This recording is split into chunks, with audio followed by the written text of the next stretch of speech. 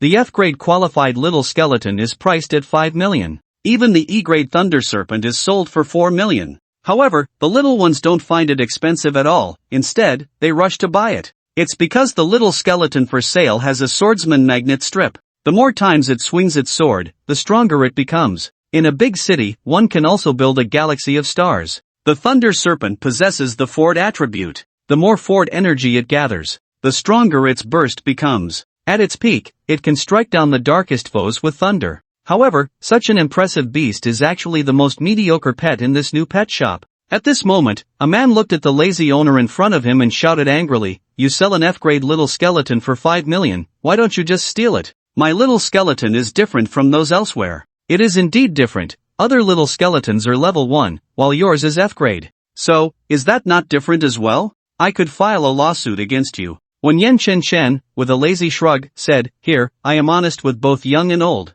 For an F-grade qualified little skeleton, can I really set such a high price without raising any questions?" His gaze turned again to the silly little skeleton beside him. Su-hwan closed his eyes in pain, wondering what he was expecting. This skeleton probably had an IQ problem. Chen then summoned the little skeleton to himself, saying, "My little skeleton is equipped with hardened swordsman skills and 2 top-tier hardened spikes. Each time its body is shattered by an enemy, its strength is permanently increased upon reformation. The unlimited swordsman permanently enhances its swordsmanship with every swing. When attributes reach their peak, cutting through the galaxy is a breeze." Upon hearing this, Su-hwan exclaimed, "A permanent growth type, and its attribute is swordsmanship." At this moment, he surprisingly felt that this little skeleton seemed somewhat cute, and it felt mismatched with himself. Chen nodded decisively, saying, "That's right. If you think I'm lying, we can sign an agreement. Little skeleton, if your swordsmanship does not improve in the future, you can return at any time, and I won't take a penny. I will also cover the cancellation compensation."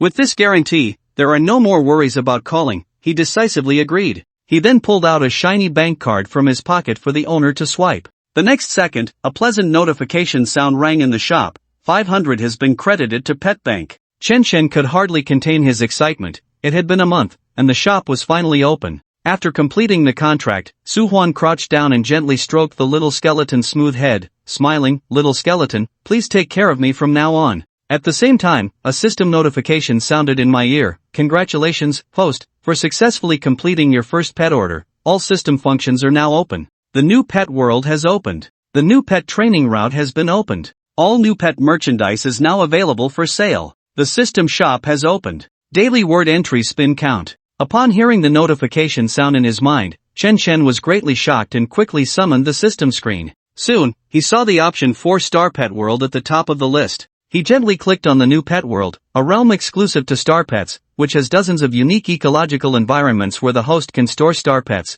allowing for comprehensive enhancement and a chance to improve their qualifications. Seeing this introduction, Chen felt a bit breathless. This is a top-notch breeding place. It turns out that the cost of breeding pets in this world is quite high. The expense for cultivating one pet could buy dozens or even hundreds of basic pets of the same qualifications. This shows just how profitable breeding pets can be. Just as Chen was still browsing the system shop, a pitiful cry sounded, "Ayo!" Hearing the sound, Chen face fell. "Didn't you just eat this morning?" Turning to see the black and white panda beside him with a face full of grievance, Chen couldn't help but rub his forehead. This iron-eating beast either eats or sleeps every day, having 5 meals a day. Each meal can't be small, or else it will cause havoc at home. Just as Chen was about to pick up his phone to order a batch of iron-containing ores, he thought of his new pet world and decided to check how strong its breeding capabilities were. Thinking of this, he grabbed the dumpling beside him and tossed it into the new pet world. The dumpling only felt a flash before it appeared in a completely unfamiliar environment.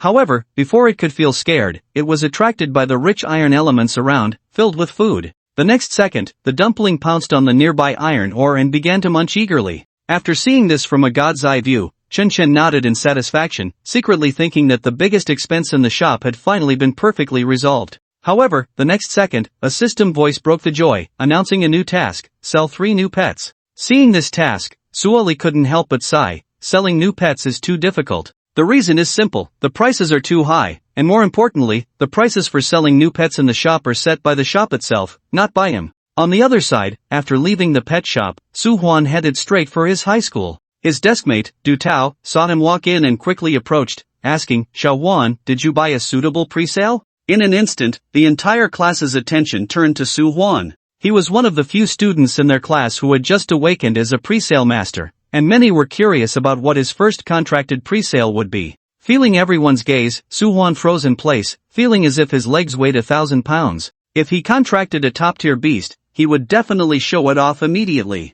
The key is that he contracted a little skeleton, an F-grade qualified one. He had no face to summon his little skeleton. So, Soo-hwan lowered his head and stammered, "No, I haven't." Just as Soo-hwan was about to deny it, a calm voice came from the doorway. "Soo-hwan, you've already contracted a pet for sale, why didn't you discuss it with the teacher?" With Teacher Lee saying this, the words Soo-hwan was about to say were stuck in his throat. It was over, he couldn't dodge it anymore. "What's wrong, Soo-hwan? Why are you hesitating? The presale is your battle partner. Sooner or later, it will be revealed to everyone. There is a presale battle assessment in the college entrance examination, so sometimes high schools organize battles between presale masters." He couldn't hide forever. Thinking of this, Soo-hwan steeled himself and silently thought, "Come out." At this moment, everyone in the class held their breath. His gaze was fixed intently on the summoning array ahead. The next second, a small white jade skeleton appeared in everyone's sight. Seeing the adorable little skeleton, everyone was stunned. Several students couldn't hold back and burst out laughing. Just like that.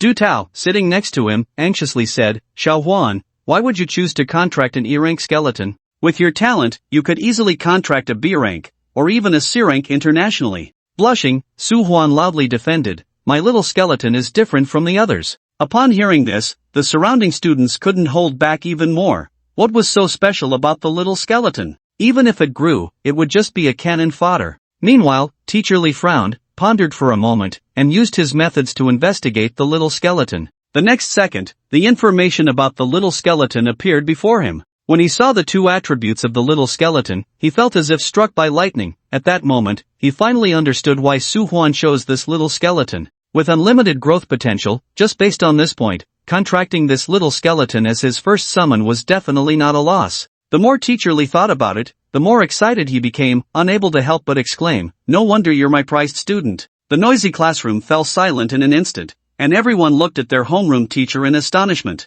What was going on? Wasn't the teacher supposed to scold Soo-hwan? Teacher Lee walked over and firmly patted Soo-hwan's shoulder, saying, "This little skeleton is good. Nurture it well, and your future achievements will be significant. Come to me later for some resources." At this moment, all the students nearly had their eyes pop out. What value could there be in nurturing such a low-level pet? And there were additional resources to receive? Soo-hwan nodded seriously, "Thank you, teacher." At that moment, a student suddenly stood up and shouted, "Teacher Lee, I refuse to accept this. Why does he get extra resources for an F-rank skeleton? You are biased towards Soo-hwan." After saying this, the student struck a pose as if he had seen through everything, thinking to himself that by exposing them now, the other students would surely think he was cool, especially by Kyer, who would definitely fall for him. However, the result was exactly the opposite of what he expected. The classmates around him were quietly distancing themselves from him. Dude, this was Teacher Lee, the demon king of the class. Who gave him the guts to provoke him in public? At this moment, Teacher Lee had no trace of anger on his face. Instead, he smiled and asked, "So, Ding Hao, do you think your summon is stronger than Soo-hwan's little skeleton?" "Of course. It's just a worthless little skeleton. Why should I be afraid?" Teacher Lee's voice was filled with persuasion. "Then, in the practical class 2 days from now, you can have a PK. The loser must forfeit a month's worth of resources. How about it?" Ding Hao agreed without a second thought. "No problem. Soo-hwan, you wouldn't be too afraid to accept, would you?" At this point, Soo-hwan had no reason to refuse and directly agreed. After class, a girl in a white dress approached Soo-hwan's desk and asked, "Where did you buy that little skeleton? Can you tell me the address?" Meanwhile, in the pet shop, Shin was sweeping the floor with a broom. At that moment, a voice rang out at the door, "Hello, is the boss here?" Following the sound to the door, he saw a pair of long, straight legs. Upon seeing the person's outfit, Shin's eyes lit up, and he quickly tossed the broom aside and walked over eagerly. The girl walked into the shop, raised her phone, and asked, "Boss, your store advertises that it can enhance a pet's understanding of elements and that there's a chance to add a pet skill. Is that true?" Shin decisively nodded and replied, "That's right. What you want to nurture is..." As the girl finished speaking, a summoning array appeared between them, and a fiery red fox emerged. The girl cautiously spoke, her tone filled with hope. "Can it be nurtured?" Shin did not answer but internally called out, and the system began to check the new pet nurturing route. Seeing Chen Shen did not reply, after half a minute, Lu Shui's hope gradually faded. Sigh, if even the nurturing masters can't help, what can such a small shop do? I was really too anxious. Then, Lu Shui picked up the flame pot from the ground, raised her leg to leave, and said, sorry for the disturbance. Chen Shen didn't expect that while he was just checking the flame fox, the girl would try to leave. That wouldn't do. He had just seen that the girl had chosen the most expensive nurturing package in their shop, priced at 800,000. He quickly called out, wait, I can help you. Upon hearing this, Lu Shui turned her head in surprise. Do you really have a way to treat it, Hao Xiaohong? Chen Shen said calmly, of course. As long as I take on the nurturing task, I have never failed. He had never had nurturing experience before, but hadn't he never failed? Lu Shui nodded in delight. Okay, Xiaohong, I'm counting on you. Where's the payment code? I'll scan it for you. Seeing that she had already pulled out her phone to pay, Chen Shen was a bit taken aback. Aren't you going to ask a few more questions? You're paying so hastily. The pet contest bank received 500,000. Hearing the notification sound, Chen Shen handed over the filled nurturing form to her, indicating for Lu Shui to sign it. Lu Shui held the nurturing form and couldn't help but look up to ask, boss, did you fill this out incorrectly? The collection date says tomorrow? Normally, nurturing takes at least a month, and at worst, a week. The flame fox has clearly been injured at its roots. It should take months at least. Chen Shen's expression remained calm. That's right, it's just one day. Come back tomorrow afternoon at this time, and the flame fox's condition will recover, or even improve further. Staring into his determined eyes, Lu Shui gritted her teeth and signed, leaving the flame fox behind before she left. Congratulations to the host for receiving the first nurturing order. A new feature has been unlocked in the new pet world. Please check the introduction for details. Upon hearing that a new feature was unlocked, Chen Shen eagerly accessed the new pet world panel. Special training available. Choose a new pet to participate in special training, significantly enhancing the new pet's attributes and element control, and slightly increasing the chances of mastering skills. Limited to one new pet per day. This is just like a sleepyhead getting a pillow, he said as he picked up the nearby flame fox and entered. In the blink of an eye, the new pet world appeared. A person and a fox appeared in a dense volcanic area. As soon as they landed, Chen Shen felt the dense fire elements around him, instantly breaking into a sweat. In contrast, the flame fox stretched lazily and greedily absorbed the surrounding fire elements. Then, Chen Shen brought out the panel. Select Special Training. Special training is about to begin for the new pet, Flame Fox. Moments later, the entire volcanic region suddenly erupted into chaos. The Flame Fox, still leisurely enjoying itself, quickly stood up and began to scan its surroundings cautiously. Just as he was about to see how the special training would proceed, another notification sound rang out. Ding! Detected that the host is remaining in the special training environment. The risk of falling has reached 100%. Now removing. As the notification finished, Chen Shen vanished from his spot, and when he opened his eyes again, he had returned to the pet hall. There was even a risk of falling during special training. It wouldn't actually kill the flame fox, would it? Thinking this, Chen Shen quickly retrieved the special training scene of the flame fox. When he saw the scene, he felt his vision darken, nearly fainting on the spot. It appeared as if the surrounding volcanoes had come to life, with countless fiery rocks erupting from the craters, mercilessly raining down on the flame fox below. Faced with the fiery rocks, the flame fox had no chance to resist and could only flee in a panic. However, its speed was still too slow. Just as it dodged one rock, another one struck it directly, resulting in immediate death. Seeing this, Chen Shen stood there trembling, holding the agreement next to him. The nurturing form clearly stated that if the flame fox encountered an accident during nurturing, the new pet hall would compensate 1 yuan. That was quite a small goal. Even if he sold the shop, he wouldn't gather that much money. He should hurry and escape while he still had time. However, just as this thought crossed his mind, the system notification rang in his head, detected that the special training target, Flame Fox, has died.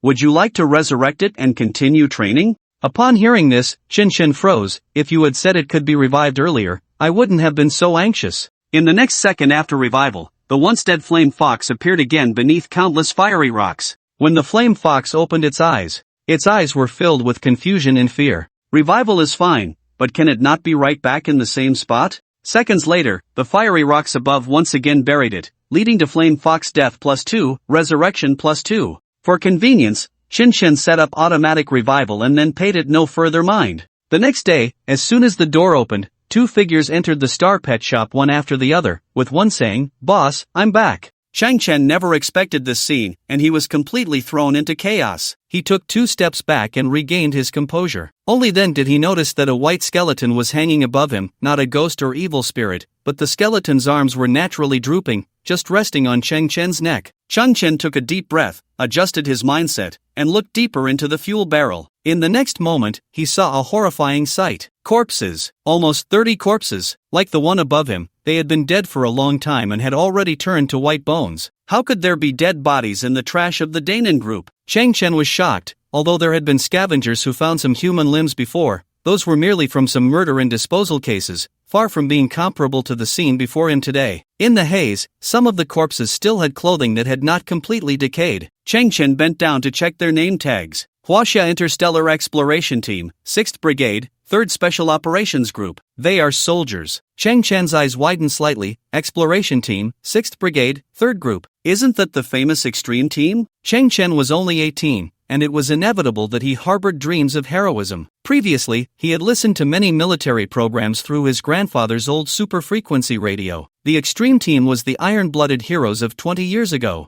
They were fearless and selfless, exploring the stars while also bearing the mission of interstellar rescue, saving tens of thousands of refugees during their service. Whenever a member of the Extreme Team sacrificed themselves, it would inevitably lead to thousands of civilians mourning in tribute. On a day 20 years ago, this heroic team suddenly announced their disbandment and gradually faded from people's sight. Once, young Chang Chen felt a deep sense of regret upon hearing this, even crying sadly. At this moment, he bent down to examine the bones beside him, his pupils slightly constricting. Something was wrong. There were cutting marks on their neck bones. The weapon was sharp, and the force was great. Chang Chen's body trembled slightly. They were all slit open, and then sealed in this iron can, discarded like trash. There must be a dark truth hidden within. Out of pity for the heroes, Chang Chen collected their name tags one by one. Ding Feng, Lin Lanyue, Long Zhanxiao. Chang Chen memorized their names, hoping that one day, when he could leave Earth, he would restore the truth behind their deaths as much as he could. When he reached the depths of the fuel tank, Chang Chen saw 8 relatively large white skeletons. To be precise, those 8 skeletons were wearing a type of large combat suit. That is, Chang Chen's body began to tremble involuntarily.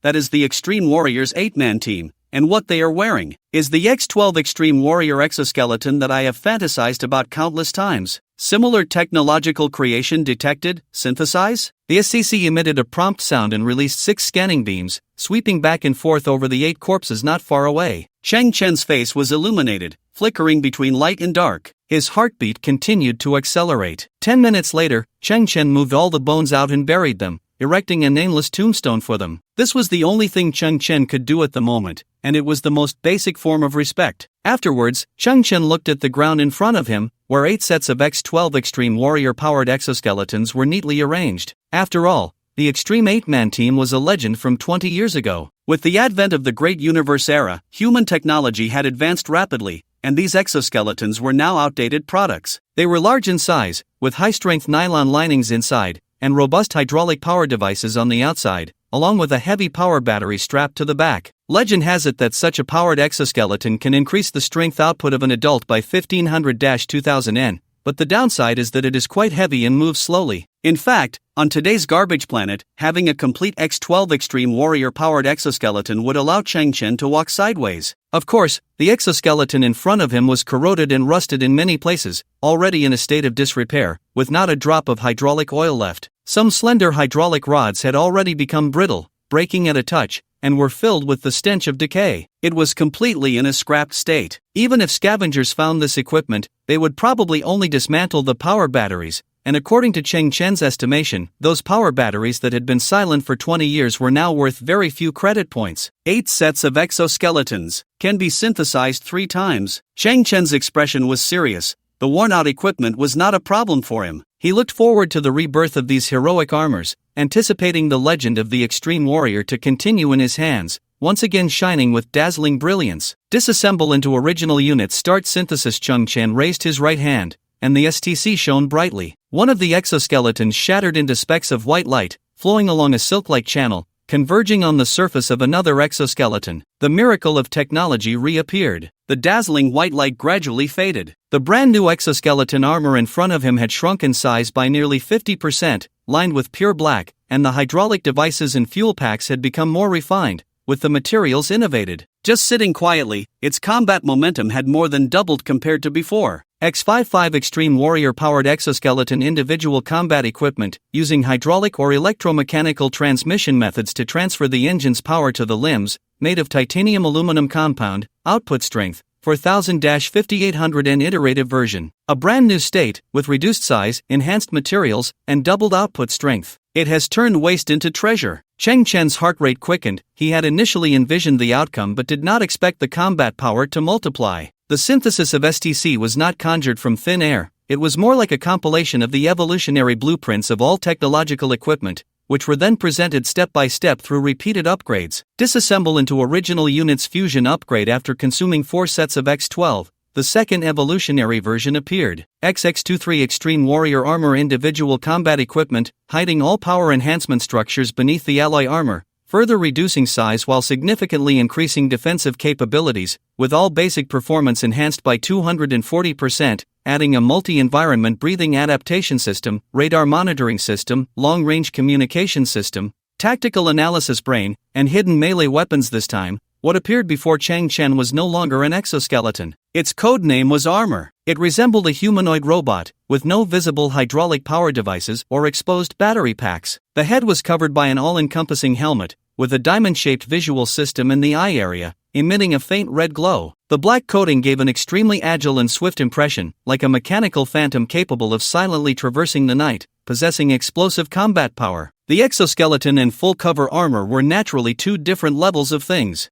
Whoosh! The front cover of the XX23 Extreme Warrior armor opened to both sides, revealing the internal space for the pilot, like a divine weapon waiting for its master. Baby, just wait a little longer. You can become even stronger. Cheng Chen suppressed the impulse in his heart. No normal man could resist the temptation of a mech. At this moment, Cheng Chen's throat felt dry, and his heart seemed to leap into his throat. In the next moment, Cheng Chen broke his composure, suddenly turning around, his face flushed, gasping for breath with his tongue out. Oh my god, I can't take it anymore. That's the upgraded version of the X12 Extreme Warrior. Am I dreaming? Hanzai stepped forward, raising his fist the size of a sandbag. I can give you a punch to confirm whether you're dreaming. Then I wouldn't be dreaming. I'd be going straight to the ground. Cheng Chen turned back, his hands pressing down in a serious gesture, his expression once again grave. Continue the synthesis. What will the 8 sets of X12 ultimately synthesize into? What will it be? Cheng Chen was unprecedentedly excited, nervous, thrilled, and frantic. Dispersing into primitive units fusion upgrade synthesis failed. The materials are all smashed. Hanzai, get out of the way. Synthesis successful. XXX01 Memory Metal Extreme Warrior Power Armor. Cheng Chen's pupils slightly contracted and then expanded.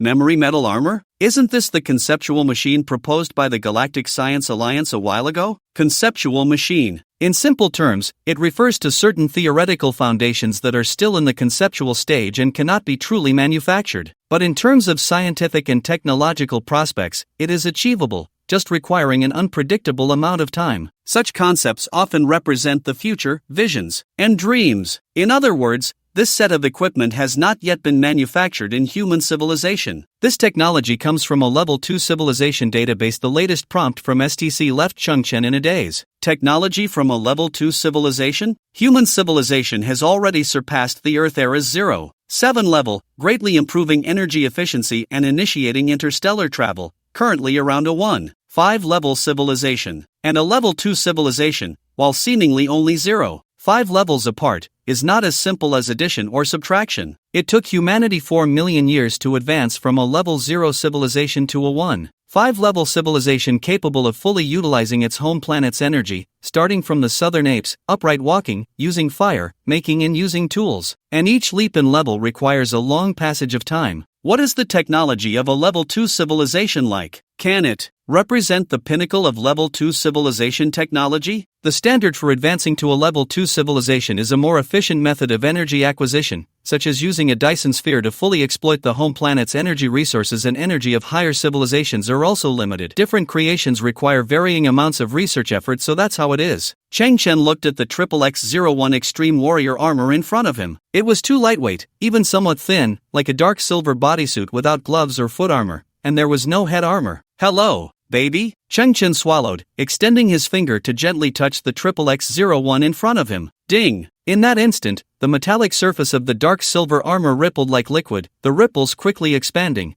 producing some kind of high-frequency vibration, and the appearance of the ripples transformed into rapidly changing geometric shapes, resembling a miniature version of turbulent waves. The next moment, the surging geometric patterns began to flow, swiftly crawling over Chang Chan's entire body along his finger. Chang Chan was utterly shocked. That seemingly high-hardness metal had actually turned into liquid? Like a piece of thin underwear, the XXX-01 memory metal armor slipped into Chang Chan's clothing, quickly covering his torso. At the same time, a precise metal barb suddenly flipped out from the upper part of Chang Chan's neck and spine, with countless tiny hooks like hair, which with a click pierced into his skin. What the hell? Chang Chan cried out in pain. Han Zai watched this scene unfold vividly. Just like a silver venomous snake suddenly emerged from the back of Chang Chan's neck, it bit down without hesitation, devoid of any emotion. Chang Chen only felt a sharp pain at the back of his head, as if his brain had been struck by an electric current, leaving him blank and numb. Immediately after, an irresistible force surged through his limbs, forcibly stretching him into a big shape. His arms and legs seemed to be controlled by an external force,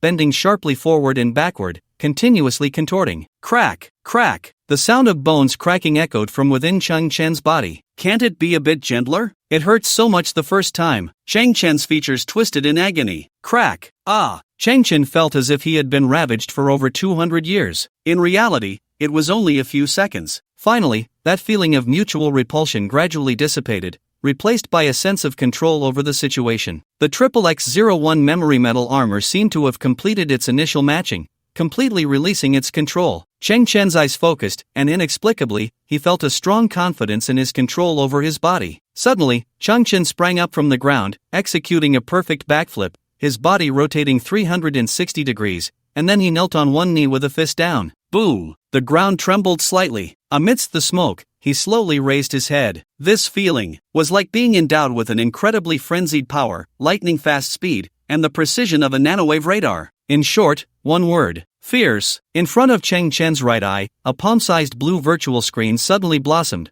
coming from the armor's own interface. XXX-01 Memory Metal Extreme Warrior Power Armor Action Output Force, 65200 Precision and Controllability, plus or minus 0. 2 mm Dynamic Response Speed, 89. 1 millisecond Durability and Fatigue Limit, 10 to the power of 9 times Biological Signal Capture Rate, 57 microseconds per timed Stress Index, 19,000 MPa Expandable Memory Metal Capacity, 0. For cubic meters due to the user's physical fitness, gene sequence, and other reasons, the basic indicators of the armor have not been fully realized. Chang Chen's eyes widened. As a child who grew up in the ruins of technology, he possessed basic equipment maintenance skills. This data equated to capturing my thoughts every 57 microseconds at full operation. If the brain issues a command, it can deliver a punch with a force of 65,200 newtons within 1/10 of a second, and control it with precision within 0.2 millimeters. And 65200 newtons is roughly equivalent to the impact effect of a 10-ton heavy truck traveling at 90 kilometers per hour. This impact force is already powerful enough. If concentrated on a small fist, it would be an absolutely terrifying power. As for that stress index, it is probably similar to old-era firearms, like submachine guns, which would require hundreds of rounds to penetrate the same spot at a vertical angle. Although this is not the main attack direction of a level 2 civilization,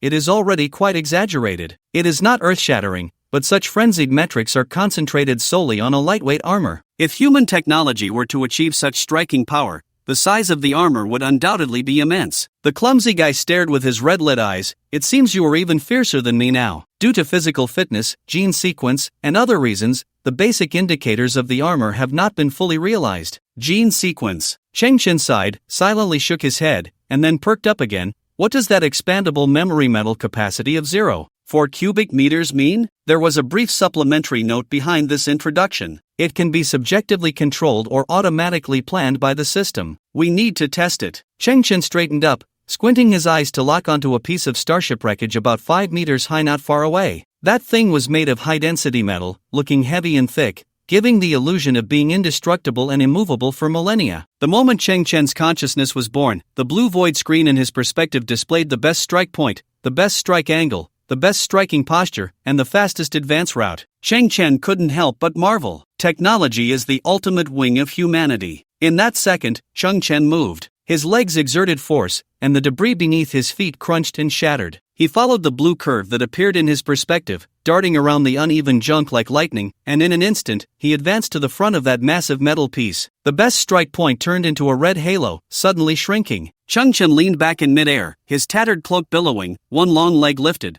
pulling back significantly to create enough distance for charging. XXX-01 quickly analyzed the situation. Changchen needed strong support to withstand the immense reactive force at the moment of impact. In an instant, four dark silver metal support arms grew from his ankle, deeply embedding themselves into the ground. At the same moment, two longer mechanical arms extended from the back of Changchen's neck. Like two abruptly sprouted mechanical spider legs, they also touched the ground, providing strong support to Changchen's back. Moreover, the foot that was thrusting outward was instantly covered by dark silver metal. All of this happened in the blink of an eye, in just 1/10 of a second. Whoosh! Boom! The massive metal wreckage, estimated to weigh nearly 5 tons, visibly deformed upon striking Changchen's foot, and then a tremendous instantaneous acceleration erupted, breaking its state of rest as it was kicked into the air by Changchen. The sound of air being split was followed by a loud crash as the giant metal wreckage embedded itself deep into a garbage mound 30 meters away. Changchen stood in place, his chest heaving. What a powerful strike! In that moment, the support mechanical arms extending from his body silently retracted. Changchen's mind raced, and a flowing liquid surged from within his wrist, slowly forming a sharp dagger. With another thought, the dagger transformed, extending into a nearly 2-meter-long dark silver spear. So that's what it means. Changchen felt the spear in his hand, as if it were an extension of himself. 4 cubic meters of expandable memory metal, available for my use,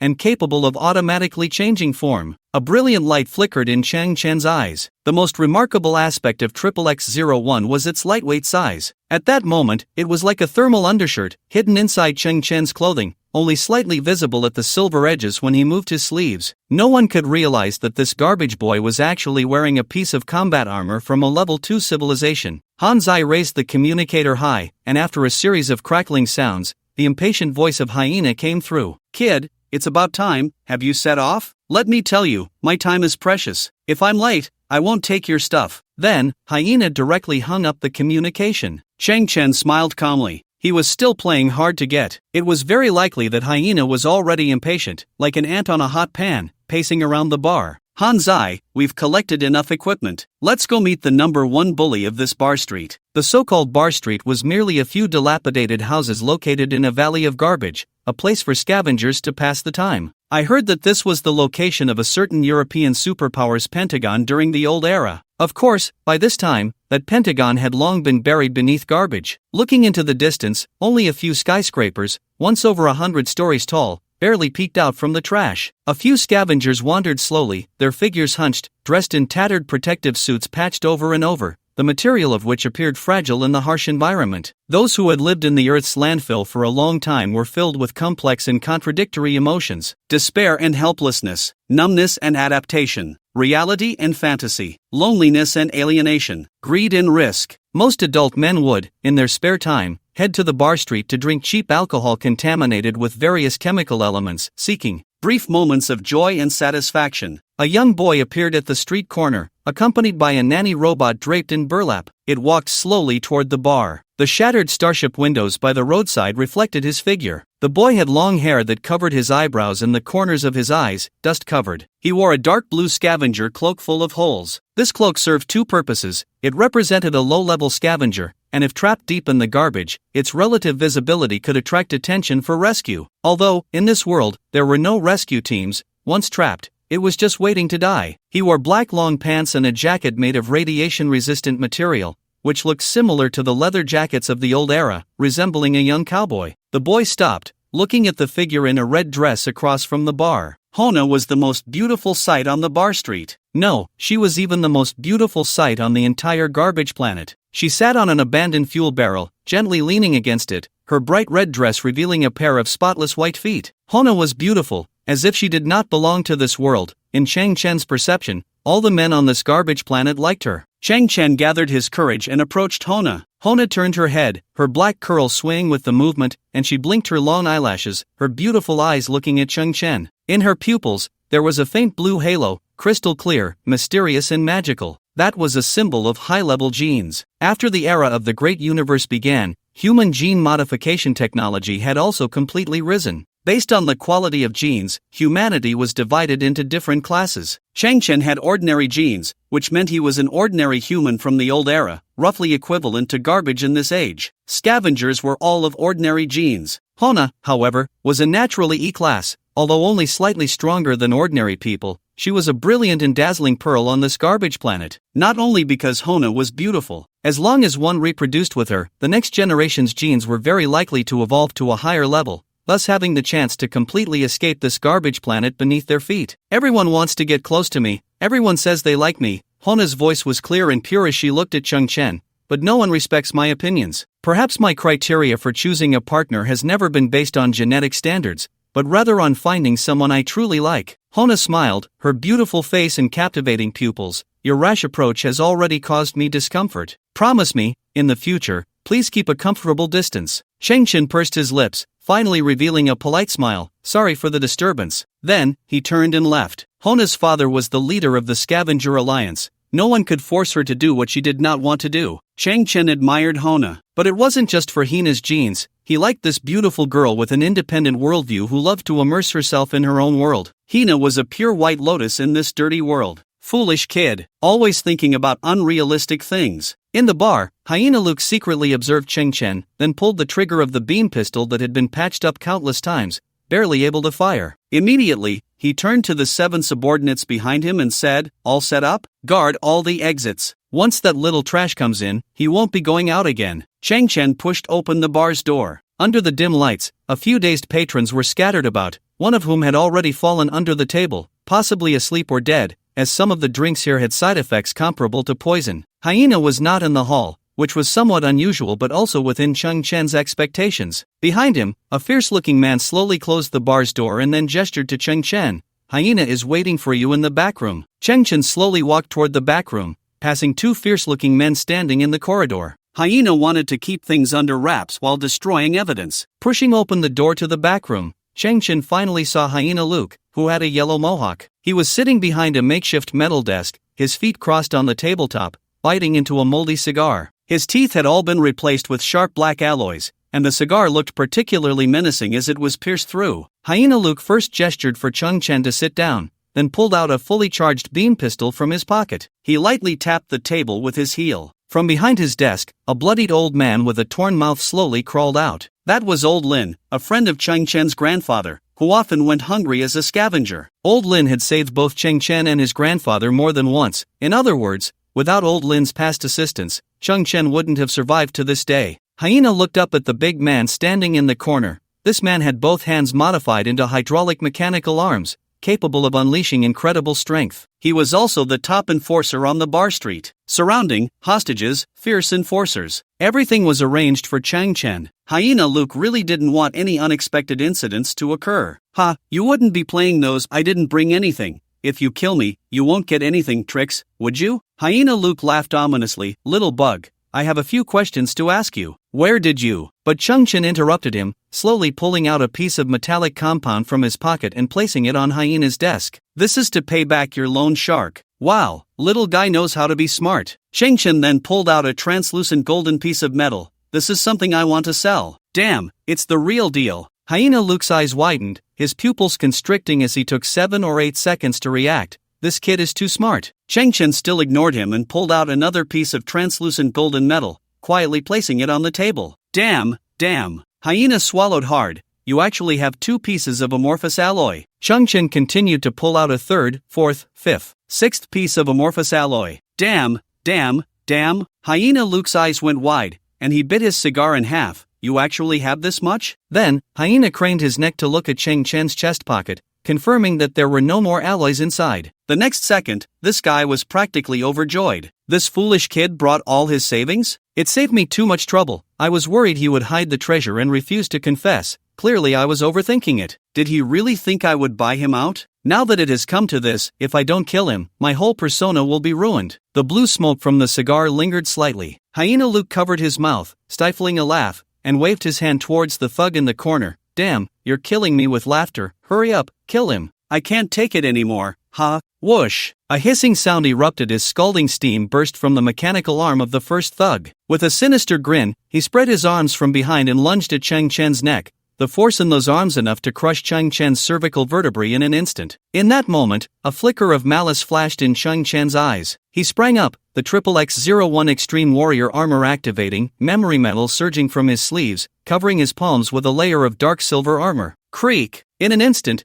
Chang Chen turned around and shot out his hands like lightning, directly grasping the two mechanical arms of the bar's first thug, the sheer strength twisting and deforming the thug's arms. Crack! The XXX-01 Extreme Warrior armor's power exploded, and Chang Chen yanked the thug's mechanical arms clean off, fragments flying everywhere. In the first thug's stunned expression, Chang Chen kicked towards the thug's chest, and with a thunderous sound, the thug's body soared, crashing through the dilapidated wooden walls of the bar, flying out over 10 meters, ultimately embedding himself in a heap of garbage outside in a twisted position. Damn! Hyena Luke was left dumbfounded, his mouth slightly agape. Other hyena thugs rushed in at the sound, heavy footsteps echoing in the corridor outside. Chang Chen glanced around and noticed a heavy safe from the old era in the hyena's office. He merely bent slightly and lifted the nearly 2-ton alloy safe. Underneath Chang Chen's clothing, the XXX-01 Extreme Warrior armor shimmered with diamond patterns, power transmitted from the core to his hands, and with just 30% of the kinetic energy released, he hurled the safe out,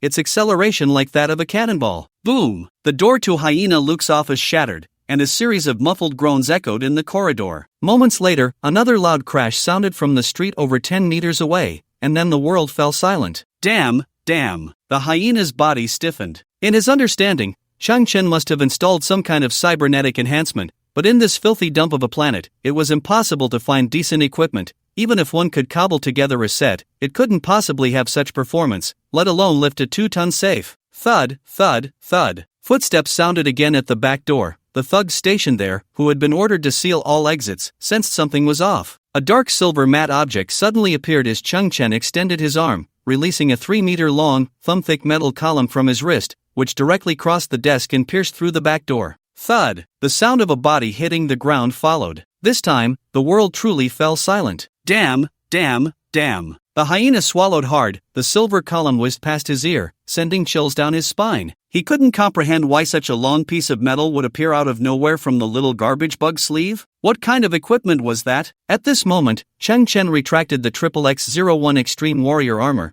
leaning slightly forward. Hyena Luke, now I have a few questions to ask you. Ask your mother. The fierce hyena instantly raised his beam pistol, aiming it at Chang Chen's head, and pulled the trigger. Bang! Smoke billowed. It was Chang Chen who used his armored right hand to grip the muzzle of the hyena's gun, feeling a slight warmth in his palm, but nothing more. Crack! Chang Chen clenched his fingers, and the top luxury item of the garbage world, that beam pistol, was crushed into pieces. Brother, go ahead and ask, the hyena said, his lips twitching, first showing a hint of shock, then quickly switching to an extremely unpleasant smile. His reaction speed was indeed unmatched. Chang Chen glanced at the amorphous alloy on the table. What is its value? Exactly. That piece. About 1,000 credit points. The hyena Luke swallowed hard. Bang! Chang Chen pressed down on Luke's head and slammed it against the metal table in front of him, the hyena's black alloy teeth shattering and flying everywhere. I did deceive you. That piece can sell for 2,000. Luke's mouth was full of blood, his eyes filled with pleading. Bang! Chang Chen slammed Luke's head against the metal table again.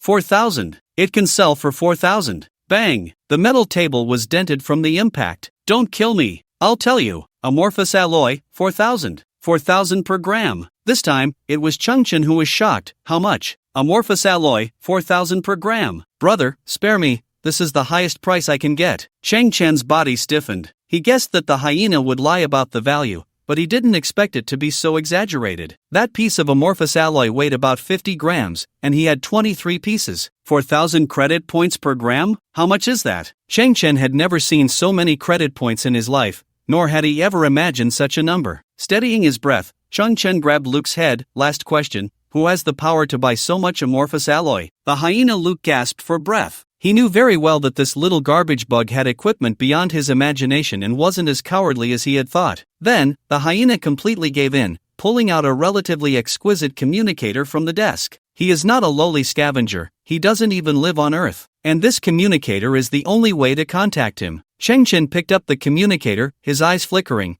Thank you for your cooperation. Chang Chen supported the severely injured old Lin and slowly walked out of the bar. At the very moment he stepped out of the bar, boom, the decaying bar erupted into a raging fire. Many onlookers knew that the one called Chang Chen, the little garbage bug, had just single-handedly challenged the top expert of the bar street, toppled a local bully's lair, and sent the hyena to his end, once and for all. Chang Chen glanced across the street. The woman in the red dress, Hina, only looked this way the moment Chang Chen stepped out of the bar's door. Then, she turned her head away, her beautiful eyes filled with confusion and an unknown longing, quietly gazing at the gray sky. Chang Chen shook his head inwardly. Hina's values were unique. He wondered what kind of person could make her genuinely like them. Nowadays, the footprints of human civilization had spread across the vast galaxy. Political systems, cultural systems, social systems, and economic systems had all undergone tremendous changes. The chaotic currencies of the old era had disappeared, and the universally accepted credit point had become the only currency. Chang Chen found it hard to imagine that the amorphous alloy in his hands,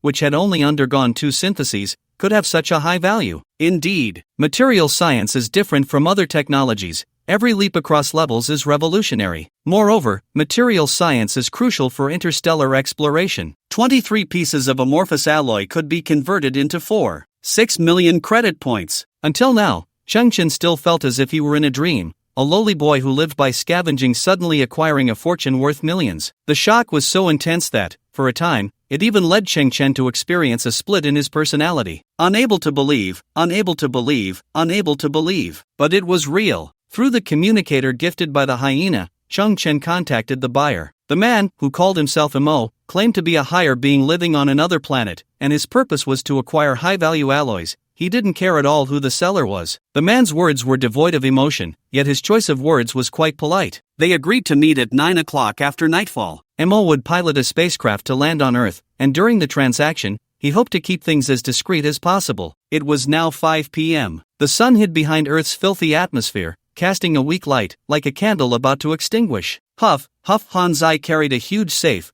leaving deep footprints as he returned to the shack. Chang Chen squinted and smiled. The safe on Hanzai's shoulder was the 2-ton safe from the hyena Luke's office, which Chang Chen had used as a weapon during the fight, throwing it away. "You don't have the knack for frugality," Hanzai said as he heavily placed the cumbersome safe on the ground. "In the end, you still have to rely on me." Chang Chen smiled helplessly. No wonder he hadn't seen Hanzai during the fight with the thugs. It turned out this guy had gone out to steal someone else's safe. Hanzai seemed to guess what Chang Chen was thinking and raised a mechanical finger, saying, "What do you mean steal? I just picked up some scraps." "Right, since it was thrown away. Then it's garbage." Chang Chen and Hanzai, like rats and snakes in the same nest, quickly reached a consensus. Whoosh! Intense white flames formed a sharp cone. Hanzai activated a metal cutting gun and began to slice open the hyena's safe inch by inch. He.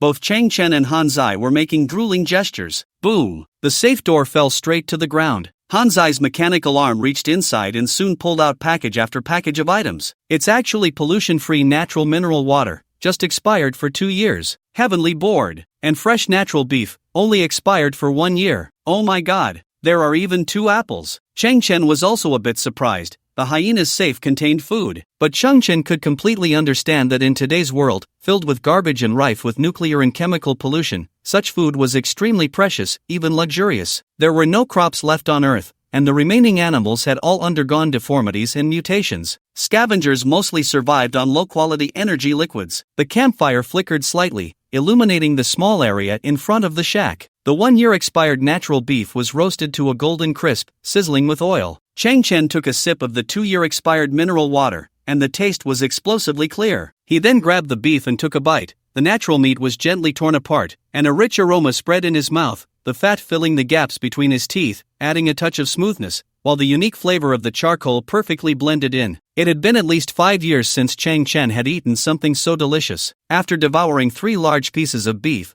Chang Chen was almost in tears. This is not food for humans, it's just too delicious. At this moment, Hanzai, wearing a chef's hat he had picked up from somewhere, slowly approached Chang Chen with a chipped aluminum tray. "No matter how you say it, my identity is at least that of a nanny robot." However, Hanzi saw a fresh apple on the tray in his hand, which had been completely peeled. At this moment, the flesh was exposed, a light yellow color, with a fragrant aroma wafting through the air. "Hanzi, isn't this a bit wasteful?" Chang Chen scratched his head. Ding ding ding. Hanzi took out another tray from behind. In the center was a pile of apple peels. "How could I waste it? You can eat the apple first and then the peel, or eat the peel first and then the apple. If that's not good, you can eat the apple and the peel together." Chang Chen pursed his lips. All right, thank you." After the meal, it was time for fruit. Chang Chen and Hanzi lay on their backs at the top of the shed. Although they couldn't see the stars, just looking up at the sky made them feel inexplicably open-hearted. If only we could have meat and fruit to eat every day in the future, that should be what they call high-class people. Just relax, it will happen sooner or later. Next to Chang Chen's hand was a black technological box. This was also an item from the hyena's safe,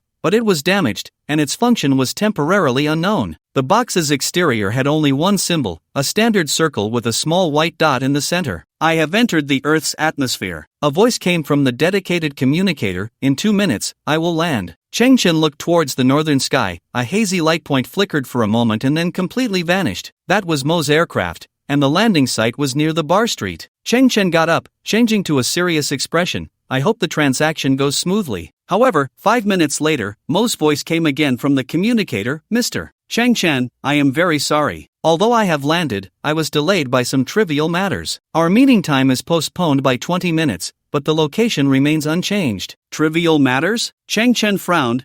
Are you going to take revenge on the hyena? Just now, Chang Chen had heard some strange sounds in the communicator that were hard to describe. Chang Chen would not choose to sit and wait. Instead, he and Hanzi took advantage of the moonlight to feel their way to the transaction location. About 2 kilometers from the bar street, in a remote area, Chang Chen saw the small aircraft. It was agile and lightweight, full of a sense of technology, completely out of place with the surrounding scenery. Chang Chen did not rashly reveal himself. Instead, he hid behind a pile of garbage, squinting to observe. The hatch of the small aircraft was open. When Chang Chen saw the scene inside the cabin, he froze, falling into a daze. He saw Mo in a suit, and Hina in a red dress. As long as you want, you can do anything to me. At this moment, she was hugging Mo's neck, licking his cheek, her expression dazed, her beautiful eyes filled with charm. As the moment deepened, a smile curled at the corners of her mouth, as if she were floating in the air. Yet, Mo, who was enjoying such a fortune, showed little expression on his face. Miss, I hope you stop. This is my greatest limit. Mo pried Hina's arms off his neck, which were coiled around him like an octopus, and pushed her away. The flush on his face had not faded, soon replaced by a heavy sense of loss. Hina leaned against the wall, then somewhat limply slid down, watching Mo slowly walk down from the aircraft, her expression gradually solidifying. Mo turned and walked to the back of the garbage pile, straightening his suit, facing Chang Chen.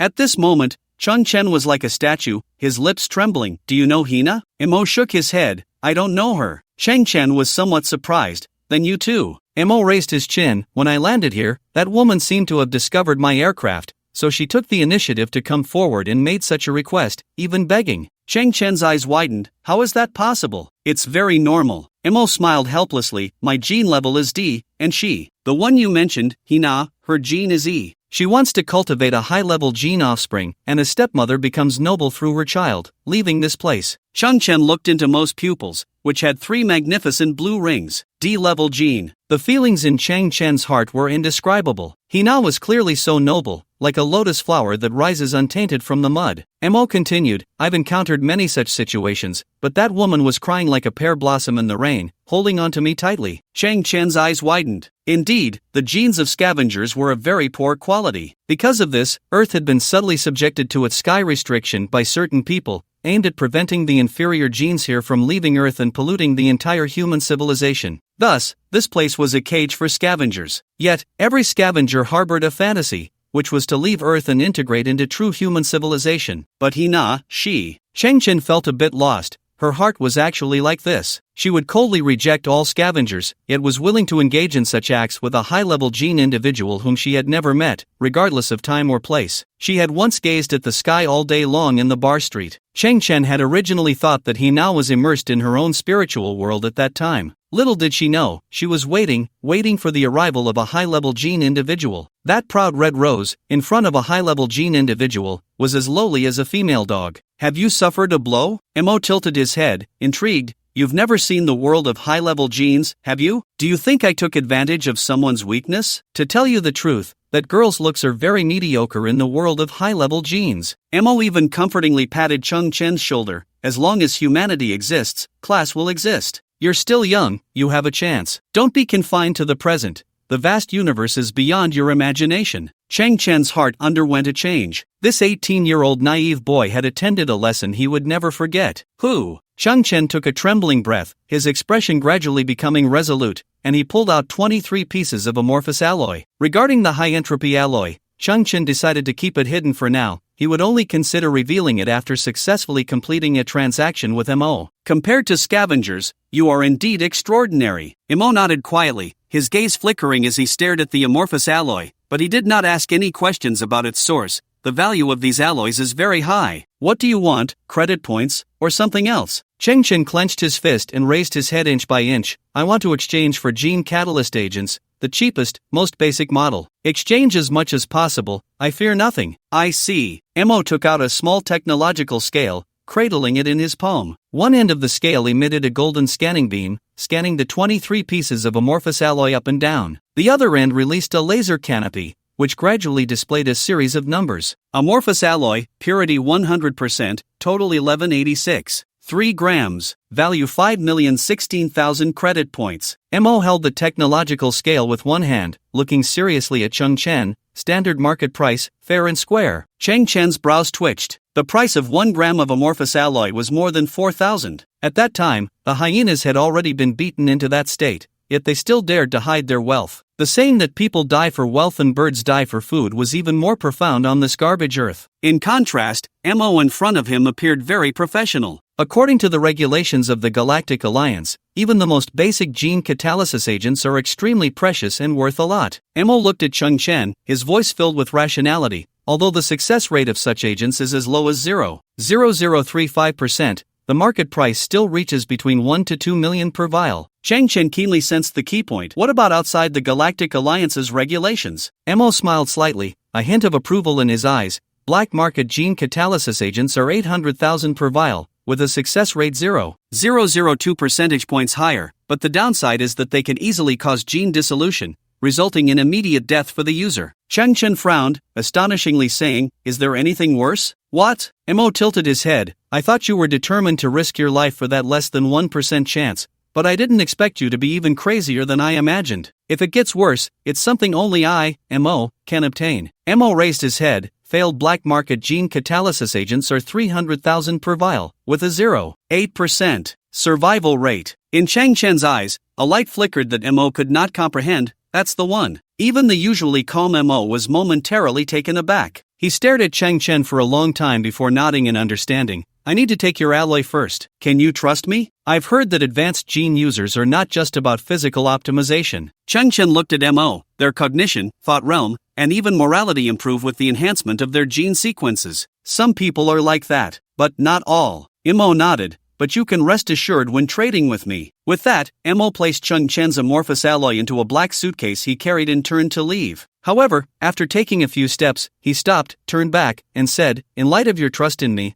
I'll give you a gift." Mo took out a piece of paper wrapped in a dustproof bag from the suitcase and handed it to Changchen. Changchen examined it in his hand and found it to be a paper business card. In this era, paper business cards were extremely outdated, long replaced by digital ones. Holland Zhong, Chief Professor of the Muon Research Institute? Changchen looked up. What is this? An information. Mo lifted the suitcase and said slowly, the Muon Research Institute was one of the last research institutions to evacuate Earth. Although it has been eliminated by mainstream science and even criticized, according to my speculation, they left behind a large number of research equipment and results. You are a scavenger. Mo walked back to the spacecraft, speaking over his shoulder. This information should be useful to you. After Mo boarded the spacecraft, Hina was pushed out. She watched the spacecraft slowly ascend, clutching her chest, her expression one of indescribable loss. Then, Hina looked towards the direction of the garbage pile and tiptoed to peek. She knew Mo was there to trade with certain people, but she had not seen the true face of that person. Confirming that no one was around, Hina tidied her messy long hair, wiped the stains off her knees and the liquid from the corner of her mouth. She swung her vibrant red dress, and in the dim night, raised her smooth chin, her expression once again turning into that aloof demeanor that kept others at a distance. Hina stepped over the littered ground and walked into the night. Behind the garbage pile, Changchen's figure emerged. Watching the beautiful figure gradually fade away, a sense of indifference grew in Changchen's eyes. Hina was no longer the beautiful red rose in his heart. Now, Changchen only wanted to climb higher and break through the class barriers that no one had ever been able to breach. Muon Research Institute. What is a muon? Is it some kind of unknown particle? Why have I never heard of it in the news? In front of the makeshift shelter, Changchen, illuminated by the glow of the campfire, stared at the business card in his hand.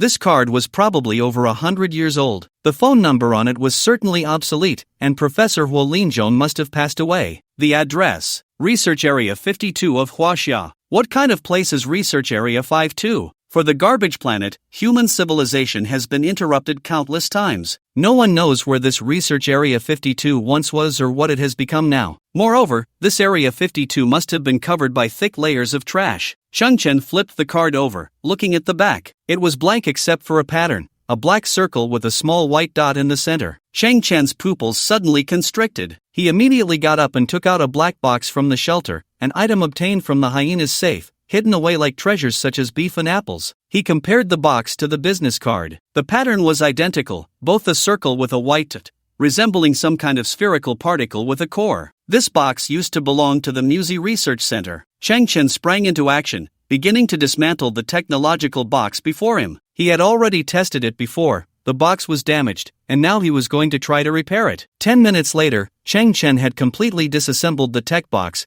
understanding its internal structure and functions. It was a signal tracker, with only one target for positioning. Cheng Chen's eyes flickered. The target of this box is very likely the Musi Research Center, and the hyena has already dismantled this box. He probably knows that there is treasure hidden in the back. But, four types of chips have been completely burned inside the positioning box. Cheng Chen clicked his tongue, feeling quite regretful. This chip technology is outdated. It would be hard to find in the entire garbage dump of Earth. Crash, crash, a harsh dragging sound came from outside the shelter, like some metal scraping against the ground. Cheng Chen lifted the tarp and looked outside. A little girl, about 5 or 6 years old, with horned braids and rosy cheeks, stood at the door. A piece of hemp rope was tied around her waist, dragging a worn-out bathtub behind her, filled with various technological trash. The little girl alone couldn't drag the bathtub. Behind it was a mechanical puppy with only 3 legs left, pushing against the bathtub with its forehead. At that moment, the girl had stopped, while the mechanical puppy, unaware,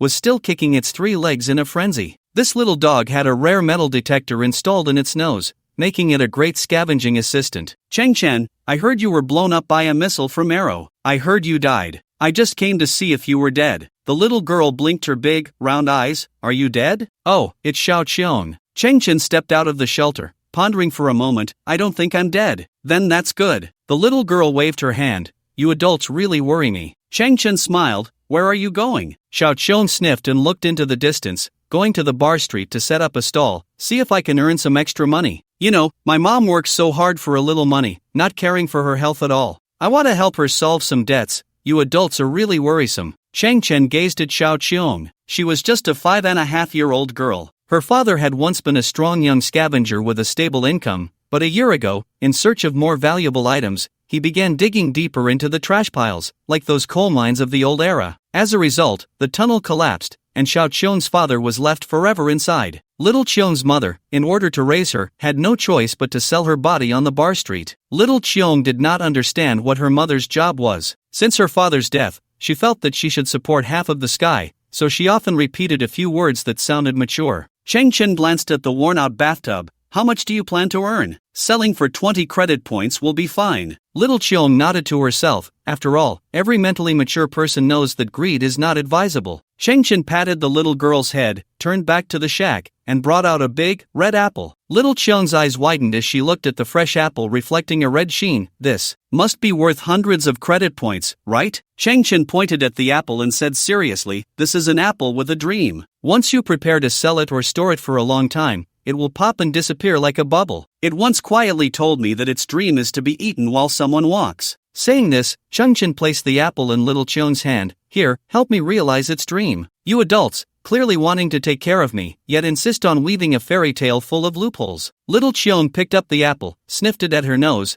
then took a bite, wrinkling her nose and tearing up slightly. After wiping her eyes, Little Qiong dragged the bathtub and began to walk slowly. I won't take advantage of you. After selling today's goods, we'll split it 50-50. Cheng Chen smiled and then looked towards the distant garbage pile. Little Qiong's mother had been secretly observing, not because she was worried about Little Qiong meeting Cheng Chen, but because she was concerned about Little Qiong going out alone late at night. Just as Cheng Chen returned to her shack, she heard someone knocking on the door, or rather, someone was knocking on the pillar of the shack from the outside. Lifting the tarp, she saw Little Qiong returning. In one hand, she held the half-eaten apple, and in the other, a strange necklace. She pointed at the apple, the other half of the dream. Mom will help it realize. Then she held the necklace high above her head and handed it to Cheng Chen. Here, this is a gift for you. Don't dislike it. It's hard to find identical beads. I collected them for a whole year. Cheng Chen squinted at the necklace in her hand. It was a string of metal beads, each small, similar in size to old-fashioned glass marbles, gleaming with a silver metallic luster. Each bead had a strand of black thread dangling from its underside, resembling a round-headed octopus, with the black threads like the octopus's soft tentacles. Detected similar technological creation? Synthesize? Cheng Chen's expression paused slightly. Small circuit repair robot, body can float and move into narrow devices, equipped with 14 microtentacles, has welding function, can repair millimeter-level circuits. Cheng Chen was somewhat shocked. These small beads were actually small robots? Although these robots had been discarded for a long time and were all scrapped, STC could synthesize and upgrade them. Isn't it beautiful? The strands under the beads are called tassels. These are not ordinary bearing steel balls. Little Cheong stood with her hands behind her back, her face full of pride. This must be some kind of high-grade bearing steel ball. It's very beautiful. Thank you, little Cheong. Cheng Chen slowly exhaled. Sometimes, a little kindness can bring unexpected rewards. Late at night, in silence, Cheng Chen hid in the shack and disassembled the necklace. Counting them, there were actually 35 small repair robots. Although they were all out of power and many of the robots' repair tentacles were damaged, this was not a problem. They would serve as ample basic synthesis materials. With these repair robots, she could fix the locator of the Musi base. Cheng Chen could imagine that in the past year, Xiaoqiong had been dirty all over her face and hands, rummaging through garbage heaps in search of similar beads, just to create a string of prayer beads for herself. Cheng Chen had helped Xiaoqiong many times in the past. This little girl was small but clever, and she knew how to be grateful. The synthesis began. Cheng Chen raised the back of his hand, and the STC emitted a scanning beam, dispersing into raw materials synthesis successful microscopic circuit repair robots *17 reduced by 50%, remote control, capable of entering equipment interiors due to its size advantage, performing simple mechanical repairs in circuit soldering. Cheng Chen paused for a moment. The tiny metal beads in front of him were now brimming with new life. The built-in suspension system allowed them to float in the air, a small red dot flickering within the main body, waiting for command links, while mechanical tentacles, as fine as hair, swayed gently in the air below the beads. The size has shrunk, but for repairing circuit boards, it's still too large. Cheng Chen's gaze flickered. Continue. Dispersing into raw materials synthesis successful millimeter-level circuit repair robots *8 this time, the robots had shrunk to the size of grains of rice,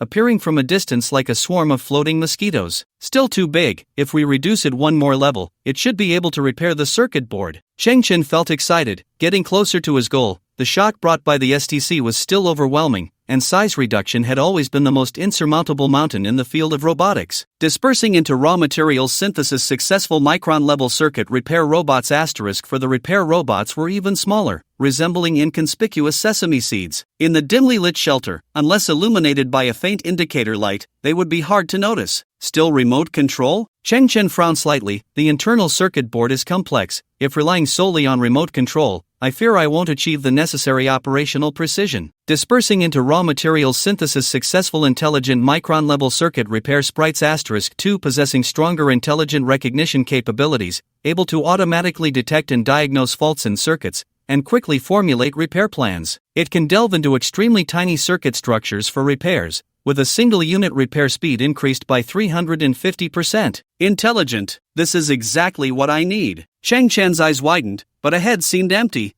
Where are you? A faint sound of contention arose, and two tiny lights like pinheads lit up ahead, merging and separating. Cheng Chen finally breathed a sigh of relief. After merging and separating, he almost lost the robots. Their size was now minuscule. At this moment, the repair robots had reached the micron level, but this size referred to the repair tentacles, while their own volume was still somewhat large, making it a bit difficult to enter the circuit board. This is the last synthesis, the only chance. Cheng Chen's expression grew serious. The SCC has always been about cross-level upgrades. If the size can be reduced by another half, it will definitely solve the problem at hand. Dispersing into raw materials synthesis successful boom. A tremor shook the ground. A massive metal cone, nearly 4 meters tall and at least 1.8 meters in diameter, descended into the shelter, smashing Cheng Chen's only dining table. What is this? So huge. Is this the end? KP03 Quantum Intelligent Repair Cluster 2. Level 2 Civilization Creation. Utilizing advanced nanotechnology and artificial intelligence algorithms,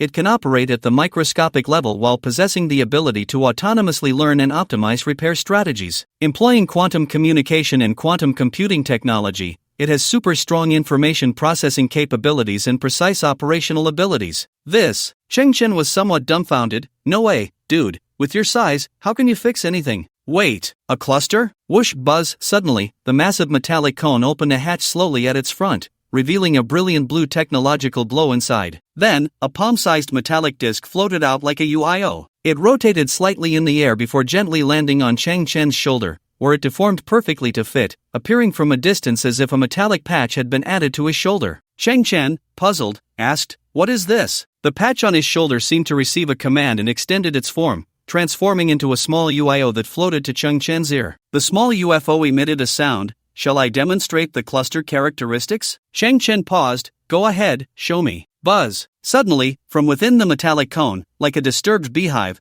thousands of repair robots flew out in an instant. These robots were so small they were barely noticeable, merging like smoke, and once dispersed, they vanished from sight. Cheng Chen stared at the smoke in the air. Nano level? Oh my god, that's terrifying. Not far away, Han Zai, who was applying lubricant to his mechanical finger joints, accidentally broke off one of his mechanical fingers. The nano repair robots quickly identified the repair target, splitting off a small team like smoke, with thousands of nano repair robots picking up Han Zai's finger, perfectly aligning it, while another team tightened the corresponding screws. They even classified another small team, releasing a micro-tentacle that utilized a technique similar to arc welding, with tiny sparks flashing as they welded and polished Han Zai's finger. Han Zai looked at his finger, now shiny and new. They even gave me a manicure. He gazed at the buzzing, flying nano repair robots. Cheng Chen finally realized that massive cone was a distribution center, and the UFO by his ear was a mobile control terminal, capable of controlling hundreds of thousands of smaller, smarter nano repair robots. Carrier, mobile control terminal, nano robots. Together, they formed a nano-level intelligent repair factory. STC truly never disappoints. Level 2. Two civilization creations are indeed formidable. Cheng Chen took a deep breath, his gaze shifting to the positioning box of the Niaozi Research Center. That palm-sized black box had at least 100 years of history, with internal circuits filled with corrosion and 4 core circuit boards melted. Looking across the entire Earth's junkyard, it seemed no one could repair it. At that moment, tens of thousands of micro-repair robots drilled into the nano-box's interior. Immediately,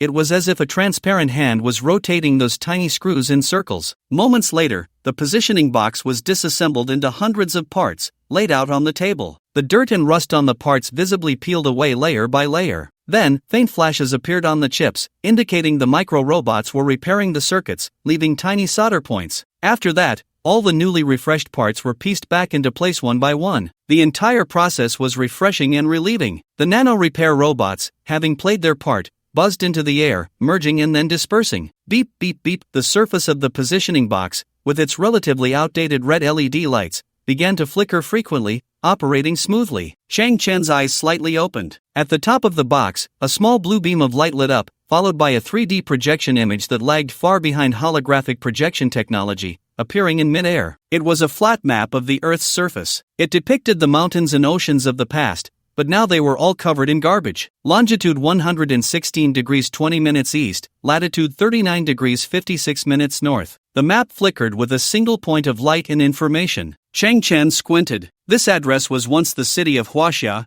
Kyoto, and in the hearts of today's scavengers, it had another name, the land of no return. In the vicinity, within a radius of nearly 1,000 kilometers, lay a garbage dump that had rarely been developed. There had been attempts to approach it. It was said that only one team had ventured within a 600-kilometer radius of Kyoto. That team of 12 scavengers, armed and equipped, ultimately returned with only 3 members, and they were missing arms and legs, succumbing to infections from their wounds in the following week. The Niaozi Research Center is actually located in Kyoto? A hint of seriousness appeared on Cheng Chen's face. One could imagine that in such a rarely trodden place, the Niaozi Research Center would be well preserved. Mo said they had evacuated in haste, leaving behind a large amount of technological equipment. What kind of functions did Muse technology possess? Regardless, it must be of extraordinary value, not to mention STC's incredible synthesis capabilities. Chang Chen glanced at the XXX-01 Extreme Warrior armor subtly shifting beneath his sleeve, a sharp glint flashing in his eyes. Fortune favors the bold. The next morning, the sky was still hazy. Various dust and harmful gases filled the air, and the sun was dim and lifeless. Chang Chen and Han Zai arrived at the dilapidated transportation hub.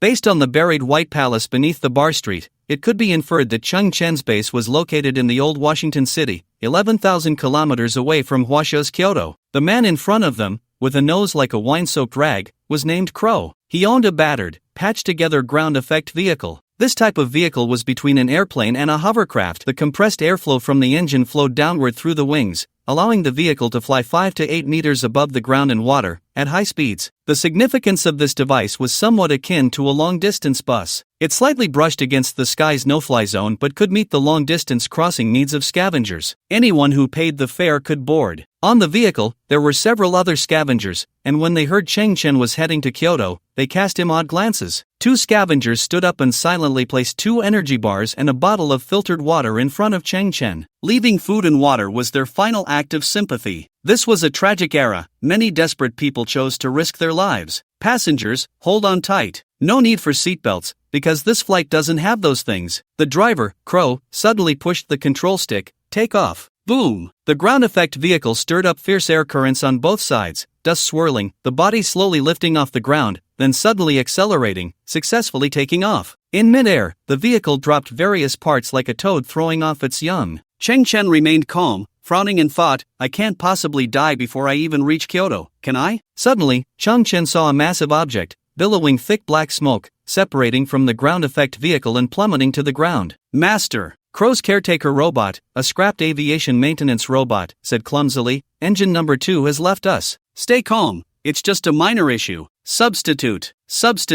Crow waved his hand nonchalantly. The aviation maintenance robot skillfully lifted another engine and placed it on the wing. The wrench clanked and twisted chaotically, and engine No. 2 finally resumed operation. Chang Chen glanced at the cabin. It seems there are no spare engines left? No problem. I've been flying this route for 7 or 8 years, and I've scattered engines all over. Losing 1 or 2 is fine. When the time comes, we'll make an emergency landing and find a replacement in no time. It's all about recycling. I fly like a crow, steady as a rock, bumpy and turbulent, up and down. Chang Chen finally arrived around Kyoto. The crow piloting the aircraft gradually ascended, turning back to look at Chang Chen and Han Zai on the ground, revealing a hint of sympathy. Brother, if you can make it back, it's free. Chang Chen waved goodbye to the crow and turned to face the scene ahead. The landscape on Earth was almost all like this endless garbage, with barely a glimpse of soil or ground. Around him floated a faint green mist, infused with various toxic chemical gases. From the distance, a pair of bright red eyes occasionally emerged from the garbage heap, staring at Chang Chen, eerie and chilling. Chang Chen slightly raised his head, and the Extreme Warrior power armor flipped out a silver metal mask, the eye sections of the mask instantly glowing with a high-tech blue beam. The so-called Extreme Warrior naturally possessed the ability to withstand various harsh environments. On Chang Chen's shoulder rested the KP-03 Quantum Intelligent Repair Cluster's mobile control platform. That small UFO stuck to Chang Chen's shoulder was home to tens of thousands of miniature repair robots, which at that moment retracted their mechanical tentacles, like insects folding their wings, falling into a state of hibernation. This was a delightful surprise Chang Chen had discovered earlier. He hadn't expected to bring out a small travel pack from that massive repair cluster center. Han Zai, are you ready? No problem. With a loud roar, the jet turbine shoes beneath their feet activated, and the 2 figures shot into the sky, adjusting their posture high above, heading straight for the heart of Kyoto. Squeak! Squeak! After Chang Chen and Han Zai ascended, shadows suddenly crawled out from the surrounding garbage heaps, emerging into the dim sunlight, gradually revealing their true forms. They were enormous gray-furred rats, each at least a meter long, their bodies muscular, with sharp teeth extending far beyond their mouths, piercing through the skin of their lower jaws, exposed to the air, dripping with putrid liquid. They stared with a pair of red, beastly eyes, standing upright, fixating on the 2 figures in the distance. Scavenger rats. This was the name given to them by the scavengers. Rats were already a species hard to exterminate, and these rats, influenced by the massive amounts of chemical waste and radiation in the Kyoto area, had mutated. They had become strong and fierce, with teeth and claws that were incredibly hard. Their vitality was even more tenacious. Even if their bodies were cut in half, they could still viciously tear at their prey. Moreover, within the scavenger rat population, a certain type of smarter mutant had emerged, acting as strategists, secretly commanding the group, executing attacks based on numerical superiority and tactical intelligence. At this moment, a scavenger rat opened its fearsome mouth towards the north, suddenly emitting a strange, distorted sound from its throat, which was not a rat sound at all, but rather the roar of some large carnivorous animal. In an instant, a layered, terrifying roar echoed from the north. This was a warning, and in response were millions of massive groups. These mutant rats were extremely territorial. Once they detected an intruder, they would not hesitate to mobilize the entire group to tear the opponent to shreds. In fact, the name scavenger rat was no longer quite suitable for them. Many scavengers refer to them as murder mice. This is the reason why the Kyoto area is called the land of no return. Cheng Chen and Han Zai were hovering 100 meters above, observing the situation below. The ground was dim and eerie, with waves of green mist drifting, and as far as the eye could see, there was nothing but tattered garbage. Suddenly, a dense swarm of red dots emerged from the ground. If the ground were likened to a dark sky, then the number of these red dots was as numerous as the stars, exuding a sense of bloody terror. Cheng Chen squinted. In that instant, the red dots suddenly vanished, as if extinguished. Cheng Chen knew that they were countless murder mice. They had hidden themselves in the garbage piles, and once someone landed in their territory, they would strike at any moment, possibly bursting forth from any direction to tear the intruder's throat apart. He glanced at the coordinates. The final location of Miaozi's research was just 200 meters ahead. The atmosphere here was dirtier than elsewhere. In the darkness, a massive starship wreck loomed, stripped of all removable parts before being discarded, leaving only a severely corroded hull, exuding a sense of solemnity and desolation. Cheng Chen and Han Zai descended to the ground. As they walked, their feet crunched on the debris, the sound starkly evident in the quiet environment. Suddenly, a foul stench mixed with the smell of blood assaulted them. Squeak! A fierce mutated murder mouse, measuring 1.5 meters long and resembling a small calf, sprang out from a nearby garbage pile, its gaping maw lunging directly at Cheng Chen's neck. Creak! Crack! The extreme warrior armor had already issued a warning half a second earlier, and in an instant, Cheng Chen extended his arm to block in front of him. The murder mouse's sharp teeth pierced his protective suit, and the moment it bit into the extreme warrior armor, its dark teeth shattered. Cheng Chen lifted the murder mouse into the air, gripping its upper and lower jaws, and with a crunch, he tore the creature in half. Once, this murder mouse could have taken Cheng Chen's life, but now, it was no match for him. In that moment, Cheng Chen turned to look at the surrounding garbage piles. He clearly saw at least a dozen murder mice shrink back. After all, they were living beings, possessing an instinctive fear response. I'll hold them off. Cheng Chen stood tall. Han Zai, the exact coordinates are inside the starship wreck. You go in first and dig as fast as you can, but be sure to stay safe. Got it. Han Zai turned and dove into the starship wreck. Cheng Chen had already surveyed the terrain. The starship wreck should only have this one entrance behind him. As long as he held this position, he could buy enough time for Han Zai. Squeak! Brutality overcame fear, and a dozen murder mice leaped from the ground, charging directly at Cheng Chen. Memory metal flowed, forming a 2-meter-long blade at Cheng Chen's wrist, instantly capturing the trajectories of the dozen murder mice in his view and outlining a lethal attack sequence. Cheng Chen had no combat experience, but this extreme warrior armor could transform him into a fighting machine. A silver dark gleam sliced through the gloom. The sound of cutting through flesh echoed in Cheng Chen's ears, and the stench of blood splattered onto the ground. Cheng Chen could clearly sense that every action he took was precisely executing the armor's plan, feeling only 13 slight resistances in the process. Screeches, low growls, and heavy thuds filled the air. Within 30 seconds, the bodies of 13 murder mice were sliced in half, thudding to the ground. Cheng Chen stepped forward, crushing one murder mouse underfoot, severing its head, and raised the severed head towards the sky with the blade. Crack! Suddenly, a thunderous clash of lightning erupted from the dark clouds. The ground brightened for a moment. Cheng Chen's figure was reflected in the blood-red eyes of countless killer mice. Cheng Chen's thoughts were clear. The killer mice had been breeding for hundreds of years, their numbers were staggering, and they could not be exterminated. The only way was to intimidate them, to make them retreat out of biological instinct. Squeak! Squeak! Thousands of killer mice around emitted low and piercing screams, their bodies hunched, the fur on their backs standing on end. But Cheng Chen's plan seemed to be working. Not a single killer mouse dared to truly crawl out of the garbage pile. Cheng Chen tilted his head. In the depths of the wreckage of the starship, Han Zai was using his hands like an excavator, digging frantically at the ground with full power. Han Zai, any progress? None. Who knows how long it'll take to dig? Chang Chen glanced at the lurking killer mice, just as he was about to help Han Zai. The killer mice in front of him suddenly changed. Although they did not approach Chang Chen, they began to move around him, forming concentric circles, each one poised like a bowstring, claws gripping the ground tightly, ready to attack at any moment. They want to surround me in a 360-degree encirclement, launching wave after wave of attacks. Chang Chen squinted, suddenly noticing a faint red, strange sound wave on the holographic interface of his armor, and following that sound wave, he locked onto a small garbage pile in the distance. In an instant, Chang Chen understood the truth behind it. Squeak! Dozens of killer mice in the first layer of the encirclement suddenly leaped high into the air. Chang Chen frowned, suddenly extending his right hand, fingers spread, pointing into the air,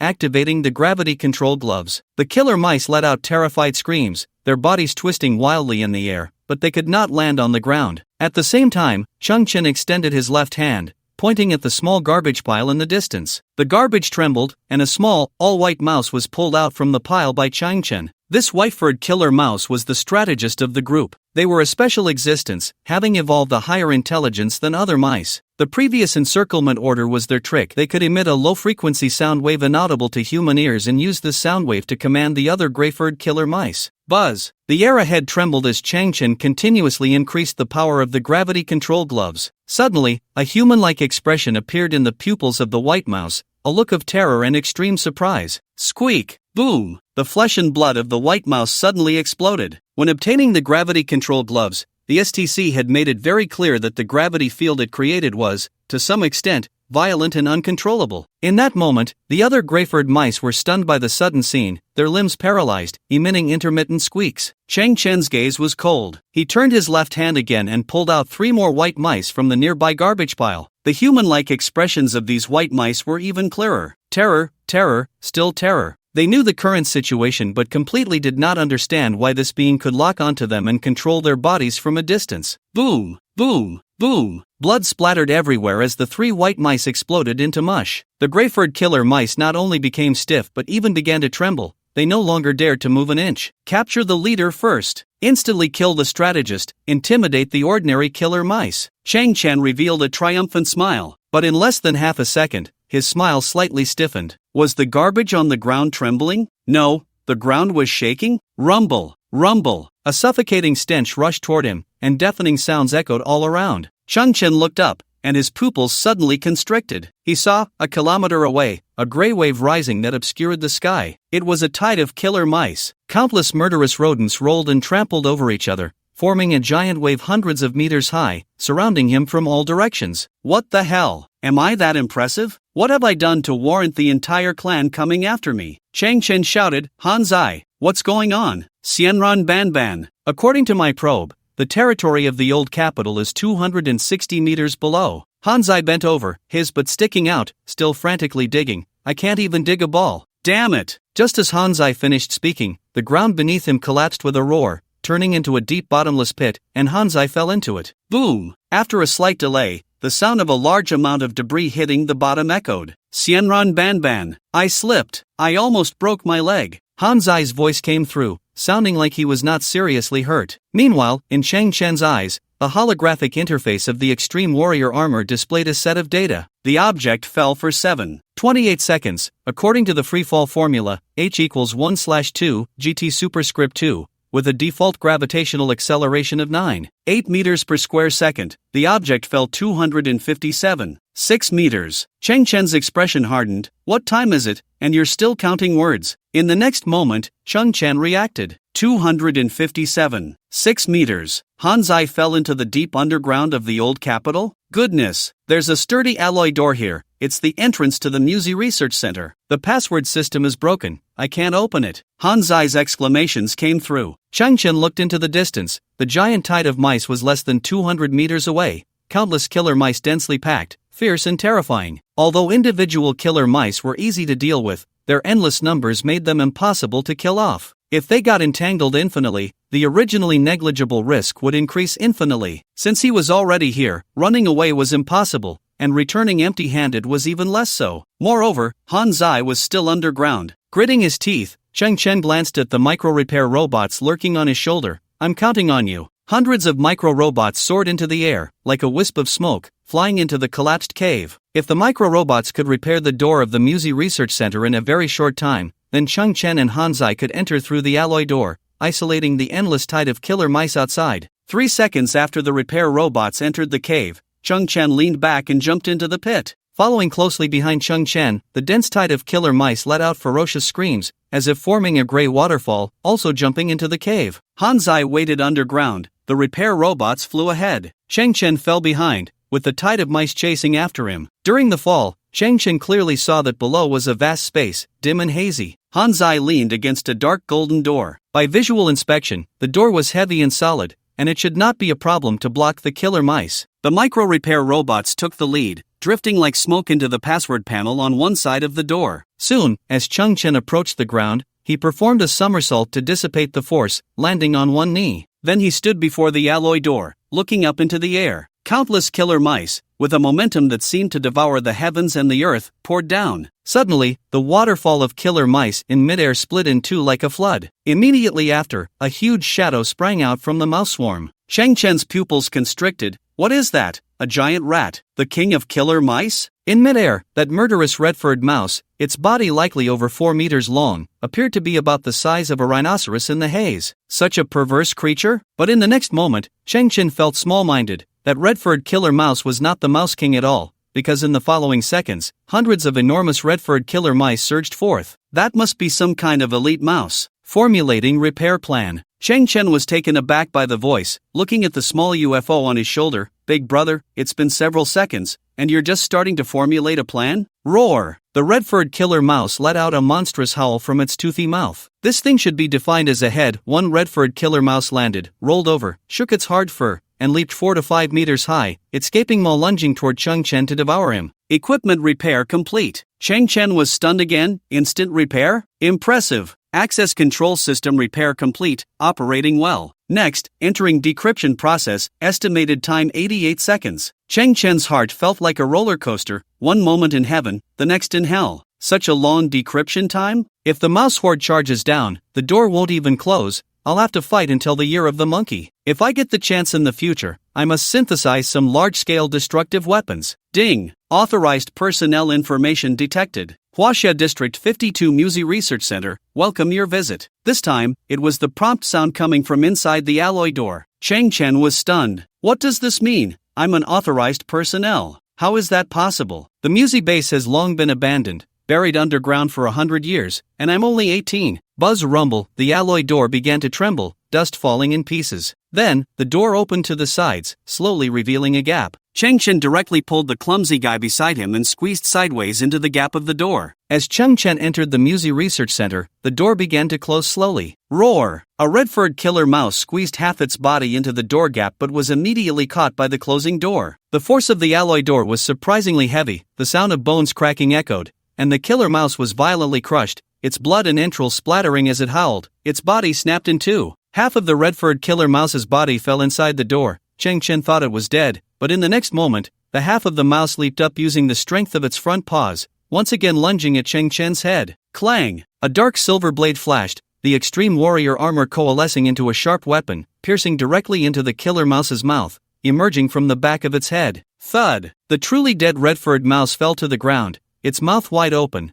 black blood oozing from it. Cheng Chen was slightly panting. To be honest, exploring ruins is indeed thrilling and exciting. Faintly, he could hear the sound of violent impacts outside the door, along with the sound of claws scratching at it. But the entire alloy door stood firm as a mountain, likely able to withstand a nuclear bomb from the old era. At this moment, the micro-repair robot shifted its work target, starting to repair the clumsy guy's leg. Cheng Chen slowly turned around, looking into the Musi Research Center. It was pitch black inside. He couldn't even determine the depth within. Cheng Chen frowned slightly, not daring to relax for a moment. Crack! Suddenly, a sound like an electrical circuit merging came from afar. In that instant, a white fluorescent light tube lit up above Cheng Chen's head. Then, as if illuminating a new world, rows of light tubes were turned on, the clear and bright white light extending into the distance. Cheng Chen took a slight breath. This place resembled a vast office space. The environment is very clean and tidy, with the floor covered in white tiles popular in the old days, and many office cubicles made of tempered glass on both sides. However, as far as the eye can see, it is all empty, with only simple tables and chairs left, utterly worthless. Chang Chen has a bad premonition, he might return empty-handed. Aside from the noise of the killing mice outside,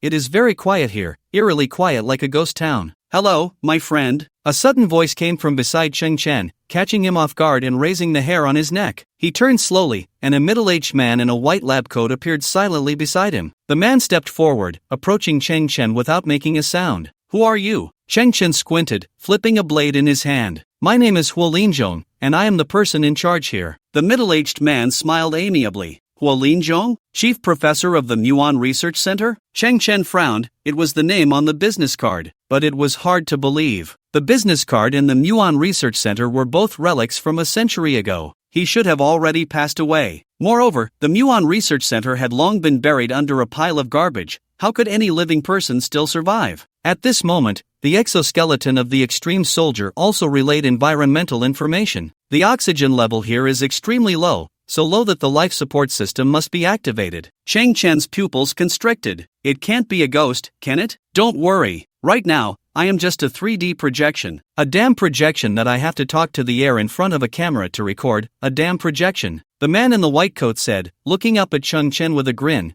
revealing a set of yellowed teeth. Cheng Chen was taken aback. He understood the principle of 3D projection, but he was surprised that a highly respected scientist like Huo Linzhong would use such vulgar language. Oh, I am also here. I can take you to meet me, and show you around the Muon Research Center. As he spoke, Huo Linzhong rolled up the sleeves of his lab coat, revealing a tattooed arm, and pulled out a pack of cigarettes from his pocket. He flicked open a Zippo lighter, skillfully lit one, took a deep drag, his expression full of enjoyment, and then began to stroll slowly. A tattooed scientist? Smoking looks very cool, and very social. Cheng Chen watched the 3D projection before him, feeling that Professor Huo was quite a character. Don't mind me, I studied abroad when I was young and went astray, hanging out on the streets for a few years. Huo Linzhong said as he walked, scientists are damn human too, and besides, what was once was, and what is now. Cheng Chen nodded silently. The muon, also known as mu, is a type of fundamental particle. It has unique quantum properties,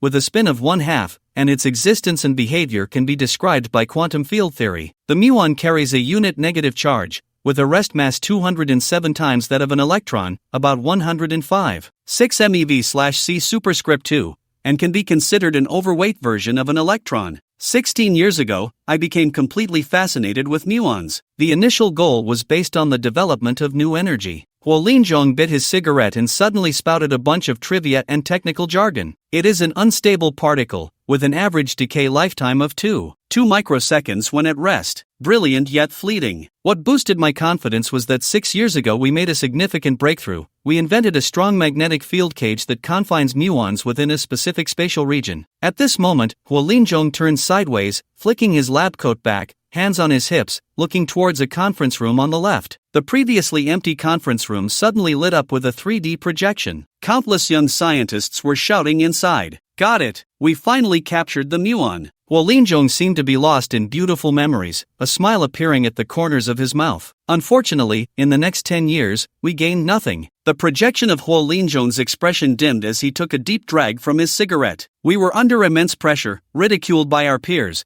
targeted by the scientific research community, and faced with withdrawal of funding. In the office on one side, a projection appeared again, seemingly depicting the scene 10 years later. Young scientists wore worried expressions, each with heavy dark circles under their eyes, their hair slick with oil. I have full confidence in the muon. I encouraged them, comforted them, but I knew they were about to break. The projection of Huo Linzhong continued to move forward. I believe the muon is related to creation, related to the most fundamental units of the universe. I have a strong conviction that once the muon is fully developed, the level of human civilization will leap forward. Over the past 10 years, I have conducted various experiments and catalysis on the muon. During one of the experiments, an accident occurred, and I fainted in the explosion. But I felt that, in that moment, my consciousness was drawn into time. I seemed to have traversed 93 billion light-years of the universe, arriving at the initial singularity. I saw a set of numbers. 24. I didn't know what it was, nor did I know what 24 meant, but the shock I felt at that moment, that sensation of every pore in my body opening up,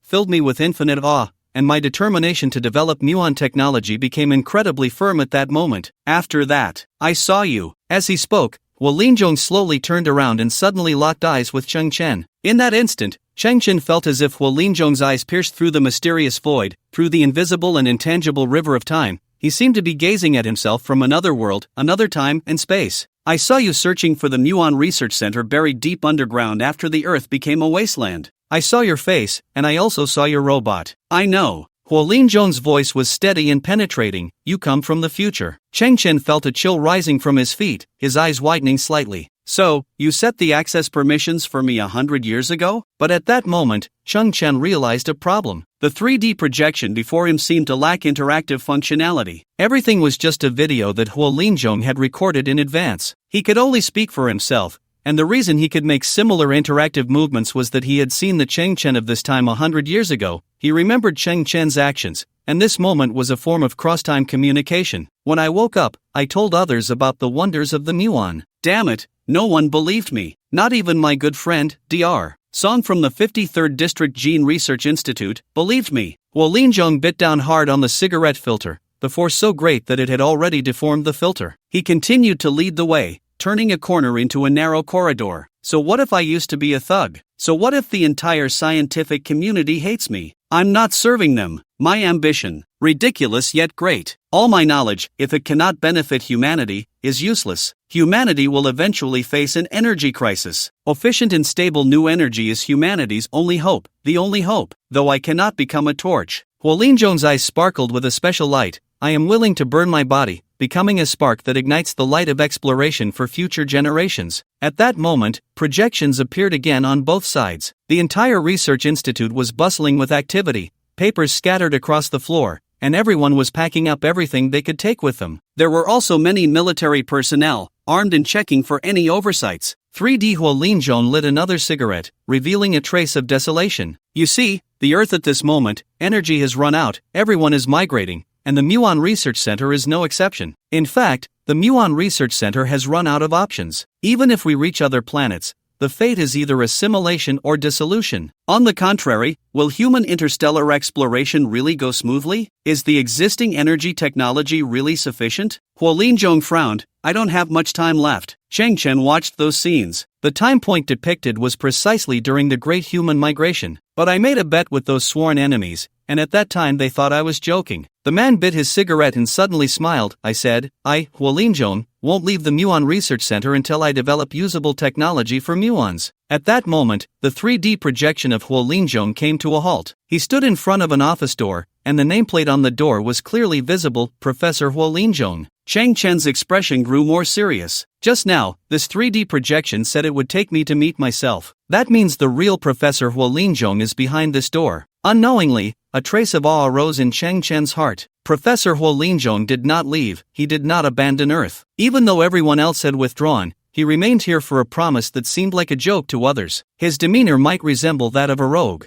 but his heart was proud and stubborn. Regarding muons, he possessed a fervent passion for exploration, and he bore a great responsibility, always moving forward despite the weight. The wisdom left by ancestors was correct. One should never judge by appearances. Cheng Chen took a deep breath and slowly pushed open the office door in front of him. Inside, the lights were bright, and something like willow fluff quietly danced in the air. 3D Huo Linzhong threw his cigarette on the ground and extinguished it, pushing open the door from his time and space. Please come in. He walked into the office with a smile. I can see the future you, but I have no sense of time. I don't know how many years later you found this place. Now, do you see the future me? How many years older has this guy become? Has there been any breakthrough in the research on muons? Cheng Chen stood at the door, looking at the clean and tidy office. In the center of the room stood a huge desk. Behind the desk, in a swivel chair, sat a skeleton. Now, you can continue discussing with the future me. I believe this is the beginning of an era. Because after seeing you, strange visions appeared in my mind. It was a ball of intense light. It told me that muon technology would one day shock the entire universe. 3D Huo Linzhong walked around the desk and slowly sat in the swivel chair. Then his figure gradually dissipated, leaving only the skeleton. Cheng Chen was unable to regain his composure for a long time. The entire Muon Research Center had been evacuated, leaving behind a stubborn chief scientist. So that skeleton was Huo Linzhong. He had been dead for a long time. Even the white coat on him had decomposed into drifting willow fluff. I said at that time, Huolinjong, won't leave the Muon Research Center until I develop usable technology for muons. A surge of indescribable complex emotions welled up in Chang Chen's heart. He approached the desk, standing beside the skeleton, and saw that the white bony hands resting on the knees were holding a unique music box. Chang Chen held up the music box, its shape resembling a small patch of green land, covered in grass and dotted with a few tall pine trees. This must be a handcrafted item by Professor Huolinjong. At the bottom of the music box, there was a small play button, which Chang Chen gently pressed. "ZZ, the only one who can play this recording is probably you, my friend from the future. I am now 68 years old. What drives me to despair is not the malfunction of the oxygen generator in the base, but rather that for 20 years, I have achieved nothing. I have failed. I tried 566 different approaches, yet none could harness the power of muons. Because every time I reached a critical moment, I would always feel a kind of shackle. I realized a terrifying truth. There is some higher civilization that has blocked muon technology. I used communication devices to share this viewpoint with the Human Science Alliance. As a result, I was once again met with skepticism. Actually, it wasn't even skepticism, it was a complete and subtle disdain. I heard them whispering that delusional madman is studying a piece of junk. I was wrong. I wasted my precious energy, even my life, on something that was destined to yield no results. Of course, perhaps the truth is that muons are fundamentally a particle with no potential. Can my friend from the future do me one last favor? If possible, deliver this small music box to my descendants, if they are still alive. This music box is nothing special. Inside, it merely holds a few stable, yet meaningless, muons that can only emit a faint glow like miniature fireflies. Chang Chen extended a finger and gently brushed the branches of the pine trees on the music box. He discovered that the trunks of these pines were made of some ultra-pure transparent transistors. Inside the transistors, a small, star-like blue particle floated quietly. Chang Chen's eyes widened slowly, his heartbeat unconsciously quickening. This is the legendary muon. Although the Muon Research Center had been emptied, the essence of decades of work had been preserved in this way. Chang Chen gazed at the azure particles, dancing like sprites. He felt that although they were tiny, they were profound and mysterious,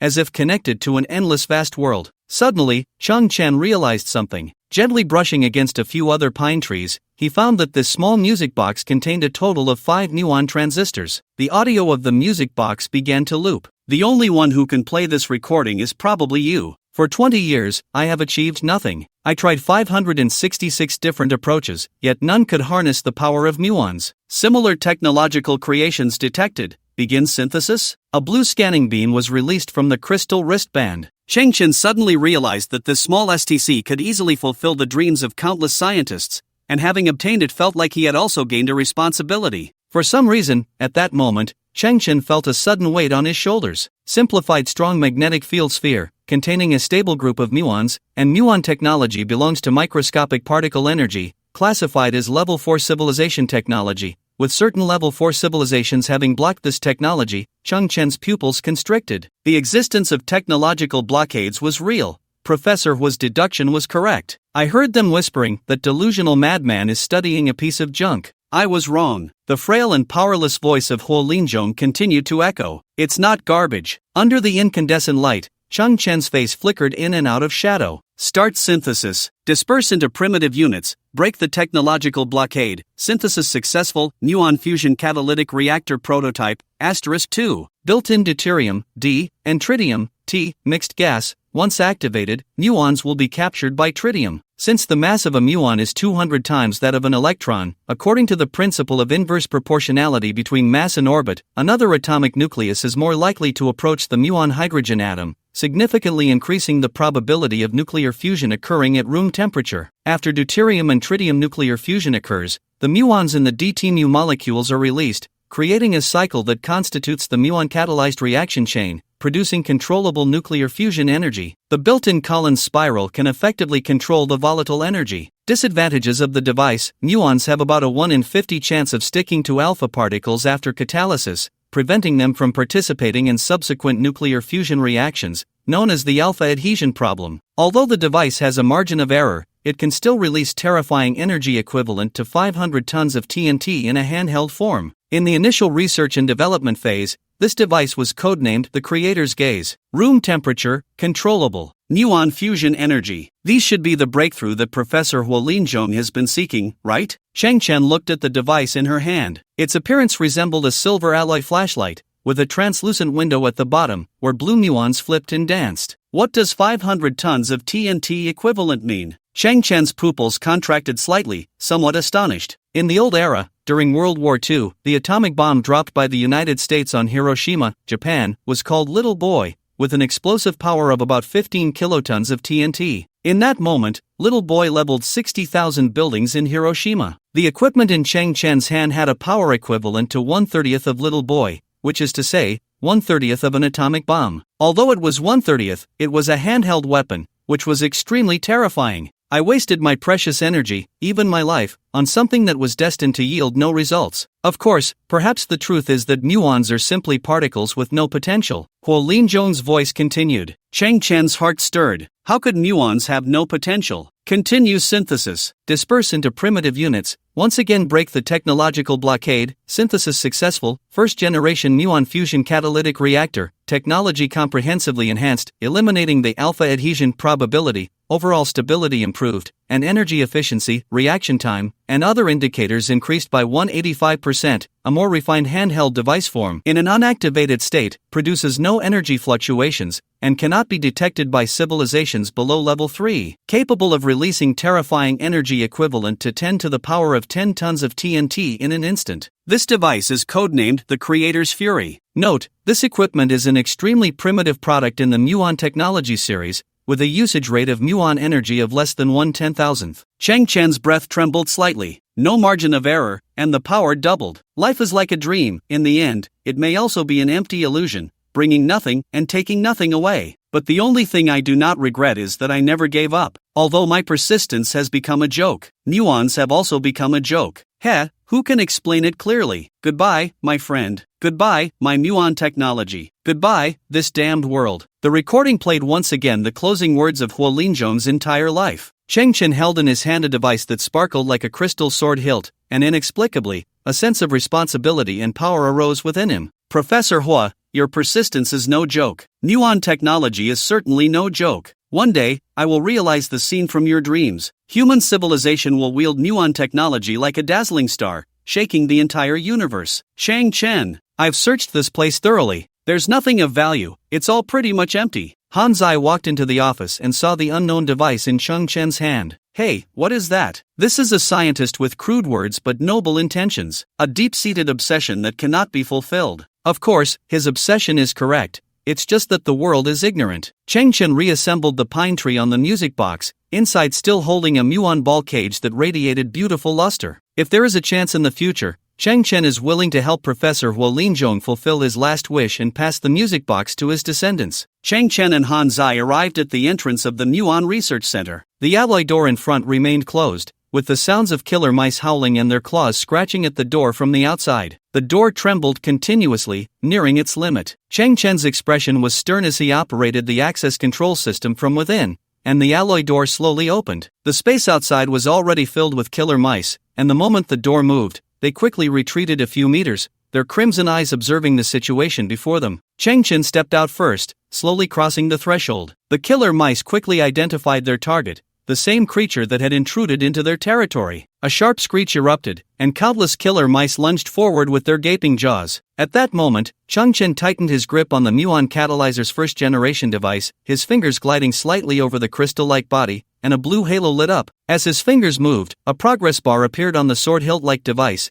and just as the progress reached 10%, Cheng Chen's fingers stopped. Buzz! A wave of inexplicable energy rippled out like a translucent ripple. When the instantaneous energy reached a certain level, it would induce a strange spatial resonance, a precursor to an explosion, striking like an invisible hammer to shatter the psychological defenses of the target creature. In that instant, all the killer mice arched their bodies, their fur standing on end. With their intelligence, they may not understand what was happening, but the immense sense of crisis released by their survival instincts instantly extinguished their bloodlust in madness. Cheng Chen pushed the progress bar to 30%, and the energy ripple was released again. The terrifying spatial resonance doubled invisibly. Countless killer mice became stiff as if carved from clay. At this moment, the powered armor of the ultimate warrior once again captured that low-frequency sound wave, which was the countless strategist mice issuing commands in the shadows. Clatter! A huge commotion erupted within the mouse horde. Many killer mice stood upright, trampling over each other to build a massive ladder. Other killer mice used all four limbs to quickly climb down the mouse ladder towards the ground. They were panicked, terrified, and scrambling to escape. Finally, the entire mouse ladder retracted back to the ground. Looking at the empty surroundings, Chung Chen chuckled softly, sliding his fingers back, and the glow of the muon catalyzer's first-generation device slowly extinguished. The strategist mice's decision was correct. Not fleeing meant extinction. The turbojet-powered shoes activated,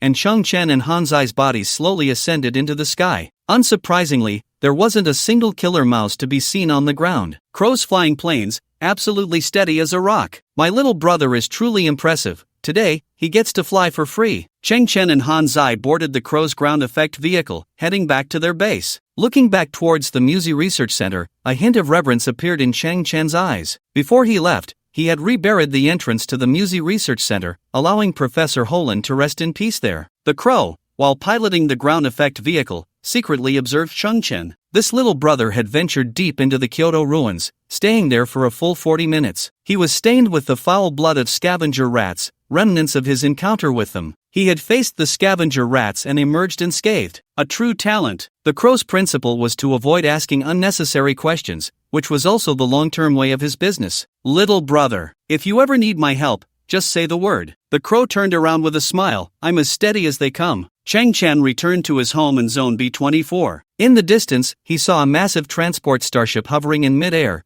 dumping tons of technological waste. 7-13-5. Cheng Chen squinted at the sky. The rights to the ship's garbage had originally belonged to him. He had paid the corresponding development fee a week ago. But a day earlier, Arrow and his men had seized the resources, ruthlessly taking action. Hanzai, this grudge has been brewing overnight. Those are the enemies. A cold glint flashed in Cheng Chen's eyes as he slowly walked towards the mountain of garbage. Countless pieces of technological waste fell from the sky. Many scavengers, risking being crushed into pulp by the large debris, rushed towards the garbage mountain. At this point, no other scavengers dared to approach 7-13-5. These people were all Arrow's subordinates. A scavenger in his 30s rummaged through the pile and found a precise technological box. He pried it open with his bare hands, his eyes lighting up as he discovered a complete JI-34 nanochip. This could sell for 110 credit points. Seeing that no one was around, he quickly hid the chip in his mouth, tucking it to the side of his teeth. They were coerced by Arrow. Any valuable items they found had to be surrendered,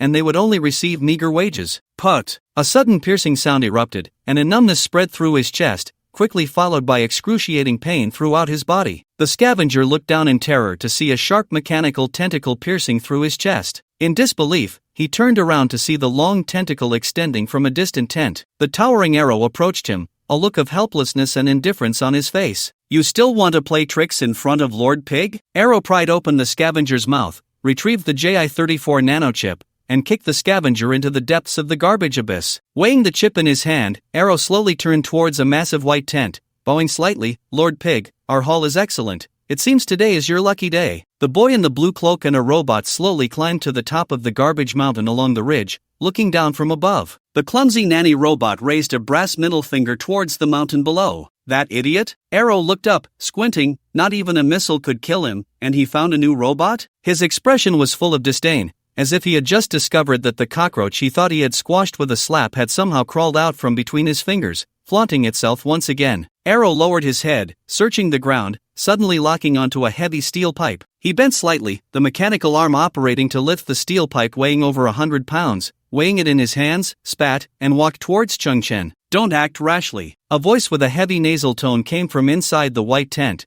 It should be this kid who took down the hyenas of the bar street. Lord Pig? Luo was somewhat confused. This kid doesn't even have a modified prosthetic. Does he really have that kind of combat power? Is it relying on that brand new nanny robot? The tent's entrance was lifted by two mechanical tentacles. A strange and enormous figure slowly emerged. It was a giant fat man, his bald head glistening with oil, his upper body bare, his body resembling a small hill, with layers of fat stacked on his belly. He had no lower body. Instead, there was a 16-legged mechanical spider, its legs precise and agile. All of the giant fat man's movements were carried out by those mechanical tentacles. Little brother, you have some ability, join me. Lord Pig looked up, clearly at the bottom of the slope, yet his expression was high and mighty. I am in need of people right now. Little garbage bug, did you hear that? Lord Pig is willing to give you a chance. Luo's eyes turned. Looking at Chung Chen, just a month ago, Lord Pig successfully gathered all the parts of the B-33 battle spider and completely transplanted it onto himself. Now, Lord Pig is not only my boss, he is also the #1 combat power in Zone B-24. The Scavenger Alliance can't do anything about him. Luo tilted his head back. If you join us, you can walk sideways in B-24, and I, as your big brother, have a broad mind and won't hold past grudges against you. Just that broken spider, and it's the #1 combat power? Not holding past grudges? Sorry, my Chang Chen's mind is particularly narrow. The boy frowned, looking at the ugly Lord Pig. I was wondering how you, Luo, suddenly became so reckless. It turns out it's because you found a backer. Lord Pig. What a great name, a pig, very big, somewhat like a human. Damn you. Luo gripped the steel pipe,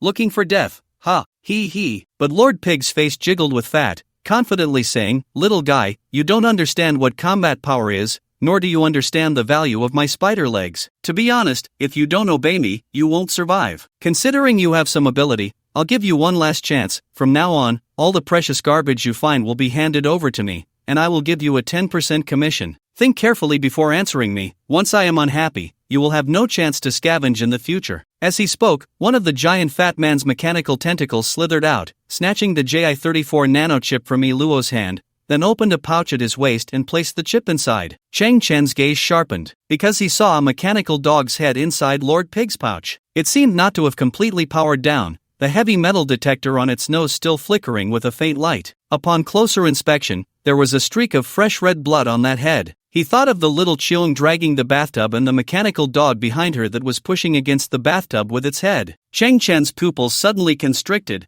Where did the mechanical dog come from? I said it was a gift from an admirer. Do you believe it? Lord Pig showed a mocking smile. Then he looked at Chung Chen, surprisingly speaking earnestly. Kid, if you want something, you have to snatch it. This is the way to survive on garbage earth. After joining me, you can take whatever you want. Luo also sneered, muttering, what a pity, that woman is living well. I used to visit often, but from now on, TSK, luckily there's that little girl. Wait a few more years, and she can be opened up. At this moment, Cheng Chen heard a slight sound behind him and slowly turned around. He saw Xiao Qiong, with a hemp rope tied around her waist, dragging a bathtub that had been torn apart, climbing to the top of the garbage mountain. The little girl's hair was disheveled, her eyes were red, and in her hand, she clutched half a shriveled apple. On her frostbitten little face, 2 clear tear tracks flowed down. They killed Mommy. Xiao Qiong's voice was like a sharp sword, piercing through the distance and stabbing into Cheng Chen's heart. Looking at Xiao Qiong's frail and helpless figure, a layer of darkness slowly enveloped Cheng Chen's eyes,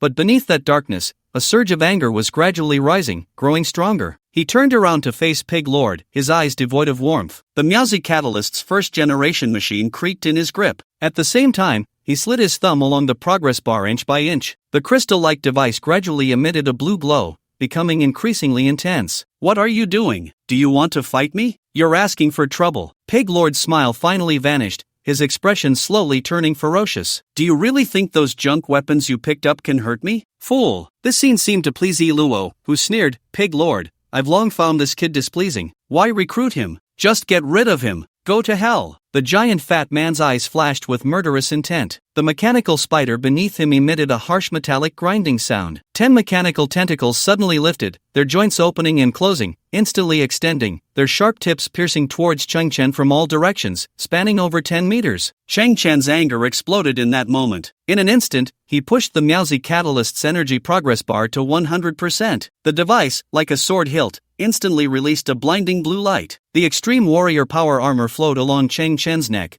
flipping out a void projection panel before his eyes. Detected massive energy fluctuations. The host has a certain probability of receiving recoil damage. In that moment, the Extreme Warrior Power Armor flipped, covering Cheng Chen's arms. At the same time, memory metal hooks sprouted from beneath Cheng Chen's feet, deeply embedding into the ground for several meters, extending 8 supporting arms in a semicircular distribution, providing strong support for his body. Cheng Chen could clearly feel the small Meowsy in his hand undergoing an astonishing reaction. The Meowsy technology system was brewing an unparalleled terrifying power. Buzz! The light released by the Meowsy catalyst grew instantly into a blue particle beam hundreds of meters long, slicing through the dim sky like a colossal sword. The recoil force in his hands was as heavy as a mountain. Chang Chen had no choice but to grip tightly. The anger in his heart surpassed everything. With a roar, he raised the weapon high and brought it down heavily. The blue beam in his hand was swung into a massive arc. It was like a blue sickle, cleaving through the atmosphere and striking towards the ground. Before the Miaozi beam descended,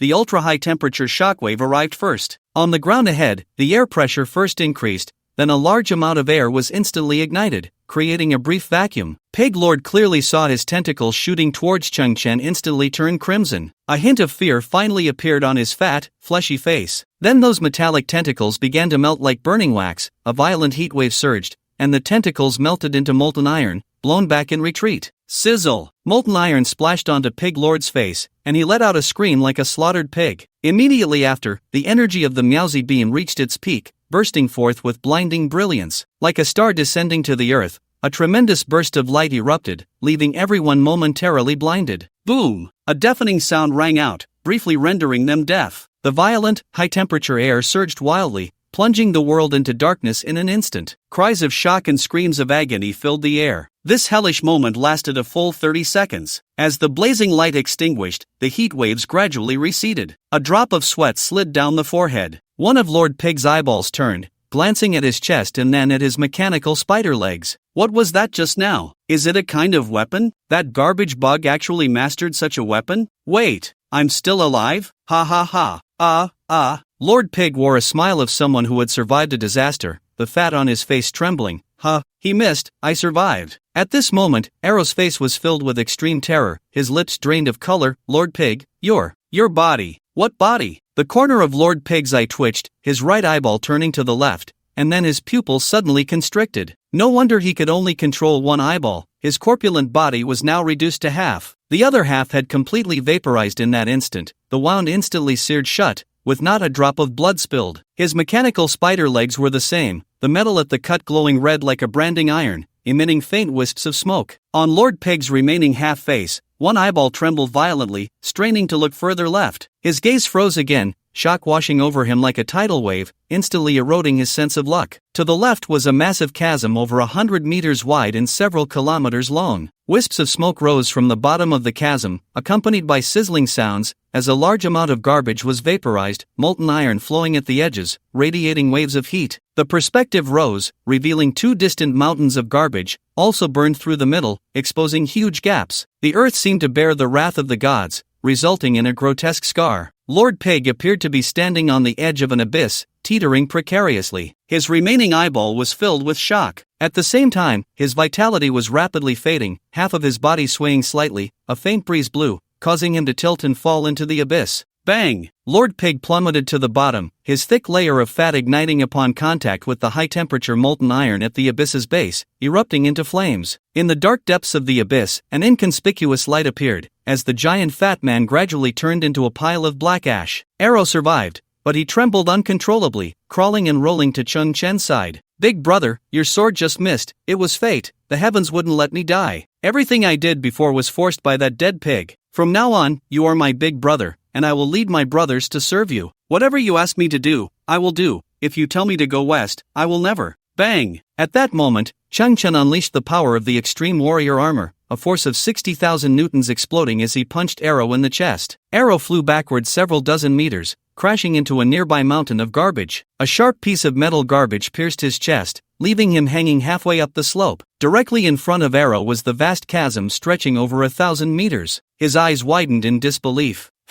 Arrow revealed a self-mocking smile. Why was he so blind to the obvious? In the end, his legs weakly kicked, his head drooping, and he gasped his last breath. Xiao Qiong stood behind Chang Chen, shocked by the scene before her. She widened her eyes, tears pooling in her eyelids, looking somewhat dazed. Chang Chen turned around and took a few steps, grasping Xiao Qiong's icy little hand. The two figures, one large and one small, stood atop the mountain of garbage, silhouetted against the vast chasm glowing with red light. Everything that has happened cannot be changed. From now on, I will take care of you, little sister. Xiao Qiong's tears spilled over again, and she quietly nodded. A faint sound came from behind. Chang Chen turned around. He saw a dozen of Arrow's little brothers standing on the slopes of the garbage hill, along with 4 or 5 caretaker robots. When Chang Chen's gaze swept over them, they trembled and knelt down. In their understanding, They could not comprehend why that young man wielded such earth-shattering weapons. On this garbage planet, it was an utterly unreasonable thing, and in the moment the bombardment occurred, their values were shattered.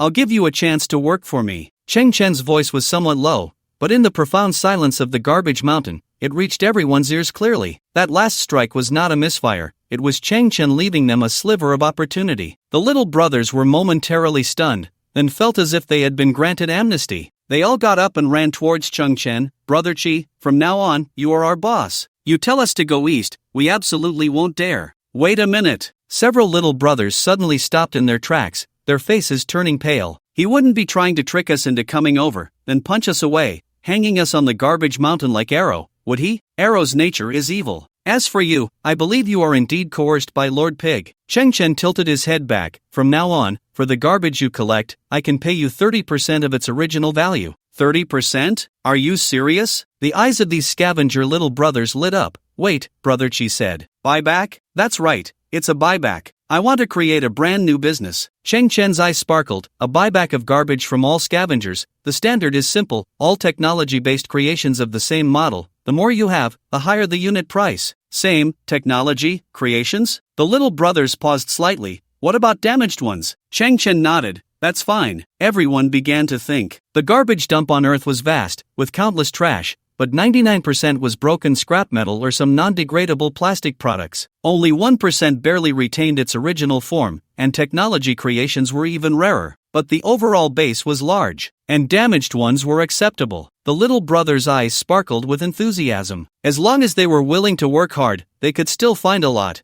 and 30% of the profits was a very high reward. They could definitely live well in the future. A scavenger little brother, around 20 years old and frail, swallowed hard. He took a few steps forward, mustering his courage. "Brother Chi, my name is Monkey. If you trust us, could you give us a portion of the capital first? You can rest assured, we are absolutely determined to follow you." "Capital?" Cheng Chen smiled coldly. "I don't have any, you have to advance it first." "What?" Monkey's body trembled. The bosses these days were all more treacherous than the last. Just out of the tiger's den and into the wolf's lair. The sun set. Above the murky atmosphere, the moon looked like a dim white spot. Cheng Chen returned to his makeshift shelter. This shelter was actually just a few old pillars supporting a radiation-proof tarp. Scavengers often had no fixed homes, as garbage could fall from the sky and bury them at any time. Inside the shelter, Xiao Qiong curled up, covered with a tattered red blanket, her eyes stained with tears, sleeping heavily. "Since I promised to take care of her, I should provide some basic conditions." The monkey has already organized his little brothers to go out and collect garbage, but Cheng Chen didn't have much hope. Money can make the devil push the mill, but without money, people can feel lonely. Without capital, the motivation of the monkey and his crew wouldn't be very strong either. Cheng Chen was tight on funds. Although he had synthesized amorphous alloys before, he had already made a deal with the merchant MO, using everything to exchange for gene catalyst agents,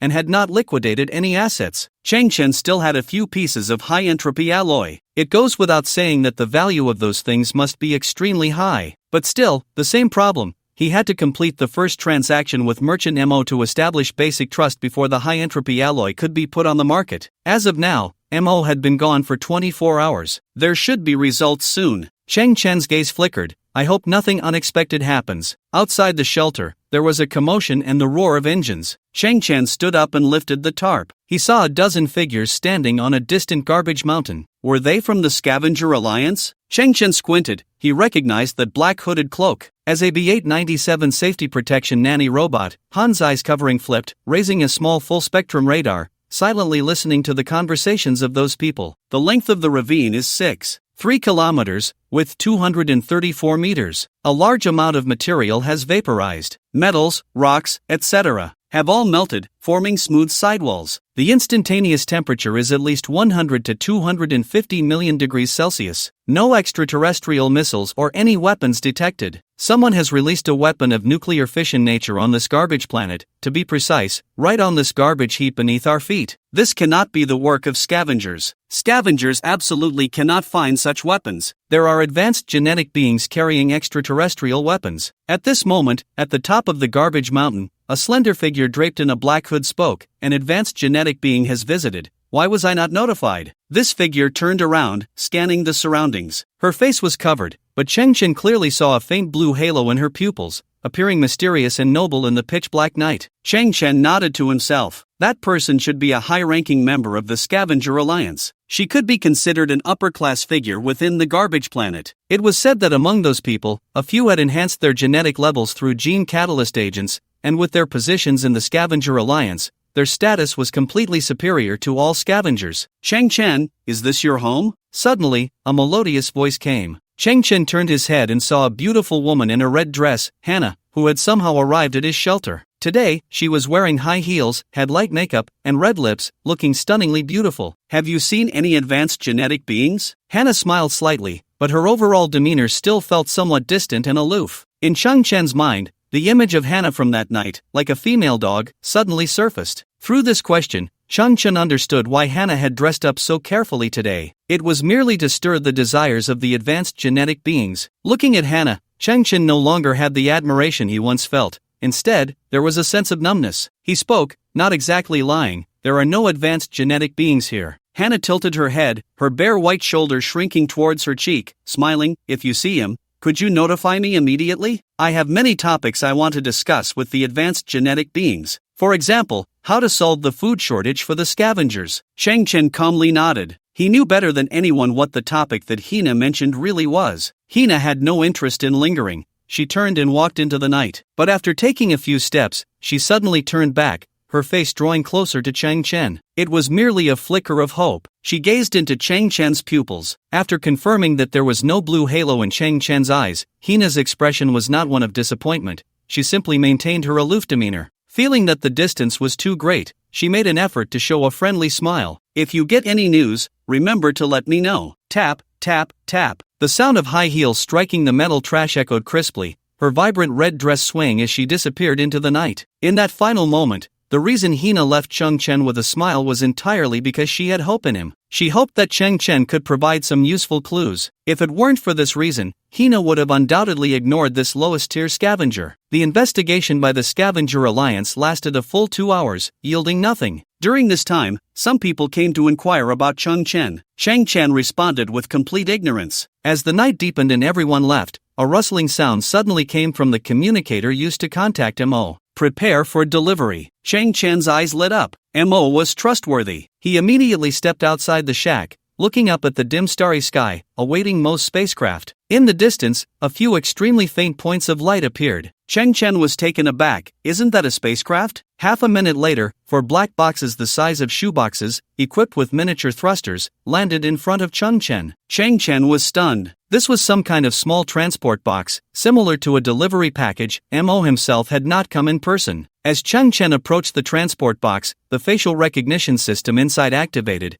confirming Chang Chen's identity, and the hatch on the front of the box slowly opened. A wave of cold mist spread out. Chang Chen's eyes widened slightly as he saw that inside the box were glass test tubes filled with black liquid. The voice of Mo came through the dedicated communicator. Failed products of black market gene catalysis. Your budget can only buy 6 tubes, but considering this is our first collaboration, I've rounded it up to 17 tubes for you. Chang Chen, we are square. Detected similar technological creations, gene agents containing a large amount of impurities, derived from the outdated CRISPR-Cas9 technology, using RNA to guide the Cas9 protein to cut specific DNA sequences, essentially equivalent to a DNA destruction agent, with lethal side effects and a gene optimization success rate of less than 0.0035%. Proceed with synthesis? Chang Chen felt his heart pounding wildly. Mo, you really went overboard. You, who are about to lose your life due to taking inferior agents. Mo's voice was filled with reason and calmness. I really don't understand what you're so excited about. Mo, have you heard of something called high-entropy alloy? Chang Chen exhaled shakily, trying to calm his emotions. Of course I've heard of it. It's an extremely precious alloy with disordered atomic arrangements, often used in the core chips of top-tier computing systems. I'm a bit surprised that you can even mention the name high-entropy alloy. Are you looking to buy high-entropy alloy? I'm not boasting. Within the entire solar system, there are no more than 10 people, including me, who can obtain high-entropy alloy. Moreover, once a corresponding sales channel is found, the pricing power of high-entropy alloy is entirely in the hands of the seller. To be frank, you currently cannot afford its exorbitant price. Our deal is complete. As a businessman, time is money. My value per second is about 2,000 credit points, and I need to end this communication. Mo's voice remained rational and calm. I have 4 pieces. Cheng Chen suddenly spoke up. Mo paused. What do you have 4 of? Cheng Chen replied, I weighed them earlier, about 410 grams. Mo's tone rose slightly. What do you have 4 of? Cheng Chen's voice was steady. I'm prepared to sell them to you. Mo slowly inhaled. What do you have 4 of? Cheng Chen articulated each word, high entropy alloy. On the other end of the communicator, there was a full 30 seconds of silence. Mo, wasn't your value per second 2,000 credit points? Why aren't you speaking? Cheng Chen, for fuck's sake, don't drink those gene potions before I arrive, or this deal will be fucked. Cheng Chen chuckled. He was getting anxious. Forget it, give me your ID. I'll pay you a deposit first. Cheng Chen, life is actually beautiful. It's not just about gene evolution. You have such ability and luck. I think we can establish a long-term cooperative relationship. Look around you at the garbage piles filled with a stench of decay. Doesn't it seem beautiful? As a highly rational and emotionally stable advanced gene user, Mo was not good at motivational speaking, especially since he was feeling slightly flustered at the moment. During this process, Cheng Chen received a transfer of 10 million credit points from Missouri. Cheng Chen's heart trembled. Damn, 10 million. And this was just the deposit. At this moment, a faint light appeared in the sky again. Another transport box. When the box opened, inside was a small scale. Cheng Chen remembered this was Mo's personal item, but the small scale was no longer golden, it was entirely black. Cheng Chen took out 4 pieces of high-entropy alloy. One end of the scale emitted a scanning beam, while the other end displayed detailed data. High-purity high-entropy alloy, 410. 23 grams, valued at 34,553,200 credit points. 34 million. Although Cheng Chen was mentally prepared, his heart skipped a beat when he saw the final price. For a scavenger struggling at the bottom, this was an astronomical figure. Mo had previously said, the pricing power of high-entropy alloy is in the seller's hands, but Cheng Chen didn't care much about that, because Mo's offers were always fair and reasonable. Moreover, high-entropy alloy wasn't particularly precious to Cheng Chen. He was very satisfied with this price. Subsequently, Cheng Chen listed a list of items he wanted to trade. B343 Nanny Robot, which was the prototype of Hanzai. Medical Mechanical Assistant Gloves. Mechanical Exploration Shoes. Exoskeleton for Extreme Warriors. And related equipment from Nyozi Technology. As long as he got these, Cheng Chen's strength would increase significantly again. Unfortunately, Mo interrupted Cheng Chen's words. Do you know why I didn't meet you in person? Because just yesterday, Garbage Earth was sealed off. For some unknown reason, the human high-ups temporarily do not want any new technological garbage entering Earth, and they have set up a large number of detection instruments outside Earth. What you see, those black transport boxes and the black scale, are made of special biological materials that can barely pass through detection signals. The gene catalyst agents sent to you are the same,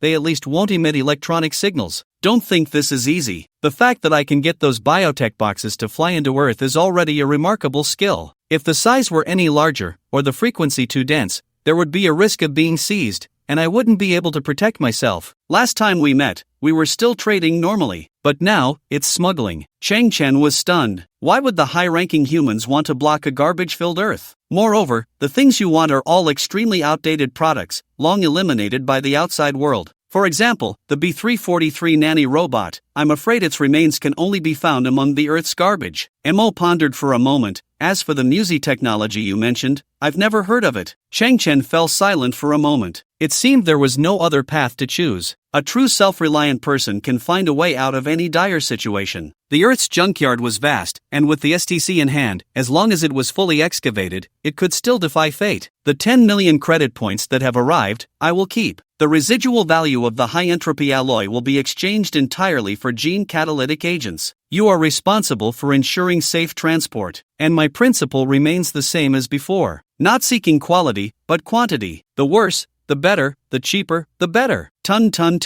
Sitting in the starship cockpit, Mo suddenly jolted. Cheng Chen, what are you drinking? I'm thirsty, drinking water. You don't think I'm spinning gene catalytic agents, do you? Cheng Chen, take your agents and put the high-entropy alloy into the transport box. They will automatically return, and it has been a pleasure working with you. I hope the next time I contact you, you are still alive. Cheng Chen began to operate one by one. After carefully taking out the gene catalytic agents, Cheng Chen's gaze inadvertently fell on those black transport boxes. Similar technological creations detected. Ultra-small transport box, made of biological polymer materials, equipped with a built-in biofuel engine, Due to its material properties and thermal energy principles, it can shield most detector signals. Chengchen looked at the ground, where 5 boxes were quietly laid flat. Previously, 4 had transported the gene agents, and later 1 had brought a black scale. It seemed reasonable to get packaging when buying something, right? Chengchen stroked his chin. He probably didn't need to consult Mo's opinion, right? Then, Chengchen looked again at the black scale inside one of the boxes. This was clearly a tool that Mo had specially made for trading with scavengers, and taking it to the outer universe seemed meaningless. Grandpa once said that in the old days, buying a watermelon came with a spoon, buying instant noodles came with a fork, and buying a Porsche came with a female salesperson. I bought gene agents worth tens of millions of credit points. A small scale as a gift. Isn't that too much to ask? Chengchen continued to stroke his chin. Such a small matter. He probably didn't need to consult Mo's opinion, right? Then, Chengchen took out the small scale and stuffed 4 pieces of high-entropy alloy into the same box. The moment he closed the box, a faint blue biological flame was released from the bottoms of all the boxes, preparing to ascend. Chengchen exchanged a glance. The eager Hanzai pounced like a hungry tiger, directly pressing the 4 empty boxes beneath him. Little cutie, where are you running to? Watching the faint dot in the sky fade away, the only black box carrying the high-entropy alloy returned alone. Aha! The remaining 4 were pressed beneath Hanzai, stubbornly wriggling. Hanzai revealed a lewd smile. Little cutie, struggling is useless. Even if you scream your throat raw, no one will respond. Just then, heavy footsteps echoed from afar. Chengchen turned around and saw several oddly shaped figures appearing behind a nearby pile of garbage. When he saw their faces clearly, Chengchen's brow relaxed slightly, even revealing a hint of surprise. It was a monkey, along with a few scavenger lackeys. On the back of one of the burly little brothers, there was a rusty mechanical arm installed. It was not a transplant. The arm was an independent machine, strapped to his waist with belts and wires. The mechanical arm held a large pile of technological junk secured with hemp ropes. Brother Chi, hello, I'm Monkey. Brother Chi, my name is Xiangzi. The frail monkey greeted, while Xiangzi was the strong youth with the mechanical arm strapped to his back. Xiangzi placed a large bag of junk on the ground and then began to unpack it one by one. Chengchen's eyes flickered, and the STC prompt sound kept ringing in his ears. Detected identical technological creation, synthesize? Detected identical technological creation, synthesize? Detected identical technological creation. Brother Chi, time is tight, and the budget is limited. We only managed to gather this much today. Monkey scratched his head, revealing a silly smile. Looking at the few ragged, dust-covered scavenger little brothers, Chengchen found it hard to believe. You guys. Brother Chi. Monkey seemed to sense what Chengchen was thinking and said sincerely, in such a survival environment, no one knows whether tomorrow or an accident will come first. We are the lowest of the low, and it's hard to find a boss we can rely on and who can protect us. Although we are all the lowest scavengers, sometimes, character has nothing to do with status. Brothers, we have always kept our promises. Once we recognize a big brother, we won't easily go back on our word. After a pause, Monkey smiled again. Of course, we all agree that Brother Chi is kind-hearted. Chengchen was somewhat moved and looked up at the little brothers standing in the night. I understand. What Monkey spoke of was seeking shelter, but within it lay a trust and recognition. Brother Chi, the reason you asked us to look for junk of the same model, I guess. Xiangzi scratched his head and laughed. You must be a very skilled repairman, right? You want to gather the parts and then merge them into a functioning machine to sell. That's right, it's merging. Chengchen smiled as well, looking at the somewhat silly Xiangzi, but this merging was not the same as that merging. Brother Chi, whenever you have time, fix my mechanical second brother. It hasn't been working lately. Xiangzi said, patting the mechanical arm on his back. This guy is too old. It was manufactured over 110 years ago. Xiangzi, go away. Which good person names a mechanical arm second brother? Monkey stepped forward, hesitating to speak. Brother Chi, the things we collected today cost a total of 350 credit points. This is all the brothers have. Tomorrow we will find a way to borrow some. Brother Chi doesn't need to feel pressured. Once the business gets going and we become successful, it won't be too late to pay it back. Xiangzi also grinned. Yes, Brother Chi, we're not in a hurry. What's your account ID? Chengchen looked at Monkey, his eyes now filled with trust. ID? Monkey hesitated. In his guess, the originally unremarkable Brother Chi must have struck it rich, finding that powerful and invincible weapon equipment. His rise should have been brief, and he probably had no financial backing. Heroes do not ask about their origins, but heroes generally do not have much economic support either. Monkey was prepared to refuse, because soon, Changchen was likely to pull out all his belongings, about 200 or 300 credit points. Monkey wanted to follow this boss and didn't want to make him uncomfortable, but he saw Changchen raise his hand and tap the financial module on Monkey's chest. Immediately, a three-dimensional colorful four-dimensional code was projected. This form of ID was significantly optimized compared to the old-fashioned QR codes, with a higher information storage capacity and a higher security level. ID 8555965524555, 2 million credit points credited. Hearing the prompt sound, the monkey's mouth dropped open. How much? How much? The bear's second immediately stood tall, his eyes wide as he exclaimed, 2 million. The monkey swallowed hard, his face filled with shock, staring wide-eyed. Brother Chi, you've hidden it so deep. For the bottom-tier scavengers, an amount over 10,000 was already a fortune, and 100,000 was considered wealthy. Now, Changchen was calm and collected, casually offering 2 million. The impact was akin to dropping a nuclear bomb in the hearts of the monkeys and their crew. Trust is the foundation of cooperation, Changchen smiled. From now on, the principle remains unchanged. For technology waste of the same model, take as much as you want. As for the commission, the agreed 30% will not change. Monkey, you will be the head of this acquisition team from now on. You will handle the commission settlements for everyone. Settled daily, never overnight. The nearby scavenger brother's eyes lit up, their arms trembling slightly. Damn, isn't this getting better? Brother Chi is mighty. The monkey was indeed trustworthy, but he showed a hint of difficulty. Brother Chi, most of the garbage we collect is unwanted, but many scavengers have started asking for sky-high prices since they heard we were looking for these things. The monkey frowned.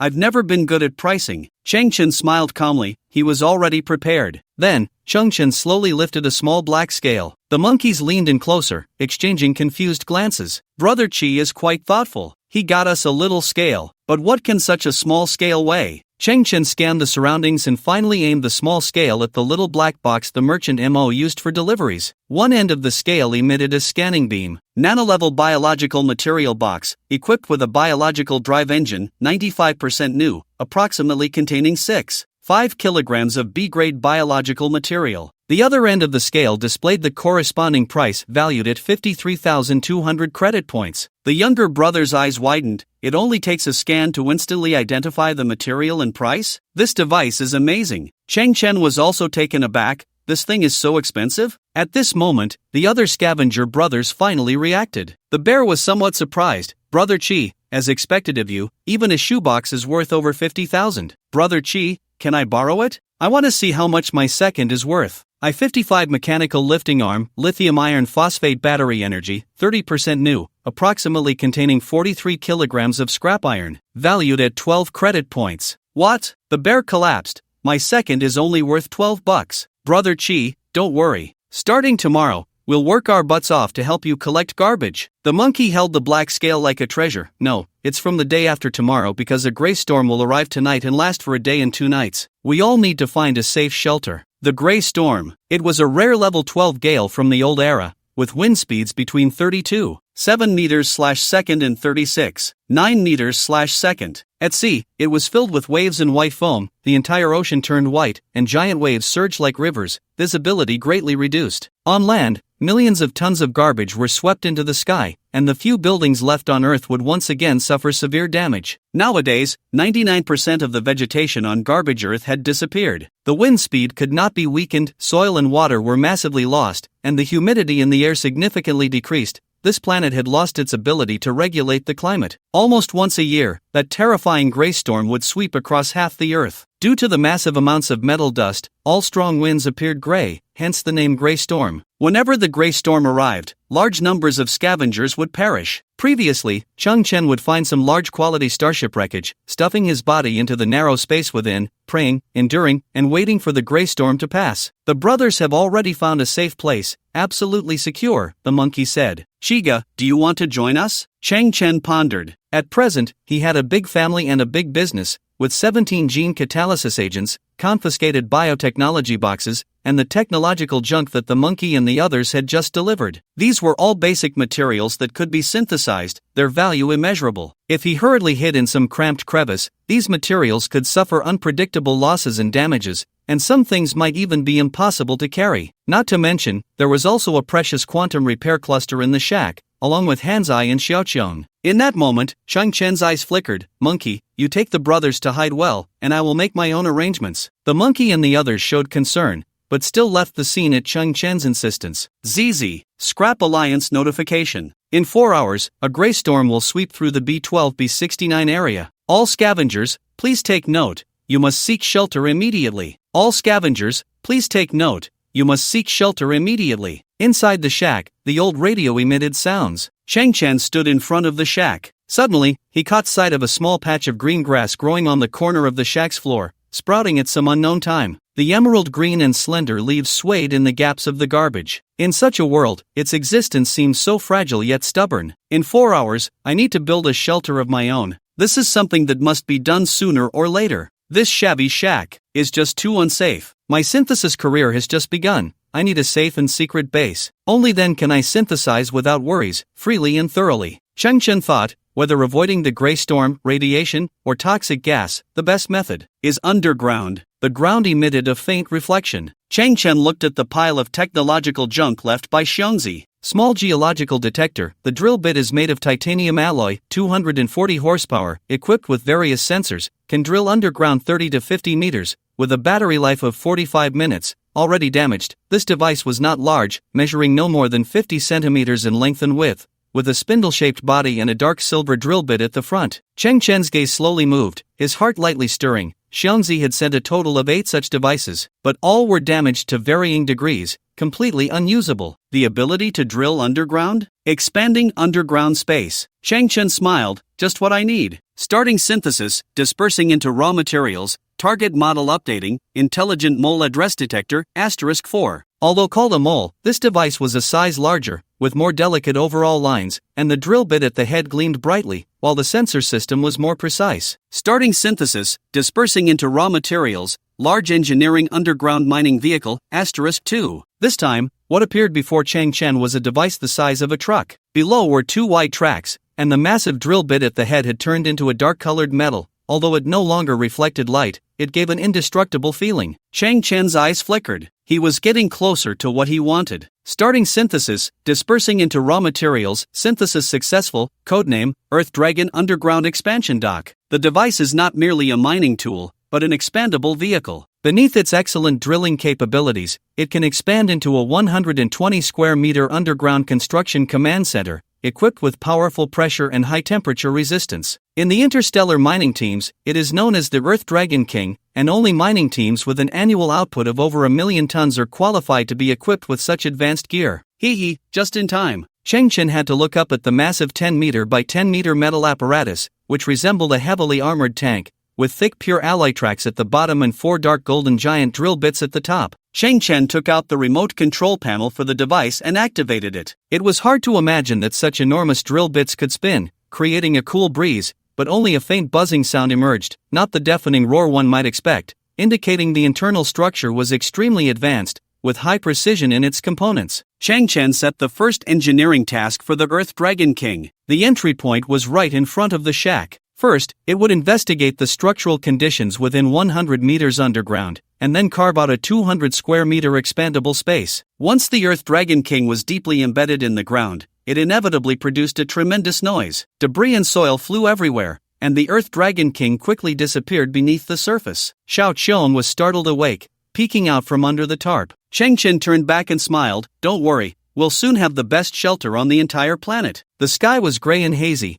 as if a terrifying beast lurked beyond the atmosphere. Cheng Chen glanced at the sky before focusing on the ground beneath him. The ground was subtly shifting. Tiny grains of sand seemed to be dancing, spreading outwards inch by inch. The engine sound of the Earth Dragon King grew fainter. It had already burrowed nearly 20 meters underground. Cheng Chen held the control panel, observing the data feedback. He thought the Earth Dragon King was close to the true surface, only to find that beneath a thin layer of soil lay a thick layer of metallic debris. The drilling depth had to be ensured to withstand the gray storm without fail. According to Cheng Chen's requirements, the estimated drilling time was about 40 minutes. The gray storm would arrive in 3 hours and 50 minutes, leaving plenty of time. During the wait, Cheng Chen looked at the other debris left by Xiongzi. Electromagnetic System Auxiliary Module? Cheng Chen picked up one of the pieces. He recognized this type of module. Its exterior resembled an enlarged chip, like a cigarette box, with many broken wire ends exposed at the bottom. No wonder it ended up in the junkyard,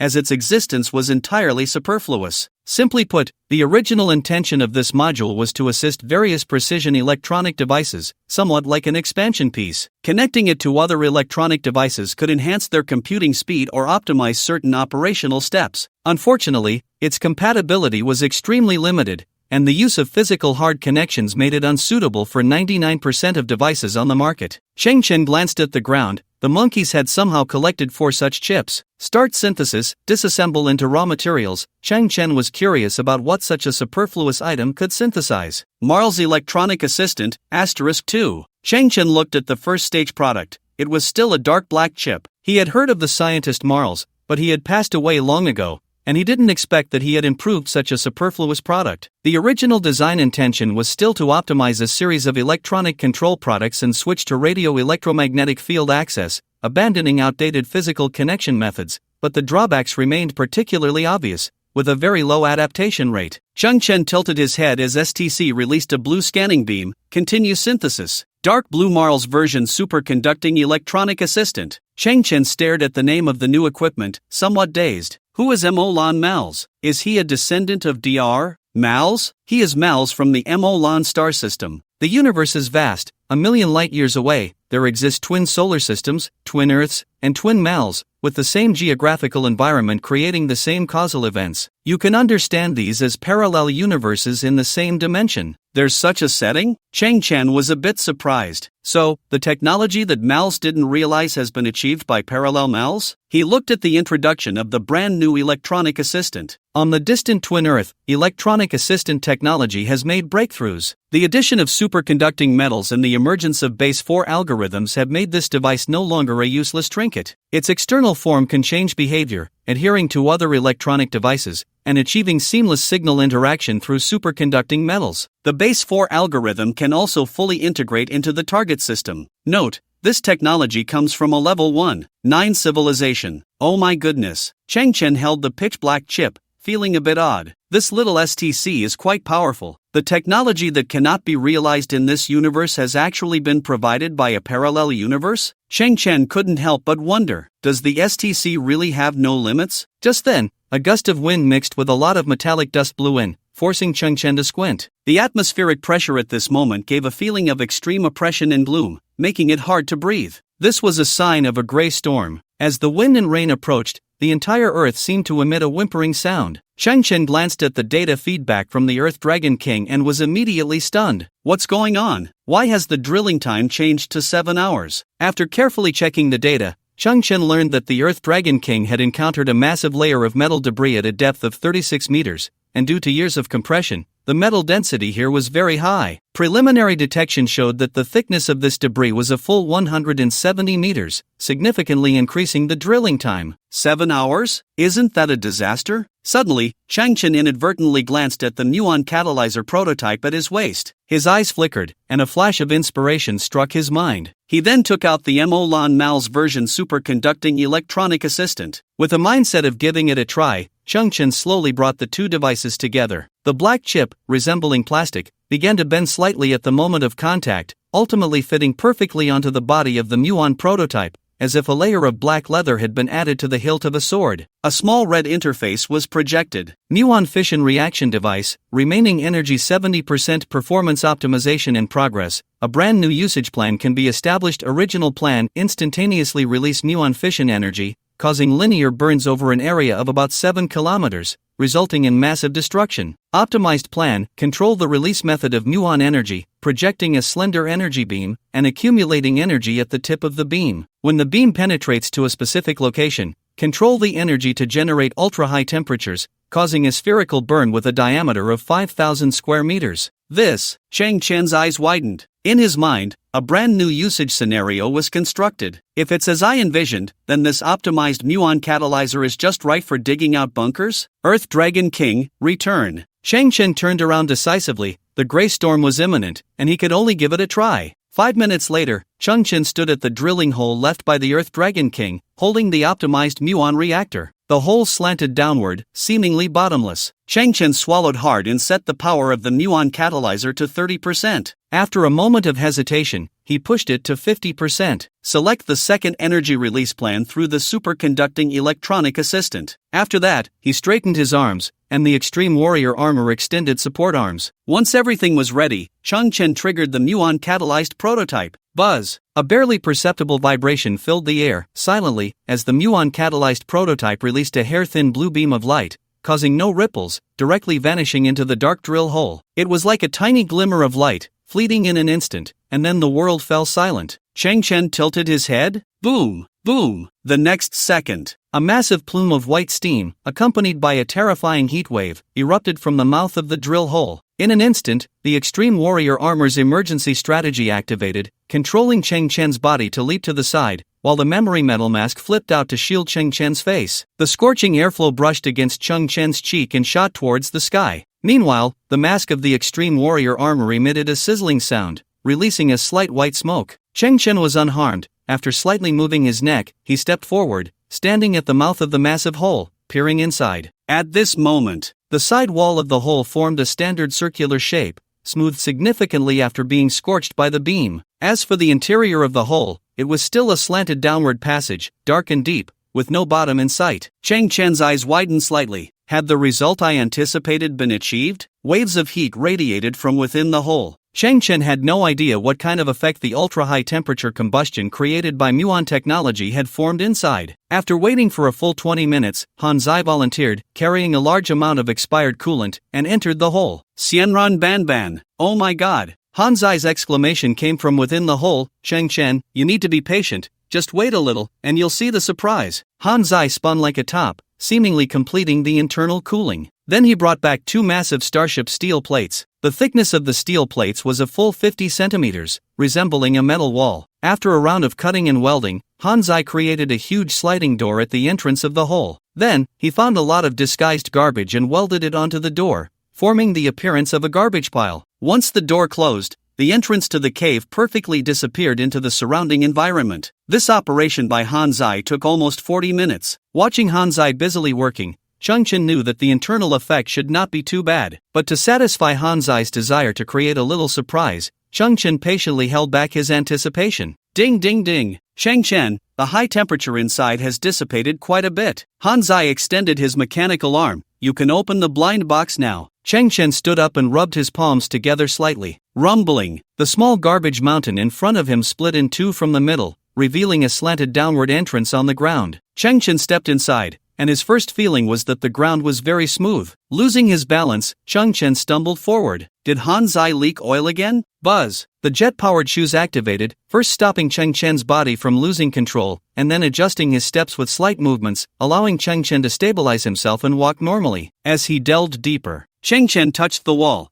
The surface of the wall was smooth and delicate, with a glass-like texture. Han Zai turned on the shoulder-mounted light. The tunnel ahead was clear at a glance. What is this? Chang Chen's eyes widened suddenly. The shallow surface was filled with a large amount of sand and metal debris. The main component of the sand was silicon dioxide, which, after the high-temperature combustion of the muon beam, had its crystal structure destroyed. As it turned into a liquid state, the connections between the silicon-oxygen tetrahedra changed, forming a relatively disordered, long-range random structure, which is characteristic of the glassy state. After the recent cooling, the tunnel before them transformed into a magnificent glass corridor. Within this glass, one piece after another of relatively low melting point technological waste was sealed. Chang Chen sighed a little. This tunnel before him was like a kind of technological amber. The glass was equivalent to resin, and the technological waste was akin to insects sealed within, enduring and unchanging. Through the illumination of Han Zai's light, countless dazzling reflections emerged within the tunnel. These discarded technological scraps, though no longer usable, finally released an eternal glow at this moment. As he walked, Chang Chen's gaze swept over the technological waste embedded in the walls, and a sense of reverence grew in his heart. NVIDIA RTX 4070 graphics card, Mate 70 phone, interstellar positioning compass. And what is this? Some items had already charred and deformed,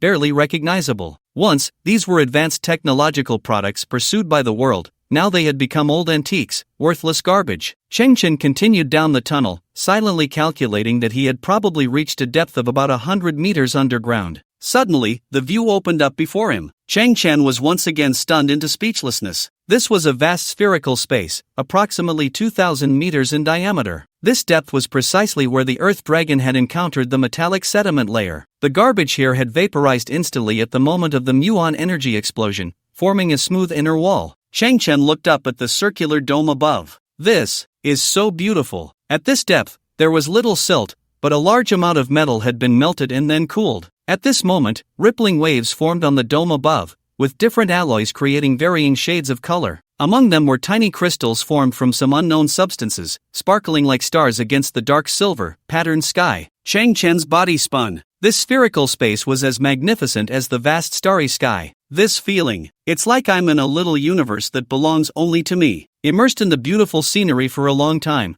Chang Chen finally came back to his senses. Why is the oxygen here so abundant, and the temperature just right? At that moment, he saw the Earth Dragon King's underground expansion dock in the distance. It had already entered here, located in the center of the spherical space. Moreover, it had initiated full-scale expansion, transforming from its previous heavy truck form into a metal house of about 120 square meters. The Earth Dragon King had also expanded many environmental regulation devices, continuously producing oxygen while adjusting the internal temperature. Chang Chen nodded as if he had found a treasure. Indeed, it's a divine weapon for underground survival. At that moment, a floating light slowly rose from the top of the Earth Dragon King. It resembled an old-fashioned Kongming lantern. It emitted a pure white glow, and the halo on the ground kept expanding. The outline of the light was reflected in Chang Chen's eyes. It seemed like the first star in the little universe, the first sun to cast light upon the earth. This place is too perfect. Chang Chen's eyes sparkled as he slightly clenched his fist. Yoo-hoo! Without turbo-powered shoes, Xiao Qiong simply treated the tunnel as a super slide, sliding down in one breath from the top of the entrance. The slide was long, and the inertia was great. After entering the spherical space, Xiao Qiong glided like a curling stone at the bottom of the spherical space, eventually coming to a slow stop at Chang Chen's feet, her eyes filled with novelty and excitement. Chang Chen looked at Xiao Qiong. Your father was buried at the bottom of a garbage heap. At first, I was a bit worried that you would reject this underground shelter. You adults worry too much. If you have a clear understanding, you would know that these are two different matters. Xiao Qiong stood up, pretending to be mature, but the next second she was stunned by the beautiful sight above her, her small mouth agape, her little hands clasped in surprise. Chang Chen smiled. In less than 2 hours, the dust storm will arrive. Next, we start moving. This is a project that requires careful attention. Xiao Qiong raised a finger. Chang Chen, can you carry me up? I need to oversee you. Check for any oversights. You adults tend to have complicated thoughts. Don't think I just want to play on the slide again. Speaking of that big slide, I think it needs improvement. My bottom is a bit sore. On the ground, the distant sky was already a dark mass, darker than any night before. Chang Chen looked at her scattered belongings. Whether it's moving or future transportation, it would be best to have a convenient moving tool. Her gaze fell on the merchant Mo's gift, those 4 biological material transport boxes. Although Mo might not fully agree with the term gift, detected identical technological creation,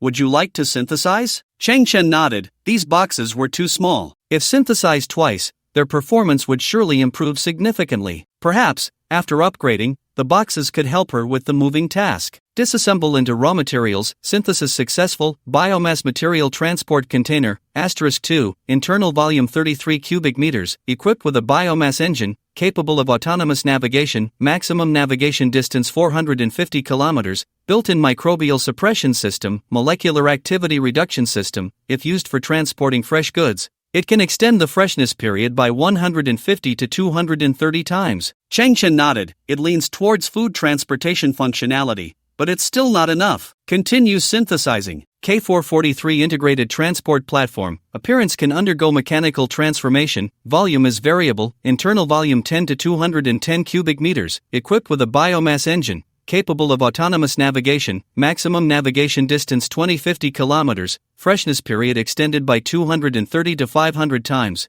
Built-in mechanical lifting arm, handling arm, appearance equipped with a visual reflection system, capable of visual level invisibility, nicknamed Iron Mama. It can change volume, automatically load and unload, and has an invisibility function? Chang Chen felt unexpectedly delighted. This is simply a transport artifact. But, what does the nickname Iron Mama mean? After completing the command settings, the enormous black container before her slowly opened its hatch, and a precise mechanical arm flipped out, followed by the activation of the biomass engine, silently floating like a ghost to the front of the shelter. The mechanical arm was precise and gentle, starting to organize Chang Chen's belongings one by one. Although these belongings were all scraps and garbage, the mechanical arms treated each item as if they were expensive antiques. Before long, the belongings were neatly organized. Then, one by one, they were placed into the container, with partitions and securing locks flipping out from within the box, each item arranged perfectly straight and secure, both firm and aesthetically pleasing. V-Room. That several-ton heavy quantum repair cluster was also lifted by the lifting arm. It was then precisely placed into the reserved space in the cargo box, as if it were a puzzle, with edge distances from other items not even reaching 1 centimeter,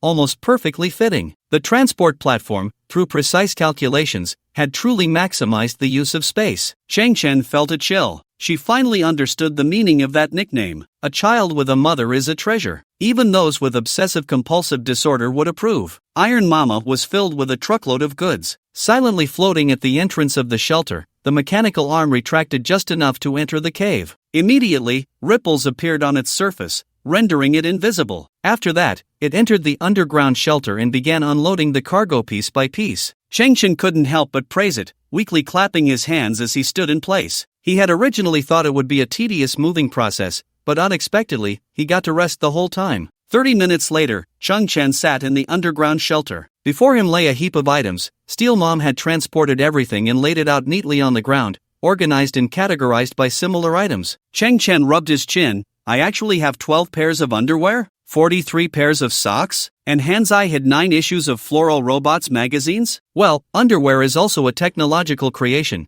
At least it's textile technology. Can it be synthesized? The STC activated, scanning the underwear under Chang Chen's insistence. Technology content too low, cannot be synthesized, not a human product. Alright.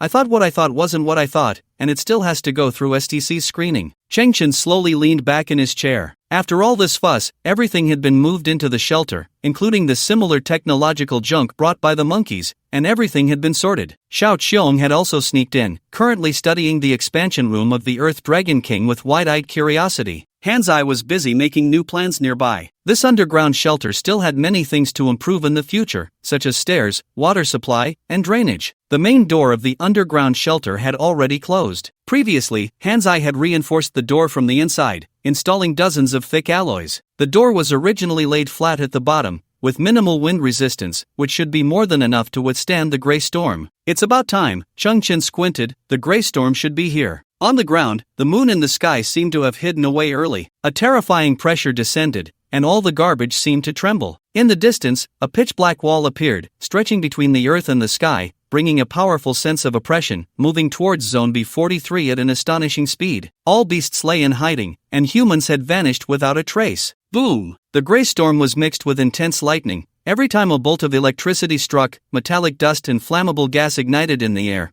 as if divine punishment had descended, igniting a chain of crimson flames. Thousands of tons of garbage were swept into the sky, swirling and colliding rapidly, twisting and deforming, sparks flying everywhere. Not far away, the wreckage of a several hundred-ton interstellar excavator was swept into the sky by the raging wind. It revealed a cave beneath the surface, and several scavengers hiding inside turned pale with fear. Before they could react, their bodies were instantly lifted into the sky, struck by lightning, and engulfed in green flames, turning to ash in an instant. Inside the underground shelter, it was quiet and peaceful. Xiao Qiong was sweetly asleep in Hanzai's arms. Chang Chen still sat in front of the expansion room. A floating light illuminated the beautiful dome and the surrounding walls. In front of him, a small gas stove was boiling a pot of hot tea. According to Chang Chen's deduction, the gray storm was right above him, but in this 100-meter underground space, there was almost no abnormality. Only by carefully sensing could one detect a faint, extremely subtle vibration. That was the tremor of the earth, unavoidable. At Chang Chen's feet, a small green grass was gently swaying. It was the same little grass from beside the shack. Before entering the shelter, Chang Chen had dug it up along with a small portion of soil. Now placed beside him,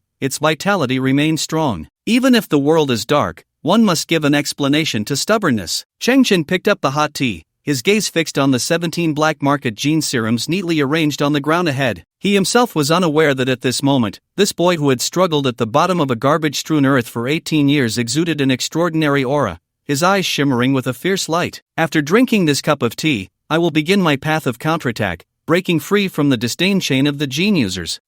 Why does this tea have a strange taste? Hanzai, there's something wrong with this water, it's gone bad. Cheng Chen regretfully placed the teacup back on the table. We need to hurry and upgrade the filtration system. What's wrong? Hanzai leaned in. Oh, just now, Xiaoqiang panicked because she had to pee and didn't want to dirty the floor here, so she peed in your teapot. Cheng Chen nearly exploded. Isn't there a bathroom in the room? Hanzai replied. Oh, Xiaoqiang said she can't get used to the toilet. Calm down, Grandpa said. People from the old era loved to drink urine. Cheng Chen pressed his hands down, regulating his breathing. What was I saying? Oh, I want to break free from the disdain chain of the gene users. His gaze shifted slightly to the right. Gene serums containing a large amount of impurities, *17. These were failed products of black market gene serums exchanged from the merchant MO. They originated from the black market and were already failures. In glass test tubes as thick as fingers, there was a pool of flowing black liquid, filled with many residues, not even fit for dogs to drink. The success rate of gene optimization was less than 0.0035%. MO said that after drinking this stuff,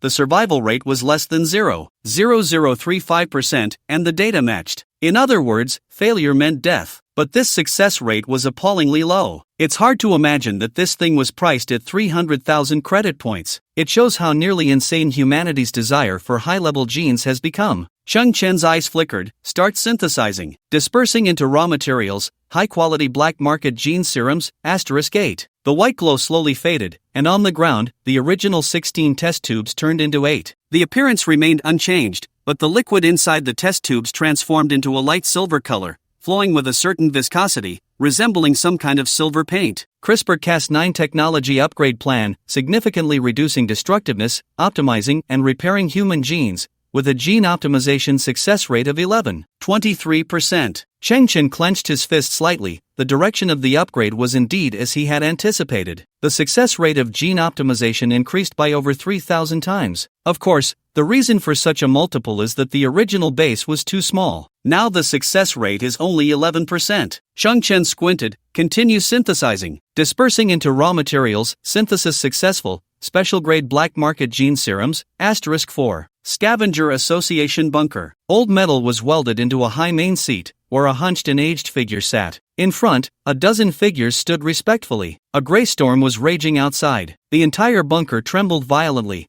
and the ceiling occasionally creaked with the sound of metal deforming. The only tungsten filament light flickered, casting the shadows of everyone on the ground like a pendulum. Don't worry, this bunker has withstood more than a dozen gray storms for us. Although it looks like it's about to collapse, it has always turned danger into safety. Right now, there is something more serious to discuss. The elderly figure in the main seat slowly turned, retrieving a delicate metal box, facing the crowd, and slowly opened it, revealing a black serum inside. Everyone on site widened their eyes, their breathing quickening, but no one dared to make a sound. Special grade black market gene serum. The old man's voice was frail. Our alliance has accumulated wealth for a full decade and exhausted various channels to obtain this potion. Tap. The sound of high heels striking the ground. In the crowd, a woman in a red dress, Hona, gazed at the black potion with fervent eyes, biting her lips lightly, unable to resist taking a step forward, making a sound. My daughter Hona, what are you wearing? The old man's voice was authoritative without anger. Such clothing cannot resist radiation, nor can it filter toxic gases. Hona lowered her head slightly and retreated back into the crowd, trying hard to cover her body. I am old. Someone must take over the position of the president of the Scavenger Alliance. My eldest daughter. The old man said, seeming to be in poor health,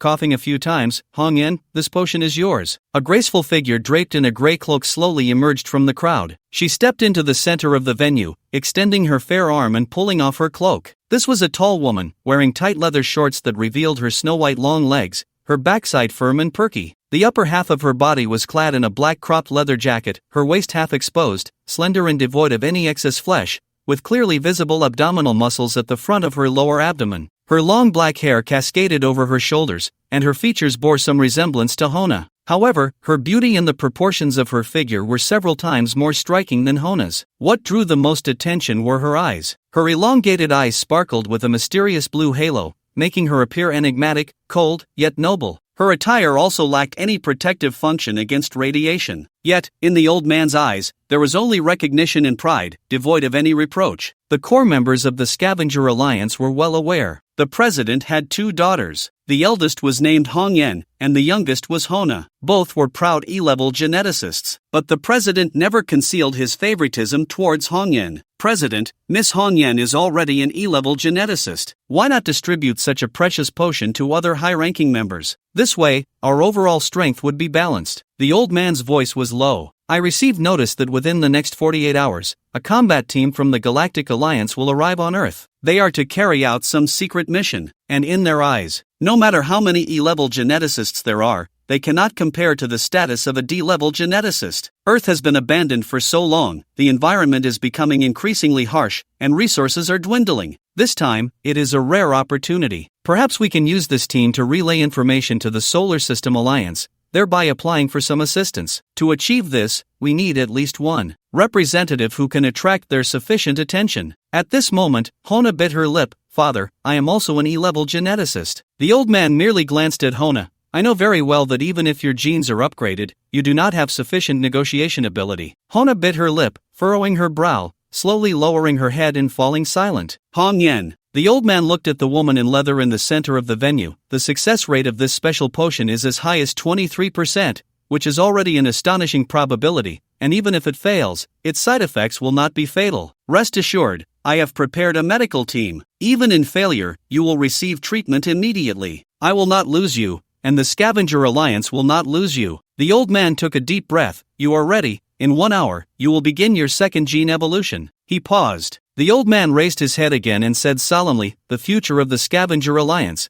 as well as the fate of hundreds of thousands of scavengers on this planet, depends on you. The meeting ended, and there was a brief break. Hong Yan leaned against the thick alloy door of the bunker, arms crossed, balancing on one foot against the iron door behind her. She tilted her head slightly, her beautiful eyes radiating a blue glow, looking at her sister beside her. Hina was also leaning against the door, but with her head down, her expression aggrieved, her hands clasped together, constantly fidgeting with her fingers. Hina. Hong Yan looked up, scanning the bunker space ahead, her voice clear and aloof. Father's regard for me is a double-edged sword, just like our current position. In front of us is the safe bunker, but behind us is the terrifying gray storm. Hina frowned. I can face those storms too. No, you can't. Hong Yan took a deep breath, her tone suddenly softening. I won't let my sister face any risks. Hina's body stiffened. Hong Yan continued, the Interstellar Alliance has never regarded scavengers as human. In their eyes, we are like cockroaches in a garbage dump. Even our E-genes are merely slightly larger rats. No one knows what will happen when facing them. As she spoke, Hong Yan revealed a hint of a smile, raising her hand to tidy her sister's hair. Sister promises you, if the negotiations succeed,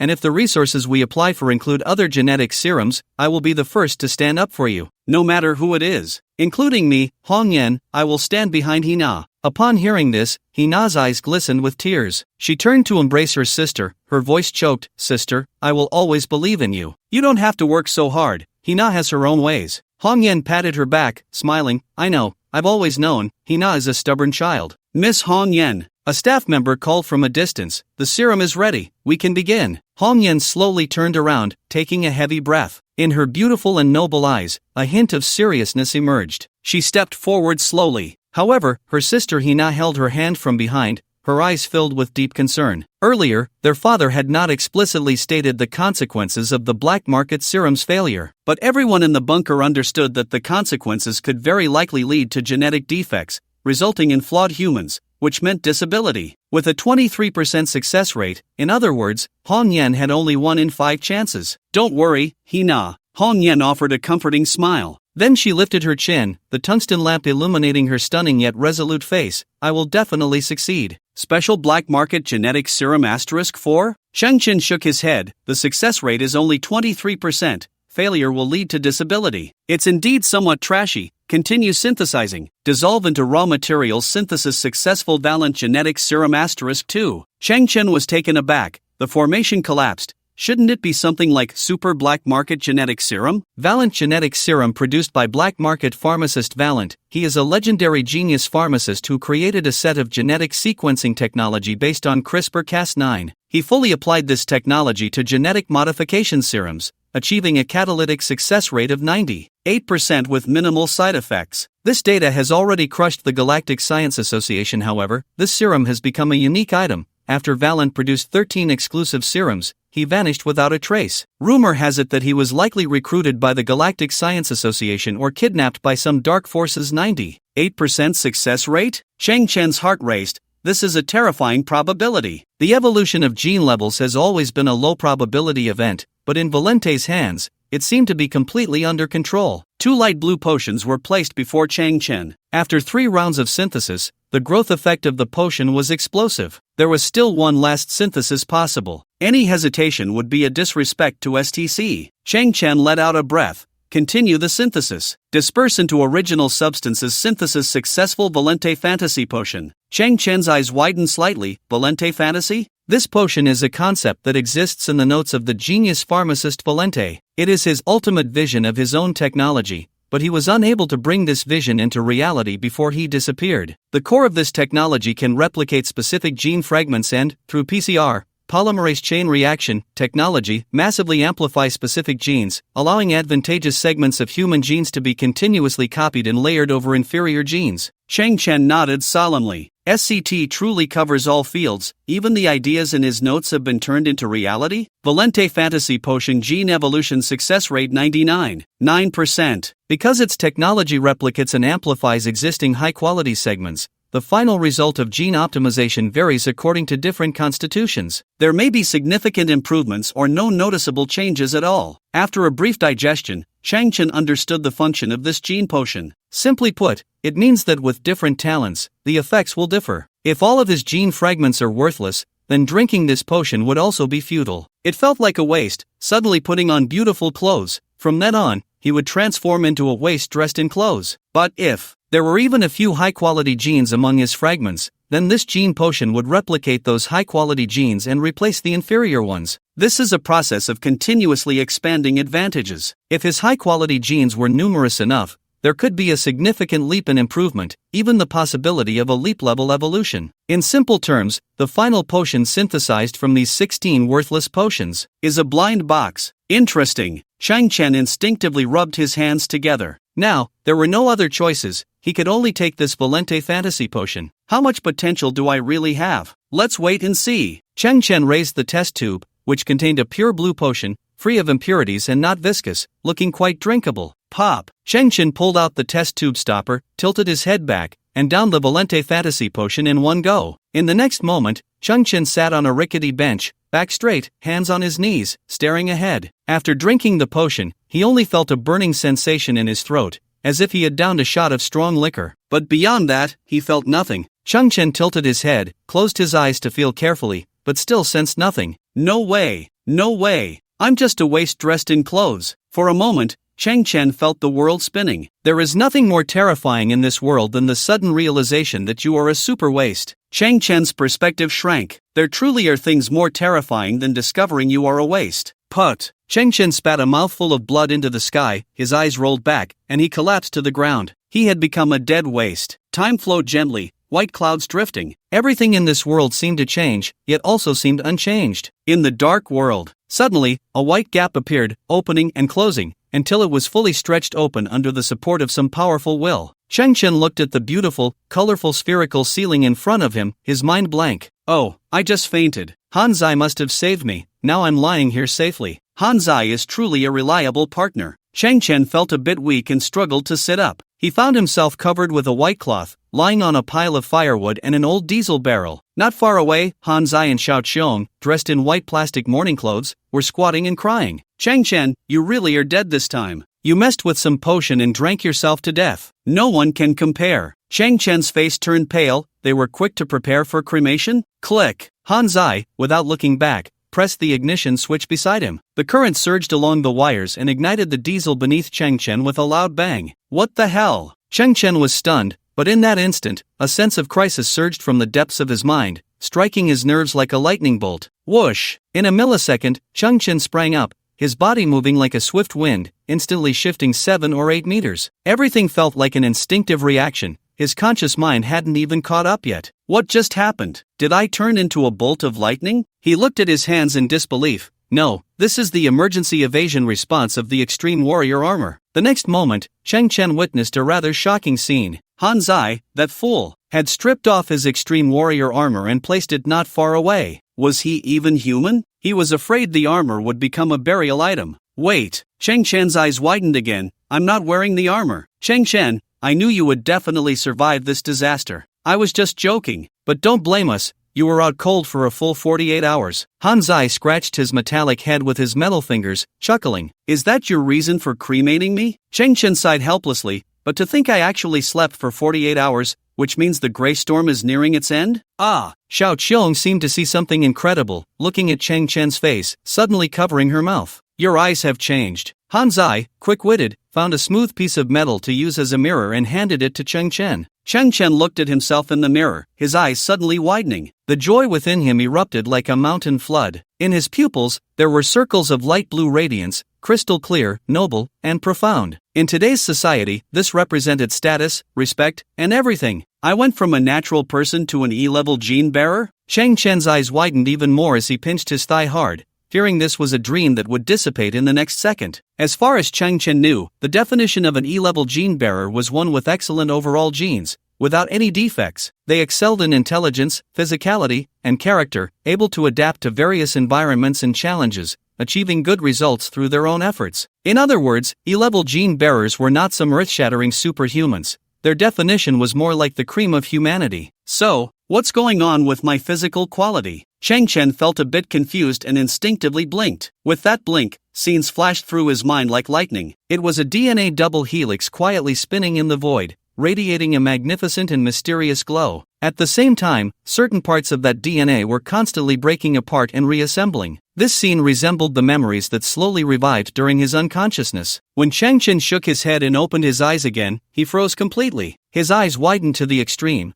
as if he had seen something utterly unbelievable. In the mirror, in his pupils, there was unexpectedly a second azure halo. 2 halos. Cheng Chen looked at himself in the mirror, his mind reeling. I've advanced to a D-level gene. The so-called D-level gene holders exhibit outstanding talents in specific areas, such as having a deep understanding in a particular academic field or showing significant advantages in sports, music, or the arts. Generally, D-level gene holders are also known as elite genes. They are the upper echelon of human civilization. Tycoons, musicians, scientists, or high-ranking officials. They achieve success more easily than ordinary people and gain power and status more readily. This is also why higher gene holders are highly respected. Does being a D-level gene holder mean I can have the speed I just had? Cheng Chen felt a bit confused. At that moment, he experienced a slight dizziness in his head. Lightning-like images flashed in his mind. The magnificent DNA double helix flickered, spinning faster and faster, with more and more parts reassembling. Cheng Chen's brain felt a suffocating discomfort, and his vision even began to double. This sensation lasted for almost a minute. Cheng Chen's vision gradually became clear, and the objects in front of him slowly restored. In that instant, Cheng Chen felt as if struck by lightning, his whole being once again turned into a clay statue. He discovered that in the mirror, within his pupils, a third faint halo emerged. That halo transformed from illusion to solidity, slowly releasing a ghostly blue light. I advanced 3 levels? Cheng Chen was somewhat dumbfounded. I'd become a C-level gene holder. C-level. C-level. C-level genes are also known as exceptional genes. These individuals often possess outstanding talents in multiple fields, and with effort and opportunity, they can become the pinnacle of power and status among humans. At the same time, C-level genes also mark a watershed, because from this level onward, the physical quality of the gene subject begins to undergo a transformation due to the breakthrough of DNA limitations. For example, gaining greater strength, speed, endurance, and agility. No wonder I could perform such movements. So it's because of the characteristics of C-level genes. Cheng Chen found it incredible, so my future at Yuan at %Yuan, and ***. He suddenly began to slur his words, because he abruptly realized that a large amount of black viscous liquid was surging from every pore of his body. His mouth was the same, and it was already foaming. Cleansing the essence and expelling the marrow, right. Expelling impurities, right. What a cliché plot. Author, you #Yuan %% and ****. Any system optimization almost follows the same steps, which is to expel impurities. This seems to be an unchanging principle, renewing the old and clearing before improving. Moreover, in the past few years, Cheng Chen had hardly eaten any decent food. Expired products and low-quality energy bars almost all contained impurities and harmful substances. His body had accumulated a large amount of toxins, which were finally being cleared out all at once. With the help of the shower system expanded by the Earth Dragon King, Changchen took a comfortable and thorough shower. The moment he stepped out of the shower, he felt as if he had pushed aside the clouds to see the sunrise, light as a swallow, clear-headed and invigorated, with a sharp mind. Looking at himself in the mirror, Changchen discovered that his skin had become much fairer and more delicate. The contours of his features were more pronounced, and his eyes, enhanced by 3 blue rings, had become deep and dark, exuding an indescribable noble quality. Although so far, Changchen had not undergone systematic training and had not fully utilized the enhancements brought by his sea-level genes, he could still vaguely see the muscle lines on his body, resembling a preliminary sculptural work. His chest and abdominal muscles were slightly prominent, handsome and agile, yet filled with a sense of power. I finally understand how much of a waste I used to be, and I finally understand why so many ordinary people, despite their best efforts, cannot escape the label of mediocrity. In the old days, there were inherent genetic differences between people, and now, with the emergence of genetic science, the gap created by genes is an insurmountable chasm. Changchen felt his thoughts were clear, his energy abundant, and a spark erupted in his eyes. This feeling is incredible. Changchen, prepare to receive. According to the conversion of high-entropy alloys, this time, I've managed to get you 82 failed black market gene serum vials. The communicator, specifically used to contact the merchant Mo, crackled to life, transmitting Mo's voice. Changchen's eyes suddenly brightened. Mo was sending the second batch of serums at this time? Wasn't this just exhilarating? 82 vials. As always, Mo was simply outrageous. After synthesizing these, how extraordinary would I, Changchen, become? Changchen, are you dead? Mo's voice remained cold and rational. If you don't respond within 10 seconds, I'll assume you're dead, and I'll make a fortune off this deal. Changchen felt a bit speechless. Mo probably thought he would just mindlessly consume those black market gene serums. Even if I were dead, I would turn into a ghost to find you and retrieve my serums. Good to know you're not dead. Mo's voice was still calm. My 20 biotech crates have already entered the Earth's atmosphere. I just realized that there seems to be a large storm on Earth. You better hurry out to receive the goods. My previous 4 transport crates and the specially made scales seem to have been lost in the storm, resulting in heavy losses. Oh, Changchen's eyes flickered. Speaking of which, this gray storm is indeed quite severe. Take my advice and prepare for the worst. After that, Changchen hung up the communication. He had taken the serum and slept for 48 hours. Therefore, the situation on the ground should be at the tail end of the gray storm. Although it wasn't as terrifying as during its peak, the probability of the biological crates getting lost was still quite high, and he needed to act quickly. Losing so many serums and crates, this was something Changchen could not accept at all. Xiaoqiong floated by. Changchen, can you put on some clothes? Changchen then realized he had just come out of the bathroom and was still naked. Don't worry, I've seen many clients of mothers, and they are all naked. I'm used to it. Xiaoqiong left on her own. You adults really don't make it easy, even needing reminders for something as simple as getting dressed. Hanzai also passed by, mimicking Xiaoqiong's posture with his hands behind his back. Do you know what shame is? Changchen took a few steps forward and stood directly in front of the Extreme Warrior armor. The diamond-patterned surface of the armor flipped and moved, instantly enveloping Changchen's body. The data panel of the Extreme Warrior armor suddenly activated automatically. User gene sequence enhancement detected. The core performance of the armor has increased overall by 284%, nearing performance limits. Alright. Indeed, in the perception of the strong, the entire world is gentle. The Extreme Warrior armor was fully loaded, and Changchen put on his jet turbine shoes again. The airflow spread from the soles of his feet, and Changchen's body soared into the air, heading straight for the exit of the underground shelter. Creak.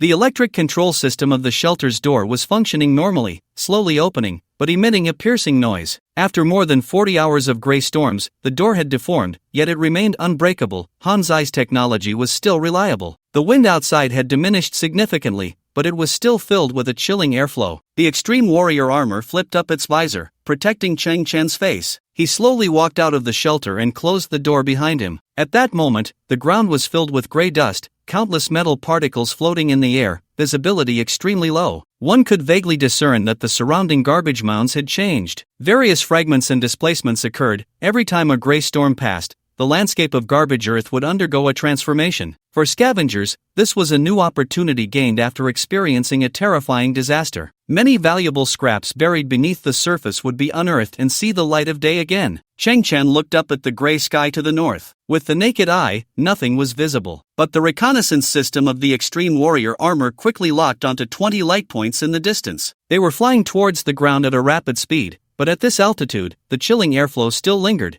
causing the flight paths of these light points to wobble. Those were transport boxes. Chang Chen squinted and suddenly noticed that several of the boxes had severe deviations in their trajectories. They were about to collide in midair, very likely leading to a crash. Chang Chen's expression shifted, his legs slightly bent, and he exerted all his strength, running towards the predicted landing point of the boxes. Boom! The garbage on the ground flew backward as Chang Chen propelled himself forward, his entire being seeming to turn into a blur in the gray environment. Chang Chen himself was taken aback, completely unaware that his speed could suddenly increase so much. Caught off guard, his brain spun from the inertia. The Extreme Warrior armor emitted a prompt. The user's speed is infinitely approaching the armor's limit, and it is highly likely that an uncalculable overflow has occurred. Chang Chen was stunned. This meant that his speed had exceeded the armor's limit? He recalled the moment in the shelter when he had instantaneously moved from the cremation platform to the ground. Speed. After gene evolution, I gained a significant speed boost? And to think, the speed of the human body could surpass that of machinery? At this moment, Chang Chen had already dashed to the exact spot beneath the transport boxes, and it was visible to the naked eye that 3 of the boxes were teetering precariously. Boom! Chang Chen bent his legs again and suddenly leaped into the air. The surrounding airflow was fierce, and Chang Chen was slightly startled again. In his moment of urgency, he hadn't activated the turbine-powered shoes. But, how high did I just jump? It must be around 20 meters, nearly the height of 6 stories. The core performance of the armor had increased by 284%, truly exaggerated. However, this time, the Extreme Warrior armor did not seem to provide that data overflow prompt. The jumping power relied on leg strength. In other words, the current jumping height was the combined effect of his legs and the Extreme Warrior armor. The strength had not overflowed, but the speed had? Aren't both powered by leg strength? Are these two factors calculated separately? Sensing his own condition, Chang Chen's mind became inexplicably clear. In an instant, he grasped the answer. High-speed movement relies not only on leg strength but also on the coordination of all body muscles. Factors such as the swing of the arms and the posture of the body can greatly influence speed. To put it simply, no runner can win a championship solely based on leg strength. Therefore, strength is a single data point, while speed is a multi-data fusion indicator. Relatively speaking, building strength is easy,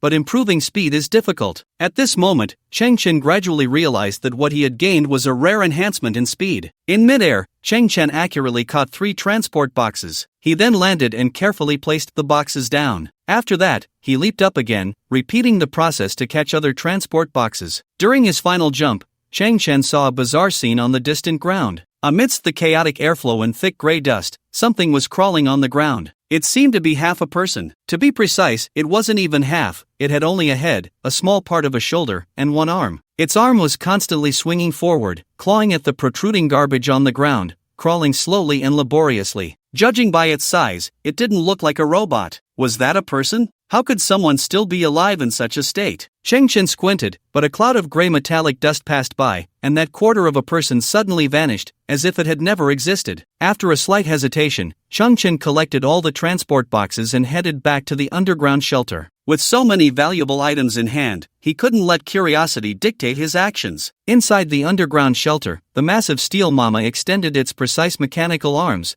neatly arranging 20 biological material boxes and opening them one by one. It lined up a total of 82 failed black market gene serum vials in a straight line, with a spacing error of less than 0.1 millimeters, an astonishing level of precision. With a clatter, one vial rolled slightly due to the curvature of the shelter's floor. The mechanical mama immediately corrected it. Chang Chen looked at these serums. Based on their material and appearance, there was nothing wrong with them. Merchant Mo once again proved his integrity. Chang Chen then glanced at the black biotechnology transport boxes. The same principle applied. I bought so many things. Isn't it reasonable to get some packaging bags? That is certainly reasonable, Chang Chen nodded to himself. With these boxes, Steel Mama can upgrade again. I just hope her obsessive-compulsive tendencies don't worsen. His gaze returned to the gene serums. As a C-level gene user, Chang Chen's arms trembled slightly. He knew very well that he possessed an unparalleled and terrifying potential for growth. His excited heart and trembling hands could turn even Wangzilde into a dog. Cheng Chen swallowed hard. Start synthesizing. Disperse original units synthesis successful high-quality black market gene serum *41. Cheng Chen's eyes sparkled. That's right. The same original materials correspond to the same synthesis route. Disperse original units synthesis successful special black market gene serum *20. Disperse original units synthesis successful valent gene serum *10. Disperse original units synthesis successful valent fantasy serum *5. Cheng Chen's movements paused. Previously, he had synthesized to this point, but due to a lack of additional synthesis materials, he had consumed the valent fantasy serum. It was this serum that allowed him to evolve 3 times in a row,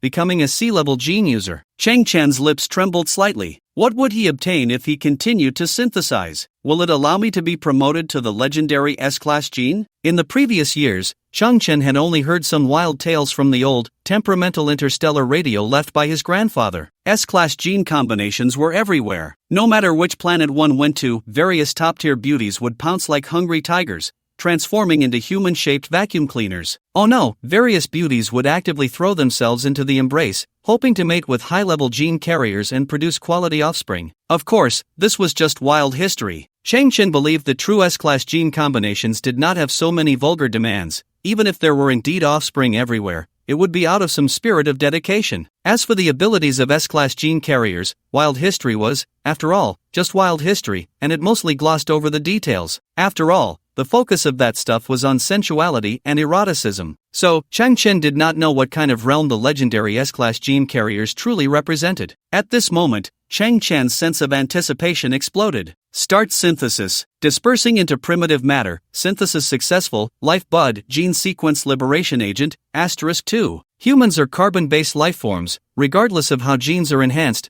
their framework is still built on the foundation of carbon-based life. So-called carbon-based life forms are those based on carbon elements. The construction of important biological molecules in the human body, such as proteins, carbohydrates, and carbon compounds, is based on the chemical properties of carbon. The human respiratory system and blood circulation system also rely on carbon, including DNA, an important macromolecule that carries genetic information, which is also composed of carbon-based nucleotides. Due to Earth's environmental factors, the natural life that has been nurtured can only be carbon-based. Humans are born of carbon elements and are also constrained by carbon. Cheng Chen stared at the STC virtual screen. He did not know why such a note appeared, but he still tried to digest it. Simply put, humans born on Earth were already destined for their carbon-based structure. Breathing relies on carbon, food decomposition relies on carbon, even genetics relies on carbon. Without carbon, there would be no humans today. And without carbon, humans would directly crumble at the molecular level, leaving not even a trace. This is what is known as carbon-based life. At this moment, Cheng Chen's gaze slightly tightened. A line at the bottom of the STC screen caught his attention. Life bud, gene sequence liberation agent, technology derived from level 5 plant civilization,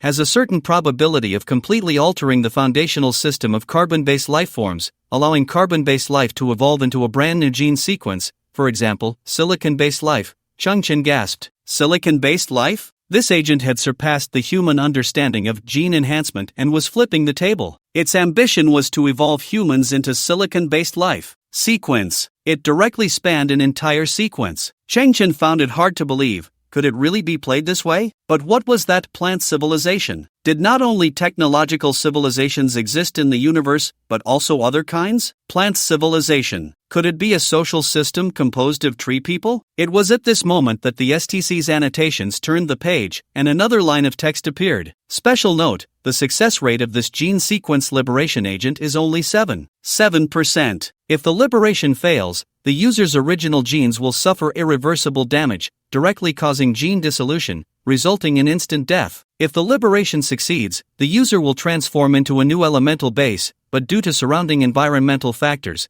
the user may be unable to breathe smoothly or convert energy within the body. For example, if the user transforms into a silicon-based life form but happens to be on Earth, where silicon elements are scarce, their life cycle will suffer a devastating blow, leading to instant death. The repeated mention of instant death left Cheng Chen stunned. Good.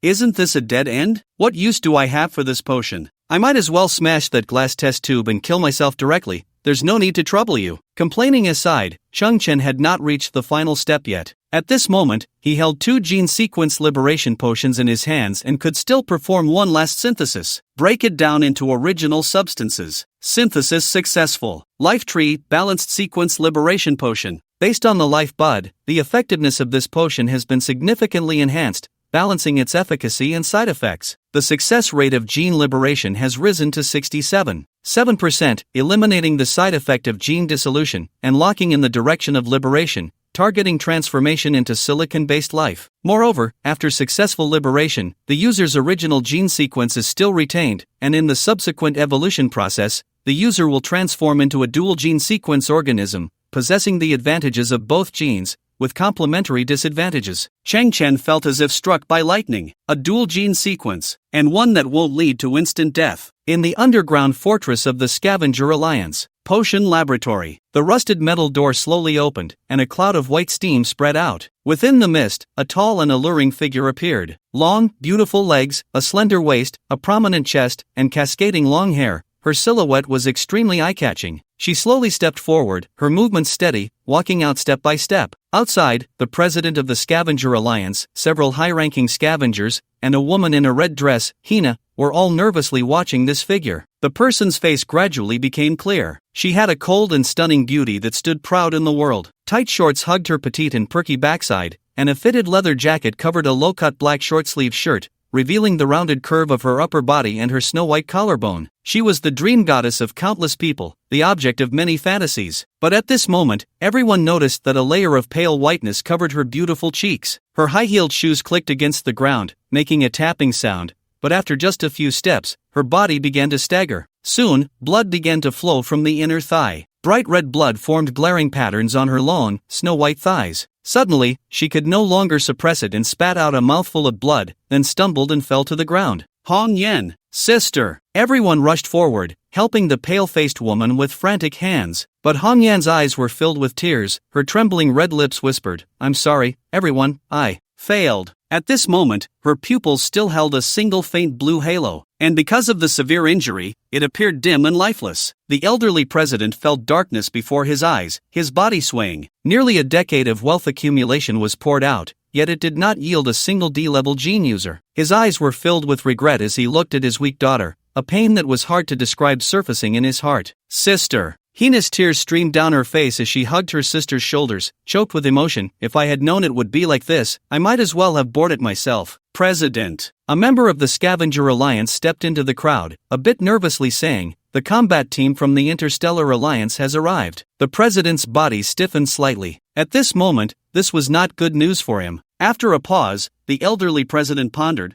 "How many of them have come?" 2 Hawk-class transport starships. The member said, somewhat terrified, swallowing hard, "In the past dozen visits, there has never been a case of 2 starships arriving at the same time, and 1 Hawk-class can carry 2,000 people, which means this time, their team is at least over 2,000. The president felt his hands go numb. "So many people? Father, we must seize this opportunity." Hong Yan raised her pale face. "There must be high-ranking military officials on the starships." The president revealed a look of desolation. "How can we seize it? We only have E-level gene users, and counting you sisters, there are only 3 of us." In their eyes, E-level gene users can at most receive some verbal respect, with no real power. "Father, I happened to get this before." Hong Yan took out a small box from her leather jacket, and after opening it, 2 nail-sized black films were revealed inside. "This is an invisible contact lens made of biological material." Hong Yan took a slow breath and put one of the contact lenses on her left eye. The small film quickly softened and conformed, and in the next second, a small blue halo lit up on the surface of the contact lens. Combined with Hong Yan's original E-level gene imaging,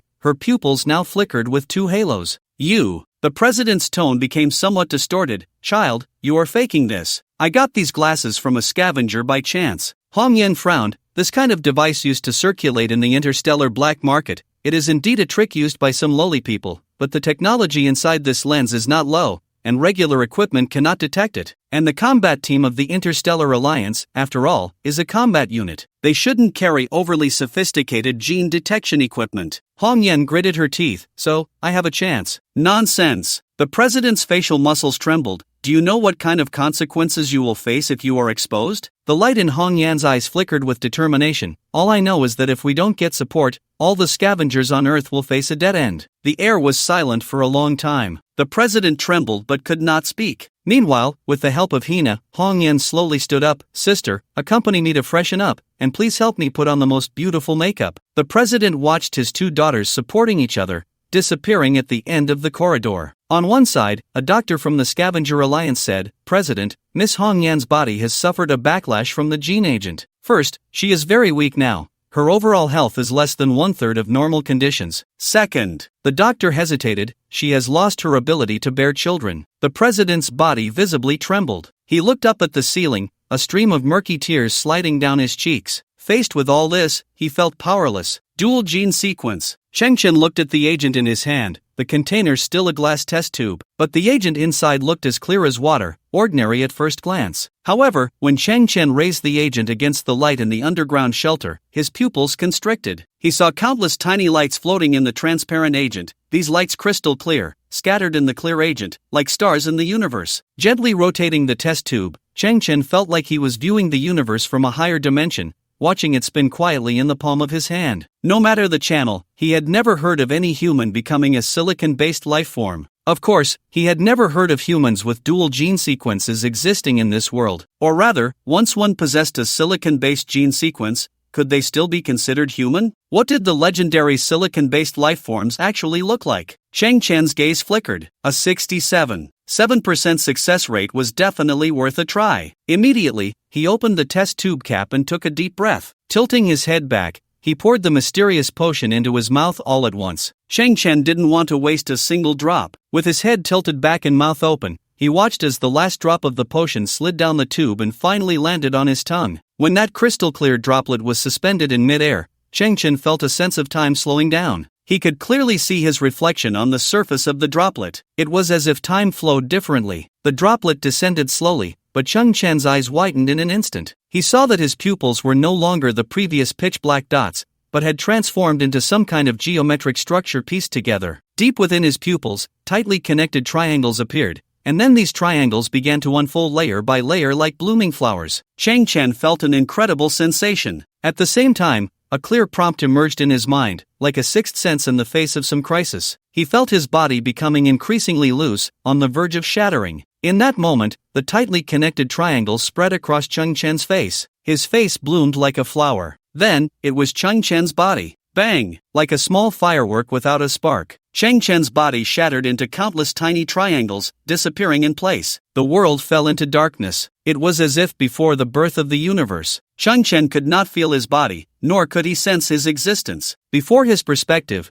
2 points of light suddenly illuminated. The 2 points of light expanded, growing larger and larger. Eventually, before Cheng Chen, 2 magnificent and mysterious intricate structures formed. One of them was a splendid double helix structure radiating a blue glow. It was the fundamental basis of human reproduction over millennia. If humanity was the most ingenious and precise creation under Earth's ecology, then it was the core designer of this creation. The 2 spirals resembled a heavenly ladder, with one base pair after another. Inside, it carried a vast amount of genetic information. When Cheng Chen looked at it, he felt an inexplicable sense of awe and submission. On the other side of human DNA was a structure shimmering with purple light. It also appeared to be some form of DNA, but it was actually a rhombic dodecahedron structure. Composed of 12 rhombic faces, it had a front, back, top, and bottom. Each rhombic face was filled with dense sequences, like cosmic codes. It should also be something similar to base pairs, carrying a large amount of information within. Judging by volume alone, the information capacity of this rhombic dodecahedron structure seemed far greater than that of human DNA's double helix. This should be the DNA of silicon-based life forms, right? Cheng Chen didn't know if he had spoken aloud. He only felt his voice echoing in the vast space. The so-called silicon-based life is based on silicon as the foundation of life. In this dark space, another voice suddenly resonated, deep and ancient, as if it came from the depths of history. Cheng Chen felt a sense of tranquility and comfort. For some reason, he had no feelings of rejection or doubt, quietly listening to the other's words. We have a huge difference from carbon-based life. From appearance to internal structure, and to the core operating system,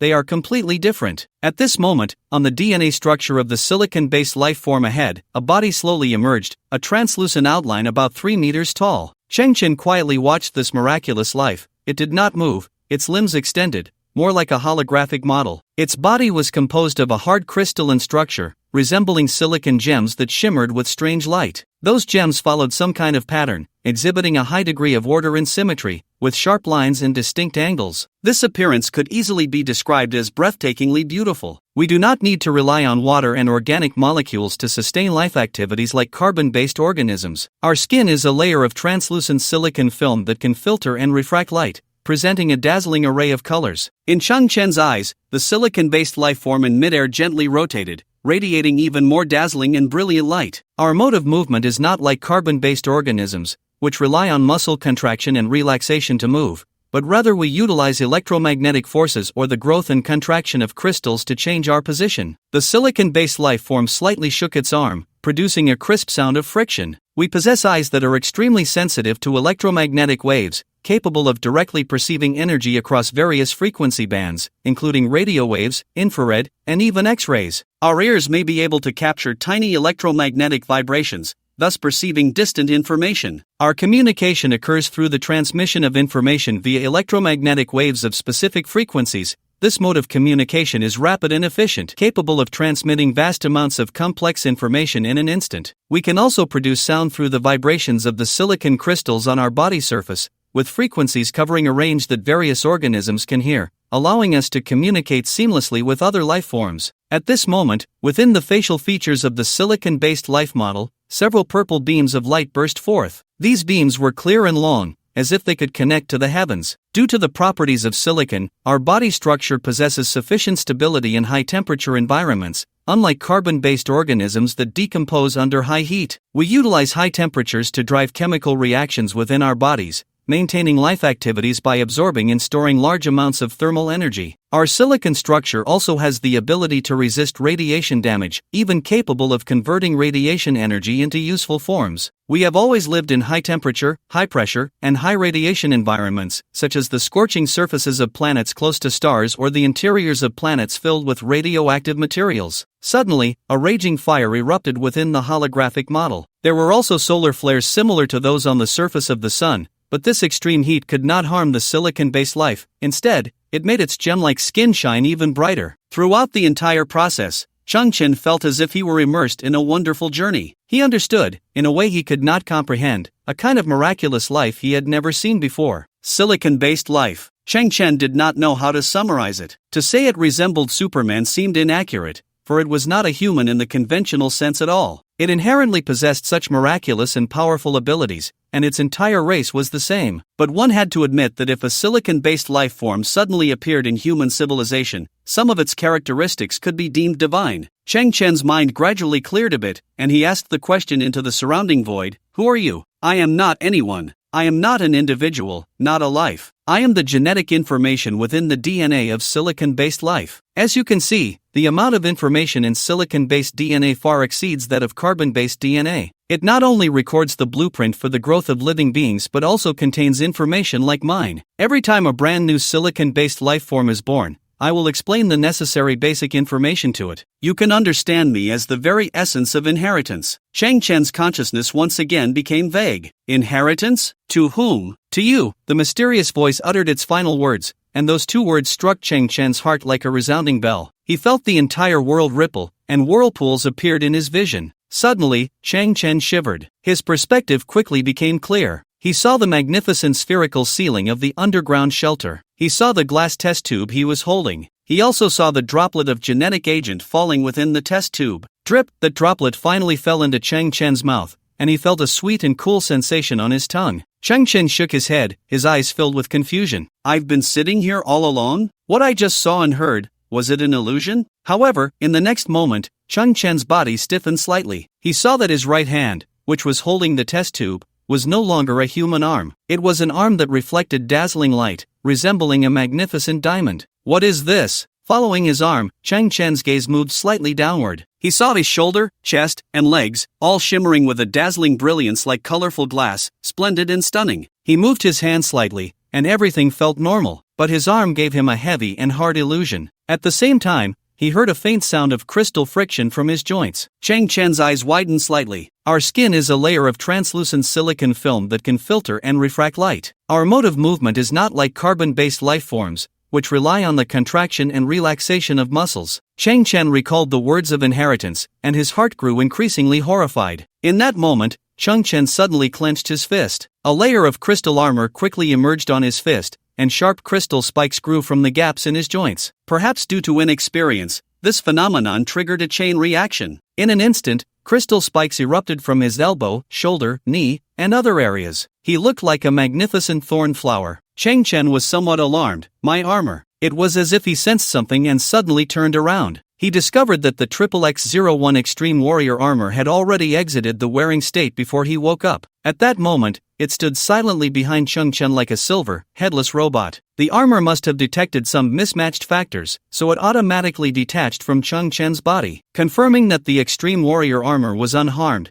Chang Chen breathed a sigh of relief. But in just 1 second, his heart began to burn with fervor again. All of this was interpreting one result: a success rate of 67.7%. He succeeded. The current him should be the legendary dual gene sequence bearer. This was likely not an ordinary high-level gene bearer, but an unprecedented existence. Chang Chen's chest rose and fell slightly. Just the process of the agent taking effect was astonishing. It felt as if he had experienced a fantastical dream that transcended time and space during the final droplet's fall. In Chang Chen's diamond-like brilliant eyes, he suddenly saw some strange things. They were translucent blue ribbons quietly floating in the air, lively and mysterious. The starting point of these ribbons is the same place, which is Chang Chen's body. Their endpoints, however, are different. One connects to the distant, quietly parked Iron Mama. Another connects to the Earth Dragon King's expansion dock, and yet another connects to the dock, where the silly guy is secretly cheating while playing Do Diju with Xiao Qiong. What is this? Chang Chen's heart was filled with uncertainty. Inheritance seemed to offer no explanation for this phenomenon. Looking at the distant Iron Mama, a strange sense of communication suddenly emerged deep within Chang Chen's consciousness. With a thought, the distant Iron Mama slightly awakened, blue indicator lights flickering on its massive body. With a soft hum, it activated its levitation system and slowly moved forward by 10 centimeters. Chang Chen's eyes widened. He had merely imagined this scene in his mind, yet the mechanical mother actually executed it. Those blue ribbons are some kind of link? Chang Chen had a preliminary guess and immediately issued another command. The indicator lights flickered slightly, and the distant mechanical mother raised its mechanical arm into the air before lowering it back down. Chang Chen's heart thundered. It really can. Chang Chen then looked at the Earth Dragon King expansion dock and issued a command to it. He hoped that the levitating light it released would rise another meter and increase in brightness by 20%. In the next moment, the underground shelter became much brighter, as the distance between the floating light and the dome was closer, making the dome, covered in metallic patterns, appear even more splendid and beautiful. Chang Chen looked up in surprise. Although his expression was dazed, his diamond-like body shone in harmony with the dome. Why is this? Chang Chen was filled with disbelief. My thoughts have connected with the control center of the mechanical body? But consciousness and electronic signals are completely unrelated things. Looking at his diamond-like hands, Chang Chen's eyes flickered. Wait, I seem to have been a bit biased and stuck in my ways. I am no longer a carbon-based life form, but a silicon-based one. I need to change my perspective. The brain of computers and artificial intelligence is the chip, and the main material within the chip is silicon. After silicon is purified, it becomes silicon wafers. Then, through techniques like photolithography and etching, transistors, circuits, and other main components are formed within the chip. This is equivalent to neurons, brain nerves, and brain blood vessels. The self-awareness, thoughts, judgments, and executions of robots all arise from that small silicon chip. And devices like Iron Mama and the Earth Dragon King expansion dock are pure, primitive artificial intelligence. They are also a form of silicon-based life. Or rather, a primitive form of silicon-based life. Their existence is based on silicon elements, and they can think and possess self-awareness. Chang Chen felt enlightened. In the old era, people always thought silicon-based life was far from them, but in fact, it was quite the opposite. If viewed from another angle, people's laptops are silicon-based life, and so are their phones. If one feels these devices lack human characteristics, then this concept can be further embodied, like Siri, Xiao AI, and Baidu. They are, in fact, silicon-based beings existing among humans. They are just relatively low-level and artificially created. When I become a silicon-based life form, I will resonate with other silicon-based life forms. This is what inheritance refers to, that unique communication method belonging to silicon-based life. No wonder I can remotely control them. Cheng Chen's eyes widened. If that's the case, all the technological creations I synthesize in the future, as long as they have silicon-based chips,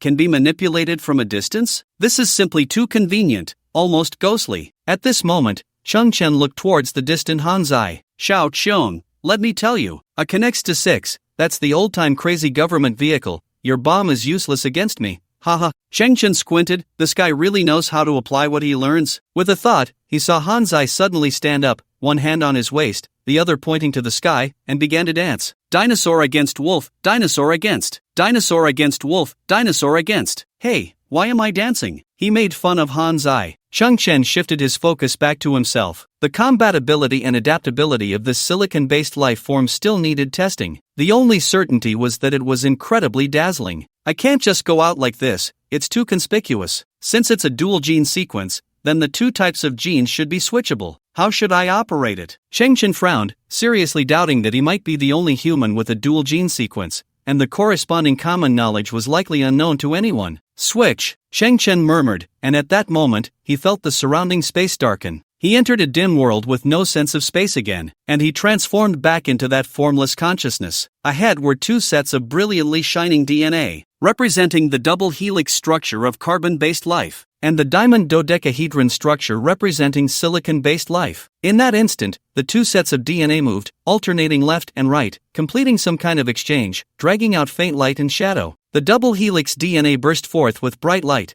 filling Cheng Chen's perspective. A cold shiver, and Cheng Chen returned to the underground shelter. He raised his hands to check. He found that his body had returned to human flesh, and that sense of control over his body had become much more familiar. Cheng Chen's eyes slightly widened. This feeling was dreamlike. Cheng Chen, do you really like running around naked? Why are you adults always so disobedient? Xiao Qiong floated by, shaking her head, not looking sideways. Cheng Chen was taken aback. Just now, he had been in the Extreme Warrior Power Armor, and during his transformation into a silicon-based life form, the armor had automatically detached, so now he was naked again. And Xiao Qiong and the others hadn't noticed his transformation into a silicon-based being, they only saw the result. Cheng Chen quickly put on his clothes and equipped the Extreme Warrior Power Armor. In carbon-based life form status, the assistance of the Extreme Warrior Armor was essential. Afterwards, Cheng Chen took a palm-sized mirror and gazed into his own eyes. At this moment, his eyes could be described as fantastical and enchanting. In his pupils, 3 blue halos emitted a mysterious and noble glow. And within the innermost layer of the halo, there was no longer the human dark brown iris. Instead, it was a geometric shape seemingly made of triangular crystals, splendid and intricate, radiating a faint golden light. Cheng Chen's eyes blinked. The magnificent geometric shape in his pupils slightly expanded,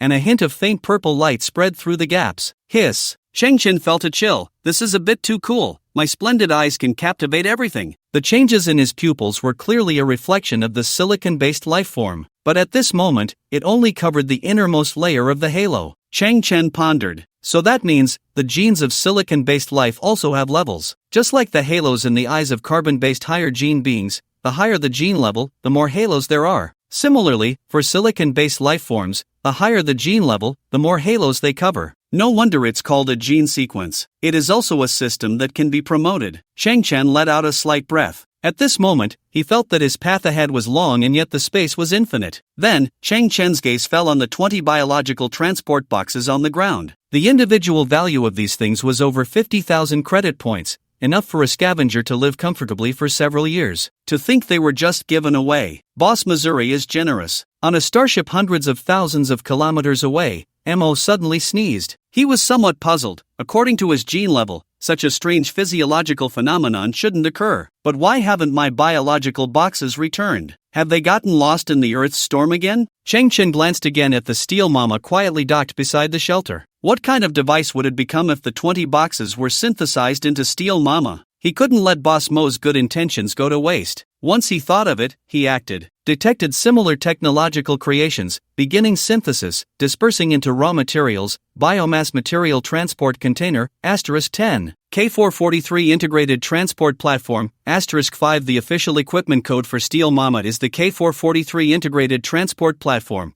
and now Changchen has 6 steel mamas. If their obsessive-compulsive tendencies kicked in, it would be a terrifying scene. Continues synthesizing. S255 Atomic Transport Platform, *3. Compared to the previous generation K443, it has undergone revolutionary upgrades, with significant improvements in all aspects of performance, adding atomic indentation technology. Through a special force field, it can reduce the atomic spacing of items on a microscopic level, achieving volume reduction on a macroscopic scale, greatly enhancing storage capacity. Atomic Transport Platform? Changchen was somewhat surprised. Volume reduction? The S255 Atomic Transport Platform before him had not changed much in appearance compared to the previous generation. It still looked like a dark container, but its volume had been reduced by 50%. It could shrink the volume of other items and then store them inside? Upon seeing the last note from the STC, Changchen nodded in realization. This technology comes from a level 2, for civilization. Changchen was very curious about this technology that shrinks atomic spacing. Instinctively, he stood up, wanting to find the control panel for the S225 Atomic Transport Platform. But suddenly, his vision went dark. He entered the dim world again. Right in front of him, 2 groups of DNA, carbon-based life and silicon-based life, were quietly floating. A crisp sound of separation came. On the dodecahedron representing silicon-based life, a diamond-shaped fragment, resembling purple crystal, suddenly split off. Its surface was densely packed, carrying a large amount of genetic information from silicon-based organisms. Click! This beautiful genetic fragment traced a graceful arc and adhered to the double helix representing carbon-based life forms. A surge of light flowed, and the two merged into one. Shaking his head vigorously, Changchen's consciousness returned to his body, feeling a strange sensation in his eyes. He blinked. Suddenly, a crisp and slight collision sound came from his eyeball. He hurriedly found a mirror and discovered that his eyeballs were covered with dazzling diamonds,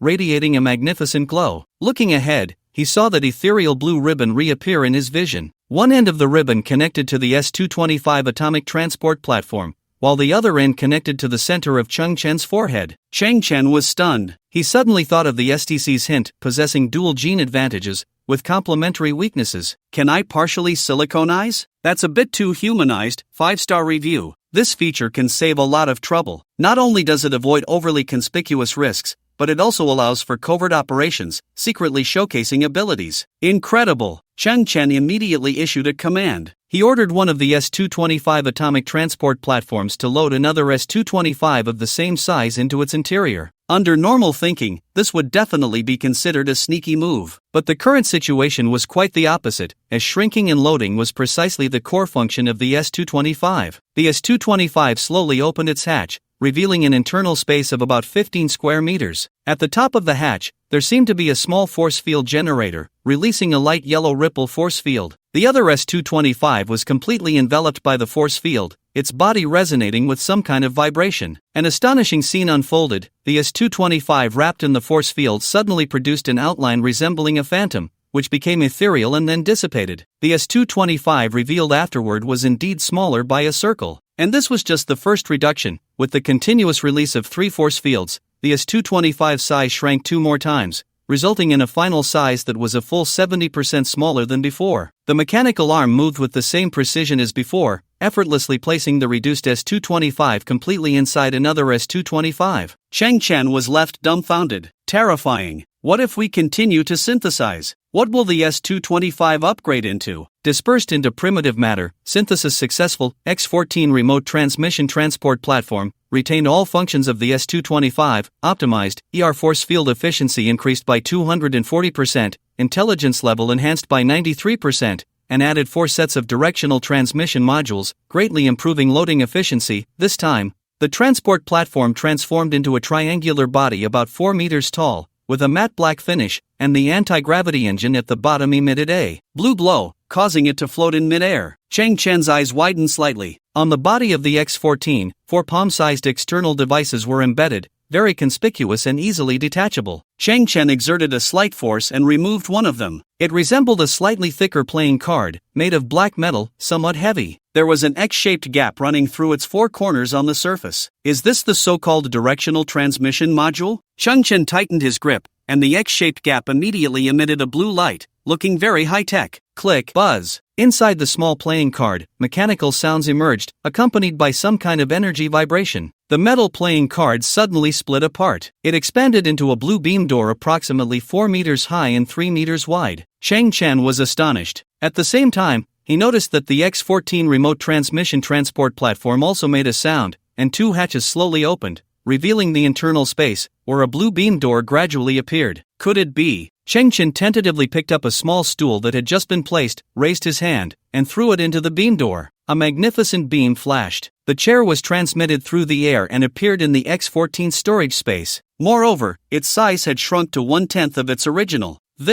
Cheng Chen was truly shocked. Isn't this just a smaller version of the directional Stargate? 100 years ago, the invention of the directional Stargate changed the future of humanity. Humanity entered the era of the Great Universe, which indirectly led to the current fate of Earth. But Cheng Chen had once seen that so-called directional Stargate in a trashy poster. That thing was enormous, towering hundreds of meters high. When it first appeared before humanity, it required a full deployment of 122 heavy transport helicopters. Even to this day, despite having undergone several rounds of optimization and upgrades, it remained a colossal entity. In Chang Chen's hands, however, it was merely an additional module of the X-14 long-range transport platform. It was like receiving a data cable as a bonus when purchasing a phone in the old days. It actually possessed the same functionality as a directional Stargate, and in its inactive state, it was only the size of a playing card? If those guys from the Human Science Alliance saw this device, wouldn't they go mad on the spot? This device comes from a level 3 civilization. Cheng Chen's pupils trembled, and the sense of awe mixed with fear in his heart grew stronger. It was just a transport device, yet it utilized such incredible technology. Advanced technological civilizations truly surpassed human imagination. Next, Cheng Chen conducted a series of tests on this module and was once again shocked. He discovered that the two modules could actually transmit to each other. Moreover, he himself, fully armed,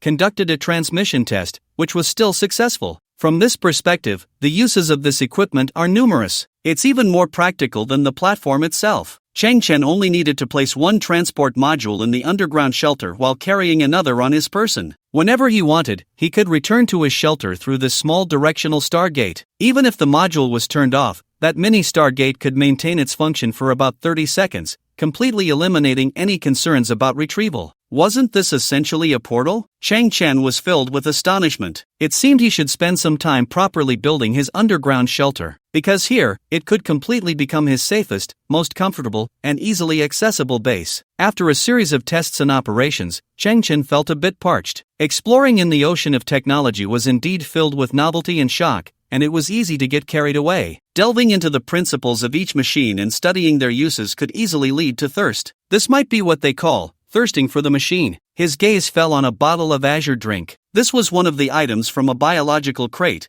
an extra gift from M.O. It had to be said that M.O. was not only reliable but also quite the businessman. Every time he delivered goods, he would include something extra. Previously, it was Professor Holling's business card, and this time it was a bottle of drink. High-energy protein extract, a daily beverage that contains various high-molecular purified nutrients, capable of effectively replenishing human energy in a short time, and has a certain purifying effect on inferior genes, as well as slightly enhancing human qualities. Cheng Chen smiled. M.O. had previously mentioned on the radio that this nutrient solution was a luxury even among extraterrestrial human civilizations, with a great taste and excellent effects. Moreover, this particular one was a custom product from Mo's entire family, with effects 20% better than those available on the market. Typically, a bottle sold for 12,000 credit points. Now that's quite luxurious, a bottle of drink for 12,000. Cheng Chen clicked his tongue. Is M.O. the son of a big family? Their family is indeed extravagant, but it makes sense. M.O. himself is a successful businessman, and naturally, the family he nurtured is not of ordinary caliber. Well then, thank you to Boss Missouri for the continuous gifts. Cheng Chen picked up the drink, opened the cap, and just as he was about to taste it,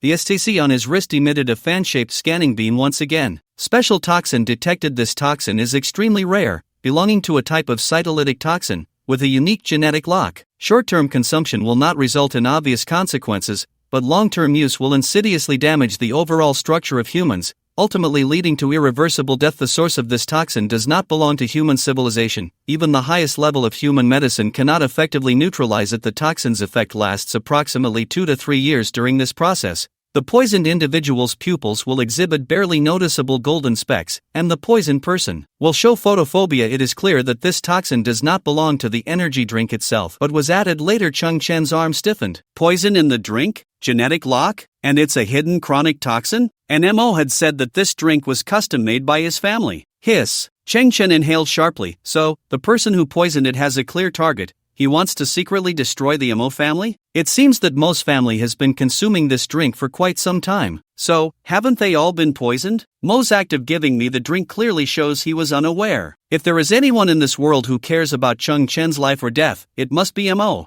There's no romantic undertone here. Mo is afraid of losing his financial lifeline. This is a bit troublesome. Cheng Chen's eyes flickered, and his brows slightly furrowed. He had a good impression of Mo. If Mo's entire family, including Mo himself, were to completely succumb to the poison one day in the future, that was something Chung Chen did not want to see. Technology, at times, is also a cycle. Coincidentally, 120 years ago, Earth's physician Song De had researched a gene completion serum and conducted experiments on white mice, but the results were unsatisfactory. 5 years later, Song De announced the experiment's failure, stating that the serum could not complete any genes. However, in fact, the failed serum developed by Song De had a certain probability of neutralizing various cytolytic toxins. Looking at the lines of text appearing on the blue screen of STC, Cheng Chen was somewhat dazed. This time, you were quite considerate, providing so much information. Song De. Cheng Chen frowned. This name sounded familiar, as if he had heard it somewhere. Suddenly, Cheng Chen's eyes widened. He had heard this name in Professor Huo Linzhong's last words. Perhaps due to the enhancement of his genes, Cheng Chen's brain potential had received some boost, and a flash of lightning seemed to cross his mind. The recording left by Professor Huo Linzhong clearly appeared in his mind. When I woke up, I told others about the miracle of Miaozi. Damn it, no one believed me, including my good friend, Song De from the 53rd District Gene Research Institute. He didn't believe me either. Cheng Chen's expression flickered. According to common sense, such research institutes should be relatively centralized to fully utilize security and other resources. The Miaozi Research Center in Huolinzhong is located in the 52nd District, and Song De's Gene Research Institute is in the 53rd District. Their numbers are so close. If nothing unexpected happens, the distance between them should not be far. So, could there be the gene completion serum left by Song De in the 53rd District? Cheng Chen slowly exhaled, looking northward. Mo, my boss. I, Cheng Chen, am also someone who understands the importance of reciprocity. I will set off immediately to Kyoto again. What needs to be done,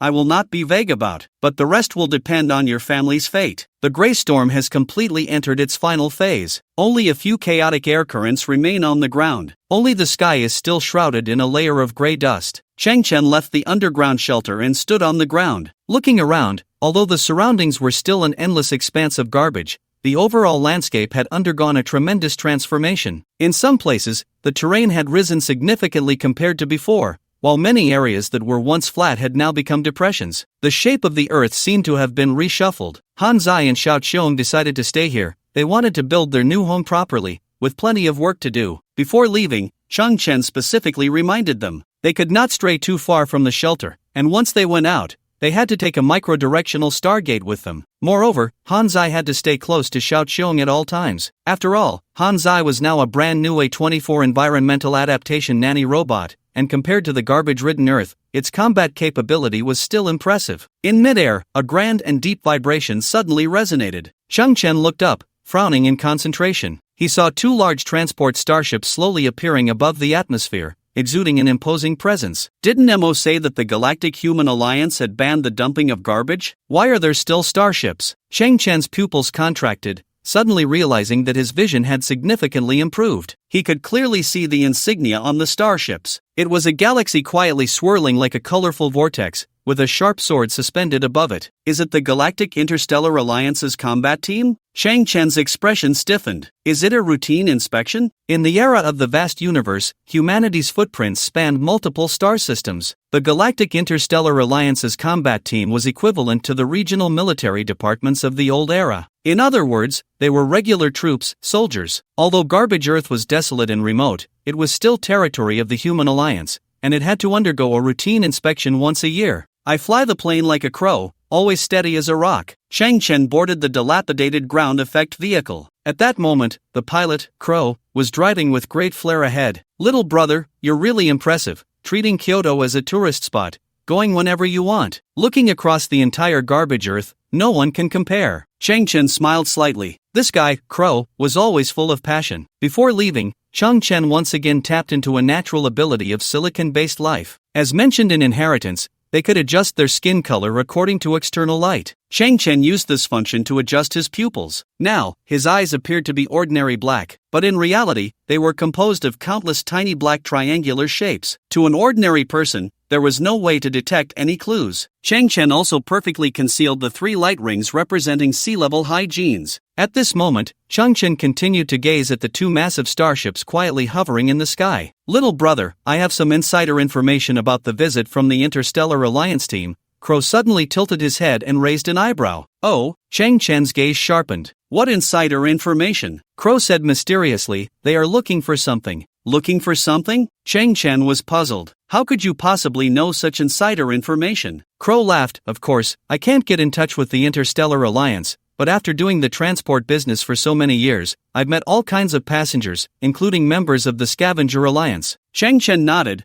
What are they looking for? I don't know that. Crow shook his head. You must have noticed that they brought 2 starships this time, with manpower multiplied several times over. So what they are looking for must be very important and precious. Chang Chen squinted slightly. But, the Crow side, whether in the old days or now, we common folks have to follow the rules. Even if some scavenger strikes it rich and finds that item, they still have to obediently hand it over. At best, they might get a certificate. Ah, enough of that. It seems the aircraft has some issues. Engine 3 has left us. Damn. Engine 6 has also left us. Damn. My caretaker robot has fallen too. Just a small problem, a small problem. Bumping and jolting all the way, up and down. Chang Chen finally arrived in Kyoto. The air was still thick with chemical toxins and excessive radiation. Everything was dim and desolate. The Crow stood on the aircraft, watching Chang Chen step by step into the dark mist. His lips twitched as he clicked his tongue. He just went in there without any protection? Truly impressive. From his perspective, it was hard to see that the Extreme Warrior armor had flipped its visor, shielding Chang Chen's face, and the life support system had activated, filtering out all harmful gases. There was still some distance to the location of the muon research. Chang Chen began to walk on foot, his soles crunching on the garbage beneath him. After confirming that no one was around, Chang Chen's eyes flickered. The Extreme Warrior power armor suddenly disassembled, standing quietly to the side. At that same moment, a diamond-like glow erupted from Chang Chen's body. He wanted to test how well silicon-based lifeforms could adapt in such a harsh environment. Strange winds swirled around, continuously blowing in clouds of green toxic gas, these gases coiling and steaming like vengeful spirits come to claim lives. The Extreme Warrior armor was also sounding alarms. The surrounding radiation intensity exceeded normal levels by 16 times, reaching 2.3 microsieverts per hour. This figure was comparable to the data recorded after the Chernobyl disaster reignited. Chang Chen frowned. He felt nothing. Silicon-based life forms did not require breathing as defined by humans, and the harsh environment around him was completely outside the danger threshold for silicon-based life. Chang Chen curled his lips, extended a finger, and scratched his arm. The itching sensation was far more apparent than the threats posed by the environment. This place was already one of the harshest environments on Earth. It seemed that across the entire garbage planet, there was no way to test the upper limits of silicon-based lifeforms' endurance. A low growl echoed around him. Chang Chen saw pairs of crimson eyes flickering in a nearby pile of garbage. It was the killer mice. Although Chang Chen had completely intimidated them last time, their territorial instincts and ferocity would still lead them to abandon caution, waiting for the right moment to attack him. With a thought, Chang Chen's DNA transformed, and the diamond glow on his body slowly faded. At the same time, he took a step back, and the Extreme Warrior power armor quickly enveloped him. The test for silicon-based lifeforms had failed. Chang Chen still had a carbon-based lifeform. He adjusted the armor's speed assistance to 0. He had sensed it before. After evolving to sea-level genes, his speed had significantly increased. Chang Chen wanted to use the killer mice to test the speed changes in his carbon-based state, ideally obtaining precise values. As the saying goes, knowing oneself and knowing the enemy leads to victory in 100 battles. And knowing oneself has always been prioritized over knowing the enemy. A sharp screech suddenly pierced the air. A pair of crimson eyes brightened abruptly. In the darkness, a massive red-furred killer mouse lunged out, its gaping maw exuding a foul stench, biting towards Chang Chen's head at an exaggerated angle. The wrist of the Extreme Warrior armor flipped open, revealing a glinting dagger. Chang Chen's eyes narrowed, and a thought formed in his subconscious. Speed. Cheng Chen's calf muscles bulged, and then exploded in an instant. He shot forward like an arrow released from a bow, debris flying from the ground, and some thinner metal twisted and deformed. In that moment, Cheng Chen's figure collided with the red-haired killer rat. At the same instant, Cheng Chen slightly bent his body and passed through the abdomen of the leaping red-haired rat. Roar! The red-haired rat missed its strike, quickly turned around upon hitting the ground, and let out a beast-like howl. Then, the red-haired killer rat leaped again, 3 to 4 meters, lunging at Cheng Chen. But at that moment, Cheng Chen made no move, merely standing still, his eyes glinting with cold light. Put! The red-haired rat first felt a numbness in its abdomen, and then it witnessed an unbelievable scene. A bright red line of blood appeared on its belly, and then with a pop, it burst open. Blood sprayed like flowers scattered by a celestial maiden, and its innards were already sliced open. Due to some internal pressure, they exploded and scattered everywhere. Thud! The massive red-haired rat fell to the ground, black blood oozing from its mouth, and the red glow in its eyes gradually extinguished. Cheng Chen's pupils contracted. In that brief moment, he had completed the charge, the clash, the cut, and the retreat. All of this likely happened within half a second. He glanced at the data provided by the Extreme Warrior armor. Movement speed 28 meters per second. Cheng Chen calculated in his mind. This was nearly the speed of a cheetah in the old era. For the fastest running animals on Earth, such speed could only occur in a moment of sprinting and could not be maintained for long. 28 meters per second. This speed flashed before human eyes like a suddenly swung stick, the brain unable to analyze and process it in detail, leaving only a fleeting, unclear impression. This is what is called a residual image. C-grade genes provide such a significant enhancement to the human body? I knew I was fast, but not this fast. The annotations I heard on the radio didn't seem to suggest this. Cheng Chen was puzzled but had no one to consult. From his previous understanding, the enhancement of C-grade genes to the body was limited, but he never expected the speed boost he gained to be a tremendous change that even transcended species. Do I have some hidden attribute? Cheng Chen couldn't help but fantasize, the chosen one? The beast-like roars around him grew denser. Cheng Chen prepared for the next test, the endurance of speed. How long could this speed of 28 meters per second be maintained? It couldn't be just 3 seconds for a real man, could it? The terrifying roars of beasts surged continuously, and horrifying figures sprang from the piles of garbage. Cheng Chen was clearly receiving high-level treatment. The ones surrounding him were all red-haired killer rats over 4 meters in size. The earth was already dim, and Cheng Chen pushed his speed to the limit, moving rapidly across the ground. The processing speed of the red-haired rats' brains was slower than that of humans. In their eyes, a visual persistence phenomenon even occurred. In most cases, Cheng Chen's figure had already turned into streaks of black lines. Only at the moment he struck to kill would it briefly linger on the rats' retinas, causing them to see only a blurry, colorless afterimage. The beast roars grew louder. They contained the anger of the killer rats and the fear within them. What on earth is this thing? Is this ever going to end? 3 minutes and 28 seconds. Cheng Chen was panting, bent over, hands on his knees. This was the limit, the maximum speed he could maintain. 3 minutes and 28 seconds, a real man. That was already quite strong. Just a few days ago, Cheng Chen couldn't have imagined he would gain such an abnormal physique. Slowly raising his head, Cheng Chen saw a ground covered with the corpses of red-haired mice, roughly counting at least over 50. The other surviving red-haired mice were hunched over, growling low, not daring to advance recklessly. Suddenly, Cheng Chen noticed something shining in the abdomen of a dead red-haired killer mouse. That glimmer of light just happened to reflect into Cheng Chen's pupils.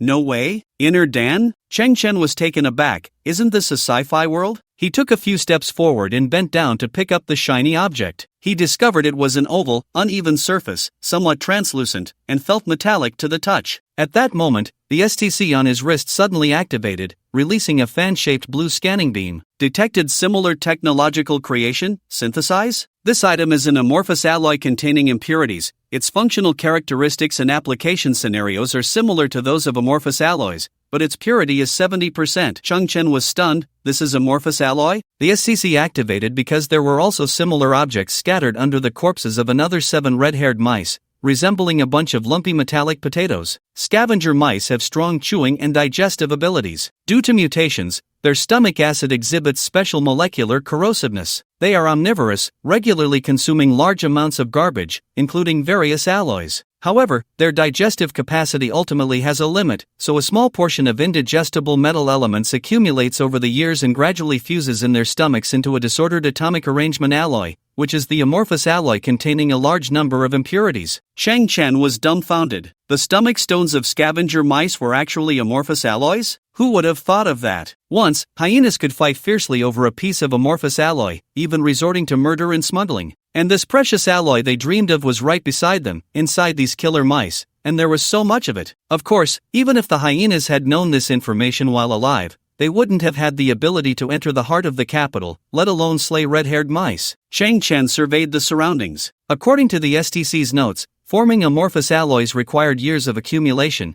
so only these large red-haired mice had a certain probability of producing them. With nearly 50 corpses of red-haired mice in front of him, yielding 8 pieces of amorphous alloy, the drop rate was almost 20%. Chang Chen couldn't help but recall the giant wave of mice that had besieged him a few days ago. Mice had an extremely strong reproductive ability, coupled with a century-long breeding period. How many red-haired mice would that be? How much amorphous alloy would that yield? And things like amorphous alloys and high-entropy alloys, paired with Bosmo's channels, were hard currency in Chang Chen's eyes. They were silver, they were gold. Even if the garbage earth was currently sealed off, there would eventually be a day of unsealing. Moreover, perhaps in the future, Chang Chen would have the opportunity to leave garbage earth and embark on his own era in the vast universe. Without money, that was absolutely impossible. Hiss. Chang Chen gazed at the surrounding red-haired mice, his expression fierce, his eyes bursting with greedy light. Brothers, I'm rich. Hundreds of red-haired mice around trembled. How could this guy's momentum be 100 times more terrifying than before? Their intelligence was low, but at that moment, a sense of crisis from deep within their souls erupted uncontrollably. It was as if a voice was telling them, every biological group has its ultimate fate,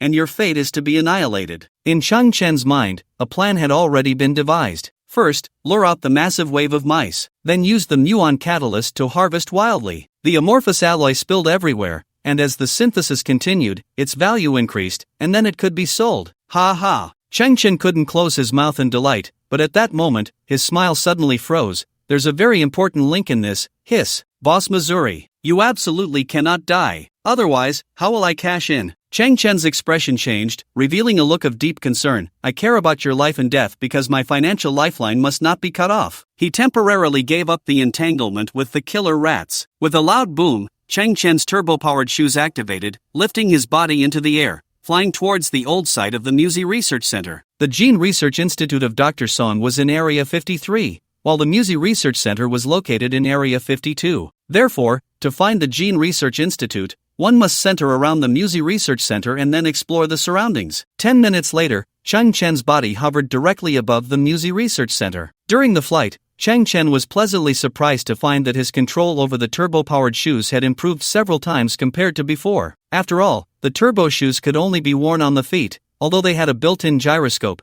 Mastering them perfectly was still somewhat challenging, and during the flight, Chang Chen always felt a sense of heavy feet and light head. At this moment, after the C-gene enhancement, Chang Chen's overall muscle coordination and balance had significantly improved. Chang Chen also realized an important issue. For any wearable equipment, the core foundation is still one's own body. The stronger the body, the stronger the control ability, and the performance of the wearable equipment would be better utilized. This was true for the jet-powered shoes and also for the Extreme Warrior armor. Regarding the Extreme Warrior armor, when he had just evolved to sea level, the armor had issued a prompt of energy overflow. This could be understood as the upper limit of the Extreme Warrior armor being unable to cover his strongest physical capabilities. The key point here referred to speed. However, the armor's other performances were still excellent, such as the life support system and the memory metal that could transform into weapons at any time. Upgrading the Extreme Warrior armor through synthesis was a win-win choice, but Chang Chen had no way to obtain the Extreme Warrior armor. It was almost impossible to find the Extreme Warrior armor again on this garbage planet. The Extreme Warrior team corpses he encountered before were not a normal occurrence. There must be a cruel truth hidden within. As for his silicon-based body, Chang Chen would not use it recklessly because he keenly sensed a problem. If he fully switched to a silicon-based biological DNA sequence, then his body would inevitably need to execute a complete silicon-based biological system. Chang Chen did not know how to supply energy to a silicon-based life form, because silicon-based organisms did not require the food intake recognized by carbon-based life. They didn't even have a digestive system or a circulatory system. In other words, Chang Chen feared that excessive use would directly starve the silicon-based body. Letting the horse run but not giving it grass to eat would lead to starvation. If that were the case, then Chang Chen would become the most foolish dual gene sequence in history, without exception. Recalling his scattered thoughts, Chang Chen gazed at the ground beneath him. The old site of the Musi Research Center was right below. But where was Dr. Song's Gene Research Institute? If he blindly dug, it might take a year and a half without results. During this process, the entire Mo family might have perished. Similarly, a large number of killer rats crawled out from the garbage heap, densely packed, standing on their hind legs, their faces twisted as they roared at Chang Chen in the sky. This could be considered the core territory of the killer rats. Once Chang Chen landed, the killer rats would fight to the death. Chang Chen's brain began to operate. The code name for the Muon Research Center is Area 52, and its large door faces east. According to the old customs of the Huasha people, where the right hand is the Great One, Area 53 should be to the right of Area 52. Just like house numbers, when facing the main door, the numbers on the right side will be larger. The right side is actually south at this moment. Chang Chen squinted, his body slightly rotating. According to the directions, Area 53 is very likely to be to the south of Area 52. Last time I walked around the Muon Research Center. The area of the Muon Research Center is about 6,000 square meters in a square shape. That means if I move south for 300 to 500 meters, I might reach the office of the Gene Research Institute. Chang Chen's eyes flickered, and his jet shoes emitted a slight tremor as his body began to move south. All he could see was an endless expanse of garbage. Kyoto had been abandoned for 100 years, and the Gene Research Institute must have been buried deep underground, with no clues visible on the surface. Roar! Roar! Just as Chang Chen was moving slowly, he suddenly noticed something unusual about the killer mice on the ground. These killer mice had suddenly become extremely agitated, emitting louder and angrier roars than before. What's going on? Chang Chen frowned. He soon realized that the further south he moved, the more frenzied the killer mice became. They gathered into a massive swarm, their crimson eyes fixed on Chang Chen in midair, but they had no ability to fly, only displaying their agitation and fury. They don't want me to go south. A flicker appeared in Chang Chen's eyes. Why? Moments later, Chang Chen had moved 400 meters south, his body hovering in the air. According to his calculations, the old site of the Gene Research Institute was likely directly below him, but Chang Chen did not descend for the time being. He had noticed a rather strange phenomenon. The massive swarm of mice beneath him had quieted down significantly after confirming that he was no longer moving, as if they had escaped some kind of crisis. Chang Chen squinted, activated his turbo shoes, and moved another 10 meters south. Roar! Roar! The thousands of killer mice beneath him went wild again. Oh, Chang Chen seemed to realize something and moved another 20 meters south. Roar! Roar! The killer mice became even more frenzied, some spinning in circles in their urgency, while others, the strong red-haired killer mice, directly tore apart the metal garbage around them with their front claws. They are protecting something, and I am getting closer to the target they are guarding. Chang Chen had found his answer and continued to move 30 meters south. The mouse swarm became even more restless, and even the hidden strategist mice emerged, screeching at the sky as if cursing. Chang Chen moved another 100 meters south. Unexpectedly, the swarm below began to gradually calm down again, as if they had escaped the threat. Oh, I might have gone too far. Chang Chen grinned mischievously. You are simply living navigation. Immediately, Chang Chen retreated 50 meters. The swarm became agitated again. Retreating 25 meters, the agitation of the swarm doubled. Retreating 10 meters, the swarm was in utter chaos, screeching and growling, gathering and dispersing, frantically tearing at the garbage, even causing trampling incidents. It looks like this is it. Chang Chen showed an expression of extreme curiosity. Let me see what you are protecting and whether it has anything to do with the Gene Research Institute. The killer mice are very agitated, but I need to burrow into this pile of garbage. Chang Chen, suspended in midair, pondered. Suddenly, his eyes lit up, and a crazy plan was born in his mind. He slowly extended his hands, and the gravity field adjustment gloves emitted a faint blue light. Immediately adjusting the power of the gloves to the limit, Chang Chen slowly pressed them against his chest. A nearly mad light flickered in his eyes. Buzz! The gravitational field within the gloves erupted, a faint yellow ripple enveloping Chang Chen's body. At the same time, a diamond-like brilliance burst forth from his eyes. The extreme warrior armor quickly exited its wearable state in that instant, retreating behind Cheng Chen while carrying the gravity field adjustment gloves and turbo flying shoes, reassembling into a humanoid form. In the dark sky, an even more dazzling light reflected. Cheng Chen's body was completely siliconized, transforming him into a brilliant humanoid diamond. The crystalline structure on him rapidly grew, sharp crystals emerging from his shoulders, elbows, waist, and legs, converging beneath his feet. Ultimately, Cheng Chen seemed to become a pointed cone made of colorful crystals. The violent and uncontrollable gravitational field also took effect in that moment. Whoosh! Boom! Cheng Chen suddenly plummeted from the sky, his entire being piercing into the garbage heap like a drill bit. The killer mice were dumbfounded, not following the rules. Boom! Boom! Boom! Cheng Chen charged through layer after layer of garbage with unstoppable momentum. His subjective feeling was as if he were wrapped in a crystal cocoon. No matter how chaotic the external gravity was or how violent the collisions became, he felt an overwhelming sense of security within. This crystal, transformed from a silicon-based biological body, seemed like a substance from another dimension. Its hardness limit was a mystery, as if no force could shatter it, not even a scratch. Boom! Cheng Chen drilled through another layer of material, but this time the texture felt like some kind of concrete structure. Immediately, Cheng Chen felt a void beneath his feet,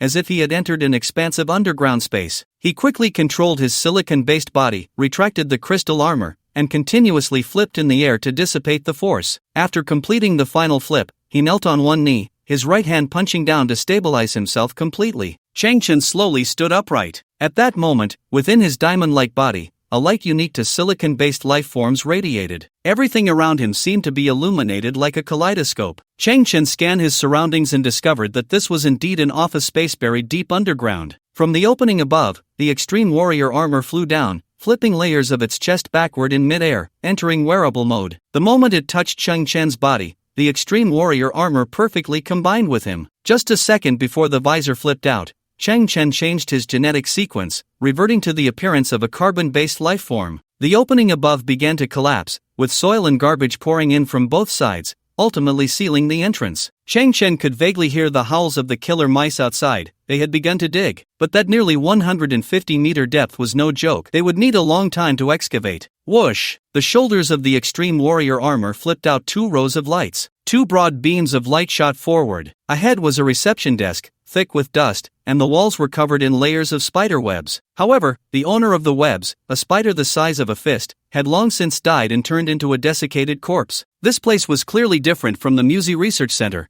Professor Holland had lived alone in the Musi Research Center for 20 years, and the environment there was relatively well preserved. In contrast, this office had been completely abandoned from the start, with the dust and filtration systems long since failed, making it appear even more dilapidated over time. Cheng Chen stepped forward and raised his hand to tear down the spider web on the wall. Immediately, his gaze froze as he saw 4 large characters on the wall. Friend Center. Cheng Chen paused. What is this? At that moment, he noticed something on the ground beneath his feet and found some plastic letters scattered there. Hua, Xia, In, Wan, Ing, Gu, Wei, Gua, Ji, Run, Quan, Lin, Ben. Cheng Chen suddenly realized. These letters spelled out Hua Xia Jin, welcome all international friends to this center. Damn, you scared me. I thought my Grand Huaxia capital had specially established a friend center for the benefit of comrades. Cheng Chen then paused. Is this the Gene Research Institute? In an instant, a light of hope ignited in Cheng Chen's eyes. He never expected to stumble upon this place. Of course, it wasn't entirely by chance. He had to thank those navigation-killing mice. Taking a slow breath, Cheng Chen walked towards the interior of the venue. The power supply system here had completely failed, and there would be no bright light sources anymore. The surroundings were extremely quiet, with only the sound of dripping water echoing from the depths. Cheng Chen cautiously walked inward. First, he passed through a large office area, and then gradually entered the experimental zone. In a room marked with a huge sign that read Sample Room,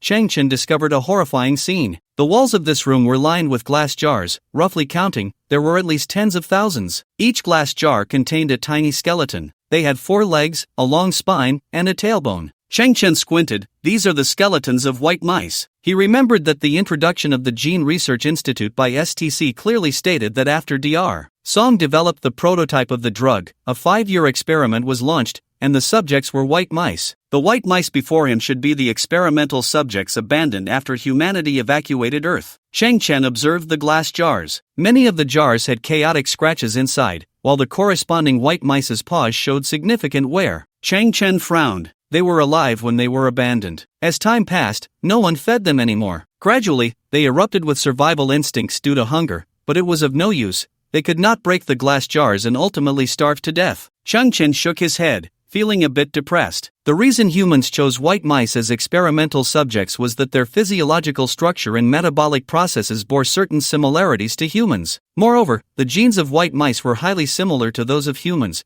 with a similarity ratio as high as 85%. In addition, white mice reproduce quickly and have docile, manageable temperaments. They are weak, docile, and similar to humans, so they became experimental subjects. If this is a hard truth, Changchen frowned, then suppose, in the eyes of some advanced civilization in the universe, humans are also weak, docile, and highly similar? What if humans were treated as experimental subjects? What if some advanced civilization began to crazily abuse and slaughter humans due to some experiment? Then humans would definitely stand on a moral high ground to criticize the cruelty and ferocity of aliens and portray that advanced civilization as a demonic figure. I suppose white mice are the same, right? They just can't express it. Changchen continued to walk forward. He finally arrived at the medicine warehouse. The metal door lock in front of him had decayed. With a gentle squeeze, it shattered and fell to the ground. Boom! He pushed open the large door before him. What met his eyes were dozens of huge metal cans, each at least 5 meters tall, lined up in rows. Changchen approached one of the jars. He gently wiped the dust off the nameplate, revealing a line of text. It's the gene completion serum developed by the great Dr. Song. Changchen's eyes lit up. There are so many jars. Was this serum developed in tons? He had never expected that gene serums could be stored in such massive units. Changchen reached out and tapped the jar in front of him, his expression immediately darkening. An empty echo came from within the jar. It's empty. He took a few steps and moved to another jar, continuing to knock, also empty. After that, Changchen checked all the jars as quickly as possible. His expression grew increasingly despondent, and eventually,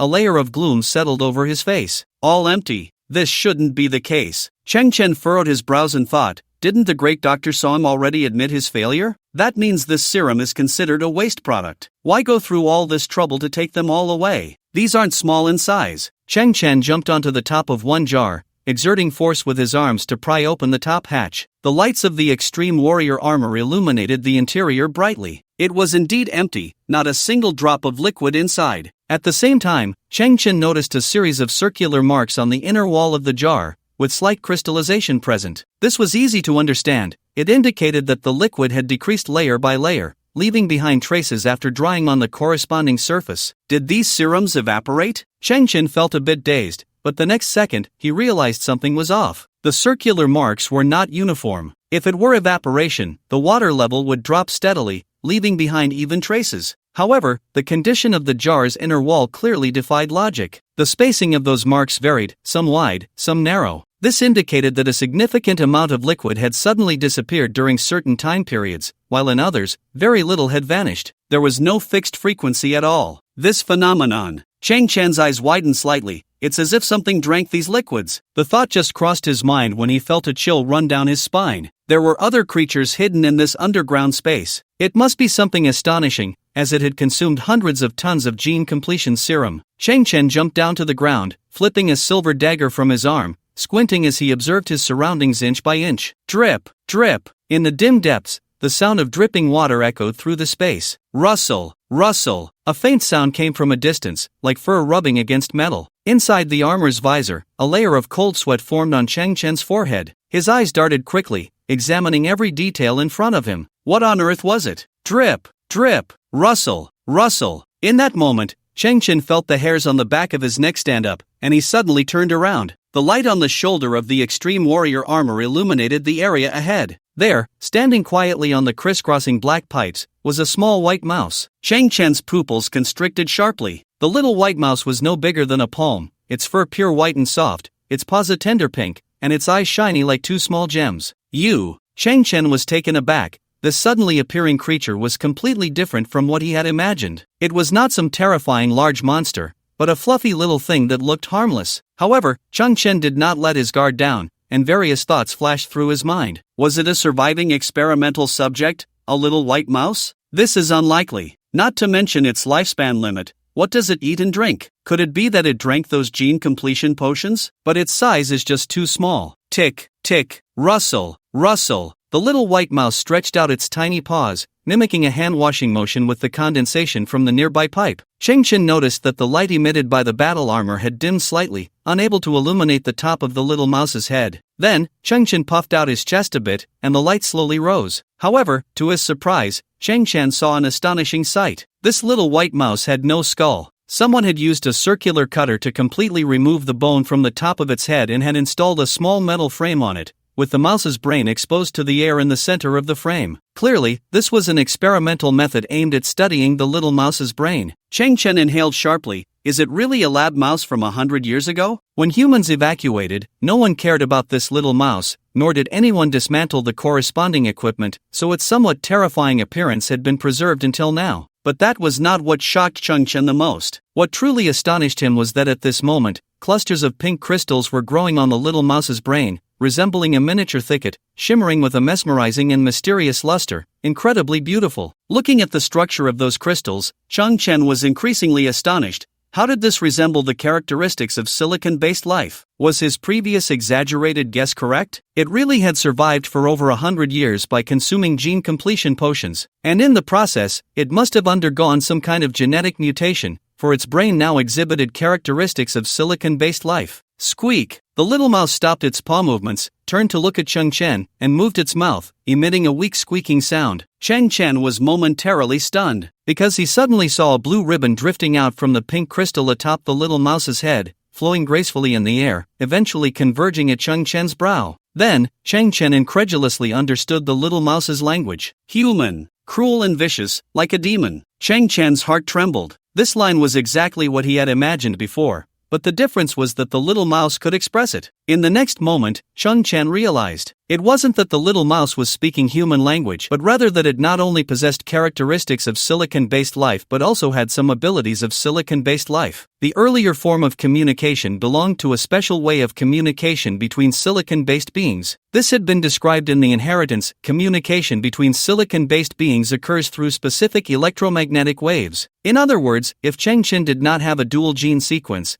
he would only hear the squeak sound recognized by carbon-based beings. I do not allow humans to step into my territory. You are about to be killed. This is the punishment you should have long endured. The little mouse squeaked, and the pink crystal atop its head suddenly brightened, flashing at a specific frequency. Changchen felt the entire Gene Research Center tremble. To be precise, the ground underwent a tremendous change, and the vibrations transmitted layer by layer, ultimately affecting this 100-meter deep underground space. At the same time, Changchen heard countless angry roars of killer mice. It was unimaginable that, despite the thick ground separating them, those roars could still reach Changchen's ears. It was evident how frenzied and enraged those killer mice were at this moment. The ceiling began to tremble. Changchen could hear the digging sounds getting closer, mixed with the sound of the killer mice's claws breaking, but they were disregarding everything, desperately approaching Changchen. Changchen finally understood everything. The little creature before him was the only surviving mouse in the Gene Research Center. It had consumed all the genetic agents, resulting in incredible changes in its body. It could release certain special signals through the pink crystals on its head, thereby controlling the entire killer mouse population. No wonder the killer mice on the ground had been agitated and frantic when Changchen approached the Gene Research Center, because they needed to protect their Mouse King. Facing the little white mouse, Changchen also realized that it possessed some characteristics of silicon-based life forms. The squeaks from the little white mouse would be translated into recognizable language by Changchen's silicon-based genes. During this process, Changchen did not actively communicate. Therefore, the little white mouse had not received any feedback yet. Changchen tilted his head back, and the visor of his extreme warrior armor slowly flipped. His pupils began to change, displaying geometric patterns and radiating brilliant light. I am not the human you perceive. As Changchen spoke, a blue ribbon slowly spread from his mouth, winding and twisting, converging within the pink crystal atop the little white mouse's head. The little white mouse suddenly paused, its tiny head tilting slightly. It had never expected that it could actually communicate. Squeak! This time, its call held no meaning, merely a biological instinct, seemingly expressing some surprise. From a certain perspective, we are of the same kind. Changchen raised his hand, the layers of his extreme warrior armor peeling away, the crisp sound of crystal clashing echoed, and a layer of crystal emerged in his palm, shimmering with colorful light, resonating with the crystal above the little white mouse's head. Squeak! The little white mouse's shiny black eyes reflected Changchen's figure, and it was increasingly astonished. After a century of solitary evolution, survival, and continuous cognitive enhancement, the little white mouse felt that it was different from the entire world. Even the external offspring had an essential difference. Looking at the humanoid creature before it, the little white mouse could clearly sense that it shared something in common with itself on certain levels, creating a resonance of origin, something the little white mouse had never dared to hope for. Being weak is not a sin. Cheng Chen's voice echoed softly. Once, I was abandoned and despised, just like you were, passively accepting everything, but now it's different. I, like you now, have opened a whole new door. I believe that in the future, we will be the same, a brilliant future awaits us. Squeak! The little white mouse completely let down its guard, nimbly climbing down the pipe, crossing the ground, and then crawling up Cheng Chen's pant leg to his shoulder. It stretched out its tiny mouth, sniffing Cheng Chen's cheek. Cheng Chen could feel its soft whiskers moving back and forth on his face, creating a ticklish sensation. Cheng Chen smiled. We are both extremely special beings. We should not kill each other but become the best partners. Partners! The little white mouse's eyes sparkled, its small body stiffening. I need a partner. There is no food left here. Can you take me away? The blue ribbon floated gently, and Cheng Chen heard a crisp and clear little girl's voice. Of course. This seems destined. Cheng Chen glanced behind him. All the jars were empty, and the food the little white mouse referred to was those gene complementation agents. But I came this time to find an antidote for a friend. Cheng Chen frowned, a hint of disappointment in his eyes. It seems I can't help him anymore. Detoxify? The little white mouse extended its pink paw and gently made a cut with another paw, causing a drop of crystal-clear red blood to form from the wound. The little white mouse lifted the droplet, which resembled a ruby, with the tip of its paw. This should work. Then, the little white mouse turned its head to the side, and Cheng Chen finally saw that in the corner of the medicine storage, there lay a massive spider on its back. The spider's body was at least over 2 meters long,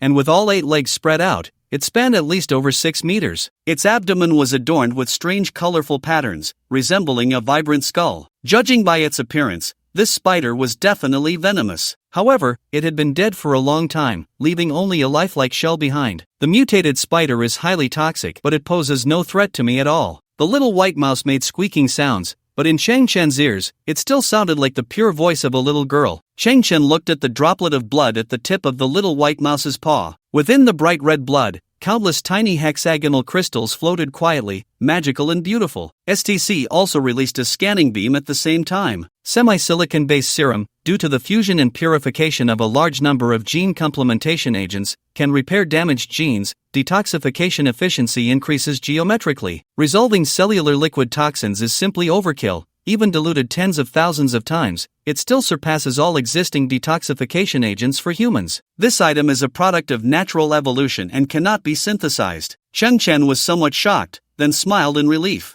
Boss Missouri is saved. Boom! Just then, the ceiling of the underground laboratory collapsed. Countless giant killer mice crawled out from the hole in the ceiling, and the moment they hit the ground, they arched their bodies and let out a roar like a shockwave. But when these killer mice saw the little white mouse standing on Cheng Chen's shoulder, their momentum noticeably diminished, and they all stopped howling. At that moment, the pink crystals on the little white mouse's head began to emit a flickering light. It was communicating with its subjects. After a few seconds, Cheng Chen witnessed a shocking scene. Hundreds of terrifying red-haired killer mice suddenly lowered their heads, placing their front paws on the ground, and faced Cheng Chen in a gesture of submission. What is this? Stand down? Cheng Chen was completely taken aback. It felt like a royal experience. He never expected that the first time he would be treated with such importance in his life would come from a group of ugly and fierce mutated mice. If you have needs, you can communicate with me. The little white mouse squeaked, the little girl's voice resonating in Cheng Chen's mind. My subjects will obey your commands. Cheng Chen was somewhat stunned.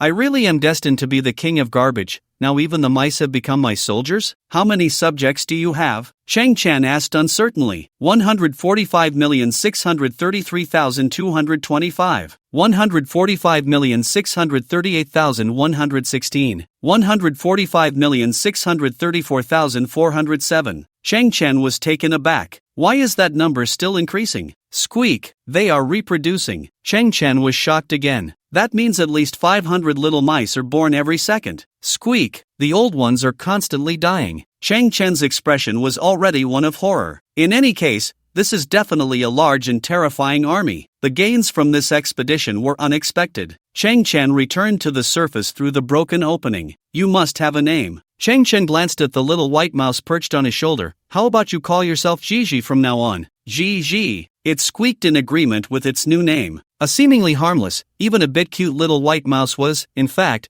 the king of 140 million mutated rats on this garbage planet. What will you eat from now on? Gene catalyzing agents should suit your taste, but that requires a lot of money. Chang Chen suddenly remembered something. Those subjects of yours, the giant red-haired rats, have some hard alloys in their bellies. I can't go after them anymore. Do you have any solutions? Those things are foreign objects in their stomachs. Gigi's voice came. This is easy to solve. On the ground, gusts of green-haired wind swept by. It lifted Chang Chen's scavenger cloak and stirred the bangs exposed outside his mask. At this moment, the boy's heart was a mix of emotions. What does it feel like to face tens of thousands of ugly red-haired rats that are vomiting uncontrollably? Chang Chen was feeling just that. The mutated rats, already grotesque to such an extent, seemed to collectively disdain Chang Chen's appearance. Moreover, they could no longer bear it. They had even vomited up last month's meals. These rats seemed to see something even more disgusting than themselves. Chang Chen supported his forehead with one hand. Although I know the reason, why do I still feel like my self-esteem has taken a hit? The first batch of rats finished vomiting. The second batch surrounded him again. Like stars surrounding the moon, they began a new round of vomiting. Chang Chen wrinkled his nose, the corners of his eyes twitching. This is extremely insulting. Just as Chang Chen had guessed, only the giant red-haired rats could produce alloys. And not every red-haired rat had alloys in its belly. The final probability was about 1 in 8. But because the base number was so large, 1 in 8 was already an outrageous figure. Chang Chen stood atop a towering mountain of garbage. Scattered across a 5-kilometer radius were piles of amorphous alloy. Thickly clustered, they reflected bright light. Who understands, family? Chang Chen's facial muscles began to tremble. This must be worth 50,000 pieces, right? How much credit points is that? It's too insane. The garbage planet contained astonishing treasures. Ordinary people simply lacked the luck and strength to uncover the immense wealth lying around them. And those humans from other planets, the moment they discarded this garbage, had already made a subjective judgment.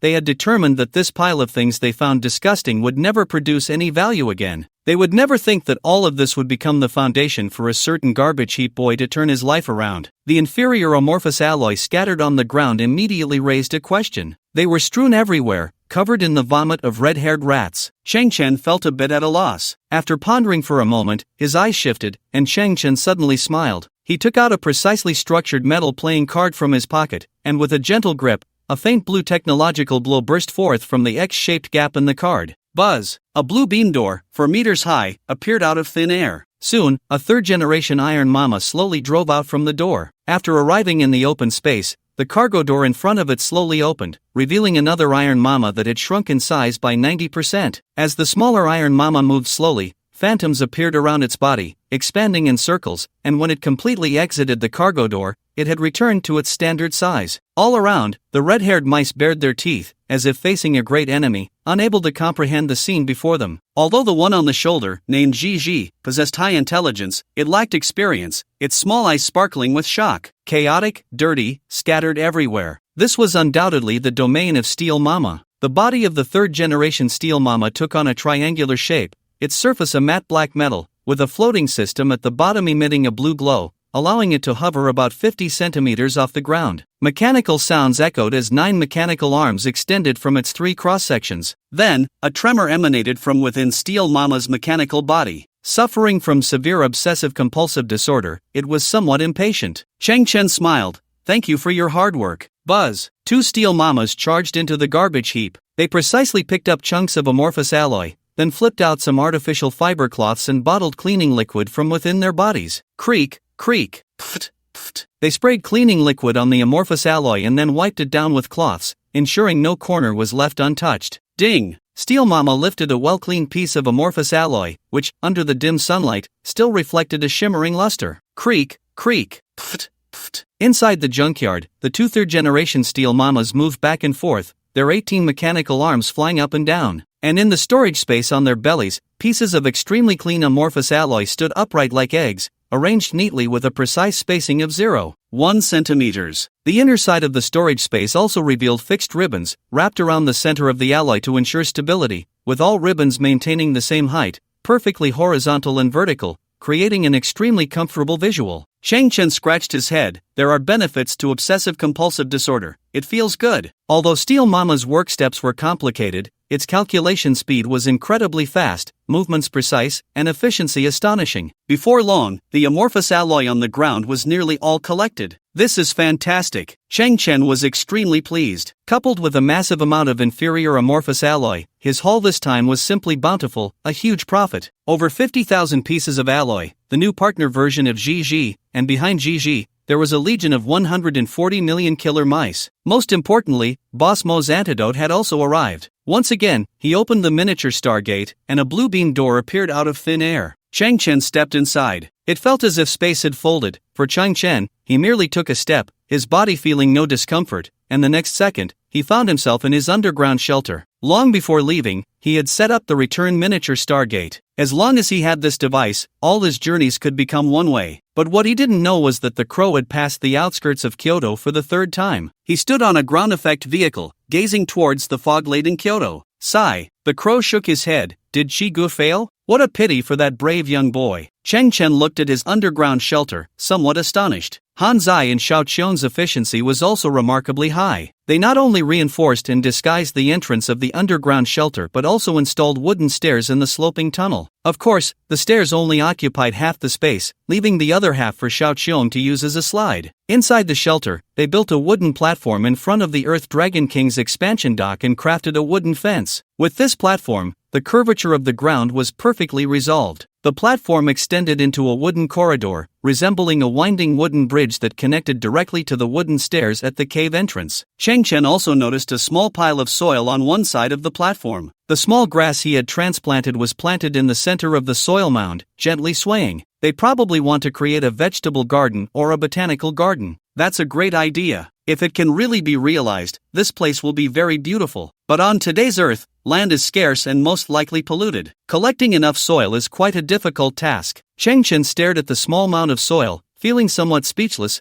Why does it feel like a grave overgrown with wild grass? Hanzi loves to cremate me so much. Now there's even a graveyard. We can have a full package in the future. The two steel mothers returned on time. When the warehouse door opened, it revealed a dense, neatly arranged, and spotless pile of amorphous alloy. The data showed a total of 49,803 pieces of alloy. Chang Chen instantly perked up. This is insane, too insane. Chang Chen's joy was beyond words. He could only take action to make this harvest even more outrageous. Crazy synthesis. Impure amorphous alloy dispersing into raw materials starting synthesis amorphous alloy *24901. The stomachs of the red-haired mice couldn't compare to advanced forging techniques. The amorphous alloys they formed were of inferior quality. After one synthesis, half of the quantity was consumed, just forming standard amorphous alloy. But Chang Chen didn't feel regret, because these alloys were almost free, and no matter how much they were halved, the quantity was still astonishing. Dispersing into raw materials starting synthesis high-entropy alloy *12450. He. Ha ha ha. Chang Chen looked at the ground covered with high-transparency, milky-glossed high-entropy alloy, feeling a bit dazed. Who could have imagined this? Who would dare to think so? Previously, just 4 pieces of high-entropy alloy had brought Chang Chen an income of 34 million credit points, and even the boss Missouri was somewhat incoherent at that time.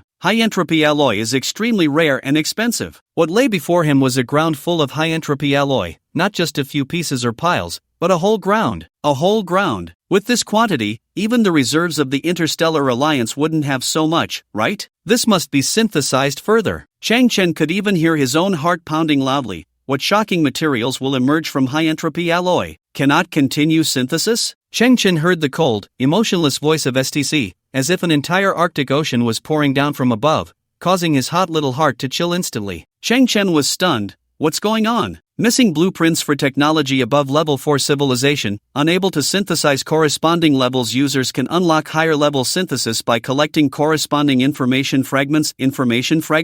Chang Chen looked at his crystal wristband, where the blue starlight was still jumping continuously. Your information is incomplete? Chang Chen recalled carefully. The items synthesized before, no matter how advanced, had never included any technological creations above level 4 civilization. One thing Chang Chen was very clear about: everything synthesized by STC had a corresponding item in reality. It always executed the pre-designed blueprint. And once the blueprint was missing, even the powerful STC couldn't generate the corresponding item. So that's the limitation. That means my goal and motivation lie here. Chang Chen realized, but how do I obtain the information fragments? I have once experienced immeasurable damage. My civilization has also suffered significant blows. We are scattered together in the vast universe. I hope that one day, you can help us stand proudly at the pinnacle of the universe again. Before that, I will do my utmost to assist you. Chang Chen was momentarily taken aback. STC indeed came from a higher civilization. It was truly a product of advanced technology. The pinnacle of the universe. Chang Chen's eyes flickered. Were they once the most powerful technological civilization? But no nation lasts forever, and no bell tolls indefinitely. At some point, they were defeated by other civilizations. Why me? A strong fighting spirit ignited within Chang Chen. STC chose him for a reason. This was a heavy mission, because I have bad luck. What? The fragments are like meteors, uncontrollable. My main body just happened to crash down on you, the most unpromising bug. Let me tell you, who the hell would help you revive a civilization? I'll just lie flat.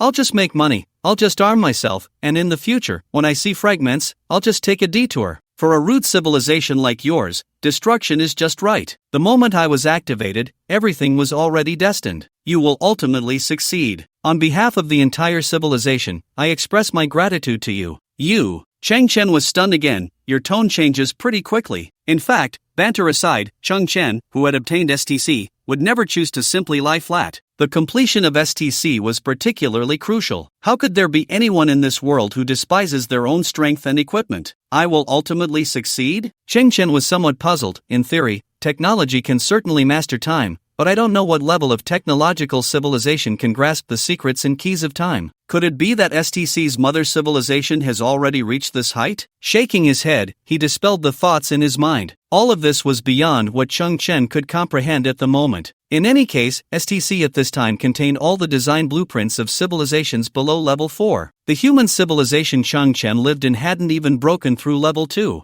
In other words, the existence of STC was undoubtedly a dimensionality reduction attack. As long as it was used properly, the path of ascension would not be interrupted. As for the high-entropy alloys scattered around, they could only be sold to Boss Missouri for now. Chang Chen felt a bit of anticipation. What kind of expression would Boss Missouri have if he knew the amount of this transaction? ZZZZ. Calling Boss Missouri. Chang Chen opened the dedicated radio. Your destined big client plus unparalleled benefactor is online. Chang Chen. Mo's voice was still as steady as before. I conducted an investigation. The gray storm on Earth has already come to an end 4 hours ago, but why have my 20 technology boxes not returned? Ha, this guy really has no feelings. Chang Chen slowly exhaled. You don't know? The world is unpredictable. Most things don't go as planned. What? Mo's voice came through. You need new materials and want to claim them as your own? Ah, did you misunderstand or is the signal bad? Chang Chen was somewhat speechless. Your thinking is wrong. I cherish the opportunity to trade with you. What did you say? Mo continued. Those boxes are very expensive.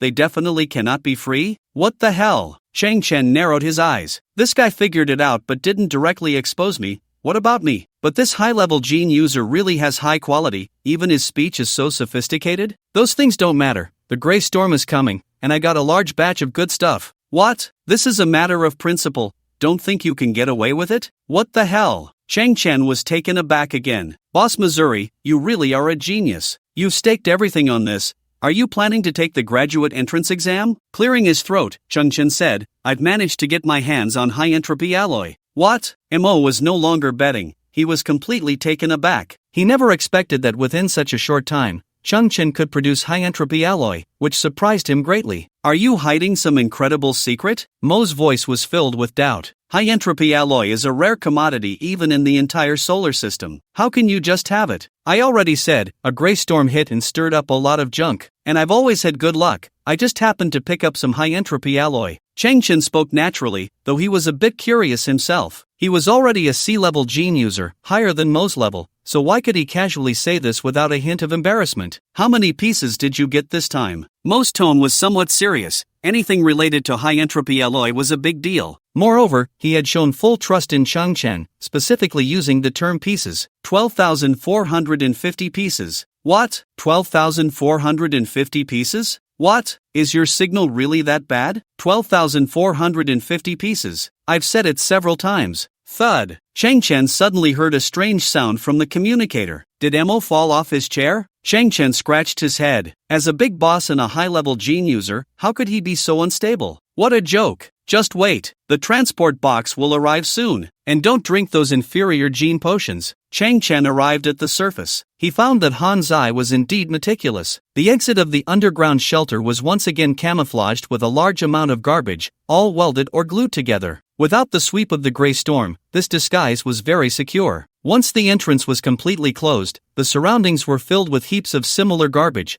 making it impossible for anyone to notice anything unusual. Not far from the entrance was the shack where Chang Chen used to live. Han Zai had propped it up again, but there was no doubt it was just a facade. Yet, such a detail could effectively dispel others' concerns. After all, Chang Chen would always be coming and going nearby, and he definitely needed a nominal residence. Perfect. Chang Chen nodded. Han Zai truly lives up to being a nanny robot. Then, Chang Chen quietly waited for Mo's transport box, looking up at the sky. The two Starship Fleet ships he had previously spotted were still hovering near the atmosphere. Why haven't they landed yet? Chang Chen was puzzled. Usually, these self-proclaimed high-level beings were filled with disdain for Earth, coming and going in a hurry, unwilling to linger for even a second. A slight sense of alertness emerged in Chang Chen's consciousness. Moreover, this feeling was accompanied by a sound, like two thin crystals rubbing and colliding against each other. Is this the sixth sense of silicon-based life? Chang Chen underwent a partial siliconization, his eyes turning into brilliant diamonds. Only then did he notice that the bottom of the massive ship above was continuously releasing wide-ranging scanning beams, and these beams were not visible light, so the naked eye, to be precise, the naked eye of carbon-based life could not perceive them. Chang Chen squinted. The pilot, Crow, had said that he came this time to search for something. Originally, Chang Chen thought Crow's inside information was unreliable, but now it seemed that Crow's information channels were indeed very reliable. After a moment of careful observation, Chang Chen discovered that the scanning beams from the starship could only detect down to about 50 meters underground, completely unable to find his underground shelter. Although they could sense the tunnel, in this garbage-filled Earth, there were plenty of scavengers profiting from digging, and such tunnels were everywhere, nothing unusual. Xiao Chon's father had also perished underground while excavating such a tunnel. Suddenly, Chang Chen heard a faint sound coming from behind a garbage pile about 500 meters away. Thanks to his genetic enhancement, he might not have noticed otherwise. What is that? This was the second time Chang Chen felt there was some living creature around. The last time, he had seen a quarter of a person struggling to crawl on the ground during a gray storm. Some kind of creature? Or perhaps a malfunctioning robot that had suddenly activated? Chang Chen shifted his feet slightly, but then he suddenly heard a voice from the communicator, prepare to receive the box. Looking at the chaotic and desolate garbage pile ahead, Chang Chen stopped in his tracks. He turned to look at the sky and saw a black biological box, significantly larger than usual, slowly appearing in the distance. The previous box was about the size of a shoebox, but this time, it was equivalent to a small refrigerator from the old era. TSK. Mo has learned from experience. This time, he brought a bigger box and will load as many items as possible. At worst, he can make a few trips. Chang Chen pouted. That way, I won't have the chance to keep the box. Chang Chen glanced again at the two warships hovering in the air. The box's flight path was cleverly utilizing the scanning blind spots. The Earth was sealed off, and now they had sent in heavy soldiers. Mo was quite brave, smuggling right under their noses. Chang Chen shook his head. Merchants, in the face of sufficient profit, risks are nothing. The gray storm had completely passed. The airflow was very stable, and the refrigerator-sized biological technology box landed smoothly in front of Chang Chen. Chang Chen examined the biological technology box before him. It was just a larger version of the small box, with no technological upgrades. Of course, due to the increased manufacturing materials, the price of this thing had surely multiplied many times. What a pity! How much alloy could such a small box hold? At most 500 pieces, right? How many trips would that take? Chang Chen felt a bit helpless as he slowly approached and pressed the box's switch. The pneumatic sound echoed, and the hatch slowly opened. Chang Chen was stunned. Inside the box was a chair that was just the right size. Sitting on the chair was Mo, dressed in a suit and holding a cane, crossing his legs, sitting as steady as a mountain, quietly watching Chang Chen. Why are you back? Chang Chen felt a bit uneasy under Mo's gaze. Mo's expression remained aloof and formal. Pull me out. I can't get out. Chang Chen exerted some effort to pull Mo out of the box, not expecting that this guy had really made quite an effort to transport himself. The box was too big and easy to be intercepted, too small, and he couldn't fit in. Forced to choose, Mo picked an extreme size, which led to him being perfectly stuck. Chang Chen felt a bit helpless. With such a big risk, Why did you come in person? Do you think I wanted to come? Mo's gaze was resentful as he slowly touched his biological box. If I didn't show up in person, it would be like a meat bun hitting a donkey. You didn't study history well, did you? Changchen corrected. That saying is about a meat bun hitting a dog. Right. Mo suddenly turned to Changchen. It is indeed a dog. Changchen's neck stiffened. Did he dig a pit for me? High-level genetic beings have so many tricks in their speech, don't they get tired? At this moment, Changchen noticed that Mo looked frail, needing to lean on his cane to walk,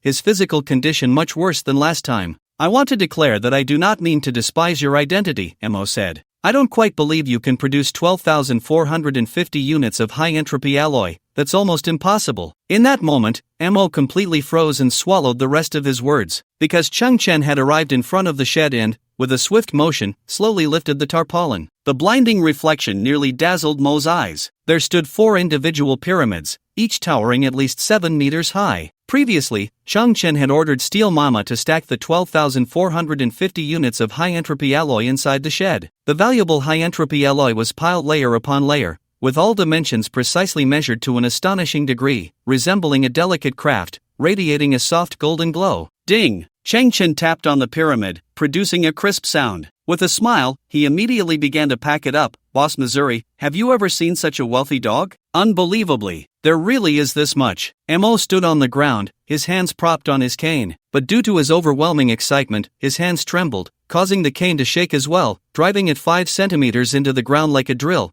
and Mo's body leaned forward, becoming increasingly crooked. This quantity, there are really over 10,000 pieces. This will be my largest transaction in nearly 3 years, even within the entire family. It cannot be underestimated. I will once again make a stunning impression in the interstellar trading market. Mo's superior genes had been controlling his verbal outbursts, but his pupils were trembling. Next, he struggled to regain his professional demeanor as a businessman, continuously counting the high-entropy alloy. Mo found it increasingly hard to believe. How could there be so much high-entropy alloy on the garbage planet Earth, and concentrated in Changchen's hands? This was simply too outrageous. Despite his many doubts, Mo maintained his business principles and did not raise any questions. I will soon find a safe way to transport these alloys. After the alloys are transported, I will calculate the price. Rest assured, fair and square, at standard market price. Before that, I need to store the alloys with you. We can consider ourselves friends now. Mo suppressed his inner excitement, his eyes flickering. I will first provide you with a credit limit of 500 million points. Do you need cash or items in exchange? The total selling price of these alloys far exceeded 500 million,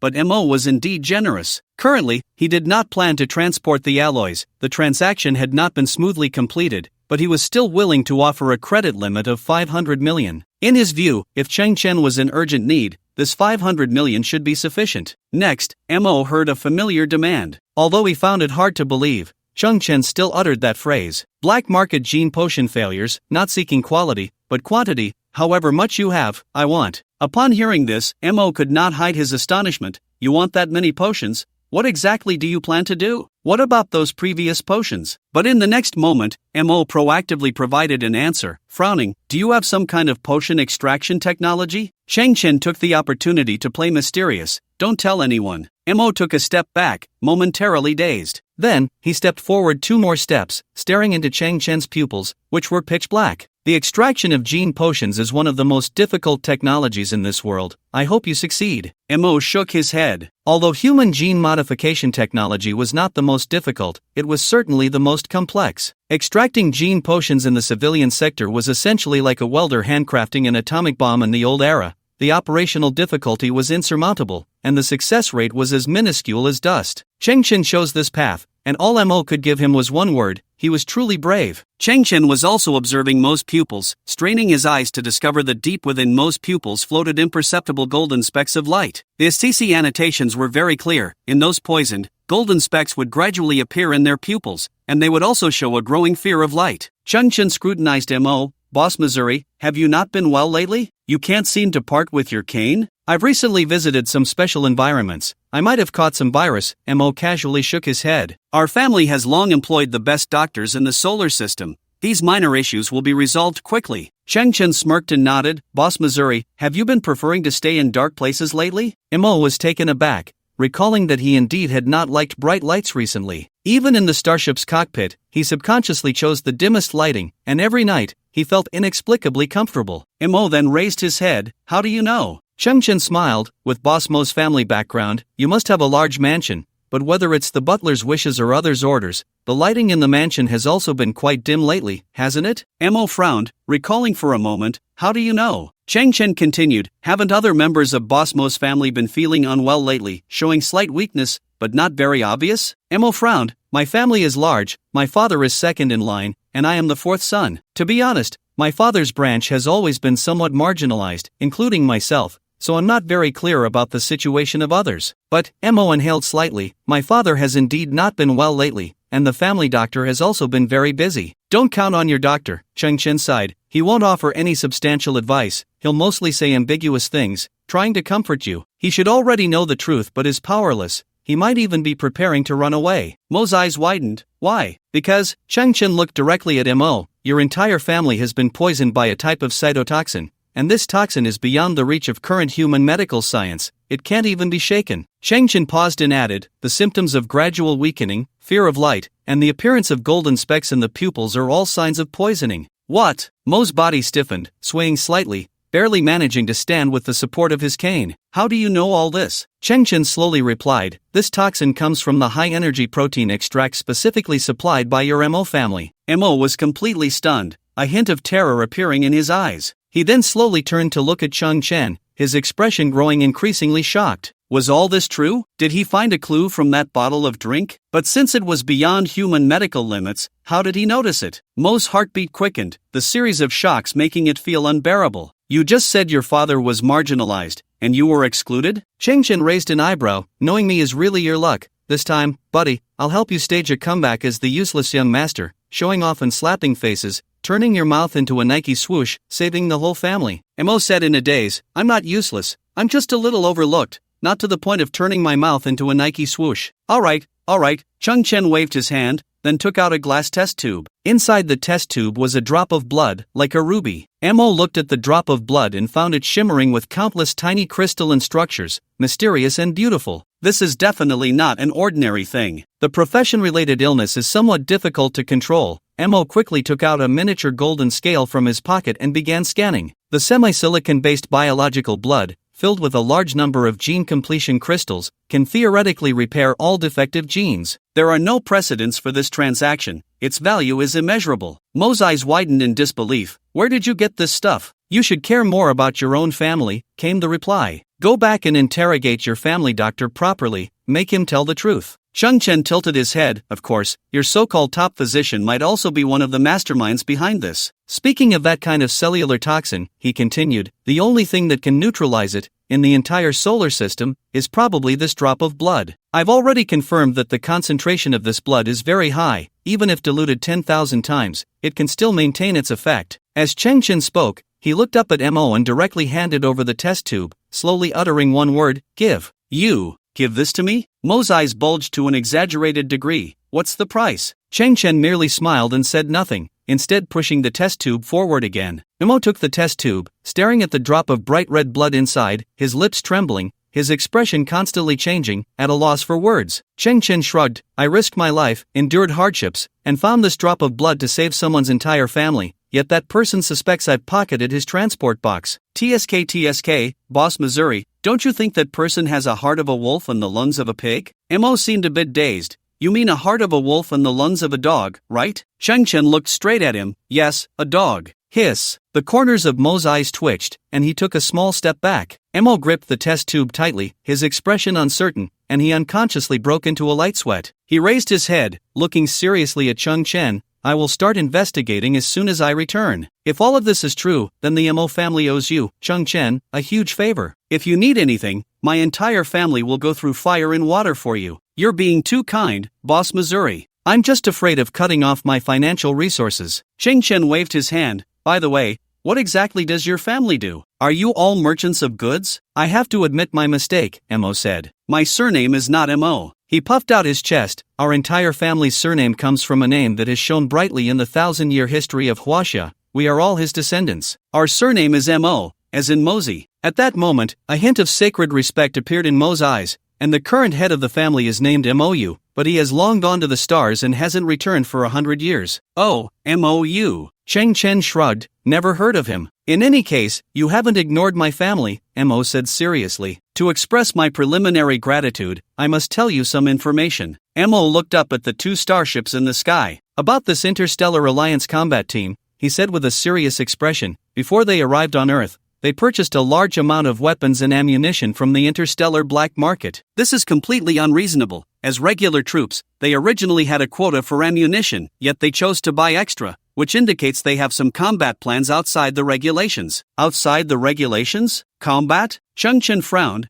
What exactly do they want to do? Everything is unknown. No one knows what they are hiding. Mo looked at Cheng Chen. From now on, you need to be careful, or rather, the entire garbage earth needs to be careful. Mo's eagerness to return was palpable. It was as if some latent potential had erupted, stuffing himself back into the refrigerator-sized biological transport box. Cheng Chen was rummaging through his backpack, pulling out a bottle of blue drink and tossing it into Mo's arms. He smiled, drink it on the way. Mo's face turned a mix of blue and purple. Due to the cramped space, he had to hold the bottle but looked utterly disdainful. Didn't you say this drink was poisoned? Do you want me to drink it on the way? Or do you want me to hurry up? Cheng Chen grinned mischievously. Since this drink is toxic, it will definitely turn into garbage later. It would be a waste to destroy it. Instead of wasting it, why not find a way to transport it all in and give it to me? Cheng Chen's eyes sparkled. After all, this drink has a slight strengthening effect on human strength.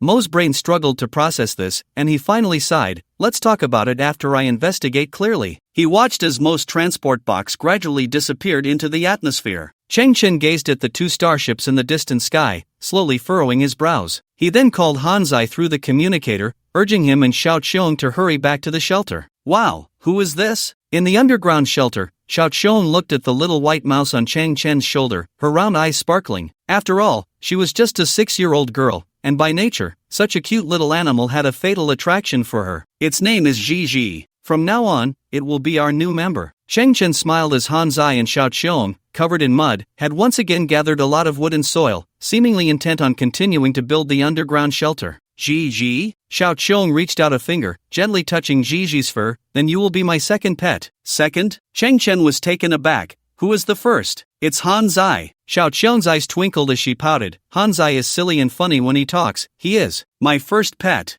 Hanzai raised his shiny arm. What do you mean silly? I'm super handsome, okay? Xiao Qiong got busy. After searching through the pile of wood for a long time, she found a handful of dry grass and wove a small straw hat, placing it on Gigi's head. With this outfit, Gigi's cuteness instantly multiplied 100-fold. It stood like a person, wearing the straw hat, with its hands crossed over its chest, its white whiskers quivering, resembling a little sprite mouse. Moreover, the exposed brain and pink crystal on Gigi's head were perfectly covered. Xiao Qiong didn't mind Gigi's originally somewhat terrifying head. In this wasteland apocalypse, such conditions were no longer surprising. Besides, Xiao Qiong didn't know what a true pet should look like. The 2 starships above are not a good omen. You two, for the time being, do not leave the shelter. Cheng Chen arranged seriously. Hanzai, contact the monkeys in them, temporarily stop the acquisitions, and try to find a place to hide. I will notify them when they can start working. Okay, keep your heart in your stomach. Hanzai wasn't really silly. He wouldn't do something reckless and brainless knowing there was danger. Xiao Qiong. Hanzai lowered his head. Did you hear what Cheng Chen said? For now, we will stay here. Besides, we have a lot of work to do,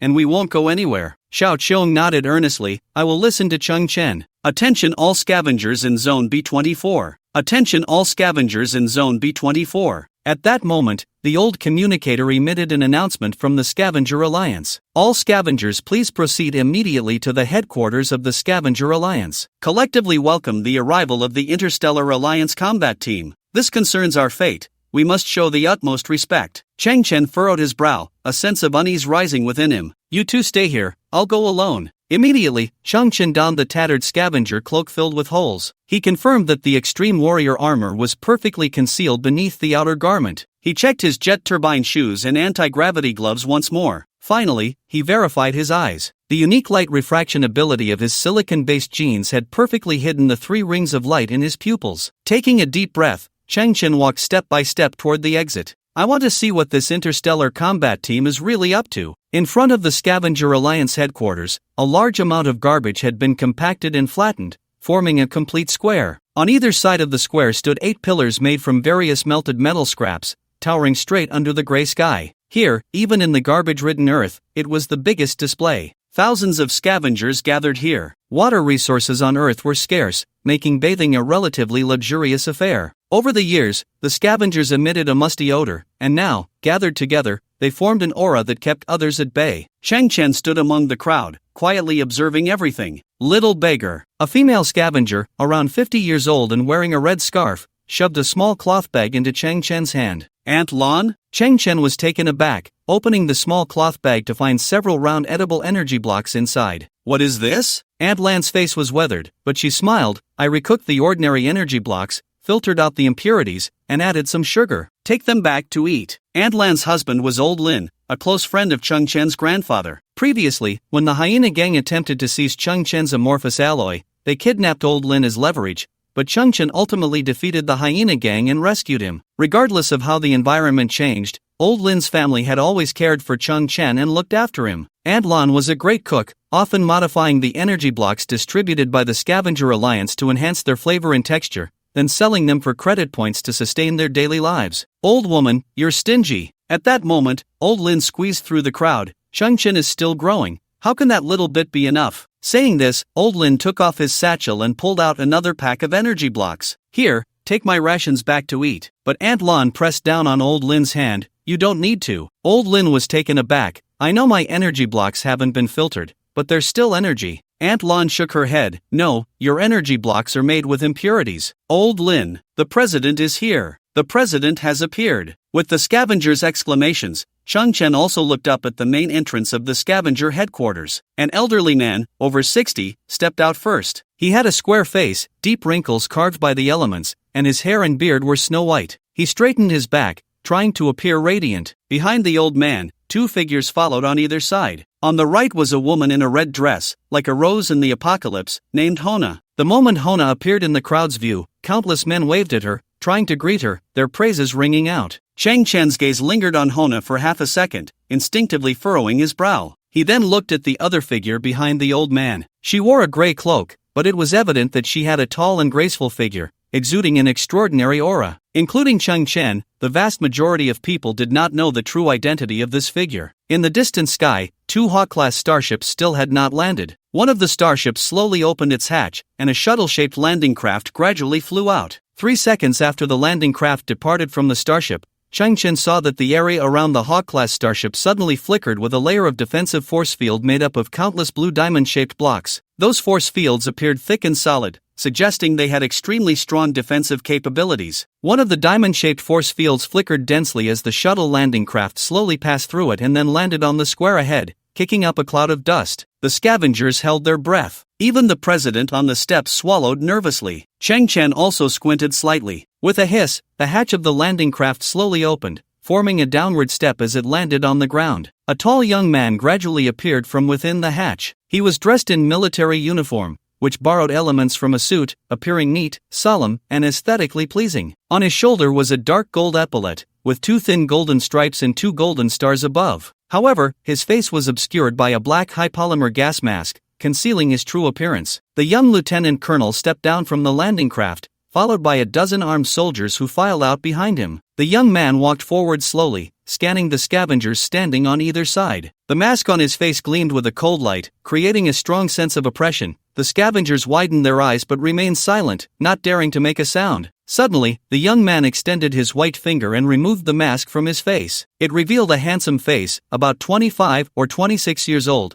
with black hair and clear, light blue rings shimmering in his pupils. Many female scavengers secretly covered their mouths. He was so handsome. Haha, hello everyone. My name is Ning, and you can call me Lieutenant Colonel Ning from now on. The young officer smiled warmly, waving to greet everyone. A soldier beside him said, Colonel, the air here. You should put on the mask. Lieutenant Colonel Ning frowned slightly and whispered, if everyone else isn't wearing a mask, wouldn't it seem a bit too high and mighty for us to do so? The soldier paused, then raised his hand to remove his gas mask, revealing a rugged face with a scar on his brow. The remaining soldiers followed suit, all removing their masks. Chang Chen was somewhat surprised. How polite. The president of the Scavenger Alliance on the steps, witnessing this scene, had his pupils tremble slightly. In the next moment, the tension on his face gradually faded, and he hurried down the steps to greet them. President Lee. Lieutenant Colonel Ning extended his right hand from a distance. Welcome to your arrival. President Lee, visibly excited, wiped his hands on his clothes before extending both hands to firmly grasp the young officer's hand. On behalf of the Scavenger Alliance, I assure you we will cooperate fully. Following behind, he now looked at the young officer's face, her eyes sparkling with a special light as she bit her lips lightly. All right, let me introduce you to Lieutenant Colonel Ning, President Lee said with a beaming smile. This is my youngest daughter, Hina. Hina stepped forward, extending her fair hand to shake the young officer's hand, and she held on for a long time, her beautiful eyes gazing at his face,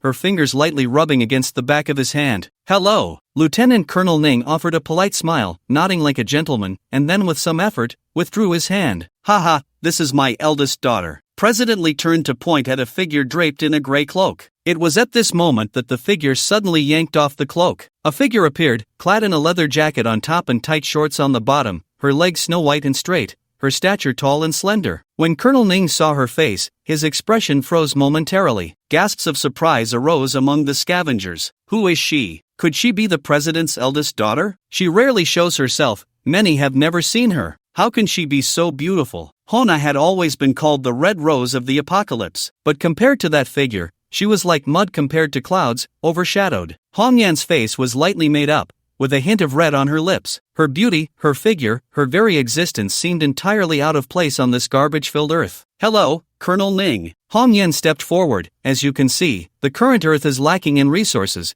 and the scavenger's survival is particularly difficult. Hongyan. It was President Lee who interrupted the conversation. Colonel Ning has just landed. Isn't it a bit too hasty to say all this? It's fine. Colonel Ning smiled, gazing into Hongyan's eyes. Miss Hongyan, you are actually a D-class gene? Hongyan paused for a moment and gently nodded. Colonel Ning bowed slightly, expressing his respect. Even in the desert, flowers can bloom. That is truly admirable. It was at this moment that two soldiers carried a large black box to Colonel Ning's side. Colonel, as per protocol, if we discover any E-class or higher gene individuals during our patrol, we need to conduct a gene identification. Upon hearing this, Hongyan's beautiful eyes trembled violently. The president and Hona beside her both shuddered slightly. Chang Chen was also secretly observing everything. He felt something strange about the light in that beautiful girl's eyes, but he couldn't pinpoint what was off.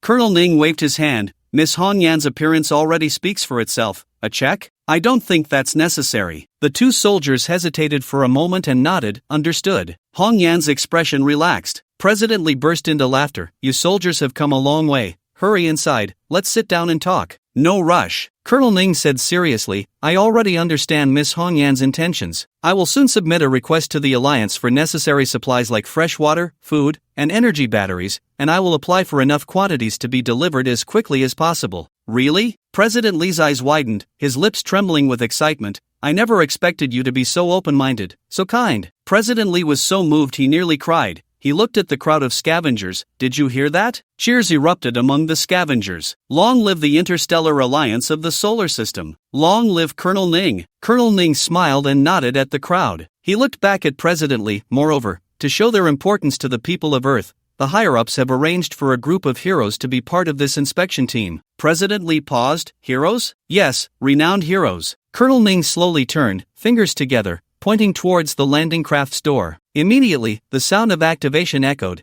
and 8 massive figures slowly appeared in the doorway. Thousands of scavengers fell silent. They were 8 warriors clad in exoskeleton armor. Each stood at a height of 2.5 meters, their robust exoskeletons made of titanium aluminum compounds, with a pitch-black fuel cell mounted on their backs, wielding dark silver battle axes in their right hands and 20mm beam machine guns on their left arms. President Lee's pupils seemed to tremble as if an earthquake had struck. This is the Extreme Warriors 8-man team? In the crowd, Chang Chen's pupils constricted in an instant. He knew a secret that no one else did. The Extreme Warriors 8-man team has turned to dust. They were sealed in a fuel tank, buried underground for 20 years. At this moment, how could the Extreme Warriors 8-man team still appear? Chang Chen's eyes flickered as he observed the equipment of these 8 individuals. That was the X-55 Extreme Warrior Power Exoskeleton. It was an iterative product of the original Extreme Warrior exoskeleton and a product of Chang Chen's synthesis process. Compared to the Memory Metal Extreme Warrior armor on Chang Chen, it was 2 versions behind. Cheng Chen remembered that the output power of this equipment was between 9000-9800 N. Could it be the Extreme Warrior team has been re-established? Have they recruited new pilots? Cheng Chen frowned, trying to find a reasonable explanation. Everyone, the arrival of the Extreme Warrior team is also to inspire morale,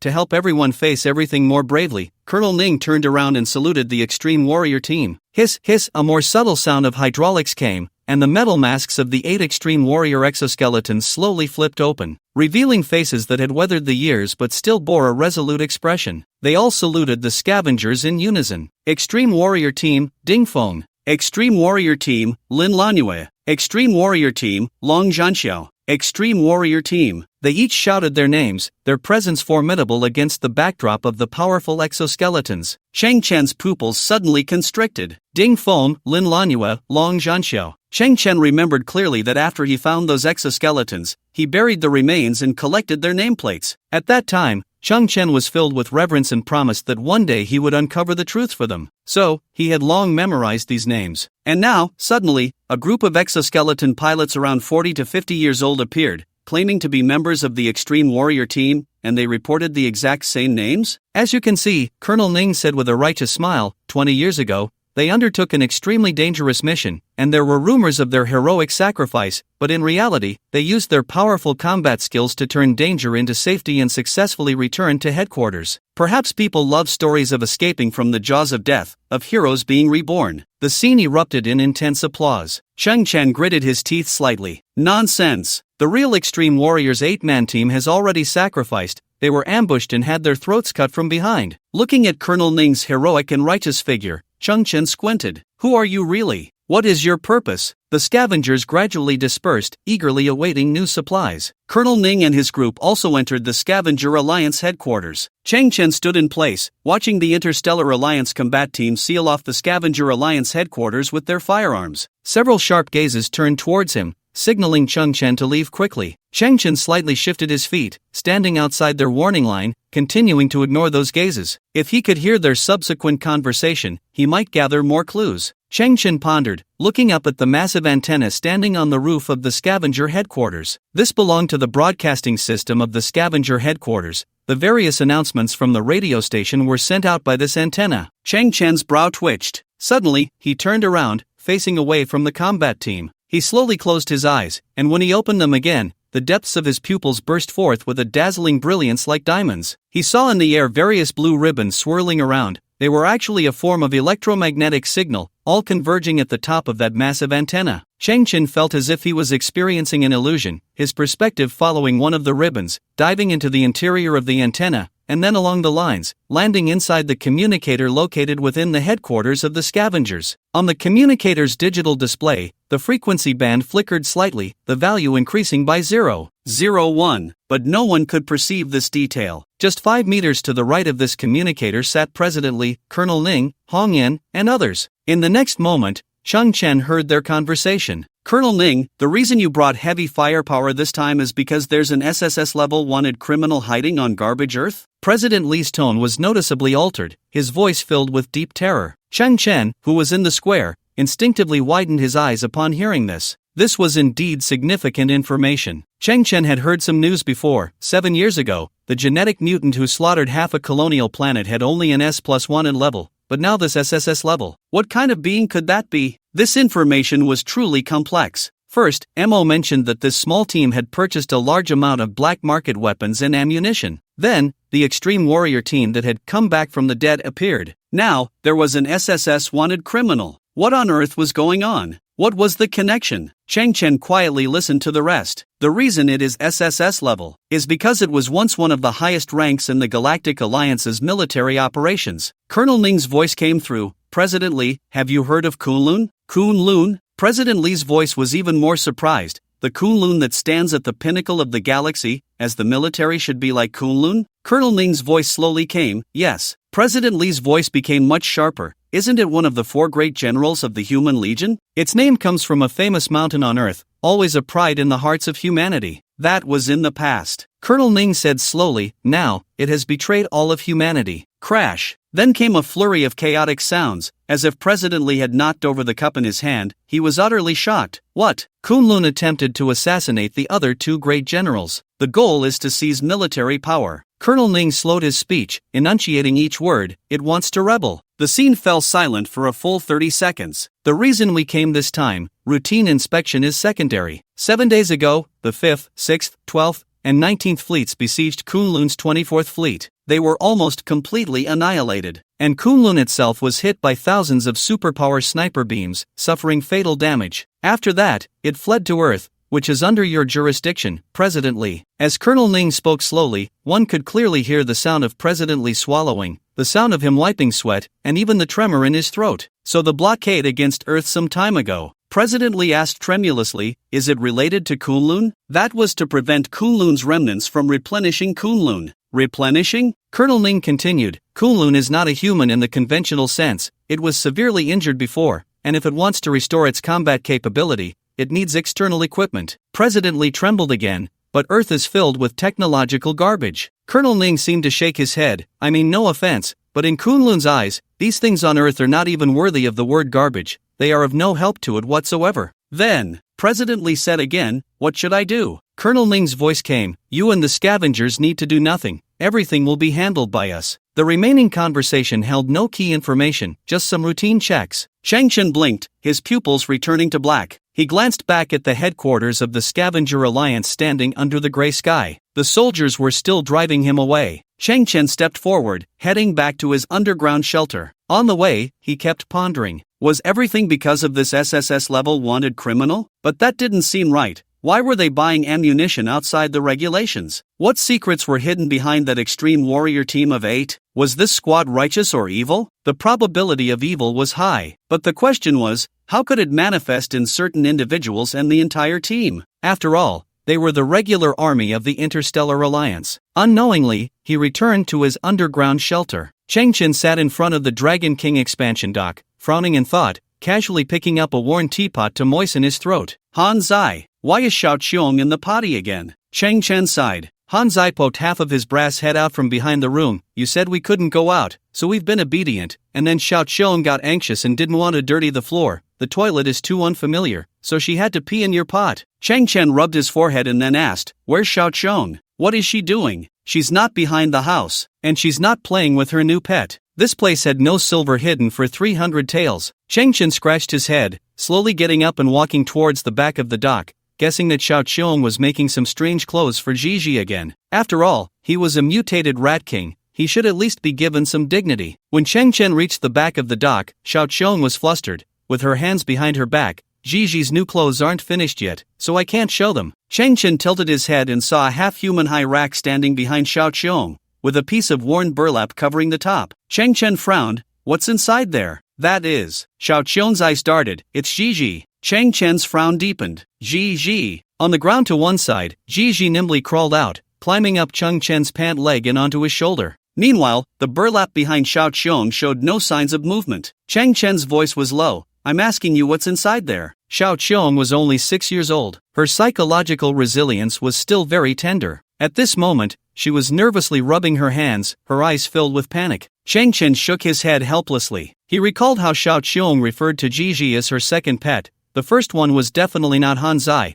but probably what was in the burlap. His expression turned serious as he stepped forward and ripped open the worn burlap. Then, Chang Chen's pupils trembled, and he froze in place. What is this? Before him was a simple metal platform made of spliced pieces. On the platform sat a round birthday cake made from edible energy blocks. Ha ha, Chang Chen, happy birthday. Xiao Qiong giggled, showing a reproachful expression. You adults are really worrisome, forgetting your own birthday. Chang Chen, on this day 18 years ago, Grandpa found you, but I don't even know when you actually landed. So today was set as your birthday. Han Zai took out a welding rod, heated it with the spray gun on his arm, and stuck it into the birthday cake. Happy birthday, silly boy. Chang Chen was completely stunned. Gradually, his eyes became a bit moist. We're all family. Of course we have to celebrate your birthday. Are you going to cry? You adults have such low tear points. Gigi. The chirping on the shoulder seemed to be one of the planners of this surprise. No wonder before, Han Zai had been so evasive. It turned out he wanted to lead Chang Chen to the back of the house. As for Xiao Qiong,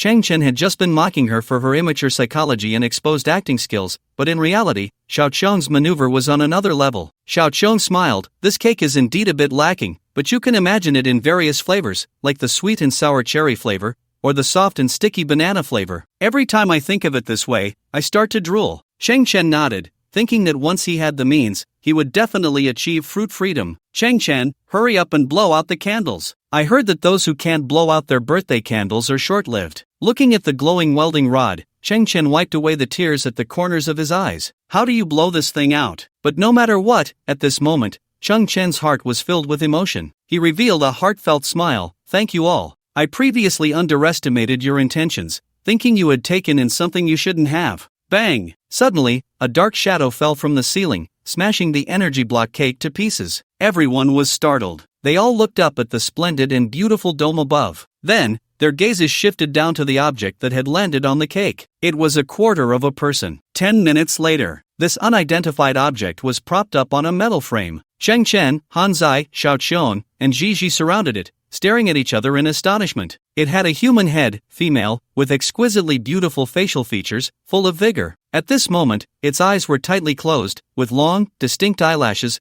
and much of its realistic skin was burned away, revealing a mottled face with exposed metal skeleton. It originally had a red ponytail that reached its waist, but that beautiful long hair was scorched, leaving only half. It also had half a shoulder, with a broken area exposing a silver alloy structure, and some red liquid was continuously dripping onto the ground. On the left side of the shoulder, there was a connected arm, but this arm was severely burned, with no realistic skin left, revealing a twisted and deformed metal skeleton inside. Just below its neck, a long mechanical spine was left with only half, and the nerve interfaces on the surface were charred, resembling a terrifying mechanical centipede, swaying slightly in the air. This is not a robot, Cheng Chen said in shock. This is a highly cybernetic lifeform. Through the cracks in the metal skull of the unidentified creature, one could clearly see a human brain inside, pink in color, with visible folds and grooves. It was originally a human, but for some reason, perhaps due to limb degeneration or the desire to become stronger and enhance combat ability, it began to continuously modify its body, replacing its organs with mechanical prosthetics. In the end, it had replaced almost all human organs, including limbs, internal organs, and spine, leaving only its brain. Cheng Chen carefully observed the cracks on its skull. The remaining brain has also been modified, implanted with various chips, likely to enhance reaction speed, computational ability, memory, and other functions. Realizing everything, Cheng Chen gasped and took a step back. Was the blurry figure he saw crawling on the ground earlier really it? When did it come in? Cheng Chen looked at the ceiling, where the only object was the floating light of the Earth Dragon King. Had it been lying on the light all along? It was clear. The unidentified object before him absolutely did not belong to the garbage Earth. The technologies, materials, and components on it were all things Cheng Chen had never seen before. Cheng Chen was somewhat dazed. He had previously imagined all possibilities. One of those possibilities was that the Interstellar Alliance combat team outside had fabricated an SSS-level wanted criminal to cover up some other objectives. It seemed now that Cheng Chen had hit the jackpot. The SSS-level wanted criminal was not fabricated. The scene before him was so vivid. If Cheng Chen didn't connect these two matters, he might as well scoop out his brain, wash it clean, chop it up, and flush it down the toilet. But, was there another minuscule possibility? What if this thing was just garbage thrown away by someone, and it had suddenly regained a tiny bit of energy, crawling on the ground, and happened to crawl into Cheng Chen's underground shelter? After all, if it really was that SSS-level wanted criminal, it would definitely be a hot potato.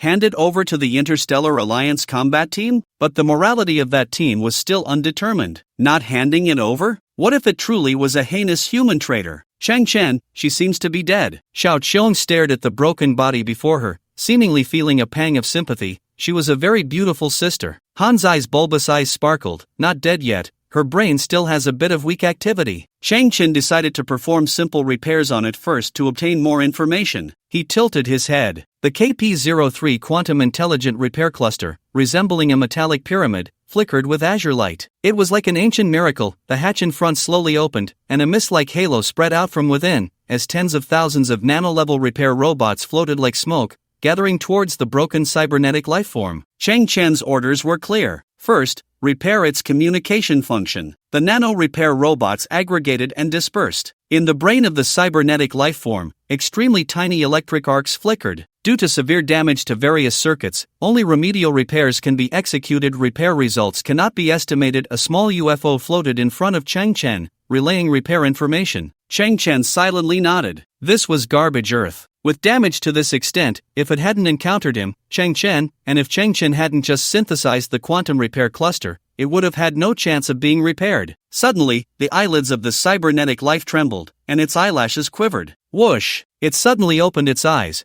but only the left one. Yet, it had no human pupil, nor any genetic level information. It appeared to be an electronic eyeball, with a dim red dot flickering at the very center of the eyeball. Xiao Qiong instinctively shrank back at this sight. Chang Chen tried to communicate with it using the electronic resonance characteristics of silicon-based life, but there was no feedback, as it did not possess a core CPU. Its consciousness came entirely from that human brain. Then, the red dot in the eyeball flickered, transforming into a red halo, which began to slowly expand and then gradually shrink, ultimately condensing into a red pupil. It had to be said that its eyes were beautiful, evoking a breathtaking sensation. Her left eye also began to tremble, but after much effort, it still did not open. The repair work of the quantum cluster was nearing completion. Chang Chen steadied his mind and slowly spoke. Who are you? I. The dust-covered red lips slowly parted, the voice crisp and cold, though weak. It was very pleasant to hear. I don't remember. Chang Chen frowned. Is the biological brain damaged? The scene before me was still very bizarre. A person with only a head and half an arm, even the spine exposed, swaying slightly as it spoke, yet it could not provide its own identity. Chang Chen held his patience. What do you remember? The red ring in the right eye of the cybernetic lifeform flickered slightly. I was betrayed. Chang Chen's heart tightened. It was increasingly resembling that SSS level wanted criminal. What else can you remember about yourself? The red lips on the head trembled. I seem to have the surname Hua, the flower. Hua? Chang Chen tilted his head. Hua Mulan? I remember now. My surname is indeed Hua. My name is. The flickering right eye opened wide. It seemed unable to see Chang Chen, only the void before it. My name is Hua Kunlun. Hiss.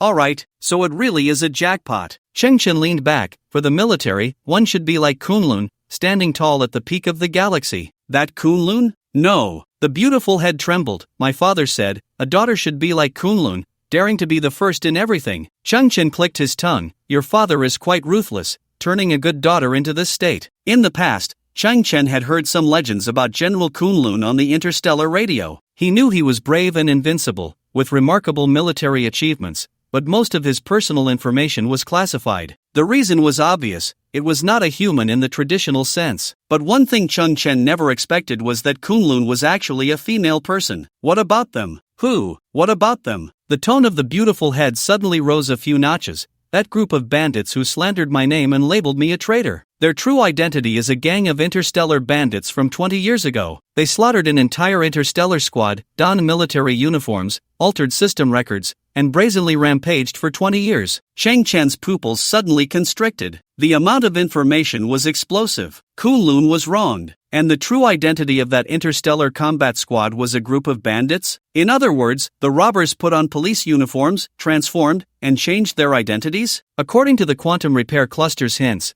the cybernetic lifeform's head before him had not been completely repaired. Rather, it was the subconscious in its biological brain that was supporting all its actions. In other words, this information all came from her subconscious. It was the most genuine expression from deep within her heart. She was not lying, nor could she lie. I need to expose them. I need to eliminate them. I cannot let this go. As she spoke, the left eye that had been stuck suddenly opened wide, the beautiful head's eyes radiating red light together, like a strong battle intent. Her head began to twist violently. I will never fall. I will fight forever. In Chang Chen's eyes, she was merely a broken body, propped up on a metal frame, the only arm completely damaged and immobile, half of the exposed spine, and a bright red ponytail swaying violently with her head. What Chang Chen saw was only a fallen tiger, only a hero in twilight, only the word tragic. I was betrayed by a traitor. I was destroyed. I lost my body and escaped to Earth. The battle intent of the beautiful head faded, her head gradually drooping, but she seemed to remember something again.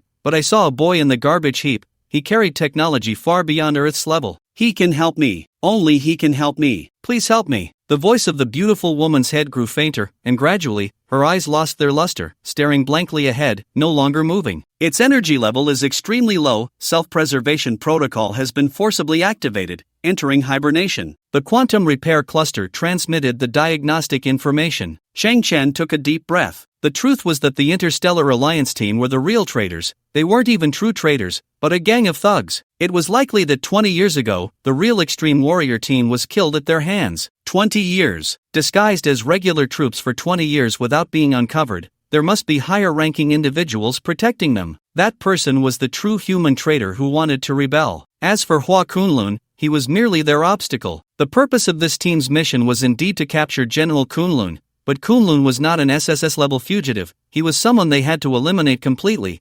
100% silenced. Cheng Chan replayed the thoughts in her mind. After Kunlun escaped to Earth, he inadvertently saw her weaving through the gray storm, using the Extreme Warrior armor to leap dozens of meters to receive Boss Mo's transport box. Thus, the remaining consciousness told her that Cheng Chen might be a very powerful repairman or mechanic. Although the underground shelter was secretive, it currently had no alarm devices. Kunlun must have taken advantage of a moment when Han Zai and Xiao Qiong were out, opening the door to slip in. Once a formidable human general, reduced to such a fate. All because she held on to her obsession. It's rather pitiful. Cheng Chen sighed. The beautiful woman's head hung low, her eyes facing the ground, her face still holding on to its last expression, which was one of pleading. And on the melted metal ground, Cheng Chen's figure was reflected, appearing somewhat tall from a low angle. In that moment, Cheng Chen slightly puffed out her chest and turned her head. Han Zai, Contact Monkey, and the others. We can secretly start the acquisition business. Tell them I need some cybernetic limbs, torso, arms, legs, weapons, as many parts as possible. KRF-02 Hawk-class starship of the Galactic Alliance. Colonel Ning walked slowly along the corridor of the bridge. The overhead lighting beams cast his face in alternating shadows. Behind him followed two soldiers, who were carrying a rectangular, somewhat thin box. Colonel Ning's back was straight as he reached the center of the bridge, the entire control center. He raised his hand and slowly saluted, General. The light in the center of the bridge was dim.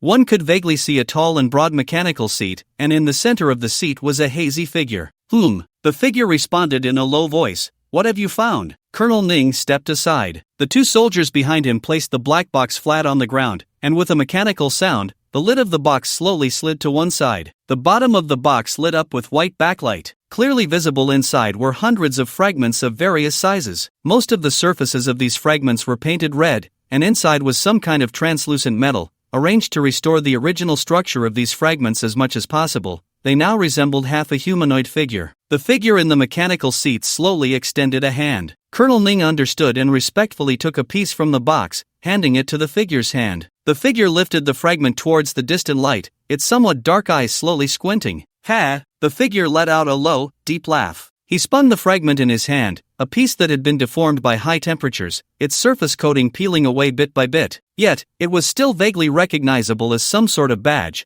one that was integrated into a mechanical prosthetic. The design on the badge depicted a majestic mountain peak formed by simple lines, in a crimson color, edged with gold. General. 30% of these fragments come from the space battlefield. The remaining 70% come from the garbage planet. The soldiers spent over 4 hours collecting these. Colonel Ning spoke slowly. Our mechanics have assessed that her body has been shattered to an extremely severe degree. Even if she is still alive, she has no combat capability. The shadow in the darkness continued to admire the fragment in his hand. Colonel Ning continued, she chose Earth, which has almost no surveillance facilities. It seems like a way out, but in reality, it is a dead end. She will not find any useful parts here. Perhaps she can use garbage to piece herself together, but she will definitely be a fragile wreck that shatters at a touch. Here, no one will be able to help her, and no scavenger would be foolish enough to assist her. Ha! Colonel Ning chuckled. Perhaps, by now, she has already been picked up by some scavenger, disassembled into fragments and hung in the market. After all, these garbage people only have this little bit of desperate pursuit in their hearts. Colonel Ning, you once served as Kunlun's adjutant, lurking by her side, providing me with her movements, ultimately assisting us in destroying her 24 fleets. This is indeed a great achievement. The figure in the darkness slowly spoke, but I am now telling you clearly, I want her brain.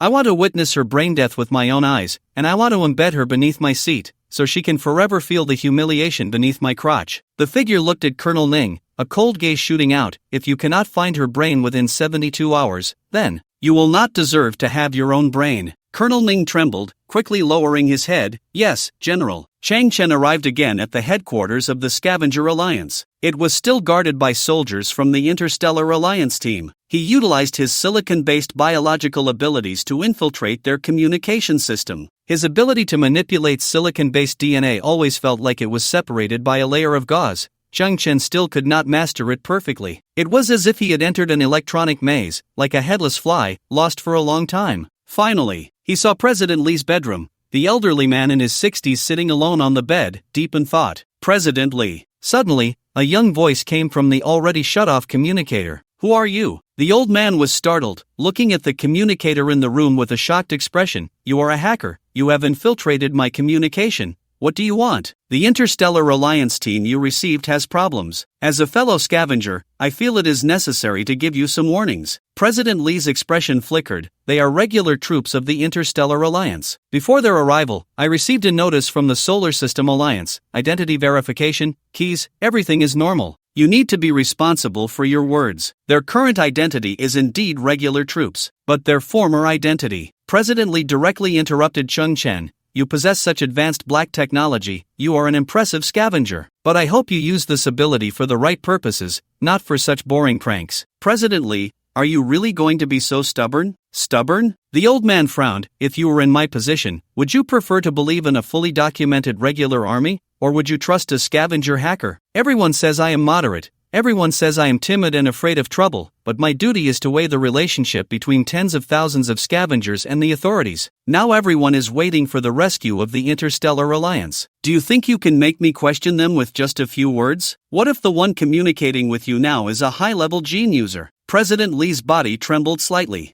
High-level gene user? How high? Sea level. President Li fell silent for a long time. It was a daunting piece of data. He walked to the window, gently lifted the curtain, and looked at the silhouette of a boy in a blue scavenger cloak in the square. His daughter Hongyan flashed through his mind, along with the black market potion he had exchanged 10 years of wealth for. How could a sea-level gene user be born on this garbage planet? He sighed deeply. Child, let me give you some advice. Don't use those biological contact lenses to deceive people anymore. You can hide it for a while, but not forever. Chang Chen paused. What kind of thought process does this guy have? Child, I actually noticed some problems too. This team is too humble. They are too approachable. The patrols in previous years were not like this. They seem to be constantly trying to polish their camouflage. President Li pondered, but it cannot be denied that for them, today's garbage planet holds no value at all. We are just a bunch of cockroaches and rats living in a garbage heap. As the saying goes, bandits do not enter a poor family. We have nothing to lose. On the contrary, I can use their camouflage to strive for what I want. For example, using their closeness and humility to demand next year's rations. I am surviving in the cracks. It's rare to be confused. Child, do you understand? Just then, Chang Chen suddenly saw a dozen small transport ships appear in the distant sky. They broke through the atmosphere and landed on the south side of the scavenger headquarters square. After the hatches opened,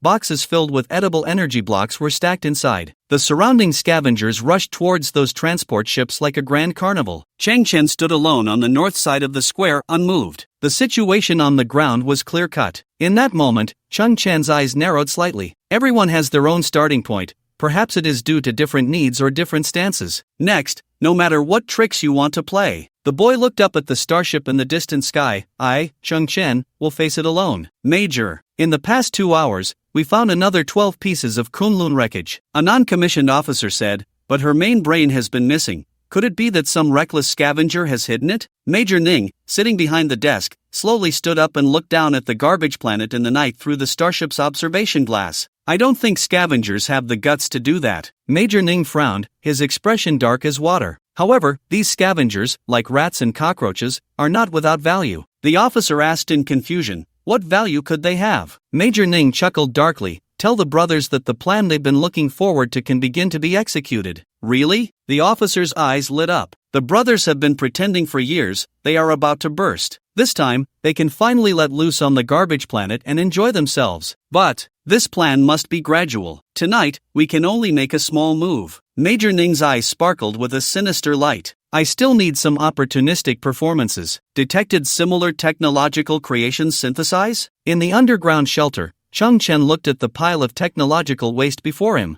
This was the labor result obtained by the monkeys before the gray storm, just delivered. Meanwhile, the monkeys were tirelessly executing Chang Chen's new orders. doing their utmost to acquire cybernetic limbs. Previously, Chang Chen had ordered Han Zai to build a 300 square meter wooden warehouse on the east side of the underground shelter, which would be Chang Chen's future workspace. I have no eyes. In the workspace, Chang Chen pondered, I need an effective and discreet surveillance system to track the movements of that counterfeit army. His gaze slightly lowered, Chang Chen looked at today's raw materials. Old antiques from the bygone era, 22 camera probes. They were all identical models, their white bodies already rusted, and the lenses caked with dirt. They must have been dug up by some scavenger. In this era, such equipment was worthless, and the original owner would likely curse the monkeys for their foolishness. Chang Chen's eyes flickered. Start synthesis. Disassemble into raw materials synthesis successful DF-011 drone *11. Lightweight aerial reconnaissance drone, equipped with night vision system, 200x zoom system, for wide-angle cameras, fixed monitoring range of 3 square kilometers, endurance of 4 hours. Chang Chen shook his head. It was far from adequate. The wingspan of this drone was a full 1.5 meters, with no counter-surveillance system. Once it took flight, the noise would be astonishingly loud, easily detectable by anyone with sight. Disassemble into raw materials synthesis successful DF-058 Flying I*5. Military comprehensive aerial monitoring platform, equipped with sonar system, high-precision thermal imaging system, 28 intelligent tracking cameras,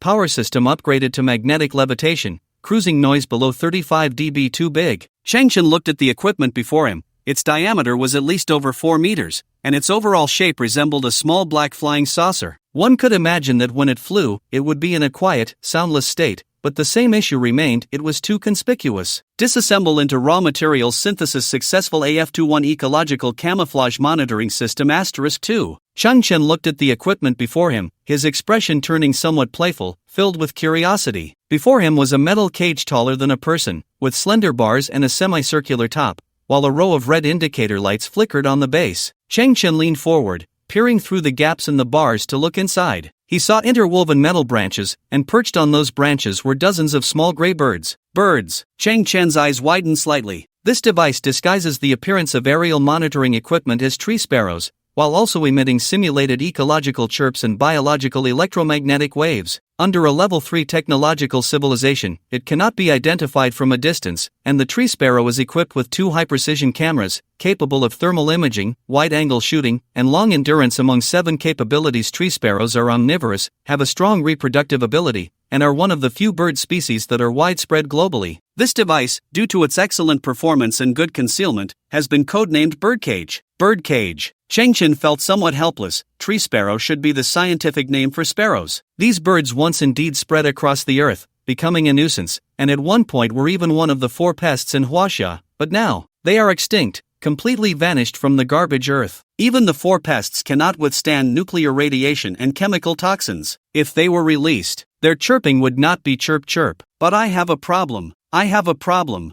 I damn have a problem. Chang Chen steadied his mind. Continue the synthesis. Dispersing into primitive matter. Synthesis successful. SF-100 Ecological Camouflage Monitoring System. Still the Ecological Camouflage System? But the serial number has changed to start with S. Chang Chen paused, looking at the unknown object before him, his complexion shifting from red to purple, then to white. What is this? Before him was a lump of metallic excrement. To be precise, it was a tower made up of layers of silver metallic discs, with the discs getting smaller as they rose, culminating in a small point at the top. Chang Chen stared wide-eyed. This shape makes it hard not to have associations. Forget it. This should be a creation of some aesthetically peculiar advanced technological civilization. Chang Chen noticed that the surface of the metallic excrement. No, the mysterious device had inconspicuous gaps. It should be able to open. His palm gently touched it, and the excrement opened. Chang Chen's eyelid twitched, because inside this device were layers upon layers of very tiny grids. In each grid, there stood a white worm, clearly visible, with rings of grooves on its body, writhing. Chang Chen was shocked and speechless. STC, is the code name for this device Maggot Nest? Its code name is Thousand Eyes,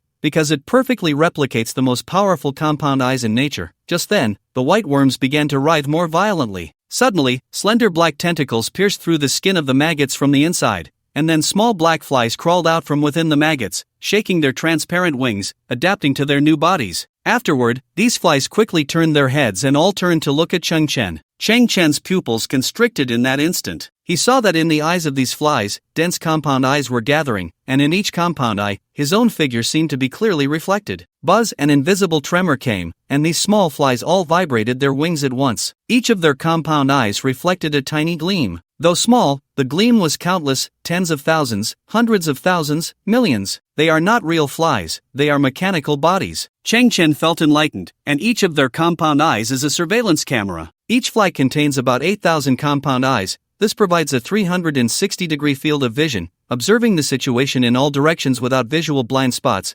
Compound eyes have a strong ability to perceive and track moving objects, capable of processing and reacting in a very short time. The human eye takes about 0.5 seconds to see the outline of an object, while flies only need about 0.01 seconds. When humans try to swat flies, it appears to them as slow motion, allowing them to easily evade. The flies in SF-100 are actually a semi-biological, semi-mechanized artificial species, possessing the function of fly compound eyes, as well as long-distance signal transmission, intelligent control, and other attributes. They can even supplement biological energy through feeding, achieving ultra-long endurance. The current Earth environment is practically tailor-made for SF-100. Here, it is an almost invincible monitoring system. This device comes from a level 2.6 biological civilization. It is indeed powerful. Cheng Chen's expression was filled with shock. On today's garbage Earth, aside from rats, flies have also survived, breeding near human living areas, buzzing and annoying, just like in the old days. Next, I want to test its effectiveness. Cheng Chen slightly closed his eyes, and when he opened them again, they had transformed into two brilliant diamonds. A flowing, ethereal blue ribbon slowly appeared in his line of sight. The body of Thousand Eyes also radiated a blue technological glow.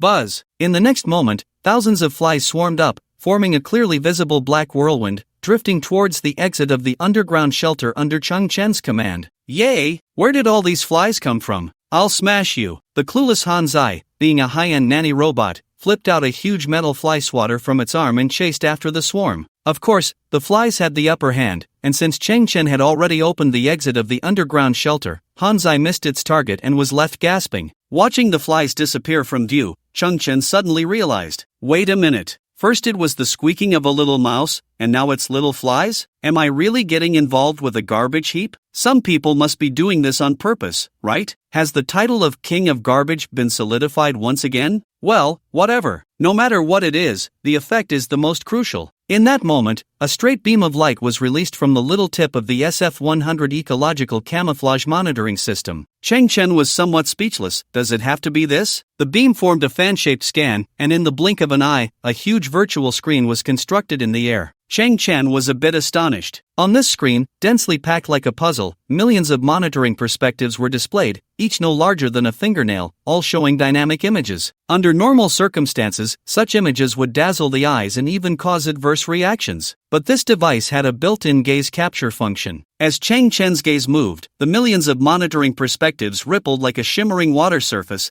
very splendid and technological. When Cheng Chen's gaze settled, the corresponding area's image instantly magnified. What Cheng Chen locked onto was a rusty iron can, with a resolution of 88K, every detail visible. He could see the modeled text on the can, Hualien Food Factory Pecan, produced on August 17, 2024. The name and production date of the can were on two different sides, yet Cheng Chen saw all the contents simultaneously. At that moment, the can was aggregated into something resembling a four-dimensional model, allowing Cheng Chen to see its front, back, left, right, top, and bottom all at once. It was a magical perspective, like X-ray vision, but much clearer. It was as if Cheng Chen was standing around the can, observing it in a 360-degree angle without any blind spots. Is this how flies see? Cheng Chen pondered, then looked up. In the upper view of the can, he saw another fly, which was also a member of Thousand Eyes. But this fly was flying very slowly, its wings seemingly caught in thick air, each tremor clearly visible. It's not that the fly is slow, Cheng Chen exclaimed in surprise,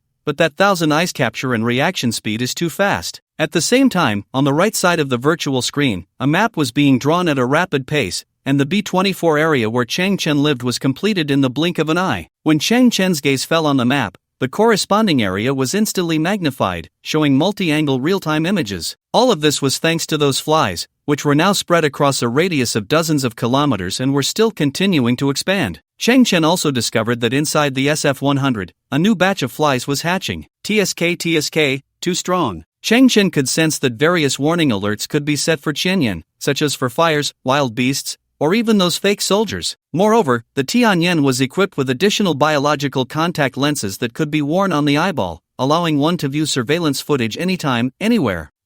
In that moment, Chang Chen noticed something strange during a casual glance. It was a village. This was not a perfunctory name, it was genuinely called a village. A small settlement composed of a dozen families of scavengers. However, at this moment, as the first light of dawn appeared in the east, a village, shrouded in the gray morning sun, was eerily silent. Chang Chen's eyes widened, and multiple perspectives appeared simultaneously. All the villagers of a village were dead. They had not been attacked by weapons. Almost all had their necks twisted or their spines broken. Some had been thrown to the tops of shanties, their half-bodies hanging down, mouths dripping with dark red blood, eyes wide open in death. Chang Chen's pupils trembled. A village. I don't know the others, but Old Lin and Aunt Lan live there. In the next moment, a glimmer of hope appeared. Aunt Lan, carrying a bamboo basket, and Old Lin appeared at the entrance of a village. They looked at the scene in the village, their bodies stiffening in shock. The cloth bag in Aunt Lan's hand fell to the ground, scattering its contents, which were the unsold flavored energy blocks. A guess emerged in Chang Chen's mind. Gradually, a boiling anger surfaced in his eyes. It was Kunlun's doing. Major Ning sat in the hall of the Scavenger Alliance, a look of sorrow on his face. I hope those scavengers can enter heaven and no longer suffer. President Li trembled slightly. No wonder I couldn't reach a village last night. No one responded.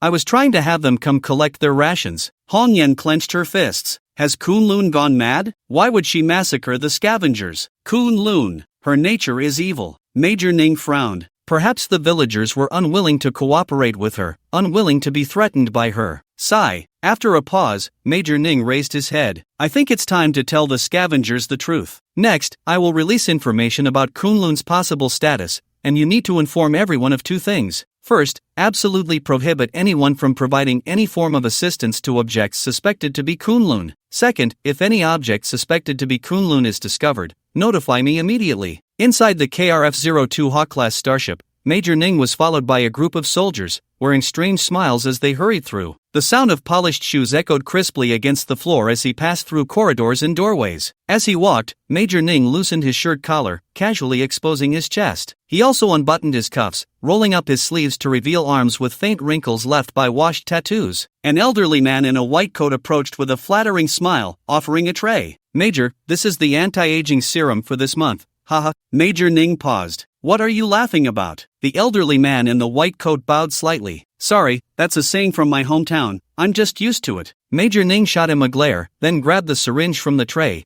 biting off the needle cap and swiftly injecting it into his arm. The pale blue serum was injected into his body in one go, and he casually tossed the syringe aside. The elderly man nodded and smiled, kneeling to pick up the syringe, watching Major Ning leave. Click! The attendant pushed open the massive double doors in front of him. Major Ning's figure slowly appeared at the entrance. Inside the starship's transport bay, over 500 soldiers of the Interstellar Alliance were gathered. When the soldiers saw Major Ning arrive, they did not stand up or salute. Instead, they continued to laugh and joke, some cleaning their weapons, others drinking strong liquor. Most of them would glance at Major Ning, nod their heads, and greet him. Brothers, Major Ning said nonchalantly, the hunting plan can begin. Oh, many soldiers perked up, standing up eagerly. Boss, how are we playing this time? He. Major Ning strolled in, casually sitting on a piece of cargo, lifting one leg to rest on the edge of a box. During the day, I want you all to search for Kunlun's whereabouts, no slacking off. And once night falls, it's our time to have fun. Last night, the little village that Team Mao 2 slaughtered, I've successfully framed it on Kunlun. Major Ning revealed a smug smile. Initial panic has already set in. From now on, no matter what happens, those foolish scavengers will instinctively blame Kunlun. Many soldiers' eyes lit up. This trick is brilliant. The brothers can't hold back anymore. Every day pretending to be regular troops, following orders, acting like iron-blooded warriors. If we don't get our hands dirty, it's like we haven't eaten, we feel lifeless. Looking at those scavengers who are as weak as chickens,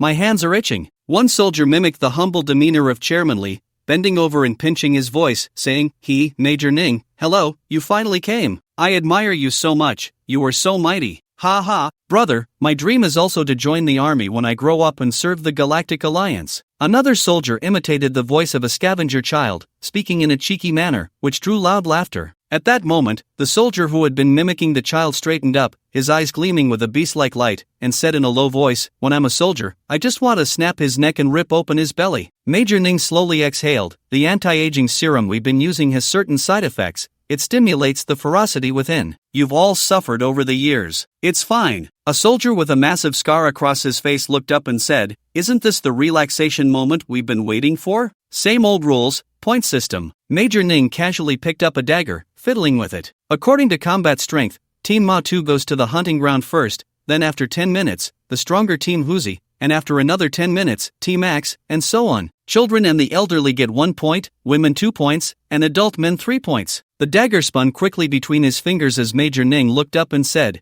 "Anyone who sees a living person, not a single one can be left alive. If any team exposes their identity, their points will be reset to 0, and other teams must immediately assist in eliminating everyone within 100 miles. The total time is 4 hours. Once the first light appears on the horizon, everyone must return to the team." The soldiers were already rubbing their fists, their eyes gleaming with ferocity. Sounds exhilarating. Also, no hot weapons tonight. Everyone, engage in hand-to-hand combat. Major Ning looked at everyone. "Do you understand?" "Understood." A group of soldiers was eager. "Boss, when do we start?" "Countdown 5 minutes. Major Ning suddenly plunged the dagger into the box, revealing a sinister smile. "After tonight, a large number of scavengers will be killed by Kunlun, and Kunlun will transform into the most terrifying demon. Who would dare to help her? Who would dare to hide her whereabouts?" One soldier laughed maniacally. "Yeah, they can't wait to provide us with some information, hoping we catch Kunlun quickly. He. That saying is true, the eyes of the masses are bright, and the power of the masses is strong.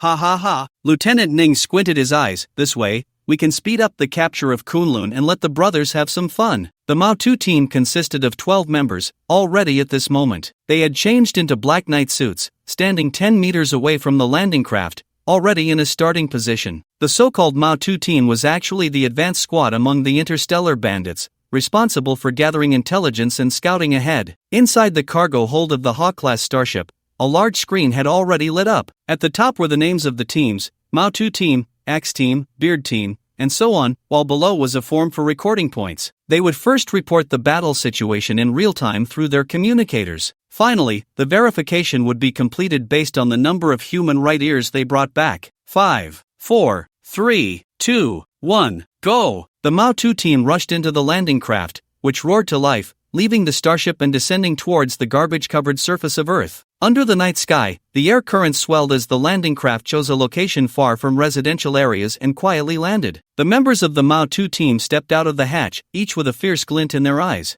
"This time, our points must exceed the Beard team. Those idiots have been mocking us for months. After all these years, our strength level should be re-ranked. Yeah, I'm so tired of wearing this Mao 2 label. I say, can we put aside the competitiveness and focus on enjoying the moment? Life requires wisdom. Wisdom my ass. I remember when I first landed, I scouted well, 12 kilometers east. There's a scavenger's den with at least 20 people living there. Look at you, you really have no ambition. You'll never shake off the Mao 2 label, always just scouting. I know another place with at least 30 people. A dog can't change its habit of eating shit. You're just as bad. Ugh, why are there so many flies? Garbage Earth is just garbage, it's so disgusting." In the night, a boy wearing a blue scavenger cloak slowly emerged from behind a garbage mound, standing in front of the Mao 2 team.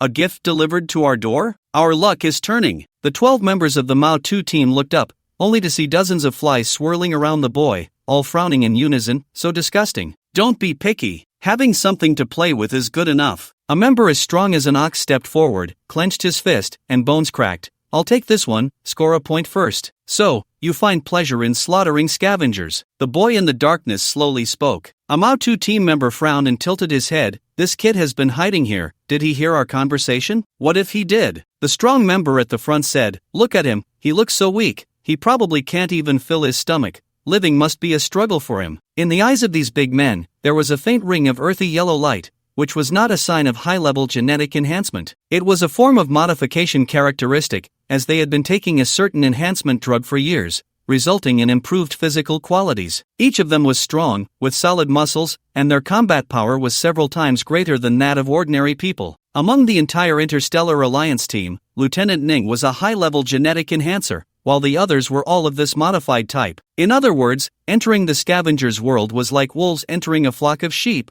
harvesting at will. This is Garbage Earth, the home of scavengers, and also my home. The boy in the darkness slowly took a breath. I can run amok here. And even if I take a step back, other scavengers can also run amok here. At that moment, the boy suddenly looked up, his gaze dark and sharp. But you cannot. Damn, is this kid sick? A strong man swung his arm and stepped forward. Give him 3 points. Boom! The ground where the boy stood suddenly erupted with a mass of garbage being kicked away, and he vanished from sight. In the night, a shadow appeared in front of the strong man, and seeing the still somewhat youthful face, the man was taken aback. In the next second, the strong man felt a powerful force gripping his neck, like an unyielding iron hoop. Then he felt his head heavy and his feet light. He was lifted by the neck and spun around. A tremendous force surged through him, and he was slammed headfirst into the ground. Crack! Crack! The sound of shattering echoed from the strong man's skull and spine. His skull instantly shattered, and a torrent of black blood gushed from his features, killing him in an instant. The other members of the rookie team hadn't even reacted,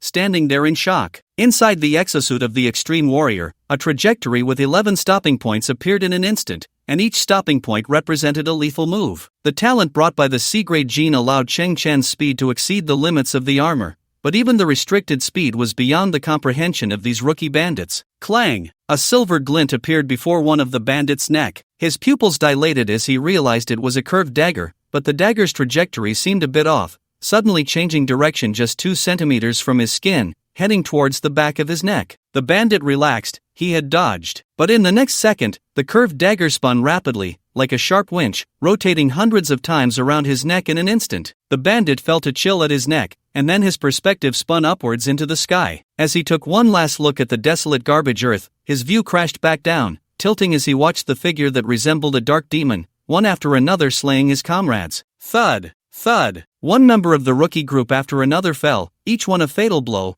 all of it taking less than 100 seconds in total. The boy's scavenger cloak fluttered gently. He flicked his wrist, retracting the memory metal dagger, glanced back at the bodies on the ground, and slowly said, 36 points. Inside the Hawk-class starship, Major Ning tapped the silent communicator, shaking his head. The rookie group still can't do it. 9 minutes have passed, and there's still no news or points. Then, Major Ning looked at the nearby lineup. Beard group, get ready. I hope you enjoy yourselves and achieve a good score. Cheng Chen checked the 12 bodies. He was somewhat disappointed to find they hadn't carried any firearms. Then, he discovered 12 particle-cutting daggers and 12 pieces of equipment resembling small signal jammers on them. He collected these spoils. Cheng Chen casually dug a hole and buried them. Just as he finished everything, Cheng Chen's ears perked up, and he turned to see another landing craft flying out from the Hawk-class starship.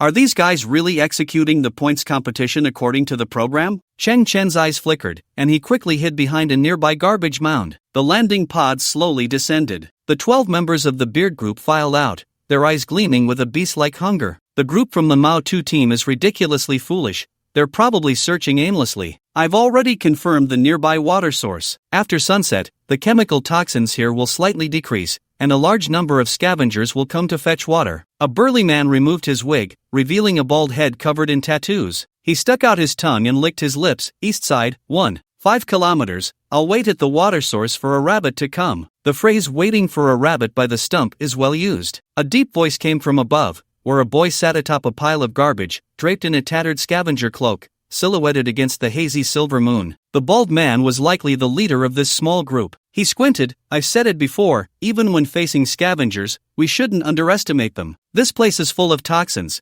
It's inevitable that some genetic mutations might appear. The bald man took a defensive stance. Look, at the top of that high garbage mound, there's a small metal box, and he's sitting there steadily, not making a sound for several minutes. This guy's agility must be very high. Lao San, you just injected an agility-enhancing drug. Go test him out. The rest of you, surround him and look for a chance to strike decisively. 4 minutes later, Cheng Chen stood on the tattooed bald head. The owner of the bald head had already been knocked out, blood oozing from his mouth, his tongue hanging out. Cheng Chen slowly wiped his palms. 72 points. After that, Cheng Chen casually dug a pit and buried the Huzi team. He collected another 12 particle-cutting daggers and 12 pieces of equipment resembling small signal jammers. Then, he looked hopefully at the Hawk-class starship hovering in the air. The garbage planet is vast and sparsely populated. It might be a bit unsatisfying. Too much time has been wasted searching for targets. 10 minutes are up. Major Ning shook his head. Axe team, prepare for the next round. Cheng Chen stared at the Hawk-class starship in the air, feeling like time was dragging on. He tried 2 things. First, he attempted to connect to the control systems of the two starships through the genes of silicon-based lifeforms, but there was no feedback, perhaps due to the distance or the powerful defensive field on the starship's surface. Second, he tried to use STC to scan the two starships and synthesize them. However, STC provided an unexpected response. The two Hawk-class starships share a common control brain, which possesses autonomous consciousness and personality traits. STC's fundamental belief: do not plunder, do not forcibly synthesize items with clear ownership. This is an unwritten rule passed down in the mother civilization. 108 points. The extreme warrior armor retracted into his sleeves, and Chang Chen tilted his head slightly. All 12 members of the Axe team hung lifelessly on the garbage mound. The leader of the Axe team was strong. According to the extreme warrior armor assessment, his punch had a force close to 2,200 newtons, which is an abnormal existence for an ordinary person. At this moment, he was pierced through the chest by several metal spikes, blood dripping, yet he still hadn't breathed his last. He stared with bulging eyes, fixated on Chang Chen's back. We might have been targeted by the Interstellar Alliance. It's impossible for scavengers to be this strong. But he didn't have time to send any message before his head tilted, and he died. Chang Chen casually dug a pit and buried the Axe team. He harvested another pile of equipment. Major Ning stretched. To ensure the reasonableness of the deaths, we'll send out these 3 teams today. Everyone, get some rest and look forward to their battle report in 4 hours. The bandits felt a bit disappointed but also somewhat expectant, because this hunting game had just begun. Until the east gradually revealed the deep night, Chang Chen still hadn't waited for the 4th wave. It seems the audition has ended. They must be slaughtering at night and pretending to be regular troops during the day. Chang Chen had summoned a large number of thousand-eyed flies, which were spread out beneath the two starships, closely monitoring the movements of the members inside. Once they went out, Chang Chen would receive an early warning immediately. After that, Chang Chen returned to his underground shelter. In the workshop, today's haul was neatly laid out on the ground. 36 particle-cutting daggers, 18 small electronic shielding devices. Chang Chen had buried a total of 36 bandits and originally obtained 36 small electronic shields, but these shields also had internal communication functions, serving as communication facilities for the bandit team. Chang Chen felt that these communicators were very likely equipped with tracking systems. To be safe, he conducted a synthesis in the wild. Now, these communicators had transformed into a brand new type of device, and they were in an unactivated state, eliminating the possibility of being tracked. He picked up a particle-cutting dagger. The side of the dagger was still stamped with the insignia of the Interstellar Alliance team, official military equipment now held in the hands of a gang of bandits, stained with the blood of countless innocents. Chang Chen then looked at the 18 electronic shielding devices. What the underground shelter lacked the most was a set of shielding equipment, preferably integrated with a monitoring facility. This way, it could not only prevent deep scans from the starships above but also identify abnormal intruders, such as Kunlun and the like. Dispersing into primitive matter, synthesis successful, magnetic shield, *9. Dispersing into primitive matter, synthesis successful, high-energy magnetic beam signal defense launcher, *4. EOP gravitational field shield, *2. Innocent defense array, *1. Chang Chen completed the synthesis in one go, directly upgrading to the highest level, and a metal football radiating a yellow glow quietly floated in the air, slowly rotating. Indiscriminate shielding against all probing signals below level 4 civilization, or arbitrarily tampering with its signal feedback. Even visual observation can release a visual distortion field, highly realistically modifying the observer's visual image. Achieving the effect of seeing a mountain is not a mountain. Built-in pinpoint high-energy sniper beam, capable of instantly killing abnormal intruders according to the user's command. Built-in ionized plasma defense shield system, can be passively activated once due to energy limits, maximum resistance against 20 million MPa pressure. This device comes from a level 3 technological civilization. Simply perfect. Chang Chen's eyes sparkled. The shielding capability far exceeds expectations. The pinpoint sniper beam is also unexpected. And that plasma defense shield, 20 million megapascals? The pressure at the Earth's core is only 400,000 megapascals. This last function is an incredibly powerful life-saving skill. Chang Chen raised his hand. The metal football slowly ascended, hovering at the top of the underground shelter. Chang Chen opened his eyes wide, and his pupils sparkled with brilliant gem-like light. The football received the command and began to activate, its body radiating a faint yellow glow,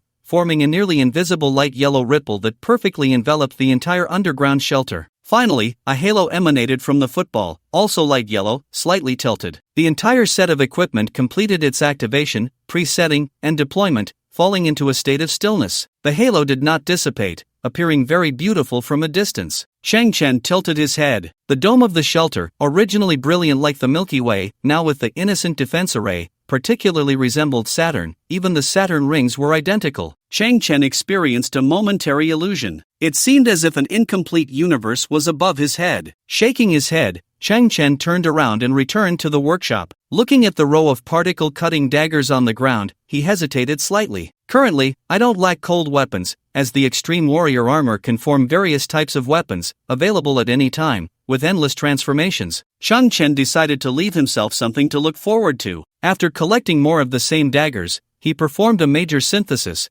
directly upgrading to level 7 technology. The long night stretched on, and Chang Chen's gaze searched once more. On one side of the workshop, there was still a small amount of garbage collected by the monkeys. Among them was a half-person-high aluminum barrel. Inside were thousands of small green capsules, round and light, very similar to pills from the old era. Soilless cultivation capsule. When dissolved in water, it can form a soilless cultivation container with a diameter of about 10 centimeters, suitable for planting various potted flowers. This is a very convenient planting method. Unfortunately, the garbage-filled earth has a harsh environment, lacking sunlight, making it impossible to grow healthy plants. There are actually so many. It should be able to synthesize some amazing things. Chang Chen raised his wrist-mounted STC, and a blue fan-shaped beam slowly blossomed. Synthesis successful. Max soilless cultivation capsule, *3365. When dissolved in water, the soilless cultivation container expands to 300 centimeters. Chang Chen shook his head. Simply expanding the volume has no significance for now. Disassemble into primitive material,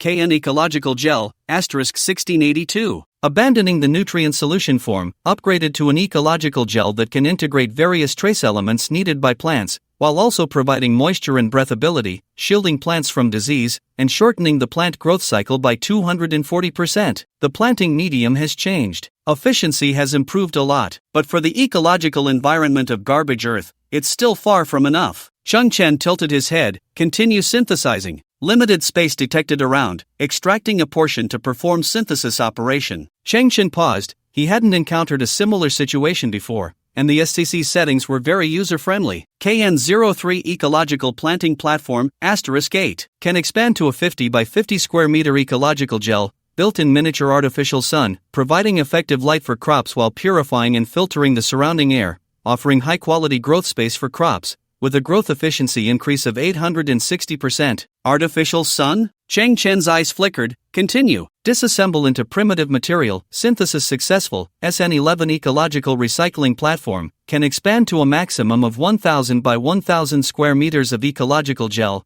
built-in upgraded artificial sun, additionally equipped with an inorganic decomposition system, can effectively decompose various inorganic materials and convert them into clean energy or nutrients needed by crops, while integrating microbial civilization's biological symbiosis enhancement technology, creating a special symbiotic relationship between microorganisms and plants, increasing plant growth efficiency by 6,400%. This technology comes from level 4 technological civilization. Before Chang Chen, a 5-meter-high black rectangular prism suddenly appeared, its surface engraved with complex electronic patterns, within which flickered a green light representing vitality. Is this the limit? Chang Chen's eyes sparkled. Presumably, level 4 civilization doesn't need to obtain food through planting crops. They should use artificial food, synthetic proteins, or some completely unimaginable methods. And this SN11 ecological recycling platform is not a mainstream device, with no need for in-depth research and development. It's like a flashlight in human civilization. You could say it's a level 1.5 technological creation, and it is, but almost no one uses it. But, Chang Chen stared at the STC's annotations, secretly astonished. Decomposing inorganic materials, converting them into energy or nutrients? Doesn't that elevate to the molecular manipulation level? What inorganic materials are there? Metals, glass, ceramics, sand, and gravel. Chang Chen's eyes widened. In this garbage planet today, everything in sight is inorganic. Chang Chen pushed the SN11 ecological recycling platform out of the workshop. He glanced at the small burial mound on the north side of the underground shelter, still stubbornly standing. Han Zai and Xiao Qiong had worked hard for a long time to realize their dream of a small garden,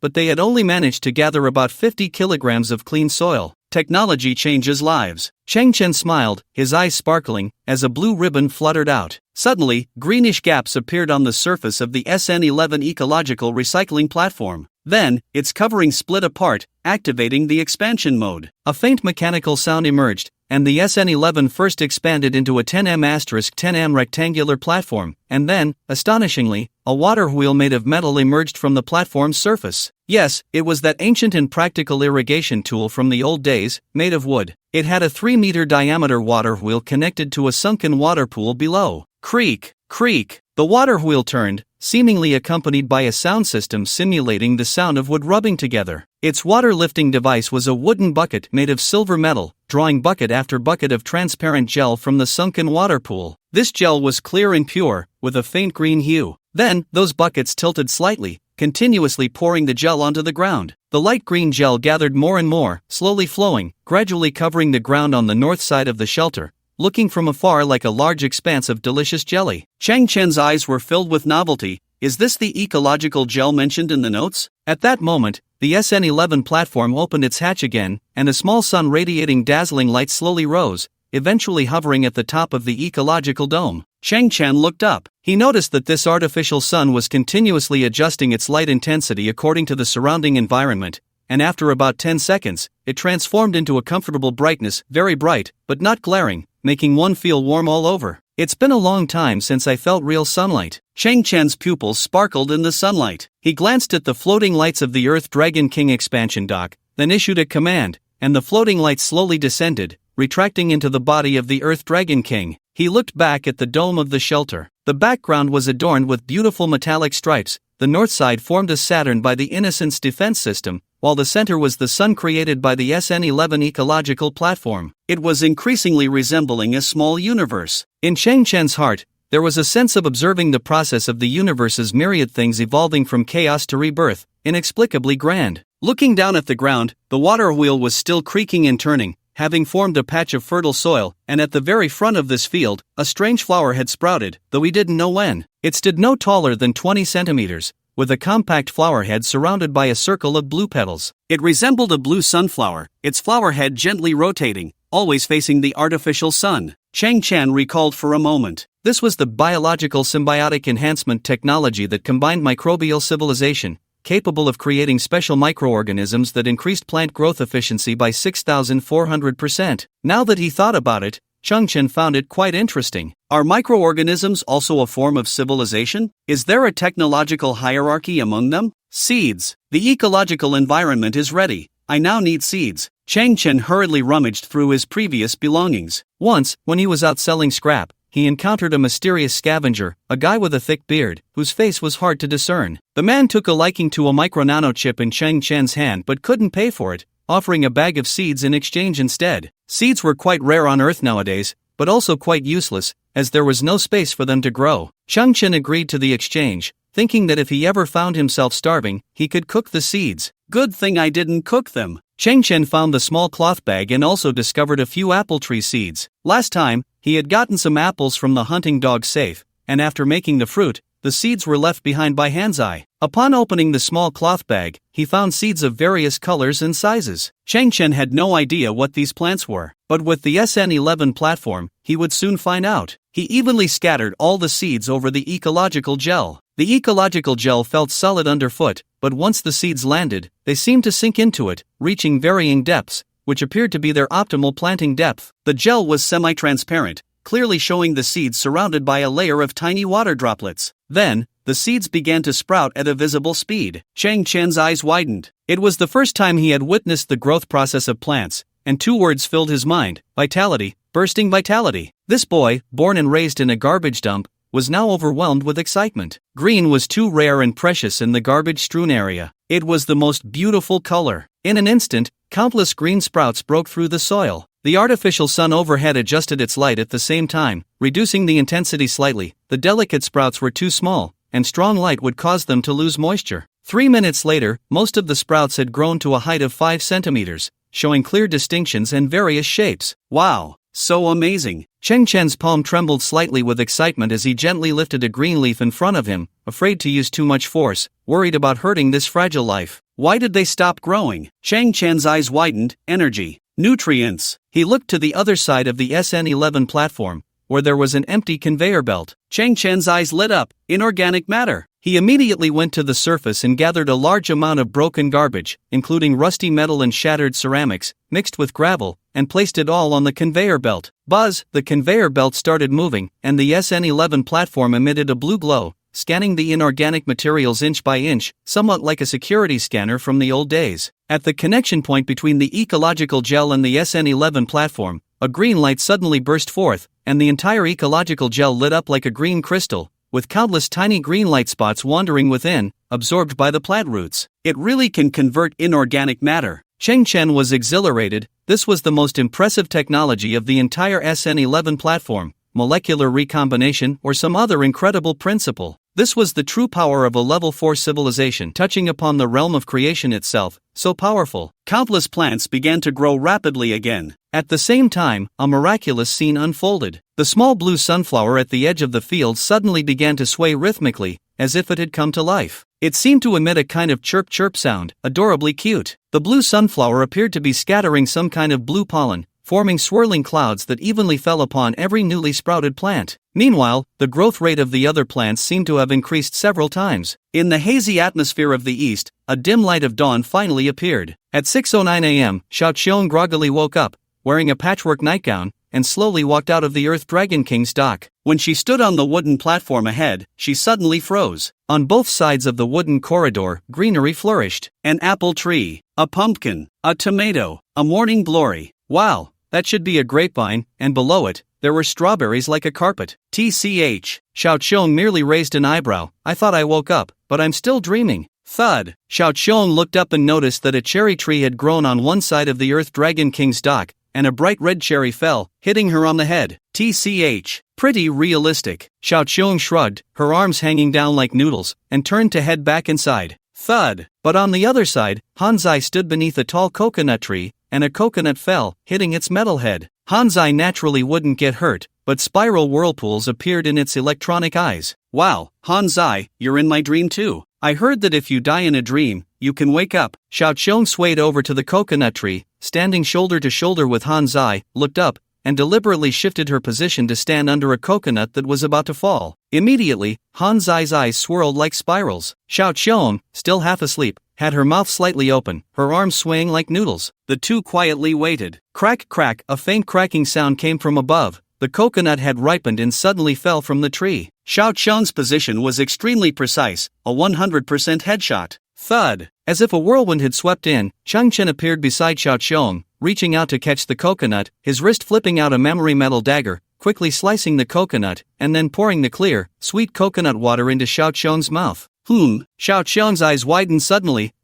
She felt the taste in her mouth, the coolness in her throat, and the fragrance that filled her mind. From now on, please call me Inventor Chang Chen. The boy pointed behind him. Last night I invented all night, and the results are remarkable. I created a device that can be called extraordinary. Xiao Qiong finally woke up. She discovered that reality was even more beautiful than her dreams. Chang Chen, you're amazing. Oh my gosh. Ha ha ha. Big watermelon. Big pumpkin. Big persimmon. Xiao Qiong's legs turned into flying black dots as she dashed into the botanical garden. He. Cheng Chen smiled. In his eyes, everything before him also seemed dreamlike. He reached out to pick a green apple and took a big bite with a crunch. The sourness filled his mouth, confirming that all of this was real. Ha ha ha. Big grapes. Big strawberries. Big chili peppers. Big. Cheng Chen, what is this? Xiao Qiong stood deep in the botanical garden, pointing at a purple plant that was at least 2 meters tall, momentarily stunned. Xiao Qiong had seen a magazine before and recognized various plants, but this thing before her was something she had never seen. Cheng Chen approached and looked up at the plant. He didn't know what it was either. The seeds of the plant came from a small cloth bag, the source of which could not be traced. The plant before him was very peculiar. Its roots and branches were perfectly horizontal and vertical, extending outwards to form a standard geometric symmetrical shape, while its purple leaves were 100% round, distributed among the branches, perfectly symmetrical on both sides. From a distance, this plant resembled some kind of totem, its precise geometric structure filled with a religious design, as if it were metaphorically hinting at something mysterious and ancient. Moreover, the growth rate of this plant was far slower than that of other plants. So far, it showed no signs of blooming or bearing fruit. If placed in a normal environment, its growth cycle might extend to several hundred years. Everything about it hinted at its extraordinary nature. Cheng Chen speculated that it might be some kind of alien plant or perhaps a type of ancient plant from Earth. What it truly was would only be known once it bloomed in boarfruit. Big peach, big celery. Xiao Qiong began to frolic and run around the botanical garden again. Cheng Chen noticed that in the distance, Kunlun, still fixed to the rack, seemed to have slightly revived, perhaps due to accumulating some energy. She looked at the lush green botanical garden, at the running Xiao Qiong, and at the quietly standing Cheng Chen. Kunlun's beautiful eyes flickered, and a segment of an image was projected in her red pupils. It was a vast and beautiful field. A little girl with a red ponytail stood beside a strong man in military uniform. "Daddy, can I keep my right hand?" The little girl lowered her head, extending her hands. Her right hand was clean and human-like, while her left hand had turned into a dark gray metallic form. Through the gaps in her hands, it could be seen that her feet had also been replaced with cybernetic limbs. The strong man bent down and stroked the little girl's head. "Child, how can you gain strength beyond others without replacing your limbs? You are my child, and our family's descendants are destined to become the strongest soldiers." The man smiled slightly. "This is the highest honor." "But," the little girl lowered her head, tears welling in her eyes, "I like this hand. I don't want to replace it with a machine." The man frowned. "Have you heard some crazy talk again?" The little girl clutched her clothing with her mechanical arm. "The other kids are all afraid of me. They are moving further away. What do they understand? Those ordinary people don't understand your value at all." The man's voice rose a few notches, his tone tinged with anger, causing the little girl to take a step back in fear. At that moment, the military man took a deep breath, his tone softening as he helped the girl tidy her hair. "A daughter should be like Kunlun, daring to be the first in everything. You must listen obediently. Daddy promises you, no matter what you will be transformed into in the future, I will always keep your beautiful red hair. As long as it remains, you will always be the prettiest girl." At this moment, Kunlun's shoulders trembled slightly. The half-burned red ponytail began to quiver faintly. She had no tear ducts, but the images projected in her pupils became increasingly blurred. "Sister, here." At that moment, Xiao Qiong stood beside Kunlun, offering a freshly picked peach to her mouth. "Sweet things can make people happy." Kunlun's expression clearly paused. Cheng Chen also stepped forward. "Xiao Qiong, your sister doesn't need to eat." Xiao Qiong turned her head. "You adults. I certainly know that my sister is a cyborg. What I'm doing is to let her know that someone cares about her. I hope she feels a little better. Then I thank you on behalf of my sister." Cheng Chen nodded, his gaze fixed on Kunlun. "I know your greatest pain right now is humiliation and unwillingness, especially after paying such a high price, only to end up like this, while those murderers are still at large." Kunlun's pupils flickered, his lips trembling. "Don't worry." Cheng Chen raised his chin. "I will help you. What I give you will far exceed your imagination." It was Kunlun who did it. At 6 in the morning, Major Ning stood beneath the Harrier-class starship, looking at the endless garbage before him, his eyes shaking violently. His 3 small teams had been missing for a full 6 hours. No sign of life, no bodies. It must have been Kunlun. Major Ning clenched his fists tightly. "There is absolutely no one on this garbage planet who could silently wipe out my 3 teams and even block their positioning signals. These garbage bugs don't have that capability. She must have equipped herself with some trash limbs. After all, she was once a Valkyrie." Major Ning gritted his teeth. "Poor brothers of mine who fought alongside me, they must have been killed. But where are their bodies?" Suddenly, Major Ning's eyes narrowed as he saw a large swarm of flies on a distant garbage mound. "Dig there." Major Ning's voice trembled. "Quick." 3 minutes later, a soldier pointed at the dug-up garbage pile, wrinkling his nose. "Report, Major Ning, this is the waste of those scavengers." Major Ning's mouth twitched,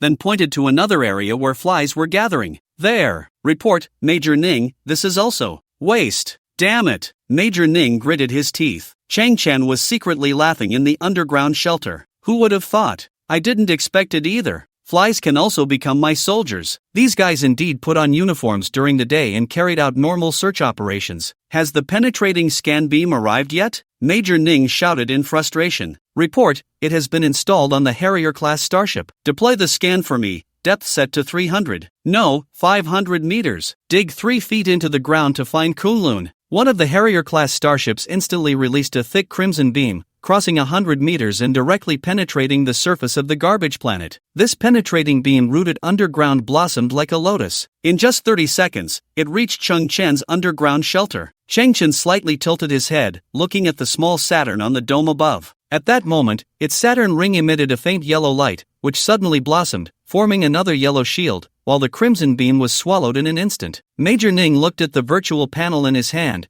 which displayed the feedback results of the penetrating beam. The location of Cheng Chen's underground shelter had been completely disguised, appearing like a winding gravel path. Major Ning's gaze swept over the gravel path without pausing for a moment. Not far away, a fly raised its hind legs and groomed its wings, its 8,000 compound eyes reflecting 8,000 images of Major Ning. At that moment, every move and micro-expression of Major Ning was transmitted to Cheng Chen's eyes. Cheng Chen smiled faintly. He gently leaned back in the lounge chair. Breakfast is here today. Charcoal grilled whole wheat bread, steamed pumpkin, tomato melon soup, and 18 kinds of fruits for dessert. The simpleton was wearing an apron, and as an A24 nanny robot, its built-in cooking module finally came into play, carrying 2 full trays of food to Cheng Chen. Cheng Chen twitched his nose. The fragrant scent of fruit wafted through the air, and the aroma of whole wheat bread was overwhelming. These foods, placed on the garbage planet, could no longer be described as luxurious. It was simply impossible. Colonel Ning once again headed to the Scavenger Alliance headquarters. He exaggeratedly pinned the crime of murdering soldiers on Kunlun, causing the entire Scavenger Alliance to be in a state of alarm. Throughout the day, large numbers of scavengers coordinated with soldiers to begin a thorough search. Cheng Chen watched as President Li appeared anxious and fearful in front of Colonel Ning, along with countless bowing scavengers. He suddenly realized a problem. What bent their backs was not their identity or status, but the deep-seated inferiority within them. As night fell, in the cargo hold of the Hawk-class starship, Colonel Ning still found nothing, his expression extremely impatient. Continue the hunt. The 12 members of the Dagger team looked at the score panel filled with zeros and swallowed hard. Are you sure, boss? Sure. Colonel Ning squinted. If my guess is correct, Kunlun will ambush you from the shadows. If there's a large-scale troop movement, Kunlun definitely won't show up. The Dagger team members were taken aback. Are you planning to use us as bait? Don't worry, Kunlun has only pieced together some junk parts. Colonel Ning's gaze shifted deeper into the cargo hold, but they are different. 8 massive figures slowly emerged from the depths of the cargo hold, like metal demons, exuding a terrifying aura. They will follow you. Once Kunlun is locked on, the rest is up to you. Colonel Ning said with a low chuckle, whoever kills Kunlun, I will give your Dagger team 1,000 points. After Kunlun is caught, we will still have several days of fun here. Those 1,000 points are not a small amount. Greed flickered in the eyes of the Dagger team members. Let's do it. Late at night, a landing craft slowly descended onto the garbage planet. This time, the Dagger team was equipped with ROM-16 beam rifles and slowly emerged from the landing craft. Previous groups had landed like beasts searching for prey. But now, every member of the Dagger team held their breath, gripping their guns, crouching low, fully alert, like mice trying to avoid detection. There's someone ahead. Who? Who cares who it is? Fall back and let those 8 guys go. The psychological defenses of the Dagger team crumbled in an instant, scattering in all directions. A heavy pneumatic sound echoed as 8 massive figures stepped out of the landing craft with heavy strides. A boy draped in a blue scavenger cloak stood quietly in front. The innocent defense array, 20 kilometers away, released a directional camouflage beam, enveloping a 1-kilometer radius around them. Meanwhile, Colonel Ning inside the Hawk-class starship saw a different scene. From his perspective, the Dagger team was cautiously advancing, while those 8 ace warriors lay in ambush. I thought it was something else. Turns out it's just a little scavenger. A gigantic figure emerged from the darkness, revealing a complex hydraulic power system and a massive metal body, and then the imposing metal mask flipped up, revealing a righteous middle-aged face. I am Long Zhanxiu of the Extreme Warrior team. I command you to step forward for inspection. Unbeknownst to anyone, a dark gun barrel had silently flipped out from Long Zhanxiu's exoskeleton arm. Their mission was to capture Kunlun. There was no need to waste a single moment on such a garbage bug. Oh, are you the Extreme Warriors team of 8? The boy in the blue cloak's eyes sparkled. The team known as the Cosmic Pioneers, who have explored over a dozen new planets and completed countless arduous missions? The arm hiding the black gun barrel paused. Long Zhanxiu revealed a hint of a smile. That's us. 20 years ago, they underwent facial reconstruction, fingerprint modification, dental imprint alteration, and genetic disguise, transforming from ruthless bandits into the Extreme Warriors team. Their superiors instructed them to act low-key, to abandon all unnecessary exposure, and to gradually fade from the public eye. But this was far from satisfying their vanity. After finally cleansing their past, they could not enjoy the glory, the flowers, and the honor. Over a decade ago, one team member secretly went out and, under the guise of an Extreme Warriors member, slept with his wife, a woman who seemed virtuous and demure but was actually incredibly flirtatious, without her noticing anything amiss. However, this team member was injected with a 6-fold pain medication by the second-in-command and was beaten for 2 whole hours. Since then, the entire Extreme Warriors team became even more low-key, to the point of being almost transparent. And that little bug in front of them was clearly a fan of the Extreme Warriors. His expression, attitude, and those words of praise made Long Junxiao feel quite pleased. He slowly retracted the gun barrel. A warm feeling flowed through Long Junxiao's heart. He decided to leave this boy with a whole corpse. The boy tilted his head back, a fiery glint in his eyes. What you're wearing should be the X-55 Extreme Warriors Power Exoskeleton, right? Hee, still a die-hard fan. Made of titanium aluminum alloy, with an output force of 9,000-9800 N. Mechanical and pneumatic sounds came forth, and Long Junxiao proudly clenched his fist, steam billowing from his elbow. Let me tell you some good news. After completing this special mission, our entire team will be replacing our gear with the new generation XX-23 Extreme Warriors armor. By then, we will be several times stronger than we are now. Speaking of which, what you admire is actually this cool exoskeleton. As for who is piloting this exoskeleton, it doesn't really matter, does it? The massive figure paused. What I mean is, whether it's me, Long Junxiao, or some other Long Junxiao, we will all become your idols, right? You, Long Junxiao? Then if you are Long Junxiao, the boy smiled, pulling out a soldier's nameplate from his pocket and holding it up in the air. Then who are they? With the dim and faint moonlight, the nameplate spun slightly, reflecting a glimmer. These nameplates were made of high-strength aluminum alloy, designed to be resistant to deformation and melting under normal conditions, ensuring that the names deeply engraved on their surfaces could be preserved after the war. Sometimes, the owner might have turned to ashes, but the nameplate could still confirm their true identity. At least it could provide him with a gravestone engraved with the correct name. Looking at that familiar name, Long Junxiao's eyes suddenly narrowed, a cold glint flashing through the slits of his eyes. He slightly tilted his head and asked a teammate beside him, who handled the bodies of those 8 guys? It was that fool Ghosthead. Did he throw the bodies in the garbage on Earth? Boss, those 8 exoskeletons were severely damaged, and the Alliance issued new equipment, so Ghosthead must have thrown both the exoskeletons and the bodies together. This little bug, so well prepared, did he pick up those 8 outdated exoskeletons too? This little thing must have dismantled some weapons from them. That's why he dares to stand in front of us so recklessly. Long Junxiao's eyes were filled with hostility as he stared at Cheng Chen and said, "It seems you know some forbidden information, huh? What a stupid little bug. So what if we are the extreme squad of 8? So what if you are? Do you want to take revenge for the heroes in your heart? After hearing a few stories and watching a few videos, you think heroes are close to you, and that one day you will step into the world of heroes? Let me tell you." With a click, Long Junxiao's mask fell down, obscuring his fierce face. His electronic eyes emitted a red glow. Whether in the old era or now, those heroic tales are exceptions because the authorities prefer to push such news to you. You have been trained and forced to cultivate that so-called selfless spirit, but the truth is,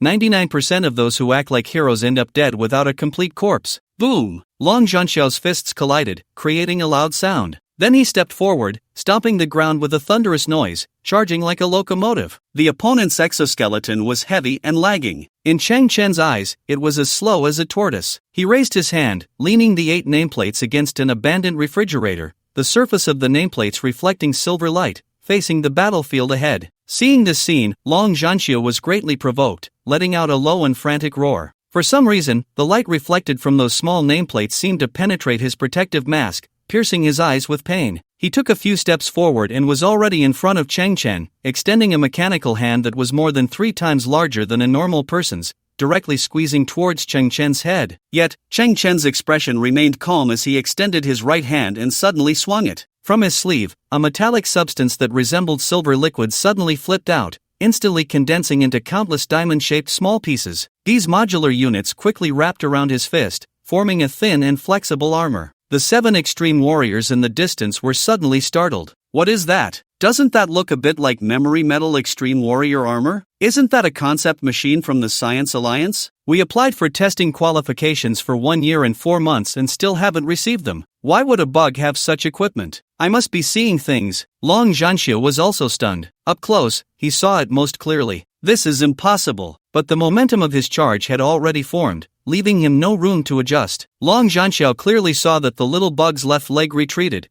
and with his right hand covered in silver armor, he threw a straight punch. Boom! Cheng Chen's fist struck Long Junxiao's palm. In the previous battles, Cheng Chen had not unleashed the full power of the extreme warrior armor. At this moment, Cheng Chen held nothing back. The impact force of 130,000 newtons could be understood as the effect of a 30-ton heavy truck colliding at a speed of 100 kilometers per hour. But if the area of force was reduced to the size of a fist, then this impact would increase geometrically. Long Zhanxiao saw his exoskeleton fist disintegrate in an instant, broken parts shooting out. Then his entire arm twisted and collapsed, along with the mech at his shoulder, which also shattered in an instant. Chang Chen's fist was unadorned but completely unstoppable. A sharp pain surged, and Long Zhanxiao felt darkness before his eyes. Then came an even greater sound of shattering and the sound of bones breaking. All of this happened in the blink of an eye. In the end, Long Zhanxiao only felt a gust of wind sweep past his right side. His body swayed slightly, but he did not fall. When his vision returned and he looked to the right side of his body, he discovered that his entire arm, both the exoskeleton and the internal flesh,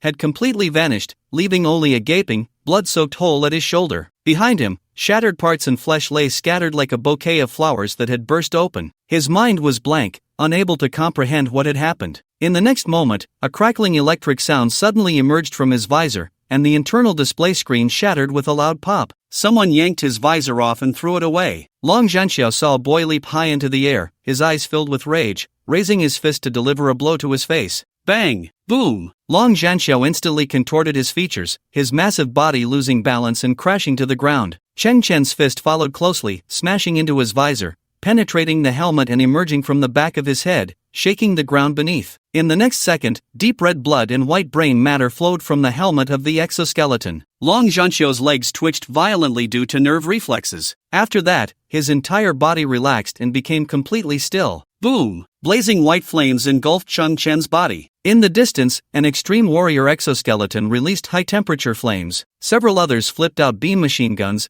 unleashing oval-shaped beam bullets that tore through the air. All firepower was concentrated on Cheng Chen. The remaining members of the Extreme Warriors team were filled with terror, but a scene flashed in their minds. That little garbage bug was being burned like charcoal, covered in bullet holes. It was said that everyone who pulled the trigger in panic would have similar imaginations in their minds. But this was, after all, just imagination. Yet, amidst the white flames, a figure clad in silver armor slowly emerged. Every inch of his skin seemed to be covered with a layer of diamond-shaped metal plates, which expanded and shifted fluidly with his movements, providing airtight defense. His face was also covered by a silver facial armor, and his eyes glimmered with a dark blue sheen. Ding! A beam bullet struck Cheng Chen's face. He merely tilted his head slightly before returning to a neutral position. The remaining members of the Extreme Warriors team were utterly horrified. That really is memory metal Extreme Warrior armor. It seems even more perfected than the conceptual machines. How is this possible? Cheng Chen spoke in a low voice. Are you envious? Let me tell you, next I will possess armor that you cannot even begin to comprehend,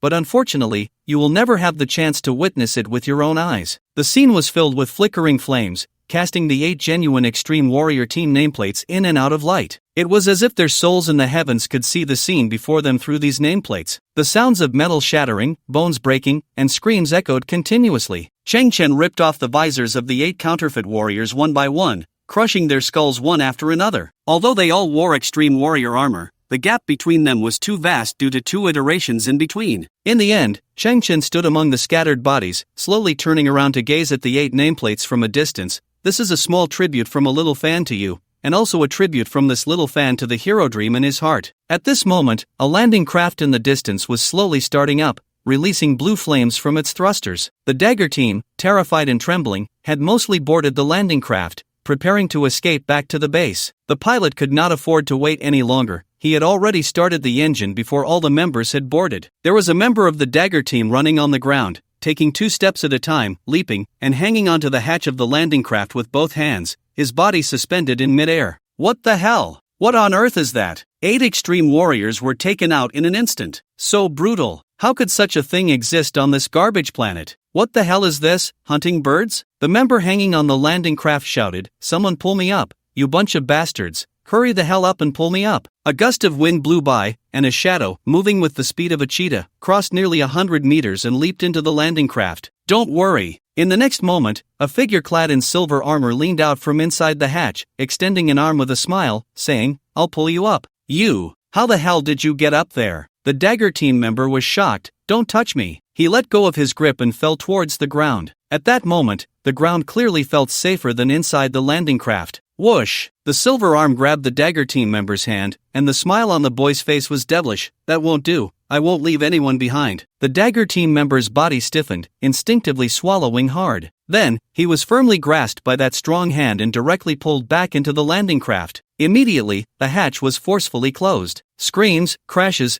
and various sounds mixed together. Bang! Bang! Bang! The hull of the landing craft was also being pounded from the inside, causing many bulges. 5 minutes later, the landing craft crashed. 144 points. Changchen shook his arms and slowly walked out of the landing craft. Behind him, blood continuously seeped out from the hatch, accumulating more and more. Adhering to the professional spirit of black eating black, Changchen returned, casually dug a pit, and buried the dagger team. He once again collected a pile of equipment, including the standard 12 particle cutting daggers, 12 small signal jammers, and 12 ROM 16 beam rifles. Changchen then approached the 8 Extreme Warriors exoskeletons. This was what he considered the most precious thing. First, he pulled out the 8 corpses and casually dug a pit to bury them. Changchen glanced at the 2 massive objects in the sky, unsure if there would be a second wave tonight. But before that, Changchen decided to complete a series of syntheses first. Changchen rubbed his hands together. Let's start with some appetizers. ROM 16 beam rifle, the standard weapon of the current human civilization military, equipped with an energy magazine of 240 rounds, firing high-energy beam clusters at a speed of 900 m/s,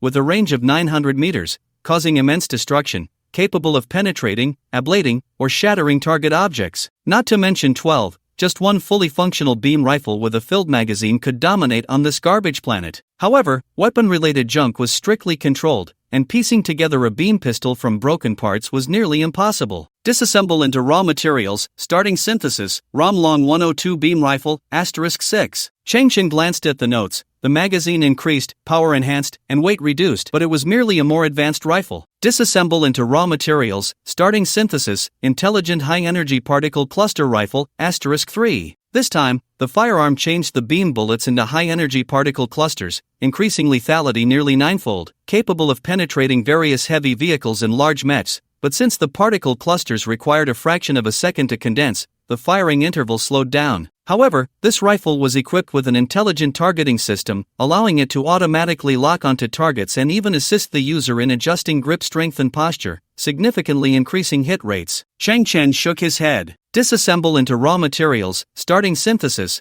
particle cluster tracking rifle, *1. The lightweight handheld weapon can launch tracking particle clusters, with a condensed time reduced by 370%. The particle clusters in motion can alter their ballistic trajectory through slight particle oscillations and can penetrate 1 to 20 targets during the energy decay process. Changchen picked up the dark red, approximately 50 cm long lightweight rifle in front of him. Its design was highly technological, but surprisingly, a small aiming scope resembling a glass lens was mounted on the gun's spine, which seemed somewhat outdated. After all, it was a product of 3 syntheses. Changchen did not dare to underestimate it. He gently raised the rifle, mimicking the holding posture of regular army soldiers in his mind, resting his cheek lightly against the stock, with one eye aligned with the small glass sight. Whoosh! The small sight unexpectedly opened up like a lotus flower, splitting into 20 independent aiming lenses. Then, within these lenses, 20 independent images appeared, instantly scanning the terrain ahead and displaying 20 moving crosshairs. Could it be? Changchen's eyes widened slightly. This firearm also integrated a visual tracking function. When Changchen paused slightly in front of the 20 target debris, the crosshairs changed from blue to red. Click! Changchen pulled the trigger. Whoosh! A bright yellow particle cluster, the size of a bullet, instantly completed its coil acceleration and shot out from the muzzle. There was almost no time delay. It instantly penetrated the black iron barrel ahead. Then, an astonishing scene unfolded before Changchen. The bright yellow particle cluster did not extinguish but directly altered its trajectory, like a dragonfly skimming the water at 100 times speed. In an instant, the tail light it formed wove into a web of light ahead. Bang bang bang! The sounds of penetration nearly overlapped. In the blink of an eye, all 20 targets were pierced without exception. In the deep night sky, the interwoven web of light shattered into countless particles. It was hard to imagine that this was the trajectory formed by a single bullet in an instant. It could even complete a 90-degree turn during rapid flight, continuing to hit the next target. Moreover, in the final moment of energy depletion, it still penetrated a steel plate that was 3 centimeters thick. Damn! Changchen glanced at the gun. At this moment, the explosion effect of the particle cluster was merely a preset value, only 26%. Yet, the first iron barrel hit had still blown a hole the size of a soccer ball. Hiss! The advantage of this weapon lies in infantry melee combat. One gun, one bullet, can instantly kill 20 people? And there's no concern about overheating, it can fire continuously. What a powerful weapon advantage this must be! Cheng Chen held the dark red rifle in his hands. As far as I know, the Interstellar Alliance squad should not be equipped with such weapons yet? Cheng Chen gently set the dark red rifle aside. People say that everyone has a love for talent, a love for beauty. In fact, the love for objects is also something everyone possesses. This gun brought Cheng Chen great surprise. Its lethality might not be the strongest, but in terms of practicality, it was definitely top tier. Cheng Chen did not want to scratch its paint so soon. Immediately, Cheng Chen looked at the 8x55 Extreme Warrior exoskeletons. Compared to the beam rifles, these were even rarer. If it weren't for these counterfeit goods delivering equipment from afar, Cheng Chen would never have been able to obtain them. The slight battle damage just now was not a problem. Every synthesis by the STC would upgrade and refurbish the equipment. Dispersing into raw materials, starting synthesis, Cheng Chen's face was illuminated by the STC's blue beam, his eyes filled with anticipation and excitement. XX-23 Extreme Warrior Armor, *4. Memory Metal Extreme Warrior Power Armor, *2. Cheng Chen's pupils trembled slightly. Before him were two dark silver battle armors identical to the one he wore, the conceptual machines of the Interstellar Science Alliance. If he continued to synthesize, it would become an existence beyond the imagination of even the Interstellar Science Alliance, undoubtedly a creation of a higher civilization. Dispersing into primitive matter, beginning synthesis, one of the memory metal armors slowly transformed into white particles, merging with the other. Cheng Chen nervously rubbed his fingers together. Synthesis successful, I-type bioarmor, *1. Induction-type external biological armor, relying on biological neural sensing to detect human movement trends, receiving commands through biological brain electromagnetic signals, enhancing host physical abilities through biological muscle fibers, and increasing biological energy limits through consumption. Please note, it is a living organism. What? Cheng Chen was taken aback. It's a living organism? He had originally imagined that the memory metal armor would upgrade into some more powerful technological creation, boasting a cooler appearance and greater combat power, but he never expected the armor could evolve into a living being. Cheng Chen looked at the so-called I-type bioarmor. It was actually a half-meter-long eye. Its eyelids were tightly closed, and its entire body was covered in interwoven black muscle, resembling a tangle of old tree roots encasing a massive eyeball. The reason he referred to those things as muscles was that Cheng Chen could clearly see the muscle fibers within, and those fibers were subtly writhing. The reason this eye could stand in mid-air was that beneath it extended three tentacles made of muscle, standing on the ground like a tripod. Cheng Chen's eyes twitched. STC, you call this thing armor? The so-called I-type bioarmor actually comes from a level 3 biological civilization. Residence?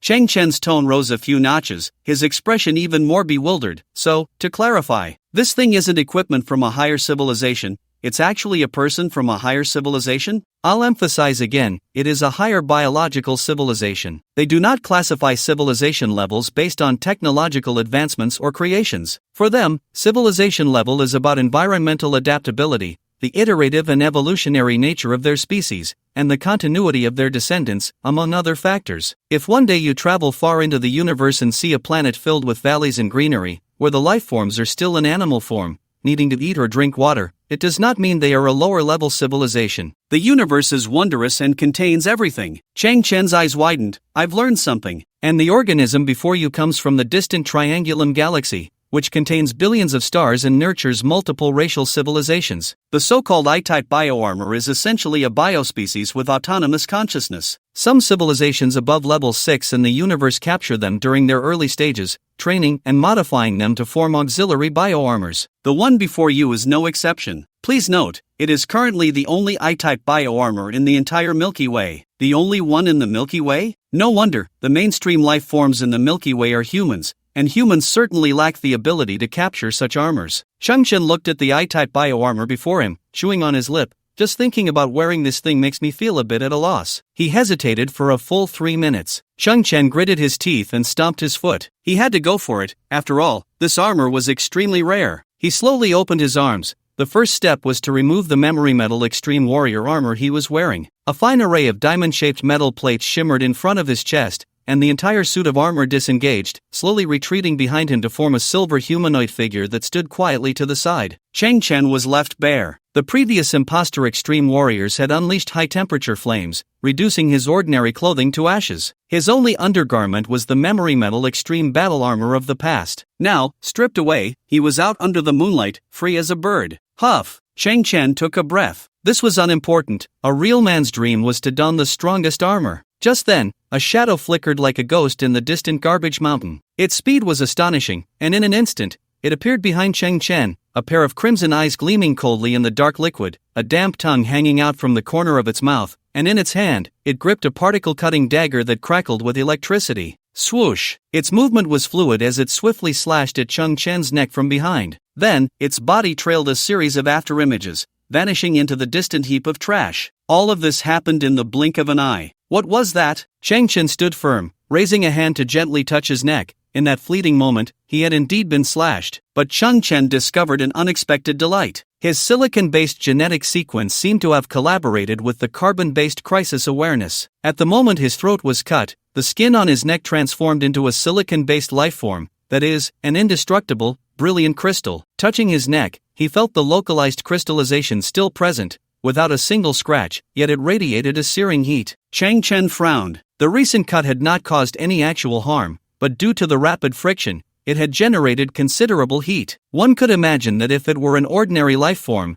the trachea would have surely ruptured, blood spraying everywhere. Who knows, the cervical vertebrae might also have deep gashes. Marks. Throat cut. Cheng Chen's eyes widened. This guy has been lying in wait. He must be one of those bandits, and he is very likely the true culprit behind the massacre of the Extreme Warrior Squad. Cheng Chen's guess was not wrong. The figure had revealed itself the moment Cheng Chen had removed his armor, aiming for a lethal strike. At that moment, Cheng Chen felt a gust of wind rushing from the left. Without a second thought, he threw a punch to the side. But he hit nothing, and predictably, he heard the sound of friction at his neck again. After that, the shadow vanished like a ghost once more. Under the night sky, Cheng Chen stood bare, squinting. This guy's speed was definitely greater than 28 meters per second. Is he faster than me? Someone who has been gifted with speed? What on earth is this thing? Swish, swish. Cheng Chen stood still, watching the dark figure move rapidly through the garbage pile. It would occasionally pause, revealing a pair of crimson eyes, but in just a fraction of a second, it would transform back into a blur,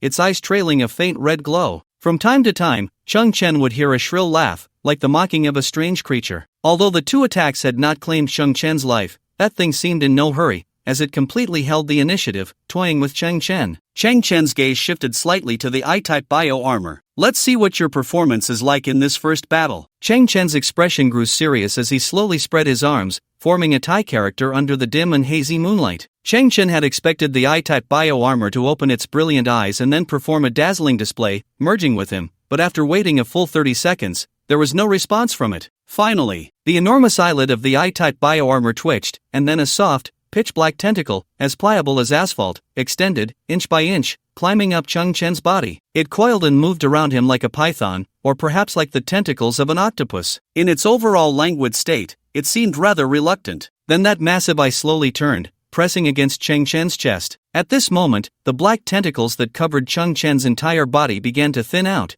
increasingly resembling a black matte bodysuit. At the collar, two slender tentacles extended, pressing against Cheng Chen's temples on either side, spreading out like slime mold, forming a web-like pattern. Immediately after, the two patches of webbing seemed to merge into Cheng Chen's skin, flashing a glimmer of black light before vanishing. The large closed eye on his chest also became lighter and thinner, until its thickness was less than a centimeter, resembling a precise and three-dimensional embroidery. In that instant, a certain connection was completed. Cheng Chen only felt a buzzing in his head. Then he saw a strange perspective. It was a red planet, where rocks, soil, and rivers were all red, and three deep red suns floated in the sky. Various bizarre plants grew here. Huge black flowers trembled slightly, releasing white pollen. There were also countless brightly colored mushrooms, growing in twisted shapes. A large bird with over 20 claws flew by, only to be swallowed by a dandelion with a diameter of 10 meters. Many creatures resembling catfish stood on the ground, not knowing whether they were crying or secreting something. Rainbows flowed from their eyes. The owner of this perspective seemed to be a relatively small creature. 7 or 8 enormous creatures with black eyes surrounded the perspective's owner,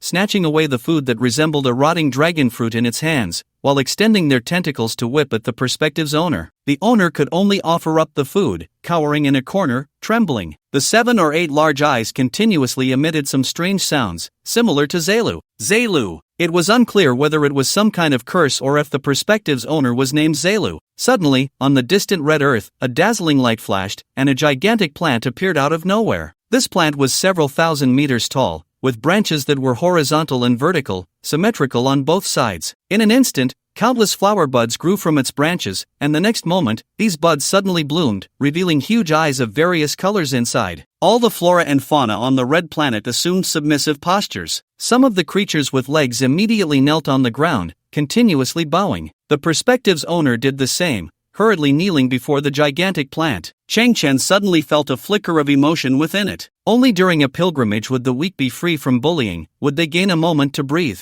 The scene shifted, seemingly to another time. A mysterious and colossal starship suddenly appeared on the red planet, beginning to capture the creatures of the red planet. The perspective's owner was illuminated by a blue beam of light, slowly floating into the air. It too was captured, leaving its homeland from that moment on. Chang Chen shook his head violently. The strange image vanished, and before him lay the dim, garbage-strewn earth, along with a rapidly moving figure in the distance. He slightly lowered his head to look at his own body. At that moment, he felt as if he had donned a black bodysuit, and the massive eye had transformed into the totem on his chest. Was everything just now a scene from the triangular star system, the home planet of this bioarmor before him? STC had mentioned that the so-called I-type bioarmor was a captured organism. Was that perspective just now it? Is it a bullied, somewhat reclusive little battle armor? Chang Chen's eyes flickered as he tried to pronounce that sound, Zalo? In the next moment, a massive wave of emotion suddenly surged in Chang Chen's mind, the information chaotic, but summed up in one word, hungry. Suddenly, the large eye on Chang Chen's chest snapped open, revealing a crimson eyeball. Its eyelids seemed to transform into a gaping maw, stretching out 2 meters, and with a howl, it swallowed the memory metal extreme battle armor standing beside Chang Chen. Crunch, crunch. The enormous eyelids closed, chewing internally, producing a crisp sound. What the? My battle armor. Chang Chen's brain crashed. The large eye on his chest now resembled a mouth stuffed with food, chewing the memory metal, which was as hard as steel, like it was a peanut. This, Chang Chen couldn't comprehend at all. An eyeball that could eat things. Did the eyeball have organs similar to a stomach? How did it absorb? Did it stuff it into the pupil? Well, since it was a higher biological civilization, it must have its peculiarities. Chang Chen reassured himself, but his heart ached faintly. The memory metal battle armor was very precious. Originally, Chang Chen planned to use it as a backup. After all, the ability of memory metal to transform into weapons at any time was very practical. Now, the eye on his chest gradually shrank, and that set of memory metal battle armor was digested in a matter of moments. Chang Chen's face showed sorrow. He didn't even know where the memory metal battle armor had gone, what form it had turned into, or if there were any remnants left. It was at this moment that Chang Chen felt something unusual in his palm. He slowly raised his hand, the surface of his palm covered with Type 1 bioarmor, as if wearing a black silk glove. Suddenly, the black silk glove changed. In an instant, a pitch-black dagger materialized. Chang Chen was taken aback. From a distance, it looked like he was holding a dagger, but in reality, the handle of the dagger was completely connected to his skin. In the next moment, the dagger transformed into a cleaver, and then quickly into a spear. After that, like a revolving lantern, it continuously changed into various weapons. Chang Chen had seen or not seen, could use or couldn't use, at least hundreds of types. At the same time, black spikes began to grow from Chang Chen's back and the soles of his feet, deeply embedding into the ground like giant spider legs, their purpose to help stabilize Chang Chen's body against powerful recoil. Chang Chen's eyes widened slightly. These were all functions of the memory metal battle armor. Chang Chen suddenly realized. The Type 1 bioarmor had swallowed the memory metal extreme battle armor and gained similar functions. The myriad of weapons flashing before him was clearly a test. The Type 1 bioarmor was adapting to its new abilities. So then, what exactly is your enhancement ability? Chang Chen's eyes widened as he began to scan the garbage pile, searching for that ghostly figure. In that instant, he locked onto a target. The other party's scarlet eyes were hiding behind a pile of garbage, secretly observing him. Chang Chen slightly bent down, stepping back 20 centimeters with his right foot, deeply embedding it into the ground. With a thunderous sound, the power in Chang Chen's legs erupted. What he couldn't see was that at that moment, the surface of his legs' Type 1 bioarmor suddenly bulged with muscle fibers, like thick steel bars twisted together. The fibers contracted and expanded, revealing small blue squares that emitted a dim blue light, a complete characteristic of an alien organism. Chang Chen transformed into a blur, instantly dashing over 100 meters. During the process, Chang Chen could clearly feel that the previous sensation of energy overflowing had vanished. Once, due to genetic enhancement, he had surpassed the speed limit provided by the memory metal armor, meaning a portion of his speed had been wasted. But at this moment, it was an entirely different feeling. He sensed that this Type 1 biomechanical armor had no limits at all. It was a completely different form of assistance. The experience of the memory metal armor felt like wearing a suit of iron. Although the reaction speed was quick, almost without delay, there was still a sense of being bound. If he exceeded the armor's limits with certain movements, it felt as if he had hit a wall, forcing him to retract his strength. In contrast, the Type 1 biomechanical armor felt less like clothing. It was a form of comprehensive assistance from the outside. For instance, when Changchen ran, at the moment he lifted his leg and fully released his strength, the Type 1 biomechanical armor would simultaneously unleash another force, like a pair of all-encompassing hands giving him another push. And the intensity of this help. Changchen savored it carefully. If he exerted 3 parts of his strength, with the help of the Type 1 biomechanical armor, that strength would become 6 parts. If he exerted 10 parts, the final strength would become 20 parts. That was roughly the conclusion. It had no limits, it would only enhance Changchen. It was a feeling of soaring high in the sky and leaping freely in the vast sea, embodying freedom of expression and infinite possibilities. As for whether this Type 1 biomechanical armor possessed a striking force of 130,000 newtons, Changchen had already reached a conclusion in his mind. Unless something unexpected happened, after the memory metal armor was devoured, that power had likely been inherited by the biomechanical armor and possibly even enhanced a second time. Changchen secretly estimated his speed. It should have doubled compared to before, reaching 56 meters per second, equivalent to the speed of a strong typhoon, also comparable to 1/5 the speed of a handgun bullet. At such a speed, there was a sense of visual confusion. Some distant objects would appear in his field of vision and, in the next instant, become right in front of him. Changchen almost instantaneously arrived at the back of a garbage pile. The mysterious assassin had completely not anticipated Changchen's sudden burst of speed and was frozen in place. Changchen finally saw his true appearance. He turned out to be a thin old man, with disheveled silver hair, a sallow complexion, and murky eyes. Then, Changchen brushed past the old assassin. The old assassin was stunned. Changchen was also taken aback. Because he had just experienced explosive growth and was using the Type 1 biomechanical armor for the first time, he was very unfamiliar with controlling everything. Boom! Changchen, having overshot, tumbled over a dozen times and crashed into a heap of garbage, a large amount of refuse falling and burying him. Off! Work? The old assassin's mouth twitched. He judged that this kid must have activated some kind of propulsion device but couldn't handle the immense thrust, which caused him to fall. He certainly knew that such force wouldn't kill Changchen. His eyes flickered, and then his body transformed into an afterimage, changing hiding spots, preparing to look for other assassination opportunities. With a splash, Changchen sprang up from the garbage pile, standing upright, his expression exceptionally excited. That felt great. With a loud crash,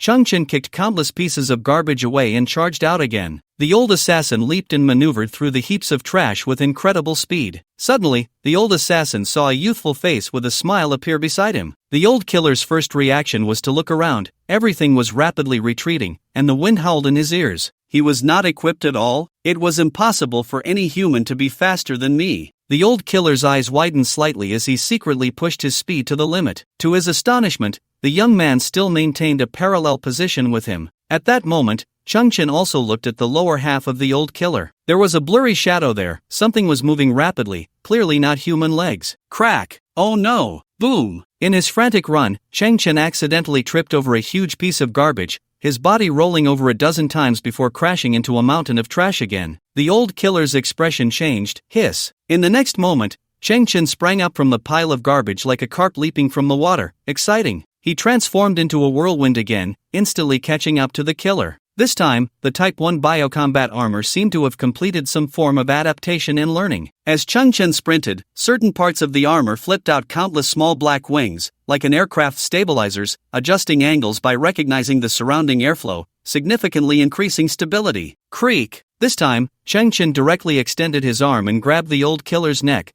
producing a sound like a squeezed rubber chicken. Then, Changchen came to a sudden stop, sliding across the ground for dozens of meters, sending countless pieces of garbage flying, finally stabilizing himself. The mysterious killer in his hand had turned purple from the grip, his eyes rolling back. His lower half finally stopped moving, suspended in the air, twitching slightly. Changchen was somewhat horrified. There were actually 6 thick little legs, without toes, and even without feet. The whole was a cylindrical shape, presenting a light gray color, resembling a shrunken elephant's leg. And these strange legs were clearly not the killer's own organs. His waist had a huge exposed stitched wound. This guy's upper body was human, while his lower half was sewn onto some strange creature. Of course, It was these 6 ugly and heavy legs that gave this killer superhuman speed. Chang Chen tilted his head and saw that the killer was holding a particle-cutting dagger, the blade side marked with a clear steel stamp of the Interstellar Alliance Squad. He was using military weapons. It seemed he was indeed one of Colonel Ning's subordinates. First, the Garbage Squad, then the fake Extreme Warrior Squad, and at the same time, a killer lurking in the shadows. The mantis stalks the cicada, unaware of the oriole behind. Colonel Ning was very cunning. In his plan, he was determined to eliminate Kunlun. The killer made a strange sound from his throat, extending his thin fingers to point at Chang Chen's palm. He wanted to speak but was choked by Chang Chen. Chang Chen's eyes flickered as he slightly loosened his grip. The killer knelt on the ground. It was then that Chang Chen saw the killer's neck was covered in light gray growths. His physiological structure must have been gradually assimilated by those elephant legs. He could no longer produce human sounds, but on one side of his neck hung a small speaker, with wires embedded in his throat, likely able to recognize the vibrations of his throat. Zzz. The speaker emitted a distorted and hoarse voice of an old man. I was forced to. I was modified by that group of bandits. They stitched me with alien creatures. I was compelled to follow their orders. The old killer trembled, pleading in tone. Chang Chen narrowed his eyes. 20 years, the Extreme Warrior 8-man team, you killed them too? I was forced to. I was born in a small mountain village. I didn't want to kill, but I had no choice. Because I can't stand a day without licking human blood. The killer's voice suddenly became sharp and fierce, and his weak demeanor vanished in an instant. He grabbed a dagger from beside him and lunged toward Chang Chen's right eye with lightning speed. In his mind, Chang Chen must have taken some kind of drug that allowed his body to harden to a certain extent, which had caused his 2 previous attacks to fail. But this drug also had weaknesses. In 99% of cases, a person's eyes were the weak point. Put! A sharp sound of an object piercing leather echoed. A sinister smile spread across the killer's face. But in the next second, his smile froze. The tip of the dagger was only 5 centimeters away from Chang Chen's pupil, yet it hung in the air, unable to advance even a fraction. The killer's eyes bulged in disbelief as he looked at Chang Chen's palm. At some point, a pitch-black spike had formed in Chang Chen's hand, piercing through the old man's chest. I've lived on this garbage planet for so long. About pity, about helplessness, about despair. I've seen too much. Chang Chen shook his head. Your acting is just too fake. The killer's entire facial muscles trembled. How could he be faster than me? He actually saw through me. He looks so stupid. Why? Roar! Chang Chen merely pretended to pour a cup, and the next second he was shocked. The enormous eye on his chest suddenly transformed into a gaping maw without warning, directly swallowing the killer. To be precise, it devoured the old man's lower half, his 6 elephant legs. The old man's upper body collapsed to the ground with a thud, blood gushing. He was already dead. This half of a human body did not pique the giant eye's interest in the slightest. Crunch, crunch. The sound of chewing came from the giant eye again, this time distinctly different from chewing armor. It was clearly chewing flesh, sending a shiver down Chang Chen's spine. Chang Chen extended his palm, facing down, and slowly pressed down, trying to calm his inner turmoil. It turned out that the Type 1 biomechanical armor's so-called biological energy replenishment required consuming other things. The memory metal armor, the 6 alien elephant legs. What it consumed was not ordinary. Chang Chen pondered quietly. Suddenly his expression changed. Wait, the Type 1 biomechanical armor inherits corresponding abilities after consuming something and displays them in a biological form. Then, Chang Chen lowered his head slightly, feeling a bit overwhelmed. He discovered that his handsome long legs had transformed into 6 pitch-black, hideously ugly elephant legs. The 6 elephant legs only appeared for a moment. The Type 1 biomechanical armor seemed to have made some kind of judgment, realizing that the speed boost from these limbs was inferior to Chang Chen's own, and retracted the 6 elephant legs. At this moment, Chang Chen sat quietly on a pile of garbage. 2 hours had already passed. The Hawk-class starship had not sent out a second wave of troops. Was tonight going to be like this? Chang Chen felt somewhat unsatisfied. In fact, for the past few days, he had been researching how to merge those 2 starships at once. First, it would be best to completely empty the contents of those 2 starships. Second, he needed to maintain the integrity of both starships. If they crashed and exploded into a pile of debris, it would likely be impossible to synthesize them. Finally, he needed to find a way to the ownership of the 2 starships, which should belong to the starship's captain. Previously, he had discovered that the starship possessed a powerful defensive field. If he attacked recklessly, and couldn't finish it quickly, he would expose himself, and the starship would surely be equipped with devastating weapons. Furthermore, their title is now regular troops, and openly making enemies with them would poke the hornet's nest of the Galactic Alliance. In short, a direct confrontation is not a wise choice. Instead, secretly reaping benefits in the shadows is a much better compromise. Moreover, Chang Chen was also contemplating another plan. After waiting for another 3 hours, there was still no movement. Chang Chen summoned 90% of the thousand-eyed flies to hover directly beneath the starship. He would be the first to know if anything stirred. Then, Chang Chen used a miniature directional stargate to transport today's spoils back to the underground shelter. At the same time, he took out his turbojet-powered shoes and anti-gravity gloves. He was preparing to take a stroll on the garbage planet. Just as he retrieved the shoes and gloves, Chang Chen feared that the eye on his chest would swallow them. But in fact, he was overthinking it. The shoes and gloves did not catch the attention of the Type 1 bioarmor, perhaps due to their low technological level, as it had no desire to devour them. When Chang Chen put on the gloves and slipped into the shoes, a strange scene unfolded. The Type 1 bioarmor surged with black tentacles, wrapping around the gloves and shoes, creating some form of fusion,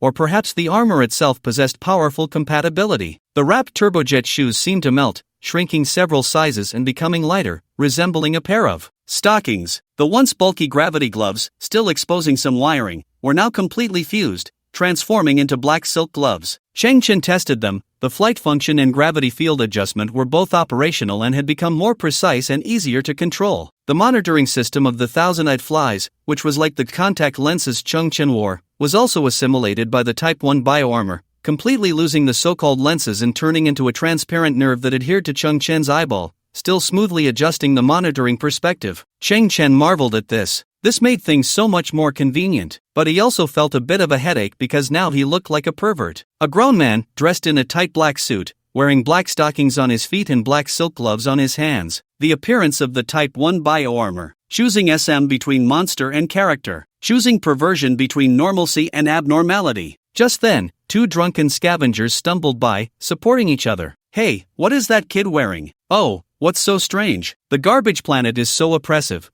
It's normal for people to exhibit some abnormal mental states. Let's go, don't let that kid take a liking to you. Chang Chen pursed his lips. At that moment, the eye on his chest suddenly opened a small slit, releasing a biological scanning beam that only Chang Chen could see, scanning the two scavengers from top to bottom. Zelu. Chang Chen heard the Type 1 bioarmor murmuring in his ear. It had become slightly more active after consuming quite a bit. In that instant, the SM suit on Chang Chen underwent a strange transformation. It actually mimicked the appearance of the two scavengers, reconstituting into a new outfit. Patch-filled work pants, a loose and tattered top, a black mask smeared with grease, and a pair of worn-out big-headed shoes. Chang Chen looked at his body, his eyes filled with shock. One of the scavengers' outfits was identical. He then looked at his hands. The black silk gloves had completely turned transparent, revealing his skin. You can change your appearance? Then, I want to look like myself. Chang Chen closed his eyes, carefully recalling the clothes that had turned to ashes. Zelu. At the same moment,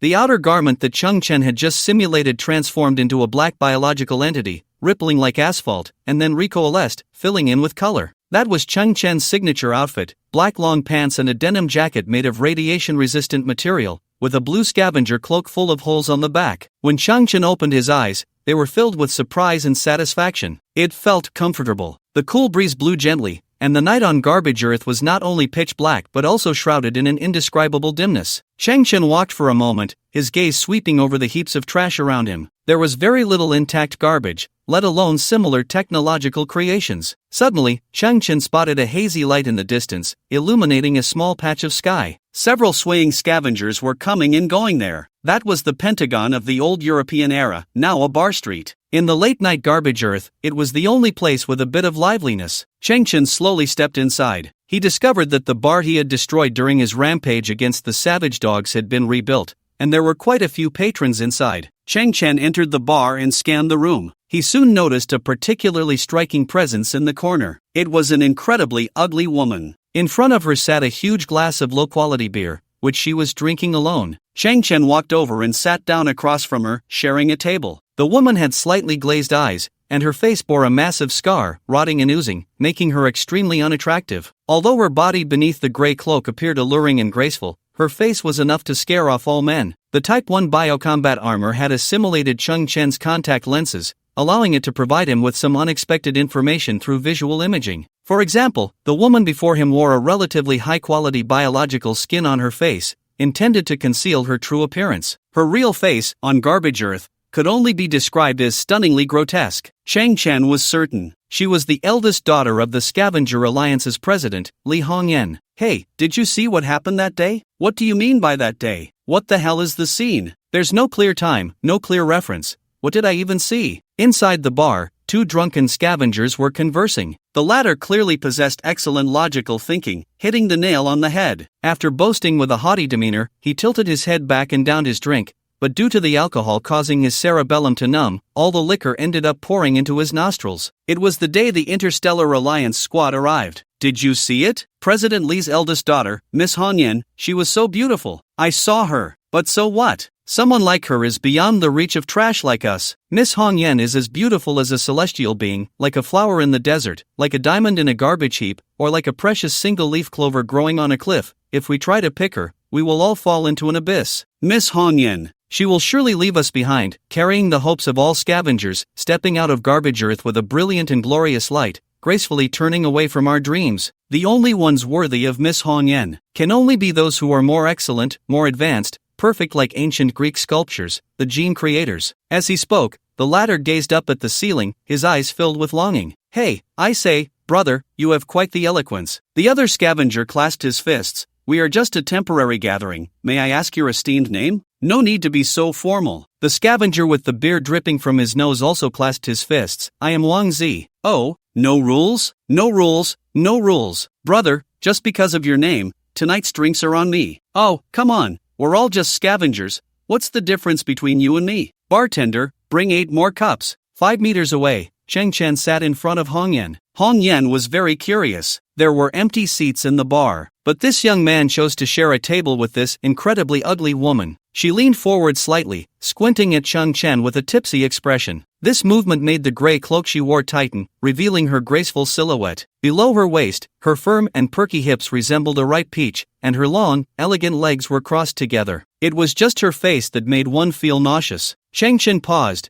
and then he heard a suck sound by his ear. The biological imaging system hidden in his eyes instantly erased the biological disguise on Hongyan's face. Her true appearance was revealed to Cheng Chen. Her face was stunningly beautiful, her skin like mutton fat jade, glowing with a pure white sheen under the lights. At this moment, she was a bit tipsy, with a faint blush on her cheeks, her gaze slightly hazy yet curious. Her face was very close to Cheng Chen's, her breath like orchids, carrying a slight scent of alcohol, creating an ambiguous atmosphere. This woman was too beautiful. Cheng Chen felt a momentary flutter in his heart. Thanks to the Type 1 biomechanical battle armor, Cheng Chen saw the real Hongyan. This flawless face, combined with that impeccable figure, viewed from such a close distance, was a top-tier enjoyment for any normally oriented man. Moreover, at this moment, Cheng Chen could use the pretense of treating everyone equally to watch without restraint, which was quite a secret pleasure. Hongyan tilted her head. This woman had a mischievous mind. She knew very well that her face was extremely ugly at this moment, yet she wanted to see if the other party would be disgusted. She looked at Cheng Chen, suddenly smiled, revealing a seductive glance, her white teeth lightly biting her bright red lips, letting out a soft moan. A drunken man in the distance also witnessed this scene, his mouth twitching. Oh my god, who can stand this? Cheng Chen's eyes widened as well. Oh my god, who can stand this? At this moment, Cheng Chen's perspective was different from all the men in the bar.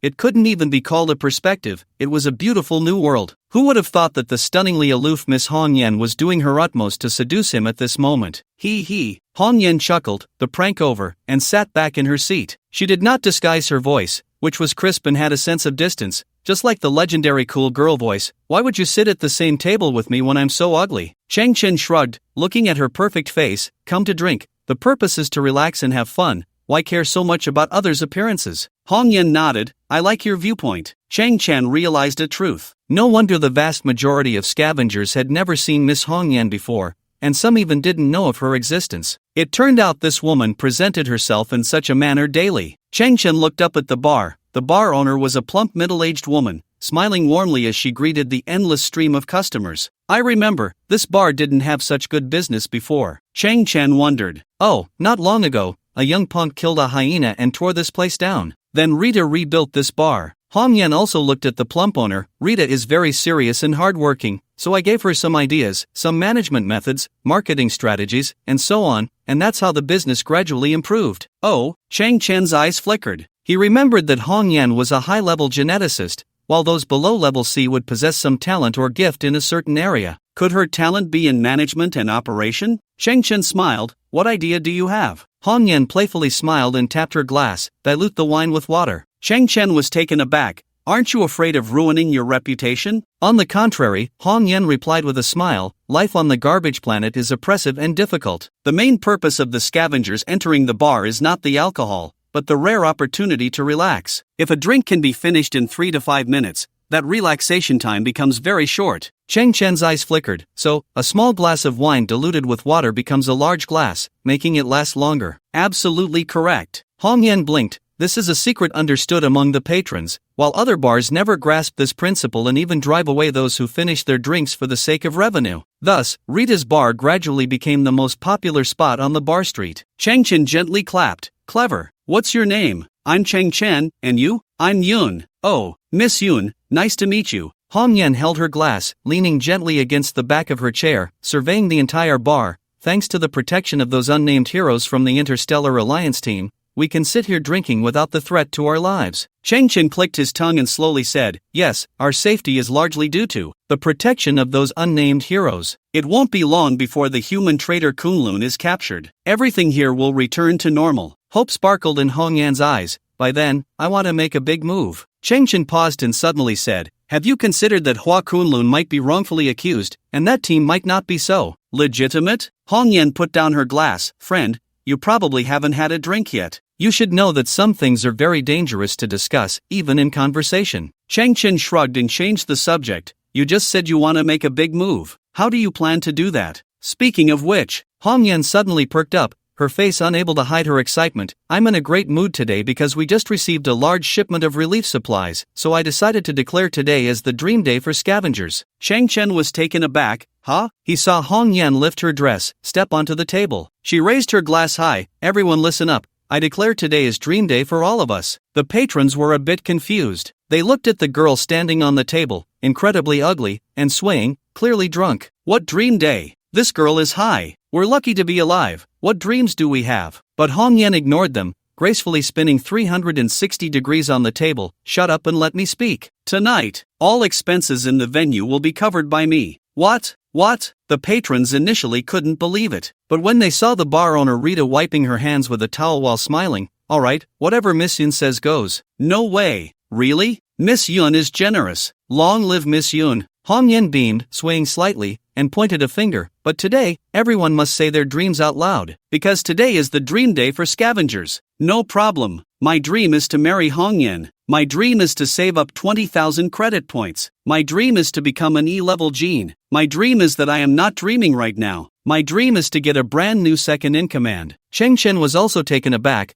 then looked towards the corner of the bar, where he saw his little brother, Xiongzi, drinking and already seeing stars, not recognizing Cheng Chen. He wiped his mechanical arm and said, don't get me wrong, my second-in-command is an arm. I, Miss Yun. At that moment, Hong Yan raised her wine glass. My dream is to govern the entire garbage low earth. I want to establish a fair business system, set up a strict judicial system, and recruit talent to research new energy and agricultural planting technology. As her words echoed, all the scavengers were stunned. Everyone quietly watched the girl standing on the table, her eyes hazy with drunkenness. Do you know? Hong Yan raised her glass high, looking up at the ceiling as if her gaze could penetrate the gray atmosphere and see the brightest sun. We were born here, we grew up here, and that's something we can't change. This place is backward, this place is desolate, this is a place that is despised by the higher humans. But I think we shouldn't give up on ourselves. We shouldn't wallow in self-pity. Do you know? Perhaps due to her intoxication, a hint of tears glimmered in Hong Yan's eyes as she spoke with a deep and powerful voice. Self-improvement is the magic of the weak. I believe that each of us harbors unimaginable strength within our hearts. I believe we can rely on our own hands to change everything in sight. I believe a beautiful future, a beautiful tomorrow, is waiting for us not far away. Hong Yan's voice echoed throughout the bar. Everyone was silent, but everyone secretly clenched their fists. Yes, why should we passively accept all of this? Why should we always be shrouded in loneliness and despair? Why don't we resist? Why not fight against that so-called fate? Then Hong Yan raised her glass high once more, the liquid inside swirling restlessly. She shouted, at that time, I, Miss Yun, will need each of your support and help. No problem. We absolutely support Miss Yun. We will follow Miss Yun to break the shackles of fate. The crowd, fueled by alcohol, shouted in anger, and the scavenger who called himself Wang Zi was even more passionate, downing a large glass of beer in one go before collapsing. Cheng Chen quietly watched all of this. This was a late-night bar, and everyone was somewhat drunk. They had no idea what they were saying or who they were talking to. Miss Yun was Li Hongyan. She was the eldest daughter of the president of the Scavenger Association, and President Li was already old. The position would eventually be passed to Hong Yan. By that time, the scavengers would realize that the drunken words spoken today were not a joke. Cheng Chen's gaze flickered, and Li Hongyan, she really was different from all the scavengers. She was a high-level gene user, and from just a few words, it was clear that she indeed possessed some talent for management. Could she really change all of this? Maybe she could, maybe she couldn't, but she definitely needed an opportunity. Cheng Chen looked into Hong Yan's eyes again. At that moment, her pupils were pitch black, likely wearing some kind of biological camouflage glasses, but her glasses were of poor quality, and the eye-type bioarmor saw through everything in an instant. In her eyes, there was only a light ring. It was the most basic E-level gene user, and that day, what she presented in front of Colonel Ning was an illusion. It was a crazy, reckless act. Hey, Cheng Chen. Suddenly, Hong Yan, who was standing on the table, looked down and asked, "What is your dream?" Everyone turned to look as well. My dream. Cheng Chen smiled, then stood up. My dream seems very small compared to everyone else's, and it's hard to say. Oh, today is dream day. Say whatever you want. No matter what you say, no one will laugh at you. The crowd cheered, and the atmosphere was lively. Cheng Chen was also infected by this atmosphere, stepping one foot onto the stool and shouting, "Then I'll say it. My name is Cheng Chen, the beggar's beggar, and my dream is to become the king of garbage on the entire planet." Ha ha ha, damn, this kid has drunk too much. Well, ambitious. Ha ha ha. Hong Yan laughed so hard she nearly fell over. Cheng Chen, your dream sounds even harder to achieve than mine. Cheng Chen pouted, wasn't that what you said? Self-improvement is the magic of the weak. That's true. We all have magic. Hong Yan's true feelings came out. Lita, pour drinks for everyone. The chubby Lita, smiling, brought cup after cup of drinks to everyone. Lita also placed a large mug of beer in front of Cheng Chen. Just as he was about to lift the cup, suddenly, he received a warning from the thousand-eyed fly. Major Ning had sent out 3 more small teams. These people were thin, dressed in night gear, and moved swiftly, likely some kind of scouts. Major Ning seemed anxious to gather information, so he sent more people to investigate. Cheng Chen took a deep breath. Miss Yun, some work just came up. I have to go. Hong Yan turned to look, her expression a bit disappointed. But, Cheng Chen smiled, you treated me to drinks, so as a return gesture, I'll treat you to one. Saying this, Cheng Chen took out a test tube containing a light blue liquid from his pocket and gently placed it on the table. Then, he waved his hand and turned to walk into the dim night. The bar was noisy and lively, but due to the unlimited supply of drinks, everyone quickly got drunk. Hong Yan sat alone in a corner, becoming increasingly sober. She carefully recalled Cheng Chen's words. Have you ever thought that Hua Kunlun might be wronged, and that team might not be so formal? For some reason, Hong Yan suddenly stood up and plunged into the night. Using the cover of the garbage pile, she moved closer to the area directly beneath the 2 Hawk-class starships. She wanted to know a vague outcome, like whether the 2 starships were quietly hovering in midair without any changes. Suddenly, Hong Yan spotted a small team dressed in night gear. She quickly shrank back behind a mountain of garbage, and as she observed in the dark, her eyes widened slightly. They were holding military particle-cutting daggers. Were they from the Interstellar Alliance team? But why weren't they in military uniforms? What were they doing so late? Searching for Kunlun? But why only one small team? Hong Yan was puzzled, and inadvertently, she stepped on a piece of metal trash, making a crisp sound. The small team in the distance seemed to have extremely sensitive hearing. The moment the sound was made, they all turned around in unison, their eyes equipped with some kind of night vision device, glowing with a bright, eerie red light. The movements of that small team were extremely agile. In the next second, they surrounded the position where Hong Yan was. In an instant, Hong Yan's figure was exposed to a dozen blood-red gazes. Hong Yan's body trembled, and just as she was about to speak, a member of the small team made a sound first. A scavenger? Why is she so ugly and disgusting? Scavengers are like this. Ugly or not, the hunting plan hasn't stopped. A woman can earn a point. Might as well kill her. The team showed no hesitation. One member stepped forward, drawing a particle-cutting dagger, a flash of cold light aimed at Hong Yan's ear. In the hunting game, the standard for points was to obtain the ears of scavengers. Swish! In a panic, Hong Yan extended her arm to block, and the particle-cutting dagger left a half-finger-long gash on her arm. The killer was impatient, twisting his wrist, the dagger now horizontal, a cold light cutting towards Hong Yan's neck. Kill first, then take the ears. Buzz. In that instant, an unknown force field resembling a faint green ripple suddenly appeared around them. The killer's eyes widened. No matter how he swung the dagger, it couldn't advance an inch. It was as if chaotic gravity had emerged, interfering with everyone's movements. What's going on? The team members quickly reacted. Someone is interfering nearby. They tried to turn back, but under the chaotic gravity, every movement was extremely strenuous, as if a tremendous downward pressure was coming from above, causing cracking sounds in their spines and kneecaps, their bodies passively kneeling towards the ground. Buzz! Another wave of chaotic gravity lifted the entire team, rolling them several meters away. Hong Yan was astonished, only she remained unaffected. Just then, a figure suddenly appeared, descending slowly from the sky, with dark green biological flames emanating from the soles of his feet. Hong Yan's eyes widened. Unfortunately, her position was directly behind the figure, and with the darkness of the night, she couldn't see his face clearly. All she could see was that he seemed to be wearing a tattered scavenger cloak,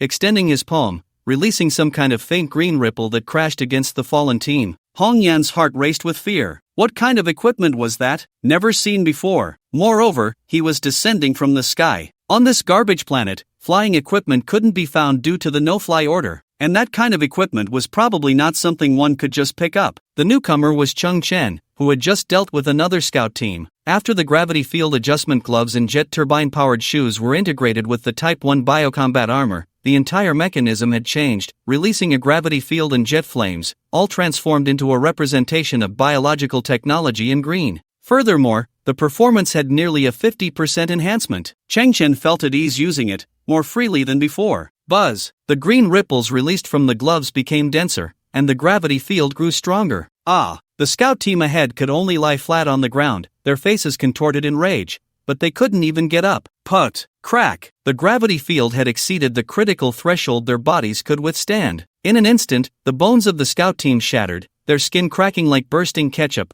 splattering large amounts of blood. Each complete person was instantly crushed into a meat pie. They didn't even see who the newcomer was before being annihilated in an instant. Cheng Chen waved his hand. The signal jammers and particle-cutting daggers carried by the team were enveloped by the green ripples, slowly floating into the air. Then, the biological turbine jet shoes under Cheng Chen's feet activated, releasing green flames. He clasped his hands behind his back and slowly ascended. The equipment, as if controlled from a distance, also floated up, following closely behind Cheng Chen. In a moment, a person with a pile of equipment vanished into the night sky, because there was still a third scout team waiting for Cheng Chen's harvest. As for why he had his hands behind his back, there was actually no need for that. Cheng Chen just thought the pose looked cool, like an ancient immortal. Hong Yan witnessed everything. Her eyes widened, completely frozen like a clay sculpture. Who was that? What level of technology did he possess? He shouldn't be from Earth, but why was he wearing a scavenger's cloak? Why did his equipment look so fantastical? It was like magic. In the next moment, Hong Yan shook her head violently,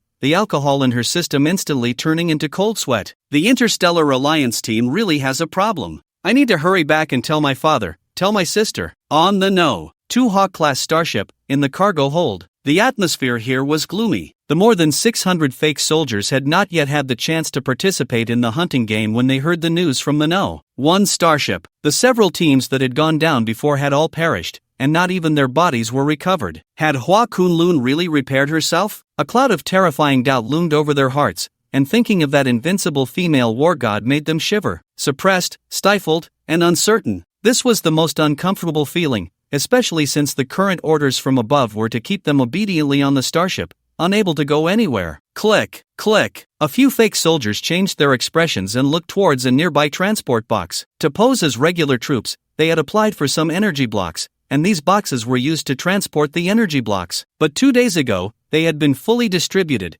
and the empty boxes had returned to the starship. Yet at this moment, there were sounds coming from inside the box. Thud, thud. Someone was knocking from inside the box. A group of fake soldiers instantly grabbed their weapons and surrounded it. One bold guy stepped forward, his fingers trembling slightly as he unlocked the box, yanked the door open, and immediately raised his gun, aiming at the inside of the box. In the next second, the group of fake soldiers froze in unison. Inside the box was a beautiful woman dressed in a red dress. The woman's hands trembled slightly as she arranged her long hair. "Hello everyone, my name is Hina." The fake soldiers were all taken aback. "A scavenger woman? I'm very sorry." Hina pressed her lips together. I was hiding in the box and came in with the transport ship. Don't worry, I just wanted to meet your Colonel Ning. I've been hiding here for 2 days and haven't found a chance to sneak out. I might need a bit of food and water now. Hina shrugged her shoulders, trying to show a charming smile. After that, can you take me to see Colonel Ning? He. Suddenly, one of the fake soldiers burst into laughter. I heard before that low-level gene users can become the bitches of high-level gene users to rise up. I didn't believe it at first. Yeah, I didn't expect it to be the same on this trash planet Earth. Look, she's still an E-level gene user. Hey brothers, have you experienced an E-level gene woman? We've really been cooped up these days. We need to release some pressure. Hina's face showed a hint of terror. What are you saying? You are soldiers.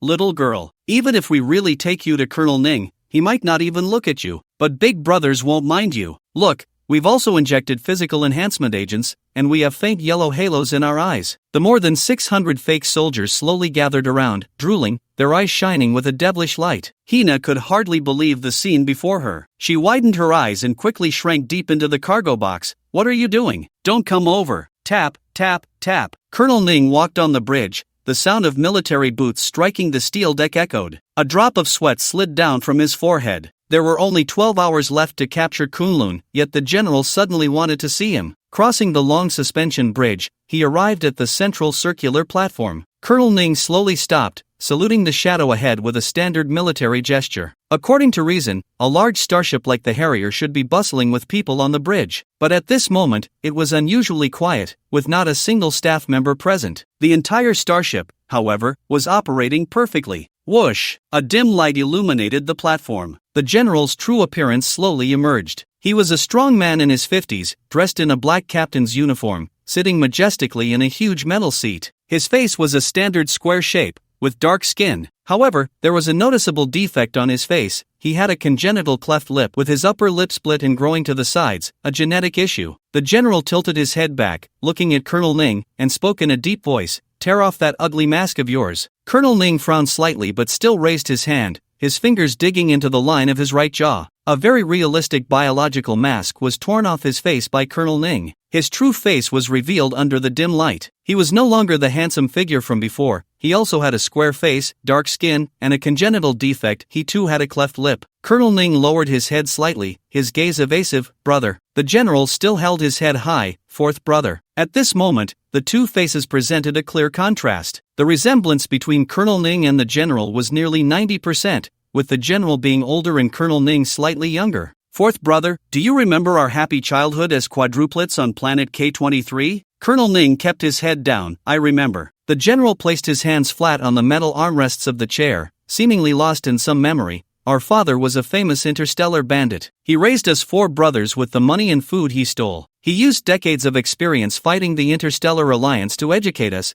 teaching us to arm ourselves. But in the end, father died under the bombardment of the Interstellar Alliance, leaving not even ashes behind. The general sighed slowly, speaking with the weight of an elder. From that moment, I understood a principle. If we fight head-on, we will never win against the Interstellar Alliance. But if we go against the grain, we can join the Interstellar Alliance under false identities. Not only can we gain a legitimate identity, but we can also gradually undermine this giant from within. At that time, none of you agreed with my idea. I had no choice but to go my own way. I enlisted alone and became a starship soldier. We were all born with E-level genes, but we had no individual talents. However, because we are quadruplets, our genetic essence is a symbiotic gene within the special gene catalog. This is a powerful group talent. Among us brothers, we possess abilities like telepathy and coordinated movements. In the most exaggerated cases, one person's experiences can be completely known by another. I struggled in the military for so many years and finally became the captain of a small attack ship. It was at this time that the advantages of our 4 brothers became apparent. Father gave us 4 brothers very beautiful names: Wind, Rain, Mountain, River. I am Ning Feng, and your real name is Ning Chuan, and Ning Yu and Ning Shan have made tremendous contributions to pave the way for me. The general leaned slightly forward. It was then that he noticed a massive helmet on his head, with dense metal wires connecting to the back,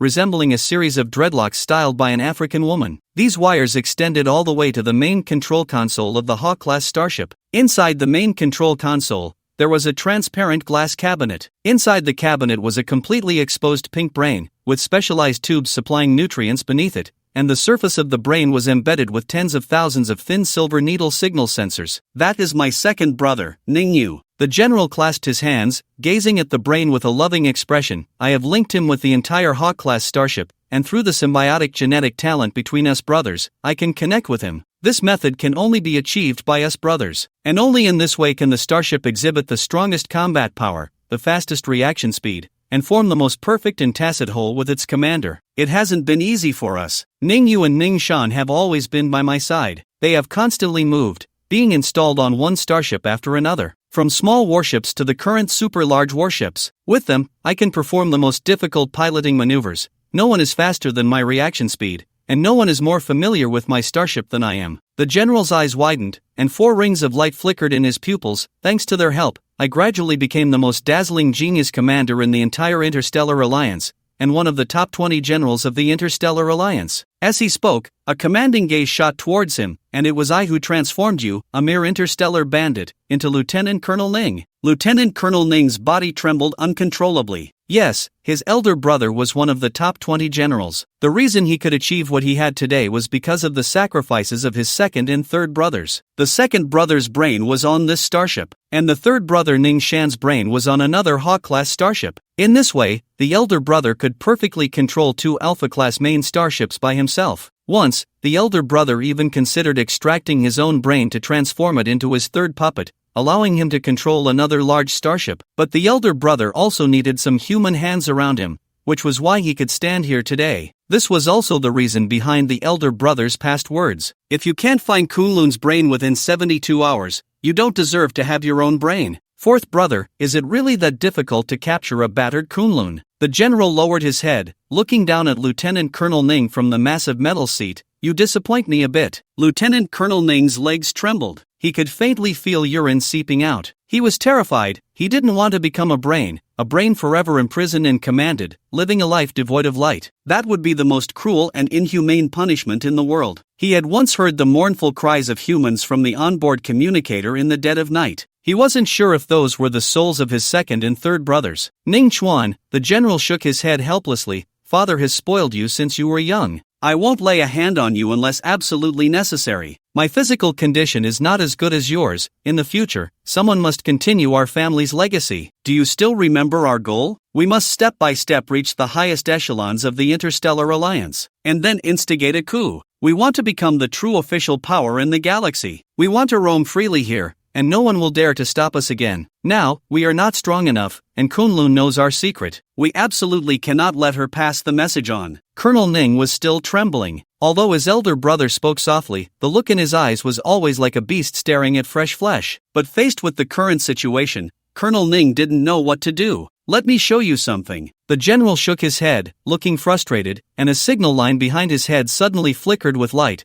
flowing like water into the starship's core control console. Above, the imaging system of the Hawk-class starship suddenly activated, projecting a void image. The scene depicted the terrain of garbage Earth. A Hawk-class starship's landing pod slowly descended, and 3 scout teams streamed out one after another. Colonel Ning was somewhat puzzled. This was a scene from about 10 minutes ago. At that time, he had also monitored everything through the starship's scanning system. These 3 teams were sent out according to his orders to investigate the whereabouts of the Extreme Warriors team. Up to now, the scout teams were still searching, and Colonel Ning had not received any feedback. The general's voice suddenly came through. What you see is an illusion. Colonel Ning's eyes widened. What? The image before him focused on one of the scout teams. But strangely, the image became increasingly blurry, as if someone was adjusting the resolution, and the mosaic on the screen grew more and more until, in the end, the team members even turned into human-shaped mosaics. Suddenly, another figure covered in mosaics fell from the sky. Immediately, bursts of red mosaics erupted from the scout team. The scene resembled a minor protection system, showing no bloodshed and no clear view of any shattered corpses, yet the audience could clearly understand that those scout team members had died horribly. Colonel Ning's face gradually turned pale. Then the corners of his eyes began to twitch. According to his information feedback,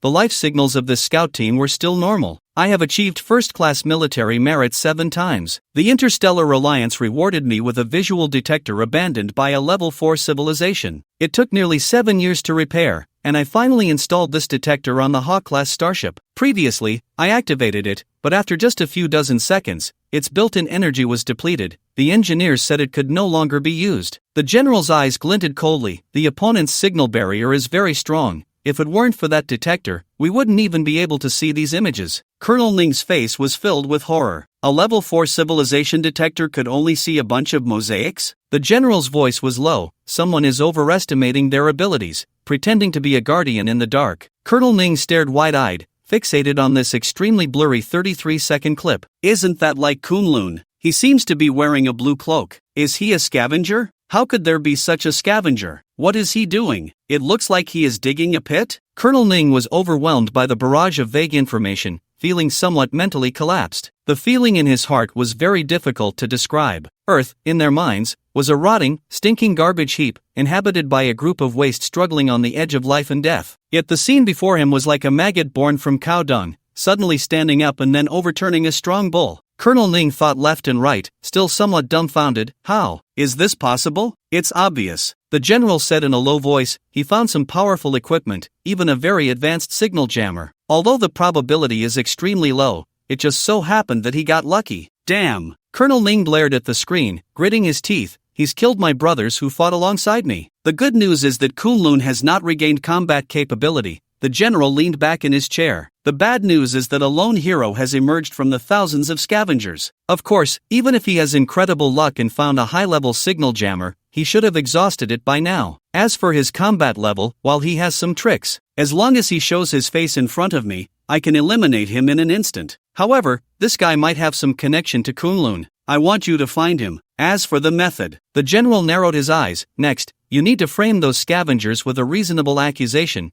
then arrest them on a large scale. If there is any resistance, shoot them on the spot. And that blue cloak, doesn't he want to be a hero? He will definitely show up. Don't worry, big brother. I will definitely become your most capable assistant. I will prove to be as important as the ship's brain. I will not let you down again. Colonel Ning stared at the holographic projection, his chest rising and falling slightly. Perfectly executing his brother's orders and being a useful person was his only way out. Meanwhile, the figure in the blue cloak stood on the ground, looking up at the 2 Harrier-class starships in the sky. Behind this figure were the scattered lights of the scavengers. A hero? He is just a mantis trying to stop a chariot. Colonel Ning ground his teeth. No one can block my brother's path. Colonel Ning walked quickly inside the Harrier-class starship, his brow furrowed. The adjutant followed in his footsteps. Boss, you said you wanted to frame those scavengers. That seems a bit difficult. Difficult? Colonel Ning had put on his handsome mask again, but his eyes were filled with gloom. Do you remember the president's eldest daughter, that woman named Hong Yen?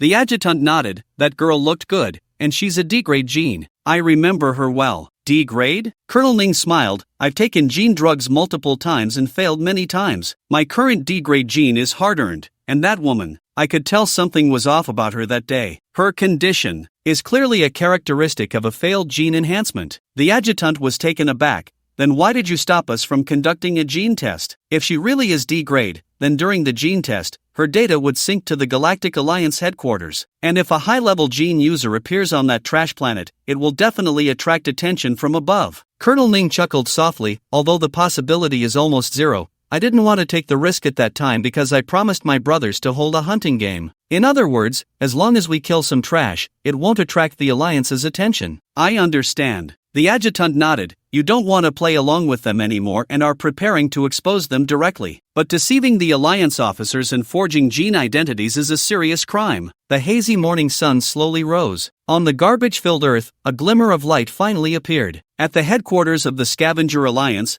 President Li's face turned red. Hong Yen, do you know what you are saying? I know clearly. Hong Yen raised her arm, revealing a somewhat charred wound. Only the standard-issue particle-cutting dagger of the Interstellar Alliance squad can cause such an injury. President Li stared wide-eyed. What if some bandits found a particle-cutting dagger? Hong Yen also raised her head. What if the Interstellar Alliance team is itself a group of bandits? President Li's body trembled, and beneath his anger lay a deep-seated fear. Where did these terrifying thoughts of yours come from? Hong Yen remained calm. A scavenger named Cheng Chen reminded me. Chang Chen? A scavenger? President Li was at a loss for words. You choose to trust a scavenger instead of the regular army? Hong Yan, have you gone mad? Do you know we have always lived in a crevice? If the team really treats the lives of scavengers as worthless, then why are we still living well? President Lee tapped the table, and why do they bring us food? Hong Yan's gaze flickered. Someone is protecting us. President Lee glared. Who? Hong Yan frowned. I'm not sure, but he is also a scavenger, possibly Cheng Chen. What about this Cheng Chen? President Lee was even more helpless. Daughter, open your eyes and look. Our location is merely a garbage dump. Can a scavenger arise here to fight against the Interstellar Alliance team? Our large scavenger alliance only has 7 makeshift beam pistols, with a total of just 110 rounds. Under such conditions, can an ordinary scavenger fight against the Interstellar Alliance team? Can he secretly obstruct the Interstellar Alliance team? You almost led me astray. The Interstellar Alliance team cannot harm us. President Lee emphasized each word. What you say, I cannot believe, nor can I trust. Just then, a member of the Scavenger Alliance rushed into the room. President, Colonel Ning has suddenly arrived. What? President Lee's expression changed, quickly tidying his clothes while urging Hong Yan to stand up and prepare to greet him. Where did that girl Hina run off to? Forget it, forget it. Prepare the best filtered water, and bring out that treasured pack of tea. As President Lee was filled with trepidation, Colonel Ning entered the room slowly, accompanied by a team of soldiers. President Lee, there's no need to trouble yourself. Colonel Ning smiled. This conversation will be very brief. And is the tea you treasure even drinkable? President Lee was momentarily stunned. He then saw Colonel Ning slowly sit down, gazing into Hong Yan's eyes, where 2 rings of light represented the D-level gene. President Lee. Colonel Ning casually crossed his legs. Do you know the consequences of falsifying genetic identities? Upon hearing this, President Lee's face seemed to instantly turn pale. His hands began to tremble, but he struggled to control himself, hiding his hands behind his back. Medium offense, level 3 to 5. It was Hong Yan who spoke slowly, including the forger and all accomplices. They will be arrested, facing up to 10 years in prison. Miss Hong Yan is well versed in the regulations, but you aren't being very comprehensive. Colonel Ling smiled. Let me add something. Suppose, if Miss Hong Yan's D gene is fake, and you are merely deceiving some scavengers on garbage earth to gain some respect, then that offense is indeed a medium offense. But if you deceive someone like me, an officer of the Interstellar Alliance combat team, and through the identity of a D-level gene holder, request me to grant resources worth millions of credit points, then this would be deceiving the entire Galactic Alliance. That is a level 9 felony. 60 years in prison, or even the death penalty. Colonel Ning scanned the room, and this scope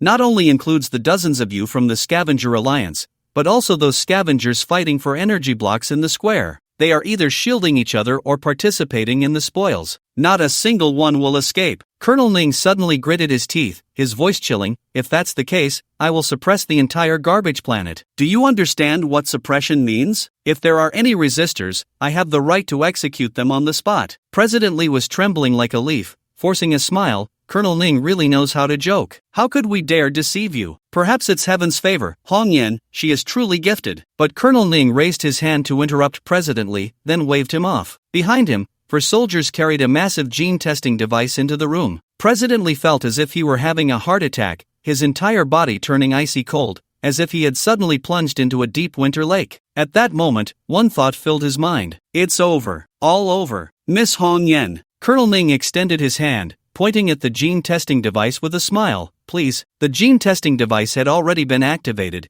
its surface opening to reveal a humanoid space inside. The device was so large because it integrated comprehensive testing functions. Gene level is a significant matter. The entire Galactic Alliance has always treated it with caution. Once the tester enters the device, it will complete 12 tests, including blood, DNA, and pupil recognition, aiming for 100% accuracy. Hong Yan remained calm, stepping into the testing device one step at a time. Hiss! As the cabin door slowly closed, Hong Yan took one last look at her father. President Lee had completely frozen, his heart like dead ash. The casing of the gene testing device pulsed with blue technological light, rapidly collecting samples and generating vast amounts of data. The display screen began to show groups of characters. Finally, those characters converged into 2 lines of Chinese characters. Testing complete. Tester has high-level genes. President Lee could no longer control his weak legs and collapsed to the ground. Hong Yan was originally an E-level gene, indeed within the realm of high-level gene holders, so the machine's assessment was expected. But this was just preliminary information. The specific level that followed would be the real fatal blow. I didn't expect you to have such a solid foundation. Colonel Ning sneered, his gaze fixed on the display screen. E-level gene, disguised as a D-level gene, is also a significant deception. Ding! The precise gene level of the tester is D-level. The gene testing machine made its final conclusion. President Lee slapped his forehead, wailing, "It's over, it's over. My daughter is actually a D-level gene. We actually deceived." Wait, D-level? President Lee suddenly widened his eyes, jumping up with a start. He rushed to the testing machine screen, rubbing his murky eyes vigorously. Hiss! President Lee gasped, stepping back 3 paces. D-level. It really is D-level. How is this possible? Fortunately, he quickly regained his composure and swallowed the rest of his words. Hiss! The testing machine's cabin door slowly opened. The first thing that caught everyone's eye was the 2 azure halos in Hong Yan's eyes. Hong Yan's beauty was already stunning, and now paired with the 2 mysterious and noble halos, her aura became even more aloof and proud. Colonel Ning was completely frozen in his seat, his eyes filled with disbelief. Did I see it wrong? How could it be? The way she looked that day was clearly the result of the backlash from the potion. She also used makeup to disguise herself. But the gene testing machine cannot be wrong. Colonel Ning's mouth slightly opened, his head tilted slightly, staring blankly at Hong Yan. How could a D-level gene user appear on this garbage planet? They couldn't possibly obtain high-efficiency drugs. They lacked that kind of strength and financial resources. But the facts were laid out before him, and Colonel Ning was left speechless. At that moment, a staff member from the Scavenger Alliance brought in a pot of brewed tea and placed it beside Colonel Ning. Hong Yan gently adjusted her clothes, stepped out of the testing machine, and walked slowly on the ground. This stunning woman raised her head and puffed out her chest, her beautiful eyes sparkling. She recalled the bar from last night. She remembered the dream day from last night. She thought of the scavenger boy in the blue cloak. She also remembered the pale blue potion he left behind when he departed. Last night, she had been diligently searching for the source of this potion. It seemed to be the work of the genius pharmacist Valente, but none of the available information had ever mentioned this form of Valente's potion. In the hazy morning as the sun rose, she leaned against the window, reminiscing about the pure eyes of the boy in the blue cloak, feeling an inexplicable trust arise within her. Finally, facing the distant and dim sun, she drank the potion. At this moment, Hong Yan stood before Colonel Ning. Her figure was graceful as she extended her white, slender hand, gently picked up the teapot, and poured a cup of tea for Colonel Ning. Then, standing to the side with her chin raised, she said, "Colonel Ning, this tea indeed comes from the garbage planet and has been dusty for a long time. But, the real cannot be faked, and the fake cannot be real. At this moment, under new help and nourishment, it has magically revived with a second life. It is genuine, with a fragrant aroma. Would you like to try it?" Colonel Ning's arm even trembled slightly. He instinctively took the teacup, gazing into Hong Yan's eyes, his face still showing disbelief. How could this be? Colonel Ning left the headquarters of the Scavenger Alliance with a group of people. After walking several hundred meters in front of the square, he couldn't help but look back at the Scavenger headquarters building again. Gritting his teeth, he returned in defeat. The fact that Hong Yan's gene level was not fabricated left him with no opportunity to explode in anger. Unknowingly, he arrived in front of the landing craft, and while he was busy expressing his anger by looking back, he stumbled over the climbing ladder, lunging forward a few steps and kneeling on one knee. "Colonel Ning, are you all right?" Several attendants gathered around. Colonel Ning's eyes were filled with rage as he waved his hand and stood up straight. He looked back at the Scavenger headquarters building and gritted his teeth, saying, "Have someone bring the remains of the Wakunlan 24th Fleet over and scatter them evenly outside the Earth's atmosphere, and also collect the remains of those old Wakunlan members." The adjutant raised an eyebrow. "What are you planning?" "The Interstellar Alliance has already received Hong Yan's gene information, but their system is bloated and slow to react. It will take at least 10 to 12 hours before they send someone to investigate and verify." Colonel Ning's gaze turned icy. "And during this time, I want to kill every last scavenger without leaving a single one alive, including that boy in the blue cloak. He knows our true identity. I must draw him out and find clues about Wakunlan from him." Colonel Ning growled, "Then I will kill them all and end this once and for all." A bloodthirsty glint appeared in the adjutant's eyes. "Then we can pin the blame for this massacre on Wakunlan? Not just a blame without witnesses." Colonel Ning's face gradually twisted. "After it's over, I will report up. After that demon, Hua Kunlun, indiscriminately slaughtered the innocent, we arrived too late and destroyed her outside the Earth's atmosphere. The merits and demerits balance out. At least we can still claim to be nominal heroes." The adjutant stared wide-eyed. "This is thrilling, but the difficulty is immense. If we miss even one survivor, so not a single one can be left, there's no turning back on this path. But they forced my hand, I have no other way to go. Colonel Ning tilted his head, looking at the scavenger headquarters, his eyes filled with madness. Time is of the essence. Tell the brothers to check their gear, have the medic prepare painkillers,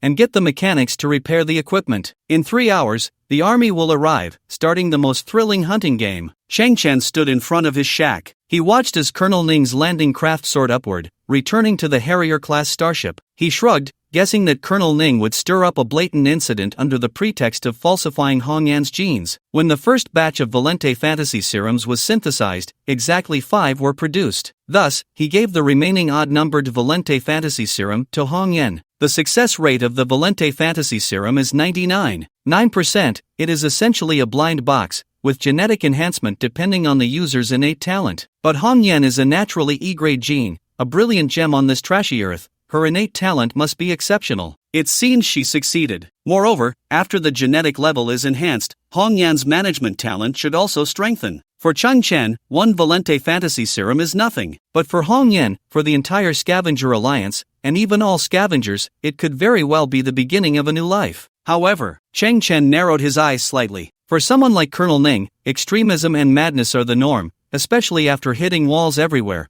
The beastly instincts accumulated within will become even more uncontrollable. Like a bomb with a lit fuse, he probably won't hesitate any longer. The final battle should be approaching. Let's fight. Chang Chen's eyes sparkled. Behind him, the door of the underground shelter slowly opened. The young man walked in. He too needed to start preparing his strategic materials. In the workshop, the equipment Chang Chen recently acquired was spread out on the ground. By harvesting 3 scout teams, he gained another 36 small signal jammers and 36 particle-cutting daggers. Adding to his previous stock, he had accumulated 84 military particle-cutting daggers. Organizing his thoughts, Chang Chen first combined the small signal jammers into a second innocent defense array. Then, Chang Chen looked at the 84 military particle-cutting daggers. These are cold weapons combined with modern technology. Chang Chen had not synthesized similar equipment before. The reason he had accumulated so many was to do it all at once. Similar technological creations detected, synthesis starting. Chang Chen raised his arm,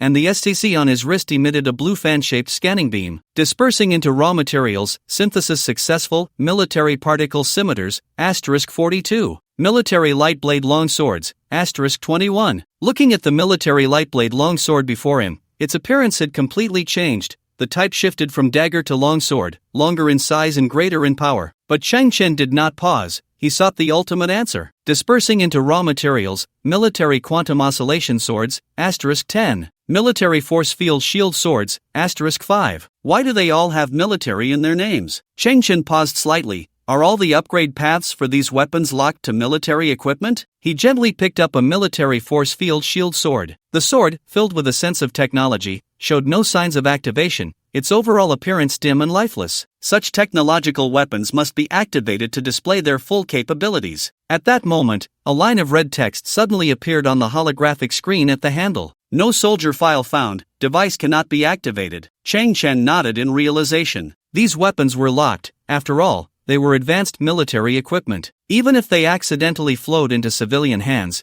they would be unusable due to the lack of corresponding file permissions. But these weapons were merely a transition. Chang Chen still had 2 synthesis opportunities. Dismantle into raw materials military gravity spear *2. Dismantle into raw materials exclusive military weapon Red Lotus War God *1. This weapon comes from the immortal legend 120 years in the future, a technological creation of humanity's legion 120 years later, not belonging to the current era, but a uniquely customized weapon of the future, equipped with a biometric recognition system, force field protection system, gravity flight system, particle oscillation penetration system, antimatter flame system, and holographic Red Lotus totem. This weapon integrates multiple technologies from civilizations rated 2.9 to 4.0. Although in the era of stars and seas, melee weapons can no longer exert effective value, this weapon symbolizes the spirit of the war god, the unceasing war drums in the hearts of countless soldiers. Chang Chen's eyes widened. Before him stood a crimson spear, its body entwined with golden patterns. It automatically activated its built-in force field, quietly standing on the ground. Its length was a full 2 meters, taller than Chang Chen himself. At first glance, the spear exuded an unparalleled aura of slaughter. The red technological glow on it continuously flowed, like water reversing its course, gathering from the base of the spear to the tip. The bright blade at the tip emitted a sharp star-like gleam, piercing into Chang Chen's eyes. Hiss! Chang Chen inhaled sharply. This feeling was akin to gazing upon a battlefield strewn with corpses. The holder of this spear would always be the victorious side. It seemed it would never fall, inspiring all blood-soaked warriors with its powerful penetrating sound and unmatched sharpness. It's actually a combat equipment of future humanity, integrated with so many functions, even the antimatter technology that humanity has long aspired to. This is a huge gain. But, a uniquely customized weapon? It can't be what I think it is. Chang Chen's eyes flickered as he slowly rose, extending his arm to grasp the imposing spear. Buzz! The spear suddenly released a tangible defensive force field, like a transparent wall, pushing Chang Chen back 2 meters. This weapon can only recognize the Red Lotus War God, and the creator of the Red Lotus War God is a legendary genius mechanic. Damn it. Chang Chen understood everything. It was just as he thought. Even if he forcibly occupied this weapon, he would be unable to activate it due to the biometric recognition system's restrictions. This is a bit of a trap. Chang Chen gritted his teeth. Who is the Red Lotus? Dad, if I just install those things, can I really become the most powerful soldier in the entire galaxy? Of course, not only will you be the strongest in the entire galaxy, but you will also become the strongest soldier in the entire universe. In the underground shelter, the broken flower Kunlun was propped up on an iron frame, its program in chaos, projecting fragments of images in its eyes. On the vast green prairie, a little girl with a red ponytail sat quietly with a strong man. The scenery was beautiful and warm, and any unpleasant thing would shatter this perfection. Suddenly, the image blurred. A blinding flash erupted. Screams and explosions echoed all around. In the dark universe, hundreds of sniper beams struck the body of the adult Hua Kunlun, her body like a kite with its string cut, riddled with countless bullet holes. In the shelter, Hua Kunlun's head began to tremble, emitting a low growl of anger and fear. Chang Chen leaned against the workshop door, arms crossed, quietly watching Hua Kunlun, feeling a twinge of regret inside. Chang Chen, the monkeys are here. After holding it in for so many days, they came like a volcano erupting, bringing a lot of junk. Han Zai appeared at the entrance of the shelter, cradling a massive mountain of garbage over 6 meters high. Junk is Han Zai's dialect for garbage. Among the trash Han Zai was holding, 80% were damaged cybernetic limbs, with various parts included. Chang Chen saw the mountain of garbage in Han Zai's hands and nodded in satisfaction, giving a thumbs up to the monkeys in his heart. These guys were really fast and strong. Hua Kunlun struggled to turn her head. Due to damage to her control chip, she could only open one eye wide, while the other eyelid began to tremble mechanically after opening to a certain position. Are you really going to help me? This will put a huge risk on you. Hua Kunlun looked at Chang Chen. I know that it's impossible to find suitable parts on this garbage planet. I will never have excessive demands or expectations.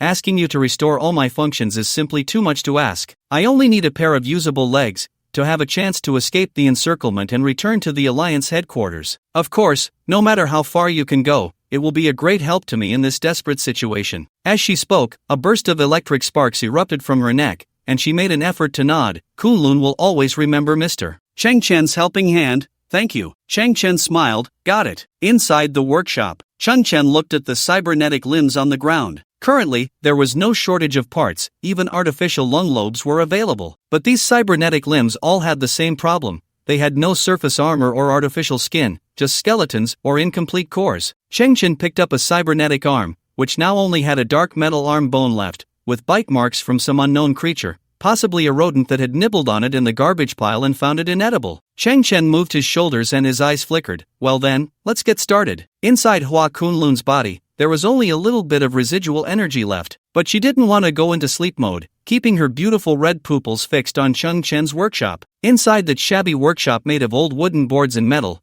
blue lights flickered continuously, seemingly engaged in some welding work. She hoped that the young mechanic could piece together a usable body for her from that scrap. Although under such conditions, it was too much to ask. But this was Hua Kunlun's only chance, and her heart kept praying just as long as she could move, as long as she could act. 20 minutes later, Chang Chen walked out of the workshop, holding a pile of pitch-black cybernetic skeletons. Due to module damage, Hua Kunlun's vision was somewhat blurry. She was very surprised that in such a short time, Chang Chen had managed to assemble those old skeletons. But as Chang Chen approached, her vision became clearer and clearer. One of Hua Kunlun's eyes suddenly opened wide. It was a set of fully refurbished cybernetic skeletons. The rust had disappeared, and the damaged areas had been repaired, resembling a matte carbon fiber material, but the skeleton was covered in small spiral patterns. No, that's not right. Due to the intense fluctuations of thought, a spark erupted from the back of Hua Kunlun's head. Was that a micro-rotor skeleton? It housed hundreds of micro-rotor matrices that generated power through high-speed rotation of gravitons, ensuring lightweight construction while increasing the attack and movement speed of the prosthetic,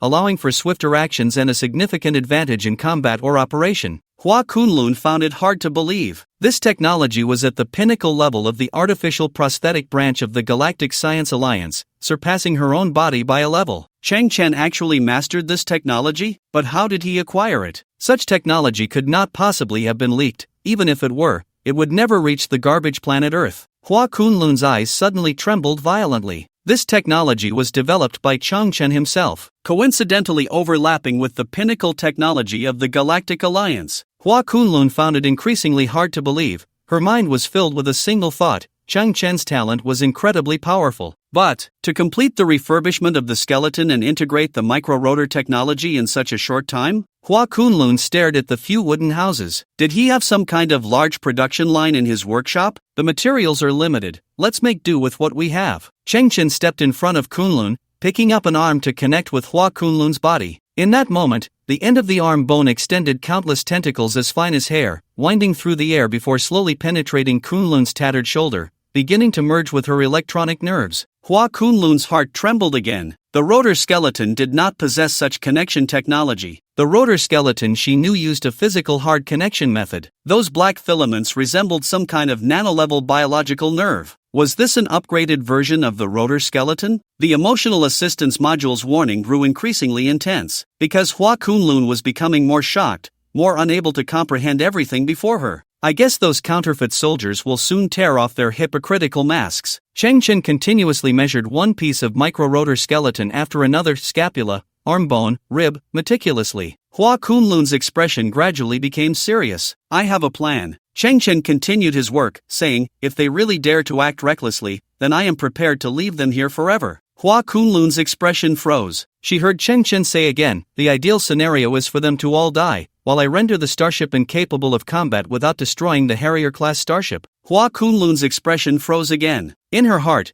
the idea of leaving everyone here was already impossible to achieve. Yet she did not expect Chang Chen to escalate this difficulty, to not destroy the starship but instead to render it incapable of combat. It sounded like a fantasy. Chang Chen's expression was calm. As the saying goes, know yourself and know your enemy, and you will never be defeated. But I know nothing about those two starships. The captain of the Harrier-class starship is named Ningfeng. He is the most talented commander in the Interstellar Alliance in nearly 20 years. His greatest asset is the two fully armed Harrier-class starships. Hua Kunlun frowned and said, if you battle him, the moment you reveal yourself, he can completely activate the annihilation cannon on the starship and kill you instantly. In the Alliance, people often use the term unity of man and nature to describe the relationship between Ningfeng and the starship. Chang Chen paused in his actions. What kind of power does the annihilation cannon have? Due to the limitations of the ship's size, it is equipped with a secondary annihilation energy cannon. The instantaneous pressure caused by a single attack is 30 times that of the Earth's core. The Star Destroyer cannon, as the name suggests, annihilates stars. That is a force no individual can withstand. Hua Kunlun's red pupils flickered. Even at my peak, I couldn't. Got it. Chang Chen's voice was unusually calm. Two starships, equipped with only one Star Destroyer cannon, right? How can we prevent its second shot? Hua Kunlun's expression froze for a moment. She didn't understand what Chang Chen meant by second shot, because for countless beings, experiencing the power of the Star Destroyer cannon, the first time is equivalent to the last time. The Hawk-class defense field, codenamed Heaven's Shield, is one of the most solid force field shields in the Galactic Alliance. To stop the second shot of the Star Destroyer cannon, we must penetrate the Heaven's Shield and destroy the main body of the cannon. The only way to break through the Heaven's Shield is to concentrate a certain high-energy, high-density light beam on one of its diamond-shaped units. If the attack power is sufficient, the Heaven's Shield may show localized damage, creating a small gap, but the Heaven's Shield has a total of 7 layers. Even if these 7 layers are breached in an instant, the entire Heaven's Shield will rotate like a Rubik's Cube, and the 7 gaps will shift in the blink of an eye, turning into a massive maze. And 30 seconds later, the Star Destroyer cannon will launch its second attack. No one can get in. Hua Kunlun's expression was complex. It's unrealistic for you to think you can break through the Heaven's Shield alone. Got it. Chang Chen's eyes sparkled with a certain gleam.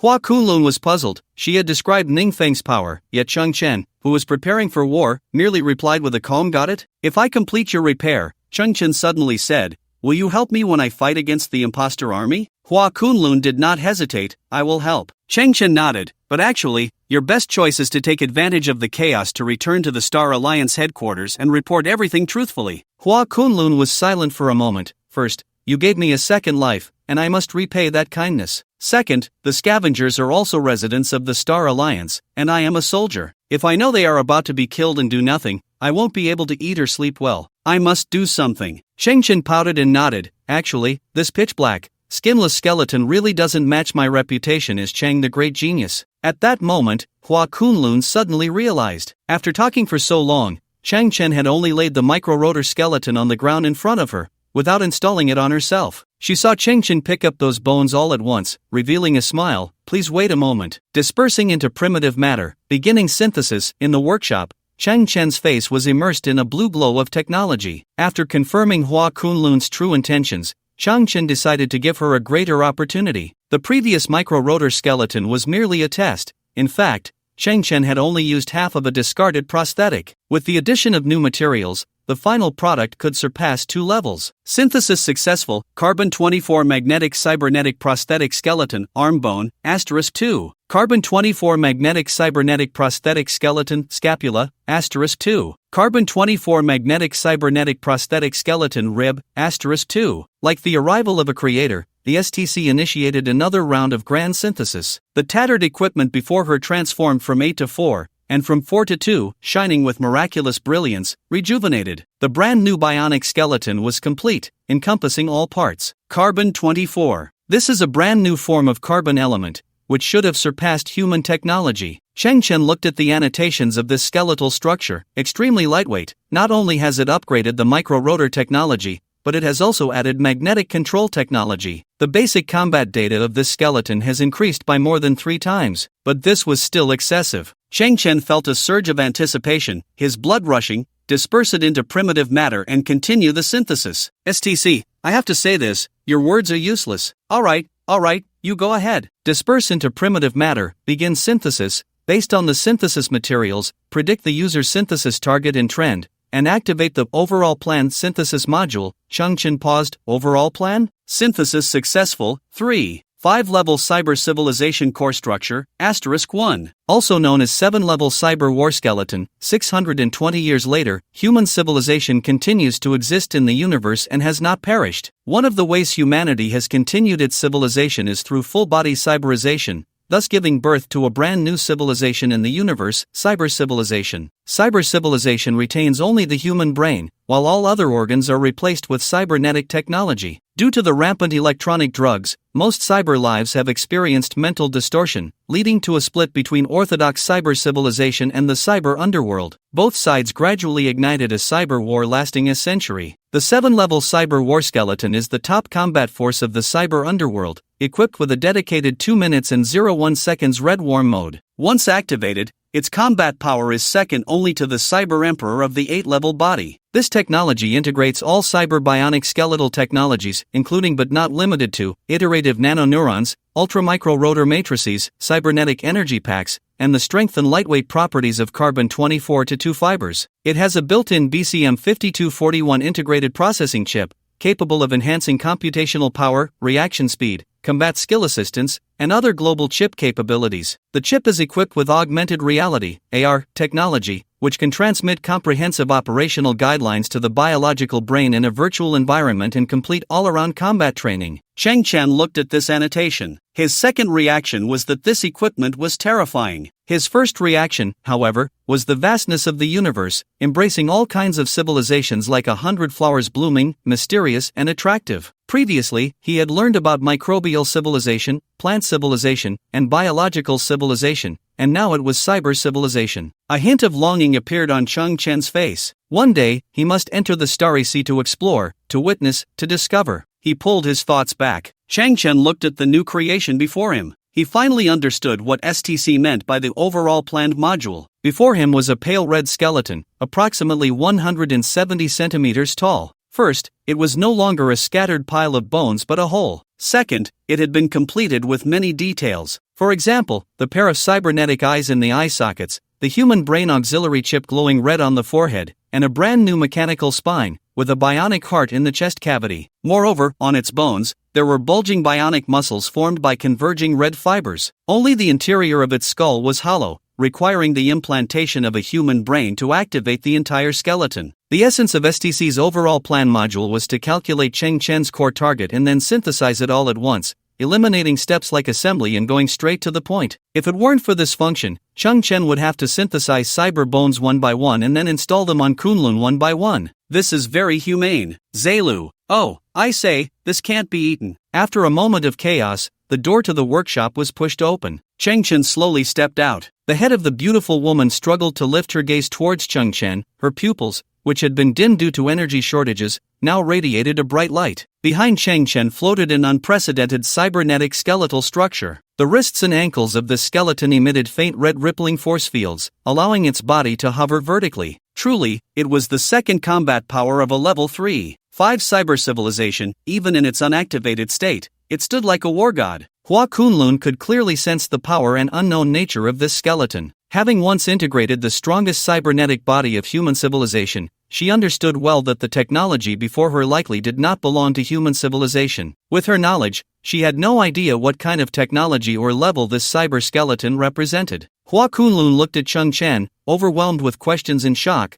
leaving her at a loss for words. You have truly exceeded my imagination. The red pupils of the beautiful head sparkled. The transplantation of a biological brain is a complex and precise process. I will share my modification experiences as much as possible to assist you in completing this operation. No need. Cheng Chen tilted her head, and one side of the KP-03 Quantum Intelligent Repair Cluster suddenly activated. Hundreds of thousands of nano-repair robots floated in like black smoke, gently landing on the head of the beautiful robot, beginning to gradually analyze her neural connection system and instantly formulating a safe transplantation plan. In the next moment, tiny and dense electric arcs flickered within Hua Kunlun's head. The quantum repair cluster had already begun its work. Hua Kunlun's eyes widened. The passive safety system informed her that the transplantation operation currently taking place in her brain was far more precise than that of the Galactic Science Alliance. Throw away all those outdated chips in her brain. Cheng Chen's voice came through. Hua Kunlun was taken aback again, slowly turning her eyes towards the faintly red cyber skeleton standing to the side. In the center of its forehead was a chip flickering with red light, its glow pulsing mysteriously, as if it were calling out to Hua Kunlun with a sense of fate. Still a bit lacking. The upgrade path for this set of equipment ultimately relies on the inner skeleton. Cheng Chen stroked her chin, frowning. It seems that the external armor and internal skeleton of cyberlife are two separate systems. To be honest, the current Kunlun is just a red technological skeleton. Going out like this would scare little girls to tears. Hua Kunlun could hardly hide her astonishment. This is already very, very good. How could I ask for more? Yet Cheng Chen still pouted and shook her head. Hua Kunlun added, moreover, there should be no armor materials on Earth that can match this skeleton. Cheng Chen tilted her head, looking at the ground on the other side of the shelter. There, another type of garbage sent by the monkeys was neatly arranged. Among them were 15 metal smelting crucibles. These small devices were typically used by scavengers to melt various alloys, ultimately refining some precious metals. After gathering a pile of crucibles, Cheng Chen dove back into the workshop. Disassemble into primitive materials. Start synthesis high-energy molecular crucibles *7.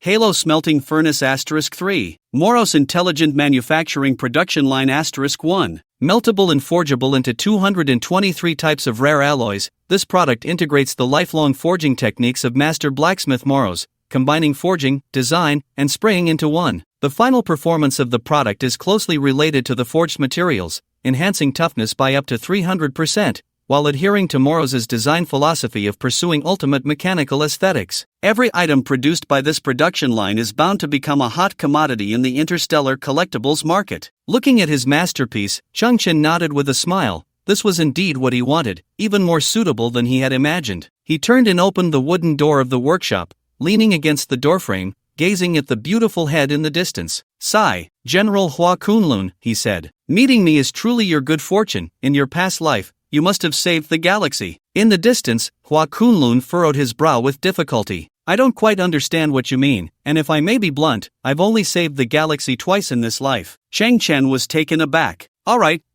you win. Cheng Chen buried himself in work for another 20 minutes. Just then, he sat down, wiped the sweat from his forehead, and picked up a bright red apple, taking a hearty bite. The synthesis was exhilarating. Whether researching or crafting machinery, it was equally intoxicating. Warning! Warning! The small Saturn on the ceiling, part of the innocent defense array, suddenly flickered with a crimson glow and issued a warning alert. Chang Chen paused slightly, then frowned. A scene appeared in his view, showing the surface above. He saw a small garbage transport ship landing near his shelter. To his surprise, this garbage ship bore the insignia of an Interstellar Alliance squad. Tracing back, Chang Chen discovered that this small transport ship was indeed from one of the Harrier-class starships. What's going on? How did they find me here? Chang Chen slowly stood up, his gaze fixed on the garbage transport ship. He watched as the ship's hatch slowly opened, and a man in a white lab coat, around 60 years old with shifty eyes, stepped out. The man stood in front of Chang Chen's shelter, waving his hands and hushing, don't shoot,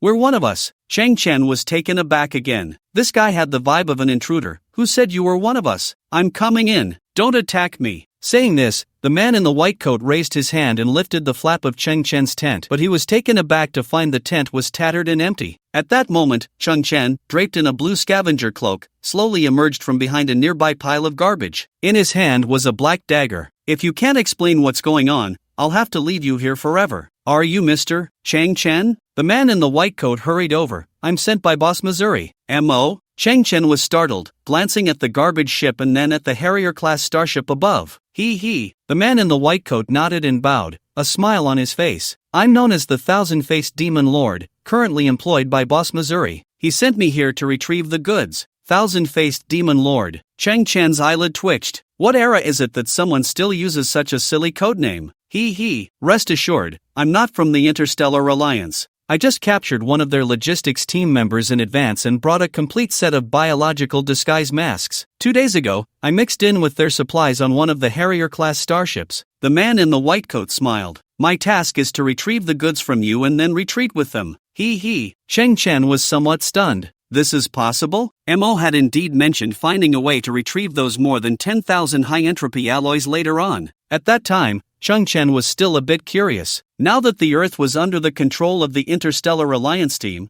what could he possibly do? He never expected that he would leverage the situation and directly find someone to sneak into the Interstellar Alliance team. "Mr. Chang, the Interstellar Alliance team is brewing a big move, and the internal situation is chaotic. I just took the opportunity to slip out while disposing of medical waste." The guy who called himself the Faceless Demon Lord laughed. "I merely disguised myself as a nutritionist, delivering anti-aging potions and the like to them daily. I don't know their plans, so you must be extra careful." Chang Chen tilted his head. "Why do you keep saying he? The man in the white coat nodded. "It's a colloquial expression from my hometown, roughly meaning that's how it is." Chang Chen raised his head. "Is it really that easy to sneak into a Harrier-class starship?" "Not easy." The man in the white coat patted his chest. "This is my specialty." Chang Chen was still somewhat skeptical. "Do you know what you're after? 12,450 pieces of high-entropy alloy. Then you must know that this stuff is quite valuable, and I have to be cautious." I understand your concerns." The man in the white coat nodded. "First, you can contact Boss Missouri at any time to confirm my identity. Second, before coming here, Boss Missouri specifically told me your rendezvous code." Chang Chen paused. He had never agreed on any so-called rendezvous code with M.O. What was this guy babbling about? But he saw the old man in the white coat seriously scanning the surroundings, covering his mouth with his hand, and whispering, "Mr. Chang, listen carefully, the first half of the code is wolf heart, pig lungs." Chang Chen was taken aback. The man in the white coat looked serious. "Mr. Chang, please be sure to say the second half of the code." Chang Chen's eye twitched, and he tentatively said, "Meat bun hits donkey? Rendezvous successful. I told you we are one of our own." The man in the white coat was excited. Successful meeting. Chang Chen slowly rubbed his forehead. What was going on here? After that, to be safe, Chang Chen still contacted M.O. through a dedicated radio. Sure enough, this mysterious faceless demon lord was indeed the person he had hired to retrieve the goods. Moreover, M.O. said that this guy was very capable, with a good reputation and creditworthiness. In the entire interstellar black market, this guy's business skills were among the best, and the high-entropy alloy could be entrusted to him without worry. "Mr. Chang Chen, the quantity of this goods is wrong. At this moment, the faceless demon lord frowned. Boss Missouri was very clear, a total of 12,450 pieces. But how come it's short by 450 pieces? Chang Chen's expression was calm. I used some just now. The faceless demon lord was taken aback. What on earth did you use that required so much high-entropy alloy? Chang Chen smiled. That's something I have the right to keep confidential. Hee, of course. The faceless demon lord nodded. But I will report this to Boss Missouri truthfully, and the remaining payment will naturally be deducted by this amount. Suddenly, Chang Chen asked, next, do you still need to return to the Harrier-class starship? Not going back. The faceless demon lord said ambiguously, the interstellar team is spreading something outside the atmosphere. I just happened to take the opportunity to pilot the transport ship and escape at the first moment, delivering the goods to Boss Missouri as soon as possible. Can you do me a favor? Chang Chen slowly took out a metal device the size of a playing card. Help me place this inside the Harrier-class starship. The faceless demon lord was taken aback. That's not impossible, but it will increase the risk, and I need more money. Chang Chen suddenly smiled. The extra fee, just ask Boss Missouri for it, say it's for doing me, Chang Chen, a favor. He will pay. The thousand-faced demon lord did not take the device but said, but I need to tell you in advance that this device clearly has remote communication capabilities. The detectors inside the Hawk-class starship are very sensitive. Once this foreign device is activated, even if the signal is weak, it will definitely be discovered by the captain within 60 seconds. 60 seconds of usage time? Chang Chen's eyes flickered. That's enough. The thousand-faced demon lord was puzzled but still asked, where do you want to place it? Did they not purchase a batch of black market weapons? Chang Chen's gaze shifted. I need you to put this thing in the warehouse where the black market weapons are stored. Hee, is this a bomb? You don't intend to blow up those weapons, do you? The thousand-faced demon lord seemed a bit dazed. Forget it, blowing them to bits has nothing to do with me. My job is to deliver goods for others and earn my pay. Then, the thousand-faced demon lord finally took the playing card from Chang Chen's hand. Boss Chang, I'll take this job. In the underground shelter, Chang Chen looked at the newly revitalized Hua Kunlun. She was now equipped with brand new external armor, and her beautiful artificial skin face and long crimson hair had been perfectly transplanted onto the new skeleton by the quantum repair cluster. Chang Chen couldn't help but marvel. At this moment, Hua Kunlun perfectly embodied what is known as extreme mechanical aesthetics. Hua Kunlun's eyes were tightly closed, seemingly in a state of sleep. In reality, she was immersed in the augmented reality technology of Level 7 cyber technology. Her consciousness was in an independent virtual space, learning how to operate this brand new cybernetic body while also undergoing new adaptive combat training. Chang Chen was unsure how long it would take for her to awaken, but Chang Chen had to leave. He walked through the wooden corridor of the underground shelter and glanced at the scavenger communicator standing to one side, gently tapping the silent communicator with his fingers. Chang Chen smiled and said, I hope you won't let me down. All scavengers, immediately gather at Zone B24. The sky echoed with a sound wave-like audio, spreading to every corner of garbage Earth. Two Hawk-class starships, each 20 kilometers long, hovered thousands of meters in the air, slowly adjusting their posture. The bows tilted downward, pointing toward the ground like two swords suspended in the sky. More and more scavengers gathered, soon forming a massive crowd. This crowd moved slowly on the ground like a bloated giant beast. For some reason, today's temperature was noticeably lower than usual, and the chilly air seemed to seep through the protective suits, penetrating to the bones, causing involuntary shivers. In the distance, small whirlwinds swirled with gray metallic dust, darting about chaotically. President Lee walked at the forefront of the crowd. The sudden command from the Interstellar Alliance team felt a bit abrupt to him, but he dared not think negatively. There must be some unified order, or better yet, they would be distributing a second round of supplies. He glanced around at the crowd but did not see his two daughters. President Lee frowned. The two children were being quite rude. Suddenly, a grand scene appeared ahead. The main hatches of the two Hawk-class starships opened with a loud bang, and landing craft lined up in a straight line, descending toward the ground. Then, squads of armed Interstellar Alliance soldiers emerged from the landing craft, their gazes cold as they formed one formation after another in front. President Lee's heart trembled uncontrollably. He felt an immense sense of pressure. At that moment, one of the Harrier-class starships suddenly released a red laser, illuminating a clear red line that stretched from north to south in front of the scavenger team. Everyone, stand behind the line. A furious shout came from a distance, revealing it was Major Ning standing at the very front of the Interstellar Alliance team,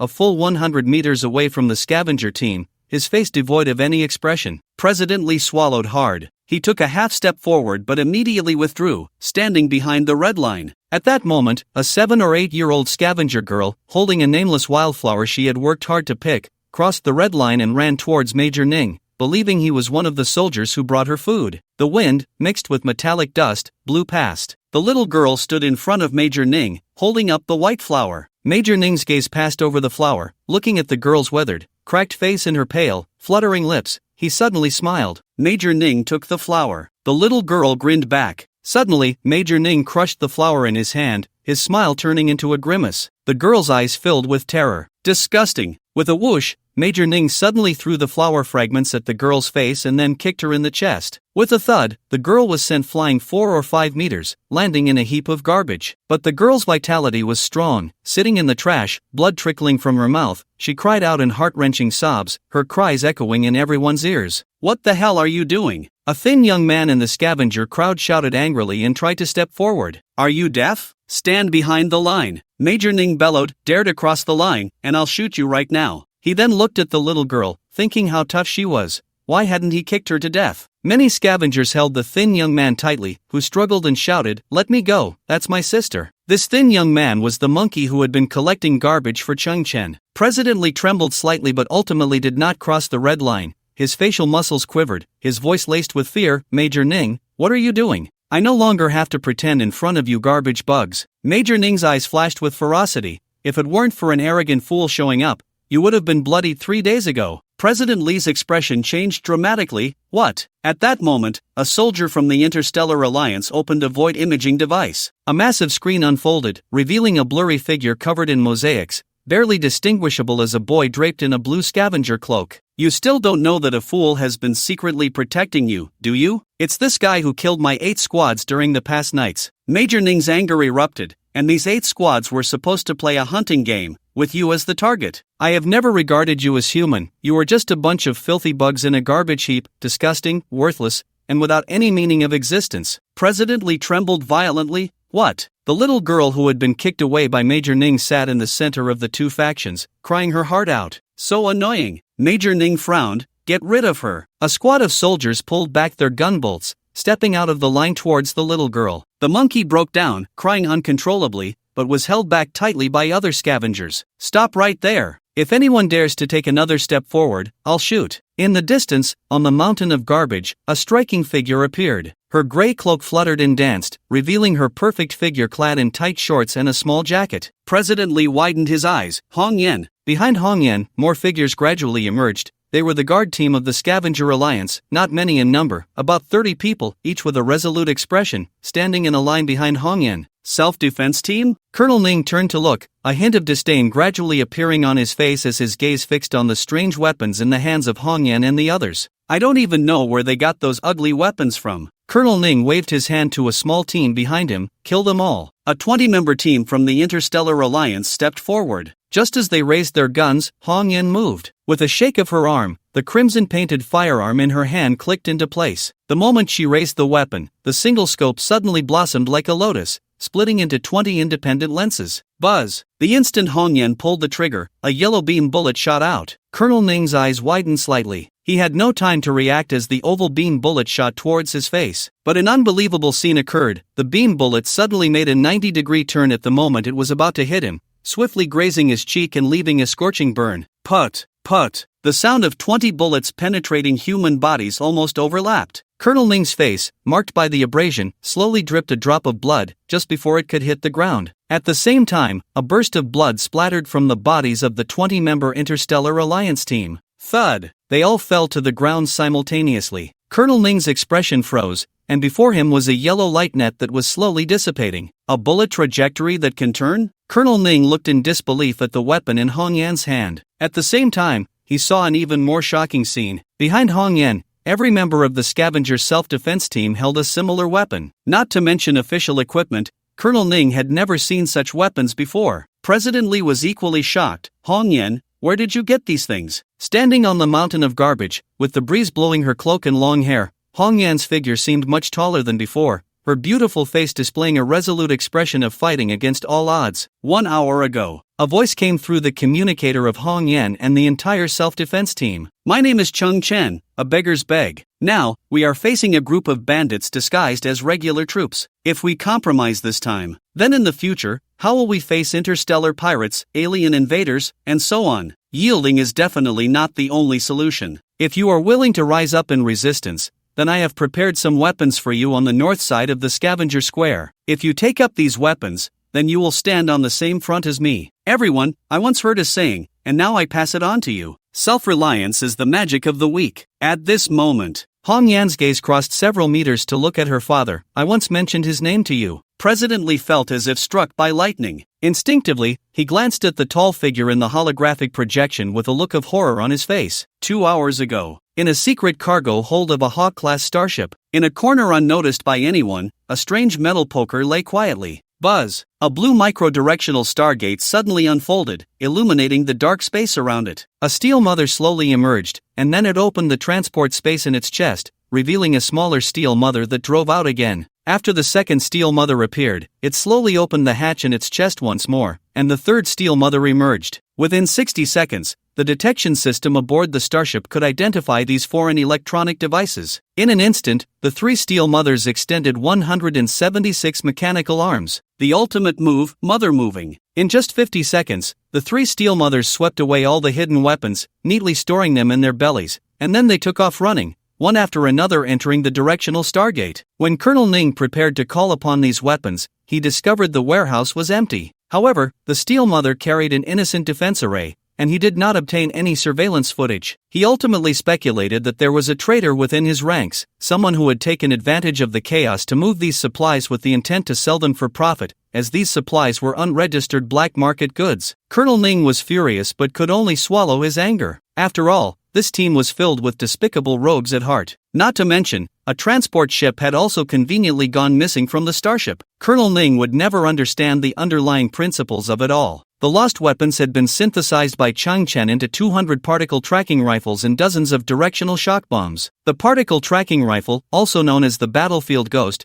was precisely what Hong Yan held in her hands, those astonishing, unprecedented crimson rifles. Is that how it is? Colonel Ning, who had just been shocked, suddenly revealed a sinister smile. I'm afraid you only have these 30 people and 30 weapons, right? At the same time, the 20 members of the Interstellar Alliance team who had just fallen suddenly stood up unsteadily. They had varying sizes of bullet holes in their bodies, some had penetrated their chests, others had shattered shoulders, and some had entire arms blown off. Yet these individuals stood up expressionless, swaying slightly. Meanwhile, the Alliance combat suits they wore immediately released medical gel, sealing their wounds and providing basic treatment. The scavengers were utterly horrified. President Lee's eyes widened in shock. Hong Yan's eyes slowly narrowed. She noticed that the soldiers had a black vial fixed to their arms, with needles continuously inserted into their veins, slowly injecting. The moment they stood up, the dosage suddenly increased, and a full vial of black liquid was injected. Pain relief agent. Colonel Ning's eyes glinted coldly. It allows their brains to block all pain. As long as their bodies can move, they will be tireless and pain-free, turning into killing machines. As for you, trash is still trash. With such good weapons in your hands, your aim is still so poor. Hong Yan, I ask you, how many people can you completely kill with a single shot? But, blood still seeped from Colonel Ning's face as he pointed at Hong Yan and roared, if you dare to fire again, I will activate the planet-destroying cannon and wipe out half of the scavengers. Hong Yan's face turned pale, and her hand holding the gun suddenly trembled. Ha ha ha, trash. Colonel Ning laughed maniacally. Look at these tens of thousands of scavengers. How many can stand up? Do you still want to oppose me? A few high-energy firearms, and you think you can scare me off? I've walked this bloody path. President Lee, I can slaughter you, or I can spare your life. Now it all depends on your attitude. Colonel Ning narrowed his eyes. I command you to kneel. As his words fell, inside one of the Harrier-class starships, a black cannon barrel with a diameter of several dozen meters suddenly extended. Pure black light brewed within, swirling and exploding, enveloping the entire ground in an instant with an invisible pressure. I want to know if you are hiding information about Kunlun. I also want to know everything about that blue cloak. Colonel Ning furrowed his brows. But I demand that you speak to me on your knees. President Lee's body trembled uncontrollably. He believed in the doctrine of moderation, was timid and fearful, and in the face of any powerful force, he would choose to be submissive, even if it meant enduring endless humiliation for a false sense of peace. Hong Yan, put down the gun. President Lee said, his hands drooping weakly, his knees bending involuntarily. He knew that with the few guns in Hong Yan's hands, facing an entire interstellar alliance team was like a mantis trying to stop a chariot. If he lowered his head and obeyed, it might give the scavengers a glimmer of hope. "Father, you can't kneel," Hong Yin shouted. "Do you really think they will let us go?" President Li's eyes trembled. "You don't understand." "Ha ha." Colonel Ning continued to laugh maniacally. "Look at them, they are so humble, so weak. It took them so long to gather a bit of momentum, and it crumbled in an instant." In the distant sky, landing pods continued to descend, and the Interstellar Alliance team was still growing. Suddenly, a red figure was thrown out of a landing pod hovering in midair. The red dress fluttered in the air, while its owner seemed unable to make any movement, falling straight from the sky. Bang! The figure crashed onto a nearby mountain of garbage, kicking up a cloud of dust. President Li stared with murky eyes, suddenly alarmed. "Hona." At that moment, Hona lay diagonally on a metal plate, her red dress torn to shreds, exposing her chest. Her snow-white skin was covered in purple bruises, blood trickling from the corner of her mouth, her head tilted back, staring vacantly at the Harrier-class starship in the sky, the wind that passed by no longer able to move her sticky hair. "Hona!" President Li's heart shattered. "What have you done to her?" Hong Yan also froze in place, her eyes wide. He. She came to us willingly." Colonel Ning chuckled indifferently. "So I turned a blind eye and rewarded my soldiers well, just a few hundred of them." Colonel Ning squinted. An inferior woman like her, to be able to provide such value, is already her honor. President Li was struck down again and again, his vision darkening. "Kneel. I command you to kneel. Kneel before me, and perhaps I will spare your life." Colonel Ning's expression turned frenzied. The mask of pretense on his face cracked and drooped due to the newly formed wounds, hanging on one side of his face. President Li maintained a half-bent knee position, his whole body frozen in place. Memories of a lifetime of compromise flashed through his mind. At the same time,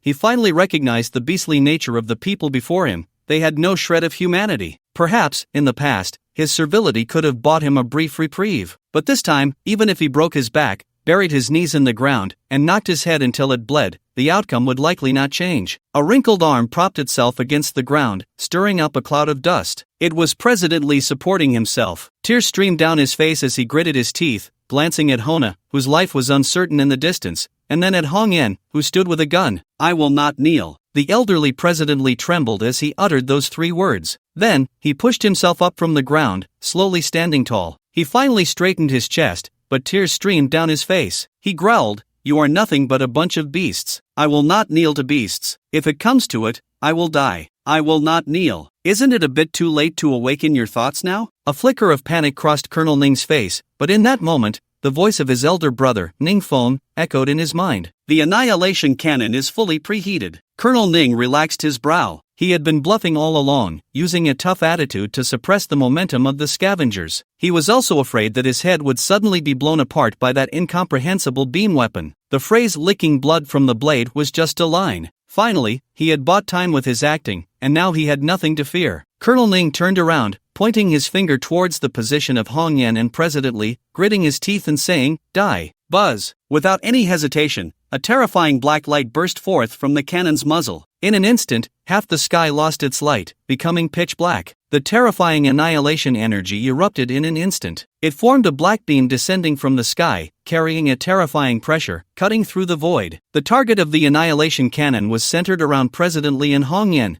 covering a ground space of 300 meters. This area was located behind the red line, densely packed with nearly 1,000 scavengers. Once this beam fell, no one would survive. "Beasts!" President Li cursed one last time, closing his eyes as if accepting his fate. A hint of madness flashed across Colonel Ning's face. "If I kill you stubborn ones, the others will surely obey. They are all just trash, their bones are soft. No one can block the path of my brothers. As for that blue-caped one, doesn't he want to be a hero? As long as he doesn't show up, I will kill 1,000 people every 2 minutes." Suddenly, at the far eastern side of the scene, a figure appeared with a speed that seemed to distort time and space, arriving in an instant. Colonel Ning was startled. "What is that?" He saw the figure standing between President Li and Hong Yan, making a motion as if lifting something high above its head. Buzz! A bright yellow spherical shield instantly blossomed, dazzlingly bright, enveloping a space of 500 meters. Boom! In just 0.1 seconds, a deafening collision sound erupted, the ground trembled, and the air howled violently. The extreme brightness of the light blinded everyone, and the scavengers further away were instantly blown off balance. The sky darkened, and sand and stones flew. 2 enormous energies collided, consumed, and then extinguished. As everything gradually calmed down, the temperature around rose nearly 10 degrees. Colonel Ning and the others staggered back, horrified, staring ahead. The energy of the annihilation cannon had been nearly exhausted, but the bright yellow shield remained intact. At that moment, the yellow shield gradually became transparent, its remaining energy retracting to the core. The core of this defensive shield turned out to be a small, bright sphere resembling Saturn, and this sphere was quietly floating beside a boy in a blue cape. The Innocent Defense Array, a level 3 civilization creation, equipped with an ionized plasma defense shield system, could be passively activated once, with a maximum limit to withstand 20 million MPa of pressure. At that moment, Chung Chen immediately recognized the key. This was an extremely powerful life-saving technique. Colonel Ning's eyes widened. His gaze moved back and forth between the boy in the blue cape and the void. Suddenly, Colonel Ning's pupils constricted. It's you. Not just Colonel Ning, but all the scavengers, including President Li and Hong Yan, looked at the boy in shock. President Li had already fallen to the ground, his murky eyes slightly open. It's him. Suddenly recalling the previous hacker. And now, the two figures in his mind gradually merged, completely identical, their cloaks gently billowing. The boy always gave the illusion of standing firm amidst a storm, unyielding and unmoved. He had warned me long ago. President Li clenched his fists, his expression filled with self-reproach. Hong Yan gazed at the boy's silhouette, her fear slowly dissipating, and light began to emerge in her eyes. President Li's body trembled, lightning flashing through his mind. It was he who helped Hong Yan enhance her genes. It was he who secretly ambushed the Interstellar Alliance team. What was his name again? But President Li strained to recall, yet he could not remember the name he had once scoffed at. How could you have such a level of defense? A handheld shield can actually withstand a planet-destroying cannon. Colonel Ning's eyes widened. In his life as a bandit and soldier, he had never seen technology of this level, and he could not comprehend everything before him. Who on earth are you? The boy in the blue cloak had a somber expression as he stepped forward, crossing the red line, covering nearly 100 meters alone, picking up the little girl from the ground, and returning to the crowd of scavengers, handing the girl to the monkey. The monkey's eyes were misty. Beggar brother. The boy smiled, then turned to Colonel Ning. My name is Chung Chen. Beggar isn't a true scavenger. Hiss. Colonel Ning instinctively took a step back, gasping. Suddenly, it seemed he had discovered something. He stared intently at the little Saturn on Chung Chen's shoulder. The light of that equipment has gone out. It consumed a tremendous amount of energy. It can't withstand a second time. Colonel Ning suddenly shouted to the sky, Big brother, initiate a second attack immediately. The planet-destroying cannon required a massive amount of energy, and the launch interval needed to be recharged. However, under preheating conditions, its charging time was very brief, requiring only 55 seconds at maximum capacity. To the naked eye, the enormous cannon's mouth was once again brewing that terrifying black light. You truly exceed my imagination. But I love to see those so-called heroes, only to find out they are actually humble and weak ants, realizing that in the face of true power, they are less than a speck of dust. Colonel Ning was incredibly arrogant. Without the shield, under the planet-destroying cannon, all are ants. In the next moment, the dazed scavengers were all startled. They saw Chung Chen's legs slightly bend, and with a thunderous leap, he soared into the air, while beneath his feet, dark green biological flames erupted, lifting him several dozen meters higher. The scavengers were horrified. He actually had flying equipment? Dodge? Colonel Ning looked up, snarling, the planet-destroying cannon has locked on, it's useless. But Chung Chen flipped his wrist, revealing a device resembling a crystal flashlight. Without any hesitation, he pointed to the sky, and an invisible tremor suddenly spread. A thin white energy, as fine as a hair, silently streaked across the sky. Buzz! At that moment, the external sky shield defense field of the Hawk-class starship revealed its true form. A blue light appeared out of thin air. Countless diamond-shaped, blue-glowing modular units were tightly connected, forming layer upon layer of energy shields. From a distance, it looked like 7 translucent spheres wrapping the Hawk-class starship in layers at its core. He wants to destroy the planet-destroying cannon? Colonel Ning guessed Chung Chen's intention, but he still gritted his teeth. Wishful thinking, he can't break through the sky shield. At that moment, everyone's ears suddenly filled with an unbearable ringing,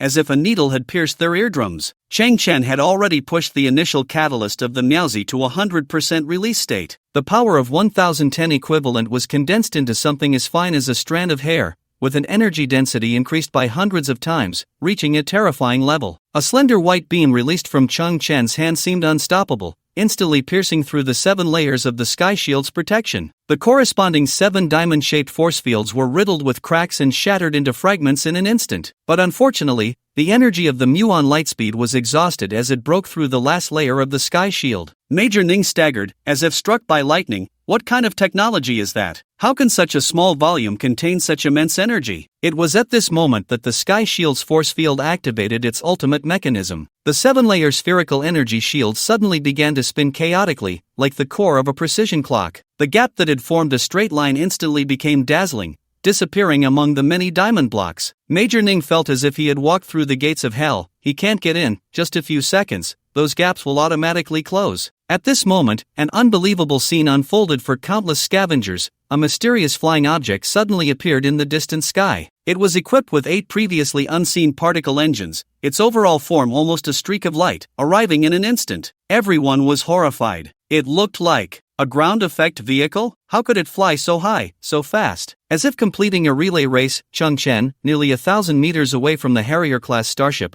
made no further moves but looked up at the unidentified flying object. Major Ning momentarily panicked. What is that thing? Its flying speed is astonishing. It seems to be entering the defense shield. Fire, shoot it down. On the ground, countless soldiers raised their weapons, and in an instant, countless beams of bullets were fired. Yet, the flying vehicle was extremely agile, performing various high-difficulty evasions in the air, exuding an aura of passing through a sea of flowers without touching a single leaf. But fantasy is fantasy, and reality is reality. Thousands of people opened fire, and the bullets were too dense. Boom, boom, boom. It was seen that 5 of the engines on that flying vehicle emitted thick black smoke, clearly rendered inoperable after being hit. Yet, countless soldiers, including Major Ning, were left in shock. 5 out of 8 engines destroyed. How can it still be so swift? Under normal circumstances, it should have crashed by now. In the incredulous gazes of the soldiers, the flying vehicle broke free from the range of ground weapons and dove into the first gap of the sky shield. Then, relying on its super high driving skills and compact, agile size, the flying vehicle continuously found one gap after another in the energy shield,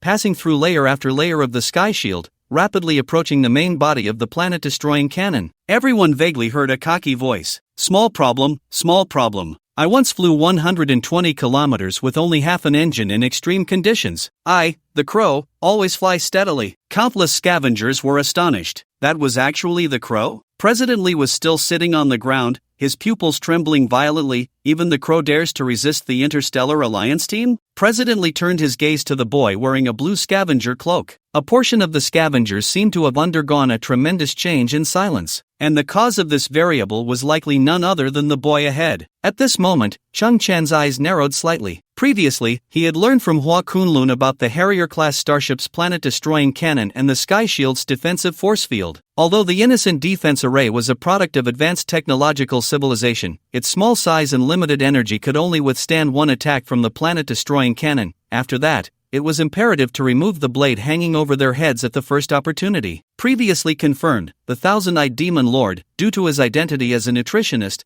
had no authority to approach the Star Destroyer cannon. So, an hour and a half ago, Chang Chen contacted Crow. After explaining the situation, this guy indeed showed his usual passionate nature. Then, Chang Chen had him retrieve the scattered engines along the flight path and synthesized 8 wind chaser particle turbine propellers for him. After some modifications, Crow gained the ability to soar into the sky. At this moment, Crow was also carrying 10 directional shock bombs synthesized from those illegal equipment by Chang Chen. Just as it was said, Crow took only 43 seconds to rush into the final layer of the sky shield, while the countdown for the Star Destroyer cannon's charging had only 8 seconds left. Crow raised his hand, and the 10 directional shock bombs adhered to the surface of the Star Destroyer cannon like magnets. The countdown for the bomb's explosion was merely 5 seconds. In that instant, Crow stood on his shabby ground effect vehicle, turned back, his gaze piercing through the completely closed sky shield, looking at Chang Chen and the countless scavengers. He revealed a smile of triumph. He choked out, "Everyone, I, Crow, will never let anyone down. No matter when, I can safely deliver anyone or anything to any place." Finally, Crow slowly closed his eyes.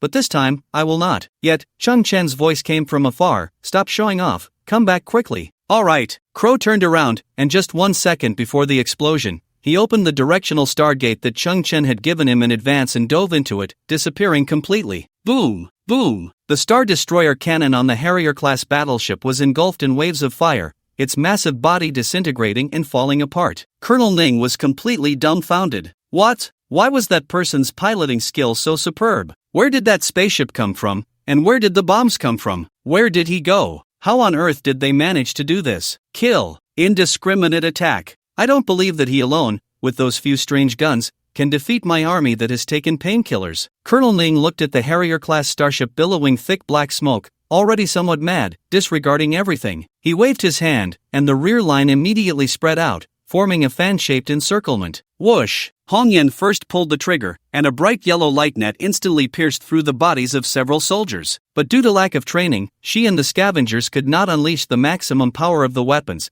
as they could not handle the powerful recoil. The soldiers' bodies exploded with obvious flesh wounds, some even had half their cheeks blown off. Yet their expressions showed no change. They merely swayed slightly and then resumed their steps, raising their firearms. Hong Yan's expression was horrified. To her, the opponents seemed like a group of mindless zombies, a dark mass, an unstoppable encirclement coming in. Miss Yun, the moment you picked up the weapon, you have already done enough. It was Cheng Chen's voice that came. The reason I arranged it this way is to ignite the flame in the hearts of the scavengers, and the rest, just leave it to me. You. Hong Yan looked at Cheng Chen from afar. How can you face this army alone? That guy.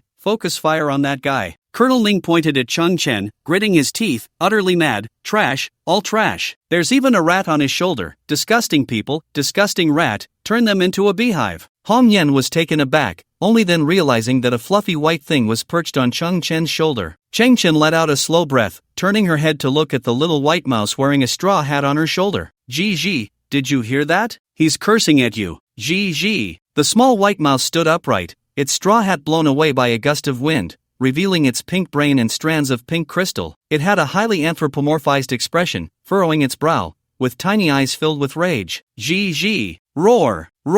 Across the entire garbage planet, whether in distant Kyoto or on the ground beneath their feet, countless beast-like roars suddenly erupted. These roars formed a wave of overlapping sound, shaking the heavens and the earth. Immediately, a heavy smell of blood assaulted their senses. The crowd, unaware of the truth, instinctively shuddered. In the next moment, pairs of blood-red eyes suddenly appeared from the garbage mounds and the cracks in the ground. These eyes were fierce and terrifying, the size of fists. A soldier felt a tremor beneath his feet, and then the steel plate he stood on was flipped away. A horrifying scene unfolded as a gigantic red-furred rat, measuring 5 meters long, emerged from the garbage heap. Roar! This red-furred rat opened its mouth, which was 2 meters in diameter, spraying corrosive saliva as it let out a deafening roar at the soldier. Although this soldier had been injected with a painkiller, his mental state was normal. He could not comprehend what was happening before him and had never seen such a ferocious and terrifying beast. Moreover, these beasts had emerged from the nearby garbage heaps without warning, causing his inner fear to explode in an instant. He widened his eyes and let out a terrified scream. The enormous red-furred rat gave him no chance to breathe,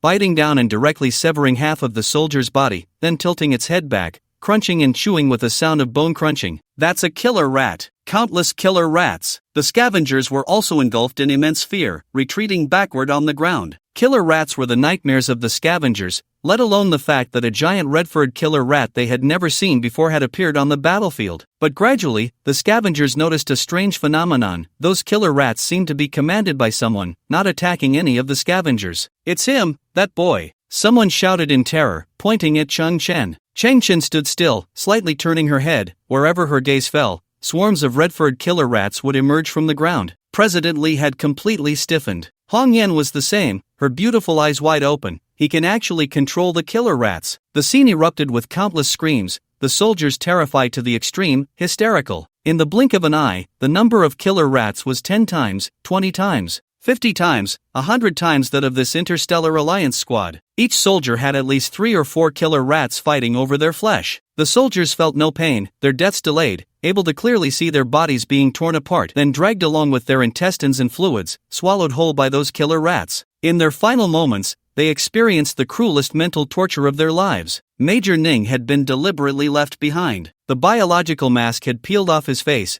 and he stood trembling on the ground, his groin already wet with his own urine. Cheng Chen raised her head and slowly said, I actually enjoy seeing this scene. You end up realizing you are just a humble and weak ant, discovering that in the face of true power, you are less than a speck of dust. Major Ning's face was deathly pale. As he retreated, he muttered softly, Big brother, what are you waiting for? Why don't you make a move? Are you just going to watch my brothers die one by one? Inside one of the Harrier-class starships, a deep and powerful voice suddenly echoed. I've long wanted to get rid of this bandit army. They are filled with uncontrollable risks and offer no help for my path ahead. So next, this farce should come to an end. General, you must escape. Someone has to bring the news back. My brothers and I will hold them off at all costs. In the vastness of space, bursts of fire and explosions continued unabated. In the bridge, a young lieutenant, blood on his cheeks, looked resolute. Our warship has been surrounded. There is no chance of escape. In 2 minutes, I will initiate a suicide charge. General, you must seize this opportunity to escape. If possible, go see my wife and my unborn child. Tell them I am not a traitor. The scene became chaotic. On the vast grassland, a little girl with red ponytails sat with her father. Daddy, my right hand has been replaced with metal. Now, am I the strongest warrior in the galaxy? My child, you are not yet. Then when will I be? Well, it's a long road. As technology advances and you grow day by day, your prosthetics will be continuously replaced. One day, you will become the mightiest warrior. The scene became chaotic again. Inside the crumbling starship, the bridge was already on fire. The young lieutenant stood at the control panel, turned around,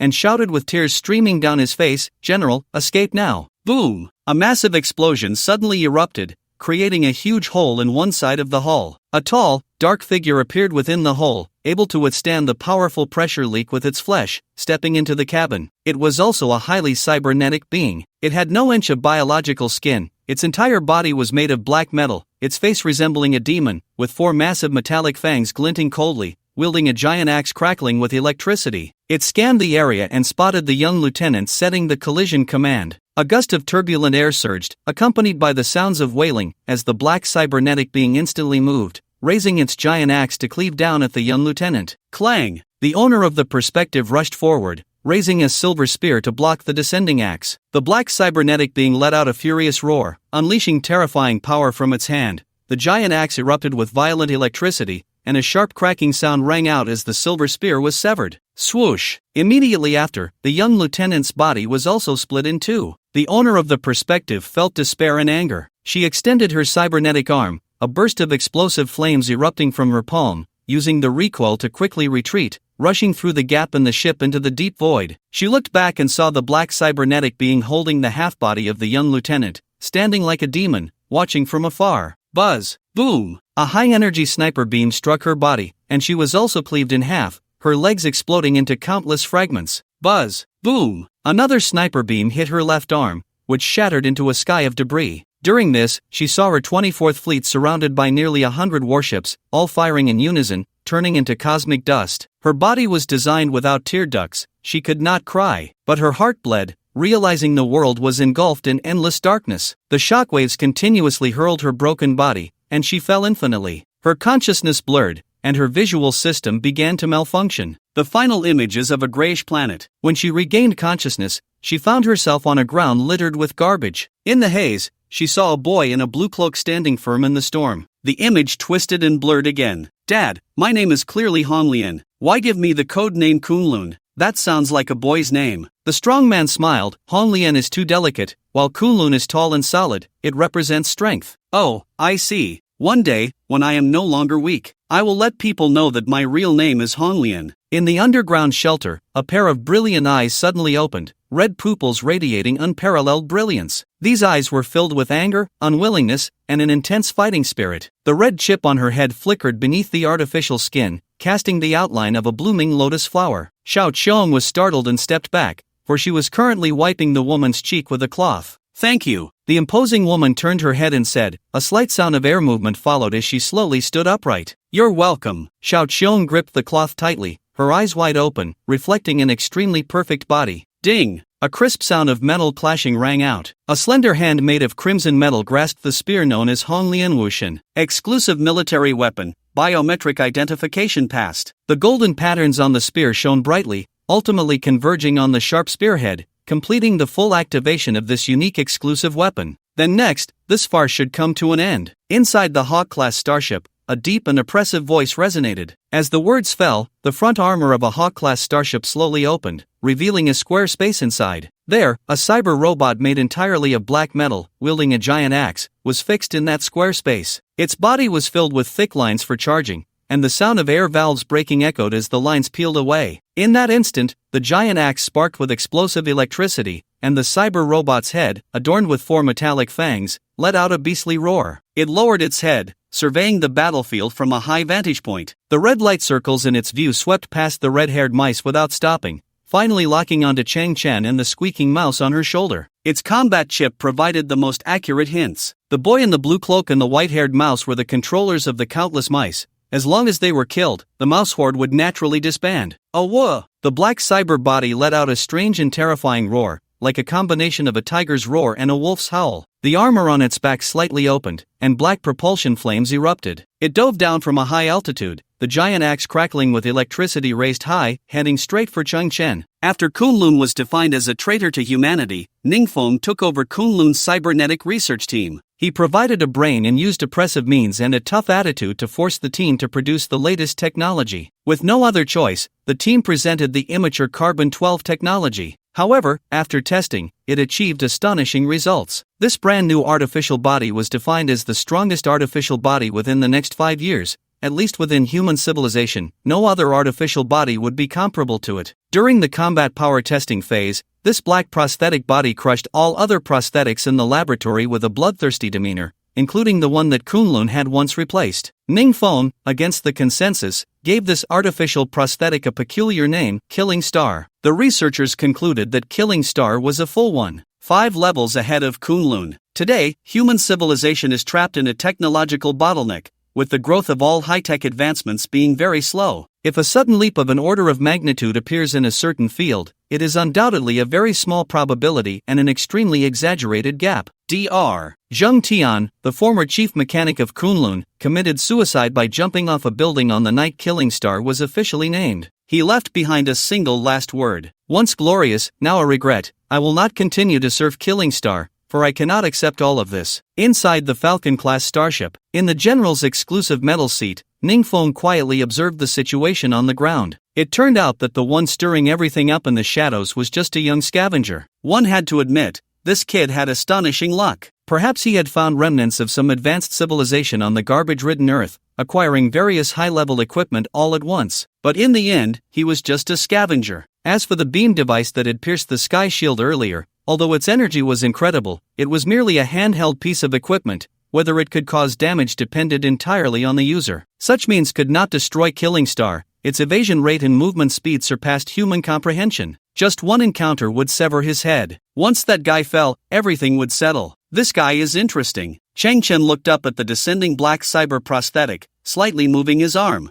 What is that? Suddenly, shouts of surprise came from the scavengers behind him. Chang Chen paused, turning his head to look at the distant sky. On the horizon, the gray clouds were suddenly illuminated by a strong light source, dyed a crimson red, resembling a sunset glow. The light source was moving rapidly, growing larger as it approached. Some scavengers were even entranced. They had never seen such a sight, for on the heavily polluted Earth, sunsets only existed in legends. The black prosthetic Killing Star suddenly came to a halt. Its crimson eyes narrowed slightly, scanning the bizarre phenomena in the sky. Suddenly, a deafening sonic boom erupted. In the distance, a red glowing object continuously broke through the air walls, creating an almost teleportation-like visual illusion. In an instant, as it neared the battlefield, it penetrated the last air wall and vanished. Killing Star's eyes narrowed, highly alert, as its reconnaissance chip issued a warning, enemy concealed. Suddenly, Killing Star locked onto the target, its eyes flashing red, and it abruptly turned, swinging an axe down. But unexpectedly, Killing Star swung at empty air, staring at the vacant space ahead in disbelief. Its reconnaissance chip, derived from the most advanced technology of human civilization, had never been wrong. Suddenly, Killing Star felt a sharp wind above its head. It looked up sharply, only to see a red figure descending from the sky. At that moment, Killing Star had swung at empty air, its body in a forward lunge, and the red figure directly used the momentum to step on its back. A weight as heavy as a mountain transmitted through. The tremendous impact caused Killing Star to lose its balance,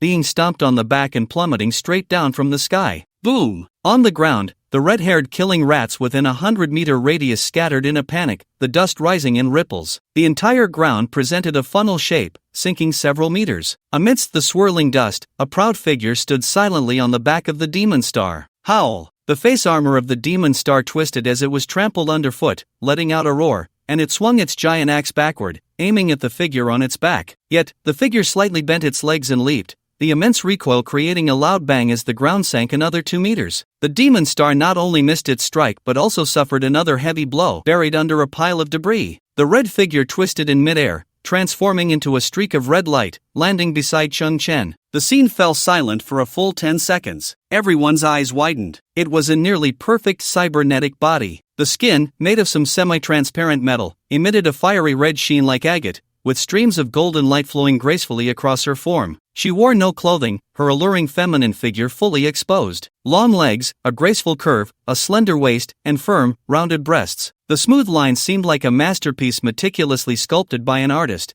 with every twist and curve perfectly proportioned. Her face was covered in artificial skin, delicate and flawless, with cold yet stunning features. A long red ponytail cascaded down like the Milky Way, seemingly made of fine red fibers, gently swaying in the air. In her right hand, she held a magnificent red spear. The spear also shimmered with lively golden light, standing on the ground with its tip pointing skyward, exuding a mysterious technological aura and a sharp, lethal presence. She slightly opened her eyes, and her red pupils glinted with a fierce light, radiating an unparalleled heroism. Countless scavengers were all astonished by this perfect body. She was like the evening glow, a breathtaking sight never before seen on this garbage planet. Colonel Ning was horrified, stumbling back in shock, stuttering, Kunlun. Ning Feng on the starship also widened his eyes, his pupils reflecting that perfect body. She was actually restored? What kind of person could restore her to this state? Ning Feng stared at Kunlun's body, his brow suddenly twitching again. The material of the metallic skin on her body. The well-informed Ningfeng recalled carefully, and a look of even greater disbelief appeared on his face. High-entropy alloy. And it was high-entropy alloy that had been tempered. The entire surface of Kunlun's body was made of high-entropy alloy.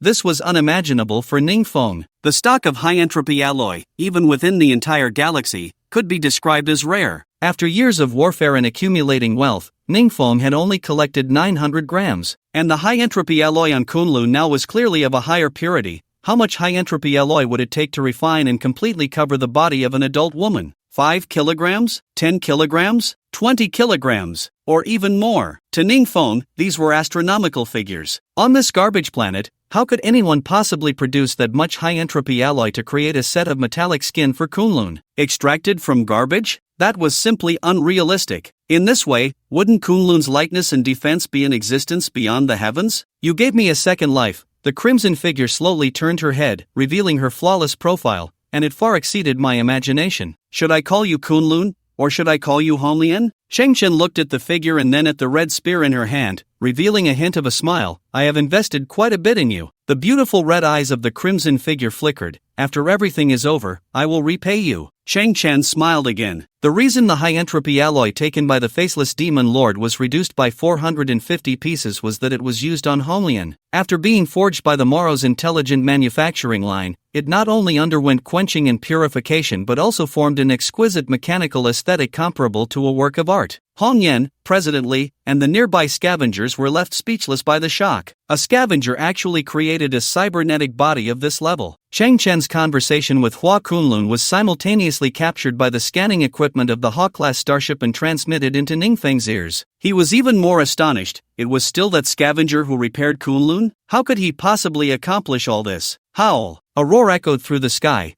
trash flew everywhere, and the black cybernetic body suddenly stood up from the ground. Part of its back armor was damaged, emitting fine electric currents. Yet, its overwhelming ferocity remained terrifying. Defeated underlings. I want you dead. Its scarlet eyes fixed on Kunlun, letting out a strange roar between its fangs, raising its left hand with an axe, clenching its right fist, and smashing it down onto the axe, producing a tremendous metallic clash, then spreading its arms wide and howling to the sky. That is, my father's signature move. Seeing this scene, Major Ning's pupils suddenly constricted. Then he looked at the Hawk-class starship. Brother, the brain inside the Demon Star. Is father. Didn't you say he was reduced to ashes by the Interstellar Alliance? The voice of Ningfeng echoed in Major Ning's mind, just a kind lie. Back then, he was severely injured and escaped the encirclement. I ended his life and took out his brain, which has now been transformed into the Demon Star. As the saying goes, father and son share the same heart. We also have a mental connection. Otherwise, how could I control it remotely? Deep fear spread in Major Ning's eyes. What about me? By any means necessary? Father actually advised me to give up resisting the Interstellar Alliance. Have you forgotten? No one can block my path. I, General Hua Kunlun of the Galactic Alliance. The crimson figure stepped forward. I have sufficient evidence to prove that you are a group of bandits disguised as an alliance team. Now, I have the right to take you back to the Galactic Alliance headquarters. Howl! the distant black cybernetic body let out a fierce roar again. Suddenly, the energy core in its chest erupted with black electricity, instantly spreading throughout its body. The electricity expanded, forming a spherical magnetic cage around it, a personal force field that combined both attack and defense, causing the surrounding air to slightly distort as it entered a certain extreme state at the cost of energy consumption. Of course, Hua Kunlun raised his head, his gaze seemingly piercing through the atmosphere, looking at the countless corpses scattered outside Earth and the wreckage of starships. I could also choose to execute you on the spot. In memory of the souls of the 12,455 crew members of the Galactic Alliance's 24th Fleet. In that instant, a crimson lotus flower illuminated the center of Hua Kunlun's brow, followed by a plume of steaming flame that enveloped the lotus. At the same time, a tangible ripple force field was released from within Hua Kunlun's body, and his momentum suddenly multiplied geometrically. The previous talk of bringing them back to the Alliance was merely a formality. The next second, Hua Kunlun directly activated the red warm mode of the level 7 cyber war skeleton. Boom! Hua Kunlun's body shot out like a cannonball, the spear pointing straight ahead, while the holographic red lotus totem inside the spear suddenly bloomed,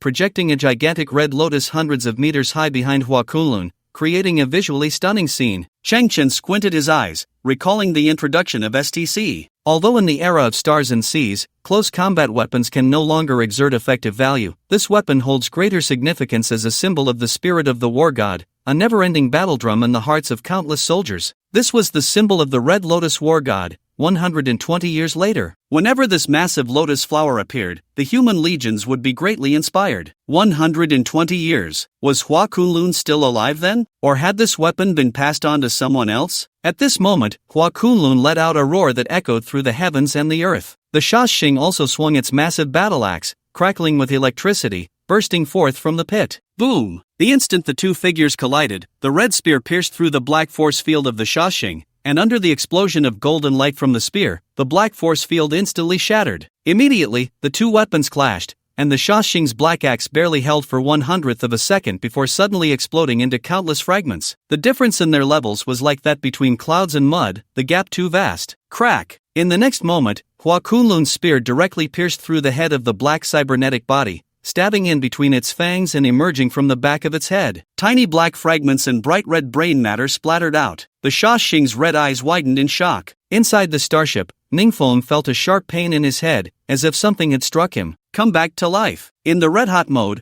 Hua Kunlun roared, shaking the heavens. A torrent of energy surged from within her body, merging into the Red Lotus War God, and at the tip of the Red Lotus War God, a crimson beam of light, over 100 meters in diameter and several hundred kilometers long, erupted instantly. A particle shockwave capable of tearing everything apart, combined with antimatter flames that could melt anything, exploded together. The Shaoxing still retained a final shred of desire to attack, swinging its axe handle without the axe head towards Kunlun. But during this process, the powerful energy beam engulfed it, turning it into a pitch-black afterimage, which then shattered into dust under the energy's onslaught. The crimson beam shot straight into the heavens. The residual force created a circular gap in the atmosphere with a diameter of several dozen kilometers. The violent airflow swept past the two Hawk-class starships, causing even their massive 20-kilometer bodies to sway unsteadily, like a lone boat in a torrential rain. Seeing this scene, Major Ning's face turned pale, and he was petrified. The first reaction of the thousands of scavengers was to cover their heads and bury themselves deep in the garbage piles. Meanwhile, inside the Hawk-class starship, Ningfeng was thrown into a massive turbulence, panicking, and with the intense pain in his head, he even rolled off his metal seat. This was not the Hua Kunlun of the past. That boy from the junkyard could actually create something so terrifying. And Hua Kunlun, through the gap in the atmosphere, truly saw the wreckage of the 24th Legion, as well as the bodies, frozen and stiff in the dark universe, quietly floating, covered in frost. Hua Kunlun supported her Red Lotus war god and slowly knelt on the ground. She looked at the wreckage and the bodies from afar, without tear ducts,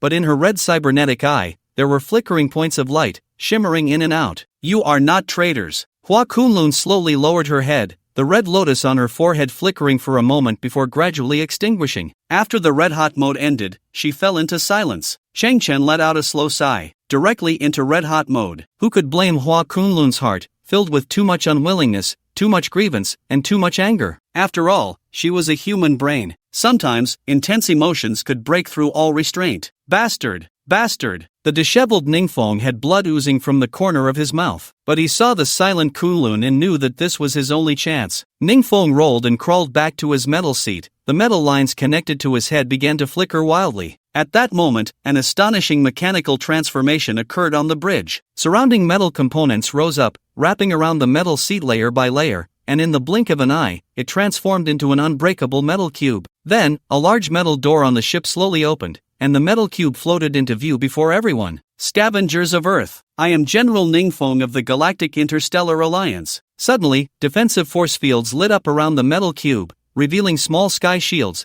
while a transparent inspection window opened on the front of the cube. Inside, a man sat with his eyes slightly open, for azure rings flashing suddenly in his pupils. This scene was magnified hundreds of times by a projection in the void. The scavengers were immediately horrified. B-level Gene. He is truly a high-ranking member of the Interstellar Alliance. President Lee was equally shocked. Such a big shot was actually on the starship. However, the next words made everyone feel as if they had fallen into an ice cave. I have seen you with my own eyes, joining forces with the traitor Kunlun to resist the Interstellar Alliance, and killing thousands of Interstellar Alliance warriors. Genes represent everything. At your core, there are only despicable lies. He spoke these words because he had activated the ship's recording system. He needed a perfect excuse for the ultimate massacre that was about to follow. Genes are the most faithful expression. You haven't even gained the approval of your ancestors. So, Ningfeng was speaking when his expression suddenly changed. He saw the boy in the blue cloak on the ground suddenly straighten his chest, his eyes slightly open, 3 azure rings flickering in his pupils. Ningfeng was stunned.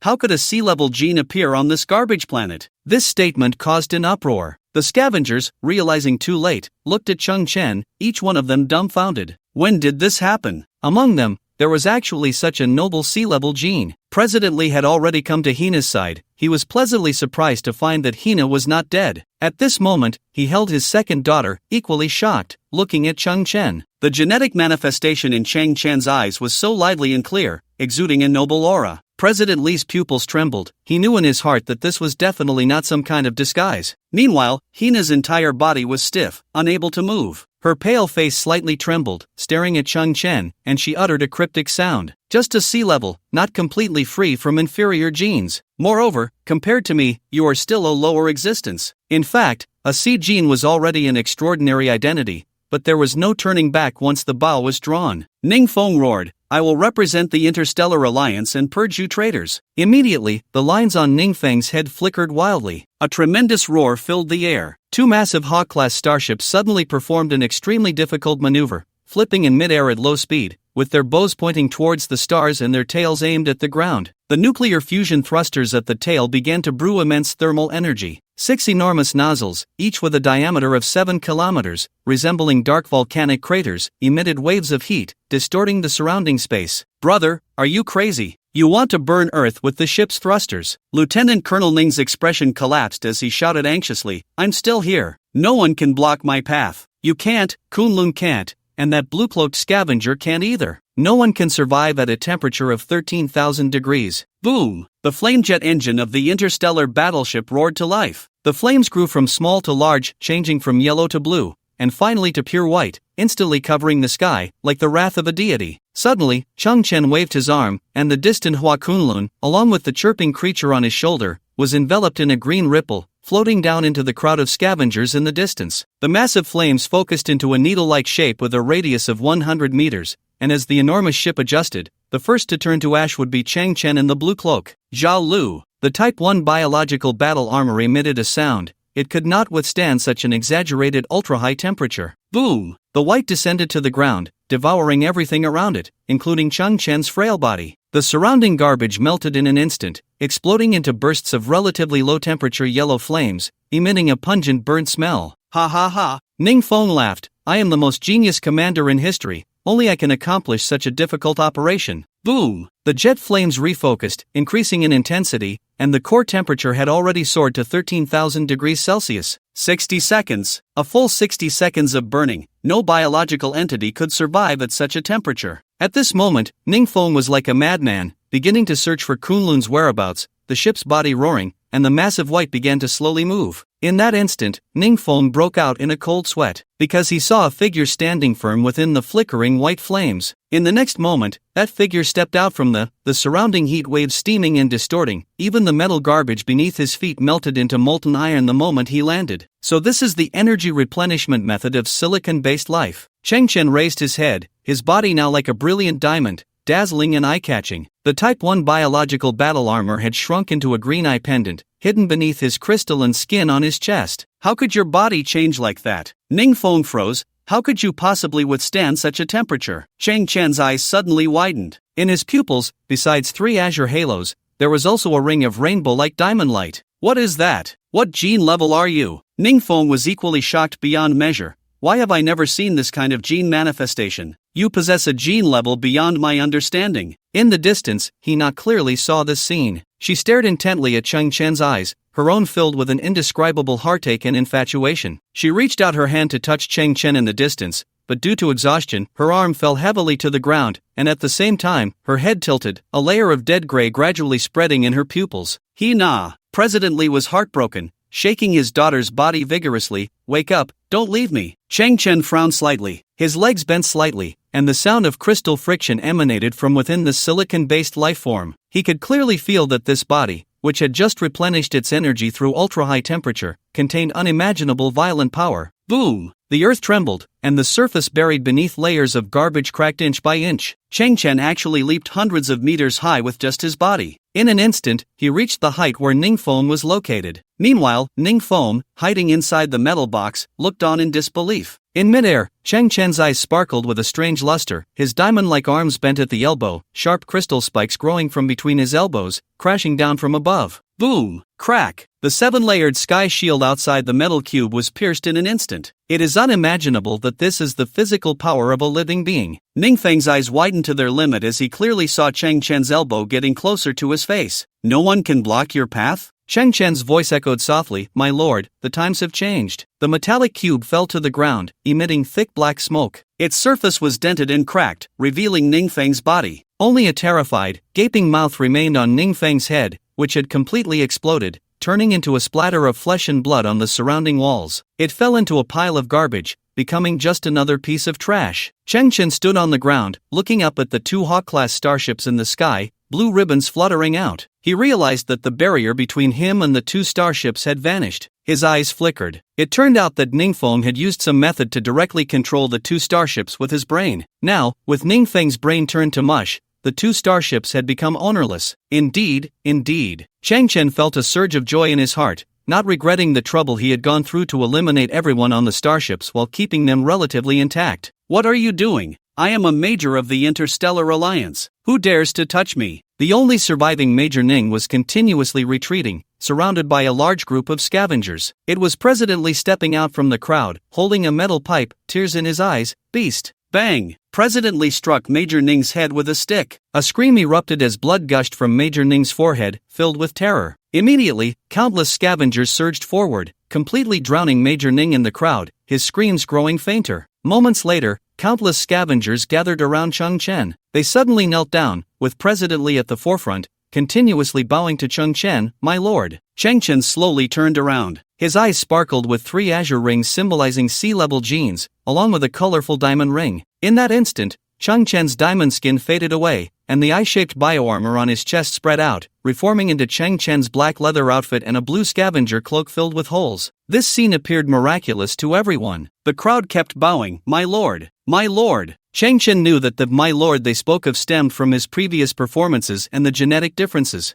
I was born in the garbage earth and grew up here. This is my homeland. No one wishes for their homeland to be a place where people live in misery, kill each other, and eat flesh. Defeating this fake army shouldn't be so complicated. The reason I do this is to hope to stir something within you. If we continue in this muddled state, without any external force, the scavengers will ultimately perish. Only through self-awakening can we change everything. Only through self-improvement can we create our own beautiful homeland. As Cheng Chen spoke, he glanced at Hong Yan, who stood in the distance with a gun in hand. Then, he looked at President Li, who was kneeling before him. President Li, you are old. From now on, let Hong Yan take over the Scavenger Alliance. Thud, thud, thud. President Li kept bowing. Yes, good, I will listen to you. What is this? Hong Yan stood beside Cheng Chen's shelter, looking at the rectangular metal device on the ground. One end of the device was continuously breaking down garbage, while the other end released a kind of living gel. At the same time, an artificial sun rose, emitting warm yellow light that illuminated the desolate ground around them. This is called the SN11 Ecological Recycling Platform. Cheng Chen looked at the front end of the gel, where a blue sunflower swayed continuously. It can dissolve in organic matter, convert it into energy, and accelerate plant growth at several times the normal rate. As he spoke, tiny green shoots had already begun to grow in the ecological gel before him. Cheng Chen had previously obtained over 6,000 soil-free cultivation capsules and had synthesized the first such device in the underground shelter. At that time, the STC had indicated insufficient space, and if he synthesized them all, Cheng Chen could have over 400 of these devices. Hong Yan's beautiful eyes widened. In an instant, she envisioned the scene of her dreams. The scavengers had solved the famine, relying on their own hands to build their homes, and the entire garbage-ridden earth gradually moved towards standardization and a path of sustainable development. Moreover, the scene in Hong Yan's mind was even more perfect than her dreams. The mountains of garbage that blocked the sun had disappeared,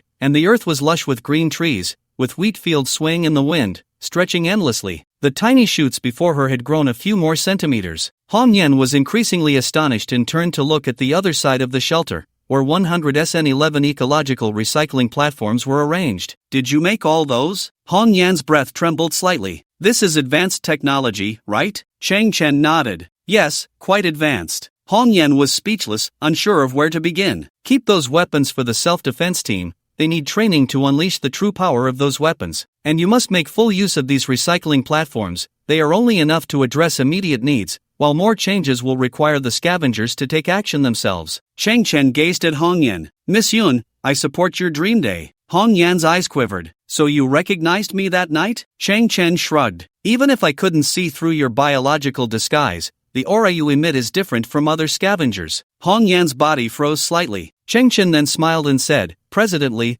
I hope to see a comfortable Earth in the near future. Tears welled in Hong Yan's eyes. The despair of genetic levels and living conditions, the longing for outer space, imprisoned Hina's life, and in the end, she met such a fate. I will never allow a similar tragedy to happen again. Cheng Chen nodded, staring at the desolate surroundings, silent for a long time. After a moment, he suddenly said, During the entire Earth transformation process, all similar technological waste discovered should be handed over to the monkeys. Hong Yan's eyes flickered. She recalled Cheng Chen's words from that night of Dream Day. My name is Cheng Chen, the beggar's beggar, and my dream is to become the king of garbage here. He could casually produce such high-level genetic agents, ignore the no-fly order, and repair Kunlun, one astonishing piece of technology after another, with a mysterious genetic level, and now, the breathtaking ecological recycling platforms. All of this was a miracle created by Cheng Chen through the garbage resources on Earth. Hong Yan's heart surged with excitement, infinitely inspired. He was already the king of garbage on Earth. In the end, Hong Yan said little more, showing respect, and nodded, yes. Not far away, the valiant and imposing Valkyrie stood quietly. Cheng Chen approached her. Now, no one should be able to stop your return to the Interstellar Alliance. But that group of bandits, after all, is an Interstellar Alliance team. Their deaths here will definitely cause a series of troubles. The red pupils of Hua Kunlun flickered. I will handle everything. Cheng Chen chuckled. Working with smart people is convenient. Speaking of a series of troubles, Hua Kunlun looked at Cheng Chen. Deep down, don't you also wish not to be too conspicuous? My strength is still insufficient. A tall tree attracts the wind, Cheng Chen replied calmly. I can pretend to be a cup in this garbage planet, but when facing the vast universe, it's better to be cautious. I understand. Hua Kunlun also gazed at the gray sky. If someone asks later who repaired me and gave me such a powerful body and new life, I will say, he is a mysterious and great genius mechanic. Genius mechanic. Cheng Chen savored this phrase, recalling STC's annotations on the Red Lotus War God, and suddenly a profound sense of time and space emerged within her. Cheng Chen, you deserve this title. I've seen you before, you always manage to repurpose some junk and create entirely new machinery. Hua Kunlun suddenly turned around, extending a mechanical palm, revealing a chip with exposed wires. This is my former memory chip, which holds the memories of my interstellar battles, and among them, the most crucial are 5 technological ruins scattered in deep space. Cheng Chen's eyes brightened slightly. Technological ruins? Yes. Among them are mechanical planets abandoned by advanced civilizations, interstellar battlefields filled with the wreckage of tens of thousands of warships, and the legendary time portals left behind by a level 12 technological civilization. Hua Kunlun looked at Cheng Chen seriously. I think these are all valuable resources for you, and this is the only way I can repay you. Hiss. These things are indeed the most precious resources. Cheng Chen's gaze flickered as she took the item from Hua Kunlun's hand. But this is your memory chip, your entire past memory? I've always been quite curious. Your previous body was covered in artificial skin. Could it allow you to have a boyfriend? Cheng Chen, I've actually always admired you. Clearly possessing such powerful abilities, yet you can still act like a fool, often making brainless moves, and occasionally being quite shameless. Hua Kunlun stared directly at Cheng Chen. How do you manage that? Cheng Chen grinned. I live in a dark and hopeless garbage planet, surrounded by despair. If I don't find a way to adjust my mindset, should I just cry and moan all day, being emo and hanging myself? Hua Kunlun paused slightly. It was then she realized that Cheng Chen's smile had always been radiant. At that moment, Hua Kunlun suddenly faced Cheng Chen, knelt on one knee, and placed her left hand against her chest. Hey, what are you doing? Cheng Chen was taken aback. Even if I have a lot of charisma, you don't have to go this far. I express gratitude on behalf of the countless souls of the 24th Fleet to Mr. Cheng Chen. Hua Kunlun slowly lowered her head. It is you who has cleared our names from unjust accusations. Oh, there's no need for that. Cheng Chen supported Hua Kunlun. Spider-Man's uncle once said, with great power comes great responsibility. Who is Spider-Man? And who is his uncle? Oh, just a mythical figure from ancient history. Haven't you heard of Spider-Man battling the white bone demon? It's understandable, after all. There are too few youths like me who are well-versed in history. Hua Kunlun stood up, interrupting Cheng Chen's display. There's one more thing. She suddenly lost her train of thought, noticing Xiao Qiong hiding behind a pile of garbage, watching Cheng Chen from a distance. I really like this child. I can see she has immense potential. Hua Kunlun paused. I want to take her away, train her to become the best warrior, and perhaps one day, she can take my place. Cheng Chen frowned. Hua Kunlun quickly added, don't worry, I won't make any modifications to her. Xiao Qiong will always be Xiao Qiong. However, Xiao Qiong's gaze flickered as she said, I want to become a powerful warrior so that I can protect the people around me. If I were born a strong warrior, then my dad wouldn't have died, and my mom wouldn't have died either. Cheng Chen's brows gradually relaxed. After a long while, Cheng Chen sighed softly, everyone has their own destiny, Xiao Qiong. I will wait for you to become the strongest warrior. I wish for you to gain the strength to protect everyone around you as soon as possible. Xiao Qiong nodded, her eyes a bit moist. At that time, I will protect Cheng Chen. Cheng Chen was also moved. Good child, it really wasn't in vain that I once brewed pot after pot. Hua Kunlun looked a bit confused. What pot? That's not important. Cheng Chen closed his eyes in pain. Please take good care of Xiao Qiong. What a coincidence. Hua Kunlun looked at Xiao Qiong. This child's real name is also Honglian. Some things are truly destined. Oh, Cheng Chen was a bit surprised. He hadn't really known Xiao Qiong's real name for a long time. I think you're about to embark on your own cosmic journey soon, right? Hua Kunlun suddenly said, after I return to headquarters, I'll find a way to get you a ship. A ship? Cheng Chen smiled. That's not necessary, because compared to a ship, I prefer a warship. Hua Kunlun suddenly realized something and looked up at the two tilted, floating Hawk-class starships in the sky. The Interstellar Alliance will soon send someone to investigate the situation. Hua Kunlun hesitated for a moment. Unless you have the ability to hide them well, otherwise. Cheng Chen chuckled softly. You see, I can't hide it. Cheng Chen stood atop a towering mountain of garbage. A gust of wind made the blue scavenger cloak flutter loudly. Hua Kunlun finally contacted her old subordinates, and soon someone came to take her and Xiao Qiong away. Meanwhile, Hong Yan also transported the ecological recycling platform. As she had said before, she would work vigorously. The electronic voice of STC rang in Cheng Chen's ear. You have synthesized a large number of firearms,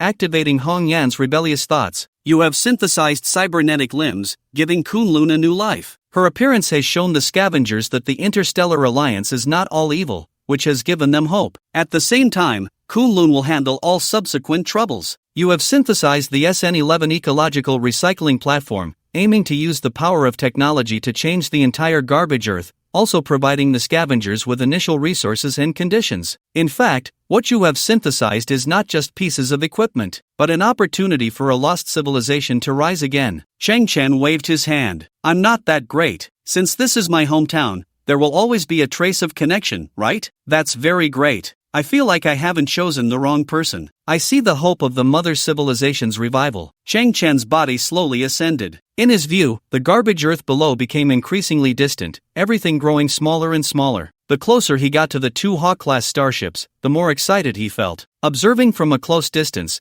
the 20-kilometer lone hull was quite shocking. The appearance of the Hawk-class starship resembled an aircraft carrier from the old era, like a steel fortress suspended beneath the atmosphere. Giant thrusters were distributed at the rear and sides of the warship, periodically expelling dazzling blue plasma flames to maintain its posture, causing slight tremors in the space. At the front of the warship, the towering command tower resembled a majestic peak, covered with various sensors and communication devices, indicating its capability for long-distance space travel. Although one of the Hawk-class starships had its star cannon destroyed, emitting thick black smoke and tilting slightly, this could be considered minor damage for such a massive starship. At this moment, the interior of the starship was pristine, with the fake soldiers lying dead on the ground, and these two starships were particularly special. Within the vast bridge, there wasn't a single operator. Chung Chen looked at the two starships and wiped his mouth. If we talk about a real man's dreams, one of them is medicine machinery, while the other is starships and the vast sea of stars. Among these, the most exhilarating is to wear one's own battle armor,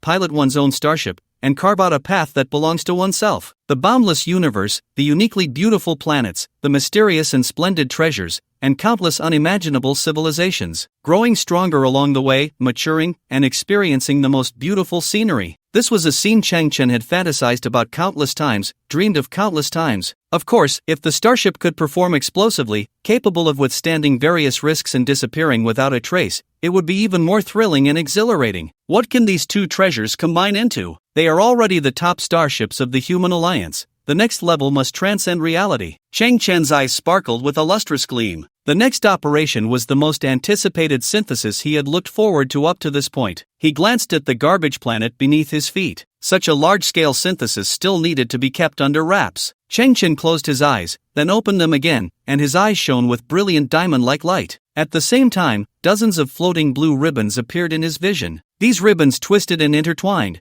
connecting the two massive starships. The electronic resonance of silicon-based life forms was indeed formidable. In the next moment, the main engines of the two starships slowly started. A tremendous roar and tremor echoed across the sky as the two starships began to ascend continuously. However, Chang Chen frowned slightly. Just a simple movement command made him feel his energy scattered in various directions as he controlled the two starships, because the electronic systems within the starships were simply too numerous and there were too many functions to manage. In an instant, he felt as if his body had been emptied. Although the starships were moving, Chang Chen felt as if he were lifting a sedan with arms as thin as bamboo sticks. He had lifted it, but his arms were fluttering like a butterfly's wings. It must be that my silicon-based sequence level is too low, Chang Chen worried. After the starships are synthesized, will I even be able to handle them? Despite some setbacks, the two starships finally moved beyond the atmosphere. At this moment, the two Hawk-class starships, set against the dark and profound backdrop of the universe dotted with twinkling stars, looked even more impressive. Chang Chen's face was covered by a black mask formed by the Type 1 biological battle armor,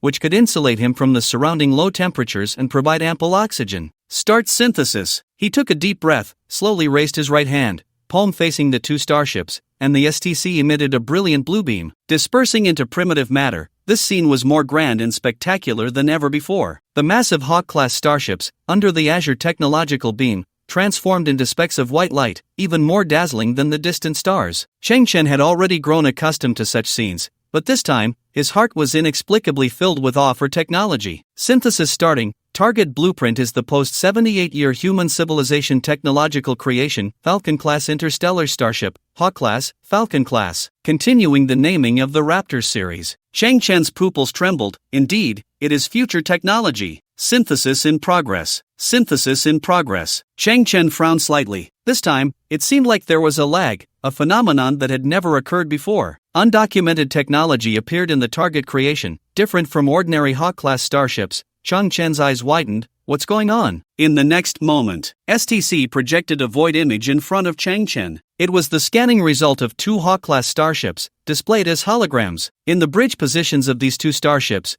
there floated a human brain, with nearly 1,000 slender steel needles piercing through the surface of each brain, delving deep into the cerebral matter. The backs of these steel needles were connected to countless circuits, which twisted and turned, spreading throughout various parts of the Hawk-class starships, linking to all sorts of hubs. Chang Chen furrowed his brow. What is this? These two Hawk-class starships are extremely special. Their core control systems are not conventional onboard intelligence, but rather two human brains. Chang Chen's body paused slightly. Suddenly, he recalled a detail. In a previous battle, Ningfeng had a telepathic conversation with Colonel Ning, where Ningfeng mentioned that the black cybernetic body contained the brains of their father, which allowed him to manipulate it from a distance. They are all high-level geneticists, so they possess some ability akin to telepathy in their bloodline? Chang Chen's eyes flickered. His speculation was nearly spot on. After clarifying the connections, Chang Chen gasped. The brains inside the Hawk-class starships should also be direct relatives of Ningfeng, such as siblings. It turned out that Guy operated the two warships in this manner.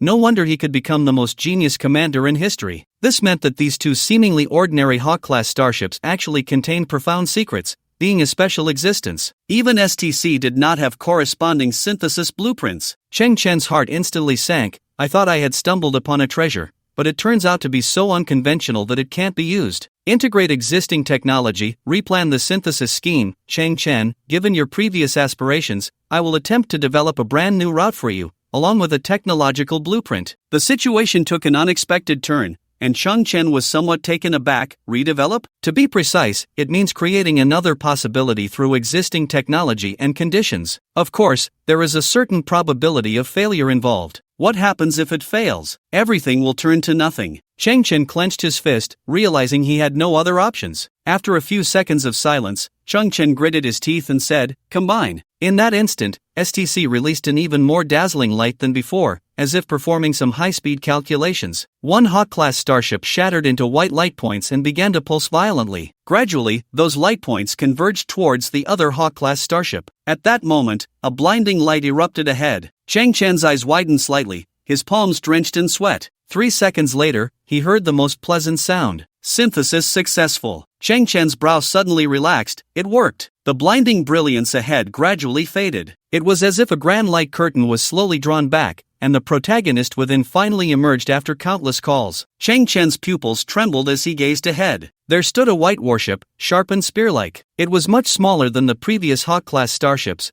with an overall length of about 2 kilometers, its design sharp and smooth, exuding a sense of sharpness. Cheng Chen knew very well that size meant little. The key lay in the technological content within. The material of the starship before him seemed to be unlike any metal, but rather pure white, resembling delicate ceramics, emitting a faint milky glow. Most peculiarly, the surface of this warship was covered with strange blue patterns. Moreover, there were no dead angles, covering it from all directions. Those patterns resembled giant octopuses, extending all their tentacles, each connected to the next. Cheng Chen's pupils flickered, momentarily stunned. This pattern resembles human brain neurons. The body of the octopus is the main part of the neuron, while the multiple branches extending out are like the dendrites and axons of the neuron. Cheng Chen's eyes flickered. A ceramic warship covered in a network of brain neurons? Theoretically, human consciousness exists within the neural network. Whenever a human thinks and generates an idea, biological electricity forms within these neural networks, and those blue currents that flicker continuously constitute human self-awareness and judgment of external information. Just then, a surge of blue electricity suddenly emerged on the hull of the white starship,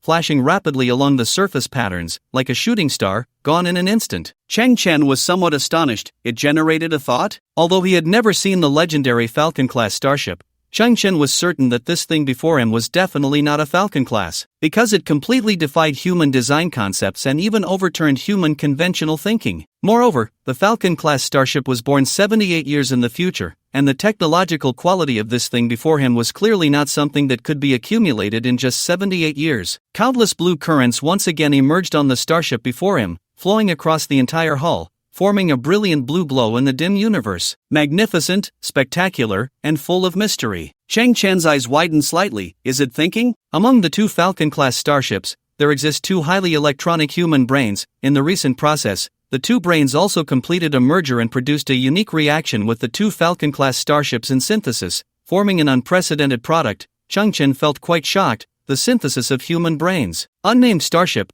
Appearance dimensions, 1,680 meters/270 meters/230 meters. Hull mass, 100,024 tons. Hull material, white metal. The first recorded technological creation, a combination of metal and human brain white matter, allowing the hull surface to have an extremely high information transmission rate capable of withstanding a maximum pressure of 10 million megapascals. this material is a crucial prerequisite for the ship's exclusive technology, communication system. Neural network ultra-distance communication can access mainstream interstellar communication channels and communication range enhanced by 160%, propulsion system, biological energy nuclear fusion engine, maximum speed of 2% the speed of light, maximum endurance range of 245 light-years, living facilities, a total of 3 internal levels, including 10 first-class lounge rooms, 95 capsule sleeping pods, a 400 square meter recreational area, dining area, automated medical equipment area, physical training area, and cargo storage area,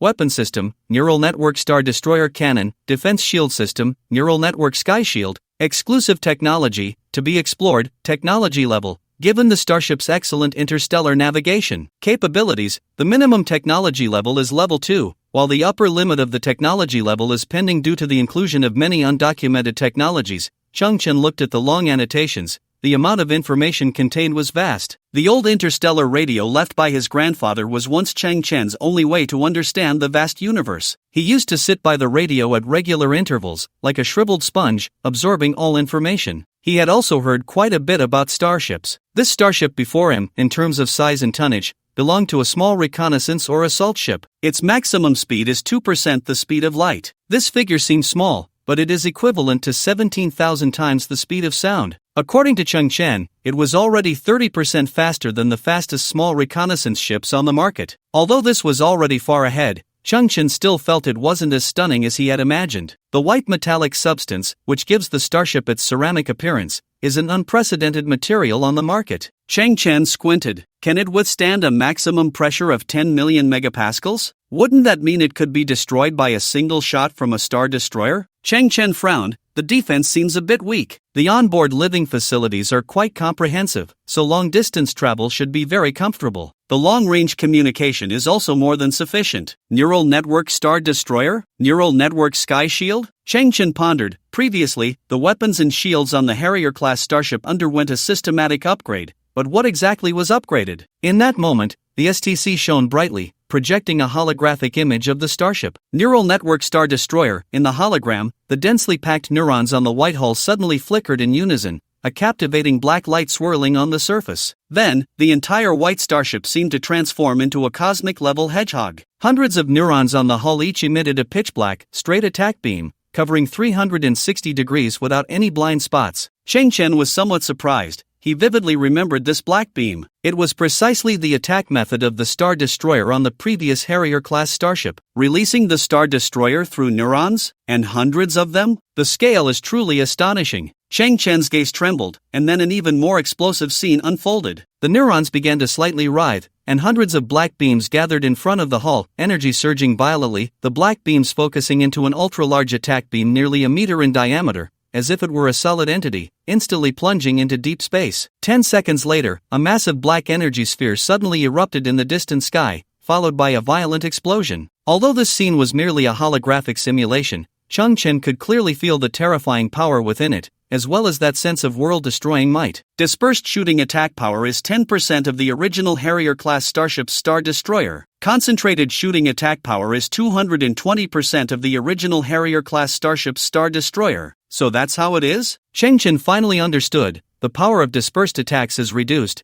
but it can strike multiple targets at once, while the concentrated attack power is two times greater than before. The emphasis on enhancement is not on power, but on practicality. Neural Network Sky Shield. The old version of the Sky Shield has many drawbacks, such as its honeycomb structural state, which is not the most optimized solution. There are other more stable and efficient energy transmission structures in the world, such as the human brain's neural network. In the holographic simulation, the neural network on the surface of the white starship suddenly flickered, and a layer of virtual shadow slowly emerged. It was a layer of blue-brain neural network patterns, which began to slowly expand, dragging out a series of virtual shadows, continuously leaving layer upon layer of blue light shields on the outside of the starship. After a moment, there were a full 10 layers of light blue-brain neural networks, one layer wrapping around the next, enveloping the starship at its core. Human thought is quick, mainly due to the precise and complex structure of the brain's neural network. And the essence of the shield is also energy transmission. Using a brain neural structure will greatly enhance the efficiency of the Sky Shield. Chang Chen's eyes widened slightly. How much stronger is it than the previous Sky Shield? Rough calculations suggest its defensive effect is about 4 times that of the Sky Shield. Moreover, its deployment speed is 3 times that of the old version of the Sky Shield, while also possessing dual camouflage functions of visual distortion and electronic reconnaissance signal distortion. 4 times? And the deployment speed is 10 times faster. Then my Musi first-generation machine can no longer penetrate it. Cheng Chen nodded. This largely compensates for the shortcomings of the white metallic substance. Cheng Chen summarized his starship. Purely in terms of hull strength, it is actually quite fragile. It is like the human brain, powerful in function but unable to withstand heavy blows. The upgraded heavenly shield resembles the human skull, largely protecting the inner brain. The additional function of the neural network heavenly shield can distort signals,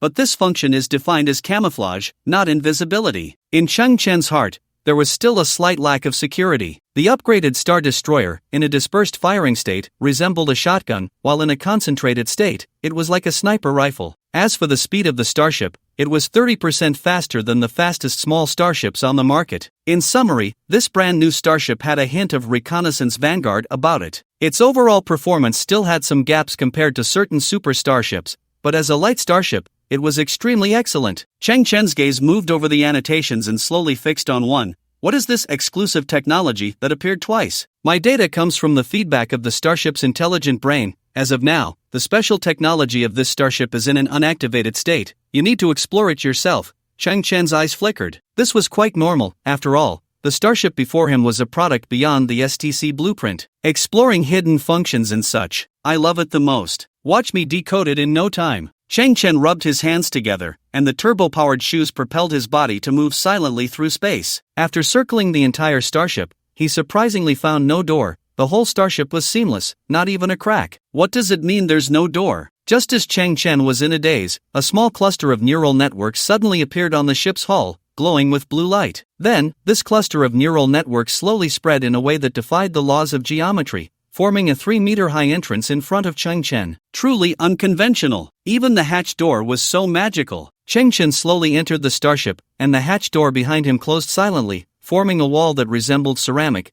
with no gaps at all. He scanned his surroundings. The interior of the starship perfectly blended a sense of science fiction and magic. The light was bright, and everything was spotless. The materials in sight were all white metallic, and just by looking, one could feel a delicate softness, extremely comfortable. Tap, tap, tap. Cheng Chen removed his protective mask and walked through the spacious corridor, his footsteps echoing. This was my Cheng Chen starship. He looked around and felt increasingly refreshed. A garbage bug has its own starship? It was simply a dreamlike fantasy. Unfortunately, there could be no one else here. Cheng Chen had no way to share his joy. Where's the bridge? Where's the bridge? The bridge is on the 3rd deck. Cheng Chen, humming a tune, suddenly paused his steps. He slowly took 3 steps back and looked at a cabin he had just passed. In the next second, Cheng Chen's eyes widened. What is that? He saw a woman in a red dress sitting on a half-meter-high platform inside the cabin. She wore a bright red gown, one foot resting on the edge of the platform, the other curled up, her hands hugging her ankles as she looked up at the sky. Hannah? Cheng Chen's pupils constricted. Isn't she dead? The woman in the red dress was indeed Hannah,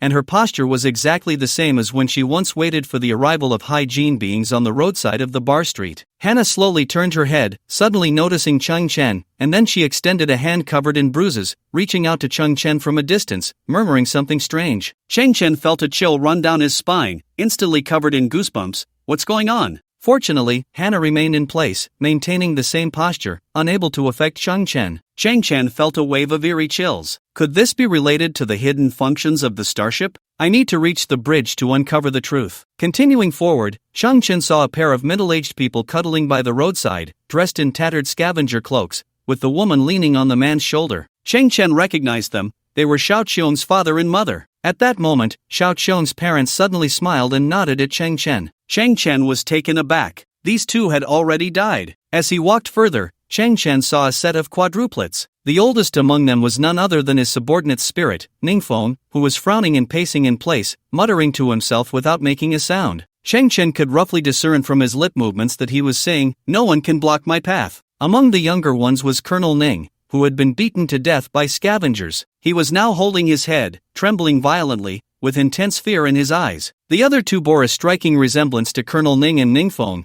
but their expressions were vacant, their arms hanging limply, and it was clear that their skulls were empty, their brains missing. What are these things, spirits? Chang Chen's eyes widened slightly, feeling that his brain couldn't keep up. His thoughts and perceptions were clearly lagging behind the changes before him. Chang Chen had also observed carefully that there were no holographic devices above or below these ghosts. They were not images but a form he could not comprehend. Finally, he arrived at the bridge. Ahead seemed to be a massive single-lens glass, revealing the vastness of deep space. In the center of this platform stood a gigantic cocoon. It was 3 meters tall, over a meter in diameter, radiating a blue glow, and inside it pulsed like a heart, thump, thump. Chang Chen's eyelids twitched. What was this? At that moment, Chang Chen suddenly felt an itch on his scalp. It seemed that countless fine currents were generated in his brain, gathering at his brow. When the energy reached a certain intensity, Chang Chen felt as if a third eye had opened on his forehead. Immediately, something surged from his forehead, floating and merging into the giant cocoon ahead. Inside the cocoon, a bright light suddenly shone. It illuminated the curled outline of a baby, resembling a fetus in a color ultrasound. Chang Chen's eyes twitched slightly, feeling that everything was becoming increasingly bizarre. In the next moment, the baby suddenly stretched its limbs, pudgy arms and tiny fists reaching for the sky. Then, the baby began to grow rapidly. In an instant, it transformed into the outline of a 4 or 5-year-old child, then in the blink of an eye, it became a teenager, and in another blink, it turned into a 2-meter-tall adult. The adult's feet slowly touched the ground, taking a step forward, silently passing through the giant cocoon,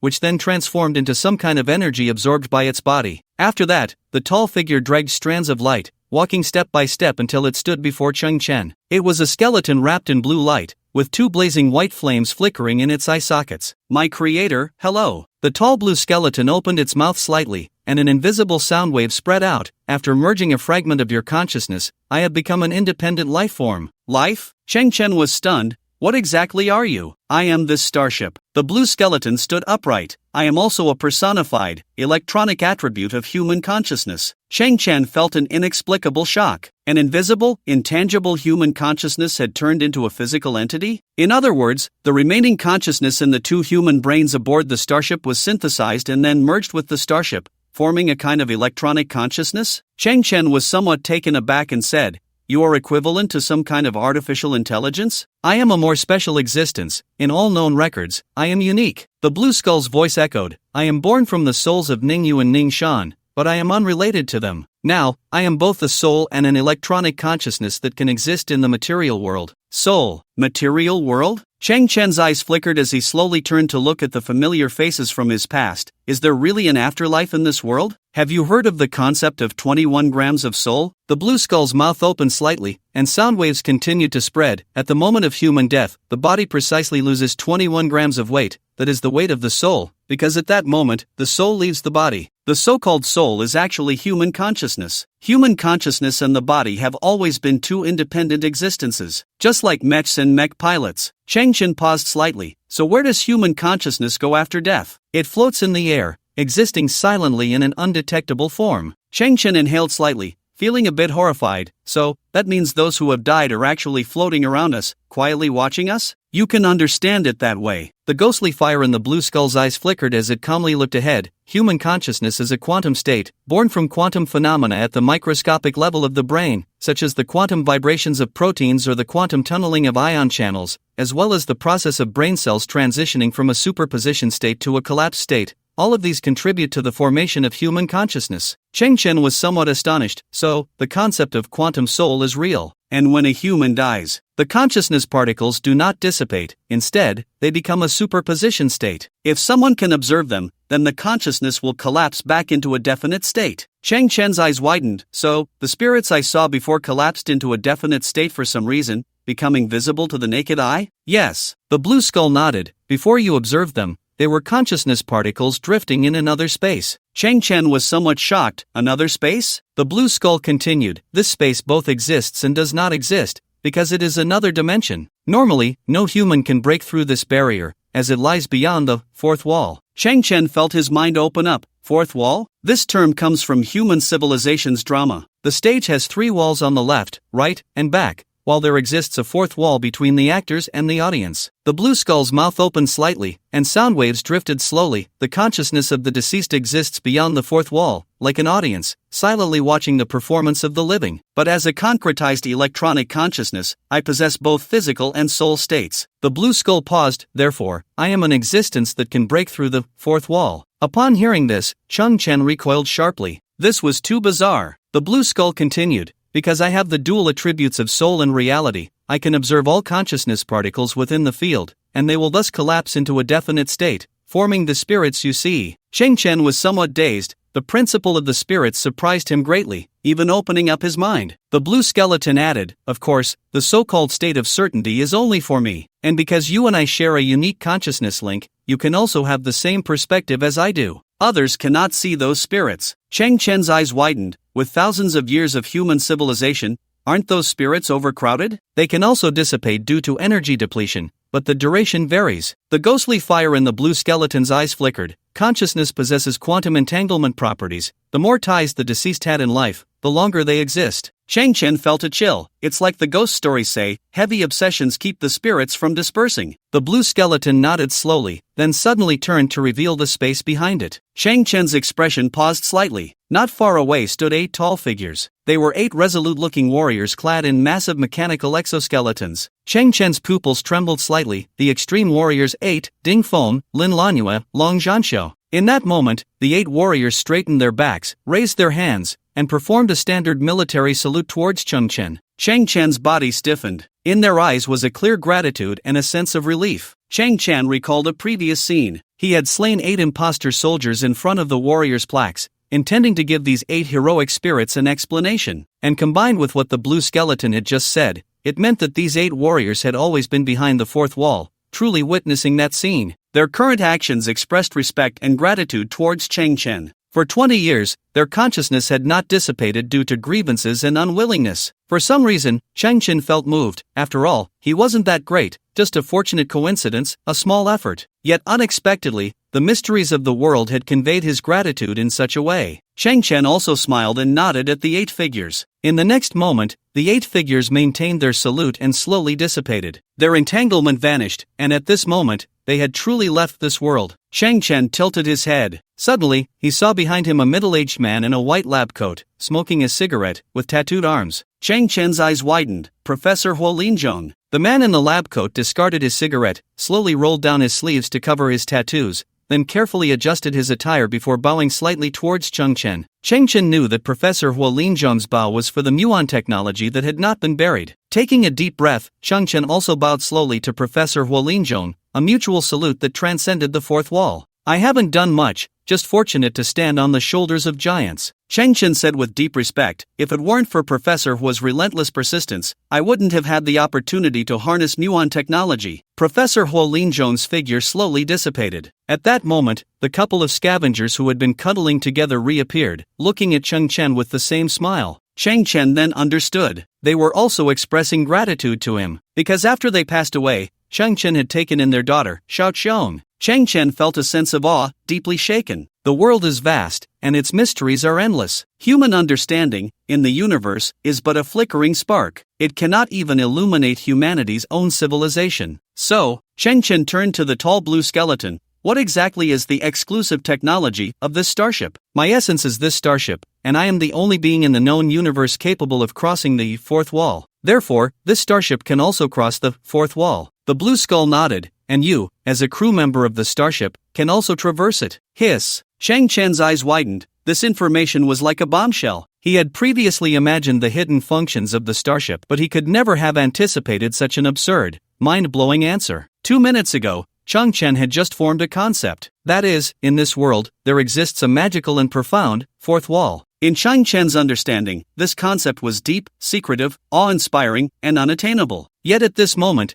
Cheng Chen suddenly learned that he could actually explore it, and even use it himself. This was a bit too explosive, too surprising. My great creator, Cheng Chen, please prepare yourself. You will become the first human to cross the fourth wall. The voice of the blue skull echoed. Suddenly, the entire starship trembled slightly as the main engine started. The rear of the starship released white particle flames, and the whole vessel began to move slowly. Cheng Chen looked through the deck's transparent sky, clearly seeing a mass of blue-glowing neural networks materializing out of the dark universe ahead. The starship quietly and grandly sailed into that neural network. It was like a mirror penetration. In the next second, the white starship emerged from the back of the neural network, and as the entire vessel exited, the neural network in deep space flickered for a moment before silently dissipating. From Chang Chen's perspective, nothing had changed. The universe was still the same universe, with the bright sun floating in the distance and the gray, trash-laden earth beneath him. But within Chang Chen's entire view, it seemed as if a light green filter had been applied, causing all the colors to take on a slight greenish hue. Chang Chen's eyes widened slightly. He felt a mysterious sensation, even somewhat indescribable. He clearly knew that he was in this world, yet not in this world. Such a contradiction, yet so clear. In that instant, Chang Chen saw in the distant sky nearly 10,000 figures radiating green light. Chang Chen squinted, his expression stern. That is the 24th fleet of Kunlun. Previously, Ningfeng scattered their bodies around Earth. At this moment, nearly 10,000 figures saluted Chang Chen, their momentum like a rainbow, yet inexplicably tragic. They had seen that it was Chang Chen who restored Kunlun, giving them the chance to clear their grievances. Chang Chen's heart was filled with mixed emotions. I am undeserving.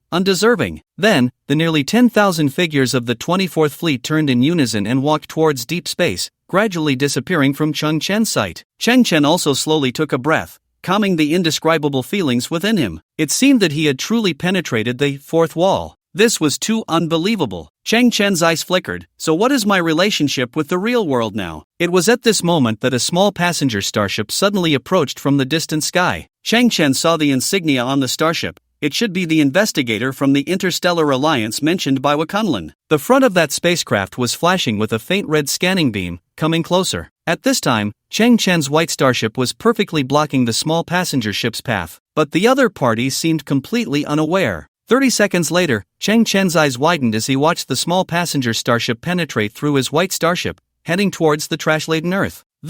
Chang Chen's mind roared, and then he commanded the blue skeleton to accelerate, sailing alongside the passenger starship for a full 100 kilometers. There were no surprises. No matter how the passenger starship scanned or how its crew looked around with their naked eyes, even at such close range, they were completely unaware of the white starship's presence. During the journey, Chang Chen experienced a whole new sensation. He found that he could perform operations similar to consciousness control with the blue skeleton. He only needed to transmit the navigation plan to it, almost like telepathy, and it could precisely control the starship, executing various complex maneuvers. The concern Chang Chen had about not being able to pilot the starship solely due to silicon-based genes did not materialize. On the contrary, thanks to the existence of the blue skeleton as a hub, Chang Chen found himself adept at piloting the starship. This was akin to the operations of the genius commander Ningfeng, and in fact, Chang Chen's coordination with the blue skeleton was even stronger than with Ningfeng. The blue skeleton slowly said, inside and outside the fourth wall, although overlapping, they are two entirely different spaces, unable to interfere with each other. Theoretically, whether it is human civilization or other life forms, as long as they are living beings, they cannot detect our presence. Of course, we also cannot attack them. Chang Chen's heart surged. Can we enter and exit at will? The blue skeleton nodded. Yes. Chang Chen suddenly clenched his fist. This was an incredible function. It meant unparalleled stealth technology, an ultimate form of infiltration. In that moment, Chang Chen truly discovered the core capability of this starship. Its offensive power was not the strongest, nor was its shield the best,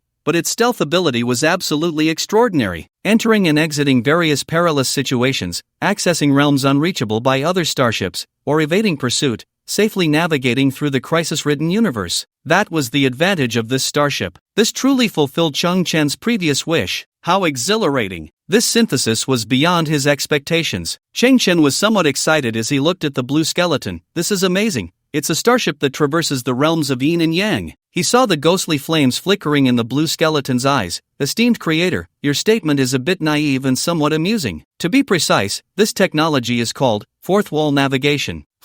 Are you challenging me? Not at all. Chang Chen looked at the towering blue skeleton nodding before him. Now he understood that he had split off a thread of consciousness and fully activated it. It was indeed his creation, imbued with absolute loyalty, but it also had its own consciousness. From a certain perspective, it was somewhat like his subjects. The voice of STC suddenly echoed in his ears. It is a brand new life form. From a certain perspective, it is also an independent new civilization. I am merely a tool, and you are its creator. Now, you may name this civilization. Name. A newly born civilization. I am Chung Chen. Although the name is a bit common, it is exclusive and unique. Then I shall not be polite. Chang Chen's eyes suddenly flickered. I will name it Chi Civilization. Chi Civilization. I will establish its profile and record this starship as the first technology of Chi Civilization. Chang Chen felt a surge of passion. This synthesis greatly exceeded his expectations. He never imagined that Ningfeng's 2 human-brain starships were not useless scraps but rather a unique and scarce resource. This granted him an unparalleled technology, the only starship in the universe, a new civilization that belonged to him. Looking at the tall blue skeleton standing quietly beside him, as the first subject of Chi Civilization, Chang Chen suddenly said, "You should have a name." The blue skeleton looked at Chang Chen respectfully. "Great creator, if you would be so kind as to bestow a name upon me,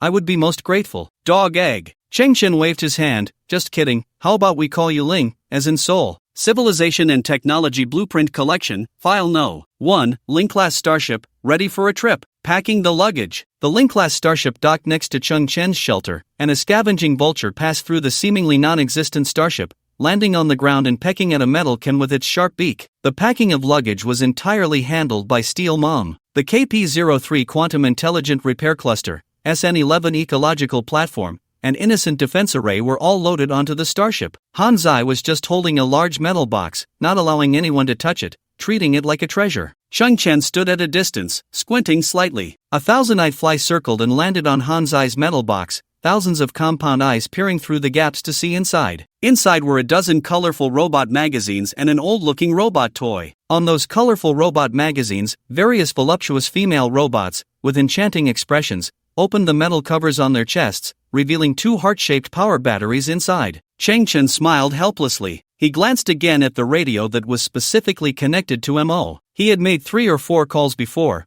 but received no response. Could it be that MO had run off with over 10,000 high-entropy alloys? Just then, Mo's voice came through the radio, sounding somewhat exhausted. "Family infighting, unable to split myself, great kindness, thanks later, MO, never untrustworthy." Chang Chen nodded in understanding. It seemed that Mo's mouth had not successfully twisted into a Nike swoosh. The only one who could spread the toxic drink throughout the family was an insider, and insiders were the hardest to deal with. Procuring similar equipment through MO was not a viable path for now, but it was okay. Chang Chen looked up at the gray sky. Now, he possessed the stars and the sea. 18 years of dreams were also the dreams of all scavengers. Once, Chang Chen could only listen to the stories of the universe intermittently through the old radio left by his grandfather, and the universe and all of human civilization formed a vague outline in his mind. Like a child growing up in a mountain village, piecing together the splendor of a big city through snippets of conversation. "Han Zai, it's about time. We will come back, this is our only home." Chang Chen moved forward. "We should set off." Suddenly, a neural net lit up in the open space ahead, revealing the hatch of the Ling-class starship. The boy and his caretaker robot slowly walked inside, and then the neural net extinguished, the 2 figures disappearing from the garbage earth. Sometimes, the beginning of a great voyage is rather silent. On the bridge, Chang Chen looked back one last time at the desolate garbage earth, his gaze flickering, and when he turned his head back, the Ling-class starship had already broken through the atmosphere. According to Chang Chen's wishes, the interior of the Ling-class starship became bright, the temperature maintained at 23 degrees, and the oxygen content at 21%, as if standing on a vast prairie, tranquil and comfortable. There were no unnecessary spirits, nor would they appear. Then, Chang Chen saw the moon up close. Its front was still a sphere, covered with craters of various sizes, but its back had been hollowed out. Why does the moon not rotate? Why is it not attracted by the Earth's gravity, only to be destroyed along with it? But why is it that those meteors striking its surface, which would clearly cause intense destruction, only leave shallow craters? Because its core is a hard and precise machine. An unknown advanced civilization placed the moon near Earth with the purpose of monitoring human civilization. Now, human civilization has spread throughout the galaxy, and the moon's core has been reclaimed without humanity's knowledge. Now, this is a well-known secret. The moon is left with only a fragile shell, and it could crumble into pieces at any moment. The moon has been left behind. In the distant sky, a narrow defensive line gradually comes into view. This is the Earth blockade line once constructed by the Ningfeng Interstellar Alliance. But this defensive line has not been evacuated immediately. There are still some scattered small floating outposts and a massive signal jammer. Chang Chen gazes at the blockade line approaching from afar. Once, this was a shackle he could never break through. At this moment, a soldier inside the outpost, bored, slowly opens his mouth and yawns widely. The sleek starship, shaped like a spear, pierces through the soldier's throat. Immediately after, the massive ship passes through the small outpost and the narrow blockade line. The soldier finishes yawning, rubs his tired eyes, and smacks his lips. In his eyes, there is only the unchanging, profound universe. Cheng Chen also looks at the profound universe before him, feeling an inexplicable surge of emotions. That soldier is bound by rules. The universe is vast, and he can only move within the small outpost. But Cheng Chen is the exact opposite. He has just broken the rules. The universe is vast, and he can go anywhere he wants. Cheng Chen extends his hand, hovering over the control panel of the sleek starship, slightly loosening his palm, and a broken chip slowly drifts out. A beam of light quickly releases from the control panel, holding the chip in midair. Then, lines spread out from the workstation, connecting with the chip's leads, rapidly analyzing the contents of the chip. This is the memory chip of Hua Kunlun, and it is her return gift. The 5 technological ruins from her memory are listed one by one. The closest one is located in the galaxy nearest to the solar system, Alpha Centauri. This ruin has been named the Shipwreck Ruins by Hua Kunlun. 4 years ago, during a mission, Hua Kunlun accidentally discovered its existence. She did not delve deeply into it but made an evaluation. Undiscovered by the public, unknown technological system, unknown technological level, unknown lifeforms, unknown civilization, with almost no determinable factors, the risk factor is extremely high. Cheng Chen's eyes flicker. A series of unknowns sums up to a high risk. But, as the ancients said, the greater the storm, the more valuable the fish. With the sleek starship, he fears no risk. If it really comes to it, just take a glance and run. The vast universe, in Cheng Chen's eyes, is a feast of delicacies, so enormous that it seems hard to approach. Therefore, he chooses to explore the nearest ruin. In that moment, Cheng Chen, full of vigor, looks into the distance and shouts, "Full speed ahead." The sleek starship finally unleashes its true speed. A white flame bursts from its tail, disappearing into the deep universe like a shooting star. Alpha Centauri, the star region where the shipwreck ruins are located, is 424 light-years away from Earth. Cheng Chen's sleek starship, traveling at 2% of the speed of light, will take 21 years to reach Alpha Centauri. Whether within the fourth wall or outside of it, the distance and speed required for navigation are equal. And the universe is vast. The units of meters and kilometers used in human daily life are completely inadequate to describe the scale of the universe. A light year is a commonly used unit of distance in the universe, representing the distance light travels in 1 year at the speed of light, approximately 400 million kilometers. Just 21 years, I will definitely be full of vigor then. Whoa, look at how inexperienced I am. Cheng Chen stood on the bridge, amusing himself while actually reviewing the memories of Hua Kunlun, searching for the directional Stargate hub. In fact, no human starship would really foolishly travel a distance of 2 light-years. Humanity entered the era of the great universe not because of the birth of starships, but because of the birth of directional stargates. Stargates are shortcuts in the universe. As for why humanity was able to set up countless stargates in just a few hundred years, that is a closely guarded official secret, with rumors suggesting that humanity sacrificed certain things in exchange for assistance from advanced civilizations. The nearest Stargate hub still requires 5 hours of travel time. This is an unavoidable journey. What is this thing? Inside the bridge, Han Zai stared intently at Ling. Ling still appeared as a tall blue skeleton, but at that moment, it was sitting on a ceramic step, its right elbow resting on its knee, hand slightly curved, supporting its chin, head slightly bowed, gazing vacantly ahead. Han Zai's electronic eye flickered. Is it a thinker sculpture?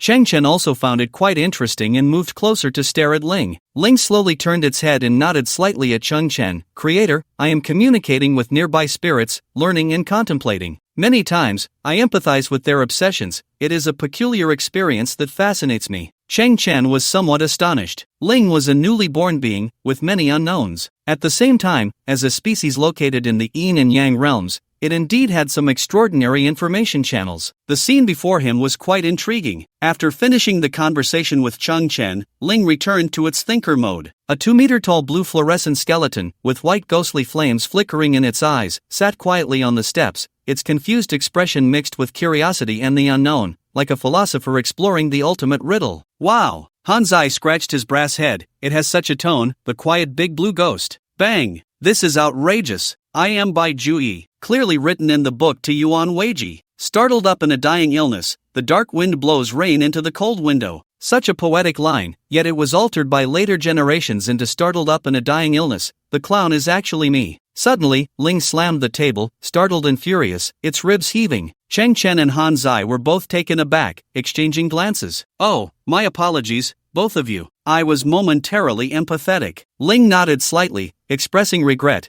then sat back down on the steps, returning to its thinker mode. Han Zai was stunned. It seems like it was possessed by a ghost. Cheng Chen clicked his tongue in agreement. "I didn't expect this guy to be quite emotional." Bang! "It infuriates me. I am Chow Minda. I am a man of great talent, an outstanding military strategist, politician, and writer, good at recognizing talents, politically enlightened, suppressing warlords, unifying the North, restoring production, the founder of the Chow Wei regime. Yet future generations only remember my fondness for married women. I am sorrowful." Ling again slammed the table, howling to the sky, its body trembling. Cheng Chen was astonished. He realized Ling was once again empathizing with Cao Cao. But were those two just nearby on Earth? Who would have thought that a clown and a fondness for married women could keep two spirits from dispersing for centuries? Ling again expressed an apology, saying it would try to restrain itself in the future, then return to its thinker mode. Cheng Chen found it amusing, shook his head with a smile, and then checked the starship's navigation data. He suddenly froze. Why has the maximum speed of the starship increased by 0.3%, and the power of the neural network Star Destroyer increased by 1.3%? The shield has also strengthened by 0.3%? Although the increments are small, why has there been growth? This optimization method is something I learned. Ling's voice rang out. I simply implemented a better plan and made adjustments within my capabilities. Cheng Chen was slightly taken aback and asked in confusion, "Who did you learn it from?" "From the Wakunlin 24 fleet, the chief engineer on board, Xia Xing. He is undoubtedly a genius," Ling said slowly. He had various optimization plans for the Hawk-class starship in his mind, but before he could compile and report them, his fleet was labeled as traitors and perished in the Great Encirclement. Cheng Chen's eyes flickered. While feeling the injustice for Xia Xing, a chill spread throughout his body. This was not some kind of horror, it was a pure shock to the soul. At this moment, Cheng Chen realized the power of Ling. Throughout the vast river of history, countless precious knowledge, experiences, and secrets have been interrupted due to the death of lives. They are forever covered by a heavy curtain, unable to shine as they once did,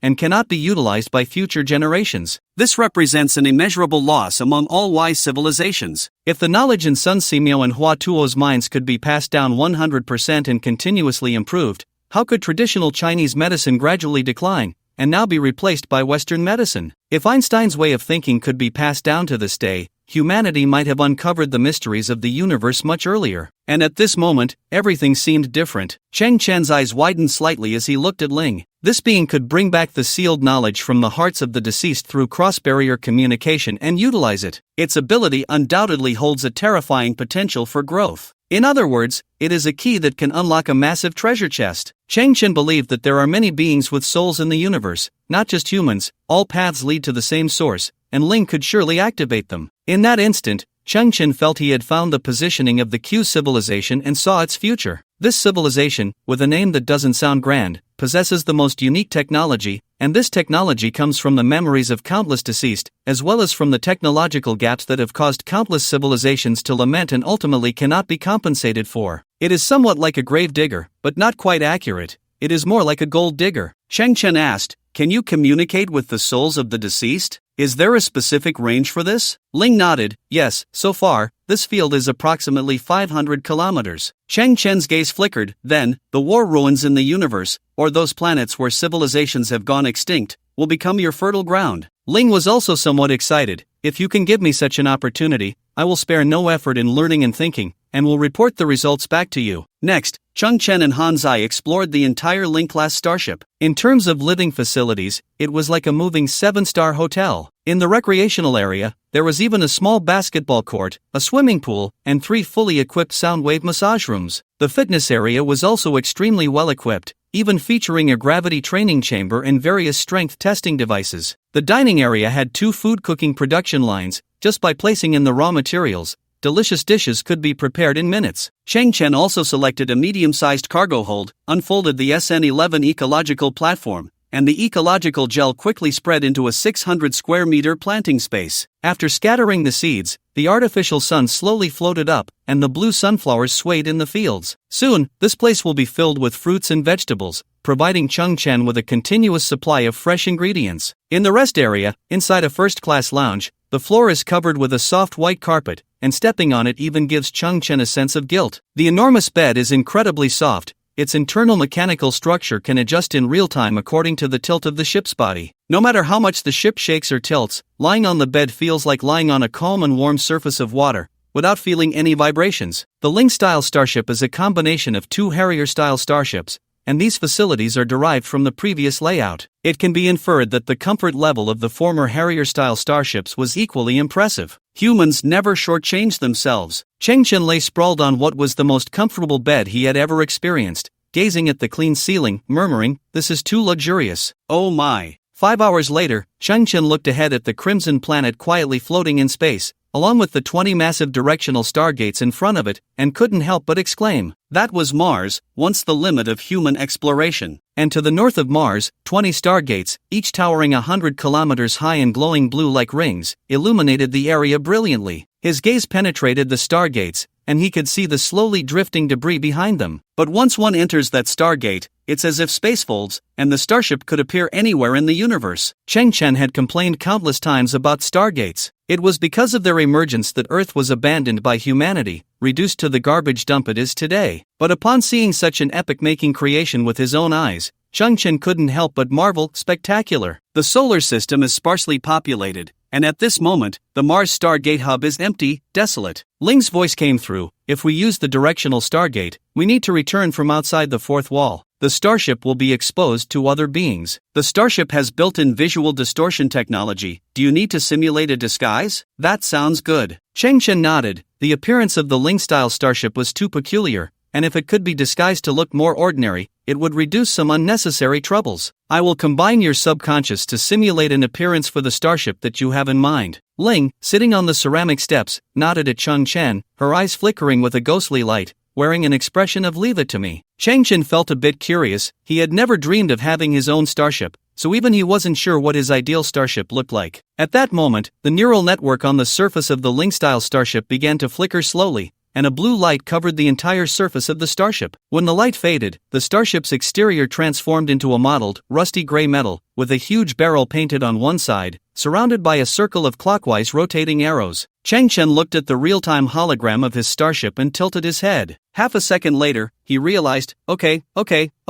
my ideal starship is a garbage collection ship, right? That is indeed the pattern in your subconscious. Changchen finally let it go, saying, a garbage ship is a garbage ship. It's a match. In the dark universe, a silent flickering of a neural network appeared, and the garbage collection ship made its grand entrance. The stargates are unmanned, entirely controlled by artificial intelligence, with a starting cost of 180,000 credit points for each use. Changchen was astonished. An ordinary scavenger family could never accumulate such wealth in a lifetime. What surprised Changchen even more was that the stargate he chose towards Alpha Centauri required a queue. The system displayed that there were too many starships set to Alpha Centauri as their destination, with 533 starships ahead. The estimated waiting time is 5 hours and 58 minutes. Waited this long? Changchen was a bit curious. Is there some major festival in Alpha Centauri? Next, Changchen faced a small problem. He had no identity, and the Ling-style starship had no registration. It was said that on the once garbage Earth, a few advanced genetic beings had emerged, breaking free from their constraints and entering human civilization.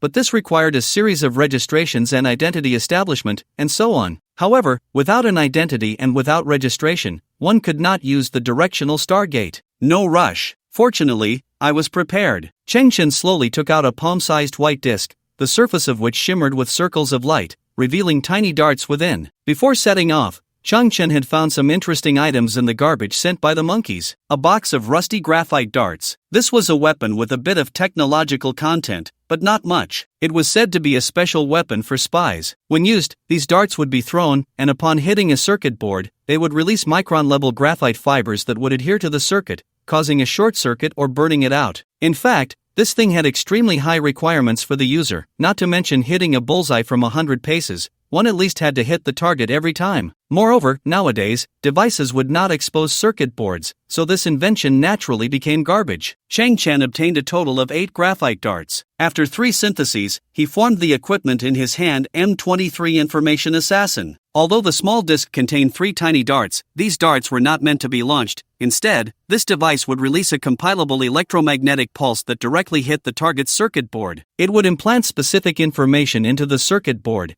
as if a small conceptual deity had directly descended into the opponent's algorithm. After a very short time, this information would completely disappear. Chang Chen compiled a segment of content and gently pressed the small disk. An invisible pulse was emitted, hitting the Stargate's artificial intelligence. Identity, unprecedented and unparalleled, the most badass scavenger. Starship, earth-shattering, and ghost-weeping, the most badass starship. Waiting in line is simply an insult to them. The Stargate's artificial intelligence received this message, called upon immense computing power, and the CPU nearly smoked before it finally understood. It then immediately began the release operation, elevating Chang Chen's Q number straight to the first position. The feeling of cheating is just great. Chang Chen was granted permission, and the garbage recycling ship slowly entered the massive Stargate. Soon, Chang Chen's priority would disappear from the Stargate's artificial intelligence data, and it would not trigger a system big data alarm, as if nothing had happened. In simple terms, this was a temporary breach targeting a single device. The M23 information assassin also had some limitations. To avoid exposure, it could only launch a dart at the same device once within 12 hours,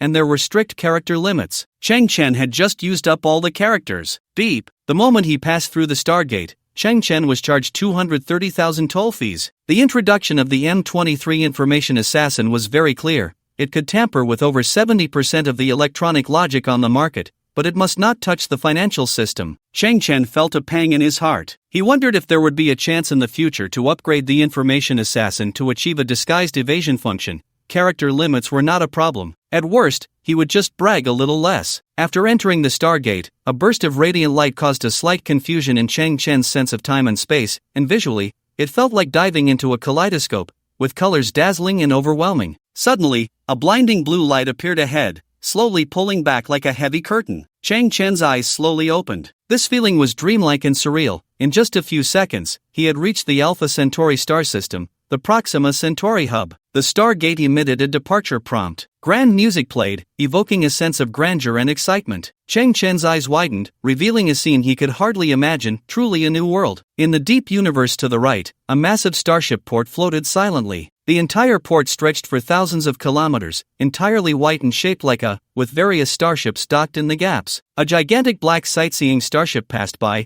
resembling a planet and casting a large shadow. My God! Chang Chen looked up. It can transport at least 100,000 passengers. After the sightseeing starship passed, a huge disc-shaped space station appeared in the distance, emitting bright white light, also floating quietly in the cosmos. From afar, starships of various designs shuttled between the port and the space station. The port served as a parking lot, while the space station functioned like a service area. There were also some space service robots flying around the starships. One of the robots, holding a laser dusting gun and a rotating brush, flew towards Chang Chen's starship. They resembled car washers from the old days, relying on cleaning cars for survival, simply wiping down the starships for passing guests and asking for anywhere from dozens to 100 credit points. Most starship pilots were unwilling to waste time and would casually pay a fee to pass through quickly. Of course, the so-called cleaning was merely a perfunctory act, largely a form of extortion. Behind these robots were common human owners, and the credit points earned by the robots belonged to the human bosses. It was said that this unremarkable business could make them quietly wealthy. No matter where humanity's footprints spread or how technology advanced, this kind of scheme still worked. At that moment, the cleaning robot discovered that Chang Chen's starship was a garbage collection vessel and immediately gave it the finger before flying back. So snobbish? What the hell is that? A space mech? Chang Chen leaned against the observation window of the starship, staring wide-eyed at the colossal object in the distance. It was a 30-meter-tall giant robot, painted entirely black,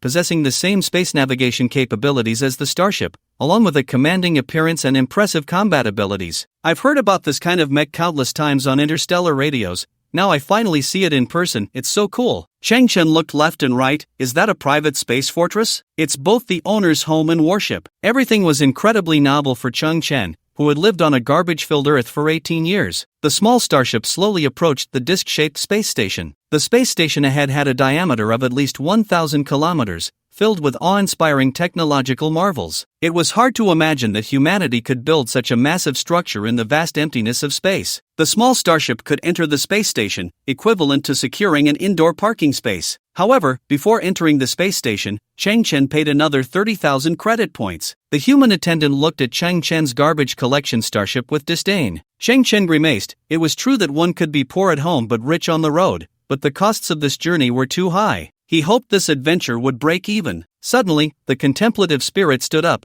its ghostly eyes fixed on the void ahead, speaking with a solemn tone. Even if she has vanished like a shooting star into the vast deep space, we must fulfill our promise and protect until the last moment. The spirit was deeply moved, and small flames dripped from its eyes, falling to the ground and turning into white smoke. Chang Chen tilted his head slightly. Ling, who are you communicating with again? Ling turned around, her face full of apology. My Lord Creator, I am very sorry. I once again couldn't restrain my emotions. They are a group of very ancient lives, so ancient that their existence predates the lifespan of this star system. I am moved by their loyal spirit, but unfortunately, I cannot see them. I can only hear their voices. They must be very weak by now. Chang Chen nodded, maintain reverence for all the departed. At this moment, the garbage collection ship arrived at the designated docking position and shut down its engines. The reason for stopping here was that the shipwreck ruins lay just 10,000 kilometers north of the space station. Chang Chen was uncertain whether this bustling space station would affect his treasure hunting journey, and it seemed that a significant festival was taking place here, with many unstable factors. It was necessary to gather some information in advance. Of course, Chang Chen's heart was also filled with a bit of anticipation and excitement, as this was his first time stepping into a human gathering place beyond Earth. Taking a deep breath, he slowly walked out of the cabin door. His pupils reflected the splendor of everything around him. Slightly tilting his head back, he saw that the top of the space station was a massive transparent dome, through which other stars were clearly visible. Once his feet touched the ground, Chang Chen confirmed that the gravity setting here was almost identical to that of Earth, the most suitable environment for humans. However, as he looked at the two footprints he left behind, he hesitated slightly. The ground here was covered with a thin layer of dust, as if it hadn't been cleaned in a long time. He glanced at some service facilities in the distance. The water points and medical stations were also abandoned. What's going on? Chang Chen frowned. It feels like this space station has been silent for a long time, just recently activated. At that moment, an indoor flying vehicle dragged a long beam of light across the glass dome. The annual Shipwreck Ruins Exploration Competition is about to begin. All registered participants please gather at the center of the space station. So that's how it is. This place is only activated once a year. Wait, Chang Chen suddenly paused. Once a year? The information from Hua Kunlun didn't say that the Shipwreck Ruins had gone unnoticed, did it? Chang Chen had always imagined this adventure as entering a hidden ruin alone, facing numerous dangers, and enjoying the rewards by himself. How did it turn into an annual event? Does that mean the countless starships and the humans he saw before were all here for the Shipwreck Ruins? Chang Chen was somewhat stunned as he sorted through his thoughts. Hua Kunlun had discovered the Shipwreck Ruins, by chance 4 years ago, when it was still an unknown secret. But unfortunately, after Hua Kunlun, others found it, and gradually the Shipwreck Ruins became well known. Once a year, which means the Shipwreck Ruins had already been explored at least twice. Chang Chen's expression stiffened. Wouldn't that mean it had been emptied out? No, wait. If it had really been emptied, how could so many people gather this year? The Shipwreck Ruins should not have been completely explored yet. There is hope. Chang Chen prayed. I paid so much in transportation fees, I should at least get something back. I didn't expect your starship to look unimpressive on the outside, but the interior is quite special. Chang Chen suddenly heard a somewhat slurred yet extremely pleasant female voice. He slowly turned around to see a beautiful woman in a black sequin long dress, holding a bottle of red wine, swaying as she approached the Ling-style starship. She arched her back, wrapped in the two long skirts, revealing a graceful curve, peering inside with a seductive pose. It's strange, I actually feel like I've found a home. The appearance of the Spirit-class starship, though disguised as a garbage transport vessel, remained pristine inside, entirely porcelain white and immaculate, exuding a remarkable aesthetic that must be considered quite special within the entirety of human civilization. As she spoke, the woman in the black dress surprisingly sat inside the hatch, leaning against the edge, her snow-white legs crossed, placing a glass of red wine and a goblet aside. She slightly puffed out her chest and began to pull down the zipper of her long dress inch by inch from her back. Can I sleep here tonight? She asked, the zipper already undone, the dress sliding down to reveal her snowy shoulders. Her face flushed as she turned to look at Chang Chen. Chang Chen froze. Madam, you might have had too much to drink. I know what you men want. It's just this directionless body of mine, devoid of meaning, like a walking corpse. The woman revealed a self-mocking smile, the long dress continuing to slide down, exposing her black lingerie. She glanced at Cheng Chen, tipsy, and said, "Is it all right if we sleep together?" Cheng Chen was startled, instinctively taking a step back. Huh?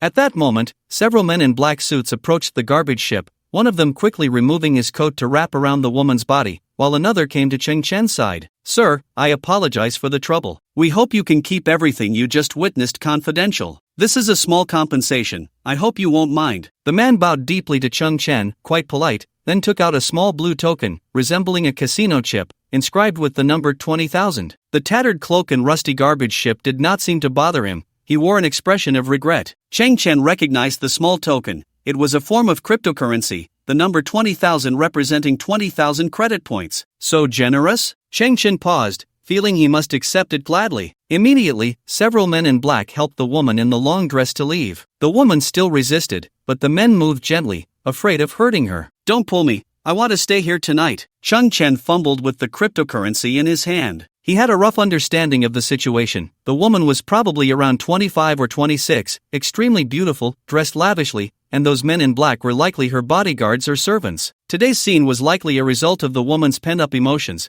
going out to drink and act recklessly, either to infuriate her father or to take revenge on her unfaithful fiancé. There was an old saying that specifically described such situations: Disney Runaway Bride. Dear friends, on behalf of the organizers, I welcome you all. In the center of the space station, on a massive stage, a spirited old man stood before the laser screen of the annual Shipwreck Ruins exploration competition, surveying the sea of spectators below. Cheng Chen, Han Zai, and Ling, who was covered in a gray cloak, had also arrived at the scene. Han Zai was pushing Ling, struggling to move forward. The difficulty arose because Ling was utterly unwilling to move its feet, its posture resembling that of a slippery slide, being forcibly pushed by Han Zai. Cheng Chen looked at Ling beneath the cloak. "What's wrong with you?" Standing 2 meters tall and looking terrifying, Ling's ghostly flames in its eyes were now very weak, as if they could be extinguished with a breath. Its voice trembled slightly as it looked at Cheng Chen and said, "Respected creator, I have social anxiety." Cheng Chen was taken aback. "Huh?" Ling scanned the surroundings in fear. "I only excel at quiet contemplation or communicating with the deceased, facing the living. I have social anxiety." Cheng Chen patted its shoulder. "But I fear I need your abilities." Ling lowered its head, trying hard to encourage itself. "Then I'll do my best to overcome it." As we all know, Alpha Centauri is a 3-star system. In a normal state, Alpha Centauri A and Alpha Centauri B, 2 stars, orbit each other, forming a binary solar system. And every 6 months, the relatively smaller star, Proxima Centauri, will appear on the same side as the other 2 stars due to its orbital position. This creates a spectacle, the 3 suns in the sky. It is also at this time that the mysterious ruins, the shipwreck ruins, reveal their true form, surfacing in the cosmos. And this year's 3 suns in the sky will occur in just 2 hours. The old man on stage finally revealed some key information. Cheng Chen's gaze flickered. It turned out that the shipwreck ruins did not always exist but required the specific condition of the 3 suns in the sky. "Creator," Ling said, still tense, "there's something unusual." In the next moment, a scene appeared in Cheng Chen's view that only he and Ling could see. Behind the old man on stage lay a strange monster. The monster was entirely snow-white, resembling a cross with forked ends. Its long, thin arms were wrapped around the old man's arms, and its legs were entwined around the old man's legs. The monster's round, ball-like head drooped on the old man's left shoulder, with eyes and mouth represented by a single black line, somewhat dull. As the old man spoke, the white monster's arms elongated, becoming sharp and thin, manipulating the old man's mouth. For every word the old man uttered, the white monster would twist his mouth, or rather, every time the white figure pried open the old man's mouth, he would say a sentence. Cheng Chen's pupils suddenly constricted. He felt that every action and word of the old man was not voluntary but seemed to be forcibly controlled by that white figure. Not only speaking, but the old man's limbs were also entangled by the white monster, and actions like raising his hand or taking a step could also be controlled. Cheng Chen looked at Ling with some horror. Are they the embodied souls? Why can they interfere with the living? The ghostly fire in Ling's eyes flickered. They are a strange cosmic lifeform souls, something I've never seen before, and I am still learning about them. Cheng Chen's gaze shifted. Can we communicate with them? Ling shook his head. They seem inherently unable to communicate, they are silent. The old man on stage continued. My organization discovered the shipwreck ruins 4 years ago and learned of the astonishing treasures hidden within, so we widely publicized it, inviting friends from all over the world to explore together. We also obtained the operating rights rights for this star region through the Interstellar Alliance. In recent years, every expedition has achieved great success. Therefore, the registration fee for this expedition competition has risen to 2 million credit points. The audience below immediately erupted in excitement. What? Last year it was only 20,000 credit points. This year it has increased 100-fold. You are too greedy. But the old man on stage, under the pull of that little white figure, revealed a hint of a smile. High prices have their reasons. As soon as he finished speaking, suddenly, 50 figures walked out from behind the stage, both men and women, each with a proud demeanor. The men were strong and robust, while the women had graceful figures and striking looks. The spirited old man smiled. I, along with these 50 distinguished guests, have successfully entered the shipwreck ruins and obtained treasures in the past 3 years. Chang Chen's eyes narrowed again. With his special perspective, he discovered another astonishing scene. Behind each of the 50 people on stage lay a creature resembling a little white figure, their limbs tightly entwined. The shipwreck ruins are the remnants left by a great and selfless advanced civilization. One strong man among the 50 distinguished guests slowly spoke, his voice like a bell. We entered it and gained an indescribable spiritual power that invigorates me and clears my mind. The man looked back at the other 50 companions. In the past time, among us, some have expanded their business territory threefold, some have been promoted 3 levels, and some have had their genetic rank elevated. As the man's words fell, the 51 people on stage widened their eyes in unison, scanning the thousands of spectators with a piercing gaze that conveyed a heart-stopping momentum. Chang Chen was astonished. The action of these people widening their eyes was actually those little white beings extending 2 tentacles, secretly tugging at their eyelids. There was a moment of silence at the scene. Then, intense discussions erupted. So that's how it is. An enhancement of psychological power? This must be some unknown technology. They say psychological power is greater than everything. When I step out again, I will reap 10-fold or 100-fold rewards. I must try this year. The shipwreck ruins, I will sell everything to get in. Chang Chen remained quiet. He felt that everything was too bizarre. Only he knew the truth. Those 51 people, after entering the shipwreck ruins, brought out those alien souls, and the so-called vitality of those people was related to those white souls. Master Creator. The spirit shrank its shoulders, but the ghostly fire in its eyes flared slightly. If there really is treasure inside the shipwreck ruins, then none of those 51 people obtained any real treasure. Chang Chen's eyes flickered. Why do you say that? The ghostly fire in the spirit's eye socket danced. Those little white beings still cannot communicate, but they convey some singular thoughts. Their outing is to search for something. Searching for something? Chang Chen paused slightly. Everyone thinks about obtaining treasure from the shipwreck ruins, but in fact, the creatures inside the shipwreck ruins want to go out to search for certain things? There is another piece of information in their thoughts. The spirit's ghostly fire flickered. If someone can satisfy them, they are willing to contribute what humans define as treasure. What is treasure as defined by humans? Chang Chen's eyes sparkled. What could that be? Little brother, how about opening a navigation slot? Just kidding. 2 hours later, Chang Chen's garbage recycling starship quietly floated on the eastern side of the space station, and 500 kilometers away, there was a highly guarded area. Thousands of starships, large and small, had gathered there, all of which had paid the entrance fee for the shipwreck ruins. Among them were the space mech Chang Chen had seen before, as well as that imposing space fortress. A massive void projection was continuously directing traffic,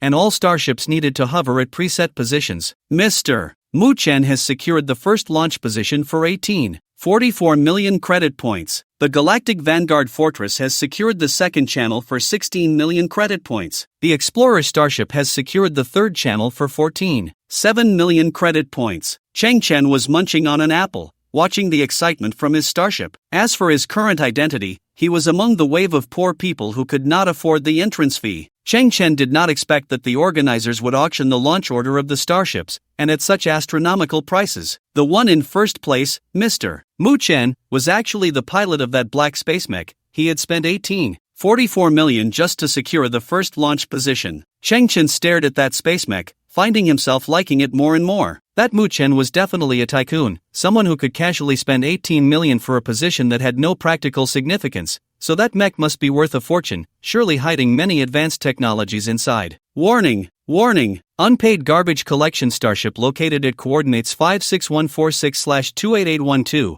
Please leave the active area immediately. Second warning, please leave at once, or we will take coercive measures. Chang Chen finished the apple, even swallowing the core. As a scavenger, he would never waste food, especially such a delicious apple. Wiping his mouth, Chang Chen slowly squinted his eyes. It seemed that the organizers were under control, which was why they were promoting this place so widely, attracting countless adventurers. Every person who entered the shipwreck ruins would be possessed by the little white beings. The spirits received a hint that they were looking for something, and if someone could help them, they would gain special treasures. What exactly were the little white beings after? And what lay within the shipwreck ruins? The spirits can sense the thoughts of the little white beings, a capability that others do not possess. The advantage is mine. Cheng Chen tilted his head back. If I don't explore, there may not be a second person who can uncover the secrets within. Third warning, please leave immediately, or we will take coercive measures. Finally, the rusty garbage collection starship slowly moved away under the disdainful gazes of the crowd,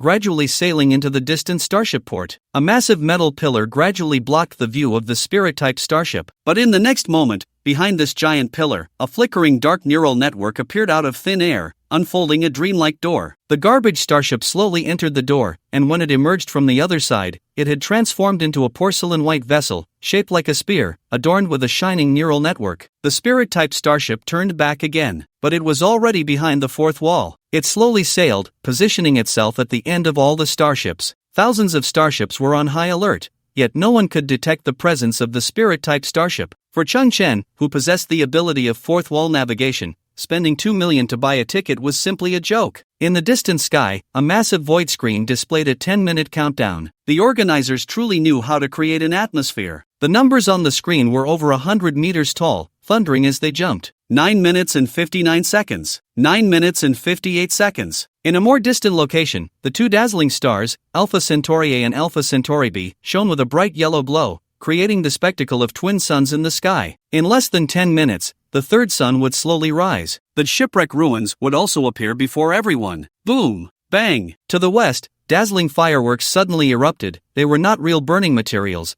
as there were no conditions for combustion in deep space. It was some kind of artificial laser, creating an effect more dazzling and brighter than fireworks. A massive starship, transformed into a stage, slowly approached, its back illuminated by countless searchlights sweeping back and forth across the sky. Suddenly, an excited and enthusiastic host's voice echoed in the public channel of all nearby starships. Dear adventurers, this is a surprise prepared for you by the organizers. Let us welcome the entire galaxy, the most dazzling, the most passionate, the most seductive, with the most beautiful singing, Crimson Diva. Boom! Boom! In the dark depths of the universe, even grander fireworks erupted. On that floating stage, bright lights suddenly illuminated. Countless searchlights rapidly swept across the stage, finally locking onto the very center of the stage. Under the white light, there stood a figure in a red leather mini-skirt, wearing red leather boots and red leather gloves, exuding a sensual silhouette. Her legs were slightly apart. One hand rested on her slender waist, while the other pointed towards the sky. In the intense light, her figure appeared slightly hazy,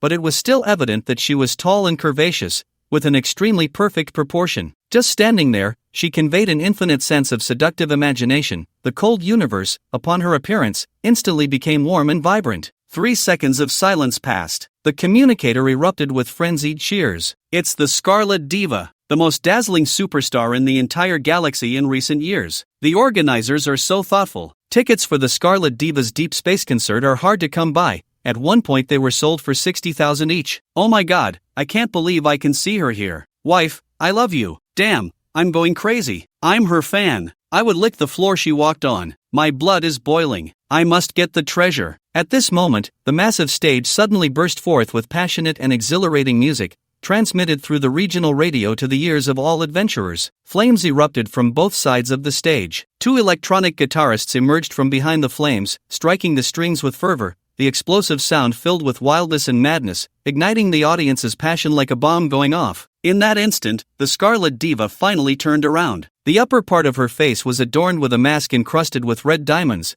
revealing only her long and enchanting eyes and the red lips on the lower half of her cheeks. The voices of various spectators in the communication channel grew even more frenzied. It's the Scarlet Diva. It's definitely her. Inside the Ling-style starship, Cheng Chen furrowed his brow. Why does this face look so familiar? He pondered for a moment, trying to reconstruct the true appearance of the Scarlet Diva, and suddenly gasped, "Isn't this the Disney runaway housewife who wanted to spend the night with me?" Suddenly, the woman on stage, the center of attention, slowly spoke, her voice like a heavenly melody, perfectly blending with the passionate music. striking the souls of everyone present. My destiny is far more than this. The nebula shines like a dream scene. Even the pull of gravity cannot stop. Courage burns fiercely in my heart, brave to venture into the mysterious world. Let's set off. Let's set off. The warrior of my dreams. At this moment, the massive countdown reached 0. In the distant sky, hundreds of thousands of kilometers away, the third sun slowly rose. The bright light ascended gradually. It was the third star of the Alpha Centauri system,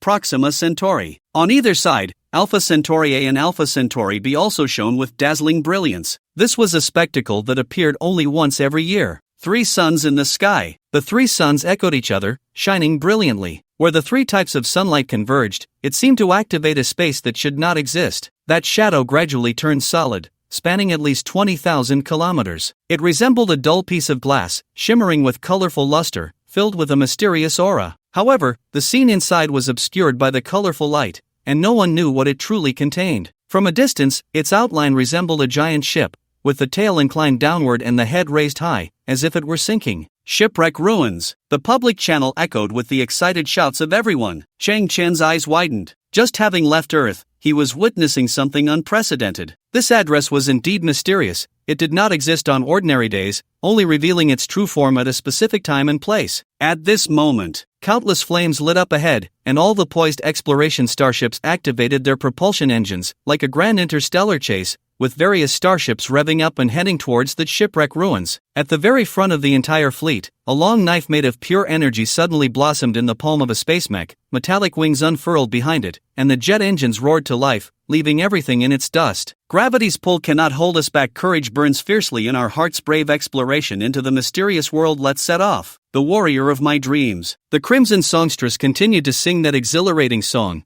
the pilot's emotions soaring to their peak, disregarding everything. Cheng Chen also took a slow breath. The Spirit-class starship behind the fourth wall quietly started, silently trailing behind the entire main force. As they drew closer to the shipwreck ruins, everyone passed through one cloud after another of gray dust, as thin as gauze. After traveling nearly 1,000 kilometers, a dense wall of green smoke appeared ahead, thick as substance. The moment everyone approached, the smoke slowly parted like a curtain. Chang Chen's expression shifted in surprise as he witnessed a bizarre and shocking scene. In the air ahead, countless small white figures floated, their legs together, arms straight, holding hands with one another, forming a massive matrix of small white figures, resembling a gigantic fishing net. These small white figures looked exactly like the ones on the backs of the 51 elites. Pure white bodies, with eyes and mouths represented by thin black lines, completely expressionless, gazing at everything without any emotion. Chang Chen immediately observed the reactions of the other starships. No one noticed anything unusual. The entire exploration fleet sailed grandly and silently through deep space. In the next moment, the array of small white figures suddenly disbanded, like white ghosts swirling in the sky, then diving down towards the various exploration starships. The small white figures silently penetrated the starships,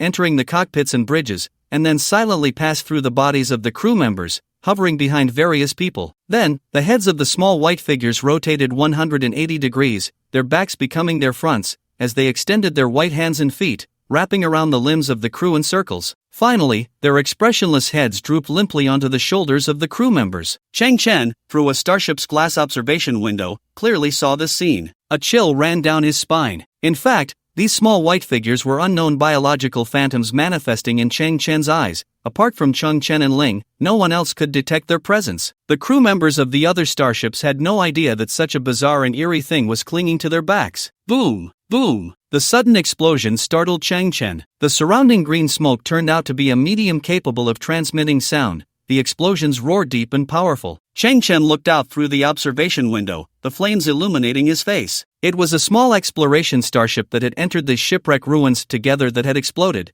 now billowing thick black smoke as it fell downward. And the ones destroying it were not some strange entities, but rather other human starships within the exploration team. Cheng Chen furrowed his brow, attacking each other to eliminate competitors? In the next moment, all the starships fell into chaos, various colored defensive fields bursting forth, and all kinds of thermal weapons were unleashed, as if they had seen a ghost, blindly and chaotically firing their weapons. Through the shared channel, Cheng Chen heard their terrified shouts. Monster! 2,300 meters ahead, a huge monster shaped like a lizard. It's charging at us. Launch the attack. Unknown alien starship. It has deployed some kind of harvesting field. It wants to devour us. Fire! My starship is being attacked by giant locusts. It's severely damaged. Help! Changchen looked at the chaotic battlefield before him, his eyes squinting into a narrow slit. There were no monsters, no unknown alien starships at all. The so-called attack was merely the result of these people losing their formation and harming each other. The exploration fleet was dense and compact, and in an instant, dozens of starships exploded and shattered, turning into pieces of broken scrap metal,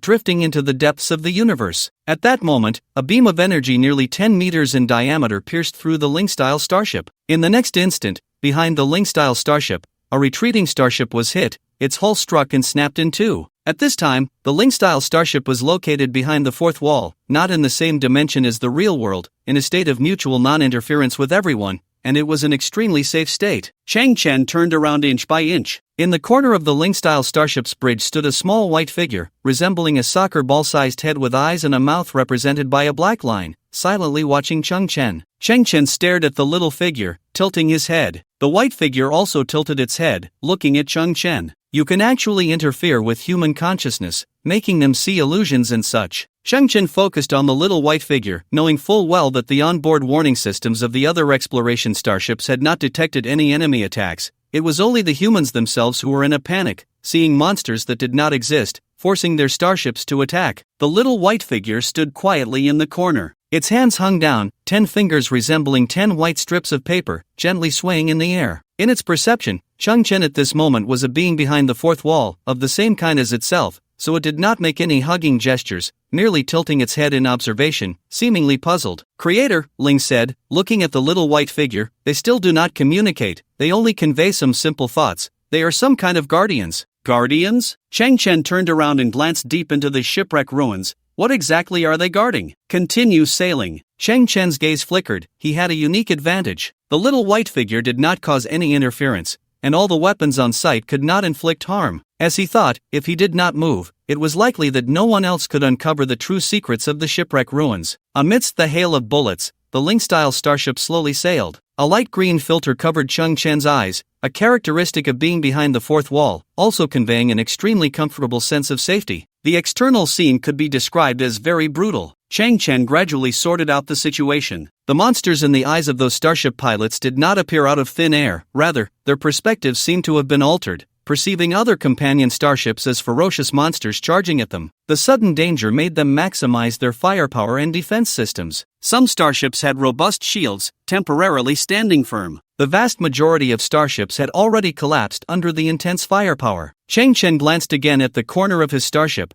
where the little white figure stood dazedly. It attracted everyone here, seemingly with some conspiracy, but in fact, it led everyone to kill each other? What exactly did they want? On the outside, a similarly white, disc-shaped starship seemed to carry some unique technology. Amidst the flames of war, its hull slowly became ethereal, reaching a state of nearly 90% transparency, the surrounding light dimming as it basically concealed itself. Changchen noticed that when the starship displayed its special cloaking ability, the little white figure in the cabin slowly raised its head, seemingly very attentive. But the next second, the disc-shaped starship was discovered. The only black space mech in the area detected its presence, and its thrusters suddenly fired. The pure energy long sword in its hand directly struck the disc-shaped starship, which was then damaged and emitted thick black smoke. In the eyes of the space mech pilot, that starship seemed to be some kind of cloaked monster. At this moment, Changchen noticed that the little white figure in the bridge slowly lowered its head, its body gradually becoming somewhat hunched and bent, seemingly very disappointed. Changchen frowned, deep in thought, but he couldn't find an answer for a while. The spirit-type starship gradually distanced itself from the battlefield, moving further and further away, increasingly approaching the core area of the shipwreck ruins. Behind them, flames soared into the sky, and 80% of the exploration starships had been rendered inoperable. The space mech, though smaller in size, was unmatched, wreaking havoc everywhere. After traveling about 4,000 kilometers, the surrounding starfield had become extremely quiet, with only the occasional drifting debris. Changchen's gaze shifted, and he realized he must have reached a place where no one had ever set foot. Ahead of Changchen was a hazy gray mist, with visibility extremely low, almost obscuring all sight. Gradually, Changchen penetrated through the mist. His perspective suddenly opened up. He saw a shocking scene. In the space ahead, a dark black object floated, its size incredibly massive, measuring at least 1,000 kilometers in length, emitting a faint black light. It resembled a giant black juju pit, but both ends curved inward like a banana. It floated silently, exuding an astonishing aura of mystery. Is this the core of the shipwreck ruins? Cheng Chen's pupils contracted. To him, it didn't look like an interstellar warship because it had no technological feel, no detectors, or thruster-like shapes, but rather resembled some ancient totem. Cheng Chen felt a surge of excitement and thrill. After confirming that the little white figure in the cabin still showed no signs of movement, the spirit-type starship slowly approached the mysterious object. It's too huge. Cheng Chen's pupils reflected the mysterious object. From a distance, it looked like a pitch-black mountain, but as they got closer, its massive presence became clearer. Its surface was like a continent. The spirit-type starship arrived at the central position of this gigantic object. From afar, this enormous object resembled a black moonship, emitting an eerie black mist. Meanwhile, the spirit-type starship was just a faint starlight suspended on its surface. The vastness and minuteness of the universe were vividly displayed in an instant. Cheng Chen looked down. He discovered that this gigantic black juju pit seemed to be made of some kind of metal, but this metal was very rough, like cast iron filled with impurities. It certainly wasn't as low-end as it appeared on the surface, otherwise, it wouldn't have existed in the universe for so long. Cheng Chen squinted. What is that? Upon closer inspection, the surface of the giant juju pit was filled with even dimmer grooves, crisscrossing in all directions. The spirit-type starship moved silently, approaching a nearby massive pattern and slowly descending. Cheng Chen's eyes narrowed. Is the interior of this giant object hollow? Those patterns turned out to be a regular hollow design, with gaps directly linking to the interior of the massive object, faintly revealing a spacious interior. Fortune favors the bold, while the timid starve. Cheng Chen steeled his heart and directly commanded the spirit-type starship to fly into the gap. The gap was as wide as a canyon. Even in the real world, the spirit-type starship could easily enter. Caution is the first principle. As soon as the spirit-class starship entered the massive object, it came to a halt. The silence here is terrifying. Cheng Chen, aided by the dim light, looked down. He saw enormous gray pillars, curved in an arc,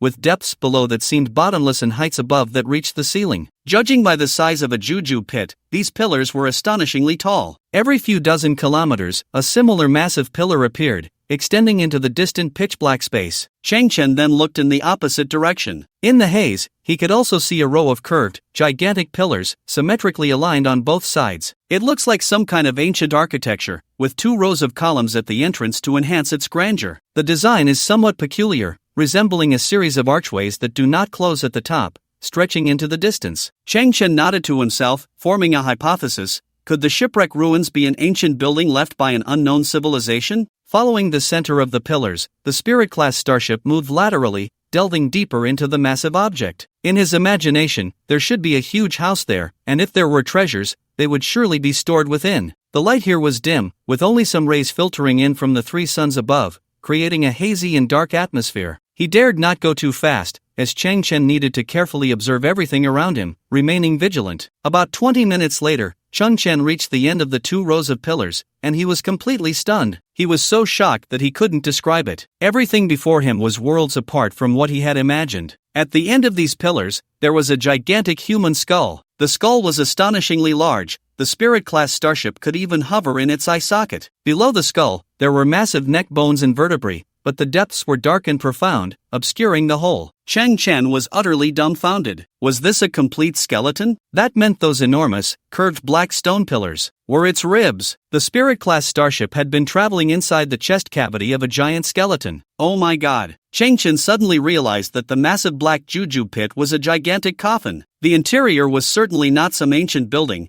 but a supersized skeleton. A chill ran down Cheng Chen's back. So, the shipwreck ruins was a tomb. After learning the truth, the atmosphere around seemed to change. Cheng Chen slowly turned around. The little white figure in the bridge was still standing quietly. Its round white head, with black line-like eyes and mouth, showed no change. Its hands hung down, and its 10 fingers fluttered like strips of paper, exuding an indescribable eeriness. He. Ugh. Suddenly, a strange and low laughter echoed in the air, sending chills down his spine. Cheng Chen turned his head and found that the silly guy was peeking at a Fluoro Robot magazine behind a distant pillar, chuckling. He. Cheng Chen was speechless, then shifted his gaze to the little white figure. So, what you're guarding is actually this gigantic coffin. What exactly are you searching for outside? The little white figure remained silent, its expression unchanged. Cheng Chen silently shook his head and then looked down at the enormous skeleton. The juju pit coffin was at least 1,000 kilometers long, clearly custom-made for this skeleton, meaning that the creature buried here was approximately 800 kilometers tall in life. Chang Chen's eyes trembled slightly. 800 kilometers. That's about a quarter of the moon's diameter. In other words, the creature in the coffin would stand a quarter of the height of the moon if it were upright. It is unimaginable what kind of creature this is. The universe is vast and mysterious, and humanity has made preliminary explorations. Chang Chen had heard of all sorts of fantastical extraterrestrial beings, but never of one with such a gigantic body. The most horrifying thing is that, from the skeleton, this creature's bones are extremely similar to those of humans. So, when it was alive, did it also look like a human? A human 800 kilometers tall. Is this a person or a god? The highest peak on Earth is only 84 kilometers, yet this enormous human is as tall as 10 Mount Everests. If it were standing on the moon, it would resemble an adult standing on a giant yoga ball. If it stood on Earth, it would be clearly visible from hundreds of thousands of kilometers in outer space. The more Chang Chen thought about it, the more horrifying it became. This creature must belong to another civilization in the universe. Who exactly is it, and why is it buried here? What about its civilization? Are all its beings this gigantic? Where is its habitat? Is it extinct, or does it still exist somewhere in the deep cosmos? Just then, the spirit in a contemplative state suddenly stood up slowly, straightened its chest, and the yellow ghost fire in its eyes danced wildly. The spirit began to speak slowly, its voice deep and trembling. "You disturb my long slumber." Chang Chen's pupils suddenly constricted. Just like Cao Cao and Bai Jui, the spirit empathized with the master of the tomb. The spirit looked to the west, its gaze seemingly able to penetrate thousands of kilometers, seeing the explorers who had intruded into the sunken ship ruins. The ghost fire in its eyes flickered angrily. 7 billion years ago, the singularity exploded, and the universe began to expand from an infinitely small point. And my civilization was born in the 9th billion year, one of the earliest civilizations in the universe. The spirit spoke slowly, its voice carrying an inexplicable power that trembled the soul. Chang Chen's eyes widened slightly. The master of this tomb was actually a being from 7 billion years ago. At this moment, the spirit had completely become the spokesperson for the master of the tomb, puffing out its chest and gazing northward. As the universe expanded, the structure of galaxies also changed. I never expected that to this day, the giant galaxy where my civilization resided has already been devoured by the Virgo supercluster. You humans even gave this place a ridiculous name, Alpha Centauri. Chang Chen's gaze shifted. The super galaxies in the universe are constantly moving, and they can collide and merge, with stars crashing into each other, resulting in massive explosions that turn into dust, which then gives birth to new stars. In fact, the Milky Way, where Earth is located, will one day also be consumed by the galaxy killer Andromeda Galaxy,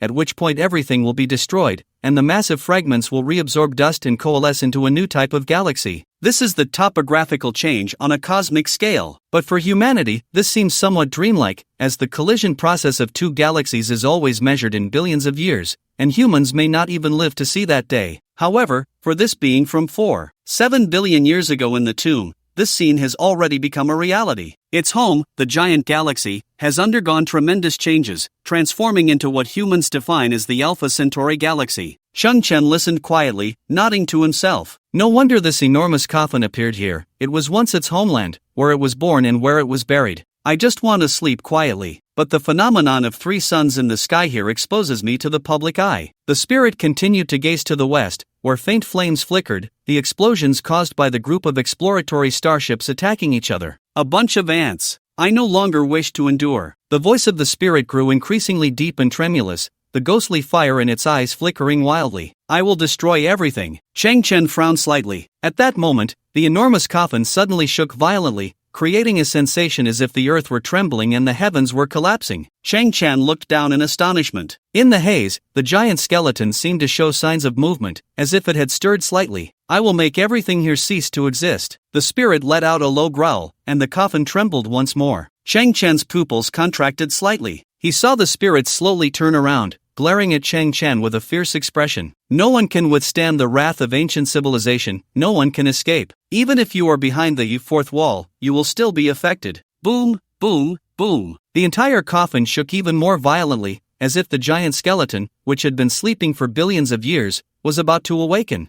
3 minutes. The ghostly fire in the spirit's eyes flickered as it continued to roar. In 3 minutes, as defined by you humans, I will destroy everything here. Got it. Chang Chen suddenly shrugged nonchalantly. If it's 3 minutes, I'll stay here and see how you destroy everything. The ghostly fire in the spirit's eyes exploded and then condensed. You cannot be at ease, you will die here too. Cheng Chen raised his head. I don't care. You. The spirit's body stiffened suddenly, seemingly at a loss for words. At that moment, Cheng Chen shook his head and smiled, looking at the little white figure in the corner of the bridge. Little guy, stop pretending. The soul of the tomb's master has probably long since dissipated. Everything is just you putting on a show here. Snap. Cheng Chen snapped his fingers in front of the spirit. Buddy, wake up. The spirit suddenly shook its head, the ghostly fire in its eyes dimming significantly, and then it nodded at Cheng Chen, master creator. Cheng Chen smiled. Where did those lines just come from? The spirit replied, I did not see the specific image of the other party's soul. I only heard a magnificent and grand voice in my mind. It was ancient, tragic, and angry. I accidentally got caught up in the role and then recounted its words. That's right. Cheng Chen nodded, then squinted at the little white figure in the cabin. There was a glint in his eyes. The spirit is very simple. You tricked it. In fact, you could have communicated normally all along, and those words just now came from your mouth. Yet the little white figure's mouth and eyes remained a black line, its expression unchanged, offering no response.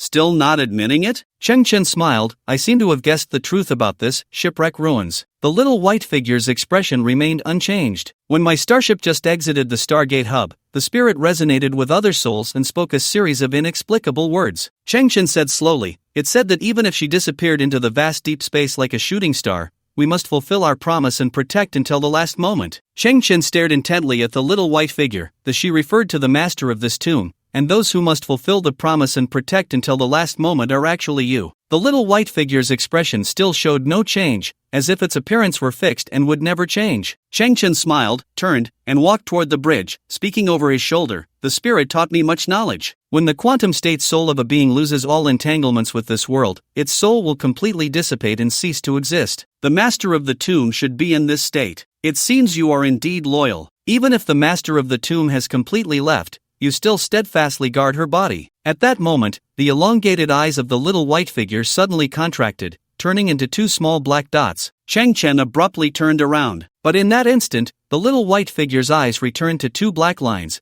once again becoming expressionless. Cheng Chen squinted, seemingly not noticing anything unusual, and continued, you manipulate the organizers, attracting a large number of adventurers to the edge of the tomb, but set up significant crises for them. This seems contradictory, but in reality, you must be doing a selection. As he spoke, Cheng Chen turned around, facing away from the little white figure and continued to pace. What exactly do you want? Are you seeking some kind of technology related to invisibility, concealment, or disguise? In that moment, the little white figure's two elongated eyes shrank again into two small black dots. Whoosh! Cheng Chen suddenly turned back, but the little white figure was faster. In the instant Cheng Chen's gaze fell upon it, it returned to its elongated eyes, expressionless. He. Cheng Chen chuckled. On the chaotic battlefield before, a starship demonstrated a cloaking technology with nearly 90% transparency. You seemed very interested, but when you discovered that the warship was uncovered by space mechs, you were greatly disappointed. Let me guess. What you mentioned earlier, about existing in the 4.7 billion-year-old giant galaxy, where the deceased are buried here. That information should be true. And this massive coffin has been able to exist in the universe for so long because it must have some kind of concealment technology installed. Unfortunately, the erosion of time has caused this technology to malfunction. Cheng Chen turned around again, stroking his chin and said, every year, the 3-day celestial alignment here will completely disable the coffin's concealment technology. Although this is a brief period, it clearly conflicts with your mission. You absolutely cannot allow the master you protect to be disturbed, and if this continues, disturbance is a mild term.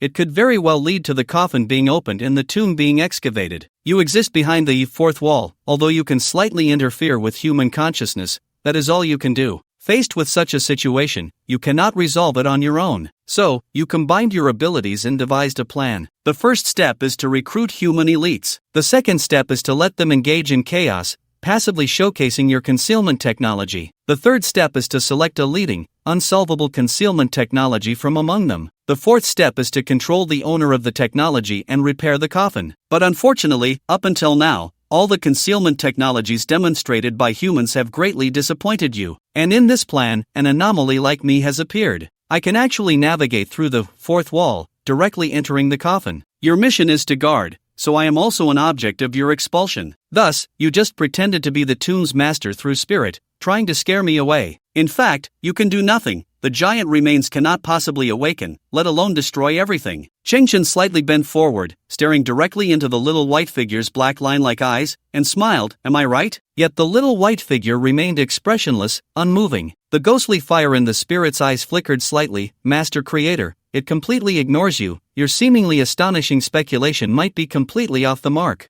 Ha, what do you mean it ignores me? Chengchen looked at the spirit.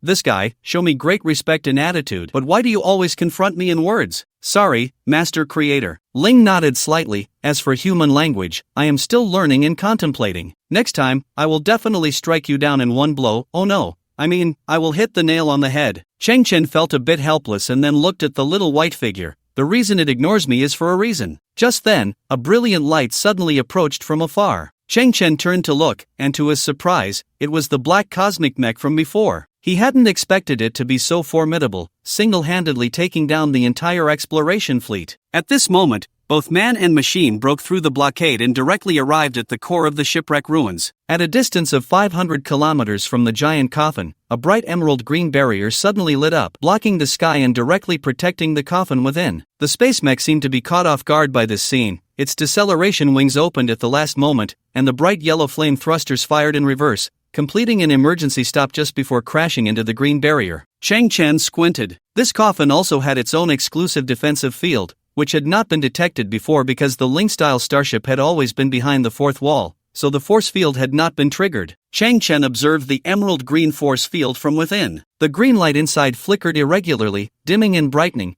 already giving off a mottled feeling. Chengchen thought to himself, the history is too long. The energy of this force field is almost depleted. He saw the space mech hovering outside the force field, releasing some kind of scanning beam to assess the strength of the field. At that moment, a massive object slowly emerged from the gray smoke behind the space mech. Chengchen's gaze sharpened. It's that space fortress. It actually broke through the encirclement? However, the next scene took Chengchen by surprise. The space fortress and the space mech did not clash at all. He saw the palm of the space mech suddenly burst forth with two bright beams of light, which ultimately coalesced into a pure energy longsword measuring a full 50 meters. Meanwhile, the surface armor of the space fortress flipped over, and its hatch opened wide, revealing three black boxes about 10 meters tall slowly flying out from within. These boxes were made of metal, painted black, and equipped with their own propulsion systems, somewhat similar to the biological boxes of Boss Missouri. In the next second, those boxes flew toward the back of the space mech, both sides flipping out perfectly matching physical latches. Click, click. A faint sound of metal clashing came through as the three 10-meter-tall black boxes completely assembled with the back of the space mech,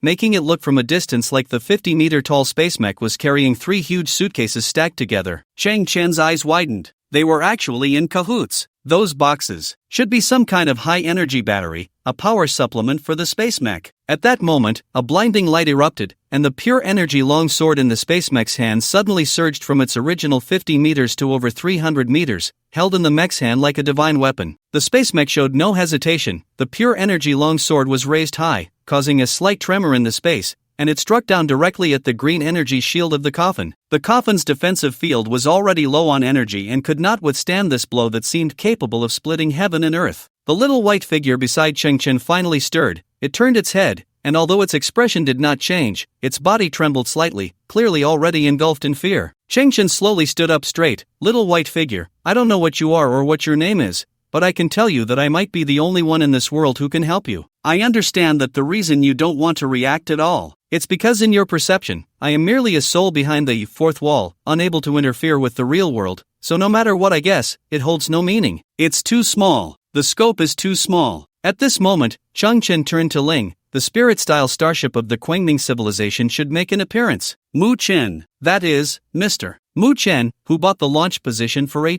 44 million credit points. He is the pilot of the Black Space Mecha and the most dazzling genius inventor within the B3Q4 Star Domain Alliance. He has accumulated an astonishing fortune through his various inventions. For him, the shipwreck ruins are most attractive not because of the incredible treasures hidden within, but because it provides a perfect opportunity to test his inventions amidst a gathering of human elites. This 50-meter-tall space mecha, codenamed M14 Black Phantom, integrates the most advanced material technology, energy control technology, and beam magnetic cage weapon technology of human civilization. Compared to starships, although it is not large, it possesses astonishing maneuverability and terrifying explosive damage. This space mecha is not a mass-produced product. It is Mu Chen's exclusive invention, the only one of its kind in the entire galaxy. The massive space fortress behind it, which others see as a dream, is actually just the logistics support center for this mecha. If outsiders knew the truth, they would surely be shocked. No one could guess that Mu Chen's actions were merely to test the extreme performance of his mecha. Spending 18.44 million credit points to purchase the launch position is one thing, but he also paid an additional 16 million credit points for the second position of the mecha's logistics support center. This is not all the cost. The operational costs of the Space Fortress and the mecha are also an astonishing figure. According to Mu Chen's character, he would never sell any technology of the M14 Black Phantom in the future. In his mind, the M14 Black Phantom is a work of art, and the joy lies in its meticulous refinement and continuous improvement. As for those expenses, in his eyes, they are merely pocket money that can be exchanged for a few inventions, completely insignificant. Just now, Mu Chen's consciousness was interfered with, battling against a multitude of unknown monsters, but relying on the formidable performance of the mecha, he almost slaughtered all the monsters, which greatly boosted his confidence and satisfaction with his creation. At this moment, Mu Chen was certain that only he had broken through the encirclement, and the core of the shipwreck ruins was already visible to the naked eye. Regardless of the motives, since he was here, he had to leave his mark on the shipwreck ruins. To be precise, it was the footprint of the M14 Black Phantom. As usual, this was an achievement that only he, Mu Chen, could accomplish. In that instant, the pure energy long knife in the hands of the M14 Black Phantom struck heavily against the green energy shield. The point of contact between the blade and the energy shield instantly produced a spatial distortion resembling transparent steam, simultaneously emitting astonishing heat. Mu Chen squinted, witnessing the pure energy blade cutting through the green energy shield at an incredible speed. He scoffed, "It's just E3 level defense strength.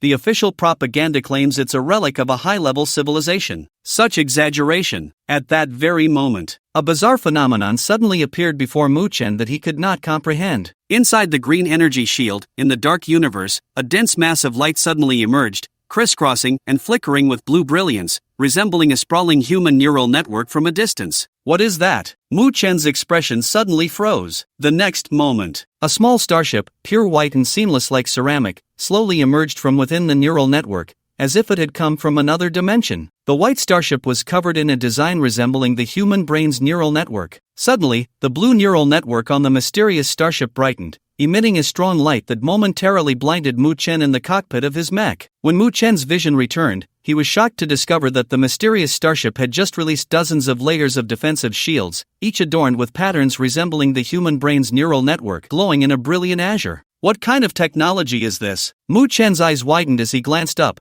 only to find that the pure energy longsword in his mech's hand could no longer strike down. Although the longsword had penetrated the green defensive shield of the sunken ship ruins, it was stopped by the neural network defense shield released by the mysterious starship. This is already a threefold energy amplification. How can a small starship's defensive shield have such hardness? Mu Chen couldn't believe it, staring intently at the mysterious starship just a wall away. Is it an advanced civilization? In the next moment, he saw the neural network design on the surface of the mysterious starship suddenly flicker with a faint black glow, the black light rapidly flowing within the neural network, gathering more and more, becoming clearer. Detected massive energy fluctuations. Hearing the mech's warning, Mu Chen's pupils constricted. "It's gathering energy, it's going to attack me." In an instant, Mu Chen could confirm that the dark energy was similar to the annihilation cannon used by the human legion, but it seemed to have undergone some kind of extensive technological optimization, resulting in an astonishing increase in destructive power, though its exact might was impossible to calculate. Retreat! Mu Chen reacted quickly, extinguishing the pure energy longsword in his space mech's hand, flipping the flight wings behind him, and roaring the jet engines as the entire mech instantly broke the sound barrier, retreating into the cosmos. But it was too late. The black energy on the surface of the white starship had gathered completely, and a black beam with a diameter of 5 meters shot out through a neuron at the front of the starship. There was no time to react. Buzz! The lightweight defensive field of the M14 Black Phantom was instantly breached, and the black energy beam struck its shoulder directly, completely shattering the shoulder blade, with one arm breaking off and falling into the depths of space. The energy of the black beam was far from exhausted.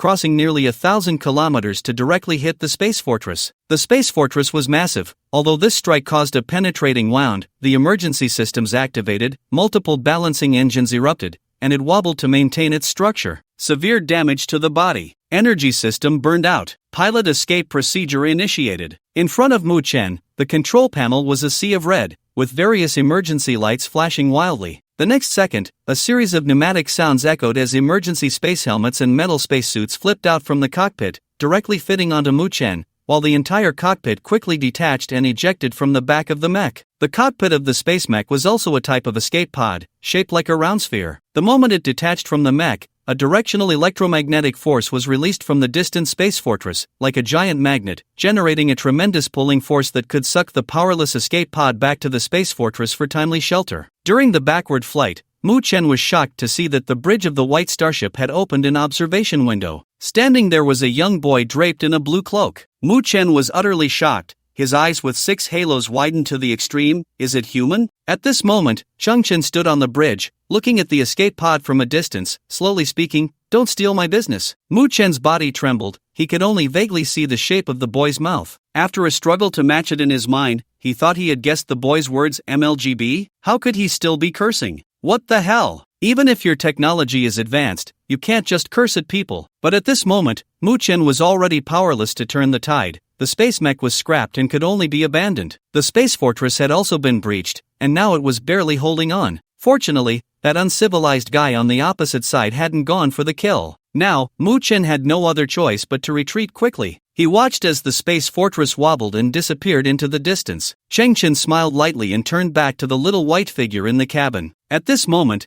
the little white figure was already facing Changchen, kneeling on both knees. Its mouth, resembling a black line, suddenly converged into a small black, then stretched into a straight line, and during this process, it finally made a sound. "My name is Bao Bao. Great advanced civilization, please help us." Changchen chuckled, "I'm not that great, but I can help you. Just remember to keep your promise and give me your most precious treasure after everything is over." Bao Bao. The little white figure's round head had its black line mouth converge into a black, then stretch again. Changchen nodded. "Yes, I know your name is Bao Bao." Bao Bao. The little white figure remained kneeling on the ground, facing Changchen, slowly extending its arms, its paper-like fingers floating in the air. "Do you really want to hug me?" Changchen's expression changed as he thought of those so-called elites and the explorers who entered the shipwreck ruins. After being hugged from behind by the little white figure, they all fell into illusions and lost themselves. It was a terrifying hug. "I just want to tell you about the past that I am almost forgetting. To tell you who I am and who is buried here." Bao Bao. The little white figure opened its arms,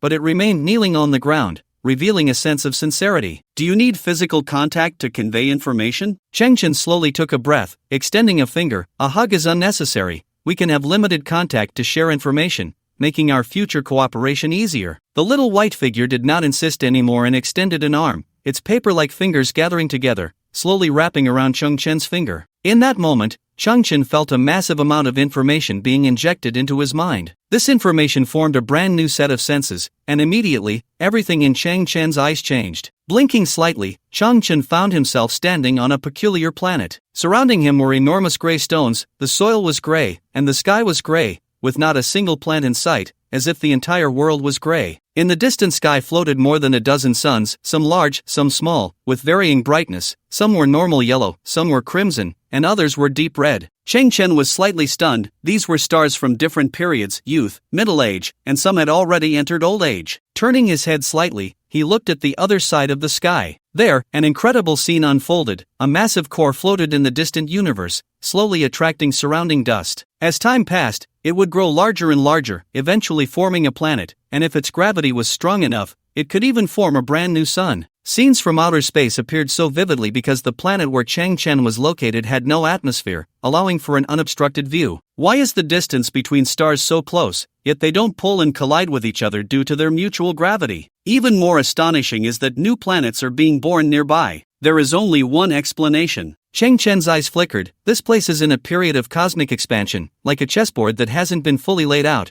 with all the pieces piled together, and each piece has an enormous mass. This is the universe 6 billion years ago. Boom! Suddenly, the ground shook violently. An incredibly massive foot stomped down on the ground beside Changchen. The foot was so large, it resembled an aircraft carrier, clad in a shoe made of an unknown gray material. Chang Chen's neck nearly tilted to a 90-degree angle. He saw a boy around 14 or 15 years old, dressed in gray clothing, resembling a giant reaching for the sky, standing at least 600 kilometers tall. Chang Chen was somewhat dumbfounded. The unprecedented ecological environment and the exaggerated size of the giant were not what shocked Chang Chen the most. What was hardest to comprehend was that the boy's facial features were identical to those of humans 6 billion years later. He had black eyebrows, sparkling eyes, a nose, and a mouth, all forming a weathered face. This was too incredible. On this planet, there was no atmosphere, no plants, surrounded by a dozen suns. This indicated that there was no oxygen, ultraviolet rays were off the charts,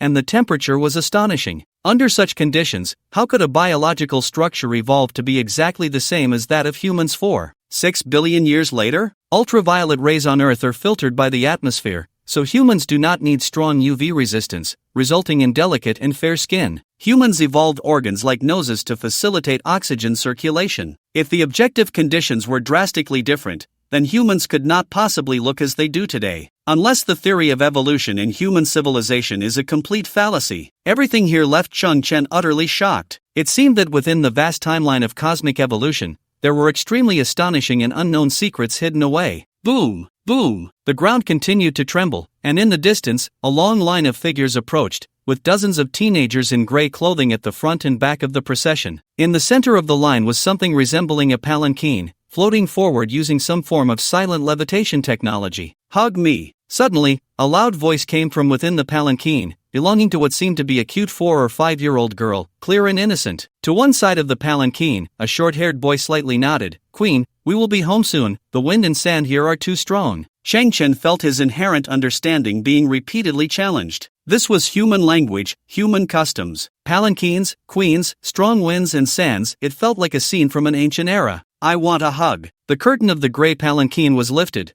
revealing the only splash of color in this gray world. A little girl in a red dress, no more than 3 or 4 years old, wearing a mask made of red gemstones, jumped down from the palanquin. Boom! The ground shook. In Chang Chen's eyes, she appeared to be a little girl at least 400 kilometers tall. "Okay, hug." The boy guard seemed helpless and had no choice but to hold the little girl in his arms, and then the entire procession continued on its way. Chang Chen felt the earth rumble, and in his view, the entire line gradually disappeared into the distance. The scene shifted. Chang Chen found himself in a large courtyard built of an unknown gray material. He was still so small that even a grain of sand on the ground felt like a giant boulder to him. The little girl wearing a ruby mask had grown to 7 or 8 years old, sitting on a gray bench in the courtyard, swinging her legs. The short-haired boy guard was nearing 20, with a deep scar running across his face and his right hand severed. "Hold me." The little girl squinted against the glare of the sun, reaching out her hand toward the boy. The guard hesitated for a moment but then, with one arm, picked up the little girl and slowly walked into the shade under the eaves, where they stood quietly together. The scene shifted again. A long line of people was walking. The girl in the palanquin, still wearing the ruby mask, was now 14 or 15. The one-armed boy following beside her had developed a bit of stubble, and one of his eyes had been removed, leaving only a dark hollow in its place. The long line of guards had many new faces. Many of the former young guards had died in battle. Suddenly, the palanquin stopped. The girl with the ruby mask leaned out, looking at a gray flower growing on the gray rock. "Hold me. Your Majesty, you are no longer a child. I can't hold you anymore. The flower is too high. If you don't hold me, I can't reach it." The guard hesitated for a moment, then lifted the girl, and she finally plucked the gray flower. The scene shifted again. The previous gray courtyard was on fire. The bodies of the guard boys lay scattered across the ground. In the porch, the boy who had lost an arm and an eye, his face marked by a scar, was now a middle-aged man. Opposite him stood hundreds of enemies dressed in ancient garb, wielding beam swords. He was the last line of defense and would not waver. The enemies surged forward, and he faced them alone. In less than a moment, he was struck with dozens of deep wounds that reached the bone, blood dripping to the ground, splattering before Chang Chen, creating a vast pool of crimson. During the battle, the guard boy lost his other hand and left leg to the enemy's blades. He could no longer stand, collapsing like a mountain. His vow to defend to the death had worked. Reinforcements arrived and slaughtered the enemies. In the innermost room of the courtyard, a beautiful figure wearing a ruby mask slowly emerged. She knelt beside the guard boy, gently embracing his broken body, tears in her eyes as she said, "Hold me." The scene shifted again. Thousands of commoners knelt and wept. The girl with the ruby mask, her lips devoid of color, floated silently in midair. She had lost her life, yet there were no wounds on her body. as if she had succumbed to illness. Two dark, curved metal semicircles slowly merged, forming her coffin, resembling a crescent moon. Someone spun at the top and tail of the crescent, and two small candle flames lit up simultaneously. The dark crescent coffin slowly ascended, becoming increasingly transparent until it vanished from sight. Below where the crescent had disappeared lay a black lake. The one-armed guard boy, now with some gray in his hair, sat upright before the lake, flanked on either side by thousands of similarly dressed young guards. Time passed, and the world changed. The guards remained steadfast,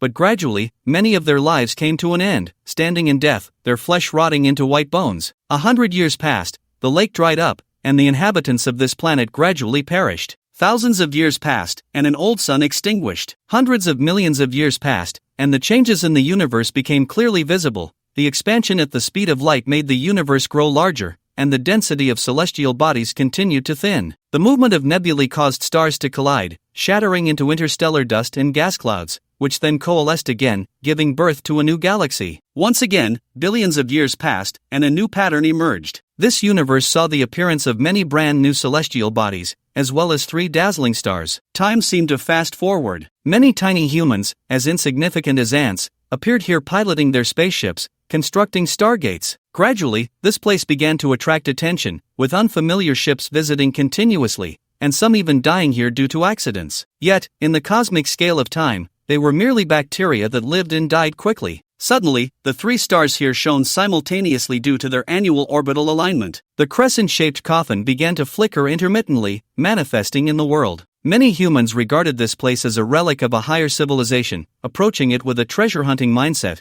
and at that moment, a row upon row of little white beings appeared before the coffin. The past 3 years condensed into an instant. The little white beings did their utmost to guard the coffin during the 3 days it hovered in the air, ensuring it remained undisturbed. In the 4th year, the coffin experienced intense vibrations, seemingly on the verge of collapse. The little white beings began to gather a large number of humans, hoping to find a maintenance technique, but unfortunately, things did not go as planned. A strange white starship appeared, reaching deep into the area, and one of the humans surprisingly deduced the truth of the matter. He extended a finger and engaged in a peculiar exchange with one of the little white beings. Suddenly, the entire world rippled slightly, and everything dissipated like water splashes. Cheng Chen opened his eyes, finding himself standing on the bridge of a spiritual starship, his outstretched finger entwined with the little white being's paper-like finger. Cheng Chen blinked, as if waking from a 4.6 billion year dream. He looked at the little white being before him. "You are the guardian boy." Then, Cheng Chen turned his head to look through the observation window at the enormous black skeleton below.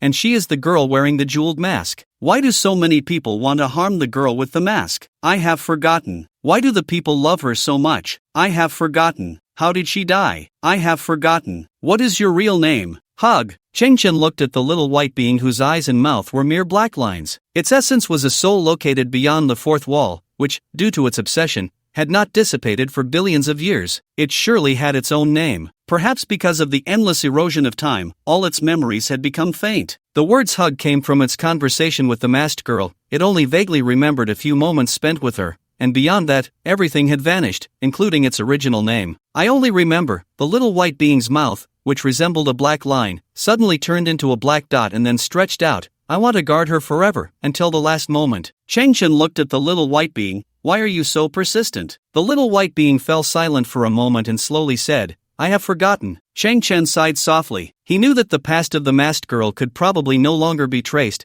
having become a colorful stone sunk at the bottom of the river of time, likely never to be turned over again. Cheng Chen took a deep breath. "Let me see what I can do to help you." Under the guidance of the little white being, the spiritual starship slowly floated into the air. First, it flew to the top of the enormous coffin, where a peculiar technological candlestick was embedded, with green energy pulsing gently. Then, Cheng Chen arrived at the tail end of the massive coffin. Although there was also a technological candlestick here, the green flame had already extinguished. "It seems this is the problem." Cheng Chen glanced at the little white figure standing beside him, its black, line-like eyes fixed on him. Although it had no expression, Cheng Chen could clearly sense its anticipation and longing. The spirit-style starship slowly lifted the extinguished candlestick, carrying it upward to the top of the coffin, placing the 2 candlesticks side by side. The Type 1 biomechanical battle armor flipped out its black mask, and Cheng Chen slowly stepped out of the spirit-style starship, floating in midair. He raised his right wrist, and a blue fan-shaped scanning beam burst forth. Detected similar technological creations, Ancient Titan Civilization Mirage System, *2.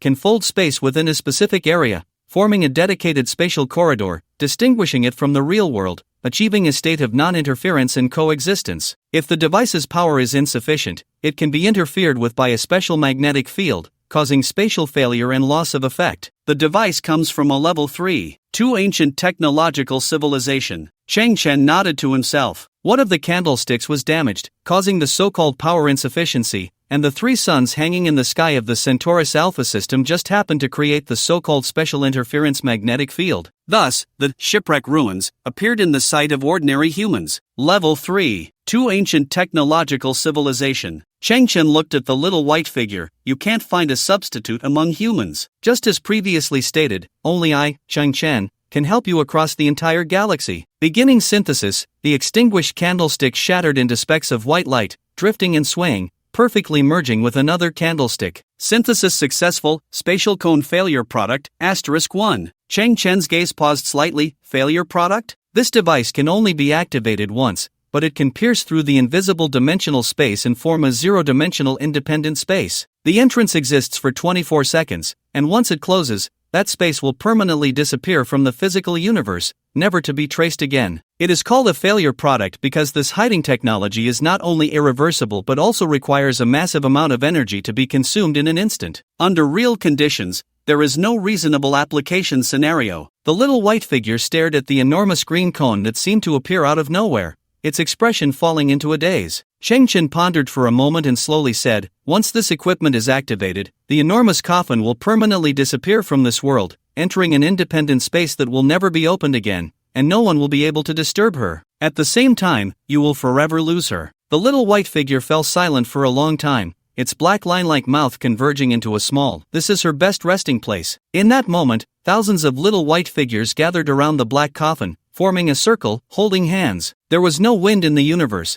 but it seemed to resonate with a kind of sobbing song. The spatial cone failure product slowly activated, and in an instant, it released a slender green beam of light. The surrounding space vibrated continuously, and before the enormous coffin, a bright white entrance slowly opened. Thousands of kilometers away, Chang Chen gazed at the entrance, clearly seeing that inside was a pure white spherical space. Chang Chen felt a tingling sensation in his body. The entrance was releasing a strange energy, and it seemed that every atom within him was pulsating because of it. Although silent, the vibrations of space caused a violent roar. The gigantic coffin, stretching for 1,000 kilometers, was slowly drawn into that mysterious entrance. After 24 seconds, the brilliant light extinguished in an instant. The surrounding universe, thousands of kilometers wide, became empty. The shipwreck ruins, which countless people yearned for, completely vanished. Chang Chen looked at the little white figure beside him. Their black line-like eyes slowly melted, turning into drops of black tears that scattered across the universe. This is a good ending, Chang Chen comforted. The little white being who had communicated with Chang Chen slowly nodded. Chang Chen fell silent for a moment before finally speaking. So, the legendary treasure. But he saw the little white being extend its hands, saying, Hug. Chang Chen smiled. I know your name is Hug, but what I mean is, I have already helped you fulfill your wish, so this time, the reward. The true treasure in human understanding. The little white being's mouth formed a black dot again and said, Hug. Chang Chen's smile gradually froze. You've been deceiving me from the start.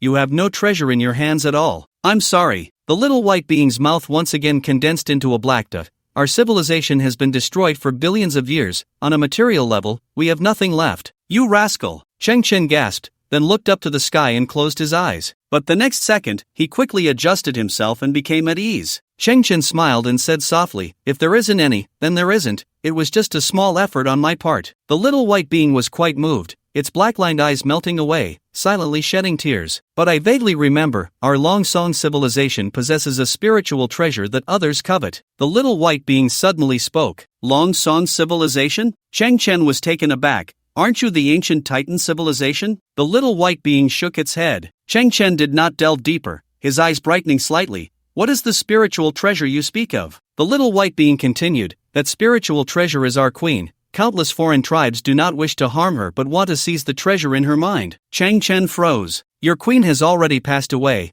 her consciousness has dissipated, and even her bones have been irreversibly hidden. Completely unsolvable. Well, what is not meant to be mine cannot be forced. Chang Chen shook his head and smiled, but he saw the little white being extend a paper-like finger and draw a 5-leaf clover on the back of Chang Chen's right hand. the shape exactly like the flower picked by the little girl wearing a mask in its memory. She has peacefully fallen into eternal sleep. We no longer have any attachments, just as you said, we too are about to dissipate into the universe. As the little white being spoke, Changchen noticed that not only its black eyes were melting, but its entire body was as well. On behalf of the Longsong Civilization's Youth Guard, I express our final gratitude to you. As it spoke, the little white being's mouth gradually melted away, turning into ink drops, and then dissipated into the universe. Changchen nodded and fully opened his arms. Hug. The little white being floated up and embraced Changchen. Perhaps due to the physical contact, at that moment, scenes flashed through Changchen's mind once again. Still the memories of the little white being,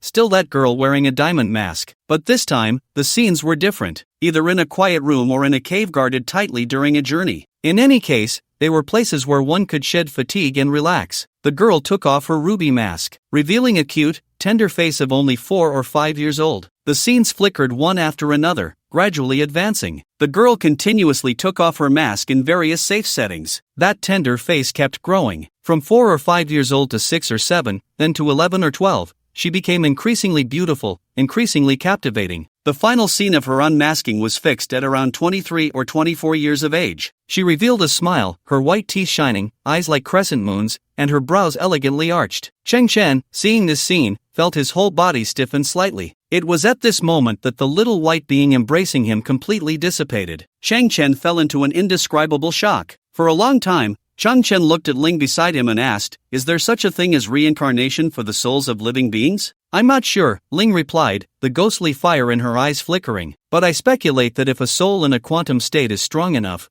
it might be able to descend into a new vessel." Changchen's expression remained horrified. What if her vessel looks exactly like her soul? Ling shook her head. "Creator, what you describe exceeds my current knowledge." Changchen stood frozen in place. The image of that radiant, beautiful figure on stage surfaced in his mind. The Scarlet Songstress. Her face was indistinguishable from the queen in the memories of the little white person. Every frown and smile, every gesture, seemed like the queen reborn. The vast universe was empty, dark, silent. No one knew what had happened here, who had come and gone, or why they had left. Changchen floated in the cosmos, gazing quietly for a moment before turning to leave. The shipwreck ruins no longer existed. The Ling-style starship slowly began its return journey.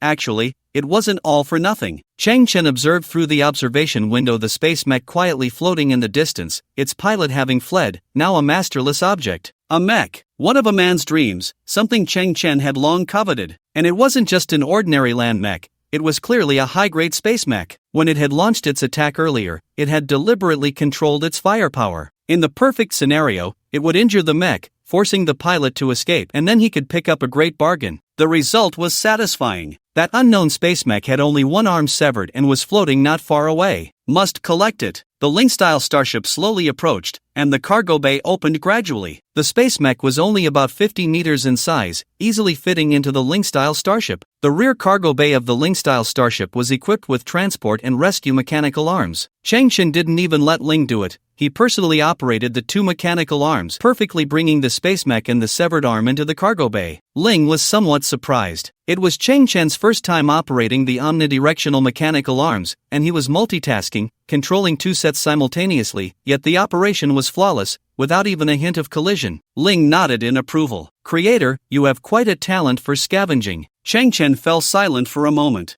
"You're still the same, quite talented at hiding daggers in your words." After securing the space mech, a vast blue neural network slowly appeared ahead of the Ling-style starship. The pristine starship gradually entered, crossing into the 4th wall. As it moved forward, Changchen arrived at the previous battlefield, where nearly 1,000 exploration starships had engaged in fierce combat. Changchen thought about seeing if he could pick up some scraps again, but unexpectedly, the previous shipwreck ruins exploration officials turned out to be quite responsible. They had dispatched numerous medical and recovery starships, not only rescuing the explorers scattered across the universe but also regaining control of their starships, likely to return them to their rightful owners, as most starships were not yet in a state of being scrapped and could still be used after repairs. In a panoramic inspection ship, Changchen saw the official elder who had spoken on stage earlier, along with the 50 elites. The little white people had permanently departed, their backs empty. At that moment, the elder was filled with regret, constantly blaming himself. What was I thinking? Why did I spend so much money developing such a high-risk project? With so many damaged starships, I might face hefty compensation. The previously vibrant 50 elites now appeared listless,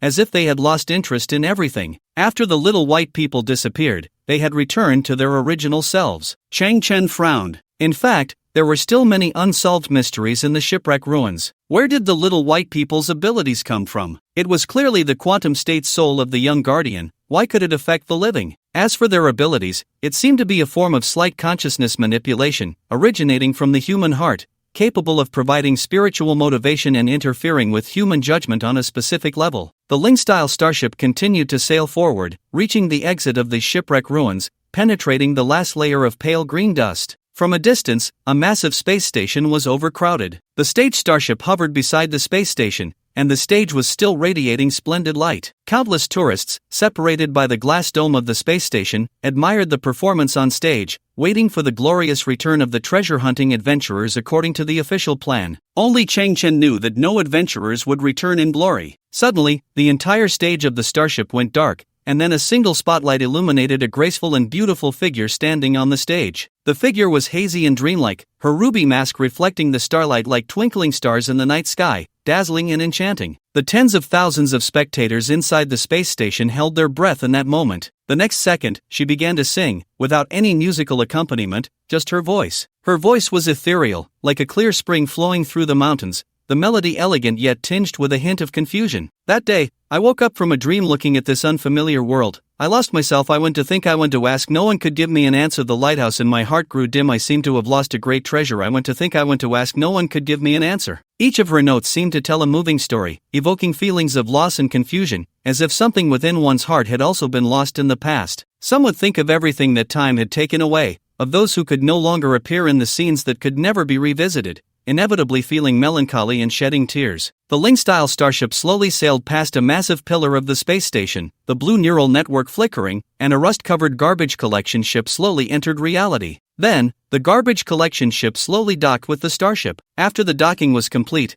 Chang Chen stepped out of the cabin, crossed her arms, leaned against the ship's body, tilted her head back, and quietly listened to the enchanting song through the glass barrier. After a moment, the Crimson Diva's curtain call was complete. She slightly nodded to the tens of thousands of spectators before disappearing behind the stage. The audience went wild, and the scene immediately spiraled out of control. Countless people rushed toward their starships, wanting to sail into space to chase that stage starship, to have an intimate encounter with their dream lover, the super idol of the entire galaxy. Several security robots on site were instantly toppled, with some being directly disarmed by the red-eyed audience. The organizers had no choice but to deploy more security robots. The scene was utter chaos. Crimson Diva, I love you. In life, I am yours. In death, I am your ghost. Crimson, look at me. I'm here. You are too beautiful, Diva. Ah, bang bang bang. A crazed fan even raised a beam pistol in the crowd, shooting wildly at the sky. I must get the Crimson Diva's autograph today. Not even Jesus can stop me. Chang Chen felt a twitch in the corner of her eye. These people were too crazy. The scene before her was reminiscent of scavengers on the garbage planet fighting over energy blocks, but energy blocks could save lives, while this situation could lead to death. 15 minutes later, a large crowd of enthusiastic fans left to chase after the stage starship. The scene was a mess, with only a few scattered robots tidying up the aftermath. Chang Chen slowly turned her head. She saw a strange figure standing at the front of her starship. The person wore a huge baseball cap that almost covered half of her face. Additionally, she had on a pair of oversized sunglasses, and her body was draped in an extremely baggy men's suit, with long sleeves completely hiding her hands and the pant legs so wide that they piled up on her feet, covering her shoes. At that moment, she was looking up, somewhat entranced, staring at Chang Chen's garbage collection starship, like a child without money gazing longingly at a lollipop. Chang Chen slowly walked over to the strange figure. The oversized suit made her appear petite and delicate. Beneath the baseball cap, one could still see the makeup she hadn't had time to remove and her striking red lips. Big star, Chang Chen said, looking at her and speaking slowly. The figure clearly paused, her voice clear and melodious. What are you talking about? Chang Chen smiled helplessly. Come on, do you think this is a novel? Change your clothes and sunglasses, and I wouldn't recognize you? The figure hesitated. Can you keep it a secret? Chang Chen smiled again, rubbing her fingers together. That'll cost you. The figure suddenly smiled, revealing white teeth that contrasted with her bright red lips. She knew that this boy in front of her was not one of her crazy fans. He was so calm and indifferent that he might not even be a fan, which gave her a sense of security. Just call me Scarlet, the woman in the baggy suit said, tilting her head back to reveal her smooth, fair chin as she looked at the garbage starship. I don't know why, but I have a special fondness for this starship, like someone who really loves small animals suddenly seeing a fluffy, adorable puppy. Cheng Chen glanced at Ling, who was hidden inside the starship. I suggest you don't describe it as a dog. Someone might not be happy about that. It's just a metaphor, the woman said, tilting her head. Can I rest inside your starship for a while? I've been insomnia for the past few months. Cheng Chen tilted her head. Is that why you wanted to sleep with me before? The woman pressed her lips together. I had a bit too much to drink back then. If you want money, I can give you as much as you want. Cheng Chen pondered for a moment. Money isn't necessary,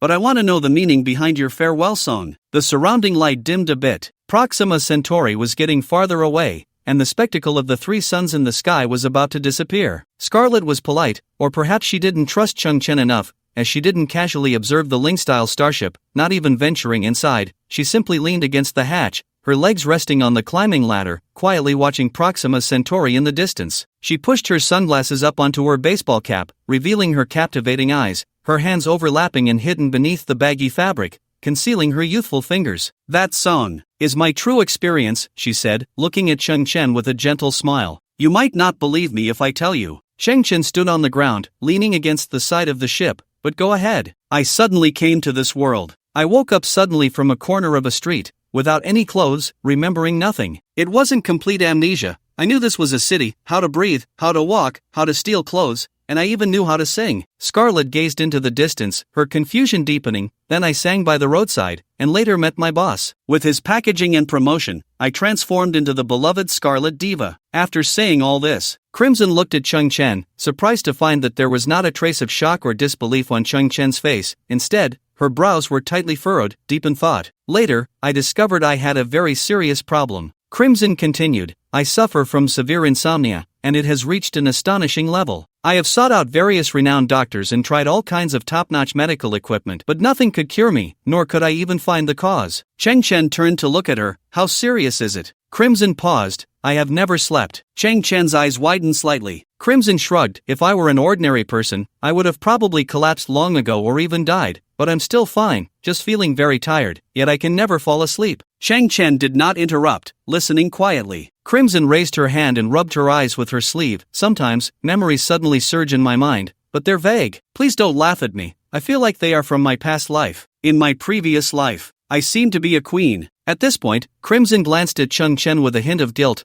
only to find that Cheng Chen had no intention of mocking her, instead wearing a serious expression. I remember sitting in a palanquin, seemingly always on the move. I possessed a special ability. Wherever I went, the people there could continue to survive. If I couldn't arrive in time, they would starve, die of thirst, and eventually perish. And there were various foreign tribes always looking for opportunities to kidnap me. It seemed to be because my mind held some kind of treasure. As Crimson spoke, she furrowed her brow and then relaxed. But fortunately, there was a group of loyal guards who always protected me. They grew up with me, and when I was young, I often asked them to hug me. Cheng Chen's eyes widened at this. But, Crimson frowned again. No matter how I think about it, I can never recall what they looked like. I liked them very much and relied on them, but in the end, I had no choice but to imagine them as little white figures. Cheng Chen's body stiffened. It felt as if there was a very profound truth behind all of this. They had round heads, eyes and mouths like black lines, and they would hold hands, forming a circle around me. Crimson suddenly smiled and looked at Cheng Chen.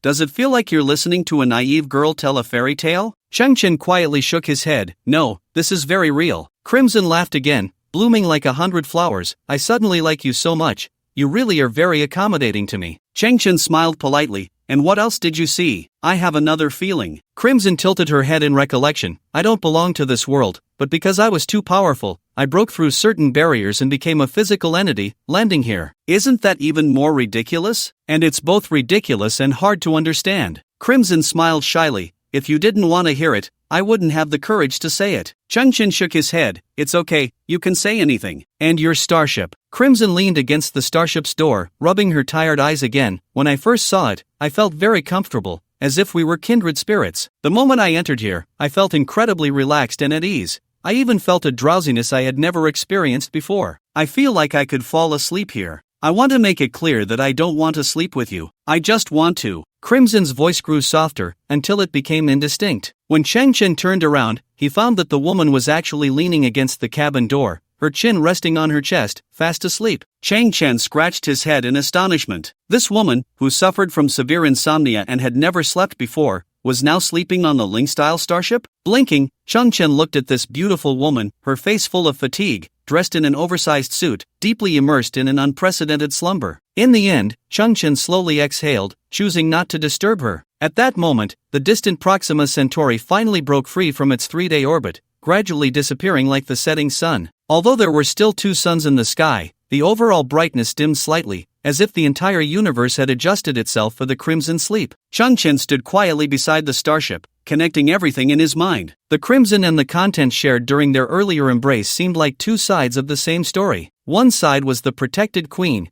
and the other was the loyal guardian. It was clear that the crimson was related to the quantum state of the queen's soul. Could it really be, as she said, that she was a powerful existence who then broke something? The fourth wall? And then the queen's soul materialized into the current crimson? In fact, she was not the only one of such existence. Ling was the same. The queen possessed some kind of treasure in her mind, but the crimson had lost her memory. Chang Chen pondered, is it really that bizarre? Just then, Chang Chen suddenly felt a strange energy vibration coming from behind him. He turned around inch by inch, only to see a massive figure floating in the sky, her head touching the top of the space station, towering several times above the Ling-style starship. It was a woman in a red dress, wearing a ruby mask. She was also the queen from the little white person's memory. Chang Chen's gaze shifted slightly downward and discovered that this enormous figure originated from the sleeping crimson. She stood behind the crimson like a guardian deity. Ling approached Chang Chen. Creator, she is a soul that can materialize herself. Chang Chen's pupils constricted as he noticed that the scattered passers-by around them were oblivious to the existence of this giant figure. When the crimson sleeps, the queen will appear. Chang Chen's expression shifted. They really are the same person. At that moment, a small light suddenly burst forth from the back of Chang Chen's right hand, a mark left by the little white person, which before disappearing, drew a small 5-leaf clover on the back of Chang Chen's hand. At this time, the small clover emitted a faint white halo, gently flickering, incredibly clear. The enormous queen gazed at the tiny 4-leaf clover for a long time before suddenly nodding slightly at Chang Chen. Then, she looked at Ling, who stood beside Chang Chen. The ghostly fire in Ling's eye sockets flickered violently. Creator, I have received countless pieces of information in my mind. Chang Chen's eyes widened slightly. Ling, somewhat shocked, said, it is a vast amount of technological knowledge about construction,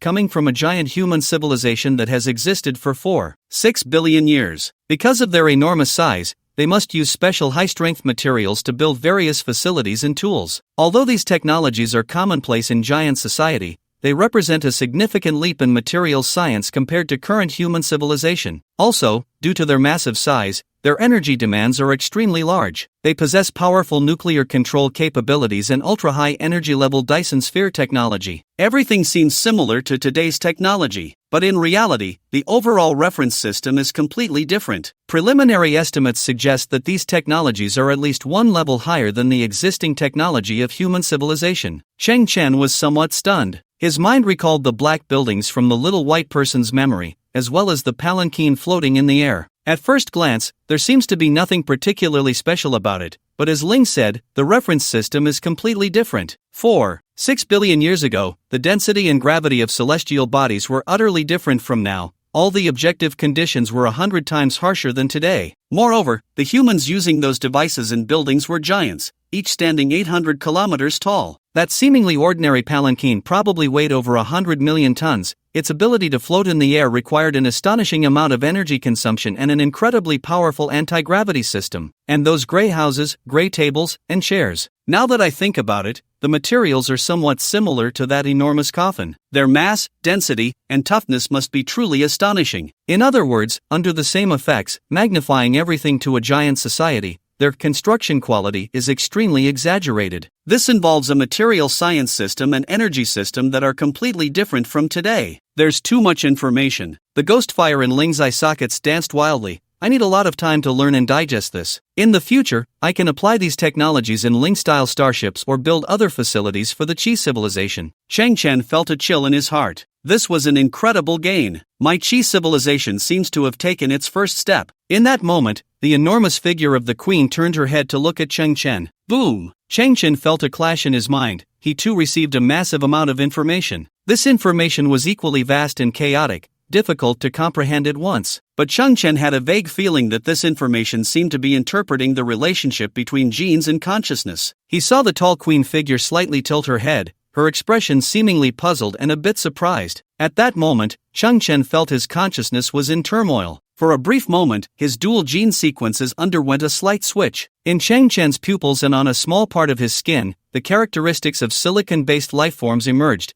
transforming into dazzling crystals. The queen figure quietly nodded. Then, another wave of immense information flooded into Chang Chen's mind. He felt a wave of dizziness. It felt as if his stomach was full but was being stuffed with all kinds of food. Although the food was delicious and the easiest to digest, there was still a sensation of it reaching his throat. Of course, for Chang Chen's current feelings, replacing the stomach with the brain was very apt. In a realm of darkness, Chang Chen once again saw his two sets of DNA. One was the double helix structure of humans, and the other was the diamond dodecahedron structure of silicon-based life. But this time, around the two DNAs, there were blue lights swirling like smoke. In the depths of his being, Chang Chen naturally gained the corresponding understanding. That blue, smoky substance was his consciousness, and the former Chang Chen could not perceive them. The relationship between consciousness and DNA is that of a subject and a ruler, while the body and DNA are that of soldiers and subjects. Humans are not the original life forms but rather a shell that carries consciousness.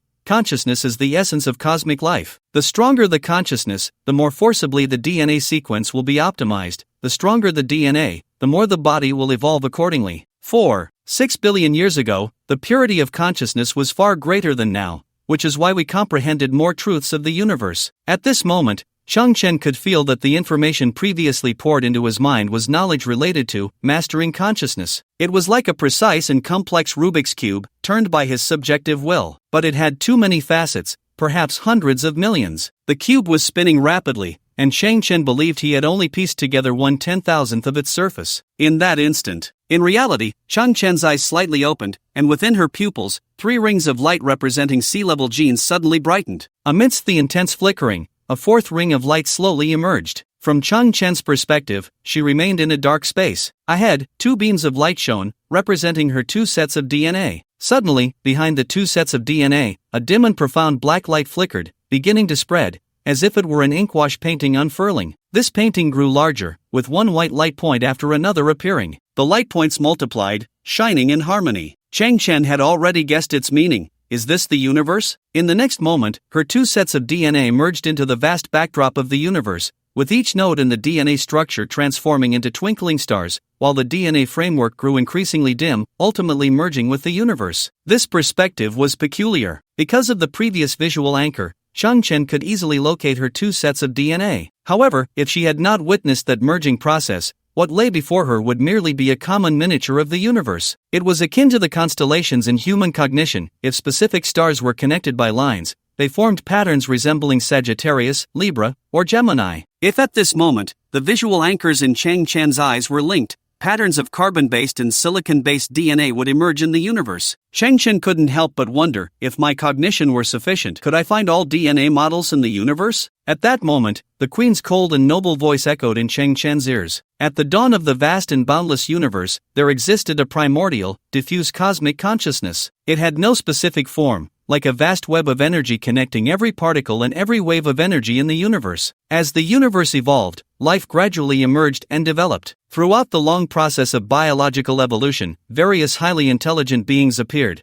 and their consciousness did not arise from nothing but was gradually nurtured under the influence of cosmic consciousness. Thus, the consciousness of intelligent beings and cosmic consciousness are of the same elevated existence. It possesses unimaginable limits, the most primitive and powerful force, and the most efficient, creative thinking. But at a certain moment, across all time, in all space, the consciousness of all beings was shackled. I named this shackle the inhibition chain. It may have originated from the hands of an ancient, ultra-high-level civilization. I do not know the true purpose of this advanced civilization. Perhaps they simply do not wish for a second civilization to emerge in the universe that could be compared to them. But I can be certain that they have defied the intentions of the universe. I was born 6 billion years ago, at a time when the universe's expansion volume was only 65% of what it is now. My consciousness purity was also far greater than that of present-day humans. Thus, I discovered the existence of the inhibition chain, a truth that no human can be aware of, whether my subjects or all humans of your era. For countless beings, it is entirely beyond cognition, even if separated by a thin veil that could be easily broken, it remains an unperceived existence. Now, you are the second human to know the truth. This is a secret from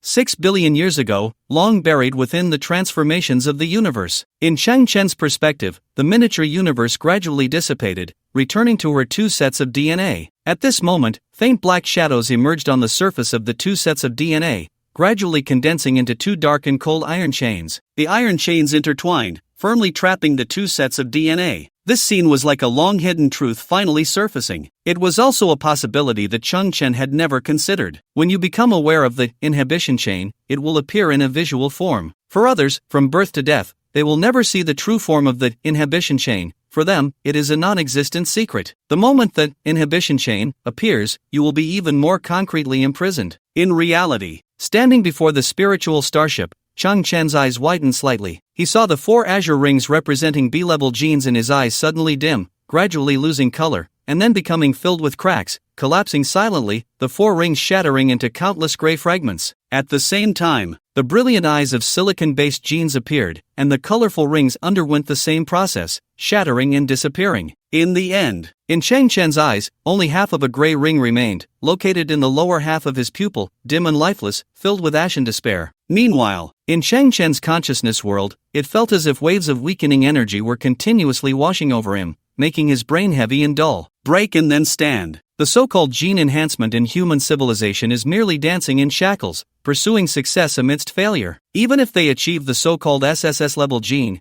they are still the strongest ants under the inhibition chain. I originally just wanted to repay you for your care of my remains, to repay you for the liberation of the little white people. But I didn't expect you to be a human who might possess a different future, an extremely special human. Not only can you introspect your own genes, but you also have a dual gene sequence that I have never seen before. At this moment, I activated the sealed knowledge and conveyed the existence of the inhibition chain to you. As a result, you have suffered a more obvious suppression. But if you can break through the current initial suppression, you will truly take the first step in resisting the inhibition chain, and you will achieve the first stage of consciousness liberation. Your genes will restore their original level and be fundamentally strengthened, under the same gene level. After the first stage of consciousness liberation, the abilities brought by your genes will be 100 to 12,000% greater than those of others. Moreover, this enhancement will have a double effect for you, simultaneously acting on both carbon-based and silicon-based sequences. At that time, you will glimpse the most authentic corner of consciousness. Chang Chen's thoughts slightly condensed, and he then asked, how do I achieve this so-called breakthrough? By fundamentally enhancing the strength of your consciousness, and it does not require a large span,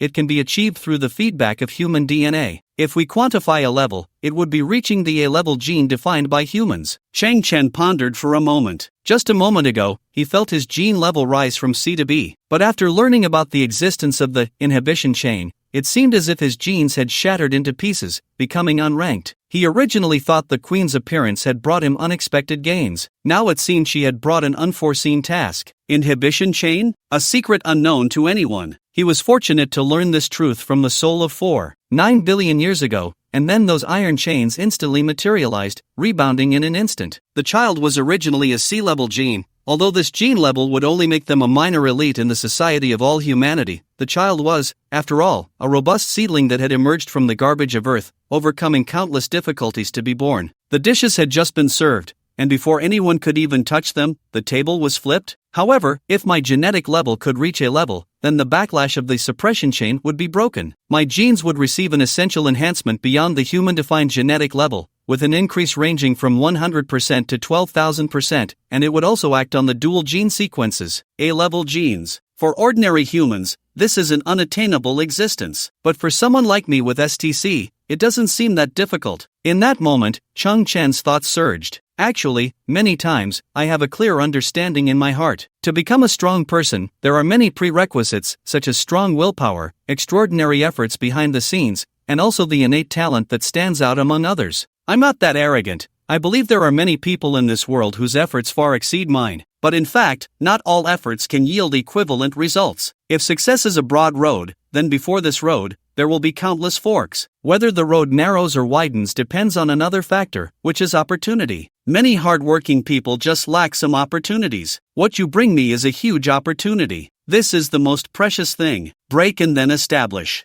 Cheng Chen, like this phrase. What I need to do next. I understand. Cheng Chen's consciousness was still in the dark space. He looked around. I know you are the queen in the little white person's memory, but at the same time, I have no idea what kind of existence you are. Why you can. Higher self. I am the higher self of the queen. Cheng Chen's thoughts paused. What is higher self? However, before the queen could answer, Cheng Chen's consciousness suddenly returned to reality. In his view, the giant queen figure in midair was rapidly becoming transparent, about to dissipate. At that moment, leaning against the hatch of the Spirit-class starship, the crimson, elongated eyelashes trembled slightly. She suddenly reached out, rubbed her eyes, then stretched lazily, and opened her eyes wide. It was at this moment that the giant queen figure in midair completely vanished, as if it had never existed. Cheng Chen's pupils trembled. Wow, that was such a comfortable sleep. It was really too comfortable. I've never had such an experience. The crimson girl stared at Cheng Chen with her beautiful eyes, the fatigue on her face completely gone, filled with sunny vitality, radiating a unique feminine charm. At this moment, Cheng Chen understood the logic behind it. When the crimson girl was asleep, the queen would appear, and when she woke up, the queen would disappear in an instant. Although the logic was clear, it still concealed an elusive truth and principle. Suddenly, the crimson girl held Cheng Chen's hands, the touch warm and delicate. Up close, her skin was like mutton fat jade, her eyes deep and beautiful. Cheng Chen, if I continue to have insomnia and become very, very tired in the future, can I come find you and rest on your starship? Cheng Chen paused slightly. Perhaps there was a hint of straightforwardness in his nature, or he simply ignored her beauty trap. He found a key question in a different way. When did I ever tell you my name is Cheng Chen? The crimson girl also paused, recalling carefully that he indeed had not introduced himself. I'm not sure, but your name just magically appeared in my consciousness. Crimson suddenly smiled, her eyes like a crescent moon. Perhaps this is what they call fate? Cheng Chen pondered. He had only mentioned his name to the queen. There was a slight connection between the queen and Crimson, but Crimson was completely unaware of it. Alright then, when you get tired in the future, you can contact me. Cheng Chen smiled. Perhaps being ambiguous with a superstar like Crimson was the ultimate fantasy of countless men. But for Cheng Chen, that was not what he coveted at all. What he desired was the queen. Because within the queen's understanding lay countless secrets, fragments of information like pearls lost in the deep sea, which might also contain other incredibly precious opportunities. In the future, when Crimson rested aboard the Spirit-class starship, Cheng Chen would have the chance to converse with the queen. Just then, a series of Huawei-branded luxury starships entered the space station. After docking, more than 20 bodyguards in black suits filed out, heading straight for Cheng Chen. Crimson stuck out her tongue. It's over, they've found me. I'm afraid I have to leave. Shortly after, Crimson left under the encirclement of the group of black-clad men, one of whom wore a reproachful expression but dared not say much. They whispered, Teacher Crimson, you've been gone for over 5 hours. The whole team is in a panic. If anything happens to you, I can't take responsibility for that. Then another black-clad man approached Cheng Chen, requesting the starship's contact ID as per Crimson's instructions. This man's attitude was very polite, but he couldn't perfectly hide his emotions. He stared blankly at Cheng Chen's shabby starship for a long time, then at Cheng Chen himself. Teacher Crimson spent 5 hours with this boy in such a junk starship? This.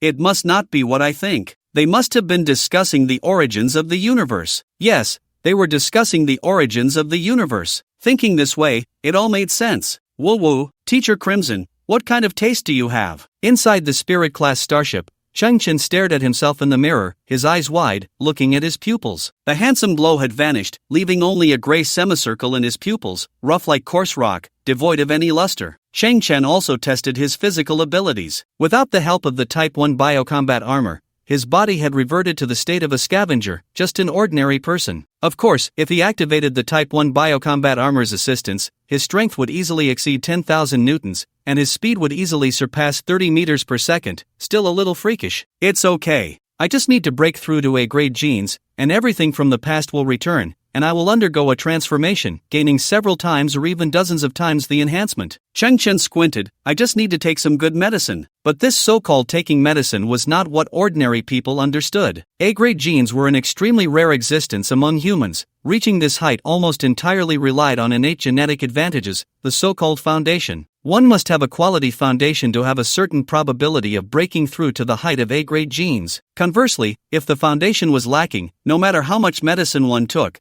there would be no cumulative results. After the rapid advancement of human genetics, there had been super-rich individuals who spent their fortunes to buy massive amounts of gene catalyst drugs for themselves, but their ultimate outcome was that before reaching A grade, they experienced gene dissolution and ultimately died inevitably. People gradually came to a conclusion. The concept of quantitative change leading to qualitative change does not work on the path of genetic evolution. Chang Chen judged his own condition as genetically superior. After all, he had once experienced a leap of 3 levels after taking the Valente Fantasy Potion. The effects of the Valente Fantasy Potion also depended on the foundation of one's genes. Chang Chen was not blindly confident. What he relied on was STC. If he could obtain enough synthetic materials, then the final product would be unimaginable, with a very high possibility of achieving a soul strike. No, it was the possibility of directly advancing to A level. So, Chang Chen's next goal was very clear. He needed a large quantity of gene potions of the same model. Failed products and defective ones were all acceptable, the more, the better. Because here, the ultimate iron law was that quantitative changes lead to qualitative changes. Family infighting, divided resources, great kindness, thanks afterward, MO, never untrustworthy. Chang Chen listened to the reply from the communicator. Was MO still not sorted out? Moreover, the tone was still so hurried.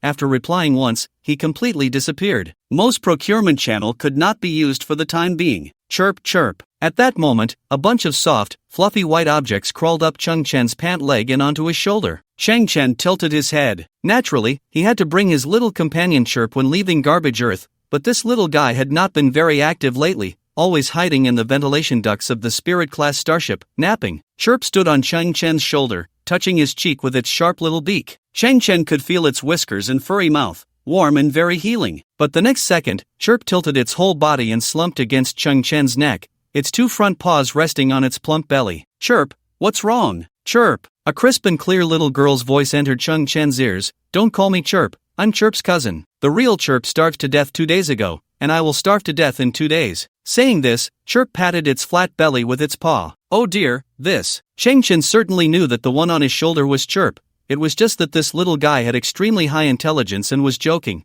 but its belly was genuinely hungry. Chirp was the only surviving little white mouse from the Huaxia Gene Research Institute. The reason it was in its current state was that it had consumed a large amount of gene catalyst agents sealed by the Research Institute. To this day, this little guy's life could only be sustained by gene potions. During the days in the underground shelter, Chirp survived on the inferior gene potions left over from Chang Chen's synthesis. But that was only a couple of vials, and they were quickly consumed. At that time, Chang Chen discovered that Chirp did not particularly like those inferior gene potion failures, but it still drank them all. There is an old saying, a dog does not mind a poor home, and Chirp's status was naturally much higher than that of a pet dog. Moreover, its true identity was the king of billions of killer mice. This little guy trusted Chang Chen very much and had fought alongside him. Chang Chen scratched his head. If he really let Chirp starve to death, that would be a huge sin. Gene potions. I need a large quantity of gene potions. Chirp also needs to eat gene potions. Urgently needed. Chang Chen frowned in thought. Suddenly his eyes lit up. I remember seeing a planet related to gene potions in the memory chip from Wakunlan. Chang Chen went directly to the bridge. The processor began to quickly analyze the contents of the Wakunlan chip. Serpens Beta Star, the late star Barnard Star region, D3JD34 class terrestrial planet, known as the City of Genes, is currently the largest gene potion hub center in human civilization. Good, good, good. Chang Chen's eyes gradually lit up. Set sail. The engine of the garbage recycling starship slowly powered on, its target clear and defined. After departing from the space station, it plunged into the directional stargate leading to the constellation of Serpens Beta. Toll fee, 80,000. Toll fee, 180,000. Toll fee, 360,000. Toll fee, 420,000. As an interstellar novice, Chang Chen never expected that traveling to Serpens Beta, only 596 light-years from the Sun, would require navigating through 7 or 8 directional stargates. He dared not even look at the subsequent toll fees. The accumulated amount had already reached over 1 million. Such a sum was enough to live a life of ease on the garbage earth, even to bully and dominate others, living a tyrannical life. Indeed, given humanity's current level of technology, traversing the universe was a daunting task. The energy consumption of those directional stargates was astonishing, and the extraction of interstellar energy was extremely laborious, indirectly leading to astronomical costs for interstellar travel. During the journey through the Ling-style starship, Chang Chen arrived at the cargo hold, where a cool space mech lay dormant. Currently, the mech had sustained damage and lacked a core control cabin, as its core control cabin had previously served as an escape pod and had been reclaimed by that space fortress. But these were minor issues. Chang Chen planned that after resolving the gene drug crisis, he would head to the core city of human civilization,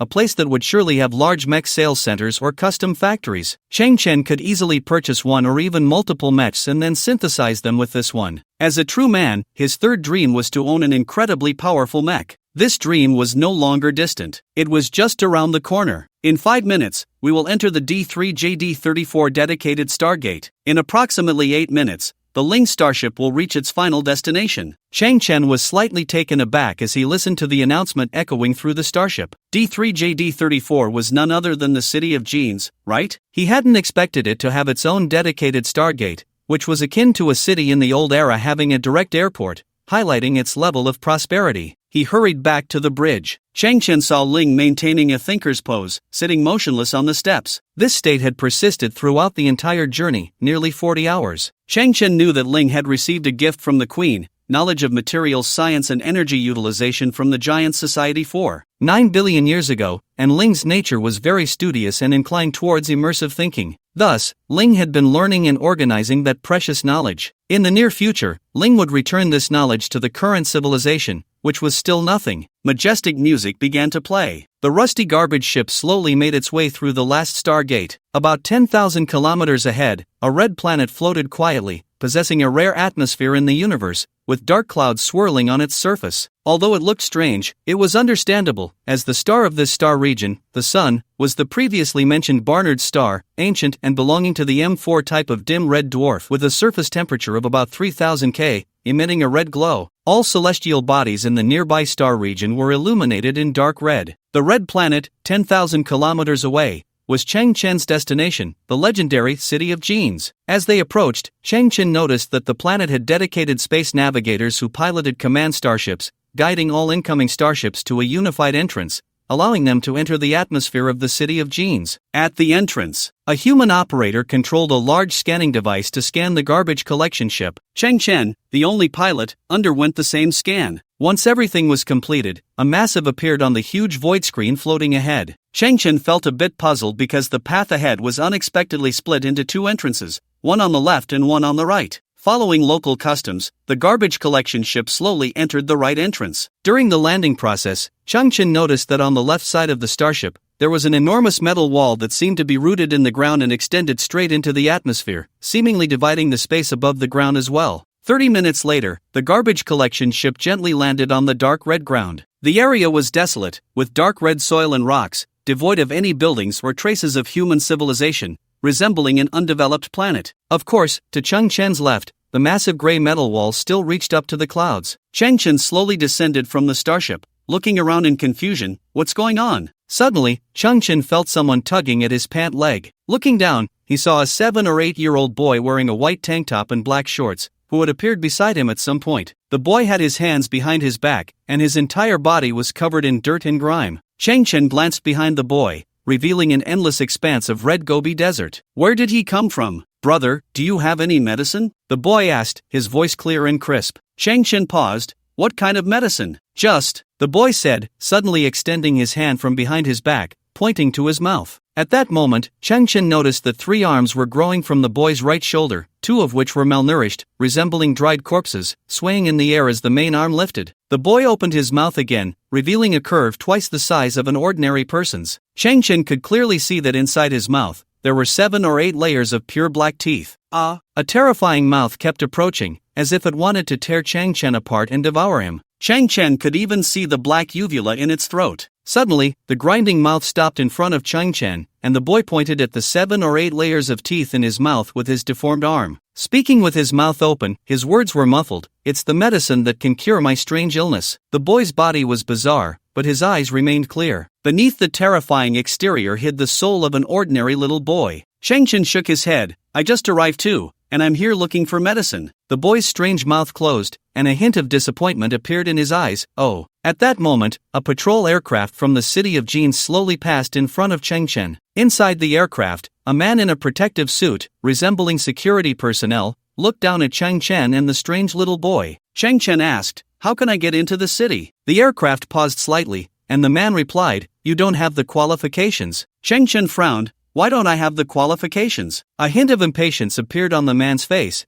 Because you are a failure. Chang Chen paused slightly, then furrowed his brow even deeper. What standard are you using? I don't know if your amnesia is due to drugs or if you suffered failure on another planet and ended up here. The security personnel in the aircraft leaned their arm on the window. Take a good look at yourself, and then look at that child. Chang Chen suddenly realized something and looked down at the boy's pupils. The boy also grinned at Chang Chen, revealing his 7 or 8 layers of teeth. Chang Chen clearly saw that in the boy's pupils, there was a semicircular pattern. The lower half of the pupil was dim and lifeless, resembling rough, cracked rock. Chang Chen's eyes widened slightly. This child's genetic expression was exactly the same as his own. Little brother. The security personnel on the aircraft looked at Chang Chen's surprised expression and finally showed a hint of sympathy. Everyone has it tough. Everyone wants to climb higher. The successful are always the minority. Right now, you are just like those children. You seem young, so I won't say those 2 words outright, but in short, your existence, like those children, has no meaningful significance. The aircraft slowly started. The security's voice grew fainter. The rules of Gene City are very clear. Failed genes, flawed genes, are not allowed inside. Chang Chen stood still, forming a hypothesis in his mind. This child must have a genetic issue that caused his physical deformity. But he was fundamentally different from the child. His condition was temporary,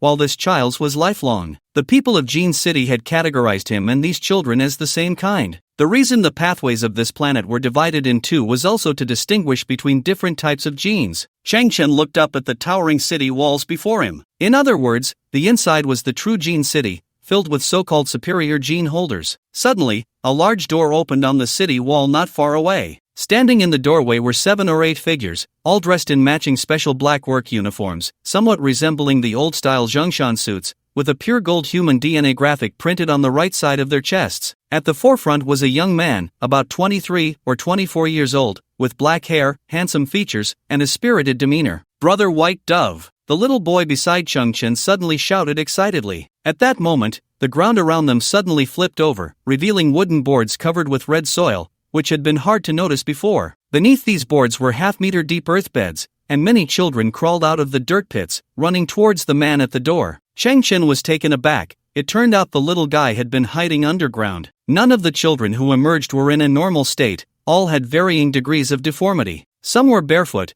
with unusually large feet and multiple toes. Others had spines curved in an intersection shape, unable to stand upright, only able to crawl on all 4s. The child who looked the most normal had a third eye growing at the corner of his right eye. Observing the scene before him, Chang Chen gained new information and formed new deductions. These children clearly had different genetic issues. Their gathering outside Gene City must have a significant reason. Perhaps Gene City was not as glamorous as it seemed. For instance, the achievements they obtained were likely at the cost of endless test subjects, and these children were probably those test subjects. Brother White Dove. Brother White Dove. These children clearly recognized the man, cheering incessantly. The man in black also smiled warmly, reaching out to pat the children's heads, showing no sign of disdain. Then, the man in black waved his hand. Several staff members behind him slowly brought out a huge glass jar, with an electronic measuring tap installed at the front. Staff members took test tubes from the jar, extracting precise doses of black liquid, which they then distributed to the deformed children. Chang Chen squinted. The children's reaction showed no fear. Instead, they looked eager and excited. After receiving the test tubes, they eagerly drank the black liquid in one go, then displayed satisfied and comfortable expressions. A child wanted another cup,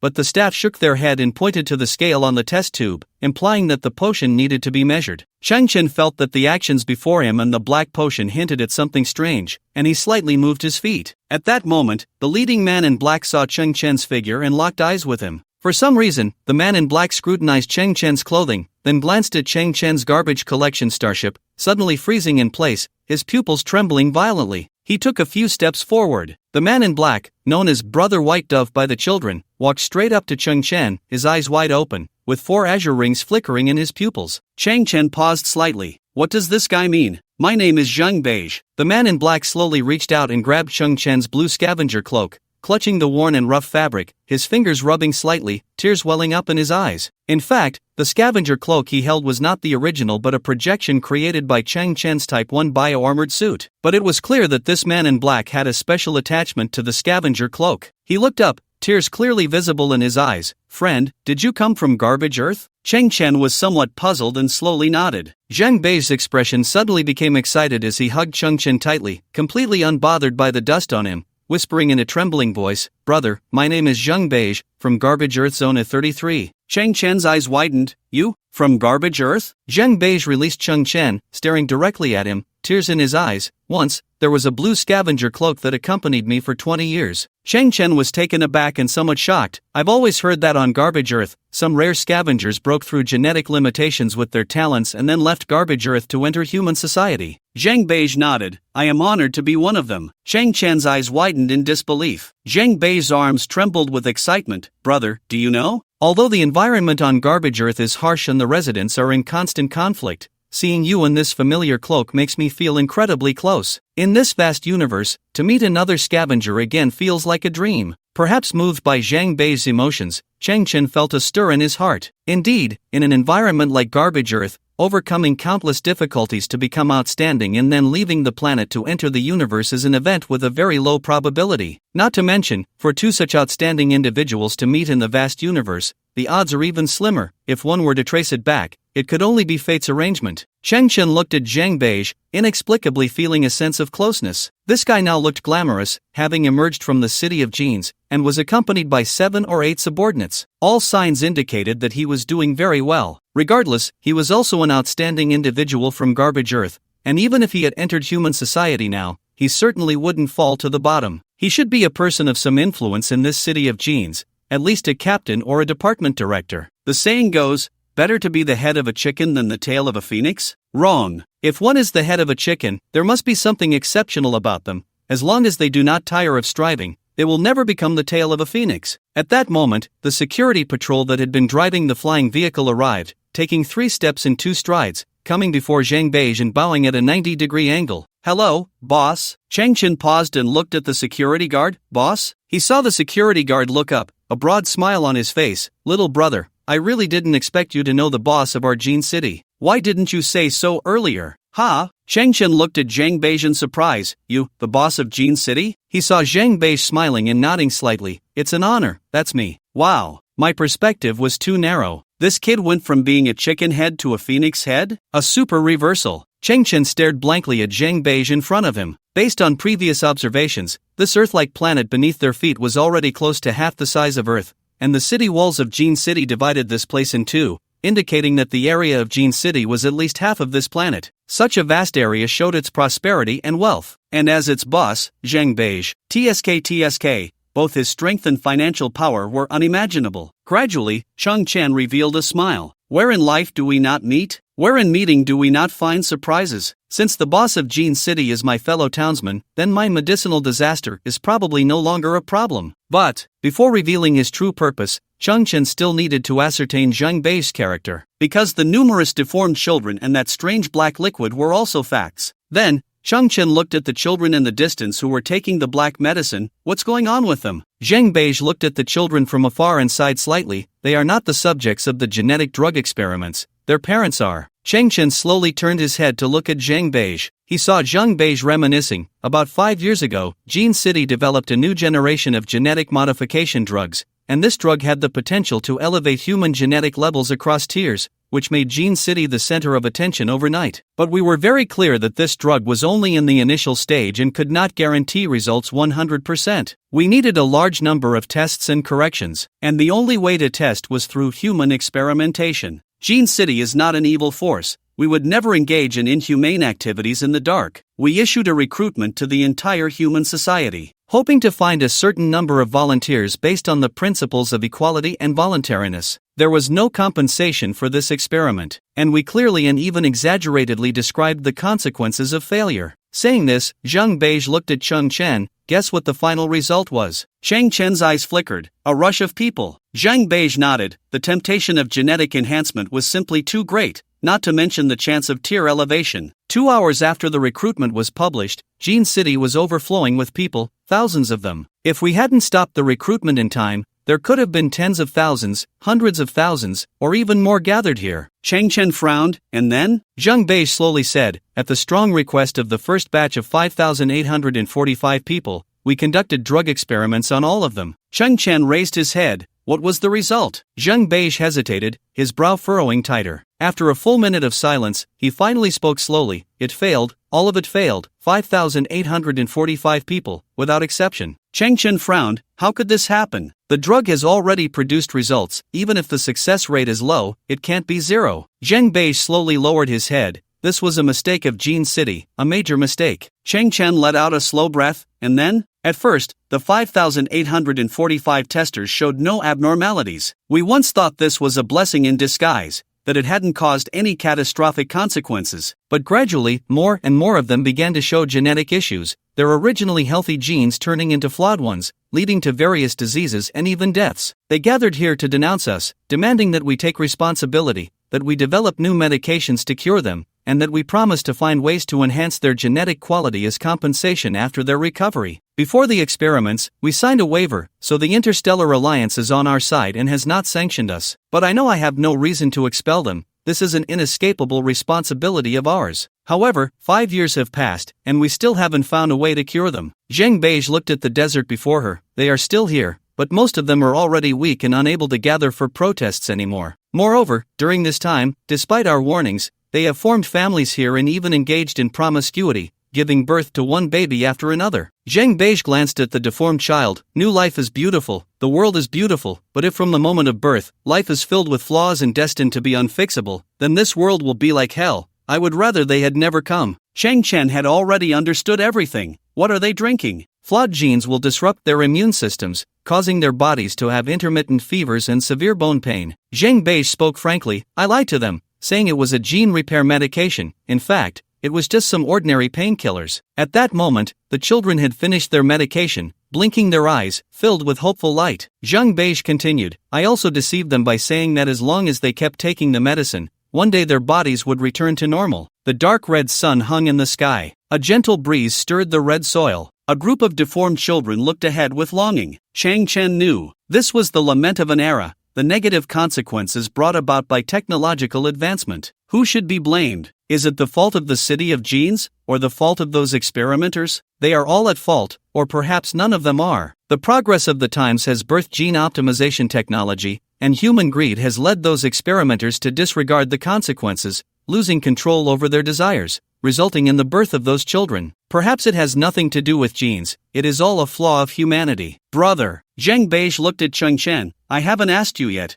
What do you want to do here? I need a large quantity of gene medications. Not repair medications, but gene enhancement medications. I don't care about quality, the success rate doesn't matter, even failures are fine. Cheng Chen looked at Zheng Beige, now knowing that this person had a kind heart and was not an evil villain, so he revealed the purpose of his visit. Zheng Beige had previously noticed the half-circle in Cheng Chen's eyes. He judged in his heart that this fellow villager must have used gene catalyst medications somewhere, leading to genetic collapse. Although he was slightly better off than those experimenters, his situation was quite similar, relying on those very slim hopes for the future. A trace of sorrow appeared on Zheng Beige's face. I will do my best to help you. Zheng Beige, what are you doing? At that moment, a furious shout came from inside the city gate, revealing a tall man of European descent with golden hair and blue eyes. Zheng Bei's expression changed, and she quickly turned back, showing a smile. Senior brother, I was just. You are doing this meaningless and resource-wasting thing again. The golden-haired man frowned. How many times have I told you not to open the city gate, not to help them? At that moment, the deformed boy from before came to the side of the blond man, tugging at his pant leg, and opened his mouth,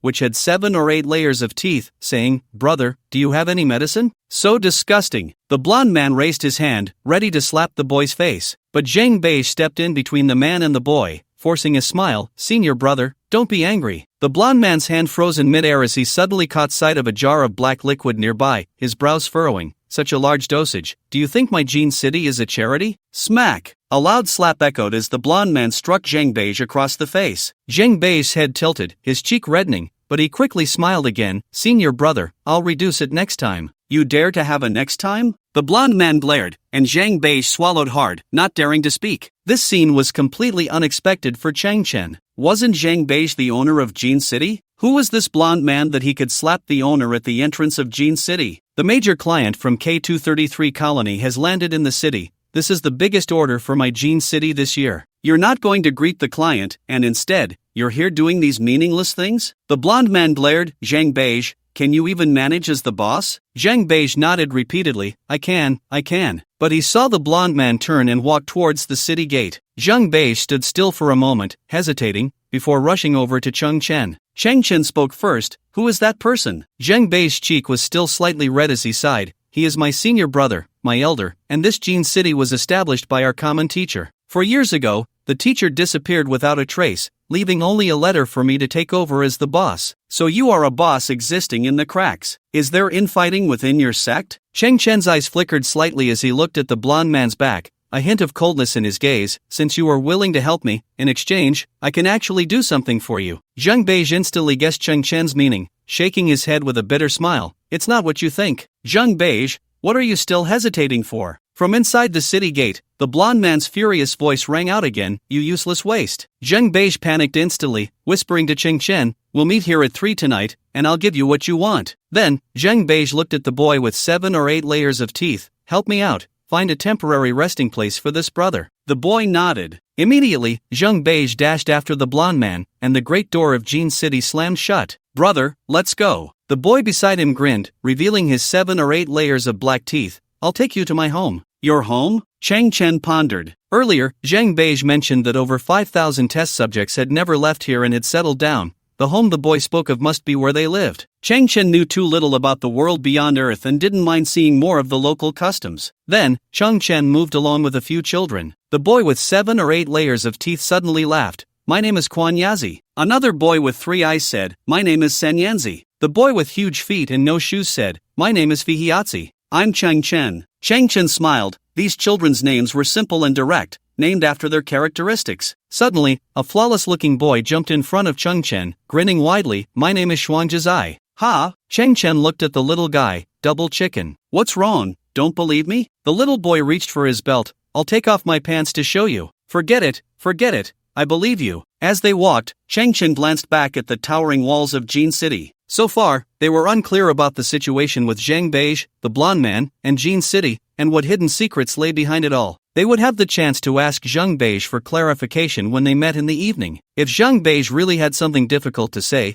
Cheng Chen wouldn't mind lending a hand. At that moment, Cheng Chen suddenly saw Quan Yazi eating something. Upon closer inspection, it turned out to be a rough-textured energy bar. Quan Yazi had kept a small part for himself and shared most of it with the other children. Cheng Chen asked, where did you get the energy bar? While chewing, Quan Yazi replied, I stole it from that big blonde idiot just now. So you approached that guy just to steal something? You really are small but clever. But as Cheng Chen looked at the energy bar in Quan Yazi's hand, his eyes gradually narrowed. The energy bar looked very rough, similar to the rations of scavengers on the garbage-filled earth. How could that guy, who was supposed to be a senior of the boss of Jean City, carry such low-quality food? Inside the magnificent and grand Jean City, a luxurious starship painted black, exuding wealth, was parked in a vast square of hundreds of thousands of square meters. Boss Shin. No matter how much your order is this time, we in Jean City will give you the highest discount. The previously mentioned blonde senior, a fat man with a glamorous female companion, shook hands. Zhang Bei stood quietly to the side. Whether you want to extend the fingers of your esports athletes through secondary gene programming, or customize a slender waist for the dancers in your entertainment venues, the blonde senior smiled. We in Jean City guarantee to achieve the greatest effect in the shortest time. Those small tricks are no longer meaningful. Moreover, outside, there are at least 3 modification institutions that have surpassed you technically. The fat man across from him had a face full of flesh, his eyes squinted into slits. I came this time with other needs. The blonde senior's expression stiffened slightly, then he revealed a calm smile again. So what does Boss Shin want? The fat man raised his head. I want the formula for the No. 2 reagent left by your teacher. No. 2 reagent? The blonde senior's expression changed slightly. Don't joke, the No. 2 reagent is something from 5 years ago, it's outdated. No matter how old it is, the No. 2 reagent has a 23% enhancement rate, and it's very sought after in the black market. The fat man said, I want to buy the formula for No. 2. As for the price, you can quote whatever you want. Ha ha ha. The blonde senior laughed heartily. Boss Shin is getting more and more humorous. No. 2 is an early achievement of the teacher. Its effects are hard to describe. After the teacher left, the relevant files were lost. Where would there be any formula left? Kexius, can you stop pretending? The fat man sneered coldly. Don't think I don't know the true nature of your Gene City. You are now worse than a dog. The blonde senior's smile froze. Boss Shin, what are you saying? I'm saying, your Gene City is now impoverished, like a dog. The fat man said lightly, and you still pretend to be glamorous, seemingly on equal footing with me, discussing business? The blonde senior frowned. Boss Shin, please mind your words. Words? I've already given you enough face. You are nothing without your teacher, you, and that nominal boss Zhang Beige. The fat man pointed at Zhang Beige, then at the blonde senior brother, and shouted angrily, I had someone investigate you before. Since the experimental accident 5 years ago, your Gene City has been on a downward spiral. Now, you have nothing left. I've been cooperating with you all these years, and you treated me like a dog. Slap. A loud sound of a slap echoed as the fat man struck the blonde senior brother's face with great force, causing him to stagger back and finally fall to the ground. Senior brother. Zhang Beige rushed forward and quickly supported the blonde man. The fat man said, your only value now is the formulas left by your teacher. I will be here today, giving you 12 hours to decide whether to sell them to me for cash or continue waiting to die. The choice is yours. With that, the fat man turned and boarded his starship, which slowly lifted off and eventually hovered just below the atmosphere. This luxurious starship was fully equipped, allowing the fat man to wait comfortably through the night. The blonde senior brother knelt on the ground, his eyes trembling. At that moment, a notification sound of insufficient energy echoed nearby. Suddenly, the entire Gene City began to flicker. The tall laboratories, luxurious residences, and wide, straight roads around them started to appear like phantoms, becoming increasingly indistinct. Finally, the energy for the holographic projection ran out. Gene City revealed its true face. The white stone road was covered in cracks, the artificial greenery had turned into bare trunks, and almost all the building's glass was shattered.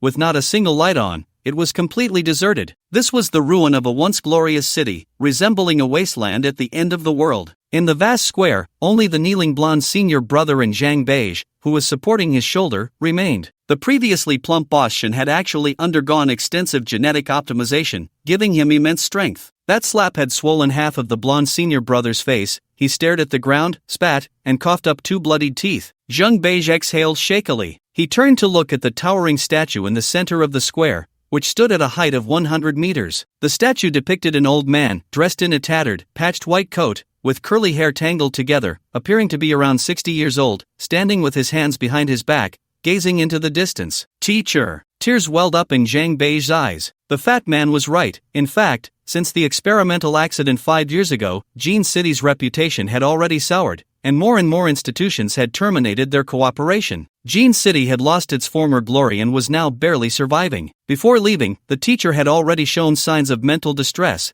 Perhaps he didn't want to leave behind this mess. Nevertheless, both he and the senior brother were not willing to give up on the Gene City that had once brought them countless honors and had taken them in at their lowest point. The two had been striving, constantly seeking ways to save Gene City. But defeat was like a mountain collapsing, and the decline was becoming increasingly severe. At this moment, the vast Gene City could only receive sporadic gene customization orders. Although it was called gene customization, it was essentially akin to cosmetic surgery from the old era, a very low-end project. There were about 20 employees left, but soon they would also be unable to pay salaries. Everything could only rely on illusions to compensate. No one knew that within these tall city walls, the reality was even more destitute than outside. The senior brother, due to immense pressure, had a bad temper, but whenever a significant event occurred, he would always stand at the forefront. Previously, he had scolded himself for giving those children pain relief medication, but it was actually a helpless act. It was just a barrel of pain relief medication. Such a huge Gene City was barely able to afford it anymore. Teacher! Zhang Beige continued to gaze at the massive sculpture, which had become mottled and dilapidated from the wind and sun. We know you have a laboratory. It stores your past formulas and thousands of experimental potions. But why didn't you tell us its location before you left? I come from a garbage planet, despised and targeted by everyone.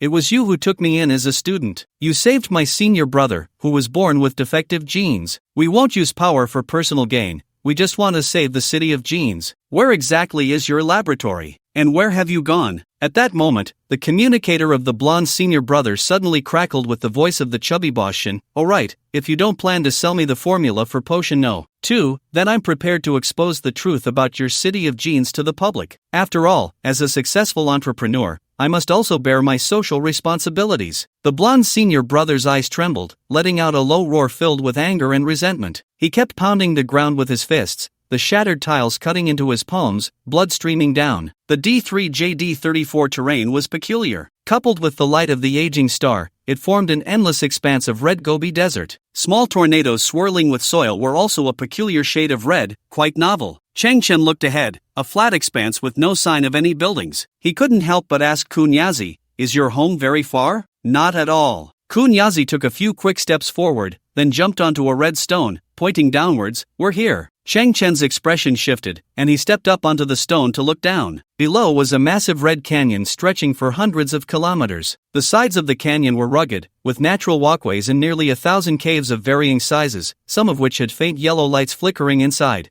and some cave entrances were draped with tattered fabric curtains. Vaguely, he could see several figures walking along the walkways, and some were cooking at the cave entrances, with wisps of smoke rising. Kunyazi grinned widely, saying, "Welcome to the Valley of Flaws." Chang Chen found the scene before him quite shocking. "You live underground?" "Yes," Kunyazi replied. "We live underground so that we won't be discovered by clients in the universe, allowing Brother Beige to make deals with them. We don't want to put Brother Beige in a difficult position." Chang Chen looked at Kunyazi. "You have such a good impression of Zhang Beige?" "Of course." Kunyazi sighed. "We all know he just took over the mess left by the old city lord. If I find out where that old city lord is, I will definitely use my teeth to bite off his balls." Chang Chen nodded to himself. According to the timeline, the teacher who established the city of Genes left Zhang Beige and the others shortly after causing trouble and ran away. Along with a few children, they walked along the steep sidewalls into the canyon. On the way, Chang Chen saw the so-called flaws. They were all gaunt, with dark skin, barely clothed, many were bald, and their eyes were swollen, resembling goldfish. Fortunately, they all had a clear will, though their gazes were dull and numb as they looked at Chang Chen. If they had lost their rationality and attacked humans indiscriminately, this place would be no different from a zombie den in a movie. "Sister!" At the bottom of the canyon, Kunyazi shouted at a cave entrance draped with tattered burlap, "I brought back an outsider. Brother Beige asked us to take care of him for a few hours." The burlap was lifted, and a girl of about 16 or 17 stepped out. She had a graceful and delicate figure, and at a glance, one could see that her features were very beautiful. Unfortunately, she had no hair, and her forehead was swollen, twice the size of an ordinary person's. Chang Chen nodded and smiled at her, wondering if her name would also match her appearance. "My name is Xiang Cao." The girl looked at Chang Chen, her expression somewhat cold, and said, "I am one of the experimenters." "I am Chang Chen." The boy, who came from the garbage planet, never discriminated against anyone. The girl paused for a moment, returned to the cave, and took out a very rough object resembling a steamed bun, which she stuffed into Chang Chen's hand. Yuan Yazi beside them swallowed hard. Chang Chen observed closely. In the girl's cave, there was a clay pot made using primitive methods, containing only a half piece of steamed bun. Just a moment ago, Xiang Cao had lingered over that half piece, but in the end, she took out a whole steamed bun and handed it to Chang Chen. Chang Chen said nothing more and accepted the bun. The clear texture in his hand revealed that this bun was of even lower quality than the energy blocks filled with impurities from Old Lin. "You came to treat an illness, right?" Xiang Cao looked at Chang Chen, her eyes showing a half-gray halo. "We also have an outsider here. I'll take you to meet him. You might find some common ground, and it could be easier for you to get along." Chang Chen was taken aback. "There's actually another outsider living in the Valley of Flawed Ones? He has been living here for 4 years. As she spoke, Xiang Cao began to walk, leading the way. Chang Chen followed and said, "Sister Xiang Cao, since you are an experimenter, you must be one of the first visitors from 5 years ago. You surely know something about the creator of this Gene City, who was also Zhang Beige's teacher, right?" Xiang Cao merely nodded, showing no desire to express herself. Her demeanor remained cold. Chang Chen did not feel discouraged. "Can you tell me about him? You are a flawed gene, and so are we." Xiang Cao's eyes widened slightly, the half-gray halo in her pupils particularly pronounced. "But the reasons for our formation are different. In the entire Valley of Flawed Ones, everyone hates that name to the bone, no one wants to mention him." Then, Xiang Cao glanced back at Chang Chen, who looked somewhat apologetic, remembering that he was entrusted by Zhang Beige. Finally, Xiang Cao sighed slowly. "His name is Valente." "Valente?" Chang Chen paused slightly, clearly remembering that he had seen this name more than once while synthesizing genetic potions on the garbage planet. The various genetic potions Chang Chen had synthesized all came from Valente's formulas. He was a genius pharmacist in the black market, creating many genetic potions that sold like hotcakes, but one day, this Valente suddenly disappeared from the black market, rumored to have been recruited by the Galactic Alliance. Were they the same person? All I know is that this guy once accumulated a vast fortune through a hidden identity. As Xiang Cao led the way, she continued, "Then he brought his savings here, established Gene City, and transformed into a well-known scientist and businessman. After saying this, Xiangsa fell silent, seemingly unwilling to mention that name again, or perhaps she only knew this much. Changchen suddenly felt that this event was becoming increasingly interesting. Who are you taking me to meet? Changchen didn't want to put Xiangsa in a difficult position, so he shifted the topic. He calls himself Uncle Fei. Xiangsa turned a corner ahead and continued walking. He, like you, comes from the outside world and is also a flawed gene individual. In your situation, there is a possibility of dying at any moment, but Uncle Fei seems to have a deep understanding of health preservation and life extension. Communicating with him should be helpful. Oh, Changchen found it quite intriguing. There's actually such a person? We've arrived. Xiangsa stopped in front of a cave entrance. Uncle Fei is inside. The fragrant grass lifted the tattered burlap, revealing the scene inside the cave. It was a wide and tall cavern, filled with clutter and crisscrossed wooden shelves. On one of the beams, a length of hemp rope was tied, and an old man with a head full of curly silver hair was hanging, swaying slightly. It seemed he had been dead for quite some time. Changchen was shocked. Is this what you call deep understanding of the way of health preservation? Useless uncle. Stop playing around, we have guests. The fragrant grass said calmly, as if it were a common occurrence.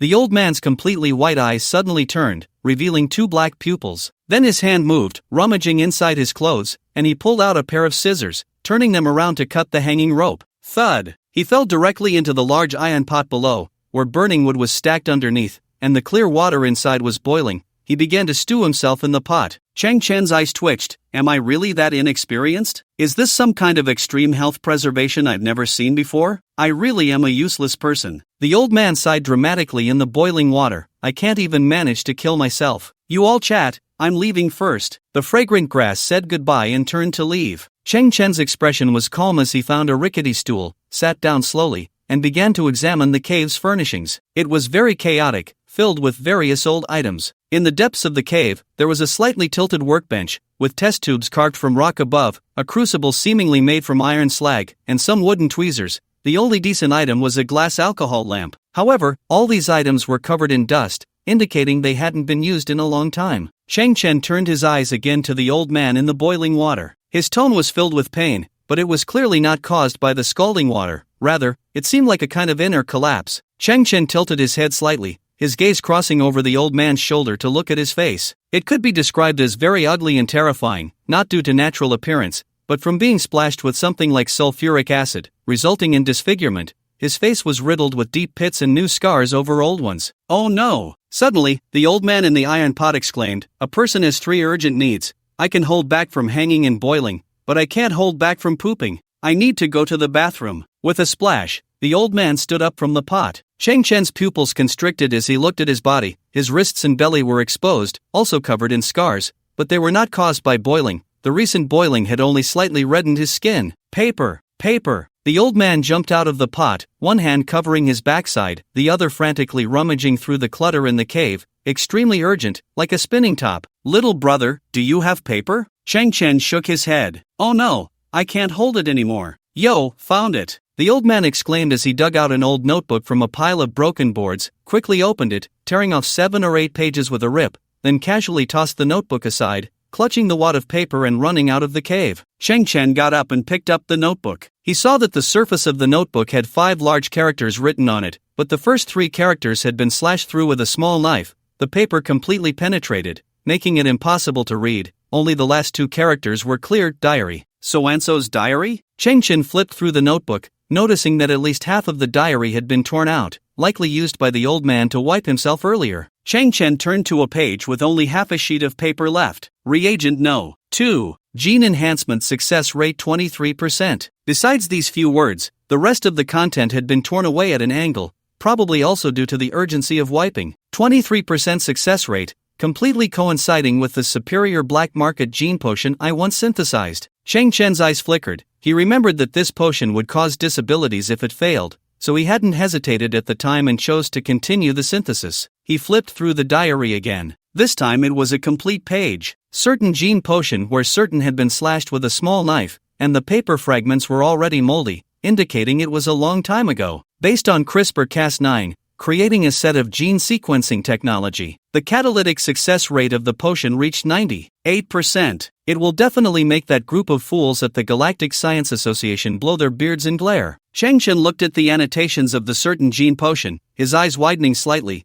Isn't this the Valent gene potion I once synthesized, created by the legendary black market potion genius, Valent? Chengchen flipped through the diary again. Certain fantasy potion, similarly, the part of certain was slashed to pieces. Below it were clear words. May 24th. This is an almost perfect potion. It was born in my imagination, and when I clarified its function, I was excited and thrilled. I even couldn't sleep for 3 whole days. I must create this potion because I am an unprecedented genius pharmacist. I have to do it. On the day the potion is released, I will become the brightest star among all humanity. I will change the entire pattern of human civilization. June 1st. I was so excited today. I purchased the usage rights of an entire planet. I want to establish my own gene empire here. July 15th. I actually found a feasible method for the fantasy potion. This will be my first step in changing human history. September 6th. Incredible, I actually produced a semi-finished product of the fantasy potion. October 30th. The gene empire has been completed. December 1st. The fantasy potion has undergone various theoretical tests.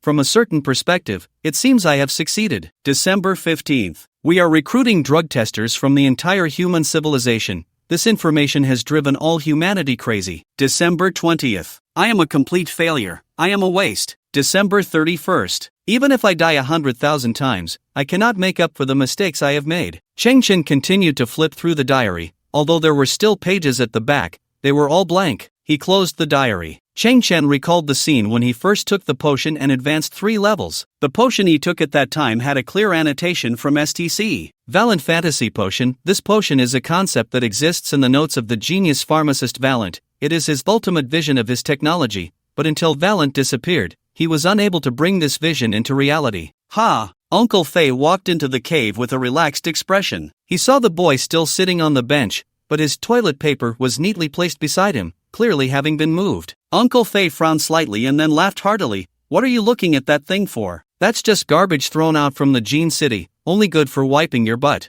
Chengchen simply nodded calmly, but his gaze was still scrutinizing the old man who called himself Uncle Fei. There was also a gray ring in his pupils, just like Chengchen and all the flawed ones. But the I-type biochemical battle armor reminded Chengchen in secret. He was wearing biological camouflage glasses, a piece of equipment that was old hat, the same as Hong Yan's. Combining the fact that Uncle Fei hanged himself and didn't die, and his body is resistant to boiling water, Chengchen already had an answer in his heart. Uncle Fei is a high-level geneticist. After all, as a genius pharmacist, it is quite normal to use some high success rate potions to enhance oneself. How could a butcher's family lack lard? Little brother, I see your outfit is from the garbage earth, huh? Uncle Fei said, picking his ears and changing the subject. Normal humans wouldn't pay attention to a place like garbage earth. Did Uncle Fei deduce my identity just from my cloak? Chengchen laughed. That doesn't seem very reasonable, unless you've seen other scavengers before. Uncle Fei paused, feeling that talking to this kid was like walking on the edge of a cliff. What did it matter if he looked at that broken diary? The things recorded in it could only be understood by him. I just heard others talk about it. Uncle Fei surprisingly strengthened his credibility through direct confrontation, continuing, by the way,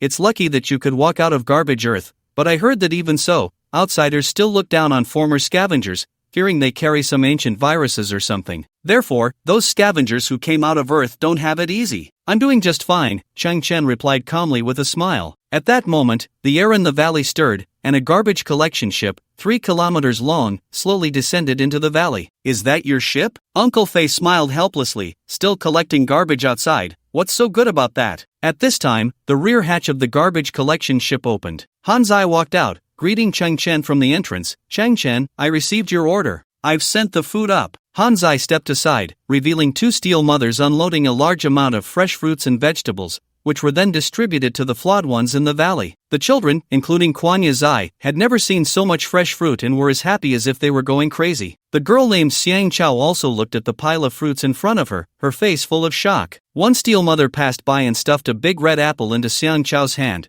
making her look even more astonished as she turned to Chengchen. Chengchen raised the rough steamed bun in his hand, showing a smile, and waved it at Xiang Chao. He mouthed, thanks. Xiang Chao froze for a moment, and her usually expressionless face finally revealed a smile, her eyes moist as she nodded. These fruits came from the ecological planting platform inside the Spirit-class starship, with a huge yield that Changchen couldn't finish. He even had to adjust the growth rate. Even if he gave all of it to the flawed ones, in just a few hours, there would be another big harvest. Babysitter robots, transport robots, I vaguely saw some kind of ecological planting gel inside that I'd never seen before. Uncle Fei was also astonished, staring wide-eyed at Changchen. Changchen shrugged. I said I'm doing well. Maybe it's because I haven't been dragged down? Uncle Fei's expression was strange, his face twitching unnaturally. I feel quite sorry for these flawed ones. Changchen seemed to be talking to himself. I heard it was because the creator of the Gene City hastily used immature genetic potions. TSK. I heard Kuan Yazai say that if he found that creator, he would bite off the creator's balls. Uncle Fei's eye twitched, instinctively covering his groin.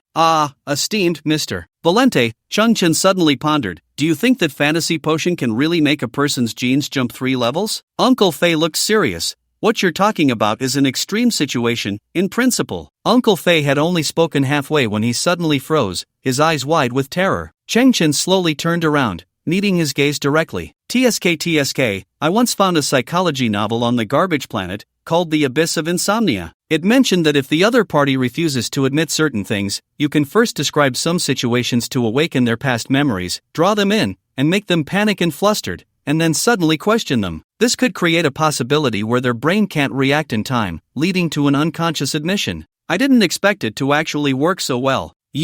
Uncle Fei was visibly panicking. You brat. What kind of trash book is that? Changchen shrugged. I think that book is pretty good. The author is a handsome guy. Uncle Fei's chest heaved violently, his expression one of extreme struggle. After a long while, he leaned directly against the large iron pot, letting the fire scorch his skin. I am Valente. I am the creator of the City of Genes. But so what? His eyes lost focus as he said, Go tell those defectors, go on, let them know that this coward has been living among them, let them come and kill me, do whatever they want, I've always wanted to die anyway. Changchen just sat quietly, not moving, but Uncle Fei had already collapsed. It's all because of the Valente fantasy potion. That thing is completely nonsense, an entirely impossible technology. It's all because of it. It ruined me, ruined everyone. It's nonsense.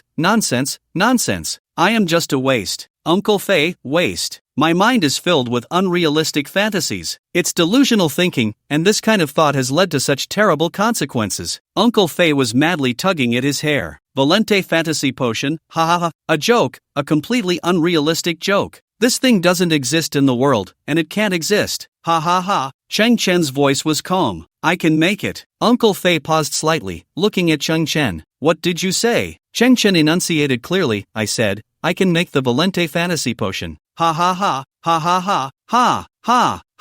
Uncle Fei was practically shaking his head and tail, hysterical, the flames igniting his clothes, yet he laughed maniacally. Maybe you are an outstanding scavenger, but you don't understand the Valente gene potion at all. You have no idea what kind of concept it is. He laughed while pointing at Changchen. Although I once created a sample of the Valente potion, that was a huge joke. All the theories have been overturned. How should I explain this to you? I tell you, can you condense gold from the air? Do you believe it? Let's assume this concept holds, but you need to tell me, what should the first step be? This is complete nonsense. Changchen said, you don't need to worry about the rest. If I can produce a finished Valente fantasy potion, with your abilities, you should be able to deduce its production process. Uncle Fei paused for a moment, then awkwardly laughed. And then what? I suspect that the current situation in the City of Genes isn't good either, so if you can produce the Valente fantasy potion, everything will reverse. The previous money, resources, and everything will come back. Changchen looked at Uncle Fei seriously. Then, I ask you to do 2 things. First, become my Changchen's gene potion supplier, free and unlimited supplier. Second, develop an antidote as much as possible to save the mistakes made before. That's great. Another one gone mad. Then Uncle Fei paused for a moment, before bursting into laughter. Your name is Changchen, right? I've decided to rename the Valente fantasy potion to the damn Changchen's fantasy potion. D3JD34. This is Gene City, a terrestrial-like planet. It has its own rotation and revolution, so it experiences day and night. During the day, the star Barnard, now in its twilight years, can only provide a dim red sunlight. As night falls, D3JD34 has its own satellite, much like the moon on Earth, but the moon reflects Barnard's dark red glow. Thus, at this moment, a blood-red full moon hangs over the top of Gene City. The land is dim, shrouded in a dark red light. The already dilapidated Gene City, resembling a ghost town, appears even more eerie and sinister. Bang! Bang! Bang! In front of a crumbling second floor, Zhang Beige anxiously knocks on the metal door before her. Senior brother. Senior brother. Are you okay? The senior brother, of European descent, is named Kexius. After being struck by Boschen, he became repressed and furious, pushing Zhang Beige away and locking himself in the laboratory. Kexius has not come out for 4 hours. Zhang Beige, feeling anxious, holds some clean water and energy blocks,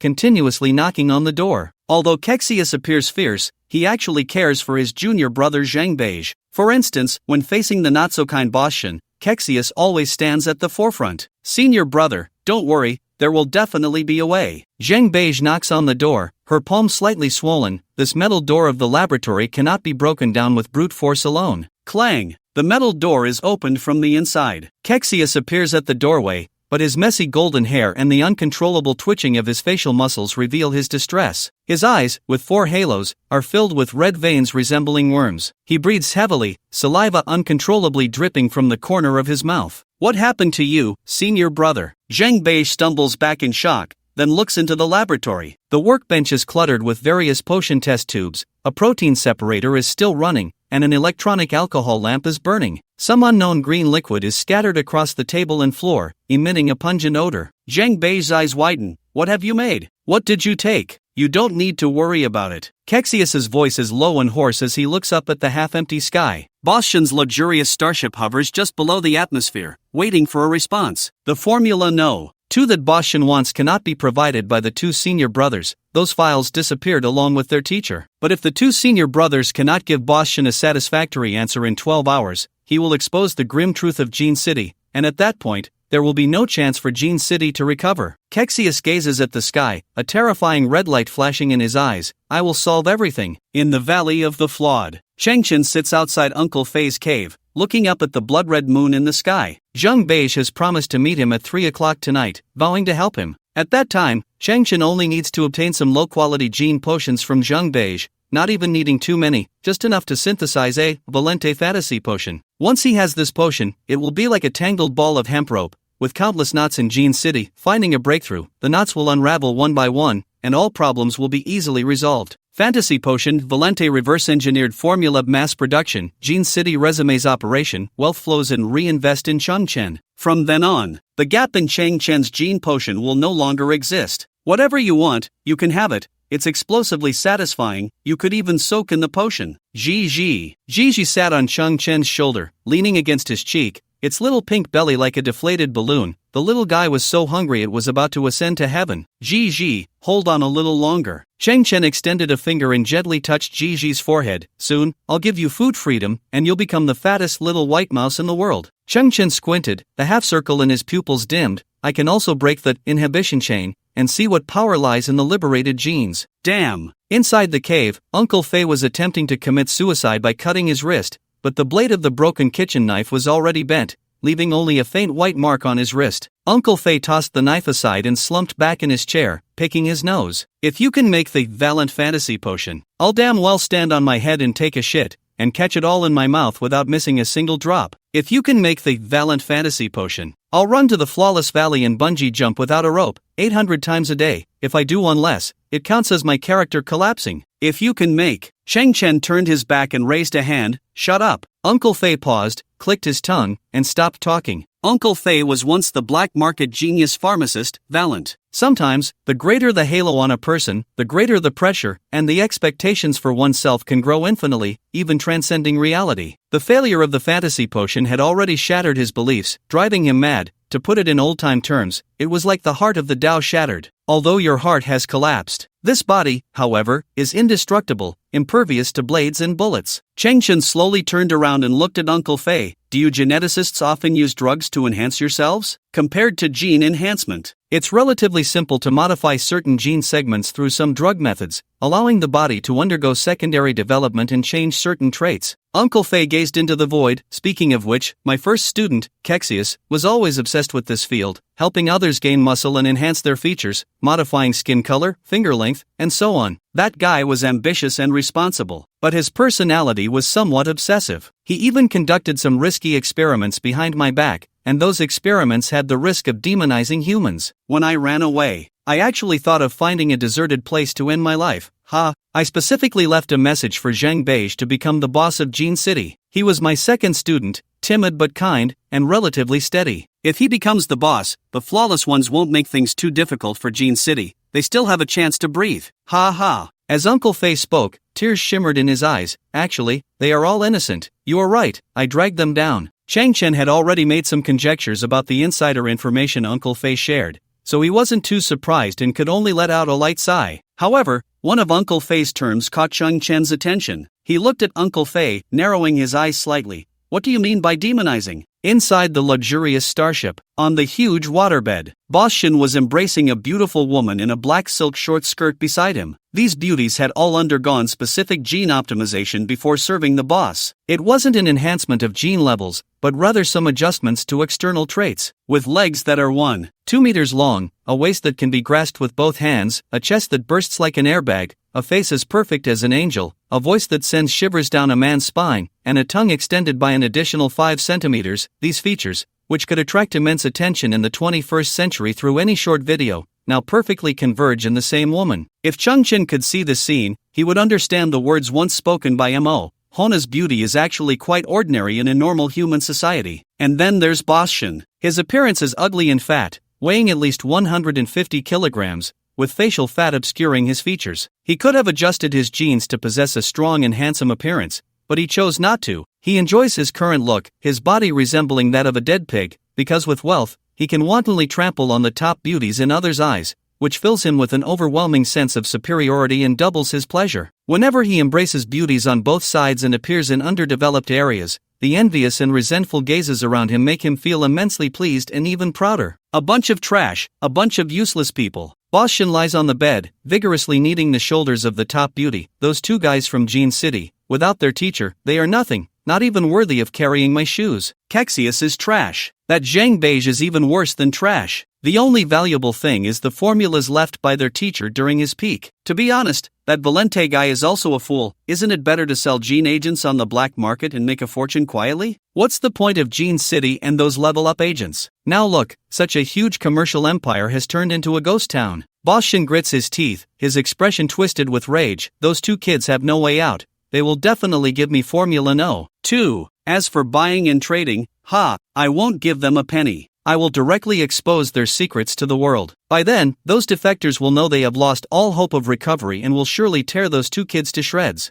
Ha ha ha, you're so bad, I like it so much. The beauty in a black silk short skirt extends her fair fingers, sliding them back and forth on Boss Shin's chest, her seductive eyes burning with desire. Do you like it? Boss Shin leers. Come, in this long night, stick out your tongue. Just as Boss Shin lunges toward the beauty, he suddenly feels a chill creeping up his neck, his hair standing on end, a sense of inexplicable horror spreading through his body. Boss Shin quickly turns around and looks out through the observation window of the starship. In the next second, his eyes widen in terror. What is that thing? Outside in space, a blood-red full moon hangs quietly in the sky, appearing enormous due to the starship's altitude near the atmosphere. In front of the moon, a strange black shadow floats silently. It is roughly humanoid, towering at least 3 meters tall, with a pair of enormous wings on its back, the outline of feathers faintly visible, resembling the wings of a bird of prey like an eagle, which are slightly flapping. The shadow's hands extend slightly to the sides of its body. They are not human hands but claws with sharp nails that curve inward. The shadow's feet are also peculiar, with exceptionally muscular calves that taper into slender bones at the ankles,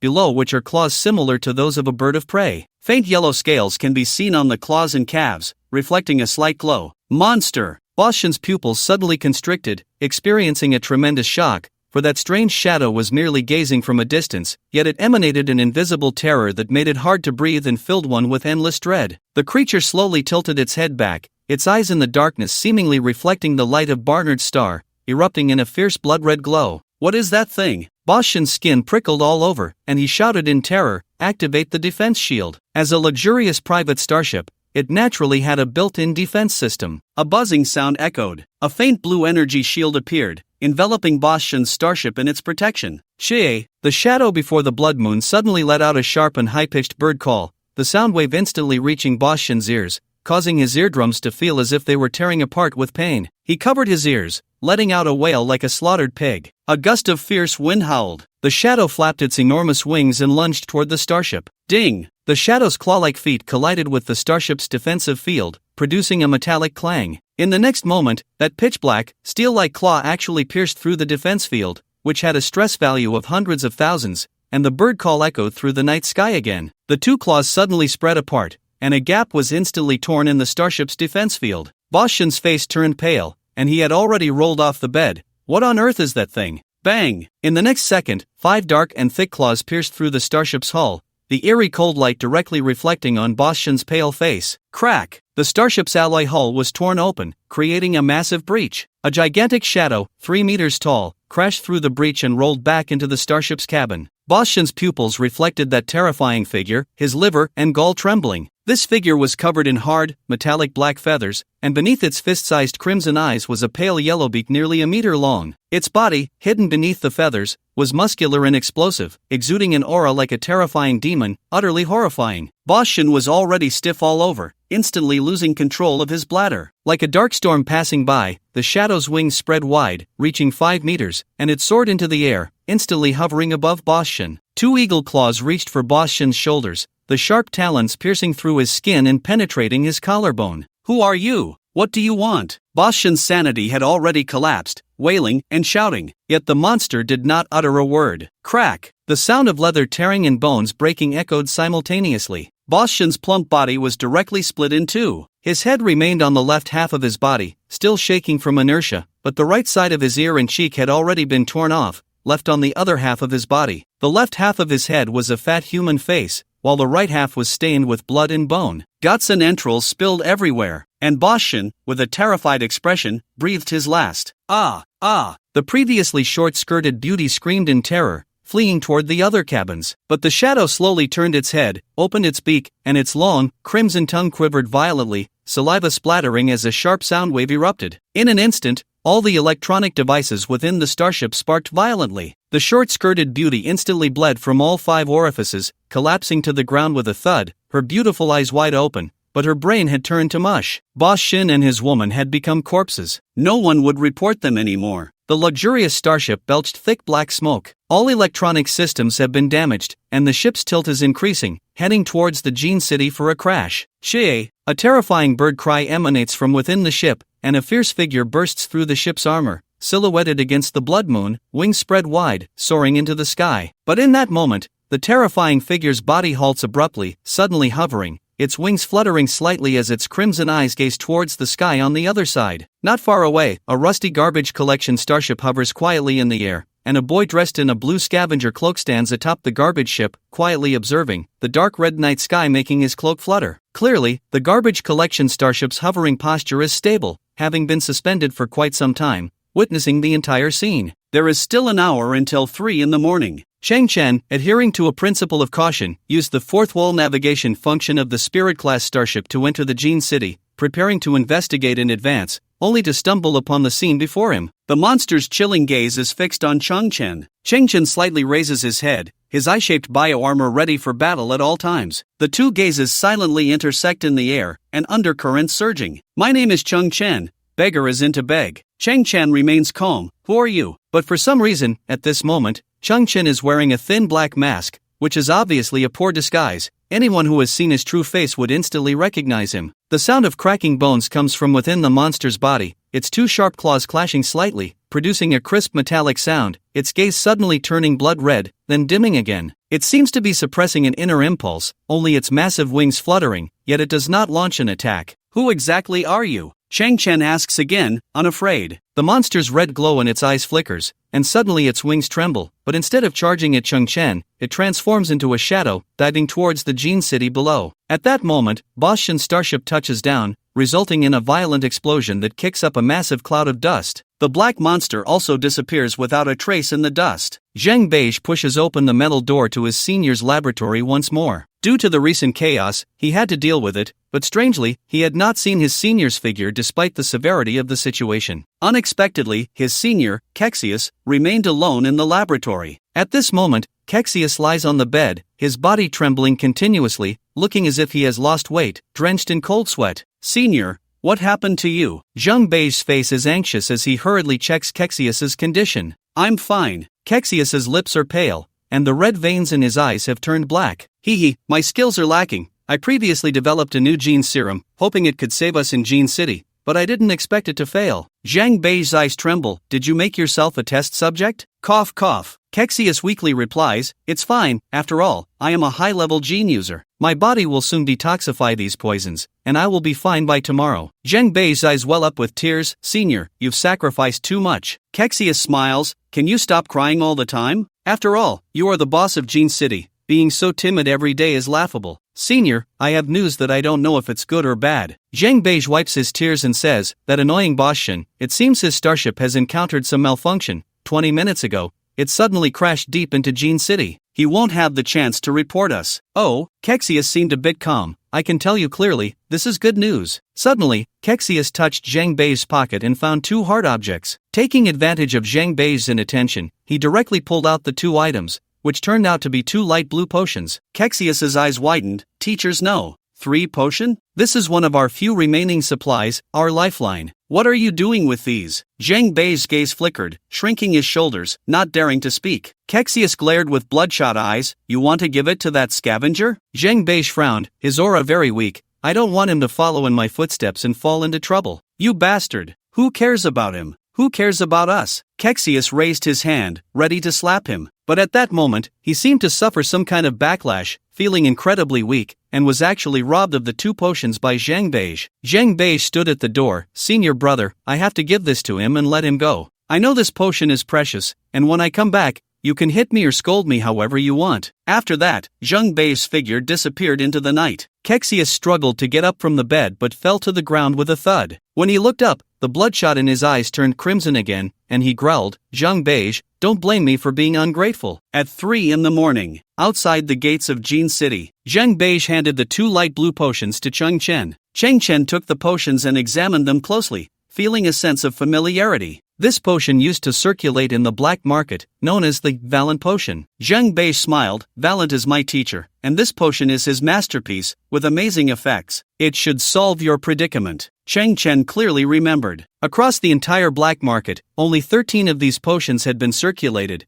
and if they were combined, the next step would be the Valent Fantasy Potion. Zhang Bei's gift landed directly on Cheng Chen's heart. Beige. Cheng Chen turned to look. This potion is very expensive, right? Zhang Bei laughed heartily. It is very expensive, but for my vast Gene City, it's nothing, just a drop in the bucket. I'm really touched. Cheng Chen said, actually, I also know that since the last incident with the experimenters, Gene City has lost its former glory. After all, it is an economic entity that needs a lot of business to sustain itself. Zhang Bei paused slightly, then smiled again. A dead camel is bigger than a horse. You don't need to worry. Cheng Chen nodded, then suddenly said, I just heard a huge sound of a starship crashing, and then an explosion. Could it be that your client had an accident? Zhang Bei frowned. It's boss Shin. His starship crashed for some unknown reason. It can't be that simple. Cheng Chen shook his head. Your clients are either rich or noble, and the performance of their starships must be good. How could they just crash? Zhang Bei fell silent, his expression becoming somewhat grim. Cheng Chen kept staring at Zhang Bei,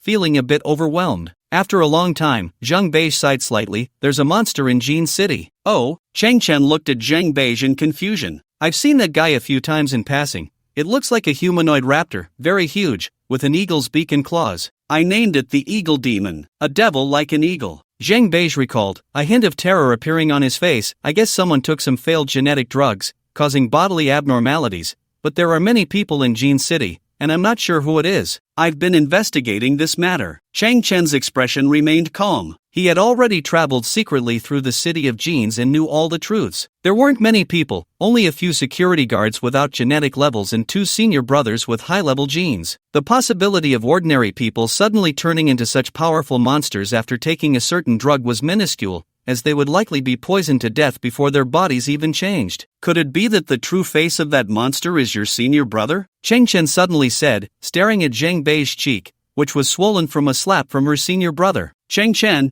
don't talk nonsense, Zhang Bei exclaimed, suddenly agitated. My senior brother is wholeheartedly devoted to the revival of the city of genes. You can't imagine what he has sacrificed. He would never do such a thing. Zhang Bei suddenly realized she was getting too worked up and calmed her tone. Cheng Chen, I will investigate this matter in secret to minimize the losses. You know that the city of genes is a place of chaos, with terrifying monsters inside. Take the medicine I gave you and leave quickly. As she spoke, Zhang Beige pushed Cheng Chen towards the exit. Cheng Chen, please keep this a secret for the sake of our trashy earth. Ah, Cheng Chen suddenly sighed. Maybe I haven't been very polite. Since we met, I haven't introduced myself. How did you know my name is Cheng Chen? Zhang Beige paused. That's not important. It is important. Cheng Chen stood still. Since coming here, aside from Quan Yazi, Xiang Sao, and Uncle Fei, I've only introduced myself to Eagle Demon. Zhang Beige stiffened. What are you talking about? I don't mean to disrespect you, Cheng Chen said slowly. I lived on Earth for 18 years, and every scavenger carries a scent that is hard to remove due to long-term exposure to a highly polluted environment. When we first met, you hugged me. Although it was faint, I still smelled that familiar scent. When I explored the city of genes before, I wore a mask made from biochemical armor, which greatly enhanced my sense of smell. Even when the monster was far from me, I could still clearly identify that scent. That unique scent of scavengers, in the entire D3JD34, is only you and me. Thank you for considering our fellow villager bond and being willing to pay such a high price to ensure my safe departure. At that moment, Cheng Chen looked at the dazed man. You are the timid and kind-hearted Beige, but also the ruthless and devil-like Eagle Demon. Beige, Eagle Demon. What a stark contrast. Under the crimson night, Cheng Chen's gaze flickered. I am a witness to the Eagle Demon's killings, yet you still couldn't bring yourself to harm me and even took out 2 such precious medicines, hoping to satisfy me and let me leave forever without causing a stir or losing my life. Zhang Bei's thoughts surged, his face trembling with excitement. Look at me, weak and incompetent. I really am not the Eagle Demon. You are kind and sentimental. If you acted to kill, there must be a reason. Cheng Chen's expression was calm. That boss Shin from before most likely threatened the city of genes. Killing such a petty person who takes advantage of others' misfortunes is justified. I stand by your side. Upon hearing this, Zhang Bei's eyes widened, but after a moment of silence, he gritted his teeth and said, I really don't know who the Eagle Demon is. Cheng Chen smiled and patted Zhang Bei's shoulder. It's okay. Since that's the case, I also don't know who the Eagle Demon is. Zhang Beige was taken aback again, tears welling in his eyes. Then I thank you on behalf of the Eagle Demon. Just then, between the two, a thin red line, as fine as a hair, suddenly appeared, shooting down from the sky and slanting into the ground, resembling a targeting beam from some kind of light weapon. In the sky, a black battle starship, 10 kilometers long, emerged from the atmosphere. Zhang Beige looked up in shock. It must be Boss Shin sending out a distress signal before he died. He has a team of interstellar mercenaries under his command. There was no time to react. The battle starship fired a crimson energy beam, striking the ground at light speed along the previous laser path. Boom! As the beam touched the ground, it instantly expanded, forming a massive red sphere with a diameter of 100 meters, filled with high temperature and pressure, the energy peaking simultaneously, followed by a world-destroying explosion. In that moment, the Type 1 bioarmor instinctively protected Cheng Chen's entire body. Cheng Chen crossed his arms, but the energy was too violent, flipping his body backward, and the Type 1 bioarmor extended a biological tentacle, anchoring itself to the ground, allowing Cheng Chen to land back on the ground and regain control. Rumbling! The terrifying energy rampaged, and the towering walls of Gene City were blasted open, creating a giant hole over 100 meters high, with massive concrete debris falling from the sky, shaking the earth. After about 30 seconds, the energy was finally exhausted. A gust of wind blew away the dust, revealing Cheng Chen's figure. At this moment, he was wearing a black biological battle armor, its surface crisscrossed with writhing muscles and thick blood vessels, glowing red from burns and emitting wisps of blue smoke, yet it showed no signs of damage. A large yellow eye on his chest radiated an eerie light. The biological mask peeled away. Cheng Chen looked up, his pupils suddenly constricting. He saw Zhang Beish crushed by a massive concrete block at least 50 meters in diameter and weighing no less than 1,000 tons. From the neck down, he was pinned under the concrete block, making it hard to imagine his current state. Blood trickled from the corner of Zhang Bei's mouth, his eyes were torn, and he stared wide-eyed. Zhang Beish! Cheng Chen shouted. Zhang Beish was severely injured. He was a B-level gene user, with 4 blue halos in his eyes, but those halos were flickering, growing dimmer and dimmer, about to extinguish. But just as the 4 halos in Zhang Bei's eyes completely went out, 4 new red halos ignited. Those halos were strange and bloody, radiating a captivating light. Ah! Zhang Beish suddenly roared, and the latter half of his roar transformed into a sound that seemed capable of piercing human eardrums, like a bird's cry. In the face of despair, Zhang Bei's body suddenly mutated. His arms sprouted sharp and hard black feathers, the dimensions of his entire arms multiplied, muscles surged and bulged, and his hands transformed into dark, curved eagle claws. Whoosh! Whoosh! Boom! Zhang Beish, using only his arms, lifted the massive concrete block and threw it aside. Dust billowed, obscuring vision. A vague silhouette, 3 meters tall, slowly rose from the ruins. Whoosh! 2 enormous wings, spanning 6 meters, suddenly spread wide. This figure resembled a demon from the human realm, instilling fear in the heart. Whoosh! The massive wings flapped, and the shadow soared into the sky, bursting through the swirling dust, appearing before the blood moon. It was the eagle demon, with a bird's beak and human body, its limbs all claws. Cheng Chen stood in place and suddenly smiled. It turned out this guy could already switch forms at will. The 4 red halos. He had already become a kind of gene mutant. Zheng Beige was undoubtedly one of the top individual combat powers in human civilization. But, Cheng Chen slightly lowered his head, looking at his palm, where 2 glass test tubes had shattered in the recent explosion, the pale blue liquid spilling out through the gaps in his hand, leaving very little behind. Grass! Boom boom boom! Boom boom boom! The battle starship in the sky believed that the 2 weak humans, Zheng Beige and Cheng Chen, were already dead and was launching indiscriminate attacks on the entire Gene City. The towering city walls were constantly breaking apart, while the buildings inside were collapsing in large chunks. The original virtual imaging camouflage system had long been destroyed. At this moment, Gene City was in ruins and devastation. The starship discovered the terrifying eagle demon. It continuously fired high-voltage electromagnetic nets, the energy contained within capable of instantly turning an elephant-sized creature to ashes. The soaring eagle demon was wrapped in a high-voltage electromagnetic net, and the millions of volts exploded in an instant, lighting up the sky like daylight. But the eagle demon was fierce, its claws as tough as metal, instantly tearing the electromagnetic net apart. However, the nets came one after another, and sometimes the eagle demon would be surrounded by multiple nets at once. Although it could easily escape each time, its movements were severely hindered, making it difficult to approach the battle starship smoothly. In that moment,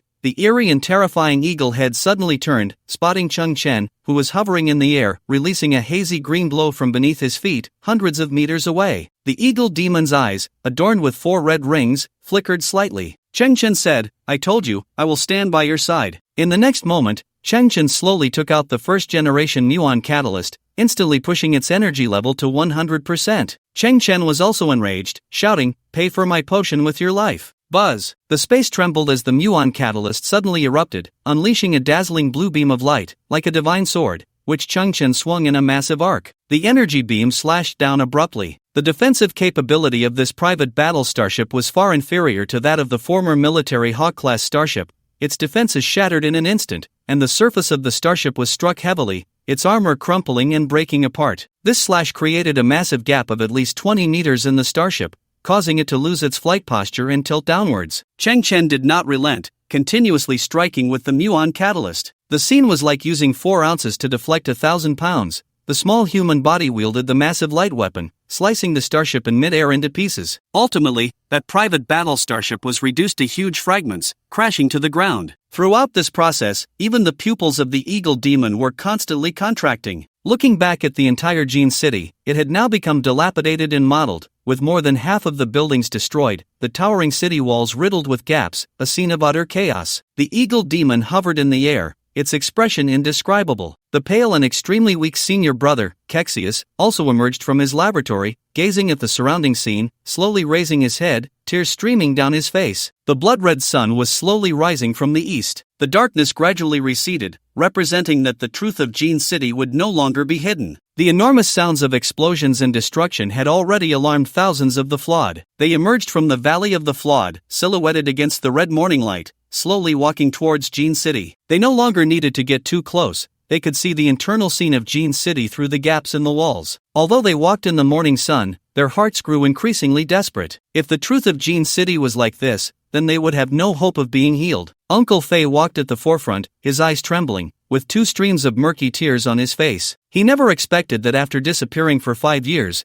Gene City had fallen to such a state. Through the largest gap, he could still see the enormous statue of genius pharmacist Valente, which had survived the war and still stood tall. In the statue, Valente's eyes were filled with wisdom, steadfastly gazing into the distance. At this point, it had become a massive irony. Gradually, all the defectors gathered in front of the city wall. Kexius dragged his weak body over the wall and stood alone in front of all the defectors, their gazes piercing him like swords, leaving him feeling fragmented. Thud! Kexius bent his legs, facing thousands of defectors, and suddenly knelt on the ground, slowly lowering his head. At this point, he had nothing left to explain. It was at this moment that the terrifying figure of the eagle demon descended from the sky, landing beside Kexius, and then its claws and black feathers gradually faded away, revealing the face of Zhang Beige. Brother Kexius was shocked, but when he saw Zhang Beige also slowly kneeling, he could only smile sadly in the end. Even if Zhang Beige had immense power, at this moment, guilt rendered him powerless. Suddenly, Uncle Fei slowly walked out from the crowd of defectors, glancing back at the somewhat dazed Shunso and Quan Yazi. Finally, Uncle Fei reached Kexius and Zhang Beige, extended his hand,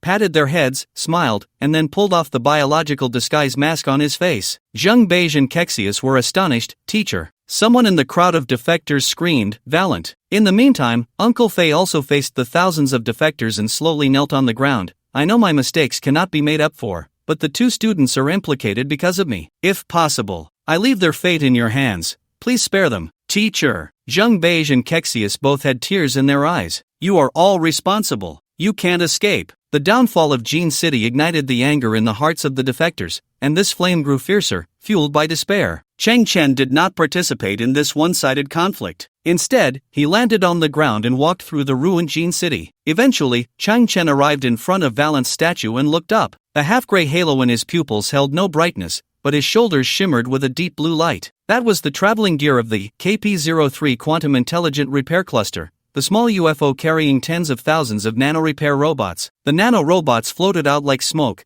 merging into the base of the giant statue. An electronic voice sounded. "Encrypted door lock detected, beginning decryption. 3, 2, 1, hiss." A dark door over a person's height slowly opened at the base of the statue. Chang Chen smiled, slowly turned around, and looked at Valiant, who was kneeling on the ground. Valiant also noticed the scene. Inside the statue was his secret laboratory. Valiant had never revealed the location of this laboratory to anyone because, in his plan, the 2 stubborn students would eventually be unable to bear it and would completely let go of Jin City. At that time, he would tell them the location of the laboratory. The things inside the laboratory were enough for the 2 students to live comfortably for the rest of their lives. At this moment, Valiant let out a long sigh and slowly closed his eyes. That little bastard Chang Chen. The reason he approached him, was to get at the laboratory. What could he possibly create with the Valiant fantasy potion? He was full of crap. He was full of lies. At this point, the defectors would surely beat him and the 2 students to death, or even tear them apart.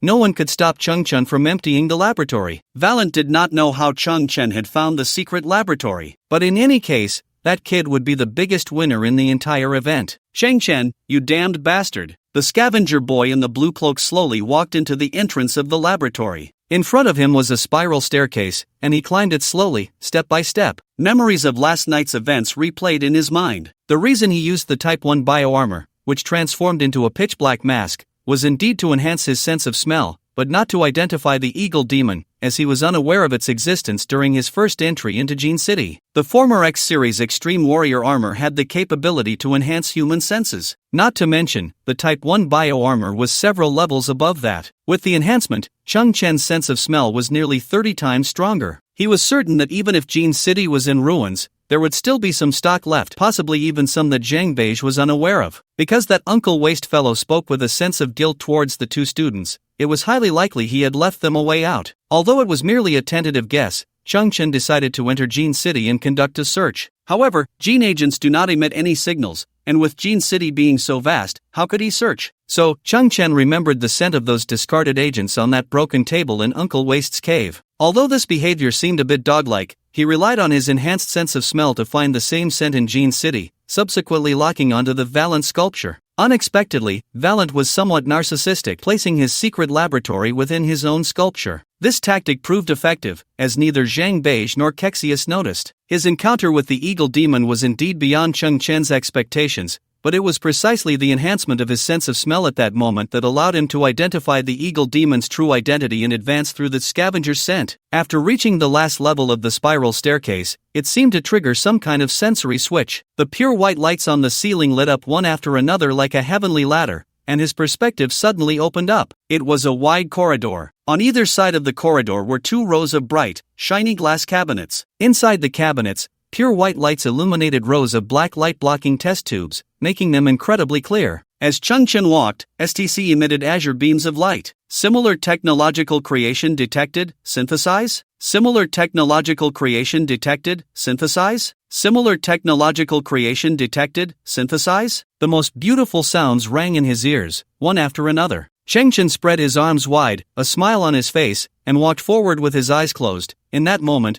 he felt as if he were embracing the entire world. I told you before. I'm the king of the world. I am the king of the world. At that moment, a fluffy, soft object popped out of Changchen's pocket, standing on his shoulder, its small eyes like black jewels reflecting countless gene agents, and glistening with tears. Squeak, squeak, finally, I have food. Unexpectedly, Valent had quite the flair. As Changchen stepped into this place, the sound system automatically turned on, playing a magnificent and cheerful dance tune. Changchen had never heard such wonderful music before, and with his spirits lifted, he unconsciously began to dance. The scavenger boy couldn't dance at all, but he could flail around. In the beautiful dance tune, Changchen executed a splendid 360-degree turn, keeping in time with the music, his left hand on his chest, and his right hand pointing at a gene agent cabinet. The azure scanning beams burst forth brilliantly. Ordinary black market gene agent, *118. Synthesis started, synthesis successful, high-quality black market gene agent, *59. Changchen executed another stunning 720-degree spin, raising his head and pointing with his right hand to another set of gene potion cabinets. High-quality black market gene potion *56. Synthesis start, synthesis successful, special grade black market gene potion *28. The music began to swell, and Changchen performed a front flip, adding a spin of unknown degrees, then pointed to another set of potion cabinets. Valent gene potion *22. Synthesis start, synthesis successful, Valent fantasy potion *11. The frenzied synthesis was just beginning. Changchen spun again, performing another spin of unknown degrees, his left hand resting on the back of his head, his right hand pointing forward. Synthesis start. Successful. Successful. Successful. Valent fantasy potion *170. During this process, Changchen kept spinning, mainly because in his impression, dancing was all about spinning to the point of exhaustion. Oh no, I can't take it anymore. I'm a bit dizzy. Changchen stumbled, exiting the spinning state, only able to see a swarm of little flies buzzing around in front of him. Damn, everyone else is flying like little stars,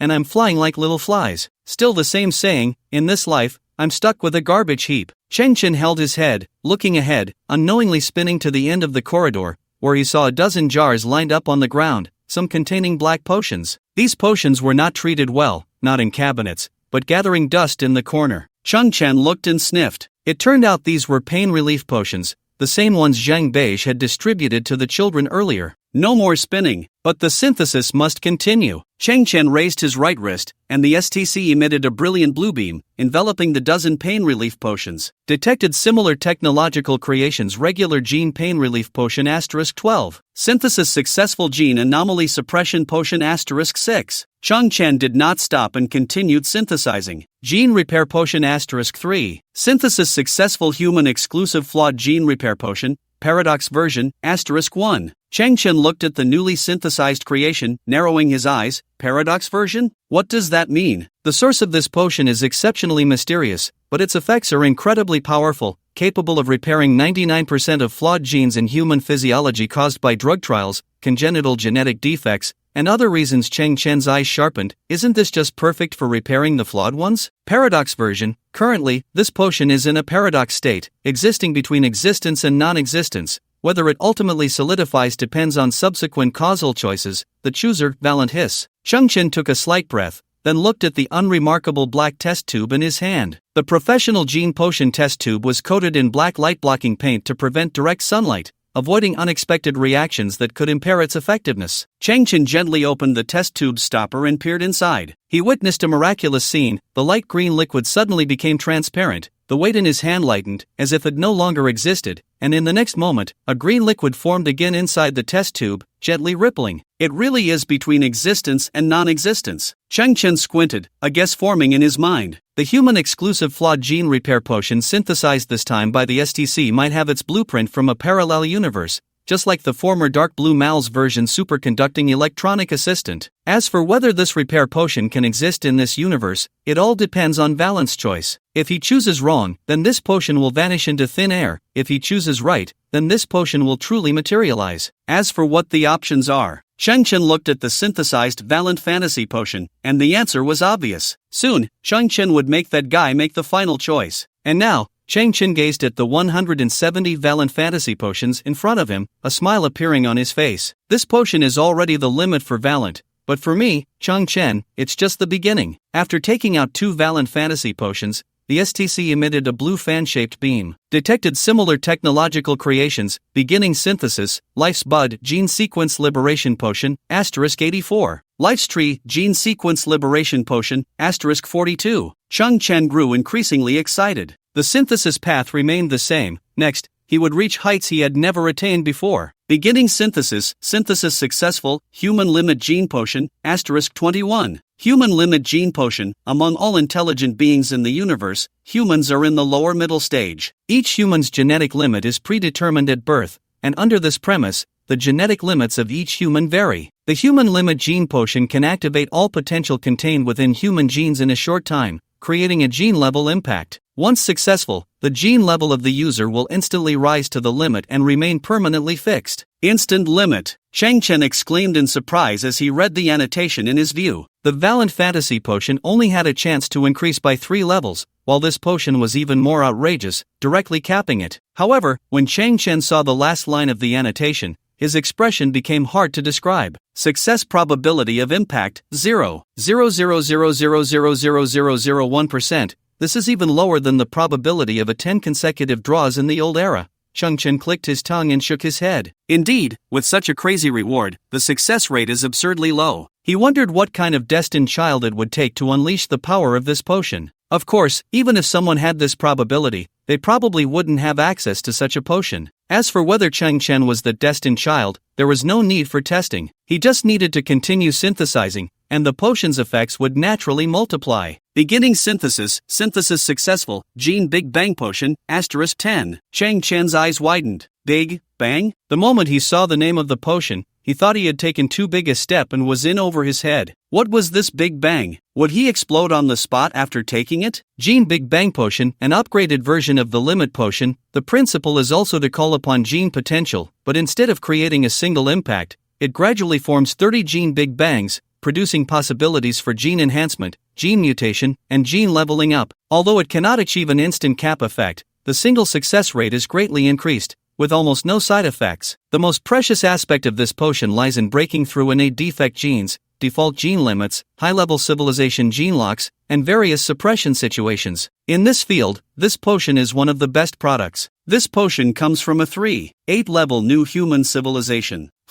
Cheng Chen paused, his eyes slowly lighting up. Breaking through suppression? The suppression chain mentioned by the queen was a form of suppression, so this potion was just the right remedy. And with 30 gene Big Bangs, the description sounded extremely astonishing. Then, Cheng Chen asked with some confusion, what is a new human civilization? Although their civilization has the term human, it is entirely different from humanity. It has merely evolved under the same cosmic ecological environment, developing a physiological structure similar to that of humans, including the same physical features and brain, but their wisdom, cognition, and technological level far exceed that of humans. They are also humans, but they are somewhat like the gods we envision. Cheng Chen's eyes were filled with longing. I wonder if I will have the chance to see them and their civilization in the future. It was at this moment that Cheng Chen suddenly noticed a small black cube mixed in with a row of newly synthesized gene explosion agents. Picking up the cube, Cheng Chen found that it had a delicate texture, somewhat like frosted glass, about the size of a human mahjong tile, but very thin and exuding a sense of high quality. What is this? Cheng Chen examined the small cube. How could such an item appear in the agent? It definitely wasn't there just now. In the new human civilization, every 10 gene explosion agents come with such a device. Its function is a gene manual, which you can think of as a gift. A gift, a gene manual. Cheng Chen's eyes brightened. You really are quite humane, even synthesizing a manual. Following the STC's instructions, Cheng Chen pressed the black cube against his right wrist. A miraculous scene unfolded as the black cube seemed to melt, permeating into Cheng Chen's skin, leaving behind a small black square on his wrist, like a tattoo. Cheng Chen was somewhat astonished. Even a gift possesses such high technological content. Gently touching the black square, a scene suddenly appeared in Cheng Chen's perspective. A black background, with what looked like a coordinate axis at the bottom, featuring 24 nodes, but both the coordinates and nodes were dark gray, as if unactivated. Below the second and third nodes, there were 2 sets of words,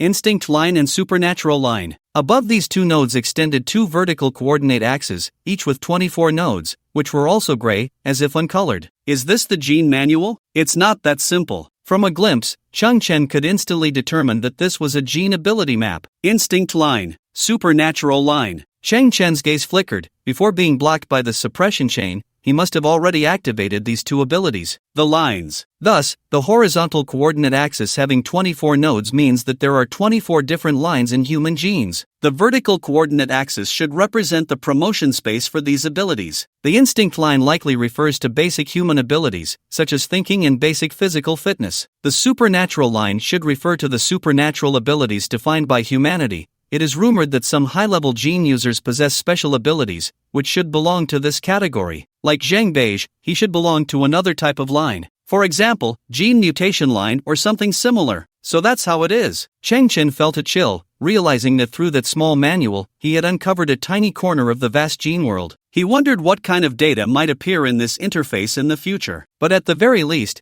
it allowed Chang Chen to fully understand his own situation. Humanity's genes actually have 24 lines. He wondered how many lines the current human civilization had opened and to what extent they had advanced. And regarding myself, when I break the suppression chain, the gene roadmap should be updated. At this moment, Chang Chen looked at the 10 vials of Gene Explosion Potion, which was undoubtedly the most suitable potion. Squeak! Just as Chang Chen picked up one vial, he heard a squeaking sound. He saw the little creature hugging the vial of Valiant Fantasy Potion that Chang Chen had just given it, but it hadn't drunk it. Instead, its small eyes were fixed on the gene explosion in front of Chang Chen. Chang Chen tilted his head. Do you want to drink this too? Squeak! Squeak weakly called out, not being annoying, but seeking Chang Chen's opinion. If all goes well, we won't lack potion materials in the future. Chang Chen smiled. Besides, I promised you that I would raise you to be the fattest little mouse in the universe. Saying this, Chang Chen picked up a gene explosion, removed the stopper, and placed it in Squeak's arms. Squeak's pink nose twitched, its whiskers trembled, and its small eyes sparkled. Then, Chang Chen also picked up a gene explosion, removed the stopper, and gently clinked it with the potion in Squeak's arms, producing a crisp sound. Come on, cheers! Squeak! Thud thud thud.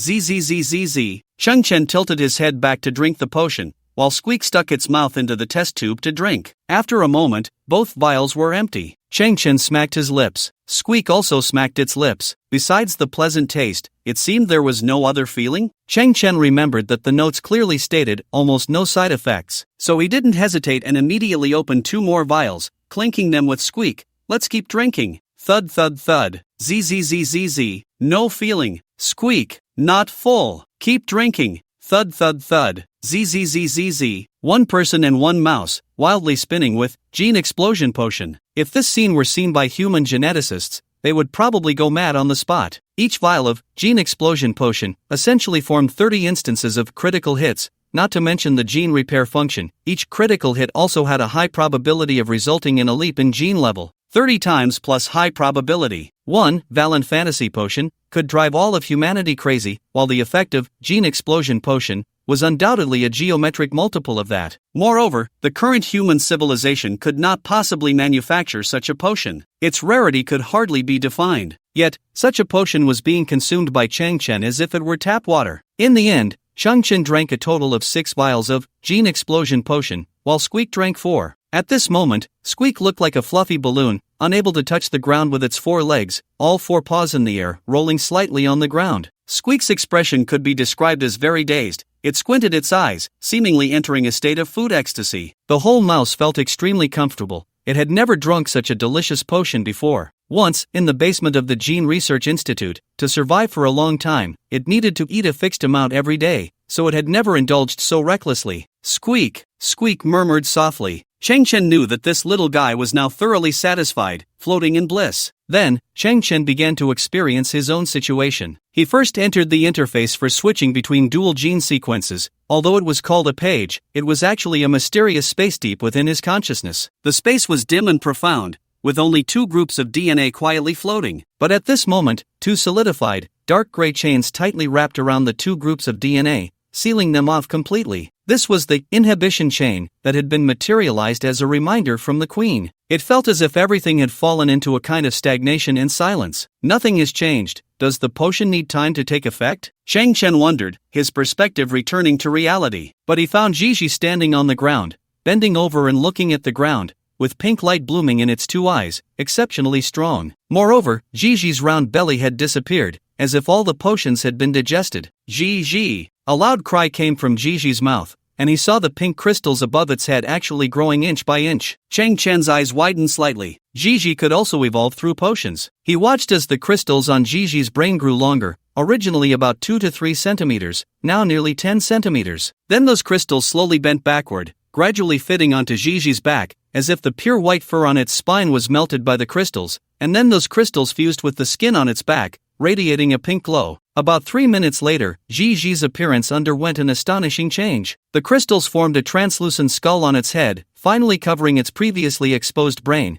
and then the crystals on its head extended along Gigi's body, forming a crystal spine. Gigi's entire tail had turned into pink crystals, but it was not rigid. Instead, it could sway back and forth in the air. This must be some kind of evolution. Chang Chen found it incredible. In that moment, Gigi suddenly tilted its head back and let out a piercing cry towards the sky. Gigi, although Chang Chen's silicon-based biological genes were suppressed, he still maintained a basic connection with Gigi. There were no strange sounds at the scene, but when Gigi let out that cry, Chang Chen heard countless earth-shattering roars of beasts, as if responding to Gigi in some way. And none of those beast sounds were ones Chang Chen had ever heard. They came from the depths of the universe, possibly from any planet, any kind of extraterrestrial monster. At that moment, the yellow big eyes of the I-type bioarmor on Chang Chen's chest also automatically appeared, looking at Gigi, its eyes radiating yellow light, and it let out a low response Zelu. Chang Chen instantly realized the truth. After evolving, Gigi could connect with more strange creatures, and this connection could cross infinite distances. Chang Chen also thought of a possibility. If they encountered other monsters in space in the future, could Gigi also control them? Even if it wasn't that ideal, establishing some communication shouldn't be a problem. This was indeed a strong advantage. This was quite an unexpected surprise. Chang Chen originally wanted Gigi to eat well, but unexpectedly facilitated Gigi's evolution. Just as Chang Chen was delighted, a sudden earth-shattering sound scared him into a cold sweat. Boom! The sound was so immense, it was even somewhat terrifying. For a moment, Chang Chen thought the Valente sculpture had been hit by a large lightspeed weapon, but in fact,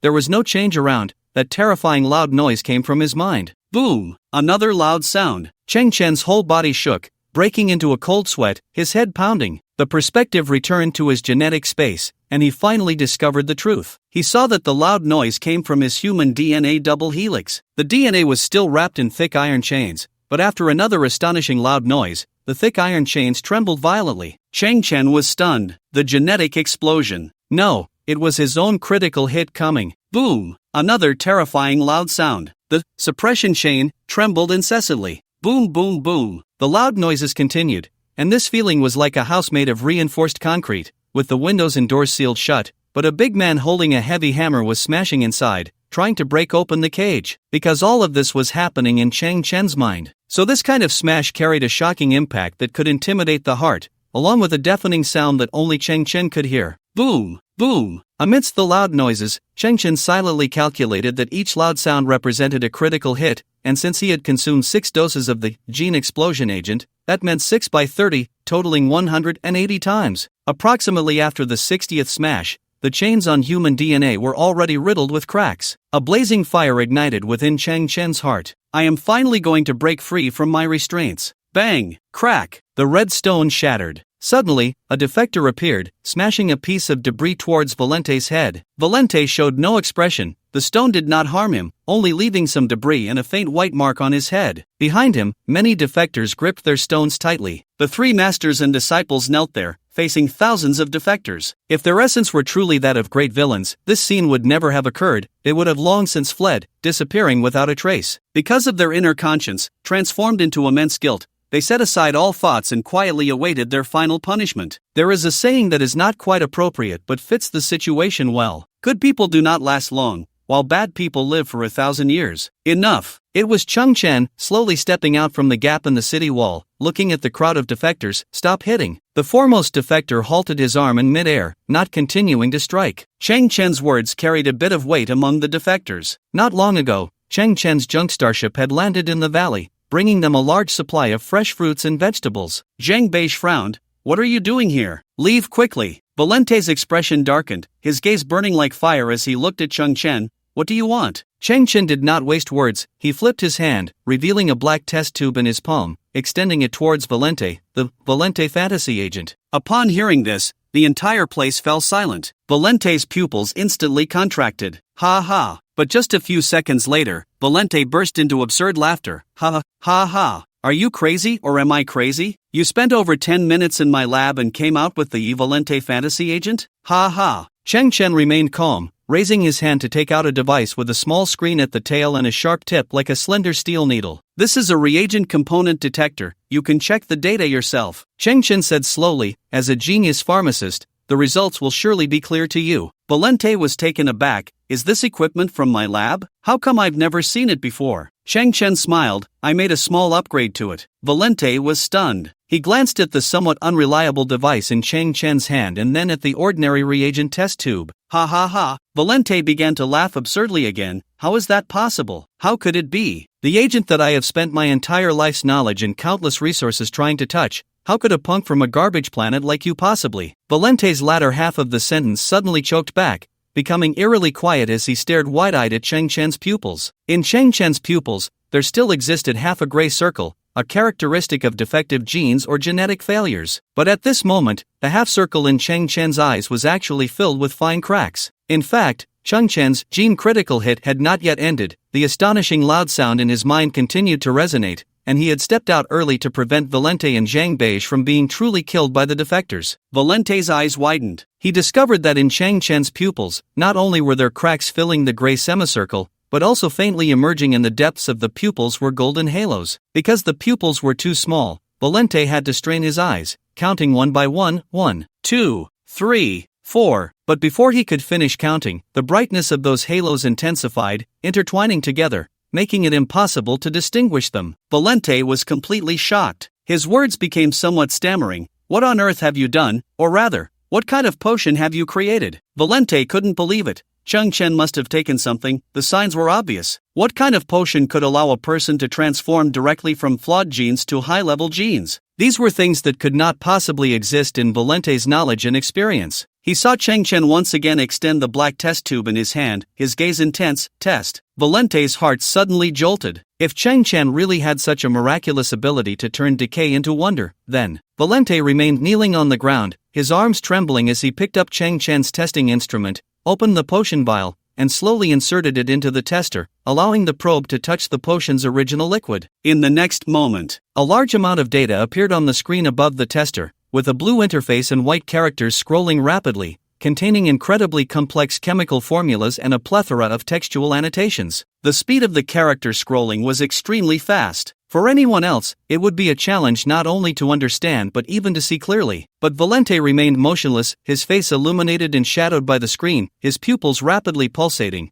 True to his genius name, he was clearly able to see, understand, and digest it. After a full minute and a half, the data finally scrolled to the end, the screen stopped flickering, and the word review appeared above, but Valente did not click it. Instead, he became like a clay statue. Cheng Chen raised his hand and took back the potion from Valente's grasp. Without needing to ask, Cheng Chen knew that Valente had already identified the authenticity of the potion. Kexius pursed his pale, cracked lips and gently called out, "Teacher." Valente was seen kneeling on the ground, his hands still in the position of holding the potion, as the wind-carrying red sandy soil blew through his white hair, causing it to sway slightly. Zhang Beige also showed concern. "Teacher." Woo-woo. Suddenly, Valente, who was frozen in place, let out a muffled cry, tears bursting forth in an instant. He suddenly fell back to the ground, lying in a big shape, facing the red sky, his cries growing louder. On his face, dirt and tears mixed together, forming dark red mud. He wiped it with his sleeve, making his face even more murky. Woo-woo. New tears washed away the mud, leaving streaks on his face. Valente recalled his once glorious self in the black market. He remembered the one who had rejected the invitation from the Galactic Science Alliance,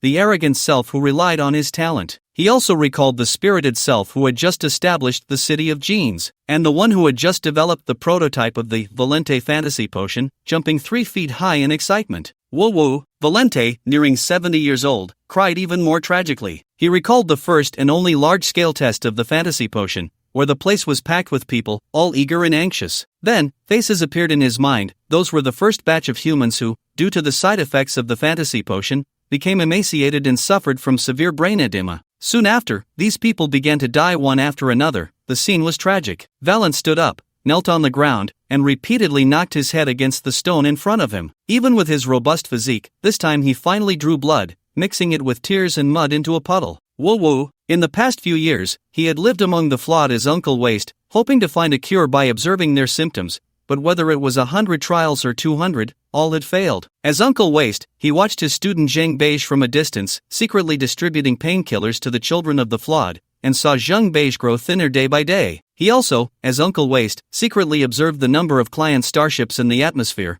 fully aware that the clients were dwindling day by day, until finally, there were almost no clients left in Jean City. He knew he wouldn't die, but every day he engaged in various forms of suicide to alleviate his inner guilt. All of this was because of him. All because of that imagined gene potion. Once, he had drawn an unshakable conclusion: the Valant Fantasy Potion absolutely did not exist. But he had just seen it. He had truly seen it, the thing in Cheng Chen's hand, the very Valant Fantasy Potion he had longed for. Now that the potion clearly existed, but for some reason, he could not suppress the emotions within him, could not hold back his tears. Woo-woo. Valant curled up on the ground, his forehead pressed against the soil, tugging at his hair, his throat already hoarse from crying. He gradually understood. Once, he had created a failed fantasy potion, causing 5,000 people to fall into hell. This was a colossal mistake. If the Valant Fantasy Potion truly did not exist, that would be fine. No one in this world could create the Valant Fantasy Potion. Anyone who touched it would inevitably make mistakes. But now, the real Valant Fantasy Potion had appeared, which meant that the beautiful dream he had denied existed. He just lacked the ability to touch it, leaving him without his last excuse, and guilt surged like a tidal wave, drowning everything. Why hadn't it appeared sooner? Or perhaps, it would have been better if he had never conceived the idea of creating this potion. People thought he had found an outlet for his emotions at that moment, but in reality, his emotions became even more complex at that moment. Valant suddenly looked up,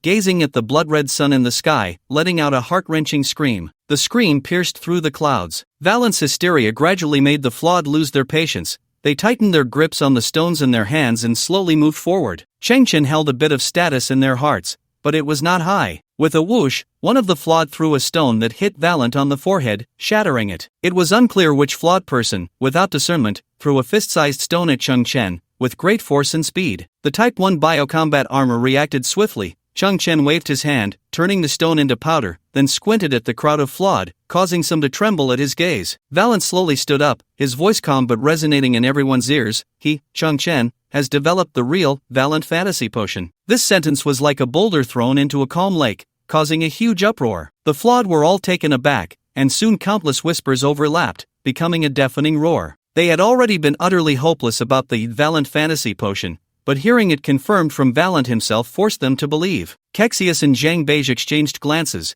each seeing extreme shock reflected in the other's eyes. Valant looked up at the red sky. Cheng Chen's expertise in genetic agents is 100 times, 1,000 times, 10,000 times greater than mine. I am unworthy of being called a genius. Valant slowly closed his eyes, 2 lines of resigned tears flowing down his cheeks. Cheng Chen called out, "Valant, come here." Yes. No one expected that Valant would respond to Cheng Chen's summons with a submissive yes. Perhaps this was the emotional shift of a top scientist, his confidence shattered, completely surrendering. Valant approached Cheng Chen, slightly bowing his head. Cheng Chen extended his hands, one holding the recently created Valant Fantasy Agent, while the other held a test tube coated with a light-blocking layer. Cheng Chen suddenly lowered his voice. "You need to make a choice now." Valant's eyes widened slightly, confused. 2 agents, one is the Valant Fantasy Agent. The other is a flawed gene repair agent, which has a certain probability of curing the flawed. And you can only take one from me. Cheng Chen's voice was low, almost only audible to Valant and 2 nearby students.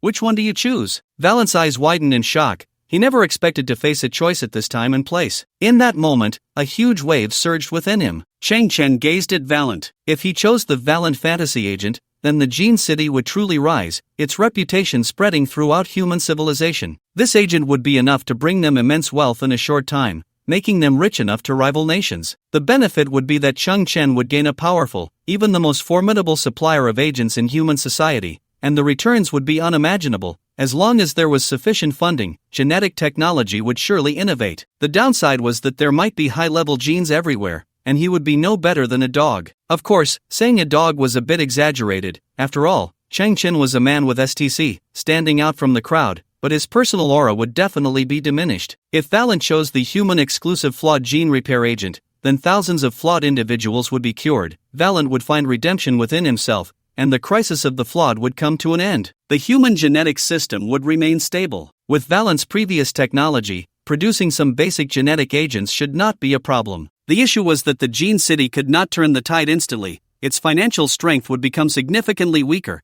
and research and development would inevitably be hindered. Chang Chen's supply would also be delayed and insufficient. As for why it had to be a choice between the two, STC had previously stated that since Chang Chen had synthesized a paradoxical item, this paradox must be resolved: either make the repair agent a reality or let it disappear. If the paradox continued to exist, it would lead to unpredictable severe consequences. The Valen fantasy agent was originally a fantasy. The human-exclusive flawed gene repair agent was a paradox. In human civilization, only one of the two could exist. Chang Chen sighed inwardly. An ancient saying goes, "You cannot have both fish in bear's paw." At this moment, Zheng Beige and Kexius's lips trembled to varying degrees, their eyes fixed intently on their teacher. Valen's forehead had unknowingly formed a layer of sweat. This was not an easy choice. Chang Chen had a suspicion in his heart. He had had deep contact with Valen, so he had a different interpretation of Valen's seemingly mad behavior. Valen's heart was filled only with frustration and regret. When he witnessed the moment the fantasy potion became reality, frustration and regret consumed him entirely, so he was very likely to choose to repair the potion, thus completing his self-redemption and completely freeing himself from his inner demons. A gentle breeze stirred the red dust. Valente's white hair was also blown by the wind, and he extended his trembling arm,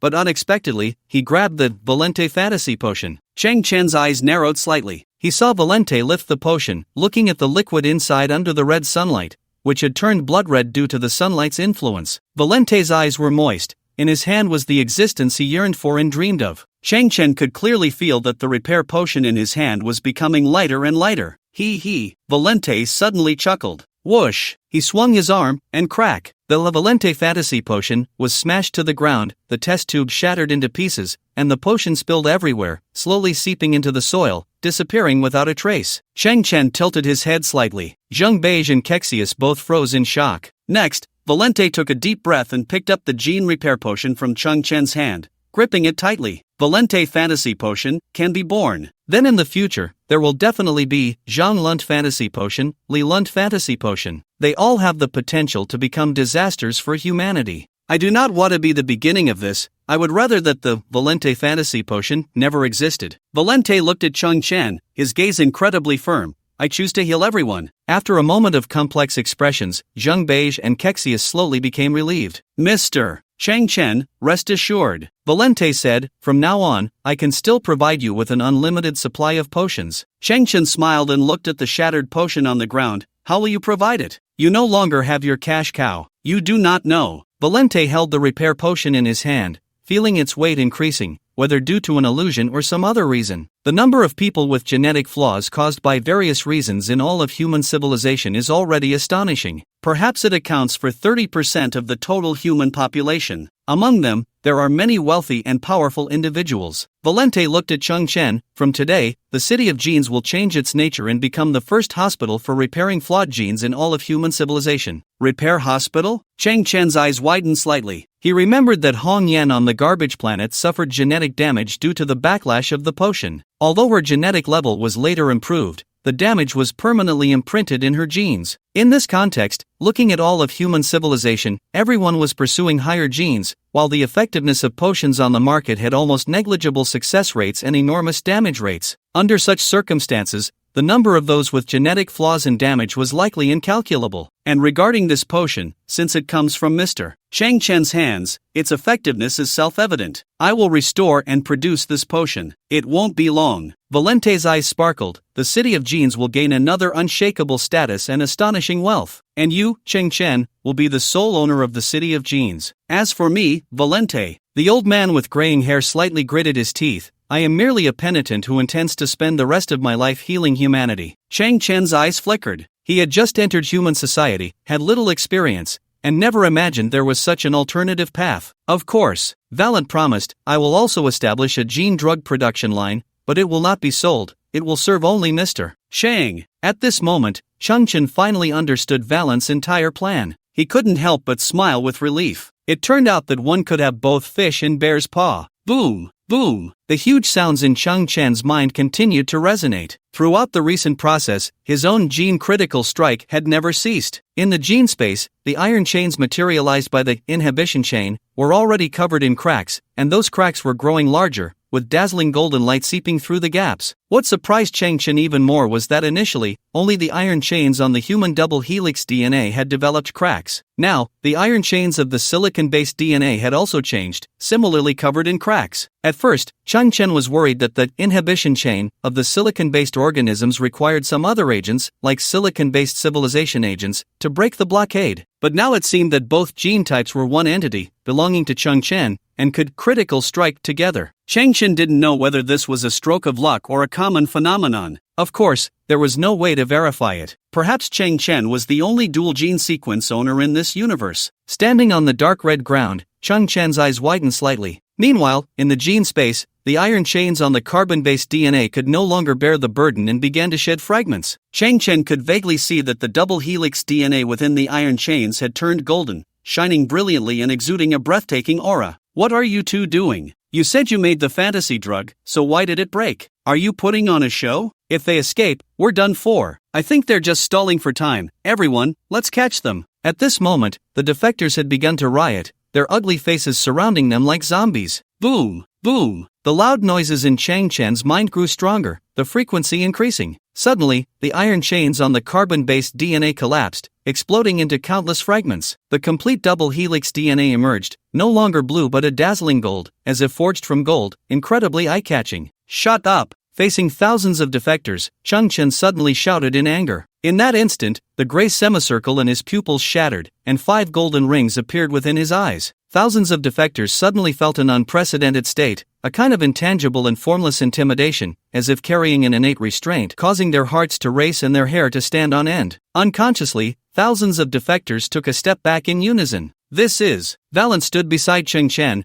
clearly seeing the change in his pupils, an A-level gene user. But wait, why is their gene manifestation this color? Valent, well versed in the field of genetics, had seen more than 5 A-level gene users, yet he could not explain the situation before him. At the same time, Valent turned to look at the terrified defectors, his heart pounding. In theory, in legends, in speculations, human genes are connected to the mysterious forces of the universe. The strength of gene levels corresponds to the strength of these mysterious forces. This was originally the realm of mysticism, but it could also be linked to biological magnetic fields and the quantum mechanics between thoughts. If placed in the animal kingdom, a weak antelope, upon seeing a strong adult tiger, would instinctively feel fear, even if no predation occurred. In severe cases, it might lose the ability to flee. Valent's gaze moved back and forth between the defectors and Changchen. On one side are the extremely lowly flawed gene carriers, and on the other side are the high-level gene carriers with unique genetic attributes, antelopes and ferocious tigers.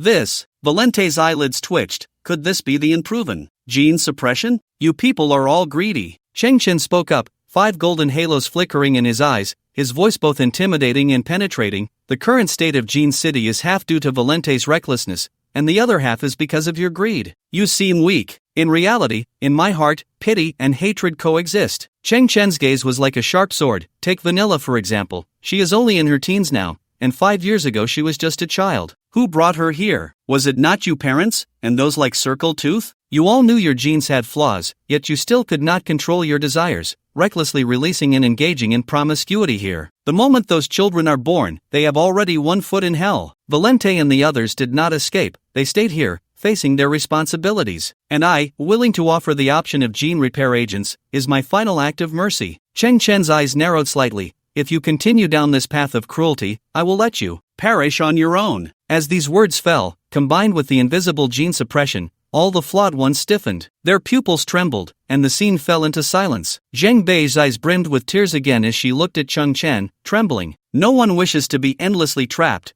nor does anyone truly want to bear all the responsibility willingly. He only felt guilt and never complained. Cheng Chen spoke the words he had long dared not say. Valente slowly exhaled, but the breath was trembling, his throat bitter. Boom, boom, boom. The enormous sounds in Cheng Chen's mind had not ceased. The chains of silicon-based DNA shattered in that instant. However, after all, it was the human gene explosion agent, which did not catalyze the silicon-based genes, so the diamond dodecahedron DNA of the silicon base did not show obvious changes, only breaking through the suppression chain. Nevertheless, deep within Chang Chen's pupils, the characteristics of silicon-based lifeforms briefly emerged, and in the central halo appeared a dazzling rainbow of glass. Valente suddenly took a step back, his eyes fixed on Chang Chen's pupils. What is this? Boom, boom, boom. Chang Chen's genetic strikes had not yet been exhausted, about 20 more remained. The loud noises continued, and Chang Chen clearly felt that the remaining 20 strikes would all act on his carbon-based DNA. Boom! The earth shook. This time, it was the external terrain that changed. In the distance, the Valley of Flawed Ones suddenly billowed with a large amount of dust, accompanied by loud cracking and falling sounds. Zhang Beige reacted first. The main body of the Flawed Ones Valley is soil. The previous fierce bombardment from the starship caused geological tremors,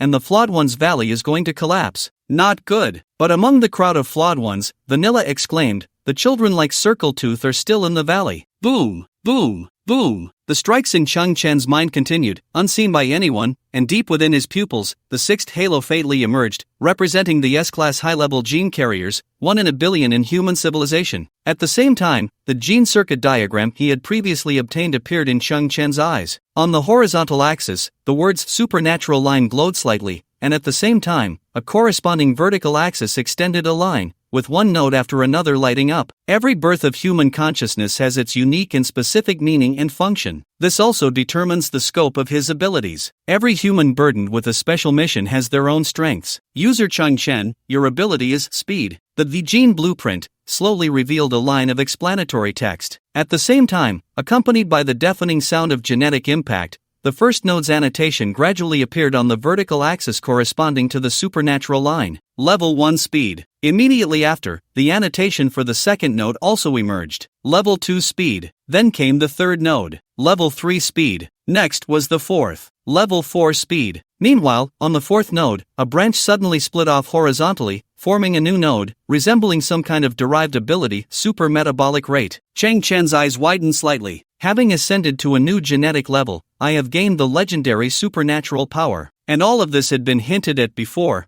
This power is speed. So, what exactly is level 4 speed? And how many meters per second is it? In that instant, a thunderous roar erupted, the ground beneath Chang Chen cracked, and the soil rolled back. Chang Chen himself, like an arrow released from a bow, transformed into a black shadow, instantly darting past 5,000 defectors, stirring up a whirlwind and a cloud of dust several meters high. In the moment when everyone else had yet to react, he charged into the defector valley. The moment Chang Chen burst out, his world was different from others. Blurry. The surrounding figures, boulders, etc., could not be clearly distinguished as they would be in a stationary state. His eyes couldn't focus on each specific object in time, creating a strong sense of dynamism, as if the entire world was flowing at an incredibly fast speed. Depth. The scenery was not only blurry but also flashed by in an instant, with a complete loss of distance perception, making it difficult to accurately grasp the relationships of proximity. Color. Different areas had varying brightness. As he rushed through different zones, the colors of the scenery flickered intensely,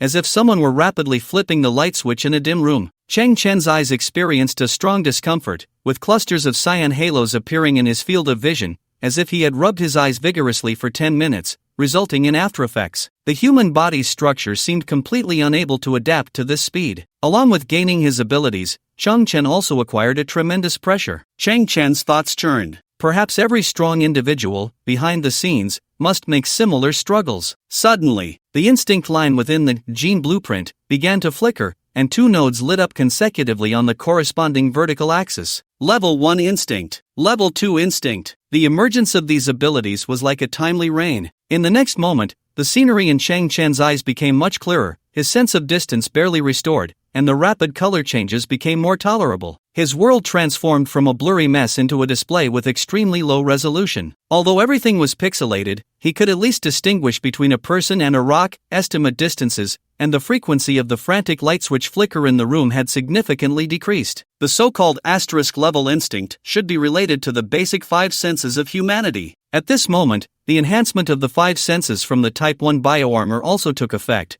further increasing the resolution in Chang Chen's world. Under layers of enhancement, Chang Chen finally managed to gain control over himself. It was in this moment of clarity that Chang Chen was astonished to discover that he had already crossed at least 5 kilometers during the previous process. With a sudden break, he stood at the very edge of the defector valley. One more step forward would lead to an abyss. Chang Chen took a deep breath, filled with trepidation. At this moment, his body paused, and everything in his view returned to normal. He looked down at the crumbling and collapsing valley beneath him, quickly planning his course of action in his mind. In just half a second, Chang Chen's body transformed into a shadow once more, rushing into the valley. Super speed combined with inertia made him as light as a swallow. With a light tap on the falling debris, he could surge forward several dozen meters. In the collapsing walkway, there was a moment when the original state of stillness had a tendency to maintain, and it was this instant of stability that provided Chang Chen with a strong support, allowing him to glide through with ease. The faster the speed, the slower the time. This logic held true. Chang Chen found the three-eyed child huddled in a corner of a cave, looking up in terror at a pillar that was about to crash down on him, and this scene felt like a movie playing at 10 times slower. The Type 1 biomechanical armor extended its tendrils to protect the three-eyed child's neck and limb joints, preventing any fractures from the upcoming high-speed movement. Subsequently, like a whirlwind, Chang Chen found Fat Foot and Double Chick, along with 7 or 8 other children in the valley. After confirming that there were no other children in the valley, the Type 1 biomechanical armor marked a red circle in his view, planning a climbing route on the rugged cliff. Chang Chen led the group of children and quickly dashed out of the valley. Like a whirlwind, he returned to his original position, appearing before the thousands of defectors and the 3 Valente teachers and students. The entire process took about 2 minutes, roughly the time it took for everyone to regain their senses and understand the situation. At that moment, the defector valley also experienced a complete collapse, with dust and smoke rising. At this time, Chang Chen placed the children on the ground, the tendrils of the Type 1 biomechanical armor retracted, and the black mask flipped over, revealing Chang Chen's face. The black battle armor gradually transformed into a blue scavenger cloak, along with a set of extremely ordinary clothing. Thud! A stone dropped from a defector's hand, and his mouth fell open in shock. Valente's expression was also twitching violently. He had seen much and knew that some high-level genetic beings could awaken certain supernatural powers, but Chang Chen's ability was something he had never seen or heard of before. In fact, most high-level genetic beings awaken supernatural powers that were merely immense in strength or astonishing in vision. As for the battle suit Chang Chen wore, it seemed to integrate some form of biological technology, possessing such versatile abilities, and it appeared to perfectly match Chang Chen's super speed. All of this exceeded Valente's understanding, leaving him greatly shocked. Boom! Boom! The last 2 gene critical hits in Chang Chen's mind were completed. Chang Chen felt that these final 20 critical hits had broken through a more solid invisible barrier, and his gene level had once again received some enhancement. Suddenly, the 6th golden circle lit up in Chang Chen's eyes. Thud thud thud. Valente staggered back 3 steps, being the closest and seeing it clearly, S-level gene. As a top figure in the field of genetics, he had heard of it twice but had never seen it. A few defectors also noticed this scene and gasped in surprise. Meanwhile, Chang Chen himself felt very uncomfortable at this moment. In physics, there is a concept called g-value, which refers to the gravitational acceleration value. It exists in various high-speed motion scenarios. In ordinary situations, such as a rapidly ascending elevator, one would feel a downward drag force that causes discomfort in the body. In high-speed car racing, whenever a car completes a high-speed turn, the driver experiences lateral drag force. The faster the speed, the greater the force. They must resist this force, especially since the head bears the most stress, which is why top race car drivers have exceptionally developed neck muscles. Similarly, pilots of high-speed fighter jets and space shuttles encounter similar situations. They must endure immense G-forces, which is why they undergo rigorous anti-G training. If an ordinary person suddenly experiences unresistible G-forces, they would suffer from immense pressure, difficulty breathing, cerebral ischemia, ruptured organs, and broken bones. Chang Chen experienced all of these issues without exception. He now felt intense pain throughout his body, bloating, and chest tightness, and his arms and legs likely had fractures. If it weren't for the protection of the Type 1 biochemical battle armor, the situation would have been several times worse. Chang Chen's expression was incredibly cool, but inside, he was frantically complaining. Damn it! I gained super speed but didn't get a corresponding physique. Is this even reasonable? Am I going to die from this? Just as the 6th light ring lit up, the gene blueprint lit up another node. This node appeared after the supernatural line branch of super metabolism rate. Super metabolism rate LV2. Chang Chen's metabolism rate had once again increased. In that moment, he felt a wonderful sensation, as if all the cells in his body had greatly enhanced their activity. The energy within was burning, the immune system was working frantically, and the self-healing system was also in overdrive. Although he couldn't see it, he could sense that the blood stasis in his organs was being rapidly absorbed by the capillaries and was significantly diminishing. The active factors within his bones were also boiling, with calcium and phosphorus, essential elements for bone regeneration, actively at work, and the vitamin D in his body was being frantically utilized. All of this was affecting the fractures in his bones. Chang Chen could clearly feel that the pain caused by the fractures was significantly decreasing. Chang Chen's eyes widened slightly. Super metabolism rate is roughly equivalent to super energy conversion rate and super self-healing ability. To some extent, this compensates for the super speed. Thank you. At this moment, Xiangsa looked at the unharmed children and slowly bowed to Cheng Chen. Meanwhile, thousands of defectives no longer dared to show even the slightest defiance, all bowing their heads to Cheng Chen. The front wave of people clearly saw the 6 light rings in Cheng Chen's pupils. They understood what this represented. It represented a vast chasm that he could never cross in this life, signifying that in the near future, that young man would become the most powerful, most influential, and even the most extraordinary existence in all of human civilization. And this young man had said they would be healed, so they definitely would be. 1 hour later, Cheng Chen, Valente, Zhang Beige, and Kexius stood in the ruined Jin city, in front of the massive Valente statue. Thousands of defectives had set up a temporary camp outside the city, quietly waiting for treatment. The first step to renovate this place, Valente said, looking up slowly, is to destroy this statue. In a month, Valente looked at Cheng Chen. I will establish the entire supply chain. By then, if Boss Cheng wants any potion, just send me a message. Cheng Chen nodded and smiled. You've seen the Valente fantasy potion with your own eyes, so about those previous promises, like standing on your head to poop. Valent paused for a moment. Perhaps his madness had not yet fully subsided. He clenched his teeth and slowly walked to one side while reaching for his belt.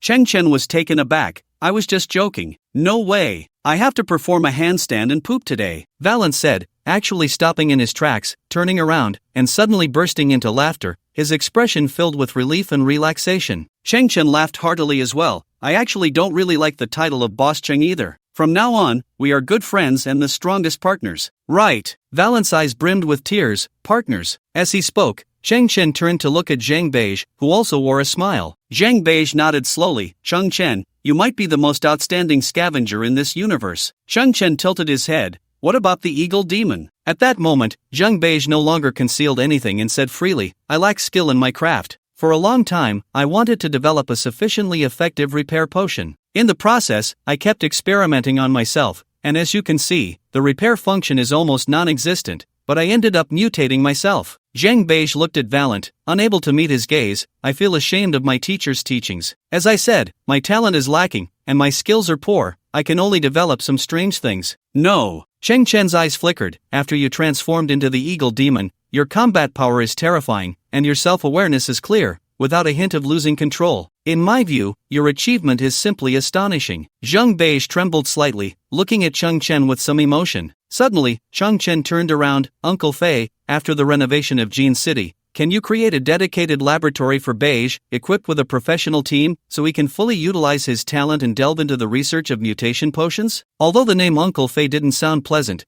Valent felt warm inside because the sudden change in address represented Cheng Chen's respect for his decision. Uncle Fei nodded, listening to Boss Chang. I already said I don't like being called Boss Chang. Alright, Boss Chang. Stop with these old jokes. Uncle Fei smiled. No matter what achievements Jin City obtains in the future, the starting point of it all is your gene repair potion. This is unshakable. No matter how large Jin City becomes or what potions are developed, it all belongs to you, Cheng Chen. Although it somewhat goes against your wishes, I need to use this title to remind myself constantly. Fine. Cheng Chen sighed helplessly and looked at Zhang Beige. Regarding your mutation potion, looking across the entire universe, there are countless unknown civilizations and unknown creatures. Humanity will inevitably face war one day, and at that time, your mutation potion will surely become a powerful weapon. Before that, it can remain undisclosed, but it cannot be absent. Zhang Beige nodded heavily. I will do my utmost. Then, Cheng Chen looked at Master Brother Xias. At that moment, Xias still looked pale, his forehead covered in cold sweat, struggling to maintain his standing position. Cheng Chen frowned. Since Zhang Beige is the eagle demon, then you are just an ordinary person, unrelated to any backlash. So what is wrong with your physical condition?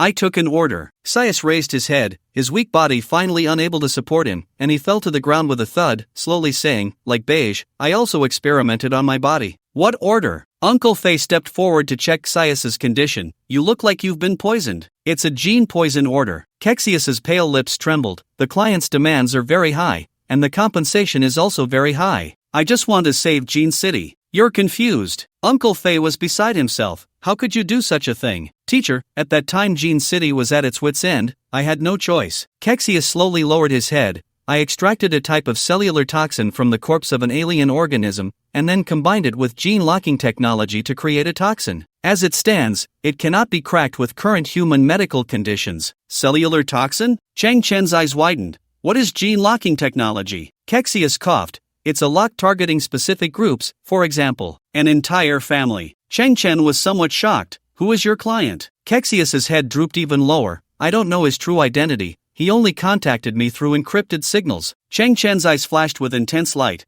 You said the client's demands are very high. What exactly does that mean? The toxin is divided into two types, A and B, with effects in 3 stages. Kexius kept his head down. After taking toxin A, chronic poisoning effects will appear, the body will gradually weaken, light sensitivity will occur, and golden spots will appear in the pupils. Chang Chen's pupils slightly constricted. And if during this process, toxin B is taken? Kexius paused for a moment, then quietly said, the poisoning effect will instantly enter the 2nd stage, and within 3 hours, the poisoned person will die suddenly. Uncle Fei's expression changed dramatically. He grabbed Kexius's shoulders and shook him vigorously. You little brat, tell me, how many kinds of agents did you test on yourself? Teacher, I'm sorry. Kexius's tears fell like rain. His voice suddenly cut off, his head tilted slightly to one side, and a layer of white film gradually covered his pupils. Uncle Fei quickly checked Kexius's breath and pulse. In the next moment, Uncle Fei began to sob quietly. Chang Chen's eyes widened, the corners trembling violently. On the Ling-style starship, Chang Chen took out the communicator dedicated to MO. He slowly pressed the communication button. Boss Missouri, are you there? Family infighting, unable to split myself, a great favor, thanks afterward, MO, never lose trust. Chang Chen frowned and said, Dog MO, are you fucking dead? The communicator replied in the same tone, even the pauses were identical. Family infighting, unable to split myself, a great favor, thanks afterward, MO, never lose trust. The garbage recycling starship slowly ascended. Countless defectors looked up. Uncle Fei and Zhang Beige, with tear-streaked faces, stood in Jean City, waving goodbye. On the bridge, Chang Chen frowned, recalling the scene just now. All the symptoms matched. The toxins in Kexius's order were the same as those in the MO family's energy drink. However, what Chang Chen had previously detected was toxin A. Toxin B was very likely mixed in another batch of drinks, and if someone consumed both drinks simultaneously, they would enter the 2nd stage. As for Mo's reply, it was confirmed to be a repetitive recording. Perhaps it was set up by Mo himself, similar to an auto-reply function. Perhaps it was a clumsy disguise made by the murderer to cover up the truth. Could it be that Mo's mouth not only didn't turn into a Nike swoosh but instead got him killed? Online novels don't write it this way, do they? Chang Chen's mood was somewhat gloomy. Boss Missouri, why are you so useless? Originally, in Chang Chen's plan, Mo was a very important channel. As the saying goes, behind every successful man, there is an excellent equipment supplier. Because next, Chang Chen planned to look for some basic materials that could be synthesized, turning waste into treasure, and exchange them for a large amount of cash through Mo. Then, he would use most channels to purchase a large quantity of equipment, such as handy weapons, turbo-powered shoes, and the same type of cosmic mecha as in the cabin, and then synthesize them into more powerful gear. After all, this is an era of technology, an era where even asteroids can be instantly destroyed in front of a super starship. Once, Chang Chen worried whether there would be problems with the Mo channel. Now, it was good. The anxious heart was finally at ease. As for the current situation, ever since humanity entered the great cosmic era, with living spaces set against the backdrop of galaxies, human civilization has become somewhat sparse, reminiscent of the nomadic tribes of the old era. Perhaps after traveling millions of kilometers between planets, or even distances measured in light years, one might finally encounter a human settlement. Moreover, the universe itself is also vast and sparsely populated. Although one can gaze at the starry sky on Earth, in reality, 95% of the universe's space is empty, cold, and lonely. Chang Chen knew very little about the universe and had no guides like a map of human civilization. He was very eager to understand the situation with Mo, but he did not know the location of the Mo family. If this line with Mo were truly cut off, then finding a reliable and powerful supplier again in the vast universe would be a difficult task. Location. I need to know the location of the Mo family. Chang Chen looked up through the observation window of the starship, gazing at the somewhat dim sky. The spirit in a contemplative state sensed Chang Chen's inner emotions, and thus played a tragic and desolate arrow piece through the ship's sound system. Chang Chen's eyes became moist. Compared to the supply chain being cut off, there was something else that made him very sad. Back on Garbage Earth, he had established a friendship with Mo. That guy was his first friend in the vast universe outside of Garbage Earth. Did something really happen to you? Under the mournful music, Chang Chen's throat trembled. Chang Chen, actually don't care that much about other people's business, but I must understand your situation clearly. Because you took away more than 10,000 high-entropy alloys from me without paying a single cent. I must find your hometown. If I can't get the money back, even if you're already dead, I will have to dig up your grave. The sound of the arrow was melodious. Chang Chen wiped away his tears, feeling heartbroken. Suddenly, Chang Chen's eyes lit up. He remembered a person whose abilities and nickname were quite peculiar. He was called the Thousand-Faced Demon Lord. This guy had a close partnership with Mo and should know the location of the Mo family. Ha ha, you want to know where Boss Mo's family is? Ha ha, it's in Tingzhou. Tangzhou? Chang Chen found it a bit strange. This was a place name on Earth from the old era. But when the Thousand-Faced Demon Lord sent the specific coordinates, Chang Chen finally understood the true location of this place. It was 7-9 light-years away from the solar system. In the Leo constellation, Wolf 359 star system, my 2342 type terrestrial planet. The Mo family had purchased the usage rights for the entire planet and renamed it Tingzhou. I come from a poor background. Every inch and every thread is hard-earned. Chang Chen wiped away his tears and suddenly felt a surge of fighting spirit. So, no one can shirk my debt. Although directional stargates are spread throughout the galaxy, reaching a destination several light-years away usually requires transferring between multiple stargates. The navigation system provided a plan. It would take another 5 hours to reach Tingzhou. The Spirit-type starship activated the fourth wall navigation technology, and Chang Chen's perspective was covered by a light green filter, entering an extremely safe state overall. Then, Chang Chen arrived at the physical training area of the starship, which could be understood as a high-tech gym covering nearly 1,000 square meters. His gaze was fixed on a spherical treadmill. Above this machine was a pure white sphere that could rotate 360 degrees in response to the tester's movements, simulating various environmental resistances as the tester walked inside. The function of this device was to test the user's speed and agility, knowing oneself and knowing the enemy. Chang Chen needed to know his maximum speed and the backlash he would experience under high G-forces. He stepped into the sphere, with all metrics referenced to Earth, experiencing the same gravity, wind resistance, and friction. Chang Chen squinted, a golden light flickering in his eyes. Buzz! The moment Chang Chen began to run, the white sphere spun wildly. In an instant, he broke through his previous limit of 56 meters per second, gritting his teeth and enduring the pain brought on by the high G-forces. 108 meters per second, 230 meters per second, 301 meters per second. In that moment, Chang Chen felt his body had reached its limit. He suddenly stopped, his chest heaving. The white sphere also came to a sudden halt, emitting waves of heat. This machine was incredibly sturdy and showed no signs of damage, but it had never been designed to accommodate a user as abnormal as Chang Chen. 301 meters per second, 6 times his previous speed. It was nearly the speed of sound. Such speed, manifested in a human body, could only be described as terrifying. But Chang Chen knew this was not the limit of his speed, but rather the limit of his body. The immense G-forces were becoming unbearable, and his body was already showing signs of damage. The Type 1 biocombat armor was very strong, but it was an external protection. The armor could protect Chang Chen's skull from injury, but when the centrifugal force increased to a certain extent, it would exert tremendous pressure on his brain, potentially turning it into a mushy mass. It was like clothes being spun at high speed in a washing machine. Moreover, if Chang Chen continued to increase his speed, he would exceed the speed of sound and crash into the sound barrier. Just like a supersonic fighter jet, the moment it breaks the sound barrier, a stunning sonic boom occurs. That is, in fact, the moment of breaking through the sound wall. The surrounding air would also be intensely compressed and disturbed at that moment, creating a massive reactive force,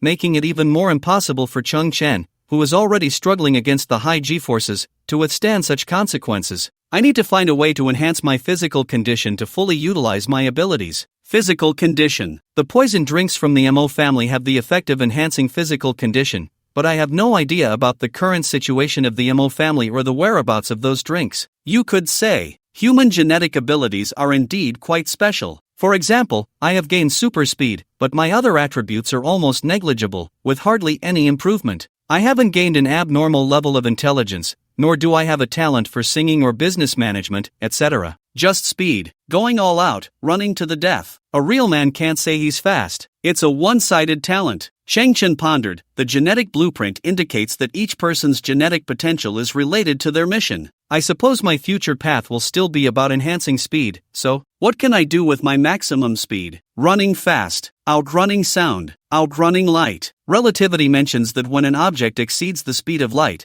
it also transcends time.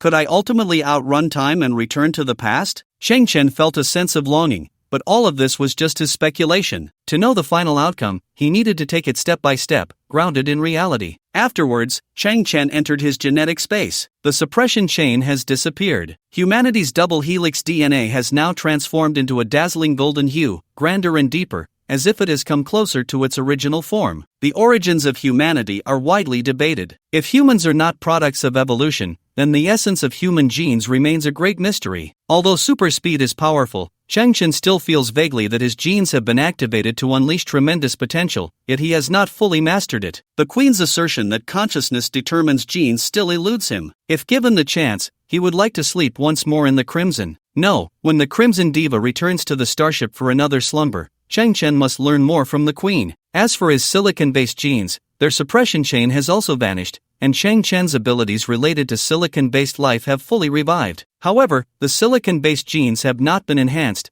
they merely shimmer with a faint golden glow. Shang Chen's previous speculation was correct. Silicon-based genes have their own exclusive catalytic agents, which will be his goal moving forward. Afterward, Shang Chen wondered if he would still possess super speed after fully transforming into a silicon-based life form. The result was as he expected. Silicon is silicon, and carbon is carbon. The silicon-based body has a preliminary electronic resonance, allowing for simple manipulation of some electronic chips, while possessing an enigmatic upper limit of resilience, but it lacks speed. Even with partial siliconization, the body exhibits a stiffness that prevents the expression of speed. Finally, Shang Chen gazed into the mirror, carefully observing his pupils. 6 golden rings were tightly connected, more solid than before, radiating a soft and restrained golden light. If not magnified, the details would be indistinguishable, as if his pupils were adorned with golden contact lenses. Shang Chen knew this was an S-level gene, and it was an S-level gene that had broken through the suppression chain. S-level genes are already rare, and after breaking through the suppression chain, the color changed from blue to gold, making it even scarcer, possibly an existence that has never appeared before. It is likely that even if he stood openly on the street,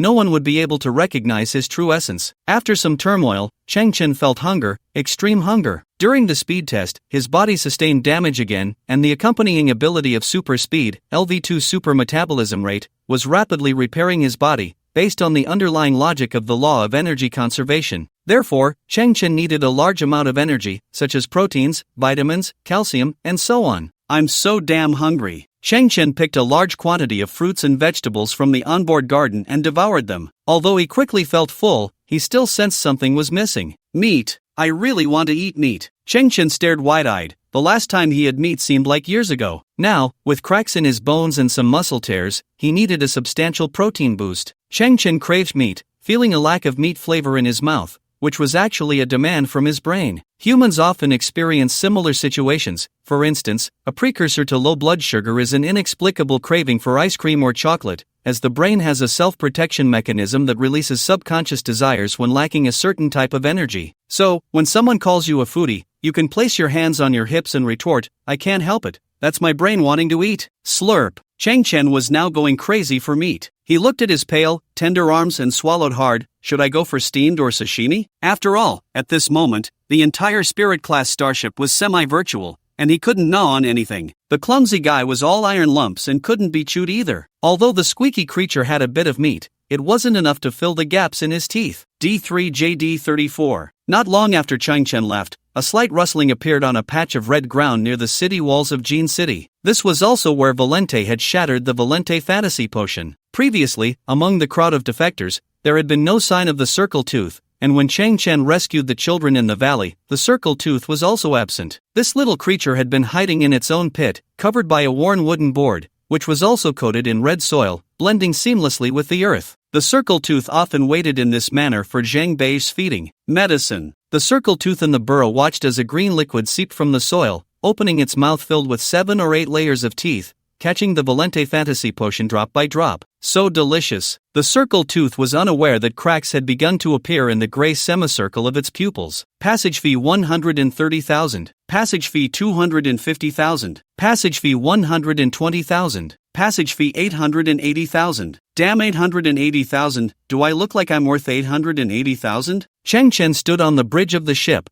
listening to the constant tolls from the directional stargate, his heart bleeding. The cost of interstellar travel was too high. Previously, when Chang Chen traded high-entropy alloy with MO, most of the expenses were exchanged for inferior gene potions, and he only received 10 million credit points in cash. After the monkeys started their acquisition business, Chang Chen gave them another 2 million as startup capital. At that time, holding on to the remaining 8 million felt like he had reached the pinnacle of life, unable to spend it all, simply unable to spend it all. Indeed, 8 million credit points on the garbage earth was absolutely wealthy. But once Chang Chen entered the universe, just the transportation fees alone had already cost him 3 million. This was only over a few days, merely for 3 locations. The second transaction of high-entropy alloy, due to the inability to make an accurate valuation at the time, resulted in MO giving Chang Chen a credit limit of 500 million, allowing him to exchange items freely. Who would have thought that while the limit was there, the person was gone? Originally, Chang Chen had planned to take some money from MO to throw at Uncle Waste, speeding up the construction of the new Gene City to obtain potion supplies sooner. Now, Chang Chen was truly in dire straits, desperately craving meat, and his credit points were nearly depleted. MO, you'd better not die. Chang Chen took a deep breath. Just then, the garbage recycling starship passed through the last stargate. The grand music echoed in his ears once more. Before Chang Chen's eyes appeared a white planet, much smaller than Earth, yet incredibly beautiful, resembling a pearl floating in space, reflecting sunlight and emitting a warm glow. This was Tingzhou, the home of the MO family. Of course, this place was also one of the MO family's enterprises. As the ship gradually approached the planet, Chang Chen discovered that the reason for the planet's white appearance was due to a layer of cotton-like white mist gathering around its periphery. That must be some advanced technology that created an artificial atmosphere for the planet, capable of blocking ultraviolet rays and low temperatures, providing residents with a high-quality living environment. Indeed, the MO family is immensely wealthy. The garbage recycling starship penetrated the atmosphere and descended towards the surface. Chang Chen also saw the internal scenery of the planet, which astonished him. Inside this planet, there were actually green mountains and clear waters, with mist floating ethereally. Growing up on the garbage earth, Chang Chen had never seen such dense greenery, but he had heard similar descriptions on the radio. This planet seemed like a paradise. After confirming the external air quality, the starship activated the air circulation system. Chang Chen, on the bridge, took a slight breath and could only feel the air was fresh, warm, and gentle, extremely comfortable. Impressive. Chang Chen's eyes flickered. The nearby star was an M-type red dwarf, with a mass about 11% that of the sun and insufficient brightness, so the original landscape must not have been like this. The lush greenery covering the planet must have been specially transplanted or artificially cultivated. The manpower, material resources, and financial investment involved must be enormous and unimaginable. MO, you really are the ceiling of ATM machines. Chang Chen clenched his fist nervously. You mustn't die. The garbage recycling starship slowly descended into the internal docking port of the planet. The hatch opened, and Chang Chen stepped out slowly. The ground felt soft beneath his feet. Even the vast docking area was covered with lush green grass, quite luxurious. Chang Chen looked around. It was bustling here, with various private starships parked all around. In the distance, 3 figures slowly approached. Chang Chen found them peculiar. All 3 were men, dressed in neat light blue classical robes, with the character MO embroidered on their chests. They all had long hair and exceptionally handsome faces, exuding an air of elegance in their every gesture. Moreover, each of them had 2 azure halos in their eyes. They were all D-level gene users, the so-called elites of human society. Chang Chen felt a sense of awe. Encountering 3 D-level genes, which were rare on the garbage earth, was quite casual here. This friend, I am Mo Yuan, said the leading man in the robe, stepping in front of Chang Chen, slightly nodding, his tone very cultured. Welcome to Tingzhou. I, Mo Yuan, represent the Mo family to express our gratitude to you. The young man also nodded in acknowledgement. My name is Chang Chen. Despite being dressed as a scavenger and arriving on a garbage recycling starship, the other party showed no signs of disdain, which made Chang Chen feel a bit of goodwill. However, the 3 men were staring at the golden disc in Chang Chen's pupils, their expressions puzzled. As expected, they couldn't discern his gene level at all. Mr. Chang Chen, please follow me, Mo Yuan said politely, one hand resting on his sleeve while pointing into the distance. The place he pointed to was an ancient-looking doorway with intricate carvings. Mo Yuan nodded again. I will need to trouble you to undergo a gene-level assessment. Oh, Cheng Chen was taken aback. That door is a gene testing machine? Mo Yuan nodded. The name Tingzhou is derived from the hometown of the founder of the school, Mozi. The descendants respect their teachers and value the way, so regardless of how technology evolves,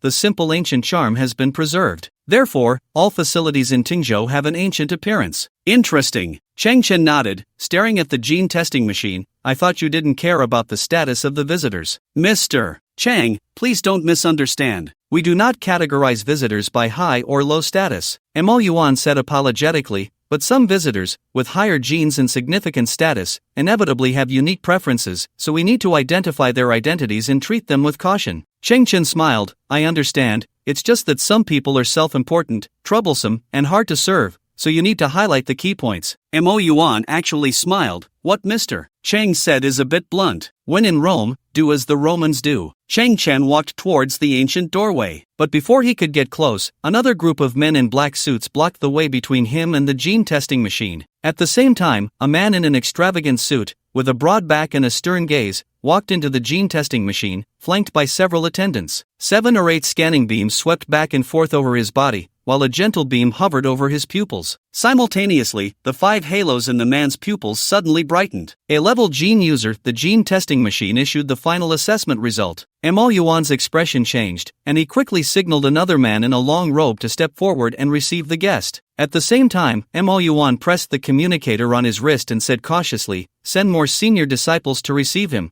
Counselor Liu from the Li Interstellar Federation has arrived, with a gene level of A." Cheng Chen frowned slightly, feeling dissatisfied. But before he could speak, he saw the burly Counselor Liu turn around. "Little brother, I apologize, I am quite anxious." Although Counselor Liu was saying sorry, the inherent arrogance in him seemed innate and could not be concealed. However, he indeed did not follow the usual protocol and lowered his stance to apologize. Cheng Chen chose not to pursue the matter further. Counselor Liu and his entourage hurried away, disappearing into the distance. Afterward, Cheng Chen, accompanied by Mo Yuan, entered the uniquely designed gene testing machine. Multiple beams of light continuously scanned him, and a gentle beam hovered over Cheng Chen's pupils for identification and recognition. After a minute, Mo Yuan appeared somewhat flustered. It's taking so long. Is the machine malfunctioning? Just as he was puzzled, the identification result appeared. Unrecorded gene level. Cheng Chen was slightly taken aback. What does this mean? Mo Yuan smiled politely. According to your gene profile, the system did not find a corresponding level record. In other words,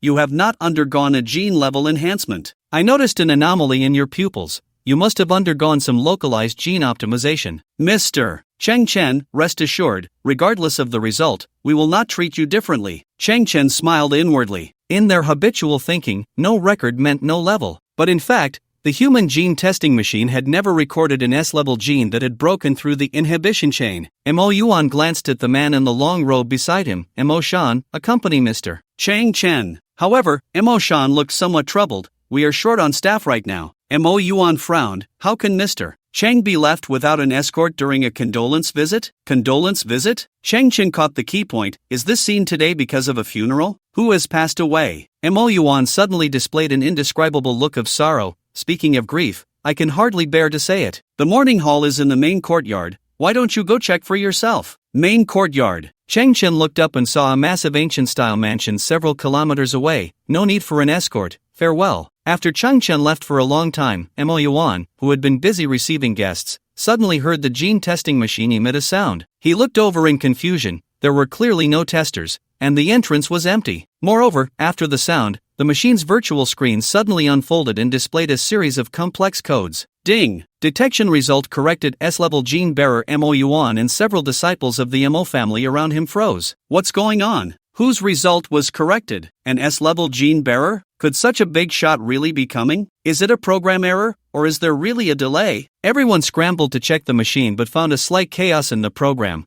The information had come out of nowhere, and they could not find the source. Mo Yuan quickly reacted. How many unrecorded gene levels have we received today? Mo Shan replied sternly. At least 17 or 18. Mo Yuan's expression turned somewhat horrified. This. 2 possibilities. Mo Shan frowned. First, the machine's program has malfunctioned, falsely reporting data. and there is no real S-level gene bearer arriving. Second, that would be somewhat terrifying. The machine misdetected, reporting a high level as a low level during a previous test, and it just completed the correction. Those truly high-level gene bearers probably won't waste time arguing with us. After all, they are all here to pay their respects to the family head. Mo Yuan's forehead suddenly broke out in a cold sweat. I hope it's just a mistake. Otherwise, if we neglect such an existence, none of us can bear the responsibility. Chang Chen was walking in Tingzhou. The streets and buildings here were all in a retro style, imbued with an ancient charm and exquisite structure. Mo had once said that their family was actually descended from the ancient master Mozi. Back in the old era, during the pre-Qin period, the Mozi school was an extremely advanced presence, with mechanical technology that was ahead of its time, mastering the legendary Mo family machinery techniques. Today, as humanity ventures into the universe, the Mo family remains strong. The recent host, however, should not belong to the Mo family. Judging by their attire, they should be disciples of the Mo school. As he walked, Changchen noticed that at every courtyard entrance, a white flower was inserted. It was clear that someone was being commemorated. Changchen's steps felt inexplicably heavy. Boss Missouri, it can't be that you've died, right? Unknowingly, Changchen arrived at the so-called main courtyard. This was a huge residence with a front gate, inner courtyard, main house, and side rooms. The bluestone floor, redwood pillars, and simple gray tiles exuded an imposing yet ancient elegance. Inside the courtyard, many guests stood silently. Changchen frowned, feeling somewhat anxious, and slowly squeezed into the crowd, looking toward the center of the courtyard. At a glance, Changchen felt a chill run down his spine. There, 82 magnetic levitation coffins floated quietly in the courtyard. Behind each coffin, there was a holographic projection of the deceased. Changchen searched among the 82 holograms, his gaze passing over elderly figures, moving to the second row of relatively younger deceased,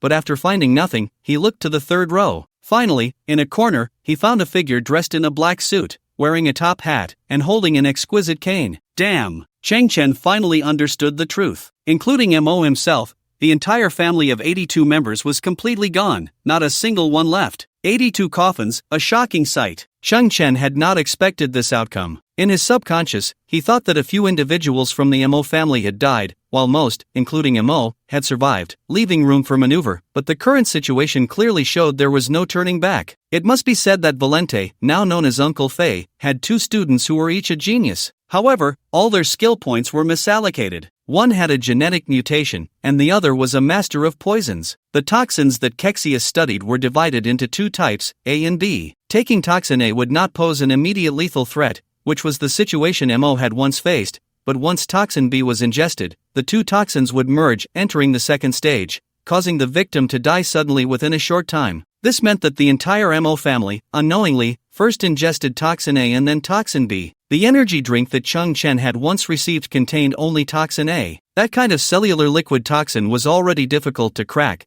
and then came toxin B, making it impossible to guard against. Boss Missouri. Changchen looked at the coffin in the corner, the virtual image behind it representing a technological era's memorial, the figure within clear as day, unmistakably the businessman Mo. Changchen shifted his position to find a higher vantage point, stood on tiptoe, and looked through the transparent coffin lid at the figure inside. The facial features were lifelike, as if in sleep, and upon closer inspection, the skin was covered with a faint layer of ice crystals. Changchen confirmed Mo's coffin. There was no doubt, his familiar old friend Mo lay quietly within. Damn it! Changchen gritted his teeth and frowned. Not only had his money gone to waste, but now seeing Mo's corpse with his own eyes, a wave of sorrow surged uncontrollably within him. For Changchen, money was important, but his eyes held more than just the value of money. Mo, indeed, was his first friend in the universe. Taking a deep breath, Changchen's gaze gradually sharpened as he began to observe the situation at the scene. Here, people were packed closely together, filled with a large number of mourners and many disciples of the Mo family responsible for receiving guests. The least among them had E-level genes, indicating that the Mo family was undoubtedly at the top tier of humanity. Changchen squinted. Who are they? At that moment, a line of figures slowly emerged from the back courtyard, all female, dressed in identical black long dresses. To express solemnity, the dresses had no embellishments,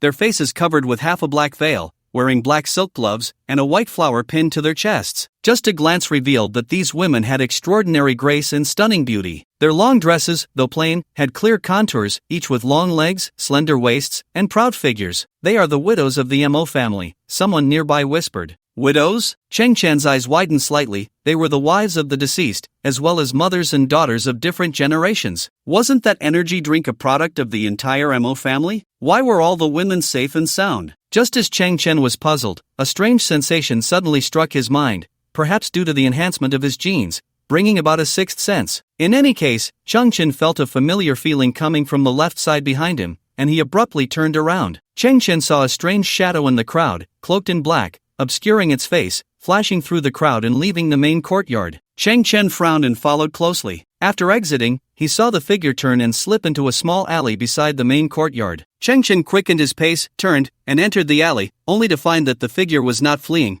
It seemed unaware of Cheng Chen's pursuit, merely sitting there with its head down, lost in thought. Cheng Chen found it increasingly odd. Taking a few steps forward, the person instinctively looked up upon hearing the sound. Then, a tear-streaked face appeared. Cheng Chen's eyes widened in disbelief. You? The person was equally shocked. You? Cheng Chen felt it was somewhat unbelievable because the scene before him was incredibly surreal. In a concise manner, Cheng Chen uttered a coded phrase, "Meat bun hits donkey." The person's expression twitched, wolf heart, pig lungs. Cheng Chen was astonished. This person was indeed the real deal. How did you survive? The person was equally astonished. How did you leave the garbage planet? I naturally left the garbage planet because I was awesome. Cheng Chen stared at the person, chasing debts across 1,000 miles. Isn't that inspiring? The figure in the black cloak was none other than the merchant Mo. At that moment, Mo looked at Cheng Chen's appearance, feeling somewhat dreamlike, a sudden pang of sorrow swelling in his heart, tears welling up. He felt that in the vastness of Tingzhou, with countless people, at this moment, only Cheng Chen, a friend from light years away, was trustworthy. Cheng Chen, for some reason, also felt moved.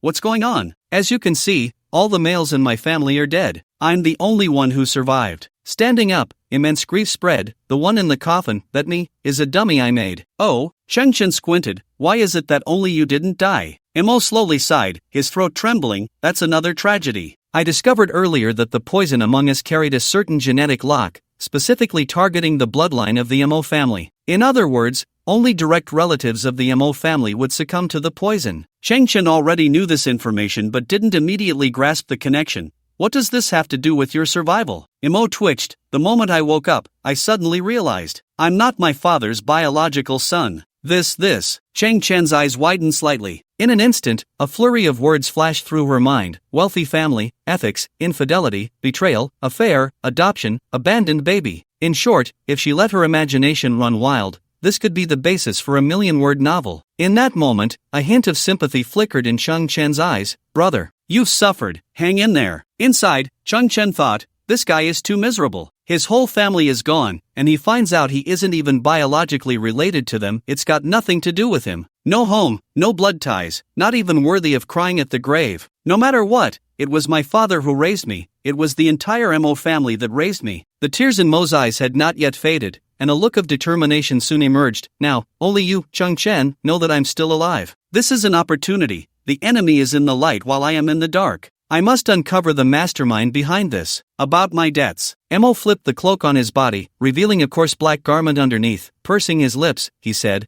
I can't use any resources from the family right now, including my personal account. After all, in everyone's eyes, I am a dead man. But rest assured, now that the Mo family has no male heirs, when the truth comes to light, regardless of blood ties, the only one who can control the Mo family will be me. Mo looked at Cheng Chen. I promise, by then. Understood. Cheng Chen waved her hand. If I want money, I must help you uncover all the truths and catch the mastermind. Mo slowly exhaled. Cheng Chen, you can stay out of this. You can leave here, find a quiet place, and wait quietly. But Cheng Chen shook her head with a smile. I can't wait at all. Mo smiled slowly, looking at Cheng Chen with some emotion. Thank you. Don't waste time. Cheng Chen moved her shoulders slightly. What do you know about this murder? Then, Mo and Cheng Chen each found a stone stool to stand on. Since they were in a small alley on one side of the main courtyard, from this height, they could just see over the courtyard wall and observe the situation inside, where a hall full of guests was laid out before them. I have 4 suspects. Mo whispered. On the north side, the widow of the Mo family, the woman standing in the first position. Cheng Chen turned her gaze to the beautiful woman in a black long dress from earlier. The woman standing in the first position was very tall, with not an ounce of excess flesh on her body.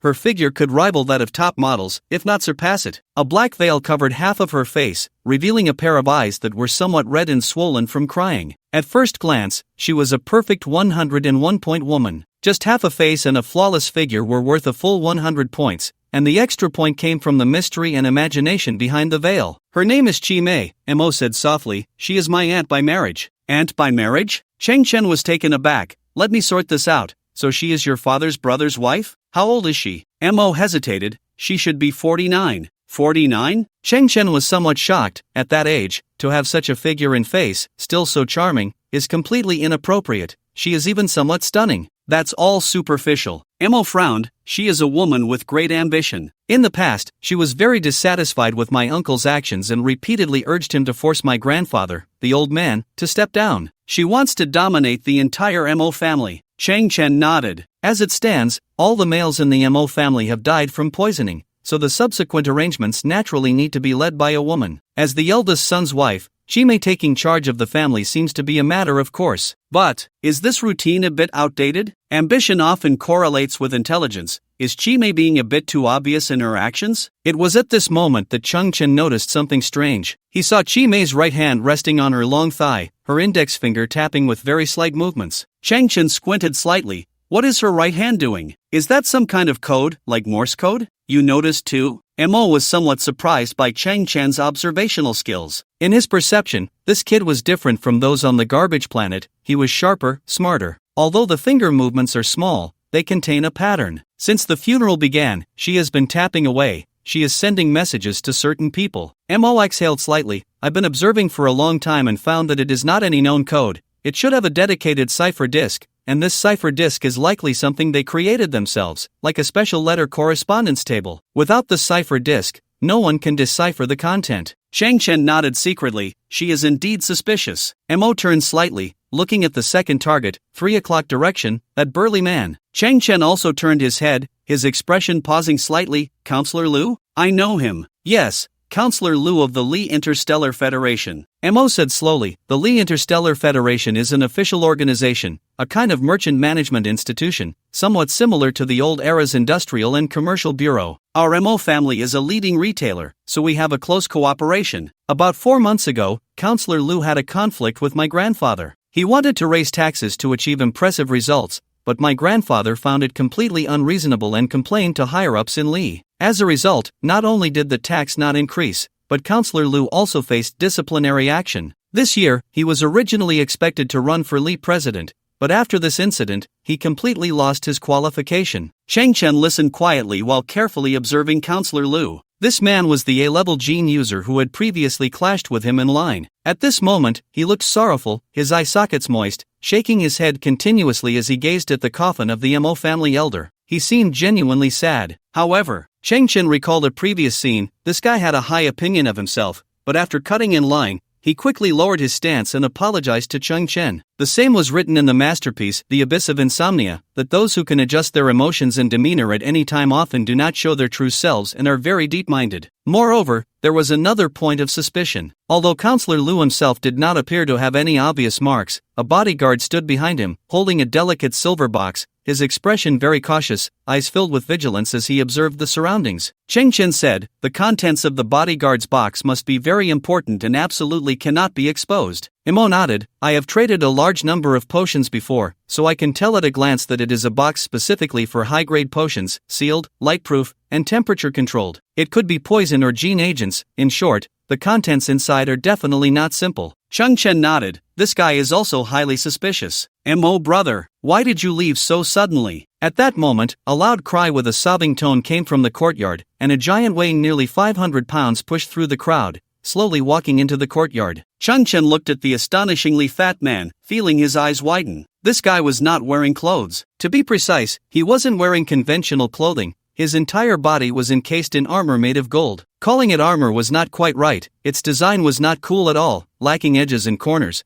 as if a series of gold bracelets of different sizes had been stacked all over him. Moreover, his entire body of fat seemed to spill out from the gaps of the golden bracelets, and from a distance, it looked somewhat like a human-shaped pig intestine bundled with golden hemp rope. Damn, it's blinding my eyes. Cheng Chen tilted his head and rubbed his eyes. Under the intense sunlight, the human-shaped pig intestine reflected a dazzling light. It was one thing that he had different diameters of golden bracelets on his arms, legs, and neck. What was most eye-watering was that, as a man, he also had golden bracelets adorning his plump chest, forming 2 little mountain peaks. Chung Chen grinned. What on earth is this thing? His name is Ni Mang. Don't be fooled by his disgusting appearance. He is one of the richest people I know. Mo quietly introduced. He is a Star Master. Cheng Chen tilted his head slightly. Star Master? It means the owner of a planet. It's the same as landlord or city lord, just at a different level, with property calculated in terms of planets. Mo continued. Ni Mang is not an ordinary Star Master. He commands 112 mineral planets, which are not the common planets found throughout the universe,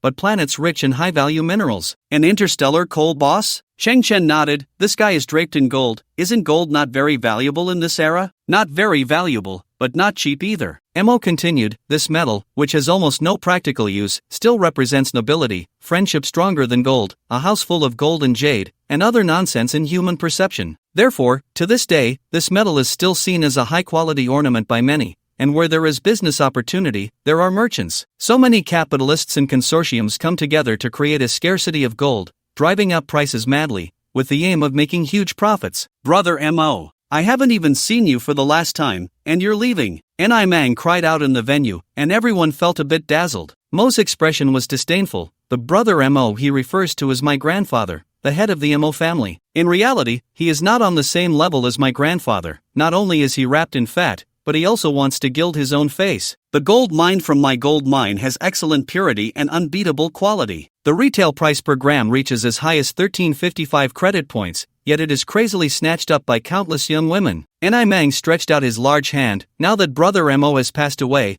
I am rather traditional and must present silk gold to express my condolences to the deceased and my sympathy to the family. Come, bring me my 86 tons of gold. With a wave of his hand, Ni Mang's two attendants drove two lifting robots, bringing out a massive gold block over 5 meters high. With a loud crash, the gold block was placed in front of the morning hall, shattering the blue stone floor beneath it. Everyone was left speechless. Cheng Chen quietly observed, is this local tycoon one of the suspects? Mo nodded. The Mo family controls a vast retail channel. My grandfather disapproves of the methods of those gold traders and wants to unite some smaller mine owners to increase the gold supply while lowering prices. You should know that in this great cosmic era, various planetary mineral resources are abundant. Natural minerals like gold are not exactly everywhere, but they are also inexhaustible. Cheng Chen nodded. There was a sales pitch in the old era of live streaming sales. What was it called? Your grandfather wanted to bring down the price of gold? So, he directly touched the interests of big mine owners like Ni Mang, thus giving Ni Mang a motive to kill. Yes. Mo's gaze flickered, gritting his teeth. As long as the Mo family, this big retailer, is wiped out, no group will ever be able to shake their monopoly. Cheng Chen nodded slightly. Immediately, he looked at the massive block of gold left by the mud grasshopper. Previously, Cheng Chen had a faint sense that this object concealed great mysteries. In that instant, a circle of dazzling light, as brilliant as glass, suddenly appeared in the center of Cheng Chen's pupils as he activated localized siliconization. The next moment, his perception became clear. From the massive gold block, streams of azure ribbons emanated,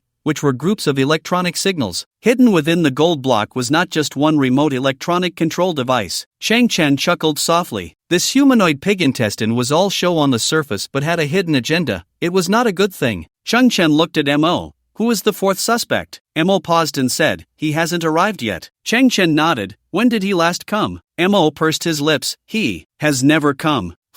Cheng Chen was a bit confused. Never come? And yet you listed him as a suspect? He is my grandfather's illegitimate son, but he has never returned. Mo slowly lowered his head, looking at the ground. The family has always wanted to accept him, but he has a lot of grievances against the family, even hatred. Illegitimate son, the family wants to accept him, but he completely ignores them. And you, with no blood relation, want to perform well, yet are overlooked by the family. Cheng Chen looked at Mo. You listed him as a suspect. Are you sure there are no personal factors involved?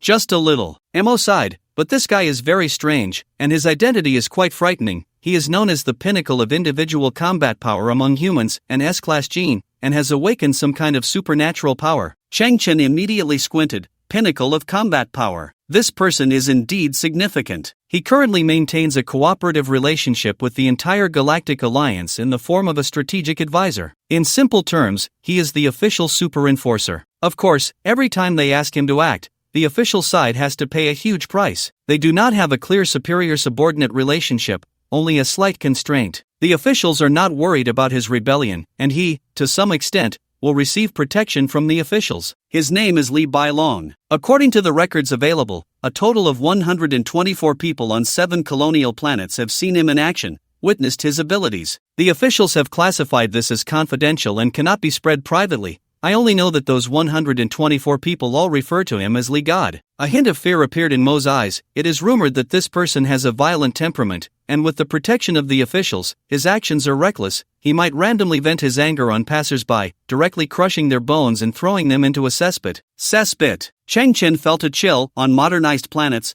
can one easily find a cesspit? I heard he tore the ground apart and unearthed the cesspit on site. Mo said, in short, this guy is like a terrifying bomb that could explode at any moment. The entire family knows he despises us greatly. Although using poison doesn't quite fit his character, considering various factors, I still listed him as a suspect. Tisk TSK. Chang Chen frowned. The known pinnacle of human combat power. Although Chang Chen was also an S-class gene user, he did not fully understand the combat power system of human civilization. In other words, as someone who had just entered the universe and was newly exposed to human civilization, Chang Chen did not know how strong he truly was, nor how strong the so-called pinnacle was. If this S-class gene user Lee Bai-long was indeed the mastermind behind the scenes, then this matter would indeed be quite challenging. As for the other people, Chang Chen did not take them to heart. At this moment, Mo was still perched on the wall, his gaze flickering as he observed the scene. Chang Chen followed his gaze and locked onto another person, a woman standing in the second position of the widow's line. Her figure was equally flawless, her demeanor ethereal. Chang Chen asked in confusion,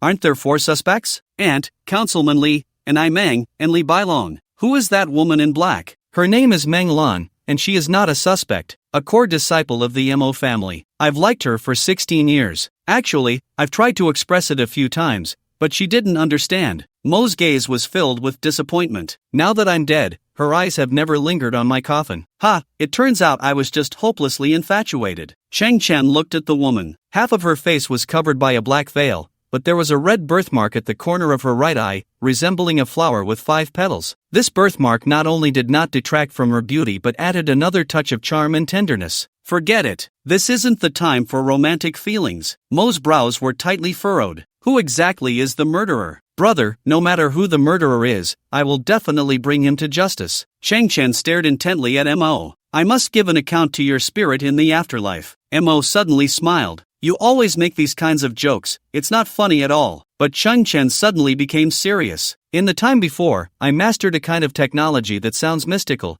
It actually allows me to see the dead." Mo still looked helpless. "What nonsense is that? How could such technology exist?" Chang Chen ignored him and continued, "Before, I imagined a scenario but hadn't encountered it yet. What if some people, having already become spirits, don't realize they are dead? They would think they are still alive. Even if they see their own corpse, they would come up with excuses." As Chang Chen spoke, he pressed his lips together, tears slowly welling up in his eyes. He met a trustworthy brother, and under that brother's guidance, he could finally express the secrets in his heart, including some investigations he conducted while alive, and even spoke of the girl he once had a crush on. Mo's eyes widened. Chang Chen, what are you talking about?" But Chang Chen's eyes grew redder. "Brother, I already know the situation. Next, I will investigate alone. I promise to give you an account and eliminate all your obsessions." Mo was somewhat dumbfounded, not knowing why he suddenly felt his body was very light. He suddenly recalled a detail. The stone pedestal he had just found was very low. Even if he stood on it, the height wouldn't be enough to see the scene in the inner courtyard. What was going on? Mo lowered his head inch by inch, his pupils dilating. He clearly saw that he was not standing on the stone pedestal at all, but his entire body was emitting a green light,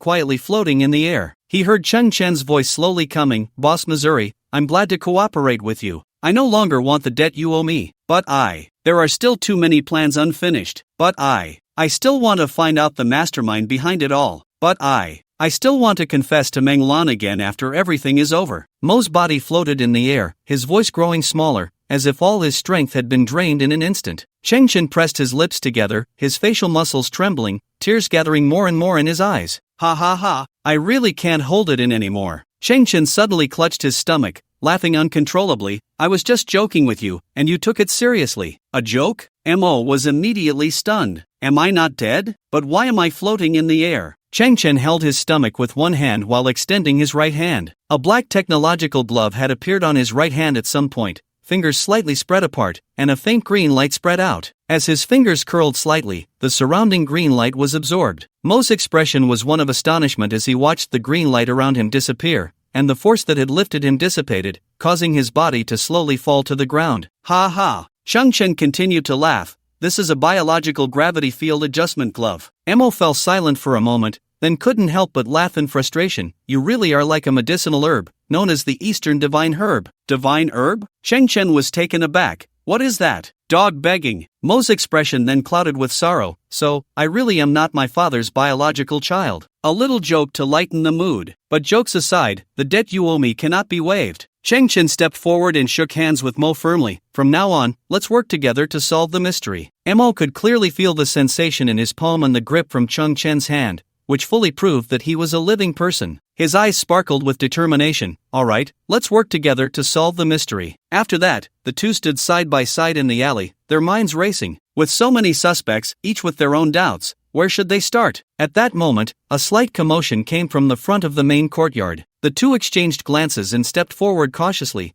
peeking out to observe the situation outside. They saw many disciples dressed in Mo family robes arriving at the main courtyard. The leader was Mo Yuan, who appeared anxious but was trying hard to maintain humility and politeness. He spoke with the guests one by one, and after obtaining their consent, specialized Mo disciples led the guests away towards the entrance of the gene testing facility. Mo pondered. Mo Yuan is an excellent disciple, humble and polite, usually responsible for reception work. Could it be that there was a problem with the gene testing, and they want to retest? Cheng Chen squinted, seeing how nervous he is. Could it be that he overlooked some important figures? In that instant, both realized a problem and exchanged a knowing glance. Could it be that Li Bailong has infiltrated? If that perverted guy had truly entered the fray, the entire incident would undoubtedly become more complex and troublesome. Li Bailong is an uncertain factor. Let's not worry prematurely. Cheng Chen's thoughts were clear. First, let's deal with the three confirmed suspects, unraveling the threads one by one. Then Cheng Chen frowned slightly. But you, Boss Missouri, are currently a dead man, so we must be cautious and cannot expose ourselves easily. These three suspects probably won't make any unusual moves in broad daylight. What do you mean I'm a dead man? That sounds so strange. Mo sighed slightly but added, on Tingzhou planet, the main residents are disciples of the Mo family, and every night from 9 to 11 p.m. is study time. They will be quietly reading in their rooms, so at that time, it's very quiet here, and almost no one goes out. Oh, Cheng Chen's eyes flickered. So, regardless of what schemes those three suspects have, they should be waiting for study time,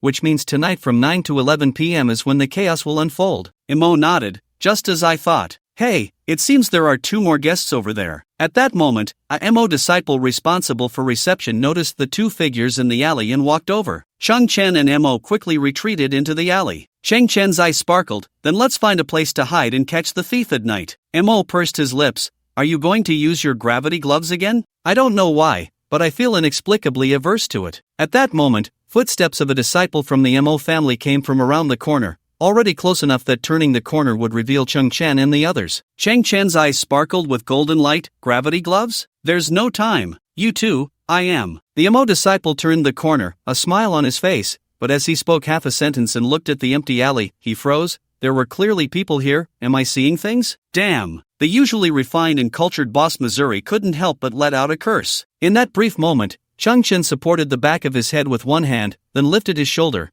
and after a dizzying swirl, they found themselves on a street a kilometer away. As expected of a well-traveled businessman, he quickly provided an answer. You're wearing some kind of advanced battle armor? Cheng Chen nodded. Mo's guess was correct, just not entirely. Mo's gaze flickered. He felt he was increasingly unable to see through Cheng Chen. Passers-by moved around them, and Mo quickly adjusted his cloak to cover his face. The two walked down the street. It was still an ancient street, with a blue stone pavement and buildings on either side that exuded an old charm, even with a few scattered vendors, but since the Mo family was holding a funeral, they no longer called out their wares. The coded information in Chimei's hands is likely crucial, Mo said quietly as they walked, because there's a possibility that this poisoning case is the result of multiple suspects collaborating, and that hand gesture code might be a way to discuss strategies. If we can crack that code in advance, we can definitely gain the upper hand. What do you think, Cheng Chen? There was no response. Mo paused and turned to look. He saw Cheng Chen standing in front of a small stall, stroking his chin, staring at the goods on display. Mo was somewhat puzzled, tugged at his cloak, and stepped forward to stand beside Cheng Chen. The small craft stall currently had only one item, a puzzle toy called Moziyu.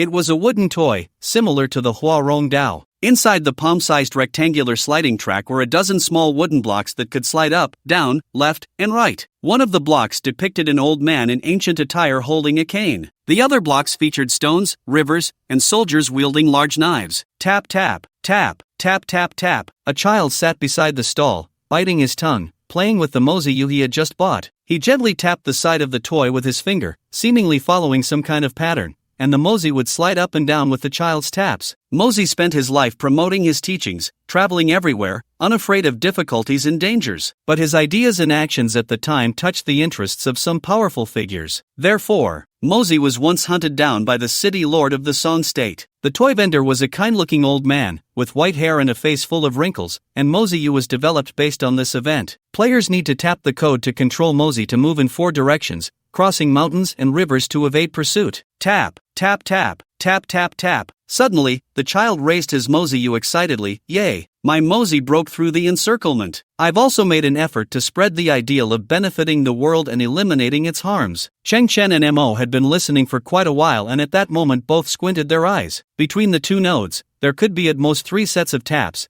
and each set could have a maximum of 3 taps. Exactly the same as Aunt Chimei's tapping method. It turns out this woman's password is derived from a roadside game. The hardest part of this game is distinguishing up, down, left, and right before the chase begins. The elderly vendor chuckled. Don't underestimate this little thing. It has a built-in rolling program, and the up, down, left, right for each game is different. Before the game starts, players have a total of 20 chances to determine how to tap. Cheng Chen nodded slowly. Staring at the small mosey game, he realized that beneath its wooden exterior lies a precise electronic structure. Speaking of which, many things in Tingzhou are like this. The so-called gameplay is actually easy to understand. Each game is different. Did might mean left, or simply did could represent left. In short, it requires experimentation, exploring within limited combinations to ultimately find the correct way to control it. Once up, down, left, right is determined, controlling mosey to escape becomes the easiest step. Cheng Chen suddenly smiled. A very good idea. The elderly vendor also smiled. Little brother, would you like to buy one? Buy. But it was Mo who spoke first, looking at Cheng Chen in surprise. What is this kid's situation? His insight is so abnormal. Just passing by, he discovered the source of Aunt Chimei's password. If he studies this mosey game well,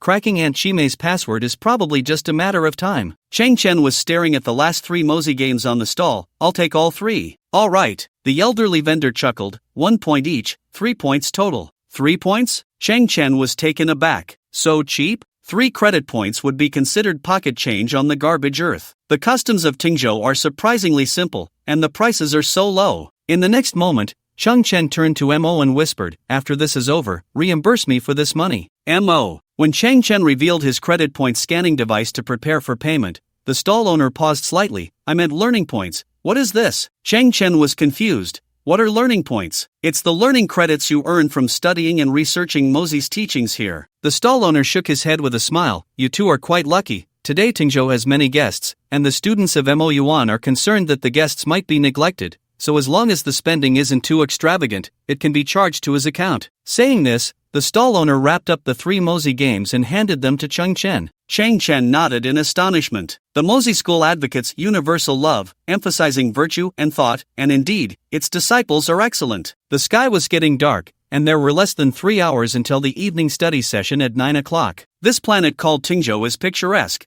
with abundant mountains and trees. Cheng Chen and Mo prepared to enter the nearby mountains, waiting and resting at the same time. Rustling. In the distance, the grass suddenly trembled, and a vague white shadow flashed by. Is that a rabbit? Cheng Chen's eyes widened like copper bells. Previously, after his super metabolism repaired his body, he felt an extreme lack of meat. After meeting Mo, this feeling was temporarily suppressed. Now, as Cheng Chen entered the primitive ecology of the mountains, sensing wild game running around, his brain couldn't take it anymore. It was as if he was going crazy. Meat. Cheng Chen drooled. During his 18 years on garbage earth, he had probably eaten meat only 7 or 8 times. At this moment, that wonderful memory suddenly surged from the depths of his brain, uncontrollable. Cheng Chen seemed to experience some kind of hallucination, as a large pot resting on firewood emerged amidst a swirl of colorful bubbles. The fragrant meat soup was boiling in the pot, large chunks of meat bobbing up and down within. Grabbing a piece, it was a bit hot to the touch, but he slowly tore off a strip and put it in his mouth. The scalding aroma instantly filled his mouth, and with a gentle chew, the juices burst forth, so fragrant, incredibly fragrant. Chang Chen, are you okay? Mo looked at Chang Chen in shock. This guy had somehow found a branch and was gnawing on it. I'm fine. Chang Chen quickly shook his head. Hurry and find a sheltered spot to set up camp. You're in charge of starting the fire. As soon as he said start the fire, a bunch of colorful bubbles appeared in Chang Chen's mind. The bubbles dispersed, revealing a whole roasted lamb on the fire, golden brown, sizzling with oil, so fragrant, truly fragrant. Deep in the mountains, the bonfire was lit. Mo sat by the fire, holding a set of moziyu, constantly testing and calculating, occasionally using a nearby branch to mark the ground. The roaring flames danced, illuminating his face, resonating with the obsession in his heart. He had to solve the problem. He had to find the mastermind behind it all. Lost in thought, time slipped away unnoticed. When Mo came back to his senses, he realized he had no idea how much time had passed, maybe 40 minutes, maybe an hour. Earlier, Chang Chen had taken 2 sets of moziyu and a fire starter, and had vanished without a trace. Mo looked around and soon spotted the glow of the bonfire behind a large tree not far away. He got up and walked over, and from a distance, he saw Chang Chen's silhouette and smelled something burning. As he got closer, Mo saw a charred whole lamb roasting over the bonfire in front of Chang Chen. Mo shook his head helplessly. The animals on the mountains of Tingzhou were carefully bred by his family at great expense, meant to enhance the spiritual essence within Tingzhou. There were family rules against hunting and consuming these animals. Then, Mo smiled again. Chang Chen was his good brother, having traveled thousands of miles to help him. Just a goat. If he wanted to eat it, then let him eat. Meat. Chang Chen squatted by the bonfire, his eyes glazed over, the need conveyed by his brain driving him nearly mad. Is this even food for humans? Mo glanced at the pitifully charred goat before him. On your garbage planet, there are hardly any edible animals, so you wouldn't know how to cook. He then took out his dagger and carefully cut away the burnt parts of the goat, searching around until he found some special plant leaves. This is rosemary, with a rich aroma, a mix of pine and lemon scents. Mo placed the tender branches of rosemary on the coals to roast slightly, letting the fragrance waft out, then crushed the dried leaves and sprinkled them over the meat. This is chamomile, also a natural spice that can remove the fishy smell. Mo squeezed the juice from this plant and rubbed it on the meat, stuffing the remaining leaves into the goat's belly. Chang Chen's eyes glinted like a hungry wolf. So fragrant. Mission accomplished. 10 minutes later, Mo clapped his hands and smiled. Let's eat. Chang Chen instantly sprang up over 3 meters high. Meat. I'm going to devour it. Ah woo. Chang Chen tore off a leg of the beast, ripping off half a pound of meat in one bite, oil dripping from the corners of his mouth, tears streaming from his eyes. Incredible. So delicious. This meat has saved my life. So delicious. So satisfying. Mo, I didn't expect you to know how to cook. From today on, your status in my heart has risen significantly. Chang Chen shouted and gobbled down the food. Mo watched quietly, a smile on his face. Then, Mo also tore off a small strip of meat, holding it in his palm, his eyes flickering. By the way, when I was 9, I also snuck a taste of a goat. It was indeed quite good. Actually, the rules within the family are a bit too rigid. The animals on this mountain have been reproducing for dozens of generations, and their numbers are vast. The only one that cannot be touched is that special 9-colored deer. Mo scanned the green mountains before him. It seems to be a rare breed caused by genetic mutation. It is said that it has survived since the time of the ancestors of the Mo family, and the first animal created through the Mo family's mechanism technique was modeled after it and named Rualu. Chang Chen, who was crazily gnawing on meat with grease all over his mouth, suddenly paused. What? Nothing. You keep eating. Mo continued dreamily. The deer is quite spiritual, moving at incredible speed, and very few have seen its true form. It has now become the totem of our Mo family. I even feel that after Grandpa passed away, his soul merged with that deer. The deer is Grandpa, and Grandpa is that deer. Chang Chen paused again, his mouth full of delicious meat. He then saw Mo lick his lips and put the piece of meat in his mouth, savoring it. So delicious. Immediately, Mo couldn't help but tear off another piece of meat and slowly chew it. By the way, where did you catch this goat? The meat is quite special. Well, Chang Chen looked at the goat, which was almost just a skeleton, and pursed his lips. Actually, this isn't a goat. It's called a Te-Wu-Te-En beast. Te-Wu-Te-En? Mo paused slightly. What kind of animal is that? Just then, a melodious chime echoed from the city at the foot of the mountain. That seemingly ancient bell actually had a precise timing device installed inside. Mo suddenly stood up, his eyes flashing. It's 9 o'clock. It's time for evening study. In the night, Chang Chen and Mo walked out of the mountains. They stood on the quiet streets of Tingzhou, where ancient-style houses stood before them, each lit with a faint glow resembling candlelight. as if countless disciples of the Mo family were studying late into the night, tirelessly. Although many guests were staying over, they chose to respect the traditions here and did not go out casually. The night breeze was slightly cool. On this planet named Tingzhou, deep in the universe, there was a strangely elusive atmosphere. Let's go check on Aunt Chimay. The two moved along the corner of the wall and soon arrived at a grand 3-story pavilion, which was the home of Uncle Mo. Now that Uncle Mo had passed away, only Chimay and a few servants lived here, and although Uncle Mo was not young, he had no children. This scene had a hint of the suspicion of sneaking into a widow's home at night. Cheng Chen and Mo crouched in the bushes outside the pavilion, squinting to observe the situation ahead. Unexpectedly, Chimay was standing alone on the balcony of the 3-story pavilion, gazing at the night sky. At this moment, although she was still wearing the black long dress from the day, she had removed her facial veil and the shawl from her shoulders. Her face was revealed, even more beautiful than Cheng Chen had imagined, with no flaws, elongated eyes, a straight nose, and a cherry-red mouth, stunningly attractive. Her fair shoulders were partially exposed, exuding exceptional grace, and as she looked at the starry sky, her face bore a heart-wrenching beauty. Cheng Chen couldn't help but sigh. At 49 years old, it was unclear whether she had used some kind of genetic modification technology, but in any case, this woman was truly one in a million, outshining all others. Could she be the culprit behind the Mo family's tragedy? Suddenly, Chimay extended her fair hand, resting it on the wooden railing, and began to tap her slender index finger in a very rhythmic manner. Tap, tap, tap, tap. Cheng Chen and Mo's eyes immediately focused. Mo's gaze suddenly became incredibly sharp, instantly honing in on Chimay's finger. I have already tested all the password combinations from Moziyu. After all, it's just a puzzle toy, with only 24 possible arrangements. Mo lowered his voice and said, "Now, I just need to match it in my mind to know which one Chimay used." Cheng Chen was slightly surprised. This guy spoke so casually. 24 password arrangements were equivalent to remembering 24 ways to complete Mozi's game, and within each way, there were different combinations of keystrokes. How many results was that? Cheng Chen had calculated it before. It was 5,832. Yet Mo needed to remember all the combinations and sequences in his mind while quickly matching them with Chimay's actions to find the unique result. Mo's arithmetic ability and memory were truly impressive. Cheng Chen said with a hint of awe, "You really are a born businessman. Your genetic talent must be related to these aspects." "That's nothing," Mo said seriously. "I just hope Chimay's password method indeed comes from Mozi's game. Otherwise, we'll be at a loss." Next, Mo's tightly furrowed brows relaxed slightly, revealing a hint of joy. "It really is Mozi's game.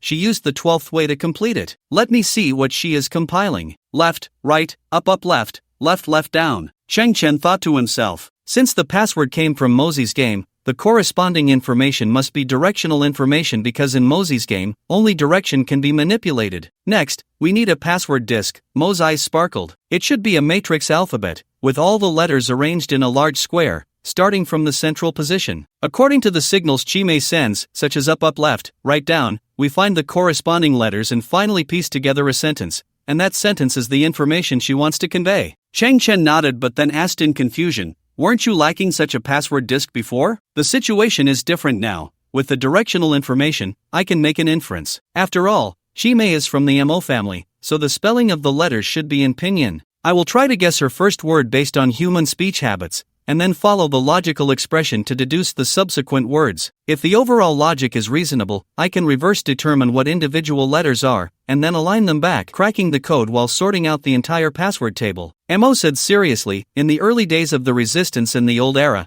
Chinese code experts cracked enemy codes bit by bit under completely irregular circumstances." Cheng Chen felt a sense of awe. This is so abstract. How exactly do we do it? "It's very simple." Mo squinted his eyes. "According to human speech habits, the first word Chimay conveys could be I, you, today, task, and so on. I will use the first letters of these words to match directions like up, left to try to determine the arrangement of the password disk." Cheng Chen was even more surprised, but that's countless possibilities. If you can deduce it, that would be incredible. I have to say, there is some luck involved. However, I've known my aunt for so long, I understand her way of speaking a bit. Then, Mo stopped talking, his eyes bursting with brilliance, 3 gene halos flickering. Cheng Chen could feel that this guy's CPU was boiling over, operating in a terrifying state. You. Mo's expression flickered. Her first word is you. Cheng Chen's eyes widened slightly. You. Today. Her second word is today. Mo whispered, "You today. Bring. Up. Medicine." A chill shot up Cheng Chen's back. He really did it. "Pervert. Did you bring the medicine today?" "What medicine? The toxin?" The two immediately looked around. The current situation was clear. There must be a third person watching Chime's code. Just then, Mo's brow suddenly furrowed. No, after Chime sent this message, she changed the password disk. She's so cautious? On the stand, Chime's fingers were still tapping on the railing. Mo's expression changed again. After sending the second message, she changed the password disk again. 3 messages, although all are variations of Moziyu, but she changed 3 password disks. Mo held his head with both hands, staring wide-eyed at the ground. This frequency is too high, I can't calculate it. Then Changchen patted Mo's shoulder. Alright, you've done well, but no matter how good a player is, they can't compare to a cheater. Mo turned his head slowly.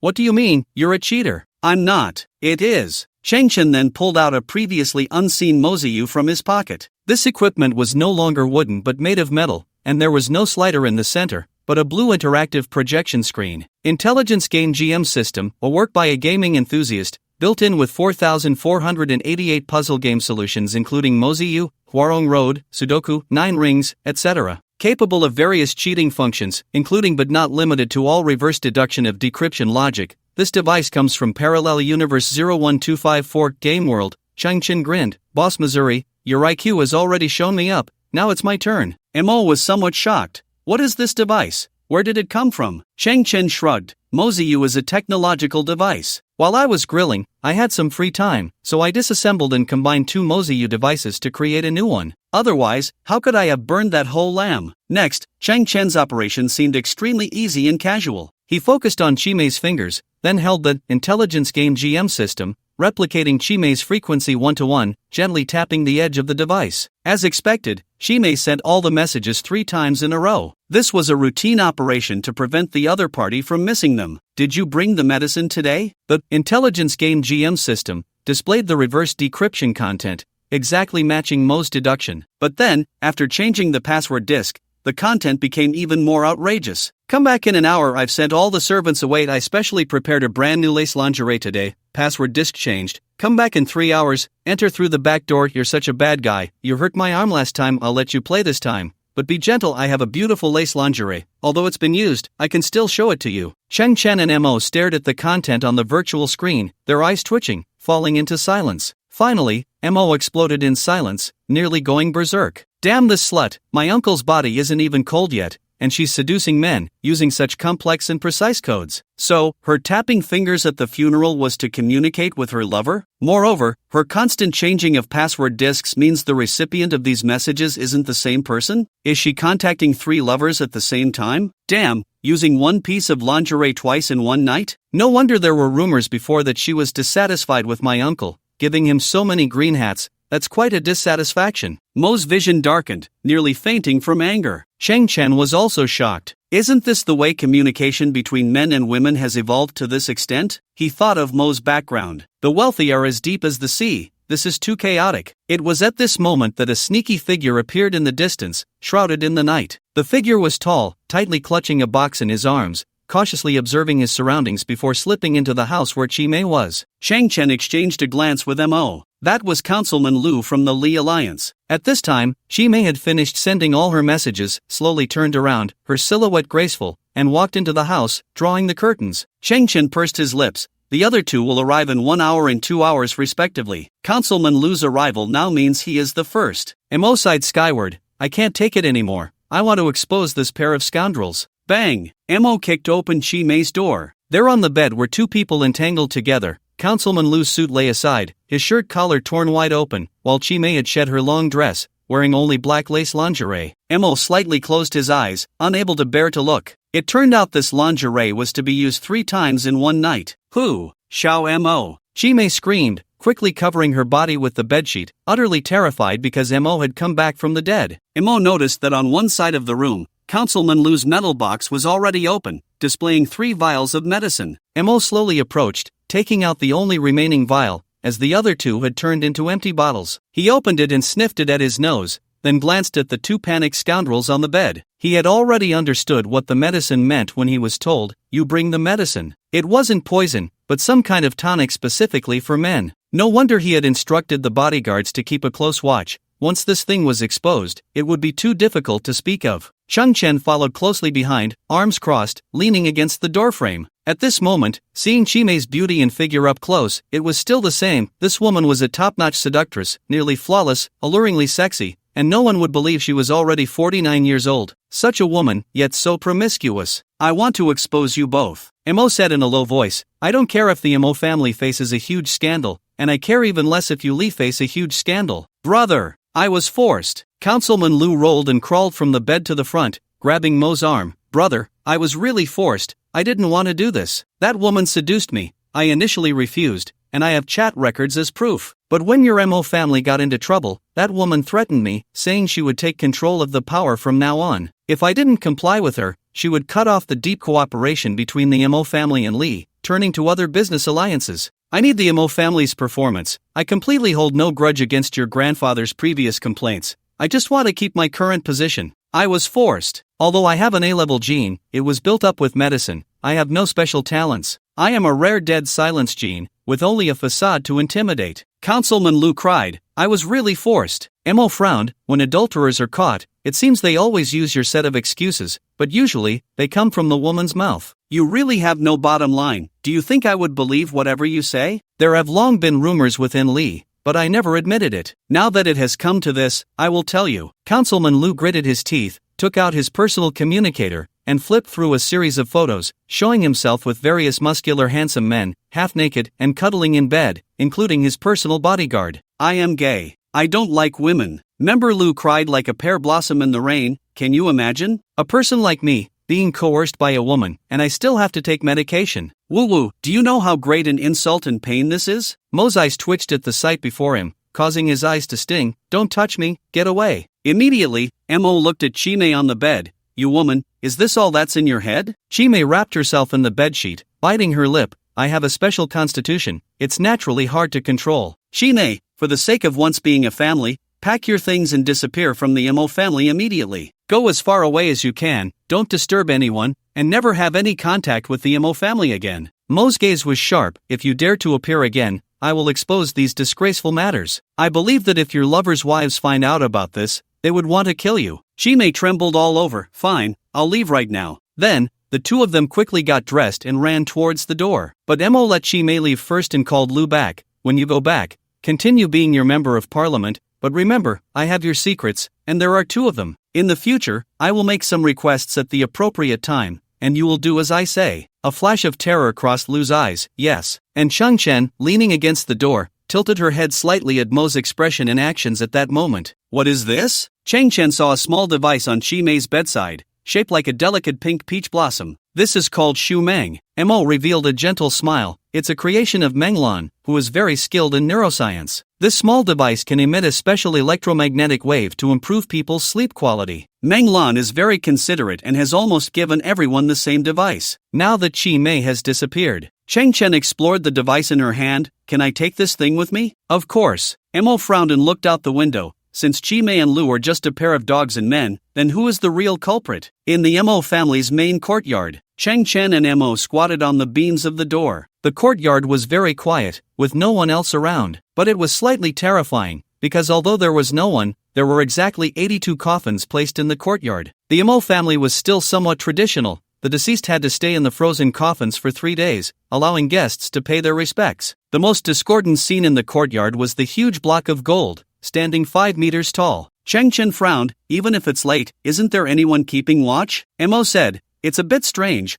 Perhaps the Mo family members are resting after a tiring day. However, Tengzhou is very safe, with no petty theft. Taking advantage of Mo's inattention, Chang Chen completed partial siliconization, and her pupils sparkled with a glass-like glow. She saw that within the huge block of gold, blue ribbons were becoming clearer and more numerous, almost reaching 100. Chang Chen knew that someone had issued a command to the device inside the gold block. Click, click. Suddenly, a slight sound came from within the gold block, like the sound of some metal structure breaking. In the dim light, a circle of gaps suddenly appeared at the bottom of the huge gold block. These gaps were round, about the size of duck eggs, sticking to the surface of the massive gold block. Chung Chen and Mo squinted their eyes at the same time. They saw those gaps tremble slightly, and then one by one, golden duck eggs peeled away from the huge gold block, clattering as they fell to the ground, spinning and reflecting golden light. Suddenly, a more intricate sound came through. and from each duck egg, 8 slender golden mechanical legs split out, as if the duck eggs had grown spider legs. Mo's eyes widened slightly. He realized that this gold nugget concealed a secret, but he had never seen such devices that resembled small robots. After some duck eggs sank to the bottom, the gap on the massive gold nugget automatically closed, showing no visible change. The robots chattered as if they had received some command and suddenly spread out. Some crawled toward the guests' rooms, while others headed toward the distant docking area. Chang Chen and Mo exchanged a glance. They immediately began to track some of the golden duck eggs, discovering that once these robots entered the guests' rooms,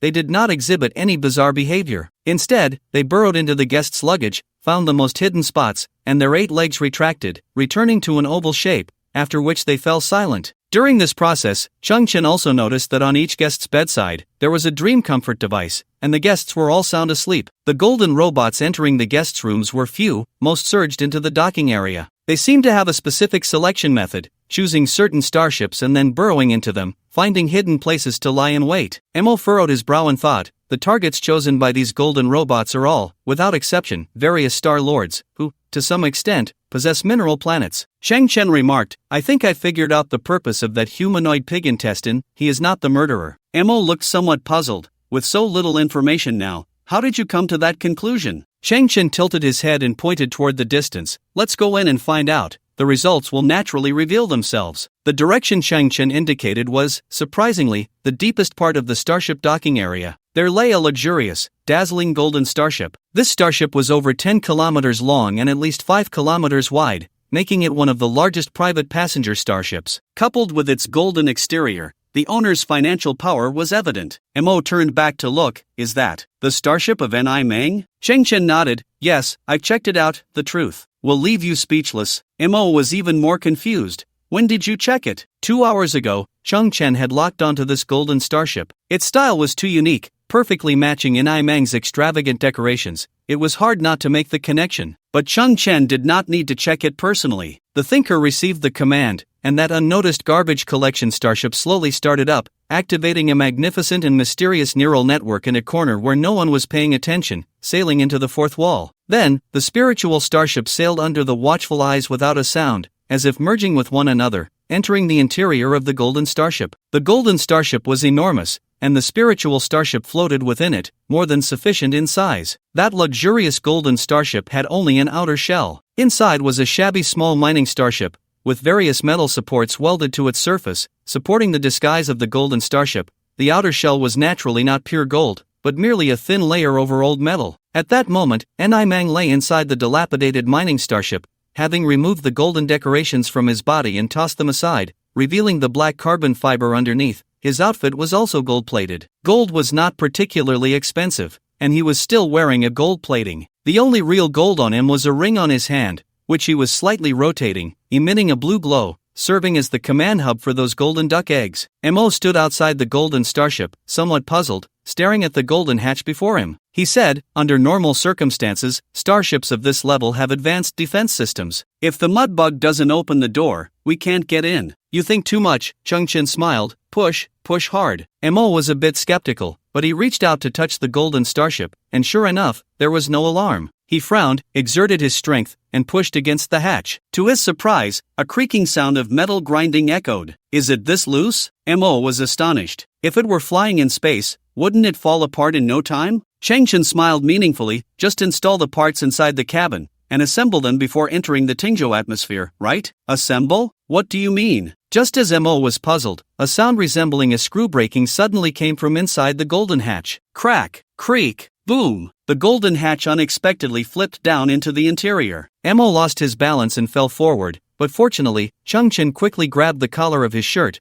leaving him suspended in midair. Only then did Mo see clearly that below was a vast, dark pit, and directly ahead was not the internal structure of the starship but a nearly scrapped mining starship, suspended in midair by various steel supports. The interior of this starship resembled a giant jujube, hiding a small pit inside, but without any flesh, only a tangle of meridians, which were the fixed steel bars. Looking at the scene before him, Mo began to understand. At that moment, the naked and plump mud bug inside the mining starship also saw Mo and jumped up in terror. Young Master Mo, mud bug, what's going on with you? Next, it took 10 minutes to calm the mud bug's fear of seeing a ghost. Thud! The mud bug knelt on the ground. Young Master Mo, I'm not afraid of your grandfather's targeting. I've already gone bankrupt. Mo's eyelid twitched. This guy had been pretending, acting rich. My name is Mudbug. I'm just a little worm born in the mud. I was very poor when I was young, really living in a swamp. Later, I made money, became a star lord, and my business kept expanding. But due to my reckless spending and the depletion of resources, I went downhill. I did everything I could, but I couldn't save it. Now I only have a few hollowed-out planets left and a pile of broken mining equipment. I was truly saddened to hear about your family's misfortune, but I don't want to go back to that poor life. I know many Star Lords will be present today, so I used my last cash to customize those precious metal detection robots,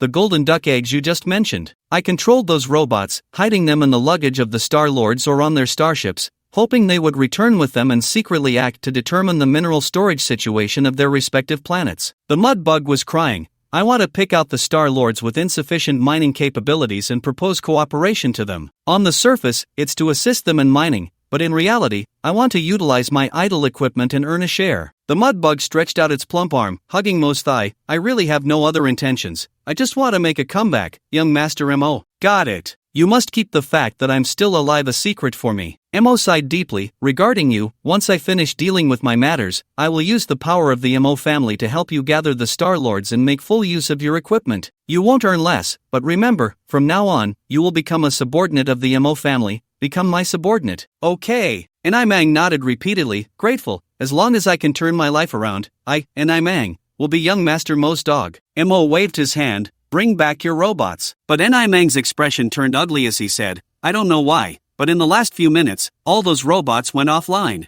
I spent a whole 300 million credit points. Mo was taken aback. Were they taken by someone? Shouldn't anyone know about the existence of those robots? Wait, the dog beggar? At that moment, Changshan slowly walked in from the side of the starship. Oh, I just heard you reached some kind of cooperation. Congratulations. Since that's the case, those precious metal detection robots are of no use, just trash. Cheng Chen shrugged and looked at Mo. You know, I'm a professional garbage collector. And Imang was furious. Hey, who the hell are you? Hand over my stuff. But Mo reached out to stop Imang. Enough. Then, Mo's expression became somewhat hard to describe. He is indeed very professional. In the Green Mountains, the bonfire was rekindled. To avoid drawing attention, the fire was small, illuminating only a radius of 4 to 5 meters. The night was quiet, the surrounding tree shadows pitch black, swaying slightly, with constant rustling sounds. Chung Chen and Mo sat by the bonfire, lost in thought. Aunt Chi Mei, Councilman Li Lu, and the fat Imang were not the true culprits behind the scenes. So who could it be? The evening study time had passed. Looking into the distance, one could see Mo Yuan, Mo Shan, and other disciples of the Mo family stepping out of the house again, stubbornly visiting the funeral guests, still desperately searching for that S-Class gene user. Cheng Chen couldn't help but frown. There was still one possibility. The killer was the legendary Li God. If he really came, it would be a problem for Cheng Chen. Not to mention Mo Yuan and the others, D-Class gene users, who would probably run themselves ragged and still not catch a glimpse of Li God. Li God, Li Bailong. What kind of person is he? What abilities does he possess?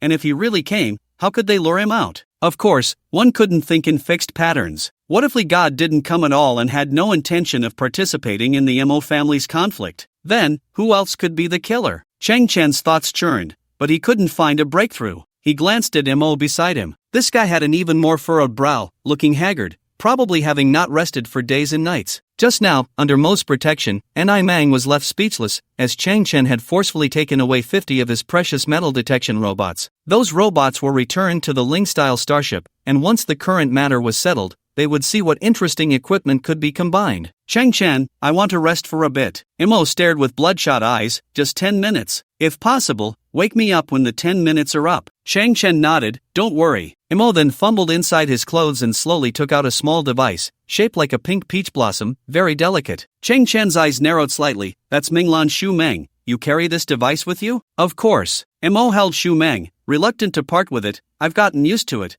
I can't sleep without it. Mo gently pressed the petal stamen, and the entire device lit up with a faint blue glow. He placed Shu Meng aside, lay down on the ground, resting his head on a stone, and slowly closed his eyes, feeling satisfied. In almost 10 seconds, he emitted a steady breathing sound and fell into a deep sleep. Looking at everything before him, Cheng Chen felt an indescribable sense of strangeness. He recalled a detail. Just as Mo was bidding farewell to Imang, Imang had excitedly said, Young Master Mo, our collaboration is destined by heaven. You may not believe it, but I just dreamed that although all the men of the Mo family perished, only you, young Master Mo, survived. Chang Chen found it somewhat odd. Mang was solely focused on wealth during this trip. Even in dreams, he would dream of riches. How could he dream of Mo, who held such a low status in the family and had always been in a semi-transparent state? That seemed too obscure. Moreover, Chang Chen had noticed that as a guest, Mang was also gifted a shoemang by Manglan, which was placed inside his dilapidated starship. Chang Chen felt a bit fatigued. The constant thinking had caused a dull pain in his temples, making him drowsy. The small shoemang beside Mo flickered with a faint blue light. Unknowingly, Chang Chen closed his eyes, as if influenced by an imperceptible force. His eyelids felt too heavy, and in the moment they slowly closed, it was as if someone had drawn the curtain of the world, plunging him into darkness. Chang Chen jolted awake, instantly opening his eyes. He forced himself to shake off the fatigue in his mind, staring intently at Shoemang. This thing has a problem. It seems to force people into sleep. At that moment, Chang Chen felt a gust of mountain wind blowing behind him, carrying a stronger chill than before. The mountain wind stirred the valley grass on the ground, rolling it continuously until it fell into the campfire, turning to ashes. Chang Chen's pupils suddenly constricted, but to his astonishment, when he tried to turn around, he found his body seemingly sealed by transparent cement, completely immobilized, unable even to turn his head. Not good. What on earth is happening? Chang Chen stared wide-eyed, only able to observe the scene before him. In his line of sight were the dark and deep green mountains, along with the weak and fragile campfire. His senses were normal, and he could still hear the crackling sound of the burning wood. A peculiar fragrance wafted into his nose, fresh and reminiscent of orchids, like peach blossoms. Then, a graceful figure in a black long dress slowly entered Chang Chen's view from behind. This figure only looked ahead, as if Chang Chen did not exist. She wore a half-black veil, revealing beautiful and sorrowful eyes, with long, lively eyelashes adorned with mountain dew, and a noticeable birthmark at the corner of her right eye, resembling a pink peach blossom. This beautiful birthmark became a decoration, adding a unique charm to her entire being. Chang Chen's eyes widened slightly. Meng Lan. But that strange feeling pervaded his body,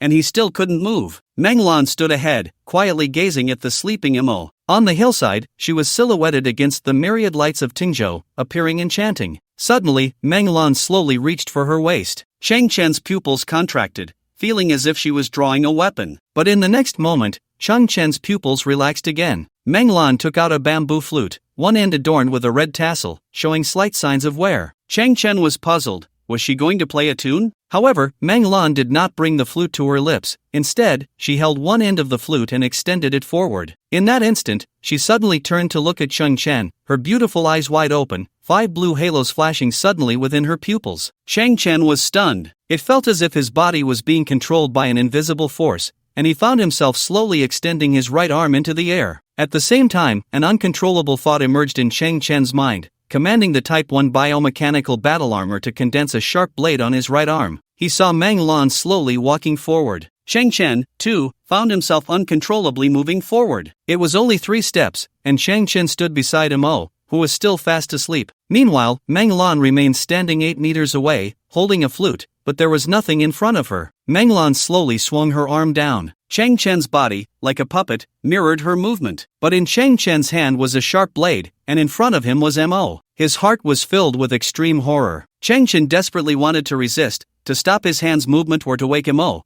but he couldn't do anything. The only thing Chang Chen seemed to control was his own pupils, which trembled like an earthquake. The blade formed by the Type 1 biochemical battle armor was incredibly sharp. The moment it touched Mo's tender neck, it sliced through like cutting tofu, first revealing a line of bright red blood, then the artery burst, and blood gushed forth. Only then did Mo open his eyes wide in terror. But it was too late. Meng Lan suddenly raised her hand. Chang Chen followed suit. In the dark mountains, the cold, emotionless gaze of Meng Lan reflected the flickering campfire, the splattering blood that sprayed several meters, and a head soaring high into the air. Mo. Chang Chen suddenly found he could control his throat and screamed in terror. In that instant, Chang Chen abruptly opened his eyes, only to find himself leaning against a rock, the campfire in front of him still flickering slightly, with a few pieces of firewood yet to burn out. Mo, who had been sleeping beside him, was also startled awake, opening his hazy eyes, unharmed. What's wrong? Did you have a nightmare? Mo looked at Chang Chen and couldn't help but smile. At your age, still having nightmares, seems like you dreamed I died. Chang Chen looked around in surprise, examining his hands. No blade, no blood, and no Meng Lan.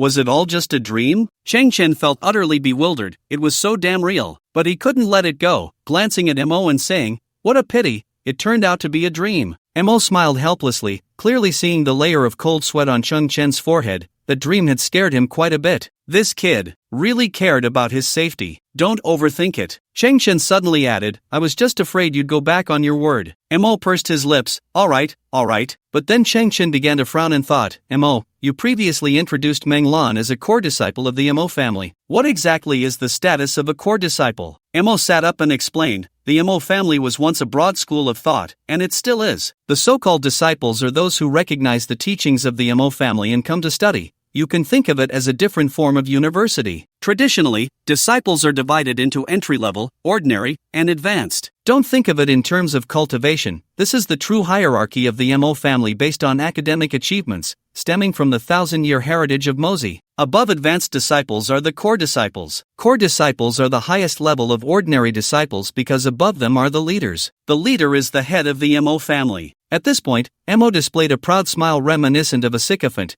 Meng Lan is one of the few core disciples of the Mo family today and is also my grandfather's top disciple. I see. Chang Chen then asked, I've never understood the relationship between your Mo family and the Mo family school. Same sound, different characters. Mo continued to explain, actually, we are the descendants of Mozi, Mo is Mo, but we took a homophone. We feel we owe it to our ancestors because we mainly engage in business and cannot showcase the Mo family's heritage. But it's unavoidable, you understand, in this era, without money, nothing can operate smoothly. As for our status, Moz gradually became disheveled and said, we can be considered a kind of core disciple, though it feels a bit unglamorous to say so, as we only have the advantage of bloodline. In terms of research on the Mozi school, I can't even compare to Mo Yuan. You Mo family are considered core disciples. Chang Chen's eyes sparkled, so that means, if all the men of the Mo family were to die, then the remaining core disciples, like Meng Lan, could potentially become the next leader, right? Hearing Chang Chen's analysis, Mo's expression changed repeatedly. What are you thinking, kid? Meng Lan would never do such a thing. I guarantee you, it's definitely not her. I just realized, you're a bit of a sycophant. Chang Chen looked at Mo. With so many beautiful women in the Mo family now turned into widows, can't we find someone else to fawn over? After being rejected by Meng Lan so many times, your perseverance is truly commendable. Mo's face shifted between shades of green and purple. Dog beggar, you're also a dog. Please don't attack another dog personally. Chang Chen felt a bit helpless. But, let's be honest, Meng Lan's genetic level isn't low. Does she have any special abilities or something? No, Mo replied irritably. She just likes to study brain neuroscience in her spare time. Other than that, she's just a talented and beautiful weak woman. Chang Chen pursed his lips and then stood up. A talented and beautiful weak woman. I need to pee. He ignored Mo any further. Chang Chen turned and walked into the woods, and the next second, he burst forth at a speed of 200 meters per second, heading straight for the city of Tingzhou. Is Meng Lan a weak woman? Absolutely not. Chang Chen was certain that his recent dream of killing Mo was definitely not natural. Could Meng Lan possess the legendary ability of dream control? Or as written in the masterpiece, The Abyss of Insomnia, some people might exhibit sleepwalking behavior due to special genetic or psychological factors. Dream control plus sleepwalking equals puppet. In other words, Meng Lan could completely hide in the deepest shadows, using puppets to accomplish various tasks without anyone knowing, such as poisoning or annihilating the entire Mo family. Due to personal reasons, Mo did not consider Meng Lan a suspect. But for Chang Chen, Meng Lan's suspicion was overwhelmingly high, practically off the charts. As for Chang Chen, he had never had a history of sleepwalking. Otherwise, that recent dream might have turned into reality, and the only survivor of the Mo family would inexplicably die at Chang Chen's hands. At this moment, under the night sky, Chang Chen stood atop the tallest building in the Mo family's main courtyard. Beneath his feet lay the 82 coffins of the Mo family. Above him was the vast starry sky. The young man's eyes slightly widened, and his entire body instantly completed siliconization, radiating a glass-like brilliance. He reached out, looking at the shumeng he obtained from Chi Mei's room. The small device indeed released blue ribbons, functioning as a remote control device. Then, Chang Chen scanned the entire Tingzhou, the colorful light in his eyes growing brighter. A shocking scene unfolded. Countless delicate blue ribbons spread across the entire sky of Tingzhou. And the source of these ribbons came from every guest, every student of the Mo family's houses. Everyone, without exception, received a shumeng. At this moment, those small shumeng devices, by the beds of different people, were releasing undetectable waves, controlling each person's dreams. And these countless blue ribbons floated and drifted, gathering in the sky to form the thickest blue ribbon, which fell like a waterfall from the heavens to the mortal realm. Its final landing point was a small courtyard on the north side of Changchen, filled with peach blossoms. Creek Changchen pushed open the bamboo gate before him, and a wave of floral fragrance rushed to meet him. If it weren't for the countless blue ribbons converging, revealing the strangeness of this small courtyard, it would be warm, elegant, beautiful, and comfortable. A gentle breeze swayed the peach tree on one side, which in the darkness resembled a demon with bared fangs and claws. Changchen stepped forward, arriving in front of the 3 wooden houses, slowly raised his hand, and pushed open the wooden door. In that instant, Changchen's eyes suddenly squinted. The exterior of the courtyard was ancient, but its interior was astonishing. There stood Meng Lan in a long black dress, right in the center of the house, as if a sun was shining behind her, the light even penetrating her black dress, outlining her long and flawless silhouette. She had her eyes closed, and her long black hair danced in the air. On her head was a precisely crafted metal helmet, with hundreds of metal pipes connected to it, crisscrossing like the venomous hair of Medusa. Blue signals continuously flowed along the pipes towards the equipment behind Meng Lan. That massive device was the source of all the blue ribbons. The radiant light, like the sun, was the matrix indicator of that device, blindingly bright and operating at a high frequency. The wind in the room came from the device's cooling system, carrying an almost scorching temperature, making it hard to imagine how long this device had been running. Changchen was shocked. The scene before him was not difficult to understand. This device must have functions to enhance brain power and brainwaves. Meng Lan possessed certain abilities related to the brain, but the effects were not strong enough.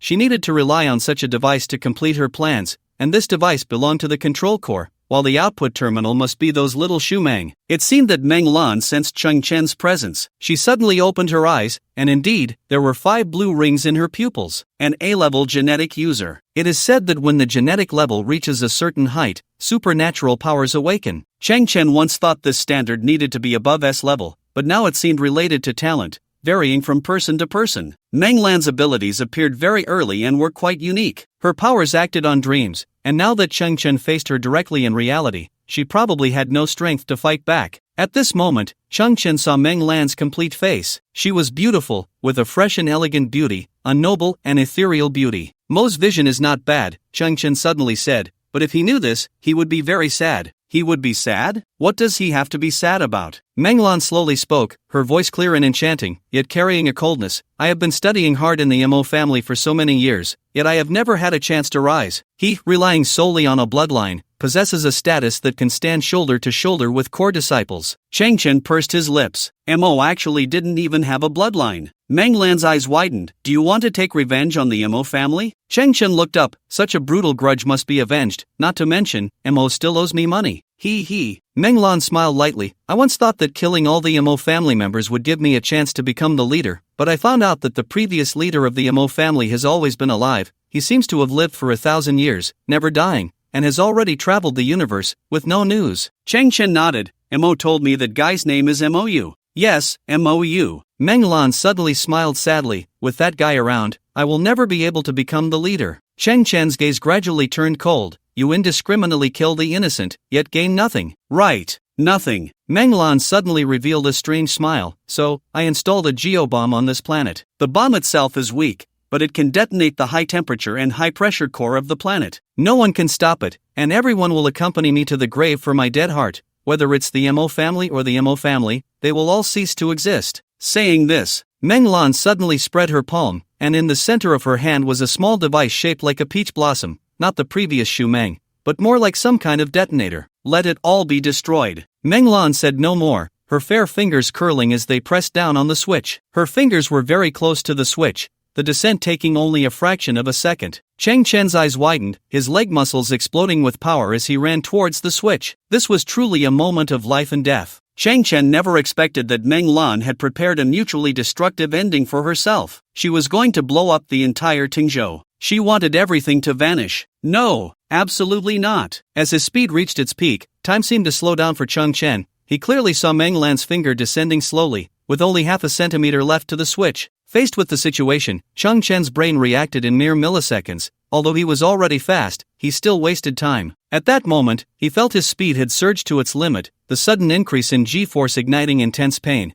but Cheng Chen completely ignored it. Yet in the next instant, he felt as if he had crashed into a wall, causing a brief moment of stagnation and obstruction. Cheng Chen's eyes widened as if in slow motion. Not good, there's no time. Click. Meng Lan had already pressed the detonator. Almost without any delay, the planet named Tingzhou suddenly trembled violently from the depths of its core. The rumbling thunder erupted instantly. Within the planet's core lay unimaginable power. Once detonated, it was beyond the control of any existing human technology, and no one could reverse this planetary bomb. Everyone would be reduced to ashes. Cheng Chen had rushed close to Meng Lan, his fingers already touching the detonator. But perhaps it was just 0.0001 seconds too late. Everything lost its meaning. Cheng Chen's face was filled with frustration, his chest heaving violently, his arms trembling as he gazed at Meng Lan's face. Yet he saw the woman's smile becoming increasingly strange. It wasn't becoming more insane. Instead, her smile grew softer and calmer, giving a sense of gentle affection, like a spring breeze, and in her eyes,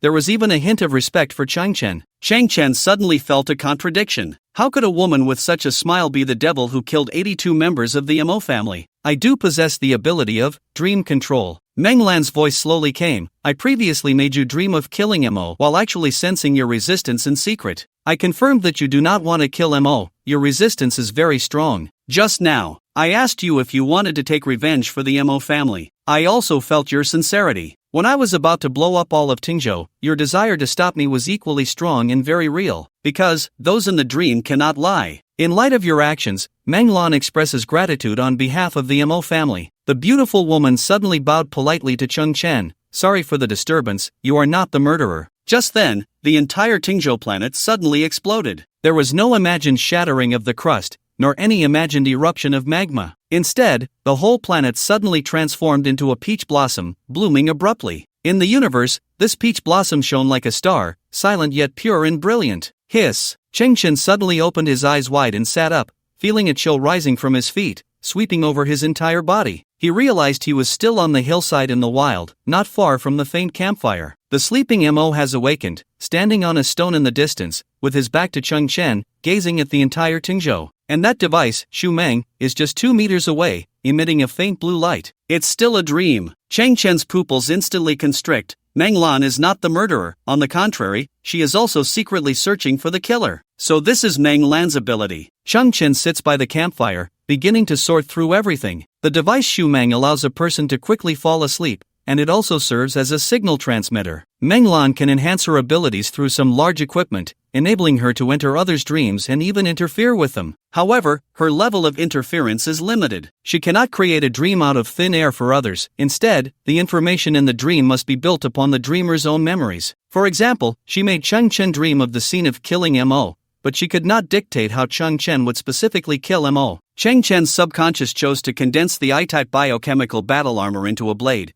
and because his body was out of control, he ended up killing Mo. The fact that he was wearing the biochemical armor was only clear to Cheng Chen, and after breaking through the inhibition chain, he always felt that he did not fully control the Golden Gene's abilities. This underlying thought resulted in the feeling of body out of control. As for the dream of blowing up Tingzhou, Meng Lan could only set it as Cheng Chen cannot stop it. Thus, in the dream, Cheng Chen encountered a sound wall while running at high speed, ultimately leading to a narrow miss. All this information truly exists in Cheng Chen's perception. Human dreams are often closely related to the real world. For instance, if you dream that after school starts, the school has turned into a hellish purgatory, it is likely because you haven't finished your homework. Or if you dream of being in a cramped space that keeps shrinking, it might be because your vacation balance is running low. Or if you dream of being caught cheating with a sexy female colleague and getting beaten up, it is very likely that you genuinely want to cheat with her, and her husband is a burly man. Alright, so I control myself, right? No problem, only then can I see your true intentions. At this moment, Cheng Chen slowly raises his head, his black and white eyes looking at the sky. Cheng Chen, wake up. Snap. He snapped his fingers. In the deep mountains, by the campfire, the sleeping Cheng Chen suddenly opened his eyes, sitting up and slightly moving his neck. Then, he extended his right hand, feeling around behind his earlobe for a moment, and took off a small black circular disc,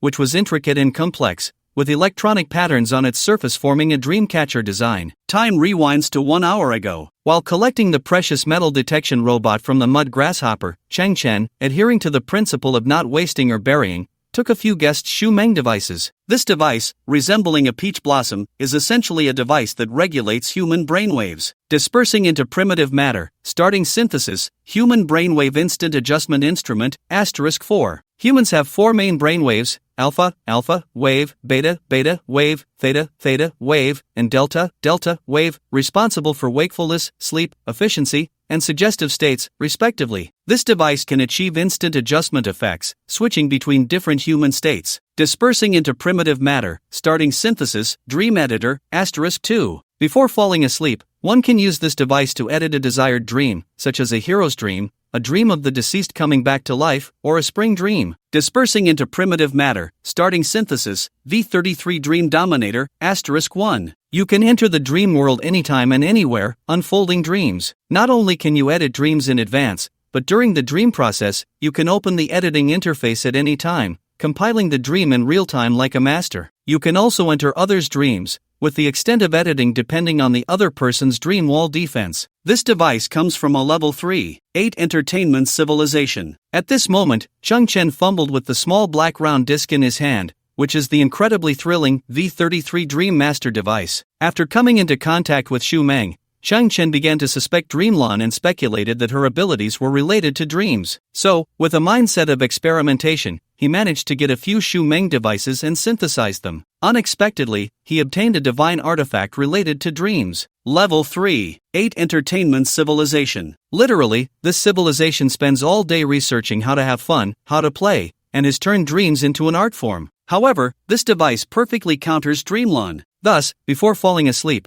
Cheng Chen followed the usage instructions and stuck this small round disc device behind his right earlobe. He designed a dream. The dream is divided into two layers. The first layer is Cheng Chen's God perspective, overlooking everything in a comprehensive state. The second layer is an unaware Cheng Chen. After Dreamlan enters the dream, she will be guided to this layer, where she can do as she pleases. In this way, Dreamlan will expose all her true motives and thoughts, which Cheng Chen in the first layer can see clearly, allowing him to make a judgment about her. Cheng Chen also unexpectedly discovered that Dreamland's control over the dream was so effortless, layer upon layer. But this time, Cheng Chen was in the atmosphere. Simply put, this is a dream within a dream within a dream within a dream within a dream. However, Dreamlan also learned about some of Cheng Chen's abilities, such as the Type 1 biomechanical armor and the silicon-based body, because Dreamlan also has the ability to monitor the two lowest layers of the dream. Is it possible that Dreamlan, having witnessed Cheng Chen's abilities, modified her final dialogue? In fact, a final judgment could still be made. Cheng Chen smiled slightly. You always enter others' dreams, modifying their dreams,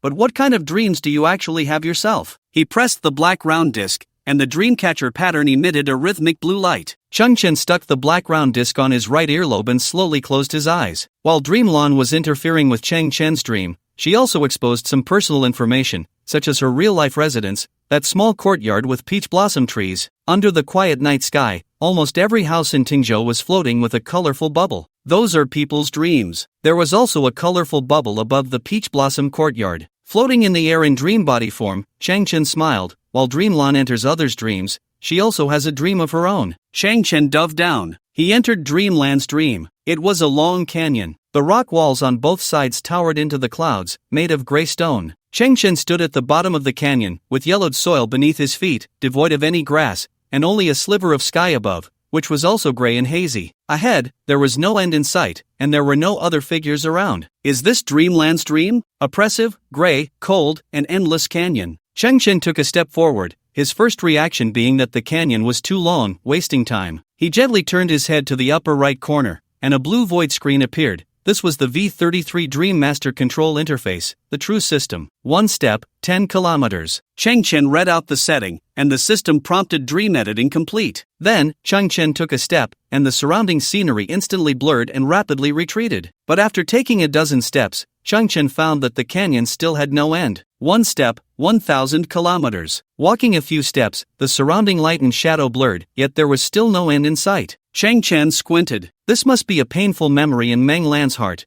manifested within the dream, likely signifying an endlessness. Cheng Chen pondered for a moment and brought up the interface, saying, 1 step into the infinite. Immediately, Cheng Chen took a step forward, and the scenery around him shifted and swirled, as if the world had turned upside down. After standing still, although the scene was still a canyon, a ragged little girl, about 4 or 5 years old, appeared ahead. From a distance, her face was delicate and lovely, bearing the early features of Menglan. It was the young Menglan. Cheng Chen squinted again, brought up the system interface, and issued another command. No matter the circumstances, she will never be able to see me. Then, Cheng Chen approached the little girl. He found her standing alone on the ground, lonely and full of fear. At that moment, countless monstrous roars suddenly echoed around them, and many bizarre, indescribable terrifying beasts flew down from the sky, wanting to tear the little girl apart and devour her. Young Menglan was also terrified, extending her arms to shield her eyes. This must be the nightmare of Menglan's childhood. Cheng Chen looked at the terrifying beasts in the sky. The little girl was helpless, just like all children who have had nightmares. He wanted to help the child fend off the monsters but restrained himself. After all, this was Menglan's dream, and if he interfered with the trajectory, he might not see the truth. Suddenly, the little girl disappeared. She appeared several kilometers ahead, her expression calming, for standing before her was a kind-looking old man. Cheng Chen recognized the old man's face, as he had seen him among the 82 coffins of the Mo family. He was Mo's grandfather,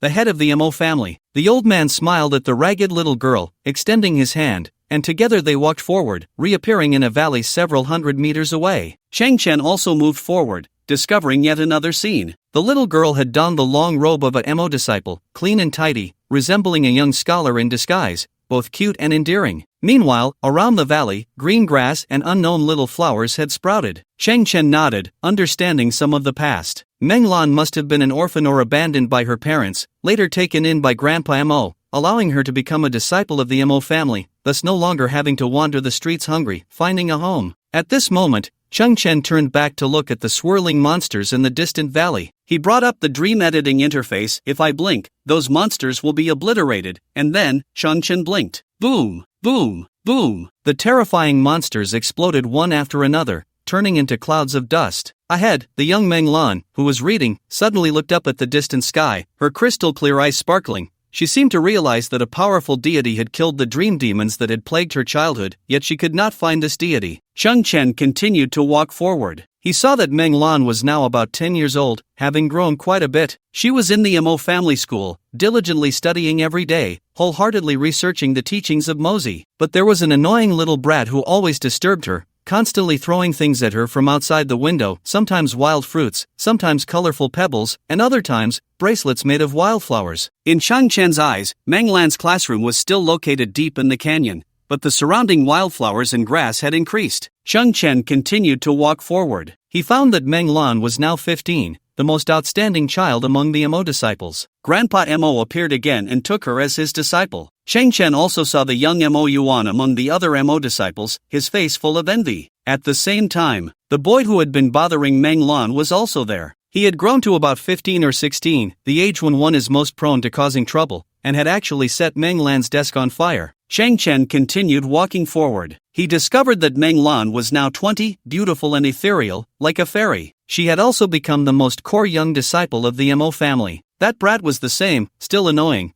He would fly a large heart-shaped kite in the sky with the word dream written on it, and somehow had gotten a small white puppy with a love letter hanging from its neck, which he would throw into Menglan's room in the middle of the night. This kid would occasionally prepare gifts for Menglan, like a bamboo flute adorned with red tassels. Time flowed quietly and gently, carrying a faint warmth. At this moment, the valley was already lush and vibrant, with flowers blooming everywhere. Cheng Chen knew that this valley should be the main part of Menglan's dream, where all her experiences transformed into dreams, presented in this valley. Finally, Cheng Chen arrived at the end of the valley. It was a wooden house surrounded by a fence, with a peach blossom planted in the yard. Cheng Chen understood that this was Menglan's current residence, and the scene within represented her current state of mind. Entering the small courtyard, the moonlight was like frost, covering every corner. Menglan, dressed in a black dress, was stunningly beautiful, standing in the courtyard. In her hand, she held a bamboo flute, and at her feet lay a plump little white dog. I understand your feelings, Menglan suddenly cried. The letter you gave me, I have always treasured. The flute I have carried with me all along, and little Bai is already 5 years old. The wild fruits you once threw to me, I planted them, and now they have grown into a peach tree. When I was young, I devoted myself to studying, afraid of disappointing my teacher's kindness. As I grew older, I gradually realized that you were the young master of the Mo family, while I was just an outsider apprentice. I felt inferior and pitiful, unable to accept everything about you. Crystal clear tears, like beads on a broken string, rolled down Meng Lan's cheeks. If you hadn't died,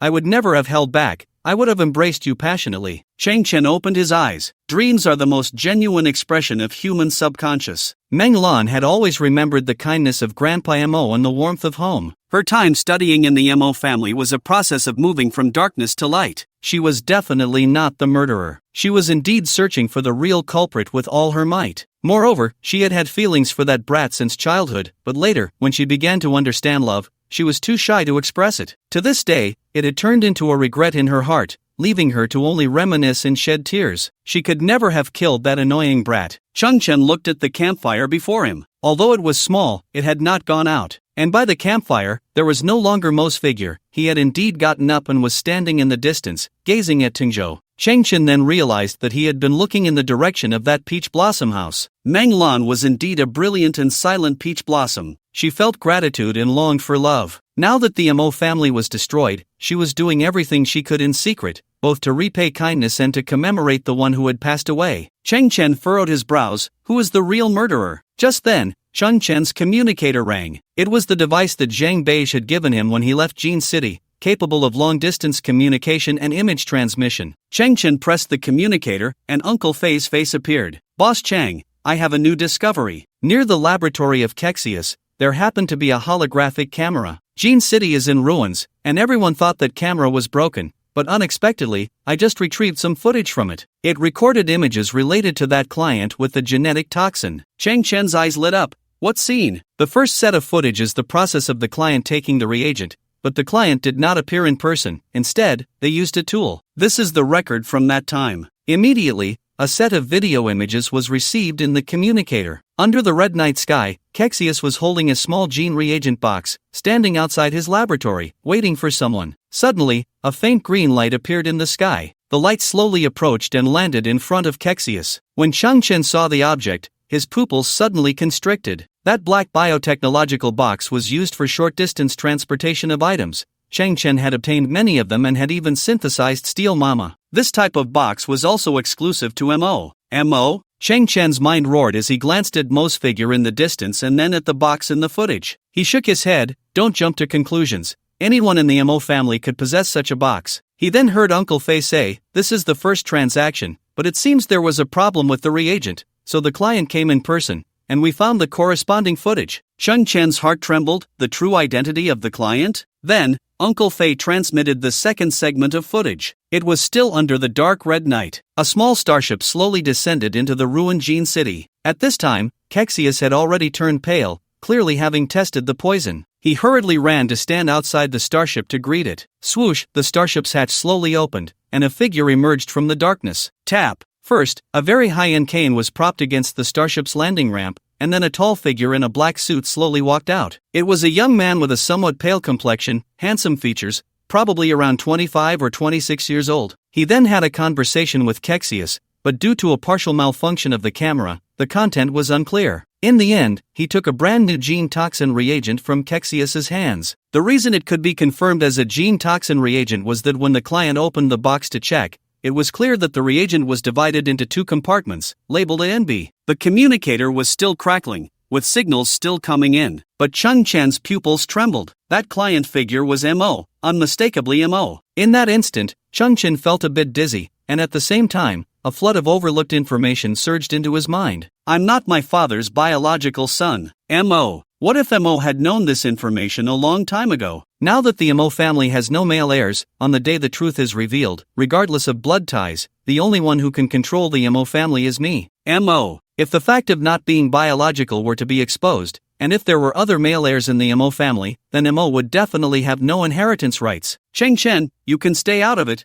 you can leave here. Mo. He never wanted me to get involved from the start. Counselor Liu, I have your secrets, and there are two. In the future, I will make some requests at the appropriate time. You will do as I say. Mo. Mo was already prepared to take over the family. He was even paving the way for the future. I Mang, am just a dog of young Master Mo. Although this sentence came from Mang, it was due to Mo's manipulation and arrangement. this was also his way of paving the road for the future. Chang Chen's eyes widened. After learning that the toxin was divided into a B, the squeaking blood probably couldn't be completely detoxified, so Chang Chen accepted the outcome of the Mo family's demise. But then again, where did that drop of blood go? If it was consumed, was there a possibility of delay? Meng Lan entered everyone's dreams through devices to confirm the true culprit. But why was there no sight of Mo's dream, and why did she always think Mo was dead? There was only one possibility: Mo had never fallen asleep. So, during the time Chang Chen entered the dream, was he still on the hillside, or had he gone somewhere else? Just then, a gasp came from the foot of the mountain. Mo Yuan and the others discovered a corpse in the river at the foot of the mountain. Chang Chen stepped forward, squinting as he stood at the edge of the cliff. It was a beautiful female corpse, pale-faced, with wide-open eyes, her chest torn open, drifting on the water's surface. Chang Chen recognized this woman. Her name was Chi Mei, Mo's aunt, whom Mo had spared, letting her go with a warning never to appear again. At the same time, she was the only one who had no ties to Mo's interests and knew he was still alive. It was at this moment that a shadow appeared beneath Chang Chen's feet. He slowly turned around to see Mo, frowning, standing behind him. In the silent mountain forest, unknown wild animals occasionally scurried by. At that moment, a gray-white wolf stood atop the mountain, howling at the sky. Then, the wolf quietly turned its head, its eyes reflecting a green glow, looking at the two people on the hillside. In front of Chang Chen was a steep cliff. Although not perilous, it was still over 10 meters high. An ordinary person falling would likely suffer severe injuries or worse. Just as Chang Chen turned back, he saw Mo with a furrowed brow, extending his hands and pushing towards his shoulders. Slap!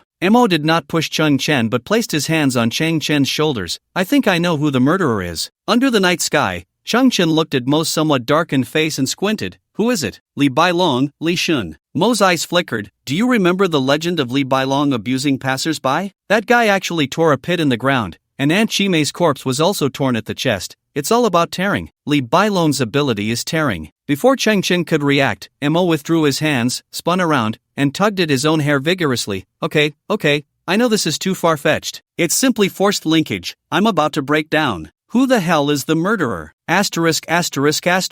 Did you just try to push me off? Chang Chen took a few steps forward. But you thought of my mysterious battle armor and knew that this height wouldn't hurt me, so you gave up the idea. Mo turned back in shock. How could I have such a thought? What's wrong with you? Actually, I left the garbage planet 5 days ago. Chang Chen moved closer to Mo, speaking slowly. I still know very little about human society. For various reasons, before coming here, I only went to 2 places, one called the Shipwreck Ruins, and the other called Jean City. Upon hearing the words Jean City, Mo's body stiffened. Chang Chen smiled. You probably never expected that things in this world are so coincidental. Not only did I go to Jean City, but I also met its masters, including Valente, Zhang Beige, and also the poison-making expert, Kexius. Mo's body stiffened again. Chang Chen had already approached, looking directly at Mo. The poison in the Mo family comes from Kexius. A mysterious client placed an order with him. The toxin is divided into 2 types, A and B. When the 2 toxins are mixed, the victim will die suddenly within a short time. The drink you gave me before contained only toxin A. Because it had gene-locking technology, even if I drank it, there would be no serious consequences. It might even enhance some physical strength. But you didn't expect that I could identify the toxin and even sent you a drop of the antidote. Of course, none of this affects your plan. But what you never expected was that after I learned about the properties of the drug through Jean City, I actually came to Tingzhou. That's not the most fatal part.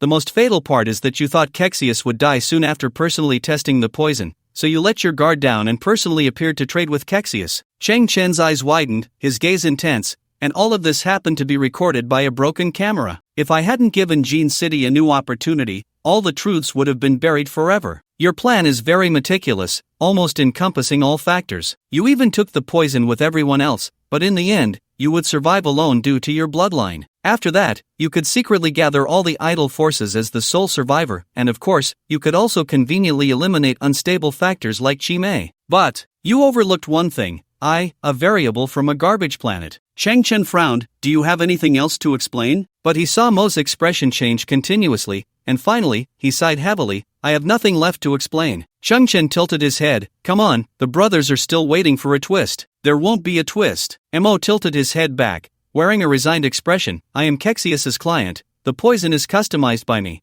and the one who poisoned is also me. TCH. Chang Chen glanced at Mo. You say there won't be a twist, so there won't be? Chang Chen slowly took out his communicator, the top of which lit up with a palm-sized virtual screen, and on the screen was a blonde man whose lips were still a bit pale, but he looked like he had recovered some color after a serious illness. Boss Missouri, I'm sorry, I couldn't keep the secret, because you are just my client, while Mr. Chang Chen is now my true boss. Mo gasped sharply upon seeing the person on the screen. Kexius, you. Chang Chen smiled. Fortunately, I was sharp. When Kexius was gasping for breath, he mentioned that the AB agent mixture would go through 3 stages, and the second stage is death. But he didn't have time to mention the third stage. Chang Chen looked at Mo. So before leaving Jean City, I had Uncle Fei, Kexius's teacher Valente, study his experimental data and the drug residues, and once the third stage was confirmed, he was to notify me immediately. But unexpectedly, before the results could be produced, Kexius actually survived. Surprised, right? Unexpected, isn't it? At this point, Chang Chen smiled. According to Kexius's account,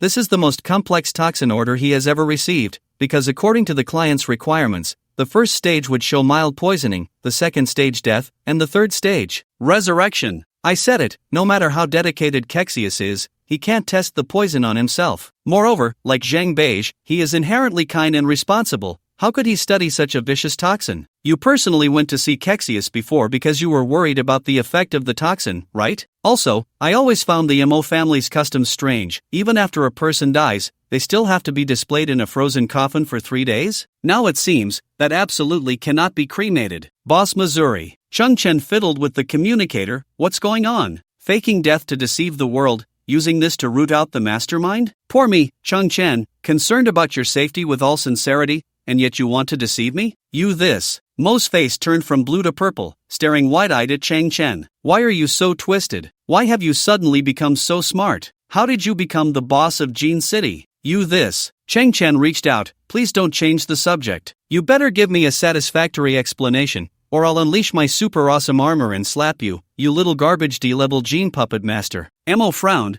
biting his teeth, hesitating to speak. Chang Chen tilted his head. Is it so hard to say? It's just about eliminating some potential threats. Does your Mo family really need to make such a big fuss and collectively play dead? It is necessary. Mo gritted his teeth, seemingly having made up his mind. Come with me. Under the cover of night, Mo led Chang Chen back into Tingzhou, sneaking into the main courtyard. 82 coffins were still quietly arranged in the main courtyard. The two crouched on the beams, waiting for a moment. It seemed everyone was drawn to the tragic death of Chi Mei, gathering by the river, leaving the main courtyard quiet and empty. Mo brought Chang Chen to the last coffin in the first row. Without caring for any rituals or respect, he quickly operated and opened the coffin lid. Inside lay an old man, about 60 years old, his eyes tightly closed, his body covered with a thin layer of frost. This is my fourth uncle, Mo said, suddenly tearing open the old man's suit and shirt, exposing the old man's chest. There, on the old man's chest, was a 1-meter-long stitched wound, the skin bruised and wrinkled. Chang Chen squinted. He was injured in life? Not just injured. At this moment, Mo had already moved to the second row of coffins, opening another coffin lid and tearing open the corpse's chest clothing again. Mo stood beside it, pointing at the corpse. This is my 6th brother. Chang Chen squinted to look. This corpse was relatively young, about 40 years old, with a huge scar on its chest. At this time, Mo approached a coffin further back, opened the lid, and inside was a boy about 18 or 19 years old. Mo flipped the boy's body over, pulling aside the clothing on his back, revealing a massive wound that almost pierced through his entire torso. Mo's eyes glistened with tears. This is my 3rd brother. Chang Chen stood there, somewhat stunned. His mind was in turmoil. This scene was completely unexpected. There are 82 male members of the Mo family, and 14 of them died before entering the coffins. Mo began to sort through the deceased's clothing, arranging them properly, then covering each coffin one by one. They died under strange circumstances, suddenly killed right here in Tingzhou. When they were discovered, their bodies all had such huge tearing wounds, which were also the cause of their deaths. Tingzhou originally had surveillance equipment, but whenever they had an accident, the surveillance would always be inexplicably interfered with, making it impossible to see the killer's method or even the killer themselves. They died one after another, and the trend is clear.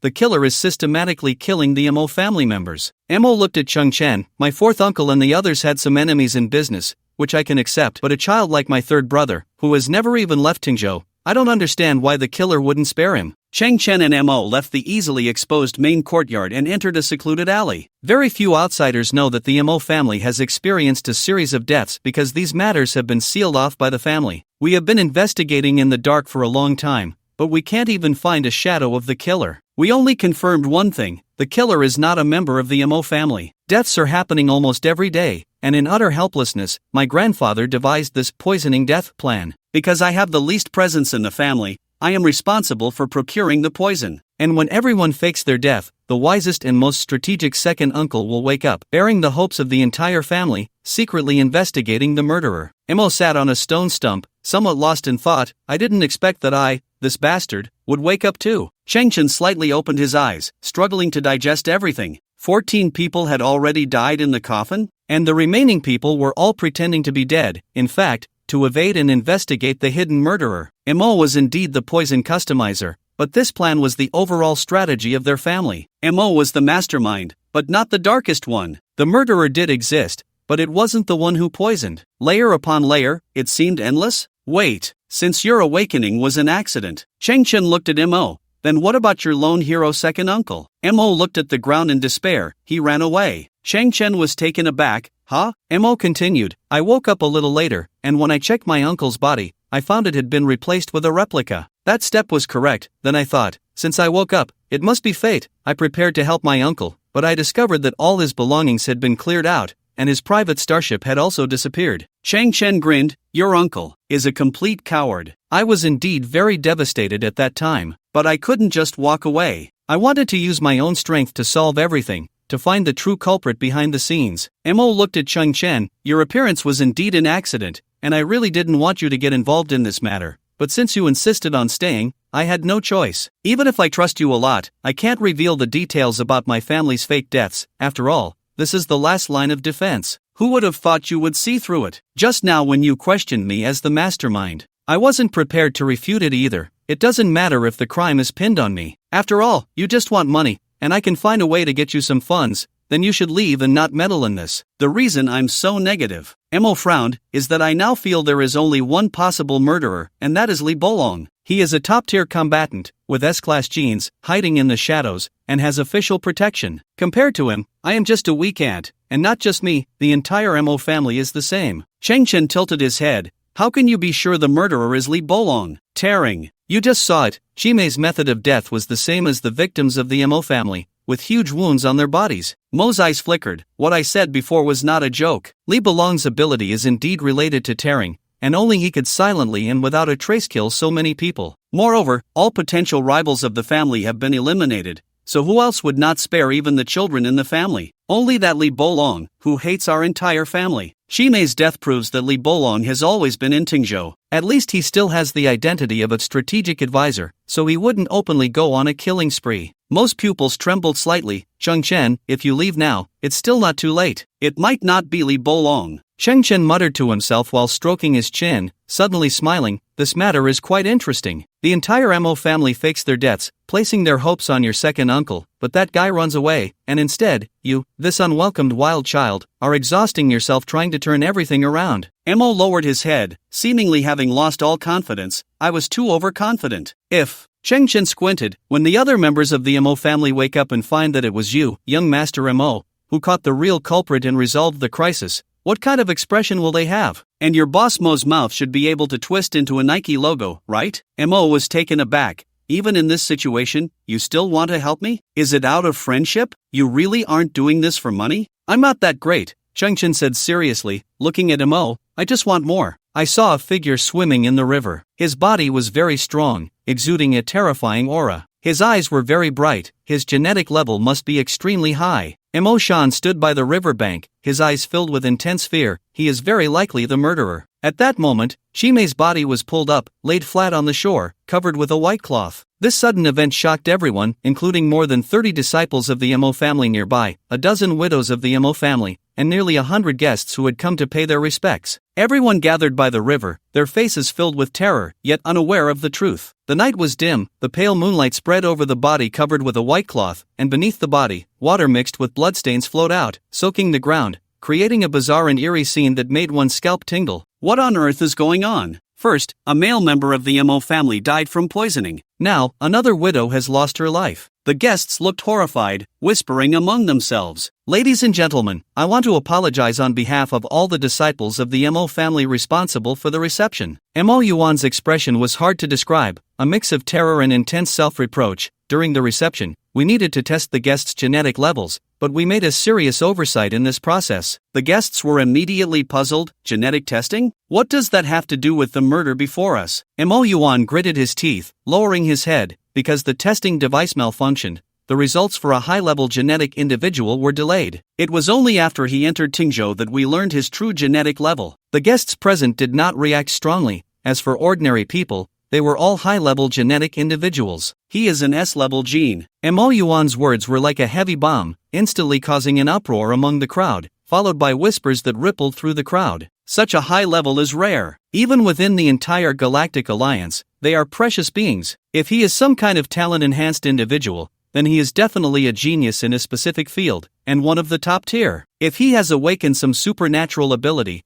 then he is undoubtedly a powerful combat individual. The guests exchanged glances. Their first reaction was to confirm whether this high-level genetic individual could be standing next to them, and then to befriend him, thus establishing a top-tier connection. I repeatedly compared the data in the genetic testing device. Due to data corruption, I could only see some information like height, weight, and hair color. Height 183 centimeters, weight 112 kilograms, age about 39 years, hair color deep red. Mo Yuan lowered his head, his inner self-reproach growing stronger. I am now 100% sure he is Li Bolong. Hiss. The guests and the dozen or so widows of the Mo family all froze. It was that one, the most violent, the most reckless S-level genetic individual. It is said that this guy, when walking down the street and feeling down, would kill people in broad daylight. And the Galactic Alliance is very biased towards him. As long as he doesn't go too far and doesn't cause a huge impact, the Galactic Alliance will turn a blind eye. Wait! A guest dressed in a high-end suit, looking quite distinguished, suddenly spoke up.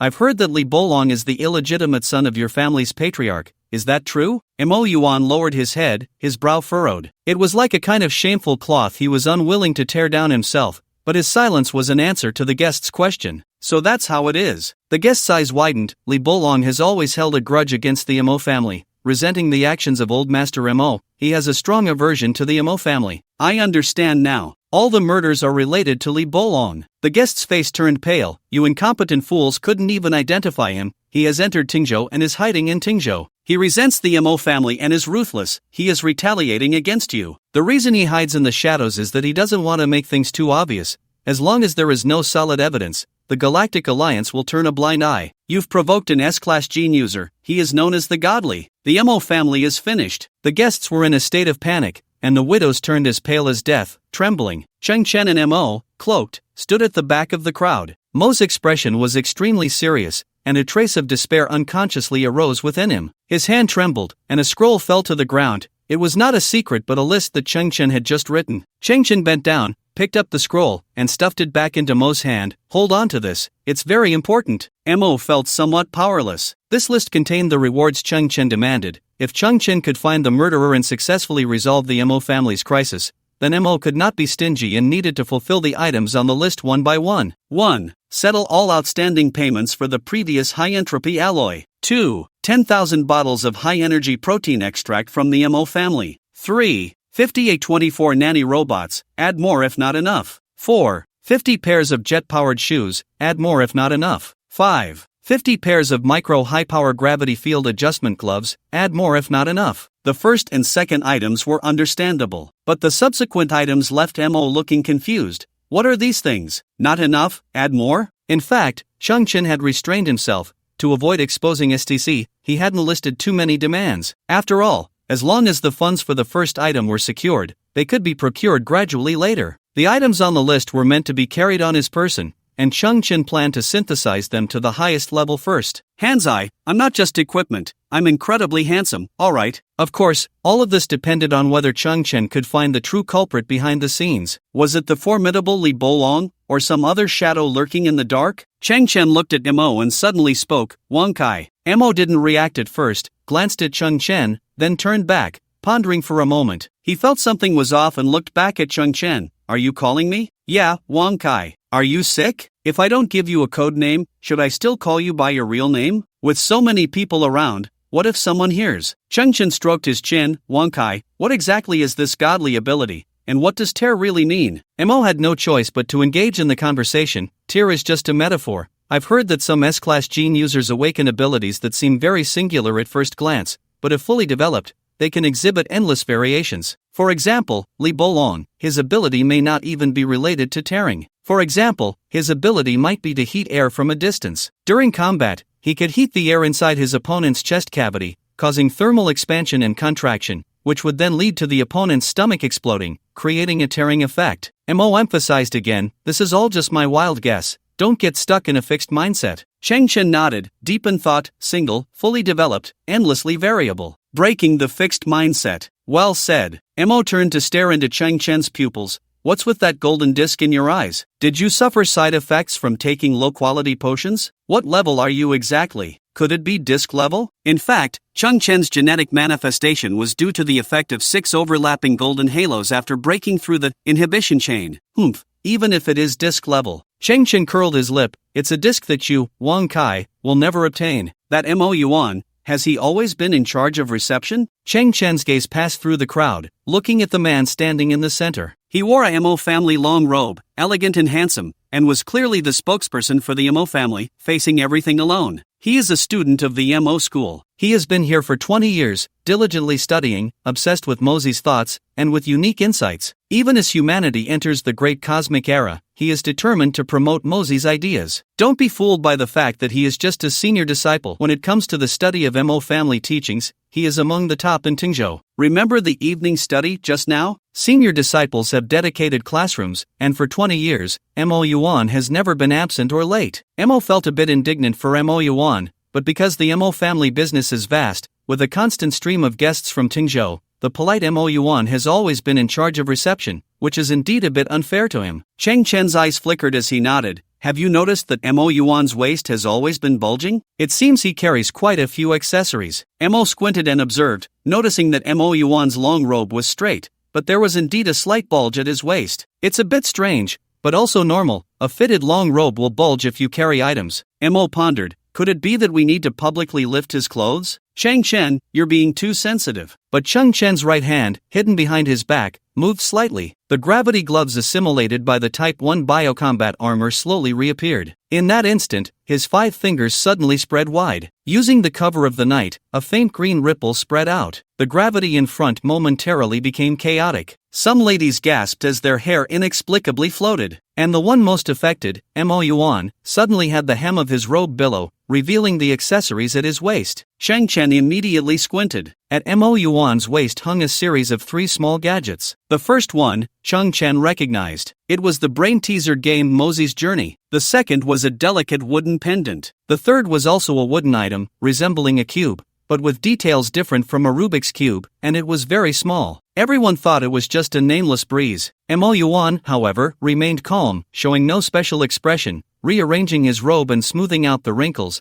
then looking up at the crowd, exuding elegance. Mo whispered, the mechanism pendant is a small decorative item designed based on the principles of Mo family's mechanism techniques, featuring some simple mechanical structures, such as rotation and opening. Shang Tong Mo Fong, this was invented by Mozi, the founder of the Mo family, to help Mo family disciples better understand the meaning of Shang Tong. It is equivalent to a 3-dimensional Rubik's Cube. Although it seems simple, it contains the principles and essence of the Mo family's mechanism techniques, cleverly designed with small mechanisms that can be gently pushed to open the clasp and reveal the interior, where small items like incense pills and paper slips can be placed. Mo tilted his head and said, not just Mo Yuan, many disciples of the Mo family also like these things. It's normal for them to carry them around. I understand now. Cheng Chen's eyes sparkled even more intensely. Everything can finally be connected. Mo was slightly taken aback, seeing Cheng Chen's expression, which didn't seem like a joke. What do you understand, and what have you connected? I still need a verification. Cheng Chen nodded to himself. Wang Kai, wait for me here, I'll be back soon. Mo watched Chung Chen's figure disappear into the darkness, falling into silence. Another Wang Kai had caught him off guard. Was this kid's thinking so erratic? Cheng Chen moved forward in the night. The goal was clear, the shipyard in Tingzhou. Now that the super powerhouse, Li Shun, had infiltrated Tingzhou and was killing rampantly, the safest strategy was to run away. But that was impossible. Chang Chen's target was that ancient and elegant gene testing device. Sure enough, the disciples of the Mo family here were all attracted by Qimei's tragic death. At this moment, it was quiet and empty. Chang Chen arrived in front of the gene testing entrance, where the screen glowed with a faint blue light, still operating steadily. His eyes widened slightly. Chang Chen walked into the main door in a leisurely manner, standing under the scanner. Several blue beams of light immediately activated, sweeping back and forth over him, while a gentle light beam paused in front of his eyes, scanning his pupils repeatedly. Beside him, a virtual screen lit up automatically. A large amount of data scrolled rapidly, and at the same time, the screen split in two, revealing another set of historical data. Due to high similarity, the scanner began a detailed comparison. Ding! Detection result corrected overwriting erroneous data KF22022. The tester is not an undocumented gene level final detection result, S+ level. Please note, operators, the only erroneous data generated 11 hours, 23 minutes, and 35 seconds ago has been corrected. The current result is the only one. Please note, operators. Chang Chen watched all of this and slowly exhaled. I am an S+ level gene. It seems I have surpassed the attributes of a conventional S level gene, which aligns perfectly with the gene state after breaking the suppression chain. This is quite pleasing, but it's just one piece of information, overwriting the only erroneous data. Chang Chen squinted. My inference is correct. Li Bolong has never appeared. He has never reached Tingzhou. I, Chang Chen, am the S-level gene user that the Mo family disciples have been desperately searching for. And I am S+.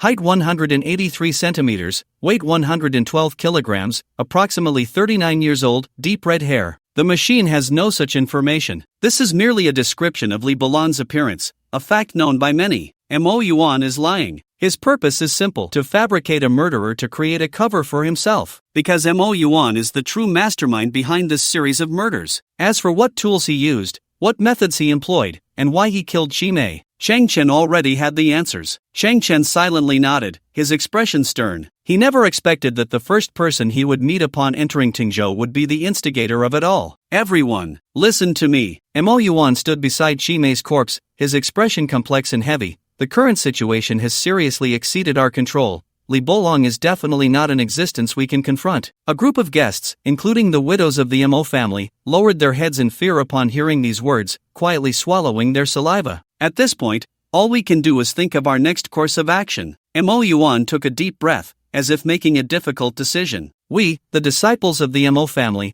will arrange for all the guests to return safely. As for the ladies of the Mo family, Mo Yuan looked at a trembling widow. Your best choice is to leave here overnight, taking your belongings and remaining family members, and find a distant and safe planet to spend the rest of your lives. You must never reveal your identities again, and you must never return to Tingzhou. The widow's expressions became extremely complex as they glanced at their hometown, their eyes filled with reluctance. But when they saw the lifeless body of Qimei on the ground, they shuddered again. If they did not leave, what awaited them was Li Bolong's indiscriminate slaughter. Mo stood at the back of the crowd, his brow furrowed. He felt uneasy and turned back to glance in the direction of the Mo family's main courtyard. In about 10 minutes, the effects of the drug would enter the third stage. Grandpa and the others would wake up. Mo gritted his teeth in frustration. Faced with such a huge mess, he didn't know what to do or how to explain it. Ladies and gentlemen, in the center of the crowd, Mo Yuan spoke with determination. We are the disciples of the Mo family, and this is Tingzhou in the era of the great universe, the only home of the Mo school. I will not leave, even if the road ahead is perilous. I will face it calmly. Well said. I am even inspired by Mo Yuan's fearless attitude and sense of righteousness. A young man wearing a scavenger's cloak and poor quality protective gear slowly stepped out of the crowd. He shouted, I suggest you widows of the Mo family learn from him, stay here, continue the lineage, and help the Mo family grow.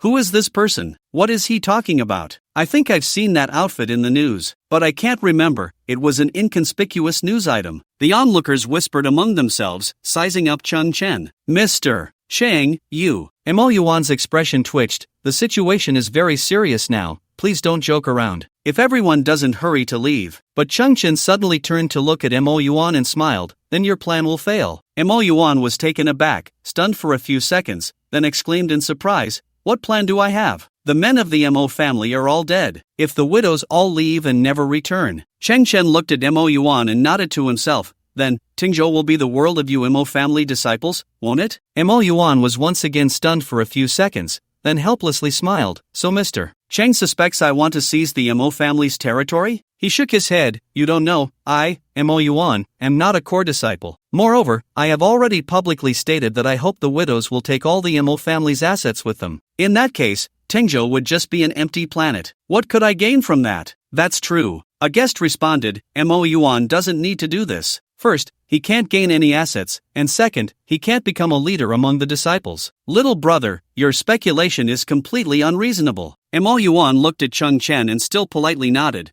The reason I am doing this is simply because Li Bolong is too terrifying. Cheng Chen nodded. Just because Li Bolong is too terrifying, you place the blame for the murders on him. Who would dare to investigate? Imo Yuan's expression changed in shock. Mr. Cheng, what do you mean by that? Because you, Imo Yuan, are the real killer. Cheng Chen's gaze was piercing. You previously killed over a dozen male members of the Imo family and tonight killed Chi Mei. As soon as these words were spoken, the scene erupted in an uproar. Who on earth is this boy? He can't just spout nonsense. I remember now, his outfit is that of a scavenger from Earth. Isn't there a rule in the Galactic Alliance that scavengers can't leave Earth at will? How did he get out? And who invited him? The boy in the blue cloak slightly raised his head, looking towards the figure at the back of the crowd who was also cloaked. My name is Cheng Chen, a friend of young Master M.O. Young Master M.O. Which young Master M.O.? The crowd was puzzled. The M.O. family was vast, with many young masters. There was the eldest who was responsible for trade in the Northern District, and the second young master who was running for the position of Interstellar Hub Commander. Which one was he referring to? I understand the routine. You want evidence, right? I have it. Cheng Chen suddenly lowered his head, rummaging through his cloak. The crowd immediately focused intently. Even Imo Yuan, standing nearby, frowned and instinctively leaned closer. But Cheng Chen did not follow the expected script. There was no evidence in his clothing. Instead, his expression changed, and he suddenly raised his hand, lifting Imo Yuan's collar. At the moment he touched the Shang Tong Imo Fong, a strange sound of contention came from the cube. Cheng Chen smiled faintly, his deductions becoming more certain. Imo Yuan quickly stepped back, pressing down on his collar, his expression somewhat terrified. The crowd once again noticed the ornaments at Imo Yuan's waist, and many recognized these small items, which were things like moziyu, small crafts born from the Mo school. The unraveling of clues must start with Chi Mei. Clue 1, Chi Mei's lover. Cheng Chen smiled and then pointed to the body covered with a white cloth on the ground. Chi Mei is promiscuous, maintaining improper relationships with multiple men. The way they convey their affair messages is through a very complex code, and this code is precisely from the intellectual game moziyu. Mo Yuan frowned. I do carry moziyu with me, but so what? With such a flimsy connection, you say I'm the murderer? Isn't that a bit far-fetched? Previously, my friends and I suspected that Chi Mei was the true mastermind behind all this. Cheng Chen said slowly. We hid outside Chi Mei's room around 9 o'clock in the evening, observing her actions. The crowd listened with some confusion. This boy has friends? And was the usually beautiful and dignified Chi Mei really as he described? Chi Mei's level of debauchery far exceeded my imagination. She actually arranged to meet 3 men in one night. Cheng Chen's gaze swept over the crowd. She is simply a master of time management. She met the first man at 9, the second an hour later, and the third 2 hours after that. I was a bit puzzled at the time, wondering why the third man would arrive 2 hours later, given her impatient demeanor. Later I understood, she had to wait from 9 until 11, 3 hours later, because this lover of hers needed to complete evening study. Everyone should know that the evening study for Mo family students is from 9 to 11 every night. Just now, I even made a special trip to the evening study classroom for advanced disciples and found that the classroom on the 3rd floor could see Chi Mei's courtyard without obstruction. In other words, just by standing in front of the classroom window, one could receive the signals Chi Mei was sending. As he spoke, Cheng Chen looked at Mo Yuan, teasingly saying, I heard that Mo Yuan has never been late or absent from evening study in the past 20 years? What is all this? Mo Yuan took a small step back. You want to pin this nonsensical connection on me? Absurd! I only found out today that Chi Mei is such a woman. Cheng Chen smiled. Not long after the evening study ended, Chi Mei's body floated down from the river. Because her scandal was exposed, she could only leave Tingzhou forever. The question is, who could have discovered that she was no longer in her house at the first moment? Naturally, it was her lover. Besides that, who else would be so rude as to visit a widow at night? Cheng Chen squatted down, lifting the white cloth. Chi Mei's body still has residual warmth. Based on the time her body appeared, the one who found her and killed her is most likely that third lover. Cheng Chen suddenly looked at the other Mo family disciples. After the evening study ended, you all continue to search for that missing S-class gene user. I guess during this process, Mo Yuan must have found some excuse and then acted alone. A student named Mo Shan was taken aback, blinking as he pondered for a while, then suddenly looked at Mo Yuan in surprise,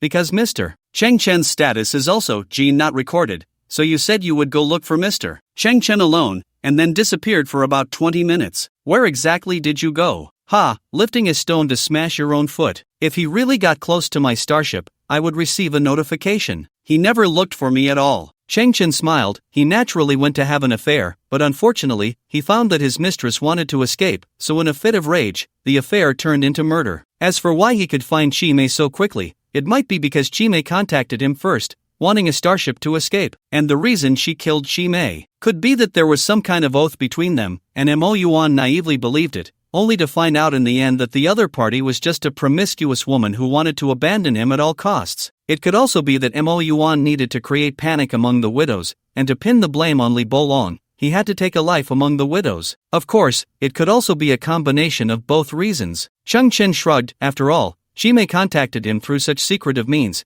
making it difficult for others to trace. Nonsense! These are all your guesses. Mo Yuan's face trembled with excitement. I can make up stories too. This is meaningless. Cheng Chen said slowly. The password disk customized by Chi Mei is very complex. Ordinary people can't remember it. If we search your residence or your person, it's very likely we will find a letter matrix table. Mo Yuan's pupils suddenly constricted, and he choked up. Indeed, these inferences are largely based on speculation, but it seems I have guessed correctly. Cheng Chen observed Mo Yuan's reaction, his gaze flickering. Chi Mei's cause of death was a tear in her chest, which is the same as the death method of the previous dozen Mo family males, so all along, the murderer has been the same person. The crowd was stunned. Hadn't the Mo family males died from collective poisoning? How could there be other hidden truths? Nonsense! Mo Yuan's eyes widened. I am solely focused on my studies. Although I am a D-class gene user, my talent lies in research. I am practically powerless. How could I possibly kill anyone?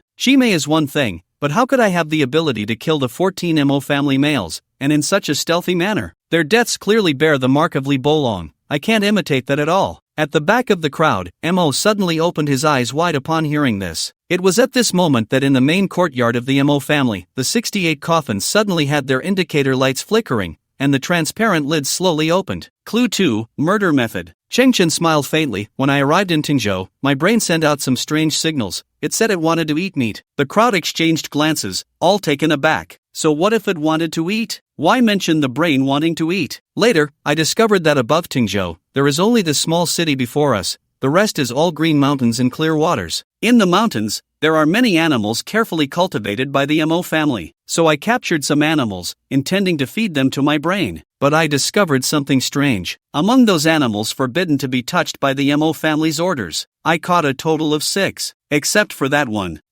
Cheng Chen glanced at the Mo at the end of the crowd. Except for that particularly filthy beast, the others turned out to be a type of intricate mechanical body, so finely crafted that they had no conventional energy source, relying solely on compressed high-strength springs to accumulate physical kinetic energy, achieving lifelike movements that were indistinguishable from real. At first, I thought this was a secret of the Mo family. Later, I found out that even the young master of the Mo family was unaware of this. Cheng Chen tilted his head. I guess that over the past few years, someone has secretly replaced the animals in the mountains with mechanical bodies, aiming to execute a shocking conspiracy. In the distance, Mo's eyes widened again upon hearing this. At the same time, Cheng Chen saw more than 60 figures swaying towards them from the main courtyard of the Mo family, resembling a horde of zombies. Regarding these mechanical bodies, Cheng Chen turned to Mo Yuan. You have studied the Mo family's teachings, delving into research for 20 years, and your talent is precisely in this area, so you should be quite familiar with the legendary Mo family's mechanism techniques, right? At this moment,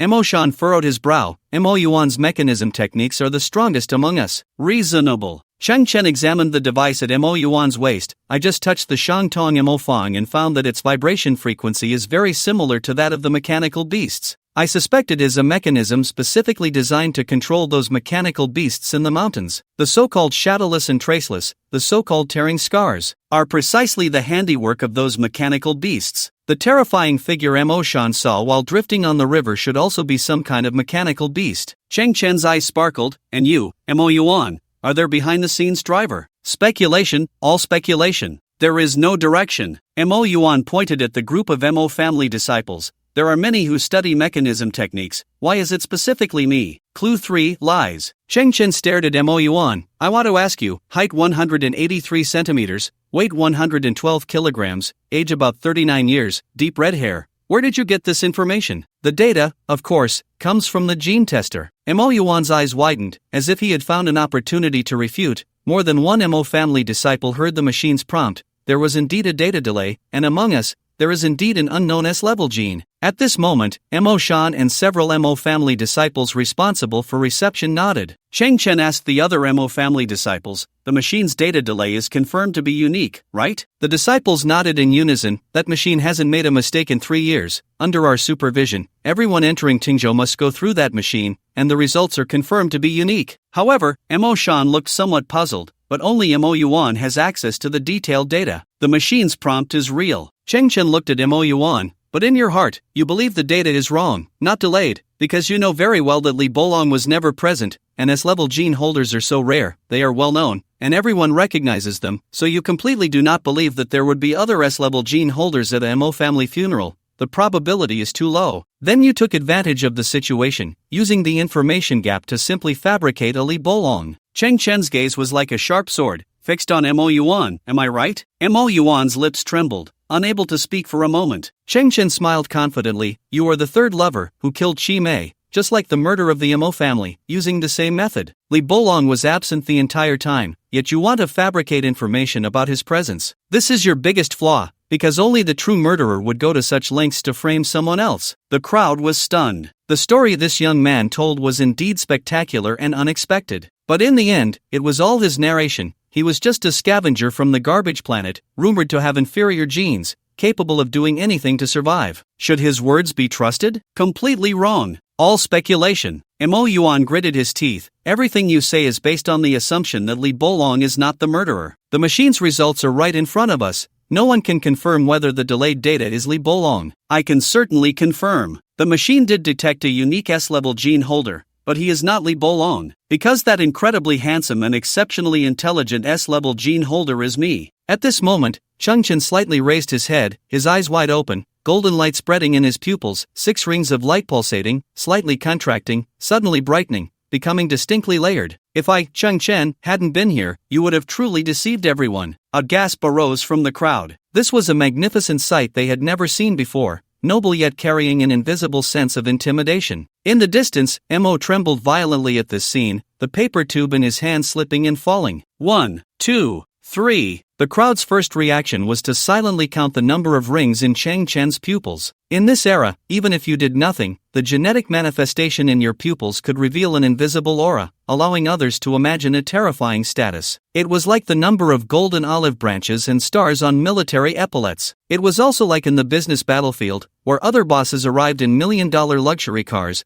while you descended from the sky in a lavish private helicopter, slowly landing, silently illustrating the gap in status, strength, and circles. 6 rings of light, S-level gene holder, an existence that inspired awe. When everyone saw this dreamlike, even somewhat unrealistic scene, they were completely unprepared, their brains left in a daze. There were many high-level gene holders present, but they were only relatively advanced. Most were E-level or D-level, and the only A-level gene holder, Congressman Liu, had already left in shame and anger after both an affair and a scandal were exposed. But even if he were present, A-level and S-level were incomparable. It seemed like a difference in level, but in reality, it was a vast chasm. The genetic levels of humans could not be steadily improved just by taking drugs. The path to promotion above B-level had no attribute of accumulation. It completely depended on talent, on your destined limits, and even on fate. Perhaps, no matter how many years humanity survives and reproduces, or how many billions the population reaches, the number of S-level gene holders will always remain a fixed number. That boy is actually S-level gene? Is he really from the garbage planet? Can someone like that really emerge from the garbage planet? Why is his genetic manifestation golden? Human understanding of genes is just a corner of the vast universe. Gold must represent another dimension, something we cannot speculate on or comprehend. This young man named Cheng Chen, since he is already an S-level gene holder at such a young age, even if he has just been promoted to S-level, that is a matter of 30 years of ups and downs, his status, connections, and wealth will be immeasurable. A Class S geneticist has no reason to distort the truth and frame others in this small MO family, and the personal abilities and insights of an S geneticist are beyond our imagination. So that means, everyone's gaze suddenly turned to Mo Yuan. You are truly the mastermind behind all these events. This was just like the old days, where those at the pinnacle of the pyramid were always right, and countless sycophants treated every word they said as gospel. At this moment, Mo stood frozen in place. This kid, dog beggar, the golden pancake in his eyes was actually a halo formed by the convergence of 6 rays of light? His genetic level, S. The previous pancake pupils were indeed strange, but how could Mo have imagined such a result? It was like your roommate, who usually steals your hot water just to make instant noodles, suddenly transforming into Ultraman. Mo couldn't understand and couldn't fathom how Chung Chen had achieved this step today. In that instant, Mo bent down, picked up the paper roll from the ground, carefully wiped off the dust with his fingers, and then held it tightly in his hand. Then, Mo's eyes turned crimson, staring fiercely at Mo Yuan. He. Mo Yuan suddenly laughed, his smile peculiar, a mix of various emotions. He saw an unexpected scene and also glimpsed his own dead end. This smile was a lament for the impermanence of the world, as well as a sense of helplessness after being thoroughly defeated. In fact, even if Mo Yuan did not admit it, given Chang Chen's credibility as an S-class geneticist, everyone would launch an investigation to confirm whether Mo Yuan was hiding a code table, whether his Shangtong Mofang concealed traps, and whether the beasts in the mountains had been replaced. You definitely can't guess my motives, right? Mo Yuan looked up at Chung Chen, clearly no longer afraid of anything, and showed a hint of mockery. Noble S-class geneticist, you may be able to obtain everything at your fingertips, but you don't understand, you can't comprehend. My motives are very noble. Noble. I actually do have some understanding. Chang Chen looked at Mo Yuan. When I previously purchased Moziyu, I found that items within Tingzhou required learning points for payment. As a student of the Mo family, you have diligently studied and accumulated a large number of learning points over the years, yet you selflessly allow guests to use your learning points freely. This shows that you are truly devoted to learning, with no other desires. And your evening studies. For 20 years, never absent, never late. This is not something an ordinary person can achieve. Chang Chen silently nodded. You are an excellent student, even a scholarly fanatic. The root of everything should stem from this, right? Mo Yuan's eyes widened slightly. No wonder it's an S-class gene. I am truly enlightened. Such an inconspicuous factor has been linked by you. I've heard that the enhancement of genes can lead to changes in intelligence, and it seems to be true. Chang Chen shook his head and shrugged. My enhancement isn't obvious. Perhaps I was just born smart. Smart? Intelligence comes from learning, from deeper understanding. Mo Yuan said. Now that we have entered the era of the great universe, the Mo family school still survives, which is a great fortune. Being able to become a student of the Mo family and learn Mo family theories is also a great fortune. But, Mo Yuan suddenly widened his eyes, looking at Chung Chen, raising his hand to point at the Mo family's main courtyard in the distance. What is the current head of the Mo family, the so-called Mo family, doing? Mozi indeed advocated mutual love and mutual benefit, encouraging fair trade, but what has the Mo family become now? They have completely abandoned their studies. All of them are engaged in business, their minds filled with profit and loss, all about transactions, all about money, all about currying favor with the powerful. Yaya Tingzhou, turned into a mess by him. And what have we, the Mo family scholars, become now? We become receptionists, we become doormen,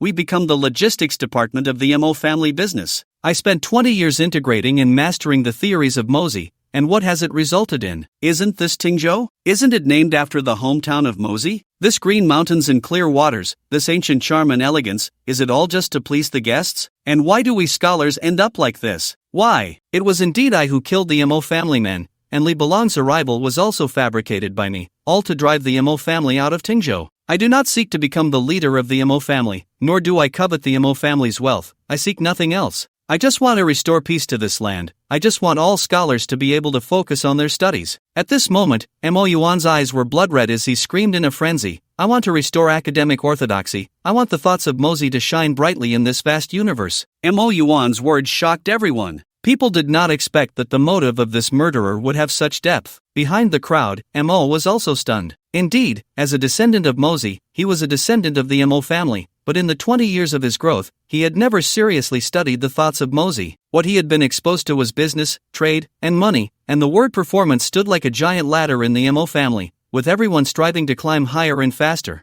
An S-class gene user, is it? Mo Yuan stared at Chang Chen, his state already somewhat deranged. it is rumored that you have a certain probability of awakening supernatural abilities. I have no way out and do not care about a way out. Today I will defy you, and I want to see just how supernatural you really are. At this moment, Mo Yuan had gripped the Shangtong Mo Fong and the mechanism pendant at his waist. He slightly rubbed his right thumb, and the round mechanism pendant suddenly opened like petals, expanding in diameter, transforming from the size of a bottle cap into a small compass, with 8 unconventional characters engraved at its 8 positions, the meaning of which was unknown to outsiders. At the same time, Mo Yuan's left hand held the Shangtong Mo Fong, his index and middle fingers rapidly turning the cube with astonishing speed, his technique precise, as fast as lightning, resembling an excellent competitor in a top-level Rubik's Cube competition. Click! The Shangtong Mo Fong was adjusted by Mo Yuan into a specific sequence, emitting precise mechanical sounds from within, its surface intricately moving, and then a small window slowly opened in the center. Clearly visible was a small iron piece, about the size of a fingernail, vibrating quickly and lightly, producing a buzzing sound.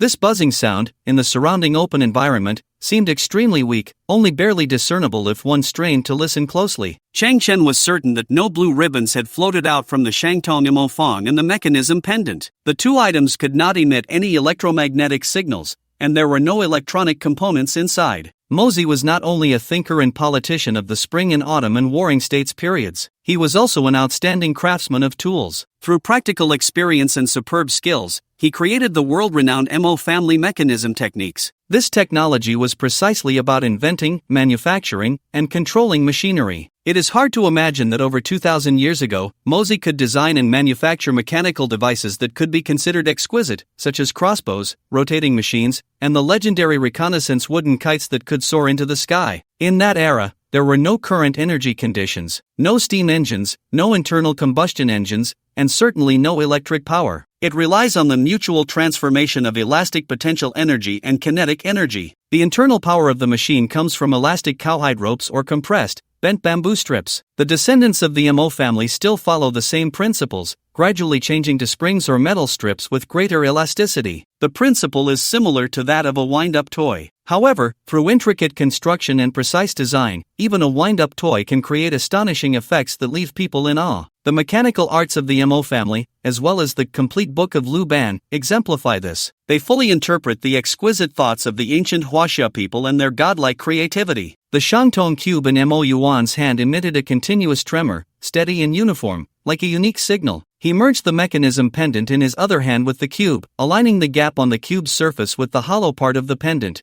adjusting the direction of the vibrating sound waves by rotating the pendant. Suddenly, an unnamed wind swept through the deep mountains across the river. The forest under the night appeared like ghostly shadows swaying left and right. Suddenly, a pair of strong arms tore apart 2 trees, appearing halfway up the mountain. The creature was terrifyingly strong, standing nearly 2 meters tall, with red circles flashing in its eyes. The crowd squinted to see that it was a black-furred gorilla standing upright. The gorilla clenched its massive fist, pounded its chest, and let out a long howl, its mouth producing a roar that was neither beastly nor human, mixed with a metallic tremor. The crowd's expressions changed. This gorilla was clearly a precise Mo family mechanical beast, and the terrifying figure seen by Emoshan earlier was likely this creature as well. Chang Chen looked at Mo Yuan and laughed. Is that it? Is there more? Mo Yuan remained silent, continuing to rotate the mechanism pendant in his hand. In that moment, countless birds suddenly took flight from the massive black mountain, swirling in the air, but the forest was vast, seemingly devoid of a place for them to land,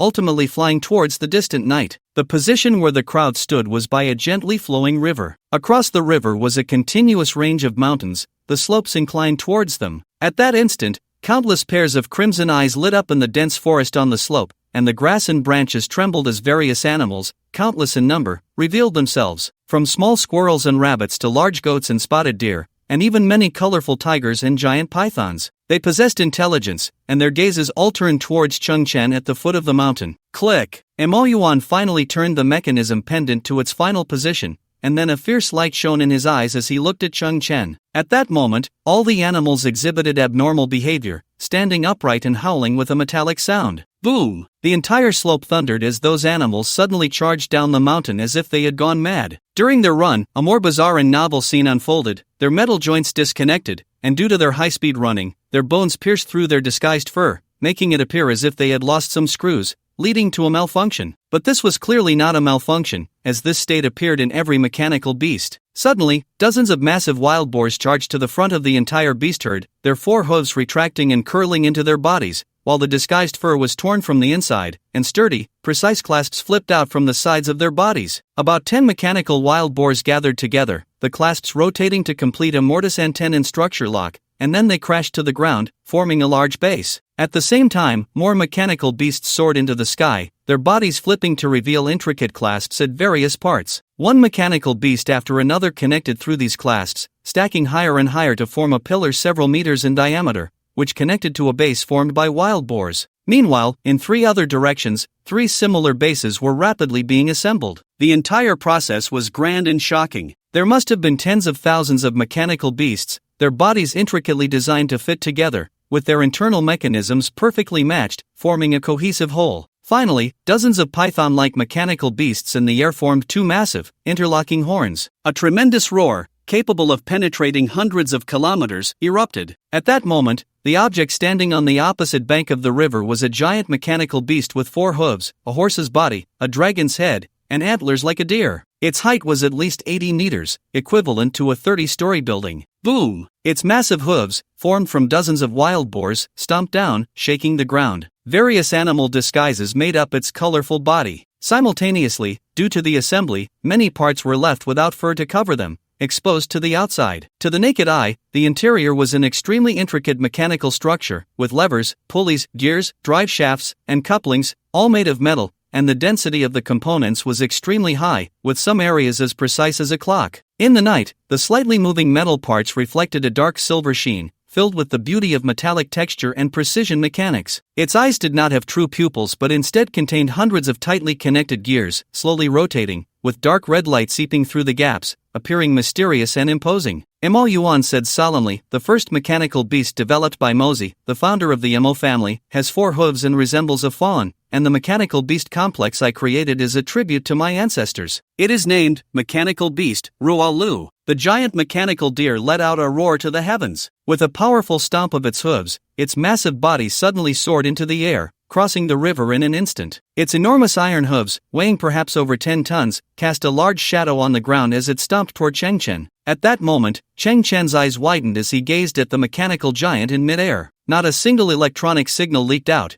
It completely relied on specific vibration waves to receive commands. There was no modern energy source at all, only the precise spring structure driving it. Each exposed gear, radiating a golden dawn sheen, was crafted with exquisite skill. A casual glance revealed a corner formed by precise physical structures, and everything operated so smoothly and seamlessly, with hundreds of millions of gears running silently. In the dark night sky, Mechanical Beast, Rualu, emitted a captivating glow. Any straight man, upon seeing it with his own eyes, could not resist the visual feast presented by this ultimate mechanical aesthetic. This feast, unlike the cybernetic bodies of Hua Kunlun, did not have such a strong sense of futurism. Instead, it exuded a retro, handcrafted, precise, grand, and silent power. Ingeniously crafted, it was magnificent. The Mo family's mechanical arts, the divine craftsmanship of ancient Huaxia, were truly deserving of their reputation. In that instant, countless fireworks seemed to explode in Cheng Chen's eyes, and his mouth slightly opened. So cool, so damn cool. Mechanical Beast, Rualu.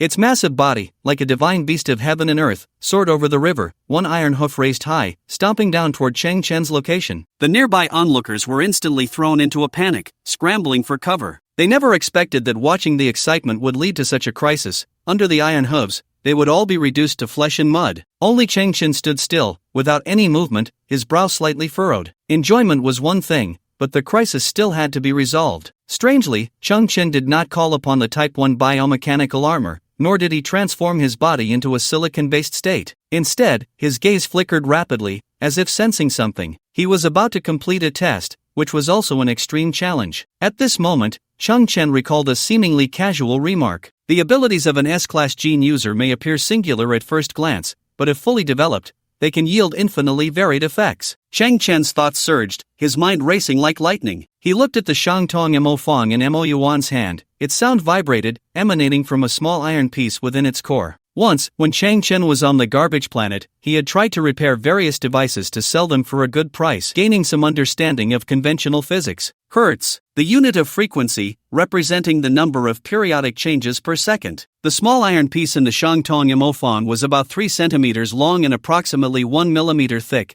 Its vibration frequency should be between dozens to hundreds of hertz. It was precisely this frequency that produced a similar resonance effect with certain components within the mechanical beast, allowing for its manipulation. Adapt. Chang Chen squinted. I can use super speed to move rapidly within a small range, creating a vibration effect. If my frequency can match that of the Shangtong Yamofang, then theoretically, I could also control the mechanical beast. Mo Yuan used equipment, while I use myself. Just as Mo said, the abilities of an S-class gene user may seem singular at first glance, but with clever use, they can yield infinite variations. Vibration is definitely one of the developmental directions of superspeed. At extreme speeds, Chang Chen's control over his body was not yet precise. It felt as if he were shrouded in a layer of gauze, unable to transform into a human-shaped vibrating rod. So, Chang Chen set his movement range to 0.5 meters. A round trip would cover a distance of 1 meter, which also equated to 1 vibration. Considering environmental factors and calculating at a maximum speed of 300 meters per second, the maximum frequency Chang Chen could currently achieve was 300 Hz. He could start from 0 and gradually increase this frequency. If the Shangtong Yamofan was within 300 Hz, then there would surely be a moment when he could align, and his idea could very well become reality. At this moment, dust suddenly swirled around Chang Chen's feet. It was possible to see that he was moving left and right, but his outline was becoming increasingly blurred. The onlookers had already run far away, some turning back in terror. What is that S-class gene user doing? His speed is so fast, but he's just moving in place? He hasn't even stepped out of the enemy's range. When the iron hooves come down, he'll turn into flesh and mud. At this moment, Chang Chen was both pained and exhilarated. He felt as if his brain were being turned to mush, and his bones ached. But at the same time, he realized that the path of vibration should be feasible. Everything in Chang Chen's perspective had become blurred. The world resembled a high-definition display, but at that moment, someone was shaking this display wildly, turning the scenery into a puddle and the colors into lines. This rapid back and forth was different from straight-line running. The intensity was indeed quite high. Chang Chen was acutely aware of his own condition. He was nearing 100 Hz, but there was no match. 200, 250. Still no match. Keep going. At this moment, the massive iron hooves were less than 2 meters above Chang Chen's head, bearing down like the weight of Mount Tai. In that instant, around 270 to 290 Hz, Chang Chen suddenly experienced a peculiar sensation. The surroundings, though still a blur, felt different. But Chang Chen saw thousands of core mechanisms inside the mechanical beast, Rualu, which looked like mechanical hearts. They appeared exceptionally clear in the blurred world. Chang Chen could even feel the outward force of the winding mechanism and the vibrations of various springs. His eyes widened slightly. Chang Chen was stunned. This was not a form of vision, but more like a bat's sonar detection mechanism. Everything he saw was a form of vibrational feedback, which then formed images in Chang Chen's mind, not only penetrating but also presenting a clarity compared to other objects. It was at this moment that Chang Chen finally understood that the core components of the entire mechanical beast were vibrating within a relatively small range, and he was now also within this range. Chang Chen had previously been unaware of this principle and had inadvertently entered a sonar mechanism. At the same time, Chang Chen discovered that the colors of the thousands of core components of the mechanical beast varied in depth. They were all blue,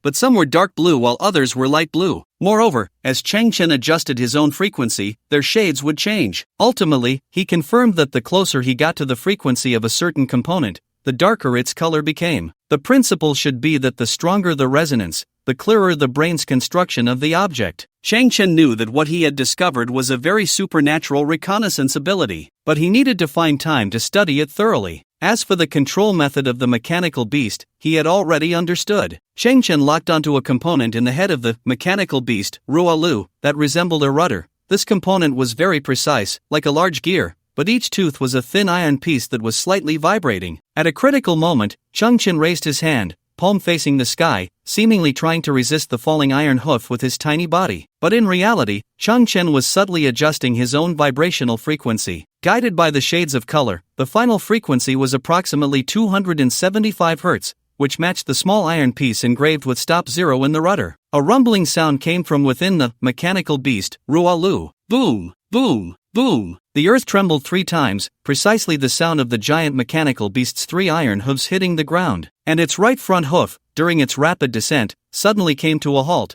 creating a circular dust ripple below. At the center of the ripple stood the boy in the blue cloak. His body no longer trembled, and everyone could clearly see that he was pushing one hand towards the sky, seemingly making contact with the suspended iron hoof, but in reality, there was still about 10 centimeters of distance. At this moment, the mechanical beast, Rualu, actually stood still in the air like a sculpture. Of course, even though it no longer moved, its imposing body still exuded a sense of pressure. Everyone found it unbelievable. It was like a magical spell. The enormous, mechanical beast, Rualu, actually obeyed Cheng Chen's command. How is this possible? What did you do? Mo Yuan was also shocked. The mechanical pendant in his hand was a tool for adjusting vibrational frequencies, designed to match the rudder inside the mechanical beast and guide it to perform specific actions. The mechanical pendant could adjust to as many as 24 different frequencies, and only he knew the matching actions. That guy named Cheng Chen could actually emit vibrations up to 300 Hz on his own? Even an S-Class gene user could achieve this step beyond imagination. But how did he crack his matching method? Cheng Chen was confused. He speculated that the word stop 0 on the rudder should mean to stop, so he adjusted to the same frequency. It's okay to guess wrong. At worst, at the last moment, I can move at high speed to avoid being trampled. But the result is that Cheng Chen was right. This time, he managed to pull it off. In everyone's eyes, there was nothing but disbelief. The blue cloak billowed, like a god who could command giant beasts. Cheng Chen's body began to tremble again. 285 Hz. The frequency matched the iron plate on the rudder of the mechanical beast,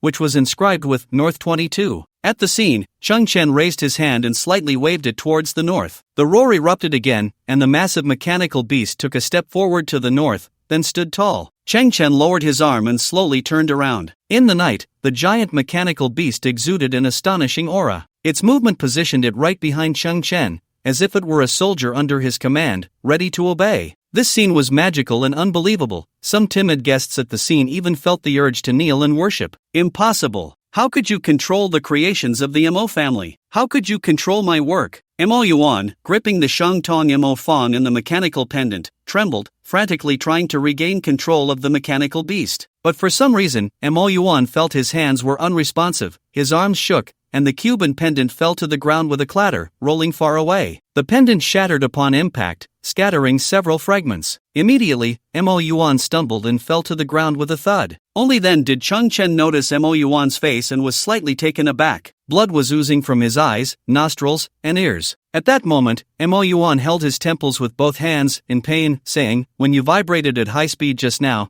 there were a few moments when I felt a sharp pain in my head, as if my brain was being drilled. Ah, it hurts." Cheng Chen's eyes widened slightly. It was resonance. Every object has its unique vibration frequency, and when a high-frequency vibrating environment appears nearby, and the vibration frequencies are similar, it can lead to an amplification of the vibration amplitude, causing internal damage. It's like swinging on a swing. If you push it at the right moment, the swing will go higher and higher. Throughout human history, there have been many accidents caused by resonance. In 1850, on the main river bridge in Angers, western France, a group of French soldiers marched across the bridge, and their synchronized steps accidentally matched the bridge's natural frequency, causing resonance that led to the sudden collapse of the bridge, resulting in 226 deaths. The 1831 collapse of the Broughton Suspension Bridge in England was a similar situation. The human brain also has its own frequency, approximately 20 to 30 Hz. Just now, Cheng Chen's own vibration frequency rose from 0 to 300, passing through every frequency band, and Mo Yuan's position was very close to Cheng Chen, so resonance occurred in Mo Yuan's brain. At this moment, blood was oozing from Mo Yuan's facial features, indicating that blood vessels had likely ruptured. Cheng Chen was quite surprised. Super speed could mutate into vibration, and vibration could actually cause such harm. If he could precisely control his fist, making its vibration frequency similar to that of a stone,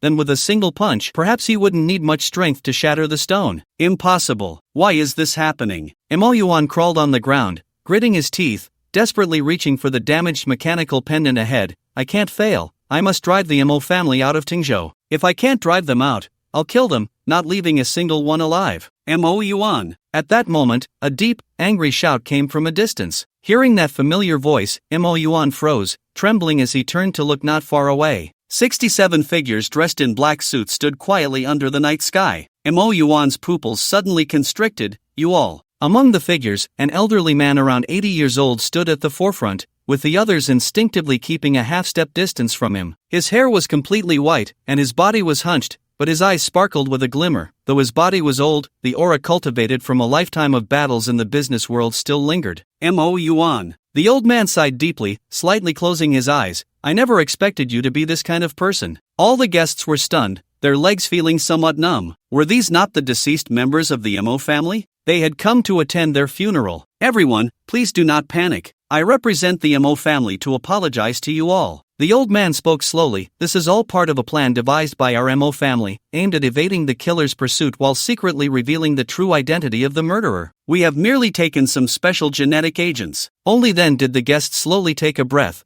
resuming the breath they had just held. Mo Yuan lay on the ground, his shock indescribable. You all. The old man glanced at Mo Yuan, whose mouth was continuously spilling blood. He was likely on the brink of death. The old man then turned his gaze to the young man in front, took a few steps forward, and slightly nodded. Just now, you controlled the mechanical beast. I saw it, and I understand the truth. I, Mo Beishan, represent the Mo family to express my gratitude to you. As he spoke, the old man slowly bent down, and the remaining 66 men behind him also faced Cheng Chen and bowed together. However, Cheng Chen waved his hand. No need for such formalities. The old man slowly straightened up, tears unexpectedly welling in his eyes. I never imagined that Mo Lin could recognize someone like you and even invite you to Tingzhou specifically to resolve our family crisis. He truly is remarkable. Mo Lin? Cheng Chen tilted his head. Who? The head of the Mo family, Mo Beishan, was momentarily taken aback. Aren't you here at his request? He is my second son. Oh, that's second uncle. Cheng Chen scoffed. He doesn't deserve it. Now it was Mo Beishan's turn to be stunned. He turned to exchange glances with the descendants behind him. If it wasn't Mo Lin, then who could it be? Who in the Mo family could invite an S-class geneticist? To be honest, no one in the Mo family could summon an S-class geneticist,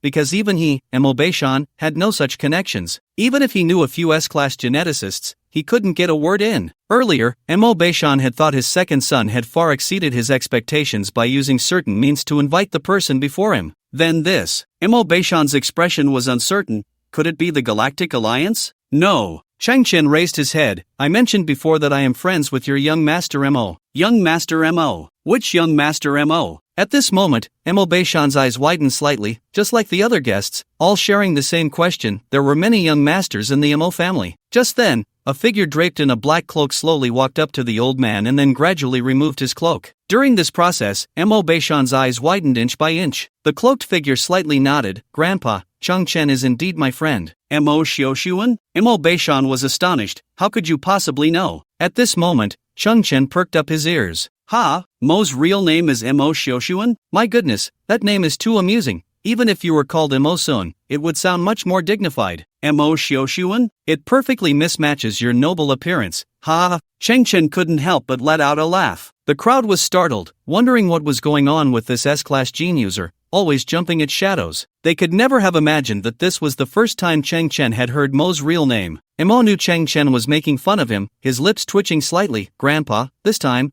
thanks to Cheng Chen's help, Mo Beishan was already so surprised he couldn't speak. He had considered all possibilities before, but never thought that this inconspicuous junior, Mo, would know such a big shot. The guests on site felt the same way. When Cheng Chen said he was young Master Mo's friend, they thought of the eldest or second young master, but never considered Mo, the transparent one in the family. At that moment, Cheng Chen clicked his tongue. Old Master Mo, all 66 of your descendants have woken up to accompany you, yet you never noticed that one Mo is missing. It seems you really do overlook him. Mo Beishan's expression changed as he looked at Cheng Chen. I wouldn't dare. I wouldn't dare. Cheng Chen continued. That second son you had high hopes for. The moment he woke up, he packed his things and ran away. Mo Beishan's eyes widened. What? Cheng Chen added, and then Mo woke up, unwavering and loyal, investigating the true culprit alone in the shadows. If it weren't for him, you all would have woken up only to be bled dry one by one. Mo Beishan's body stiffened, his pupils trembling as he looked at Mo. Mo nodded. This is what I should do, but the credit goes to Cheng Chen. Cheng Chen's voice came again. Mo's business acumen, in my view, is exceptional. During the process of searching for the murderer, he wielded both kindness and authority, establishing a mining production chain, smoothing out relations with Li, while also demonstrating astonishing mathematical skills. These may be commonplace in your family, but he possesses a quality I greatly admire. I come from a garbage planet, and when he traded with me, there was no deception, no misleading, the transaction was fair and just. Every time a deal was completed, he would always leave some gifts, creating a pleasant experience. He never treated me any differently just because I am a lowly scavenger. Cheng Chen crossed his arms, looking at the somewhat moved Mo. To be honest, after living on a garbage planet for so many years, I've seen all merchants as despicable and selfish, but young Master Mo is the only one worth trusting. For some reason, tears welled up in Mo's eyes. Cheng Chen tilted his head towards Mo. I help him because he is truly outstanding. Mo Beishan was unexpectedly moved, trembling as he embraced Mo, patting his back. Good boy. After a pause, Mo Beishan continued, family affairs are busy. My original plan was to have your second uncle take charge of the Mo family, but now it seems he is indeed unworthy. Child, I wonder if you would be willing to help this old man share some of the burden? Mo's body suddenly stiffened, and after a long silence, he trembled. I will do my utmost. Then, Mo looked at the nearly lifeless Mo Yuan on the ground, frowning. Grandpa, I feel that over the past years, we have seriously overlooked the importance of Mo family culture. If possible, I would like to promote Mo family culture more vigorously while managing the family business well, increasing support for the students, removing their work burdens, and allowing them to focus on their studies. Mo Beishan nodded slowly. I will listen to you. Mo Yuan stared at Mo with wide eyes, but he was already gasping for breath, unable to speak. Mo glanced at Cheng Chen again, pursing his lips. As for the totem deer in the mountains, we need not worship it anymore, even if we must. At that moment, Mo turned around, looking up into the sky. We should also worship this treasure from the Mo family, the mechanism beast, deer. Mo Beishan nodded again, looking at Mo with a deep and powerful voice. I'll listen to you. In that moment, a hint of relief finally appeared in Mo Yuan's eyes. But this was also the last moment of his life. The next second, his head tilted, and he completely breathed his last. Cheng Chen quietly watched Mo. Elevating him was partly because Mo was indeed an outstanding person, and partly because it would be easier to exchange for rewards afterward. At that moment, Mo had resolved the family crisis, fully proving his capabilities, and was recognized by Mo Beishan as the successor. TSK. So many good things gathered together, yet that guy still had a deadpan expression, seemingly even more profound than before. Suddenly, a graceful figure appeared in the distance, running towards them from the darkness. She dashed directly in front of everyone and, without a word, threw her arms around Mo. Mo's eyes widened. The woman before him was breathtakingly beautiful, and he stammered, Meng Lan? He saw Meng Lan looking at his face, her autumn-like eyes glistening with tears. Smack! Meng Lan planted a kiss on Mo's cheek. Mo was completely stunned. His eyes bulged to the extreme, as if they might pop out of their sockets. Then, Mo stared blankly ahead, unable to suppress the corners of his mouth, which began to twitch and rise uncontrollably. Ha ha ha! Cheng Chen laughed so hard he nearly fell over. I told you, after the event, young Master Mo's mouth must be crooked like a Nike swoosh. Everything settled down. Cheng Chen became the most important guest of the Mo family. The Mo family was indeed the top commercial family, with detailed classifications for guests. When visitors arrived, they would determine the level of reception based on the corresponding classification, including the rank of accompanying personnel and the budget limits for food, clothing, housing, and transportation. Cheng Chen was designated as an S1 level guest by the Mo family. It was said to be the only S1 level in the history of the Mo family. Even the head of the Galactic Alliance responsible for Tingzhou did not enjoy such treatment. However, Cheng Chen did not indulge in their flattery but gracefully turned around and returned to the Spirit class starship. From now on, knowing young Master Mo was enough regarding the resources of the Mo family. Mo was the only one permitted to enter the Spirit class starship. At that moment, he stood in the 02 cargo hold of the Spirit class starship, looking around in awe. He never expected that this seemingly shabby garbage recycling starship could be so exquisite. Just a cargo hold, yet the pure white walls were so smooth, without any seams,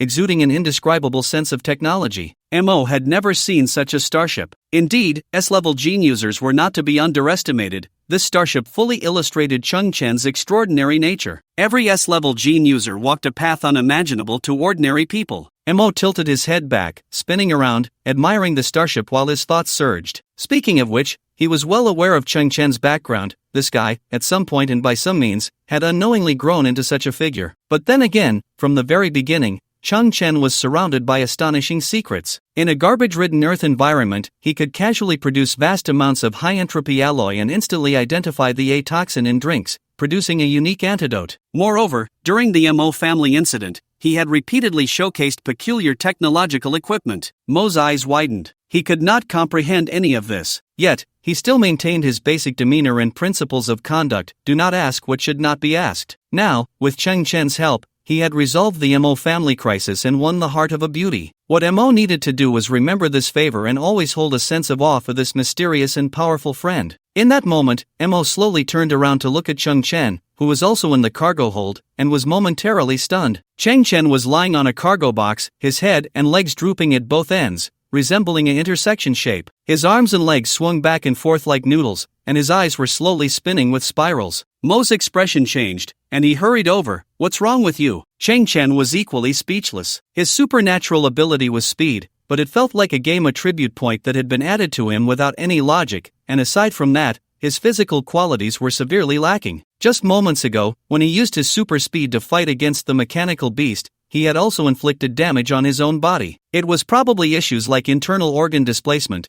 bone fractures, and ruptured blood vessels. Right now, he felt like an egg. On the outside, everything seemed fine, but inside, he had been shaken into a mush. The calm demeanor he had shown in front of most people was just a facade. Mo's eyes showed some concern. "I'll go get a doctor." Cheng Chen mumbled, "It's nothing, my ability has some backlash, but I'll heal quickly." Mo's expression was complex. Every strong person had unspoken hardships behind them. At hashtag Yuan, and an asterisk. Cheng Chen was mumbling something indistinctly. Mo grew anxious. "What are you saying?" Cheng Chen's voice got quieter. %Yuan %.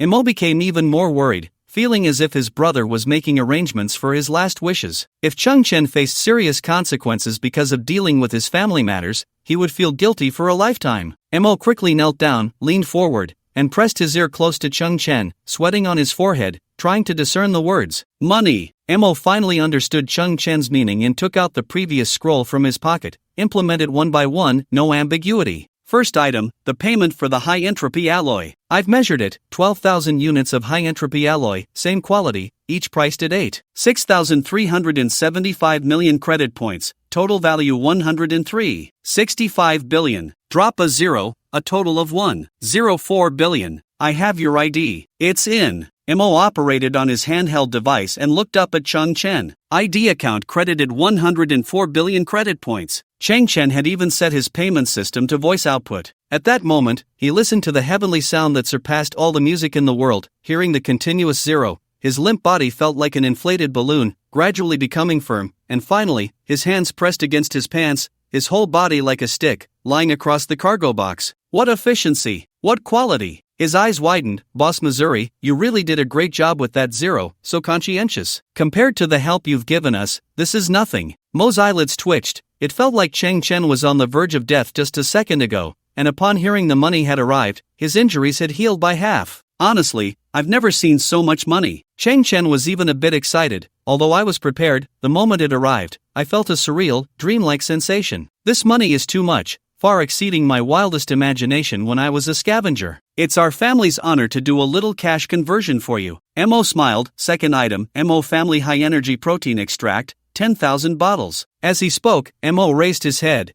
and the sound of moving machinery could be heard from outside the cabin. The cargo door of the Spirit-class starship slowly opened. Among the dozen or so moving machines, neatly arranged high-energy protein extracts were already prepared. Mo waved his hand. The unmanned mechanical devices, precise and orderly, placed box after box of goods into the cargo hold of the Link-style starship. Mo did not hesitate and continued to flip through the list. A 24 nanny robot, jet-powered shoes, gravity field gloves, these are all quite old. I've already arranged for someone to find them, and I'll go check the results now. The hatch slowly closed. Inside the cargo hold, there was only Cheng Chen, along with countless high-energy protein extracts from the Mo family. Cheng Chen scanned the area. There were not just 10,000 bottles. Mo must have sent all that could be summoned, about 12,000 bottles. Cheng Chen remembered that this stuff was quite valuable. 12,000 bottles would amount to an astronomical figure. The S-Class gene granted Cheng Chen super speed, which could be developed, with an unknown upper limit. However, this ability also had a lower limit,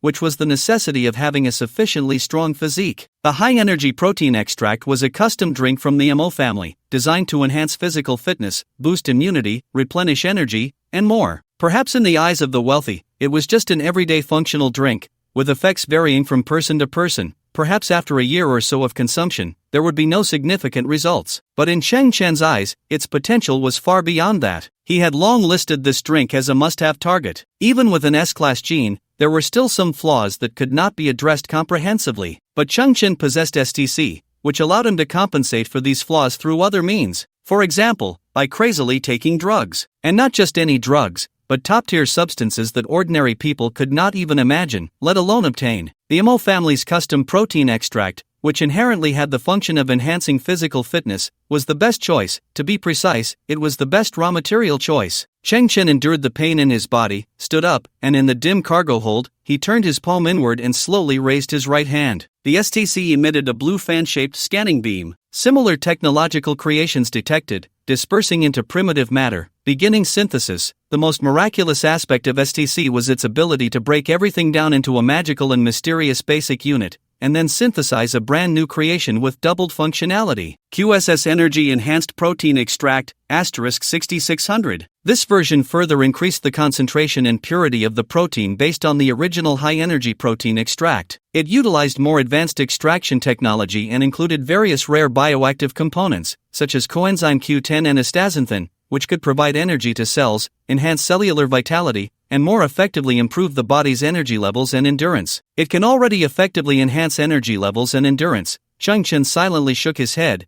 but it's still far from enough. Dispersing into primitive matter, beginning synthesis, composite nutritional synergistic protein extract, *3300. Cheng Chen glanced at the notes. This drink had added a large amount of high-energy nutrients on the original basis. Simply put, it was a composite of body enhancement liquid plus energy replenishment liquid. Dispersing into primitive matter, beginning synthesis, gene adaptation protein extract, *1650. This time, it included gene adaptation characteristics, doubling the effect for preset genes. Although it was upgraded, a slight limitation appeared. Cheng Chen's eyes flickered. Continue. Intelligent Targeted Protein Extract, *A25. Utilizing advanced targeting technology, it can precisely deliver proteins to the parts of the body that need them. It contains specially processed intelligent biological protein molecules that can recognize the demand signals of different tissues and cells in the body, delivering and supplementing accordingly, as well as targeted enhancement, with effects 10 to 54 times that of ordinary protein liquids. This creation comes from a level 3. One technological civilization. Cheng Chen paused. A beverage that uses intelligent protein molecules? Indeed, there is nothing that advanced technology cannot achieve, only things we cannot imagine. However, a level 3 civilization is nearing its peak. It is estimated that it can synthesize once more. Disperse into primitive matter, begin synthesis Eternal Life Clan Infinite Accumulation Nutrient Solution *412. Cheng Chen paused slightly. Eternal Life Clan? He had never heard of such a race. Could it be an alien civilization? In the distant depths of the universe, there exists a humanoid carbon-based life form known as the Eternal Life Clan. They are defined as an alien civilization by humans, but due to their genetics, their lifespan far exceeds that of humans, approaching immortality. Over endless time, they have probed the secrets of the origin of biological entities, deciphered biological codes, and created this nutrient solution, which integrates high-energy extraction technology, biological protein targeting technology, and 12 other life sciences, achieving an extremely balanced and stable effect. After consuming this nutrient solution, the physical quality of conventional carbon-based organisms will receive comprehensive nourishment, with an overall body strength increase of 0.1% based on the initial foundation, and this can accumulate infinitely before reaching a new life essence transformation. Upon reading this, Cheng Chen shuddered. An indiscriminate increase, infinite accumulation? The wording was quite audacious. This 0.1% may not seem like much, but if it accumulates infinitely, wouldn't that be monstrous? However, the summary was not yet finished, and Cheng Chen continued to read on. Conventional carbon-based organisms can only absorb a limited amount of nutrients each day. If there is redundancy, it will be lost due to limitations in the digestive system, metabolic and storage needs, and the body's regulatory mechanisms. Conventional carbon-based organisms can take this nutrient solution once a day. If taken excessively, it cannot be absorbed. The Eternal Life Clan also has this limitation, but this solution is of extraordinary significance to them, regarded as the pinnacle of medical achievement. Because the lifespan of the Eternal Life Clan is nearly infinite, this nutrient solution produces astonishing cumulative effects within their bodies. The saying goes, dripping water wears through stone, a rope saws through wood, a penny a day, 1,000 days makes 1,000. No one knows how many years ago the Eternal Life Clan began consuming this nutrient solution, and to this day, no one can confirm the extent of their physical quality. After reading the notes, Cheng Chen took a slight breath. This Eternal Life Clan is indeed peculiar and fascinating. To say they are developing in a sneaky manner is not entirely accurate. they are utilizing their advantages to slowly accumulate their strength through another path, somewhat like the story of the tortoise and the hare. The tortoise may be slow, but it steadily moves forward without faltering. Through the queen, he learned that life was born in the universe 9 billion years ago. If the Eternal Life Clan also emerged hundreds of millions of years ago and has consumed the infinite accumulation nutrient solution for hundreds of millions of years, what level have they reached now? Have they perhaps become godlike beings? The so-called quantitative change leading to qualitative change seems unnecessary in the eyes of the Eternal Life Clan. They only need to endure and accumulate to pile up a terrifying quantity. And that line in the notes, before reaching the transformation of the essence of life. Chang Chen did not know what the transformation of the essence of life was. The universe is vast, wondrous, and mysterious. But Chang Chen's dreams remain as brilliant as ever. One day, he will traverse every corner of the universe and witness all the grandeur and mystery with his own eyes. Chang Chen tested it once more. The Eternal Life Clan infinite accumulation nutrient solution could no longer be synthesized. Perhaps below level 4 civilization, there are no superior nutrient solutions left. Or perhaps, high-level technological civilizations simply do not focus their energy on creations like nutrient solutions. Under normal logical circumstances, they should be more focused on transforming themselves rather than supplementing nutrition. Chang Chen slowly picked up a bottle of nutrient solution. Its shape and structure have completely changed. It is no longer a can containing a beverage. Instead, it is transformed into a slender, transparent glass bottle, perfectly sized to fit in the hand. Inside the bottle are countless tiny blue particles, about the size of millet grains. Although small, these particles are crystal clear and beautiful. It is called nutrient solution, but in reality, it is a highly concentrated solid. Chang Chen pressed the button on the bottle. A blue millet grain fell from the bottle's mouth and landed in Chang Chen's palm. Oh, 1 serving refers to 1 millet grain, and this bottle contains nearly 1,000 of them. And I have a full 412 bottles. So, 1,000 multiplied by 412 equals. Sob, that's not important at all. You can only absorb it once a day, increasing by 0.1% each time, which means only 36% in a year. I'm afraid an ordinary person, with hard work and some supplements, could achieve this effect too. Chang Chen rubbed his forehead. Elders of the Immortal Clan, I don't have as long a life as you. But in the next moment, a spark ignited in Chang Chen's eyes. Just a moment of self-entertainment. He knew very well that although he didn't have that much time, within his genetic blueprint, there was a branch awakened by super speed LV2 super metabolism rate. Ordinary carbon-based life forms can absorb it once a day. So, as an extraordinary carbon-based life form, how much can I absorb? Chang Chen slightly parted his lips, raised his palm, and swallowed the blue millet grain. In the next instant, Chang Chen's eyes widened. The sensation was incredible. The moment the millet grain entered his mouth, it felt like a balloon filled with sweet juice bursting in his mouth. Refreshing, thirst-quenching, delicious. Due to an internal injury, Chang Chen had just experienced a bitter taste in dry mouth. But in an instant, it was all resolved. Wow, this is so delicious. Chang Chen's eyes sparkled as he felt the delicious juice transform into a cool energy, instantly flowing throughout his body, a particularly delicate and even flow,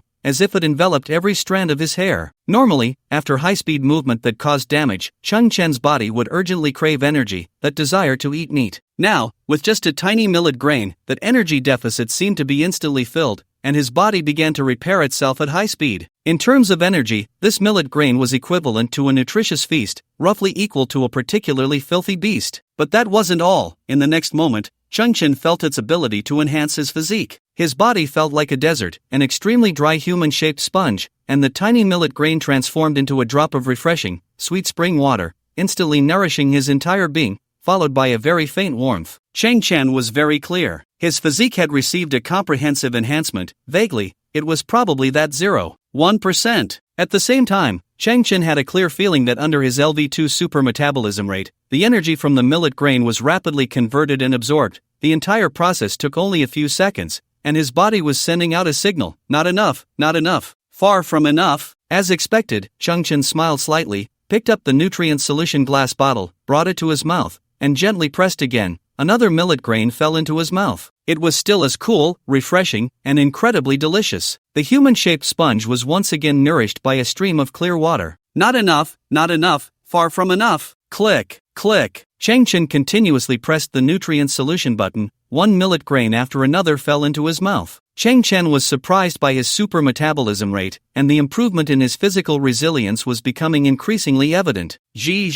The little white mouse, shaking its crystal tail, climbed onto Chang Chen's shoulder, its pink nose twitching, whiskers quivering. "Do you want to eat this nutrient too?" Chang Chen tilted his head, pressed out a small grain of millet, and handed it to Ji, which found the millet equivalent to a small apple in its paws and began to nibble away. Ji seemed quite satisfied with the taste of the food, but after eating one, it leaned against Chang Chen's cheek, content. Its metabolism was merely at a normal level. 1 grain a day was enough. Chang Chen nodded. Even the picky Ji was actively seeking food. It seemed the ingredients of this potion were of very high quality. Click, click. Chang Chen's movements were unceasing, 1 grain after another. Finally, Chang Chen felt a stagnation in his body, as if after a hearty meal, he could no longer muster interest in other food. He knew that even with an LV super metabolism, there must be a limit, and today's supplementation had reached its quota. Chang Chen silently counted. He had consumed a total of 99 grains. 1 round of supplementation equated to 99 days for others. Chang Chen clenched his fist slightly, clearly feeling the overall enhancement of his physical strength, including but not limited to muscle density and bone strength. A 99-fold enhancement meant a 9% overall increase. And tomorrow, he should be able to undergo a new round of supplementation, another 9% increase, doubling in 10 days. A grain a day, 1,000 grains in 1,000 days, infinitely accumulating, terrifying indeed. Chang Chen's chest rose and fell irregularly. With this nutrient,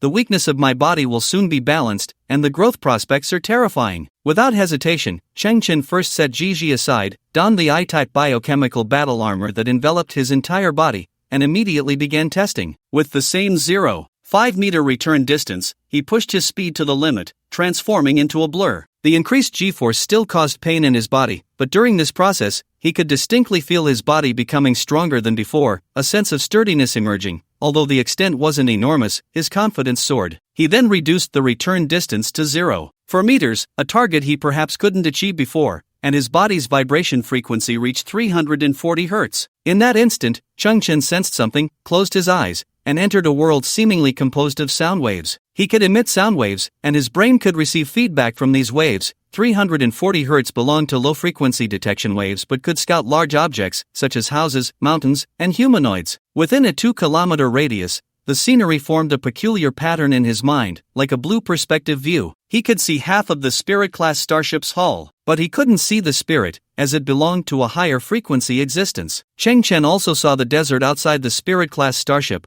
with several biological transport boxes floating behind him, slowly approaching. Meanwhile, within Chang Chen's exclusive genetic blueprint, a new branch was born on the coordinate axis marked Superspeed LV1 Simulated Sonar. Simulated Sonar. Chang Chen gazed at the slightly flickering term in the genetic blueprint. Now, he had initially grasped this ability. He could observe scenes within approximately a 2-kilometer range through 340 Hz vibrations, with low precision, able to see large objects. For a human body, this was a reconnaissance ability belonging to the supernatural line, and it possessed considerable practicality. But for technological creations, this is merely a low-frequency detection wave. There's no need to compare it with current detectors. Even the submarines of the old era had sonar systems that were hundreds or thousands of times more effective than Chang Chen's. However, Chang Chen's eyes flickered. This was just a LV1 simulated sonar. As his genetic level increased, his physical strength improved, and his control over his body enhanced. How many hertz could his vibrations achieve? Would there come a day when his simulated sonar reached an astonishing frequency? It could, in an instant, probe the entire city's topography. All the details would be captured in a moment,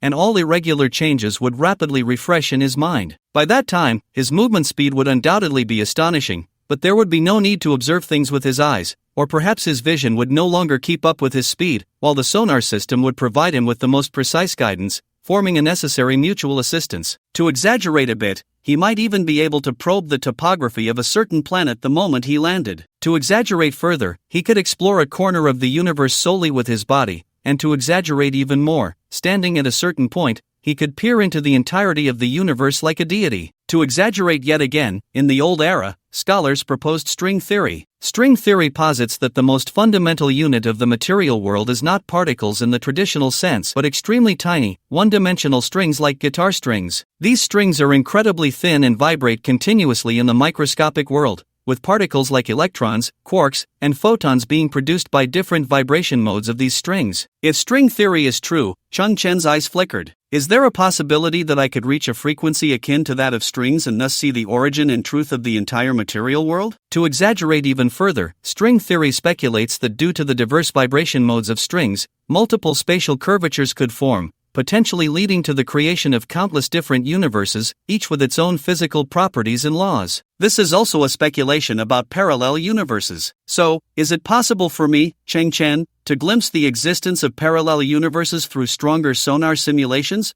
or even enter a parallel universe? At this moment, Chung Chen extended his left hand, placing his index finger on the bridge of his nose, deep in thought, looking both profound and handsome. I admit, I can indeed think wildly. But then again, if one doesn't even dare to think about something, how can it ever be achieved?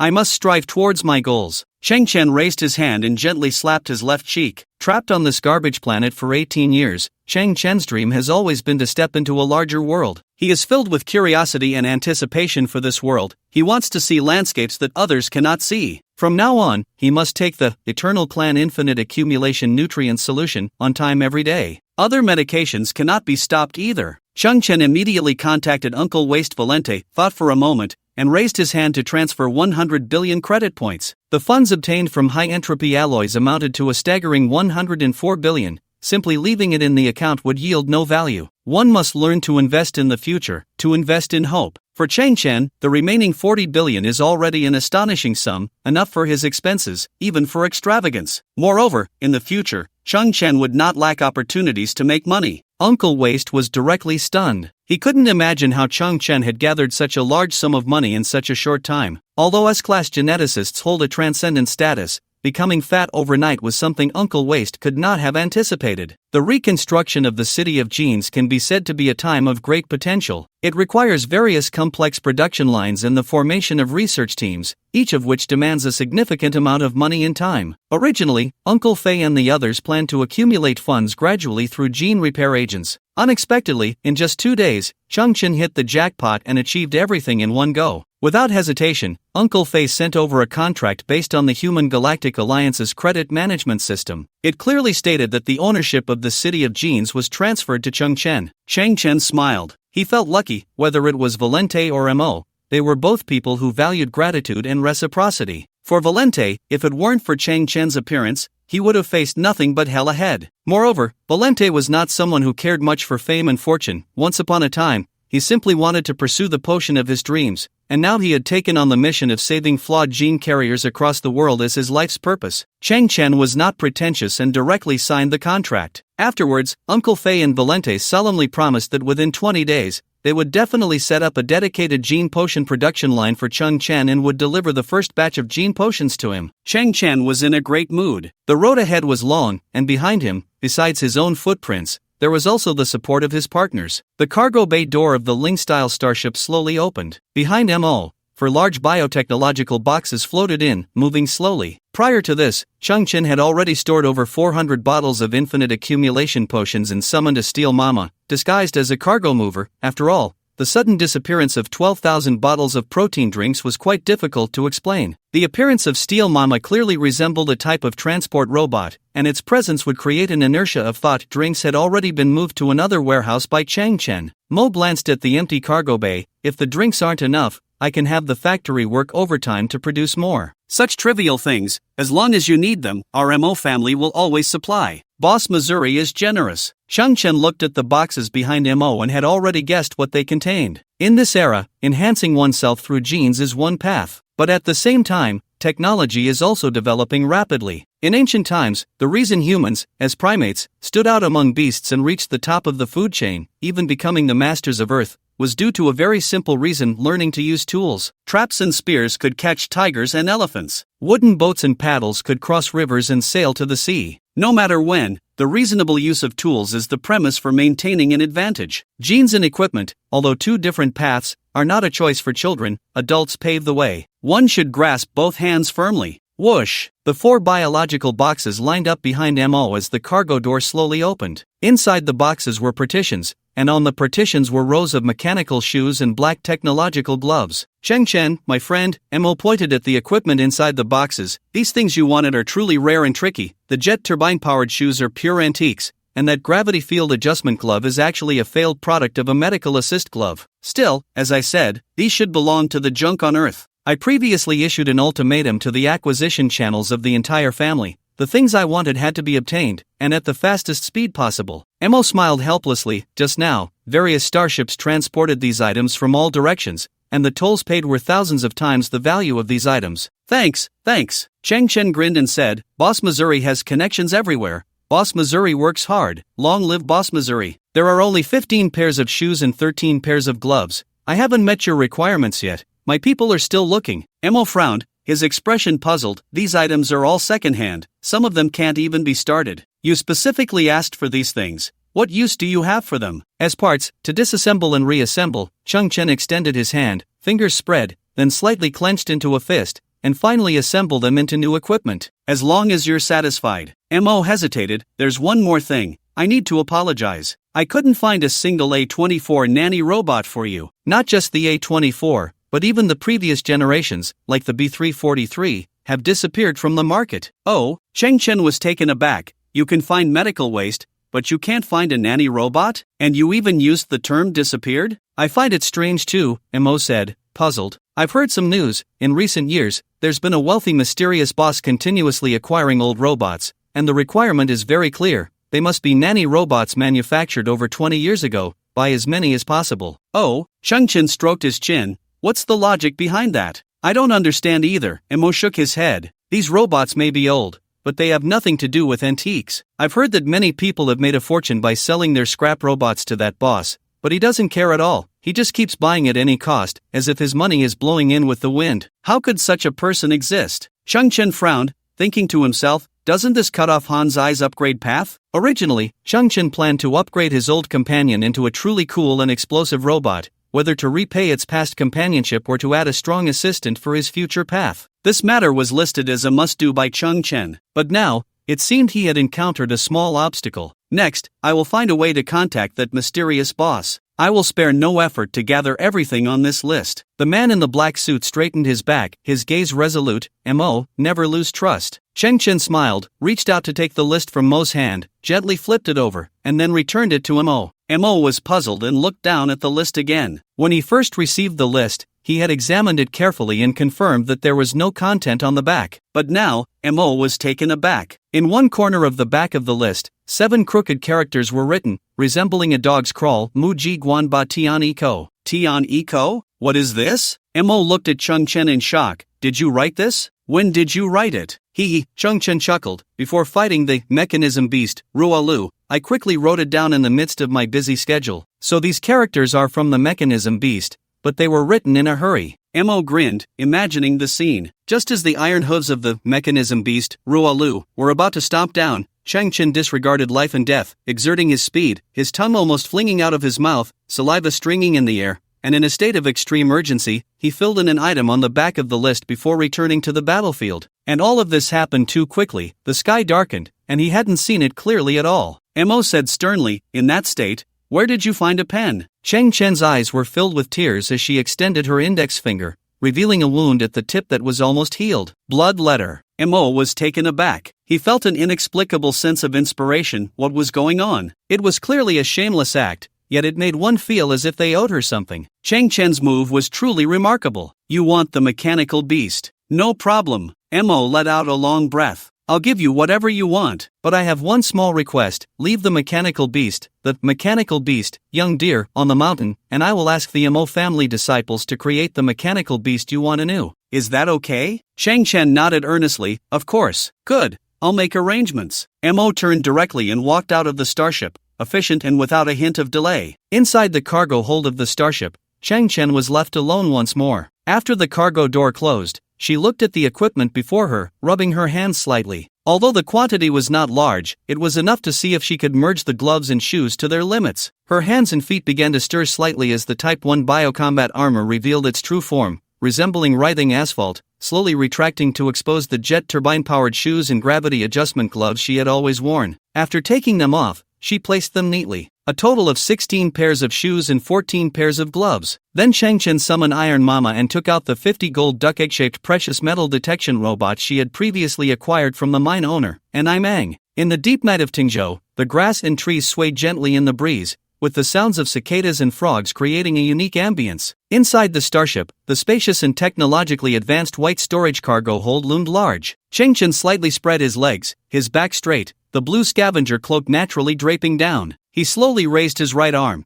and the STC emitted a dazzling blue beam of light. In that moment, he resembled a second creator, exuding endless charm and momentum. Kick. One by one, we are all old friends. I also have a beginning and an end. Let's see if I can send you to the altar. Chang Chen first focused on the 14 pairs of gravity field adjustment gloves on the left side, his body slightly turning as the brilliant and mysterious beam from the STC enveloped them. Detected similar technological creations, dispersing into primitive matter, synthesis successful, precision control type gravity field adjustment gloves, *7. Chang Chen's eyes moved slightly. This was about what he had expected. The previous gravity field adjustment gloves had a certain probability of being volatile and uncontrollable, so the next phase of the upgrade must enhance precision. But this was just the process. Continue. Detected similar technological creations, synthesis successful, limitless gravity field gloves, *3. Equipped with more advanced sensors and control systems, capable of precisely controlling the strength, range, and direction of the gravity field, range 1 to 150 meters, object volume from 1 centimeter to 20 meters, direction 0 to 360 degrees, limitless adjustment, smooth operation, even more precise, almost reaching the level of telekinesis. Chang Chen paused slightly. It seemed the evolution path of the gravity field gloves was to pursue the ultimate in gravity control. He couldn't help but feel a bit of anticipation. Chang Chen nodded to himself. Continue. Dispersing into primitive matter, synthesis successful, the sorrow of the pioneer civilization -200, *1. Chang Chen was taken aback. What is this? It seems unrelated to gravity? The pioneer civilization, a humanoid civilization living in a distant universe, resides on a planet with a high rotation speed. The gravity within the planet is chaotic and unpredictable, fluctuating between 1 to 120 times that of Earth. With the advancement of technology, the pioneer civilization gradually evolved into a technological civilization dedicated to a single field of study. They were obsessed with the research of gravity. After determining their technological direction, they devoted all their manpower and resources, vowing to unravel the mysteries of cosmic gravity, yet this ancient and omnipresent concept remained shrouded in a heavy veil. The pioneer civilization ignited hope through repeated failures, only to be engulfed by despair time and again. In the 200th year of their all-or-nothing gamble, they still had no breakthroughs. They collectively named their latest generation of gravitational technology creations the sadness of the pioneer civilization 200. In fact, it was an unusable failure. Failure? 200 is not a model number, but a record of the year? Chang Chen was momentarily stunned,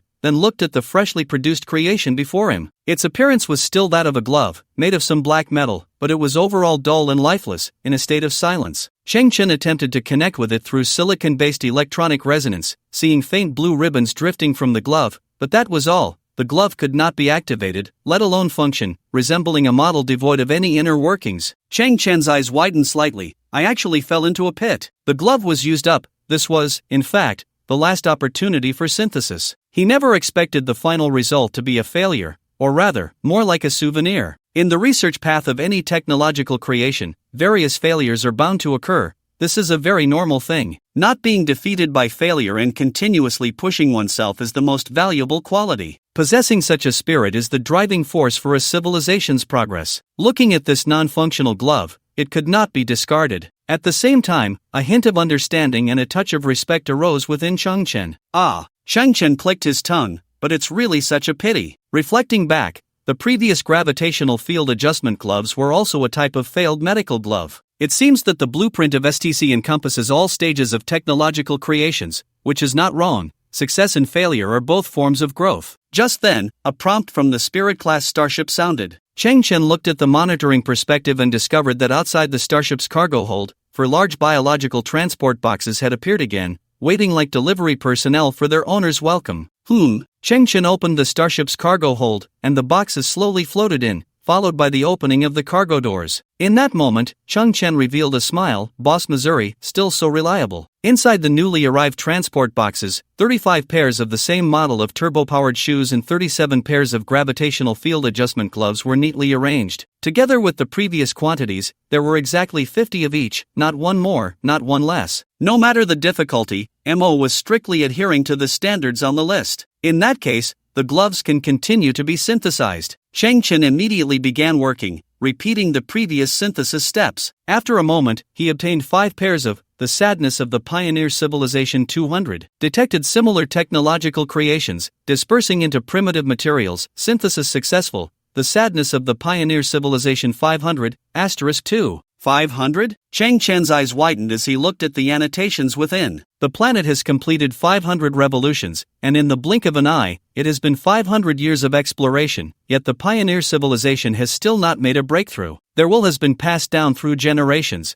but each has ended in bitterness. Their leaders sigh to the heavens, Great Cosmic Mother, why can't you give the persistent people a small, sustainable hope? Chang Chen was speechless. The 2 pairs of gloves before him remained dull and lifeless, unable to activate. Gravity is indeed an ancient and mysterious unsolved puzzle in the universe. Humanity knows nothing about it either. People are aware of its existence and know that by resisting it, they can soar into the sky. But no one knows where it comes from or how it is formed. Some might say that the greater the mass of a celestial body, the stronger the gravity. But why? Various hypotheses have emerged regarding gravity. In general relativity, it is speculated that massive objects cause the curvature of space, which creates gravity. There are also theories of energy radiation and string theory, which posits that the vibrations of strings create gravity. Opinions vary, yet none can be proven. In short, it is the supermassive black hole Sagittarius A that has aggregated into the Milky Way through gravity. It is the Sun that has aggregated into the solar system through gravity. Only then did the Earth receive light, gain conditions for survival, and give rise to humanity. Presumably, the pioneer civilization also came about for this reason. Everyone lives under gravity and is born because of it. The study of gravity, from a certain perspective, resembles a mortal's attempt to explore the powers of the divine. Pioneer. This name is quite fitting. They are indeed fearless forerunners. Chung Chen took a slight breath. There's one synthesis opportunity left. Could it be that the next item will be the Pioneer 3000? That would not only be your sorrow but also cost me my life 3000. Strangely, Chung Chen sincerely hoped that the next creation would yield a breakthrough. This not only concerned his own gains but also stemmed from a heartfelt wish that the desperate pioneer civilization could achieve a reasonable reward. Dispersed into primitive matter, synthesis successful, Pioneer Gravity Weapon System, Kit 1, Gloves, *1. They succeeded. Chang Chen's eyes widened in an instant. He had never seen the pioneer civilization, did not know where they were or what they looked like. But in that moment, it felt as if a resonance transcending time and space had occurred. Chung Chen felt excited and honored for them. This creation was no longer a sorrow of any year but a gravity weapon system. The highest technological level of the pioneer civilization is merely a level 3. One technological civilization. But under that extreme obsession, even an unshakable belief, they succeeded. They unraveled one layer of the universe's veil and glimpsed the truth of gravity. In that instant, they ascended to a divine-level civilization, mastering the secrets of gravity, opening the brilliant doors of new physics, new energy studies, and new spatial studies, and then vanished from the physical world, heading to a mysterious space. Chang Chen's pupils trembled, and goosebumps rose on his skin. This was truly a case of the later comers surpassing the predecessors,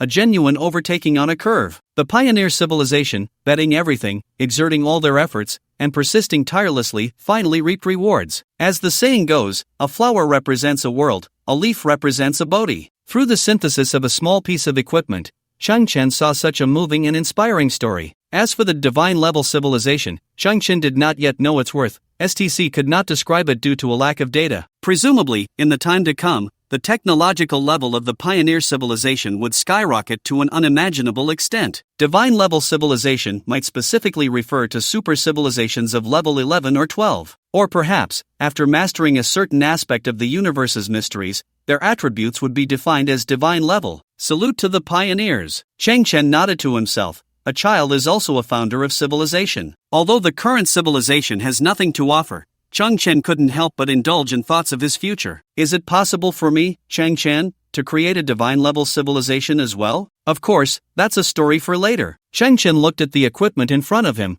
The gloves were still black and had a soft texture. However, their even and delicate quality, along with a magical matte finish that seemed to slightly absorb the surrounding light, silently indicated their extraordinary nature. Gravity Weapon System Kit. This was the first time Chung Chen had synthesized equipment with kit attributes. He slowly put the gloves on, and the first sensation was that they were soft and fit very comfortably. The surface of the gloves lit up with beams of icy blue light, gathering along the bones of his fingers towards his wrist, lively and full of a sci-fi feel. As his fingers slightly spread apart, Chung Chen could feel a slight vibration at his fingertips, and then 5 rotating icy blue force fields appeared at his fingertips, resembling miniature cosmic nebulae. As his fingers slightly contracted, the 5 nebulae shrank a bit, merging into a larger nebula. The gravity field existing at my fingertips. Cheng Chen slowly raised his head, his eyes sparkling as he looked at the haphazardly placed biological transport boxes in front of him. He extended his right hand towards the boxes, fingers spread wide, and the boxes were instantly enveloped in an icy blue glow, slowly floating into the air. As his fingers opened again, 7 or 8 boxes flew through the air in different directions, and at the moment they were about to crash into the wall,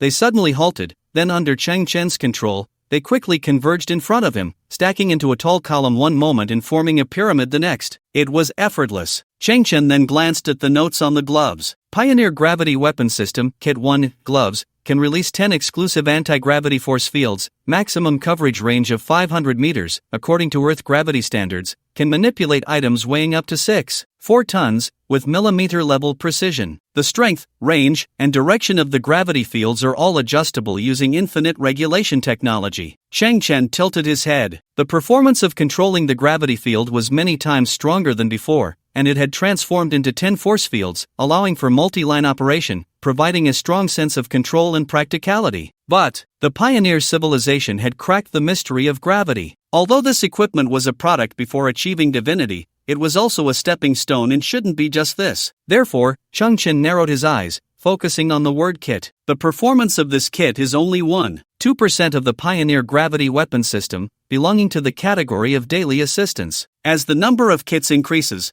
the linked performance will improve. Only by gathering all the kits can the core technology of the pioneer civilization, gravity particle control, unleash its full potential. Just as I thought. Gravity particle control technology? Could the truth of gravity be a type of microscopic particle? Cheng Chen pondered. Next, I should try to collect as many gravity control related equipment as possible, then synthesize a complete set of pioneer kits. This is the precursor to a divine level civilization. It must be worth more than its cost. Immediately, Cheng Chen looked at the 51 pairs of jet turbine-powered shoes. The essence of this equipment was propulsion-driven, not within the gravity field domain, which was somewhat regrettable, but it definitely needed to be synthesized. The flying function would be essential for future explorations. Disassemble into raw materials, synthesis successful, single soldier high-speed flying wings, *25. The mechanical shoes transformed into a lightweight flying wing with a wingspan of about 2 meters, equipped with multiple jet turbines, and the flying speed increased nearly double compared to before, reaching 0.8 Mach. It looked very cool, but it was also very inconvenient. It was too large. Dispersed into primitive matter synthesis successful K22321 anti-gravity flight shoes *12.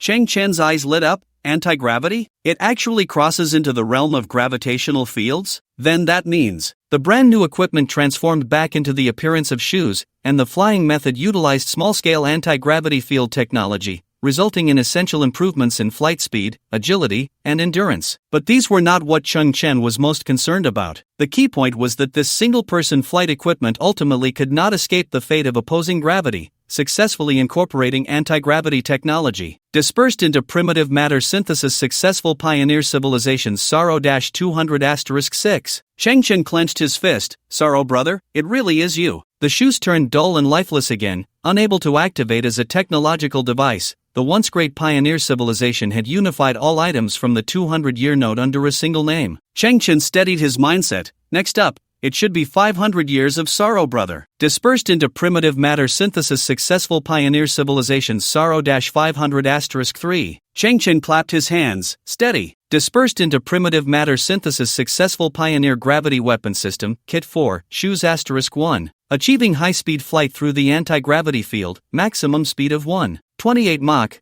capable of extreme postures and angles, equipped with X+1 mode, where X refers to different gravitational environments on different planets, and +1 allows for timely adjustments, enabling perfect flight even in environments with gravity 50 times above the standard value. As an auxiliary tool, it's very practical. A humanoid jet, and it's all-terrain. Chang Chen's eyes sparkled. Kit 4. I wonder what kind of functions will be triggered when combined with the gloves. Without hesitation, Chang Chen slowly put on the pair of technology shoes that emitted a black matte finish. They could automatically adjust their tightness, instantly becoming soft, fitting, and extremely comfortable. In that moment, the surface of the shoes lit up with icy blue lines, beautiful and dreamy, full of a sense of technology. Moreover, these icy blue technological beams extended from the shoes, like some kind of light shadow, adhering to Chang Chen's thigh, slowly creeping upward, reaching his waist. Meanwhile, the previously worn Kit 1 gloves also released the same icy blue lines, traveling along Chang Chen's arm to his shoulder, then extending downward, ultimately merging with the beams released from the shoes at his waist. At the same time, a beam screen was released from the palm of the gloves. It displayed a slightly rotating silhouette, with icy blue gleams flickering at the feet and hands. Pioneer Gravity Weapon System, Kit 1, Kit 4, connection complete. Energy intercommunication, energy value increased by 2. 3% Kit 1 gloves, gravity bomb function activated. Kit 4 shoes, gravity trap function activated. Energy value level reached initial stage. Suit function, microgravity lens activated inside the spacious cargo hold of the Ling-style starship. Chang Chen fiddled with a few steel balls in his hand, squinting his eyes, and flicked one of the steel balls with his thumb. Initially, the steel ball flew normally through the air, but after traveling about 5 meters, a small icy blue spherical shield suddenly appeared on its surface. Buzz! Bang! The small steel ball, with an immense weight, smashed down onto the floor of the Ling-style starship. The material of the starship was hard, and the collision caused severe crumpling at the point of impact of the steel ball. Chang Chen's eyes widened slightly as he directly tossed the steel ball forward. At the same time, he unleashed his super speed, charging forward to chase the flying steel balls, extending his right hand clad in a black glove to nudge the steel balls one by one. Then, Chang Chen halted 3 meters away, slowly turning back. Bang bang bang! The surfaces of those steel balls flickered with an icy blue light,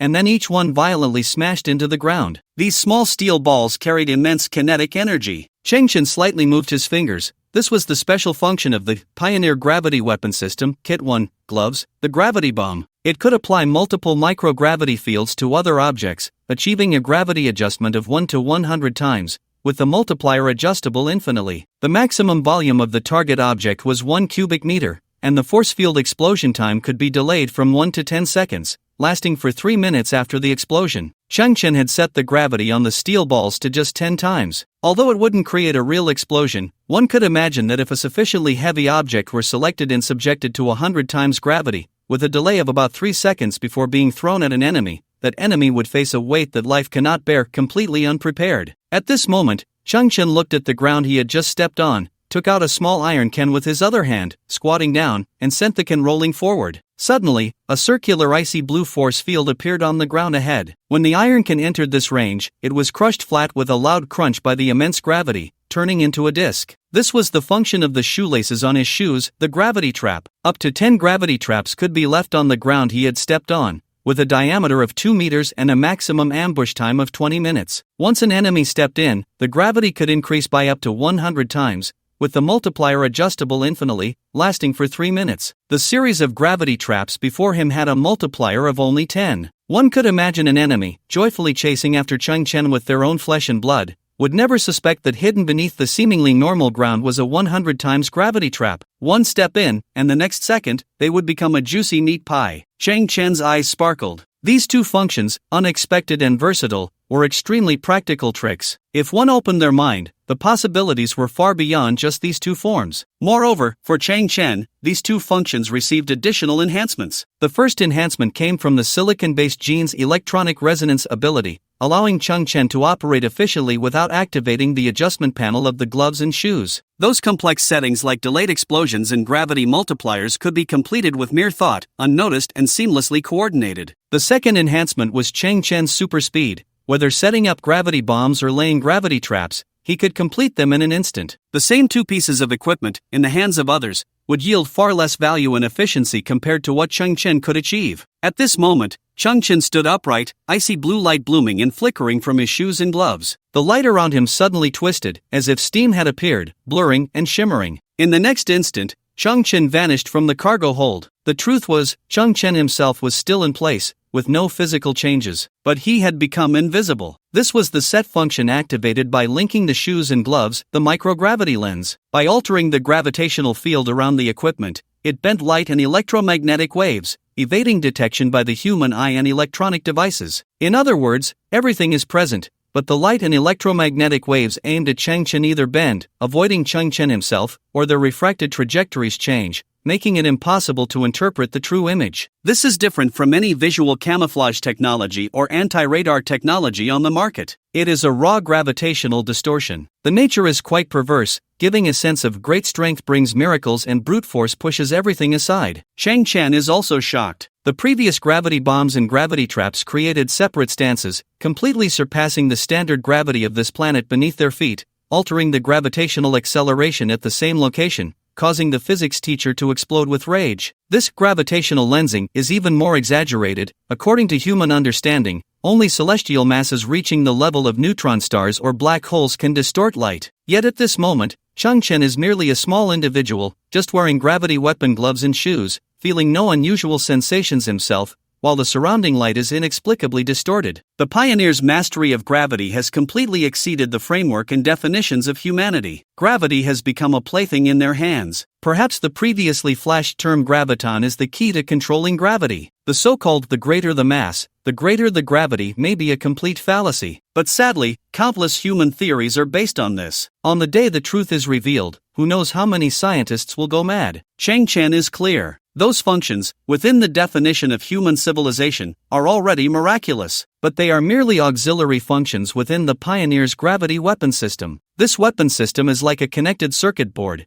Only by fitting the last piece can all its functions be witnessed. Only then can Changchen witness the true reason why the pioneers became a god-level civilization. Fortunately, I did not abandon you. Changchen glanced at the technologically advanced gloves and shoes, his expression flickering. The Type 1 biocombat armor activated, with writhing asphalt emerging from the wrists and ankles, wrapping around the shoes and gloves, transforming the shoes into conventional black scavenger boots, while Changchen's palms were also covered by the armor, simulating the color of skin. The practicality of the two pieces of equipment is strong. Changchen will wear them continuously, but outsiders cannot perceive them. Feeling fulfilled, Changchen simply stood quietly, a sense of invisible security surging within him. Then, Changchen slowly turned around, looking at the 50 golden duck eggs on the ground. The mud grasshoppers' precious metal detection robots. Compact in size, they can hide in other people's starships or luggage, and once they enter a mining area, they can ascertain the underground precious metal reserves. Changchen raised his right hand, and the STC emitted a brilliant blue beam. Similar technological creations detected. Synthesis successful. Precision precious metal detection robot, *25. The types of metals that can be detected have increased, and the detection range has expanded. Continue. Synthesis successful. Precision precious metal plus energy detection robot, *12. Not only can it detect underground metals, but it can also detect 12 types of underground energy, including oil. Changchen shook his head. Continue. Synthesis successful. Underwater exploration robot, *6. Added underwater navigation capabilities based on previous functions. This is very necessary. Many celestial bodies in the universe are covered with vast amounts of water, just like the former Earth. But it's still not enough. Synthesis successful. Universal treasure hunting robot, *3. It now has flying capabilities, and even short-range space navigation capabilities. Changchen squinted. Continue. Synthesis successful. Mechanical deity, Odysseus, *1. This ancient Greek hero faced countless hardships on his long journey home, filled with the quest for unknown riches and precious items, such as seeking an escape in the cave of the Cyclops and gaining wisdom and strength in his dealings with the witch Circe, symbolizing the spirit of bravely exploring the unknown to acquire treasures. Mechanical deity? Changchen paused slightly. This time, the attributes of the equipment had jumped significantly, catching him off guard. Before Changchen, a golden sculpture stood quietly on the ground. It depicted a male figure, with curly long hair cascading over his shoulders, bare-chested, and wearing a short skirt made of animal hide around his waist. In his left hand, he held a round shield, and in his right, a long sword. His exposed muscles were solid and resilient, and a golden halo shone at the back of his head, giving him an aura of divinity. Odysseus! The golden sculpture suddenly spoke, calling out this name, which contained some ancient and powerful force, instantly stirring a strong battle spirit. It suddenly raised its head, gazing at Changchen, its eyes bursting with golden light, an invisible anger brewing, as if Changchen had disturbed its slumber and summoned it forth, a desecration to an ancient deity. Clang! It struck its round shield with the long sword, producing a crisp sound of collision. Odysseus! It seemed unable to utter any other words, but these four carried the wrath of a god. In that moment, its muscles tensed, the golden light behind it flared, and it charged fiercely at Cheng Chen. The golden sword thrust forward, the brilliance revealing its sharpness. It charged alone, yet bore the might of 1,000 troops. Cheng Chen was momentarily stunned by this overwhelming aura, frozen in place. Clang! Ding! The golden deity Odysseus struck Cheng Chen's foot. The immense recoil forced it to retreat, rolling on the ground several times before stabilizing itself. Cheng Chen's eyes widened, his expression uncertain, staring at the less than 10-centimeter tall golden figure on the ground. What on earth is this thing? Odysseus! The golden deity, undeterred, gathered its momentum again and charged forward,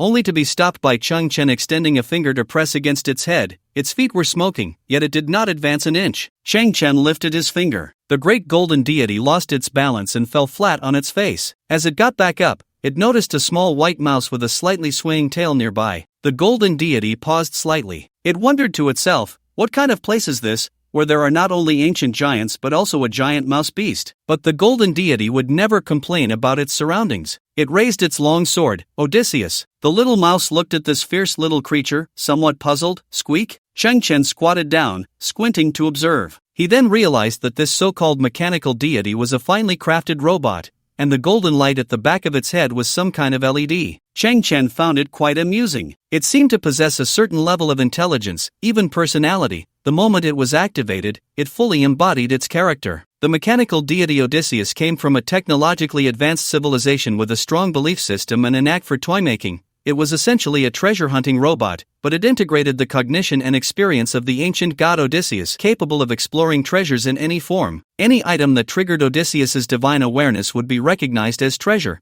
and it would embark on an unyielding and relentless quest, unafraid of any hardships along the way. Although this creation originated from a level 2 civilization, it held an irreplaceable advantage in the field of treasure hunting. After reading the STC's notes, Cheng Chen nodded slightly. This little robot actually belonged to the toy category. No wonder it had a certain level of playfulness. However, it has a very impressive feature: its treasure exploration is not limited to any specific form. The previous detection robots could only detect precious metals or underground energy, which essentially meant releasing different detection waves to complete a form of advanced geological exploration. But this little guy seems to have its own judgment mechanism. Cheng Chen did not know what its so-called divine sense truly was in terms of detection method, but roughly speaking, it was somewhat like the Mang from traditional Chinese mythology, possessing keen smell and insight. Once it got close to a treasure, it could pinpoint its exact location. Odysseus! Ji. Beneath his feet, Ji and the golden little man were at odds, ready to fight. Cheng Chen couldn't help but chuckle, then summoned Ji back to his shoulder. The golden deity kept jumping high but couldn't climb onto Cheng Chen's shoes, so it could only sulk alone. Suddenly, the golden little man's eyes sparkled, and it thrust its long sword into the ground, hands crossed on the hilt, then slowly closed its eyes, as if sensing something. Cheng Chen paused slightly. Could it be it found a treasure? Odysseus! In just a few seconds, the golden little man suddenly opened its eyes,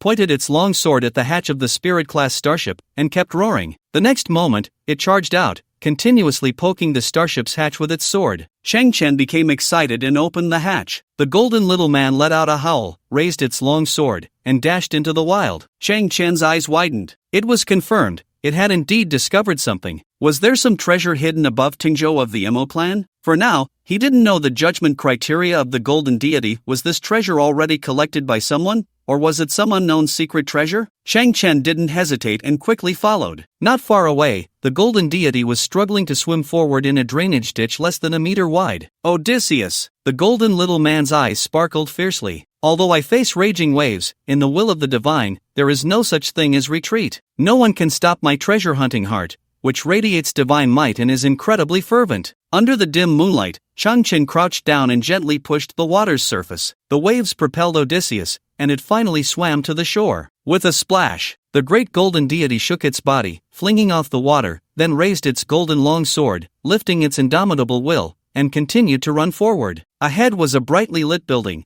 resembling a large classroom, with shadows flickering. Cheng Chen approached and found Emo standing inside, facing a group of Emo family scholars. Odysseus was also hesitating by the wall, seemingly trying to discern the direction. Seeing Emo frowning, Chang Chen activated the latest equipment feature, microgravity lens. The surroundings seemed to rise with steaming heat, and in just 2 to 3 seconds, Chang Chen's body became perfectly invisible. The shoes released an anti-gravity field, allowing Chang Chen to hover 10 centimeters above the ground, moving slowly without stepping on the ground, making no sound. These two functions were simply a perfect match, undetectable. Approaching the window, Chang Chen eavesdropped on the conversation between Mo and the scholars. Young Master Mo, regarding our understanding of mechanical beasts, we are far behind Mo Yuan. We can't even grasp the principles involved, it's embarrassing. The speaker was Mo Shan, who had his head down, looking ashamed. Your requirements are difficult for us to meet at the moment. It may take 3 to 5 years, or even longer. I promised Chang Chen to gift him a Mo family mechanical beast. I cannot break my word. Mo's brow was tightly furrowed. Is the Mo family's mechanical arts really that difficult? Don't you all study together regularly? Mo Shan's face flushed with embarrassment. What we've learned is just the surface,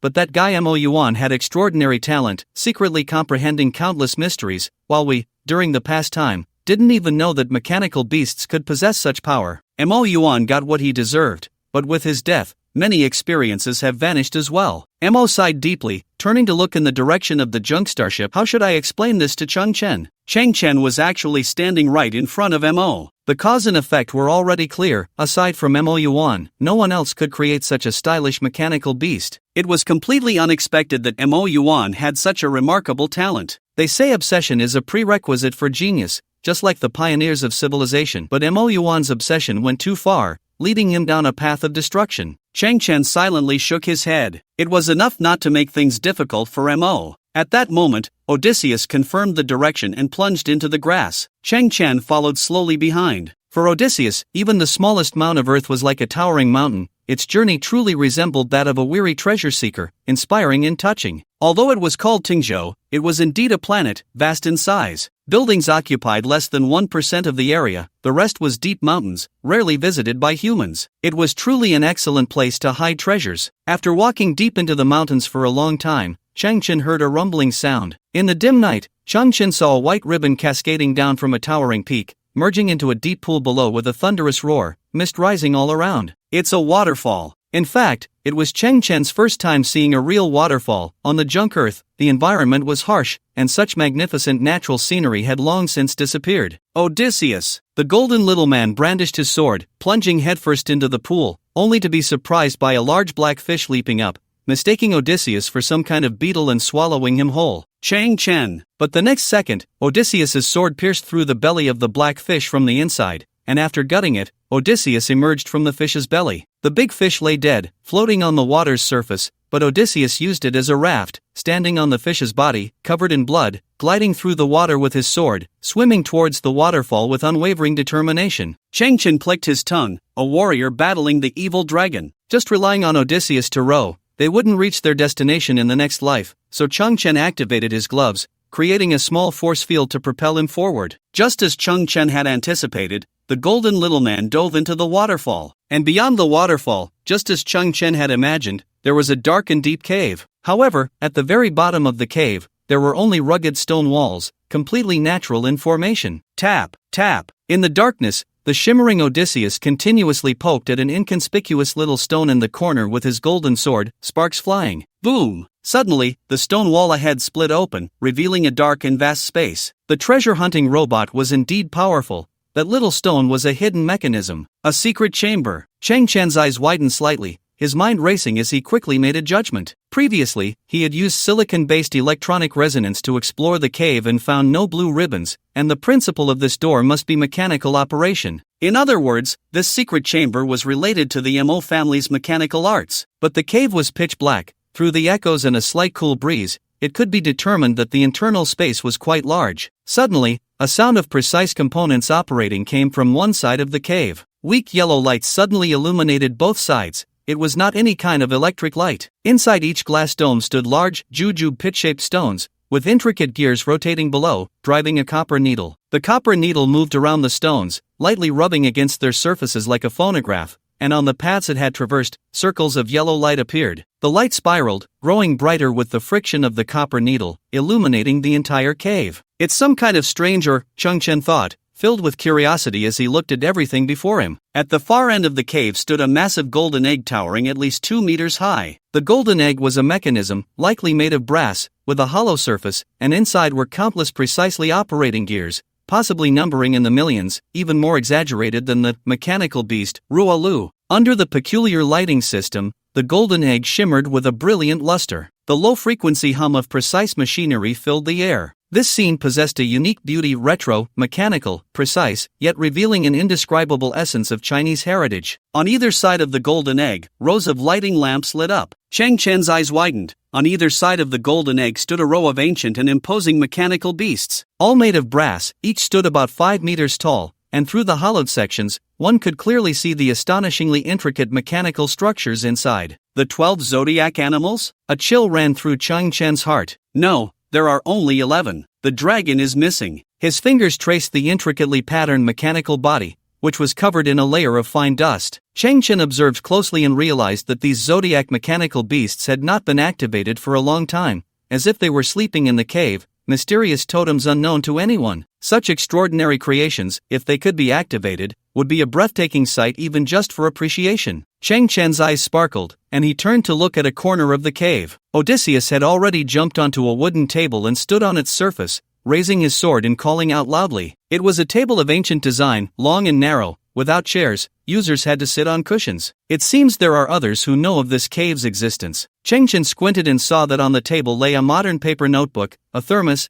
a half-eaten piece of dry food, and a pen. Chang Chen approached, picked up the notebook, and saw a few words written on it. Mo Yuan's journal. Mo Yuan? That guy discovered this hidden cave. Chang Chen turned his head to look at the bouncing Odysseus and noticed a square wooden box beneath his feet, suggesting that the treasure Odysseus had defined was inside. Chang Chen took a deep breath and opened the box. Inside was a book made of brass, with a spine featuring an intricate hinge structure. Each page was extremely thin, and when held, it felt slightly heavier than an ordinary book. The surface bore 8 carved characters. Mechanisms of Heaven and Earth, the Theory of Creation. Chang Chen slowly turned to the first page, which read Complete Record of Mo Family Mechanism Techniques. Following that were intricately carved small characters and complex diagrams, and as he flipped through, it was all the same, filled with vast information, detailing the principles and manufacturing methods of the Mo family's mechanism techniques. This book, due to its extreme thinness, had some oxidized areas, indicating its long history. Chang Chen suddenly realized, this was a secret chamber left by the ancestors of the Mo family, even unknown to the Mo clan. But Mo Yuan, by chance, found this place and discovered this unique, complete record of mechanism techniques,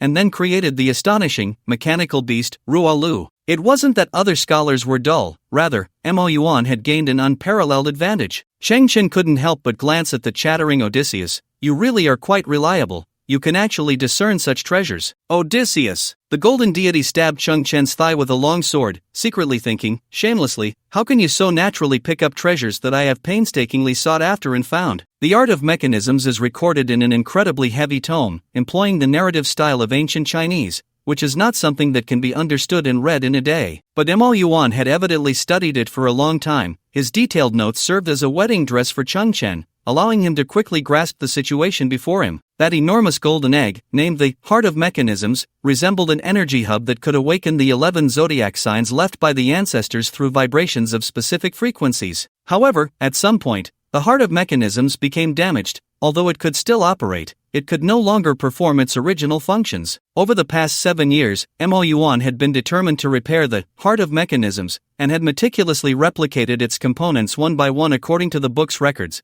But no matter how many times he tried, he always failed. In the process, he even managed to independently create mechanical beasts like deer, yet he could never activate the Heart of Mechanisms. He reached a conclusion in his notes, his strokes trembling, surely reflecting the depth of his feelings at that time. The ancestors of the Mo family were extraordinarily talented, unparalleled in history, and the field of precision mechanics was the limit for humanity. From now on, no one would be able to repair the Heart of Mechanisms. Chang Chen slowly closed his eyes, setting a back-and-forth distance of 0. For meters, his body began to vibrate at high speed, and his simulated sonar ability was revealed. The frequency limit of the Heart of Mechanisms was within 350 Hz, but it was not fixed. Rather, it was a cyclical process that went from low to high and then back down. During this process, Chang Chen discovered 170 obvious points of disturbance, corresponding to 170 tiny components of the heart of mechanisms. Chang Chen smiled slightly and then extended his right hand. The various repair components once crafted by Mo Yuan were enveloped in an ice blue force field, slowly floating in the air, each one distinct. The ancestors of the Mo family were indeed extraordinarily talented, but my ability just happens to allow me to see the essence of the heart of mechanisms. Chang Chen moved his fingers slightly. Mo Yuan, what you cannot do,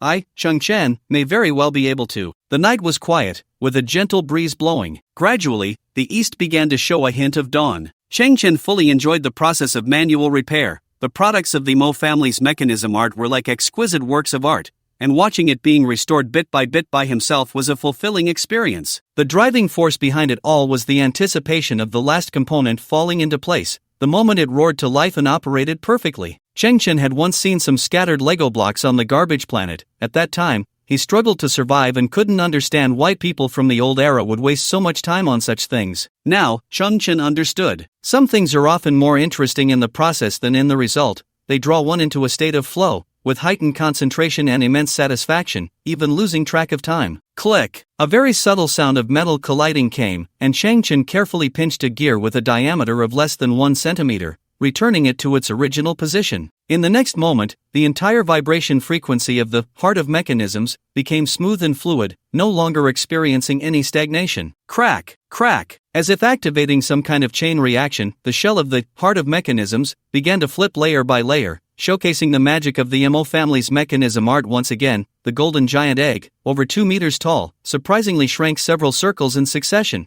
transforming into a sphere with a diameter of half a meter. The surface of the sphere began to spin rapidly, with misalignments appearing in a regular pattern. Through the gaps, one could see the incredibly precise mechanical structure within. Buzz! Buzz! Suddenly, a strange vibration emanated from within the 11 zodiac signs, and then these vibrations were evenly transmitted, slowly transforming into the sound of precise mechanical operations. Buzz, clack, clack, clack. The 11 zodiac signs opened their eyes, their pupils filled with rapidly spinning gears. Their long silent joints made clashing sounds as they all turned their heads, exuding an extraordinary aura, looking towards Chang Chen. It felt as if an ancient deity was awakening from a deep slumber. Chang Chen's eyes widened in astonishment, because not only had the 11 zodiac signs awakened, but a large door had also opened on the wall behind them, revealing an even broader cavern within. Chang Chen was utterly shocked. How much has this ancestor of the Mo family hidden? After stabilizing his mind, Chang Chen stepped into the second massive cave. He looked around, his pupils seeming to tremble as if an earthquake had occurred. Behind him, the 11 zodiac signs and the heart of mechanisms were operating,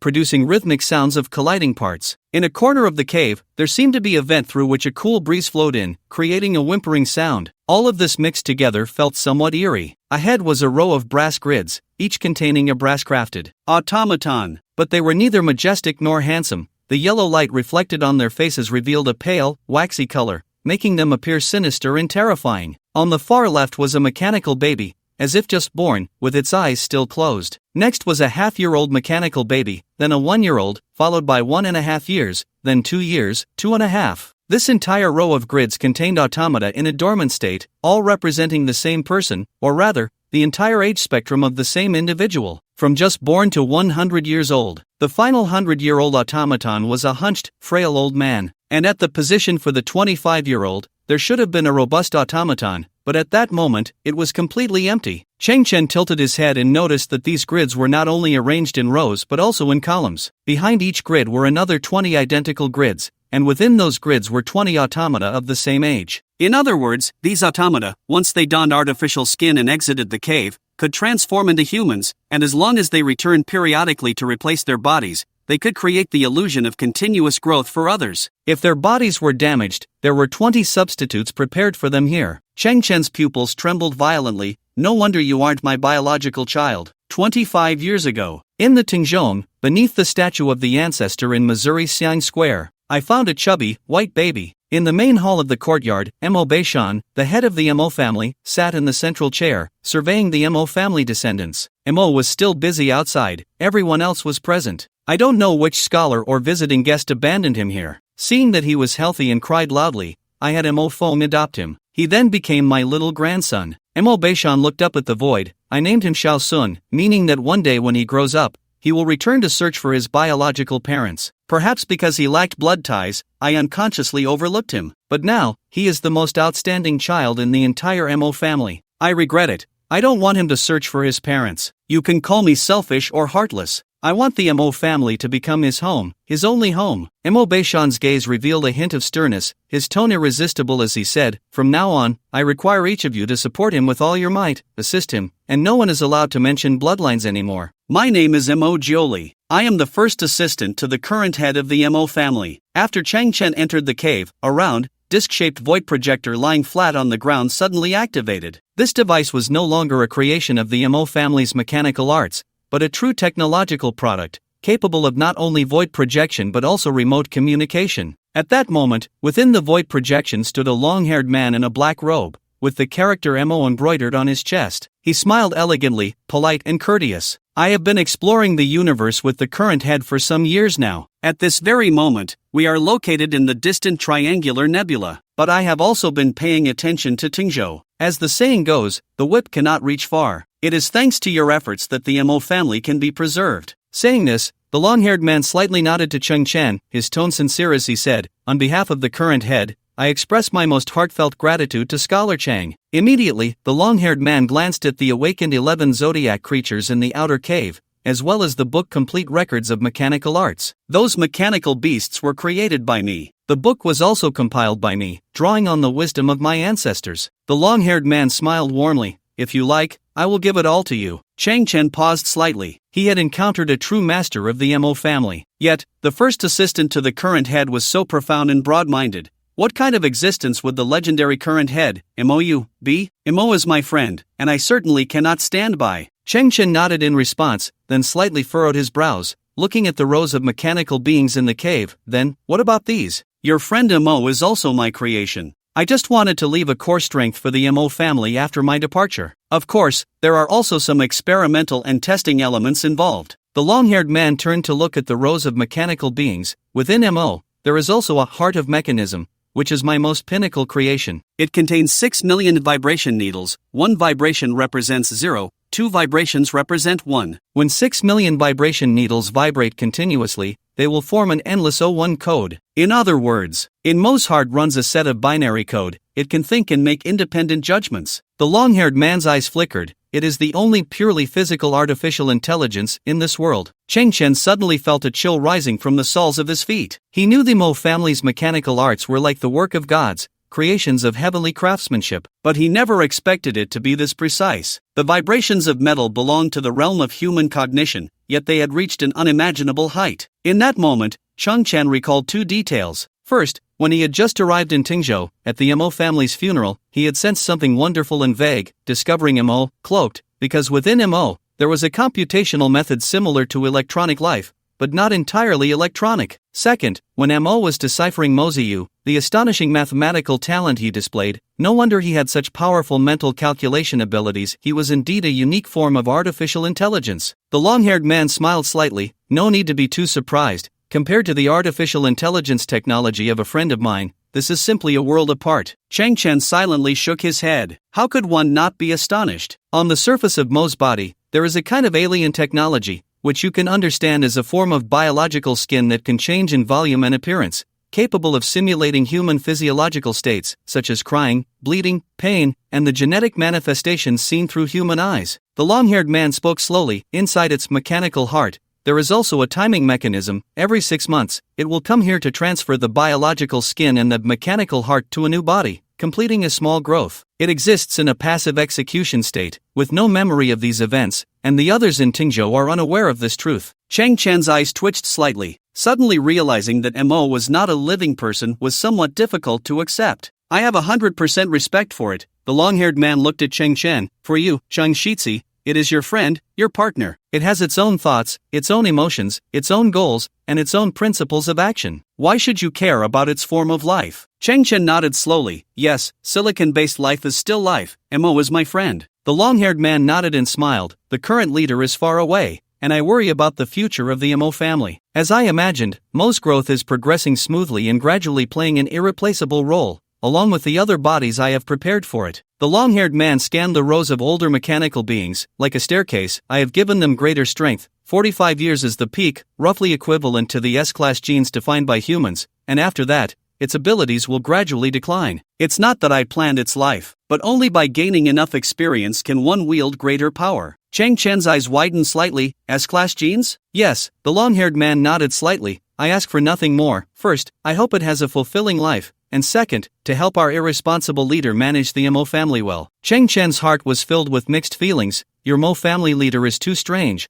creating mechanical beings to share his workload. It's just a different way of coming into the world. Mo has its own personality. If it wants to leave the Mo family, I won't stop it. The long-haired man sighed slightly. I have no choice. The leader is a wastrel, and I am racking my brain to help him clean up the mess. Chang Chen's expression turned displeased. Your leader is a bit despicable. Just then, the holographic projection trembled slightly, seemingly affected by some interference. Suddenly, a scream came from it. Jioli, come save me. The long-haired man shook his head and sighed, feeling quite helpless. Here it comes. At the last moment, the long-haired man looked at Chang Chen. Chang Shitzi, can you help me keep this secret? Chang Chen hesitated for a moment, then quietly nodded. Thank you. Although the universe is vast, I look forward to meeting you. The long-haired man nodded, and the virtual projection slowly extinguished. Inside the secret cave, only Chang Chen remained. After learning about Mo's background story, he felt an inexplicable unease in his heart. The maximum age of a mechanical being is 100 years, indicating this is a limit. By that time, the mechanical heart within Mo will likely exhaust its energy, and it will inevitably pass away. 100 years, for today's rapidly advancing human civilization in genetic science, is no longer an extreme age. If one can take enough high-quality genetic medications,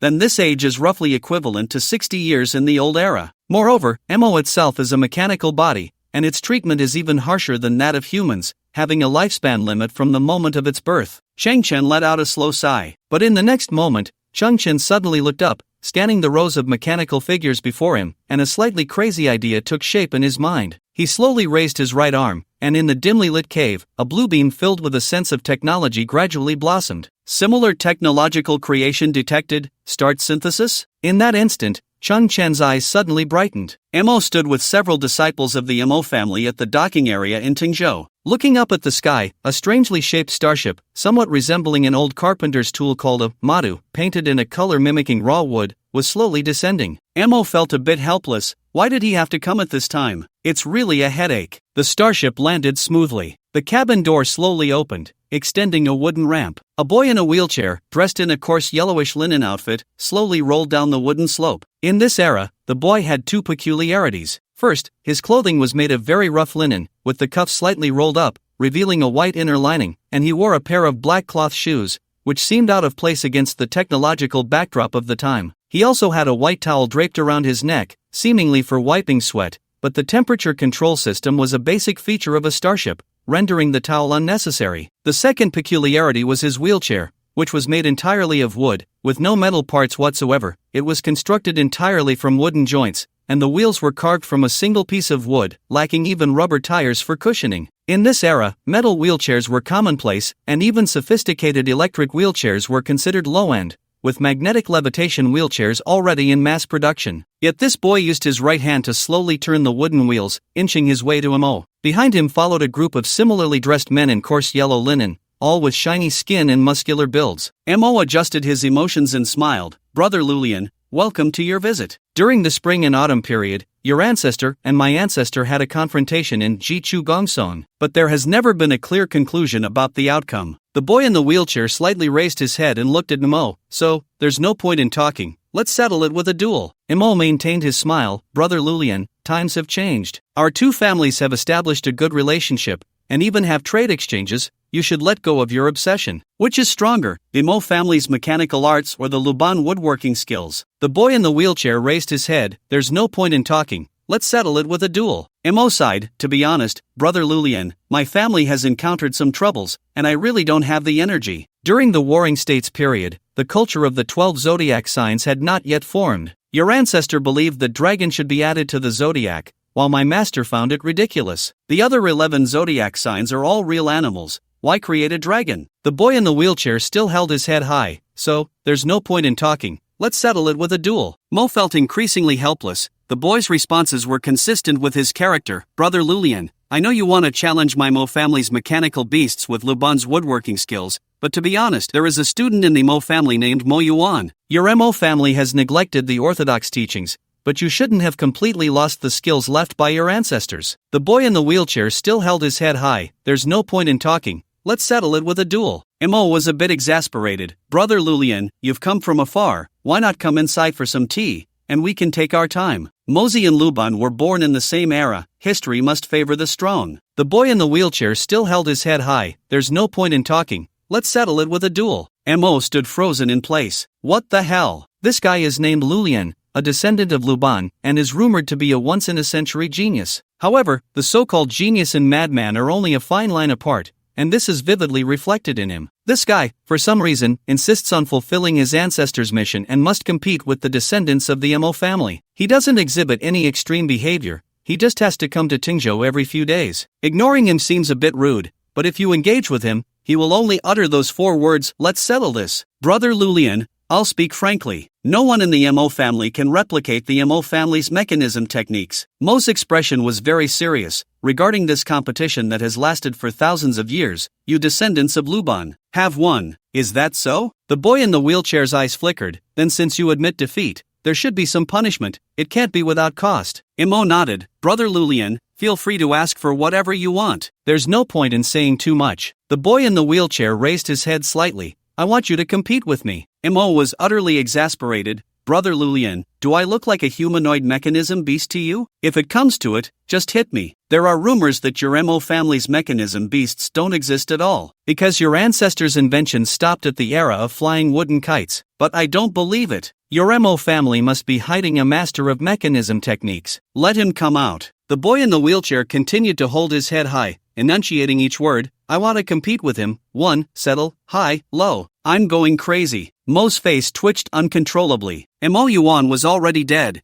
and the remaining students not only couldn't replicate the mechanism techniques but even couldn't understand the manipulation methods of the mechanism beast, Rua Lu. Who in the Mo family could compete with him? Unless. Mo shook his head. He naturally had no right to bring this trouble to Cheng Chen. Moreover, the mechanism beasts were so complex and intricate that even if Cheng Chen had the intention, he would need a lot of time to learn and ponder. And no one knew what tricks this paranoid genius, Lulian, was hiding. After all, this was a competition of mechanism creations. If Cheng Chen were to falter, then most arrangements would seem too reckless and hasty. If I don't see a mechanism beast today, then I won't leave. The boy in the wheelchair held his head high. Until someone competes with me. 1, settle, high, low. The men behind him, who should be apprentices of the Lu family, all let out a low grunt, their feet seemingly rooted to the ground, ready for a protracted battle. The air fell into silence, the sound of leaves rustling softly. Suddenly, from the deep mountains of Tingzhou, a dragon's roar echoed through the heavens and the earth. Like a tangible tremor, it instantly reached everyone's ears,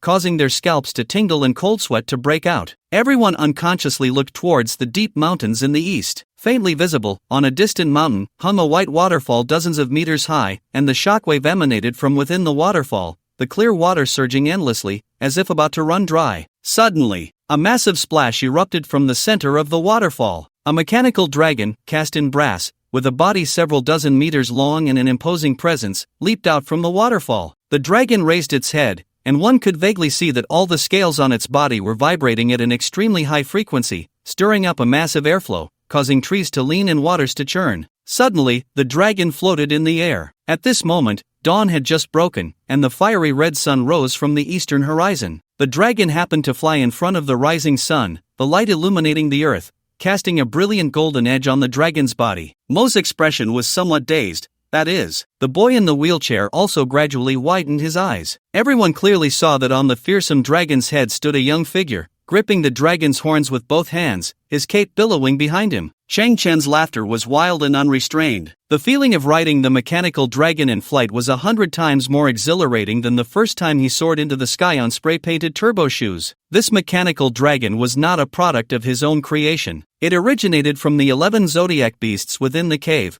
which could merge like wild beasts in the mountains, and the final complete form was the mechanical beast, Rua Long beneath his feet. The ancestors of the Mo family replicated animals using mechanical beasts, creating forms that resembled animals but were not real animals. Thus, these creations were named, such as Ruahu, Ruashi, Ruatu. And this creature, replicated from mythology, Ruolong. The records of mechanical art state that during the spring and autumn and warring states periods, bamboo-made Ruolong had already soared in the sky, and the common people mistook it for a divine miracle, thus acknowledging the existence of this creature, leading to the complete confirmation of the dragon among the 12 zodiac signs. At this moment, the mechanical beast, Ruolong, turned its head in midair. Its body twisted, exuding an awe-inspiring presence, and through the gaps in its scales, one could see its astonishing internal structure, precise and exquisite, a marvel of craftsmanship. The dragon slowly opened its mouth, letting out a thunderous roar. Clearly visible within its mouth was a rapidly spinning heart of mechanism. Suddenly, Changchen controlled the mechanical beast, Ruolong, to dive towards Mo's location, with an overwhelming force as if to devour the heavens and the earth. Lulian's mouth slightly opened. What the hell? Dragons, by nature, carried a kind of heart-stirring momentum and an invisible sense of oppression. The mechanical beast, Ruolong, seemed to descend from the clouds, pointing diagonally towards the ground. In an instant, as it neared the ground, its brass-colored claws borrowed strength from a tall building, and with a thunderous sound, half of the wooden roof was crushed by the dragon's claw, splinters flying everywhere. Coincidentally, a broken wooden beam flew towards the crowd. The wooden beam was about 3 meters long, thick as a bowl at the tail,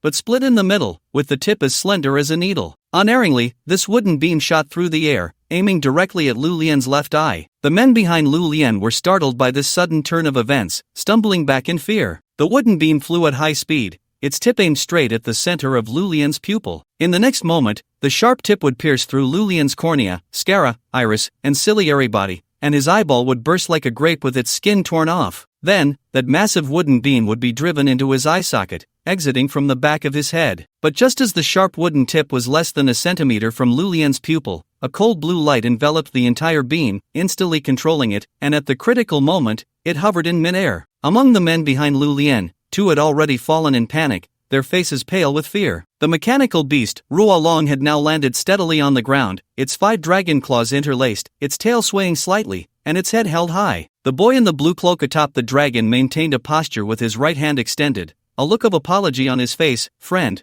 are you alright? The thick wooden beam lay horizontally in front of Lu Lian, just blocking his face. It seems my information was indeed correct. Someone from your MO family has signed up for the LBW Galactic Alliance Invention and Creation Competition. Lu Lian's expression was calm, not moving an inch, as the sharp wooden tip approached his pupil, appearing enormous, casting a white shadow before his eyes. Then, Lu Lian slightly tilted his head, his gaze bypassing the wooden tip. His pupils moved upward, looking at Changchen standing atop the imposing dragon head, and he spoke each word clearly. I want to compete with you, 1, to decide the outcome. Changchen jumped down from the dragon's head, coming to Mo's side, and asked, what is this guy saying? Mo rubbed his temples, helplessly saying, he's always like this. Changchen glanced at the ruined roof and grinned at Mo. Sorry, I just controlled this guy for a few seconds, a bit unskilled, and ruined your house. It's a small matter. Mo slowly exhaled, a hint of awe in his voice. I know very well how intricate the mechanisms of the Mo family are. They require complex vibration frequencies to control. For you to achieve this level on your first attempt is quite impressive. Then, Mo looked up at the imposing, mechanism beast, Ruolong, and asked in confusion, is this also something made by Mo Yuan? We'll talk about that later. Changchen stepped forward, looking at the boy in rough linen clothes sitting in the wheelchair. Friend, I'm really sorry, But he noticed Lu Lian's pupils slightly constricting as he stared at mechanism beast, Ruolong. At that moment, Ruolong shone brilliantly in the morning light, even the drifting dragon whiskers were vividly alive, and the heart of the mechanism was still operating, with the dragon whiskers vibrating at a very high frequency, sometimes blurring, sometimes focusing.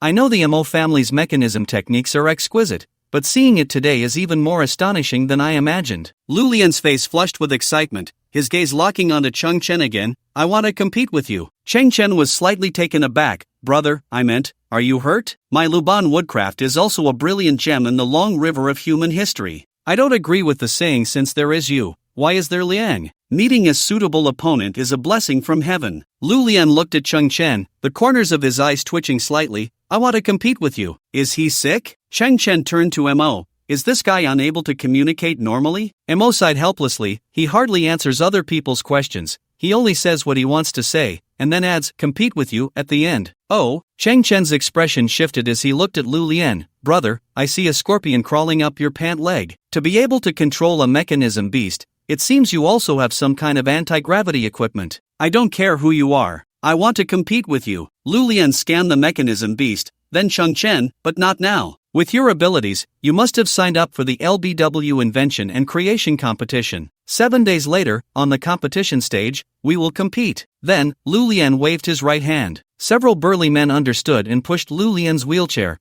turning it around towards their starship. But after just a few steps, Lu Lian's scream rang out. Damn, there really is a scorpion. It's okay, I want to compete with it. The big men were also flustered. Master brother, there's no need for that, just control yourself, it's just a scorpion. Both Cheng Chen and Mo twitched at the corners of their mouths. He came and went in a baffling manner. Lu Lian's starship slowly ascended and soon disappeared above the atmosphere of Tingzhou. This guy is not simple. Cheng Chen stroked his chin. In such a dangerous situation just now, he remained calm. Either his psychological quality is extremely strong, or he has some astonishing trump card. Of course, he's not simple. He is known as the strongest inheritor of Luban in the past 5,000 years. Mo gazed in the direction Lu Lian had left. He has been ill since birth, paralyzed except for his neck and one right hand. Under today's medical conditions, it could be treated, but he chose to maintain his current state. He said too many useless organs would only distract the brain's efficiency. Having one hand and one brain is enough. At this point, Mo suddenly looked at Cheng Chen and smiled. So, was that wooden spike just so coincidentally aimed at Lu Lian's eye? Cheng Chen smiled back, responding without answering. In fact, as Cheng Chen rode the giant dragon and soared through the sky, he noticed Lu Lian's presence. Because beneath him, that seemingly ordinary wooden wheelchair emitted countless blue ribbons, and to this day, Cheng Chen had never seen such a complex signal transmission system. From a distance, it looked like a blue sea urchin. So, Cheng Chen controlled the wooden spike through his gloves. There was no malice, nor any intent to kill. He just wanted to test this strange guest. But unexpectedly, that guy who seemed to be a bit of a fool remained as still as a mountain.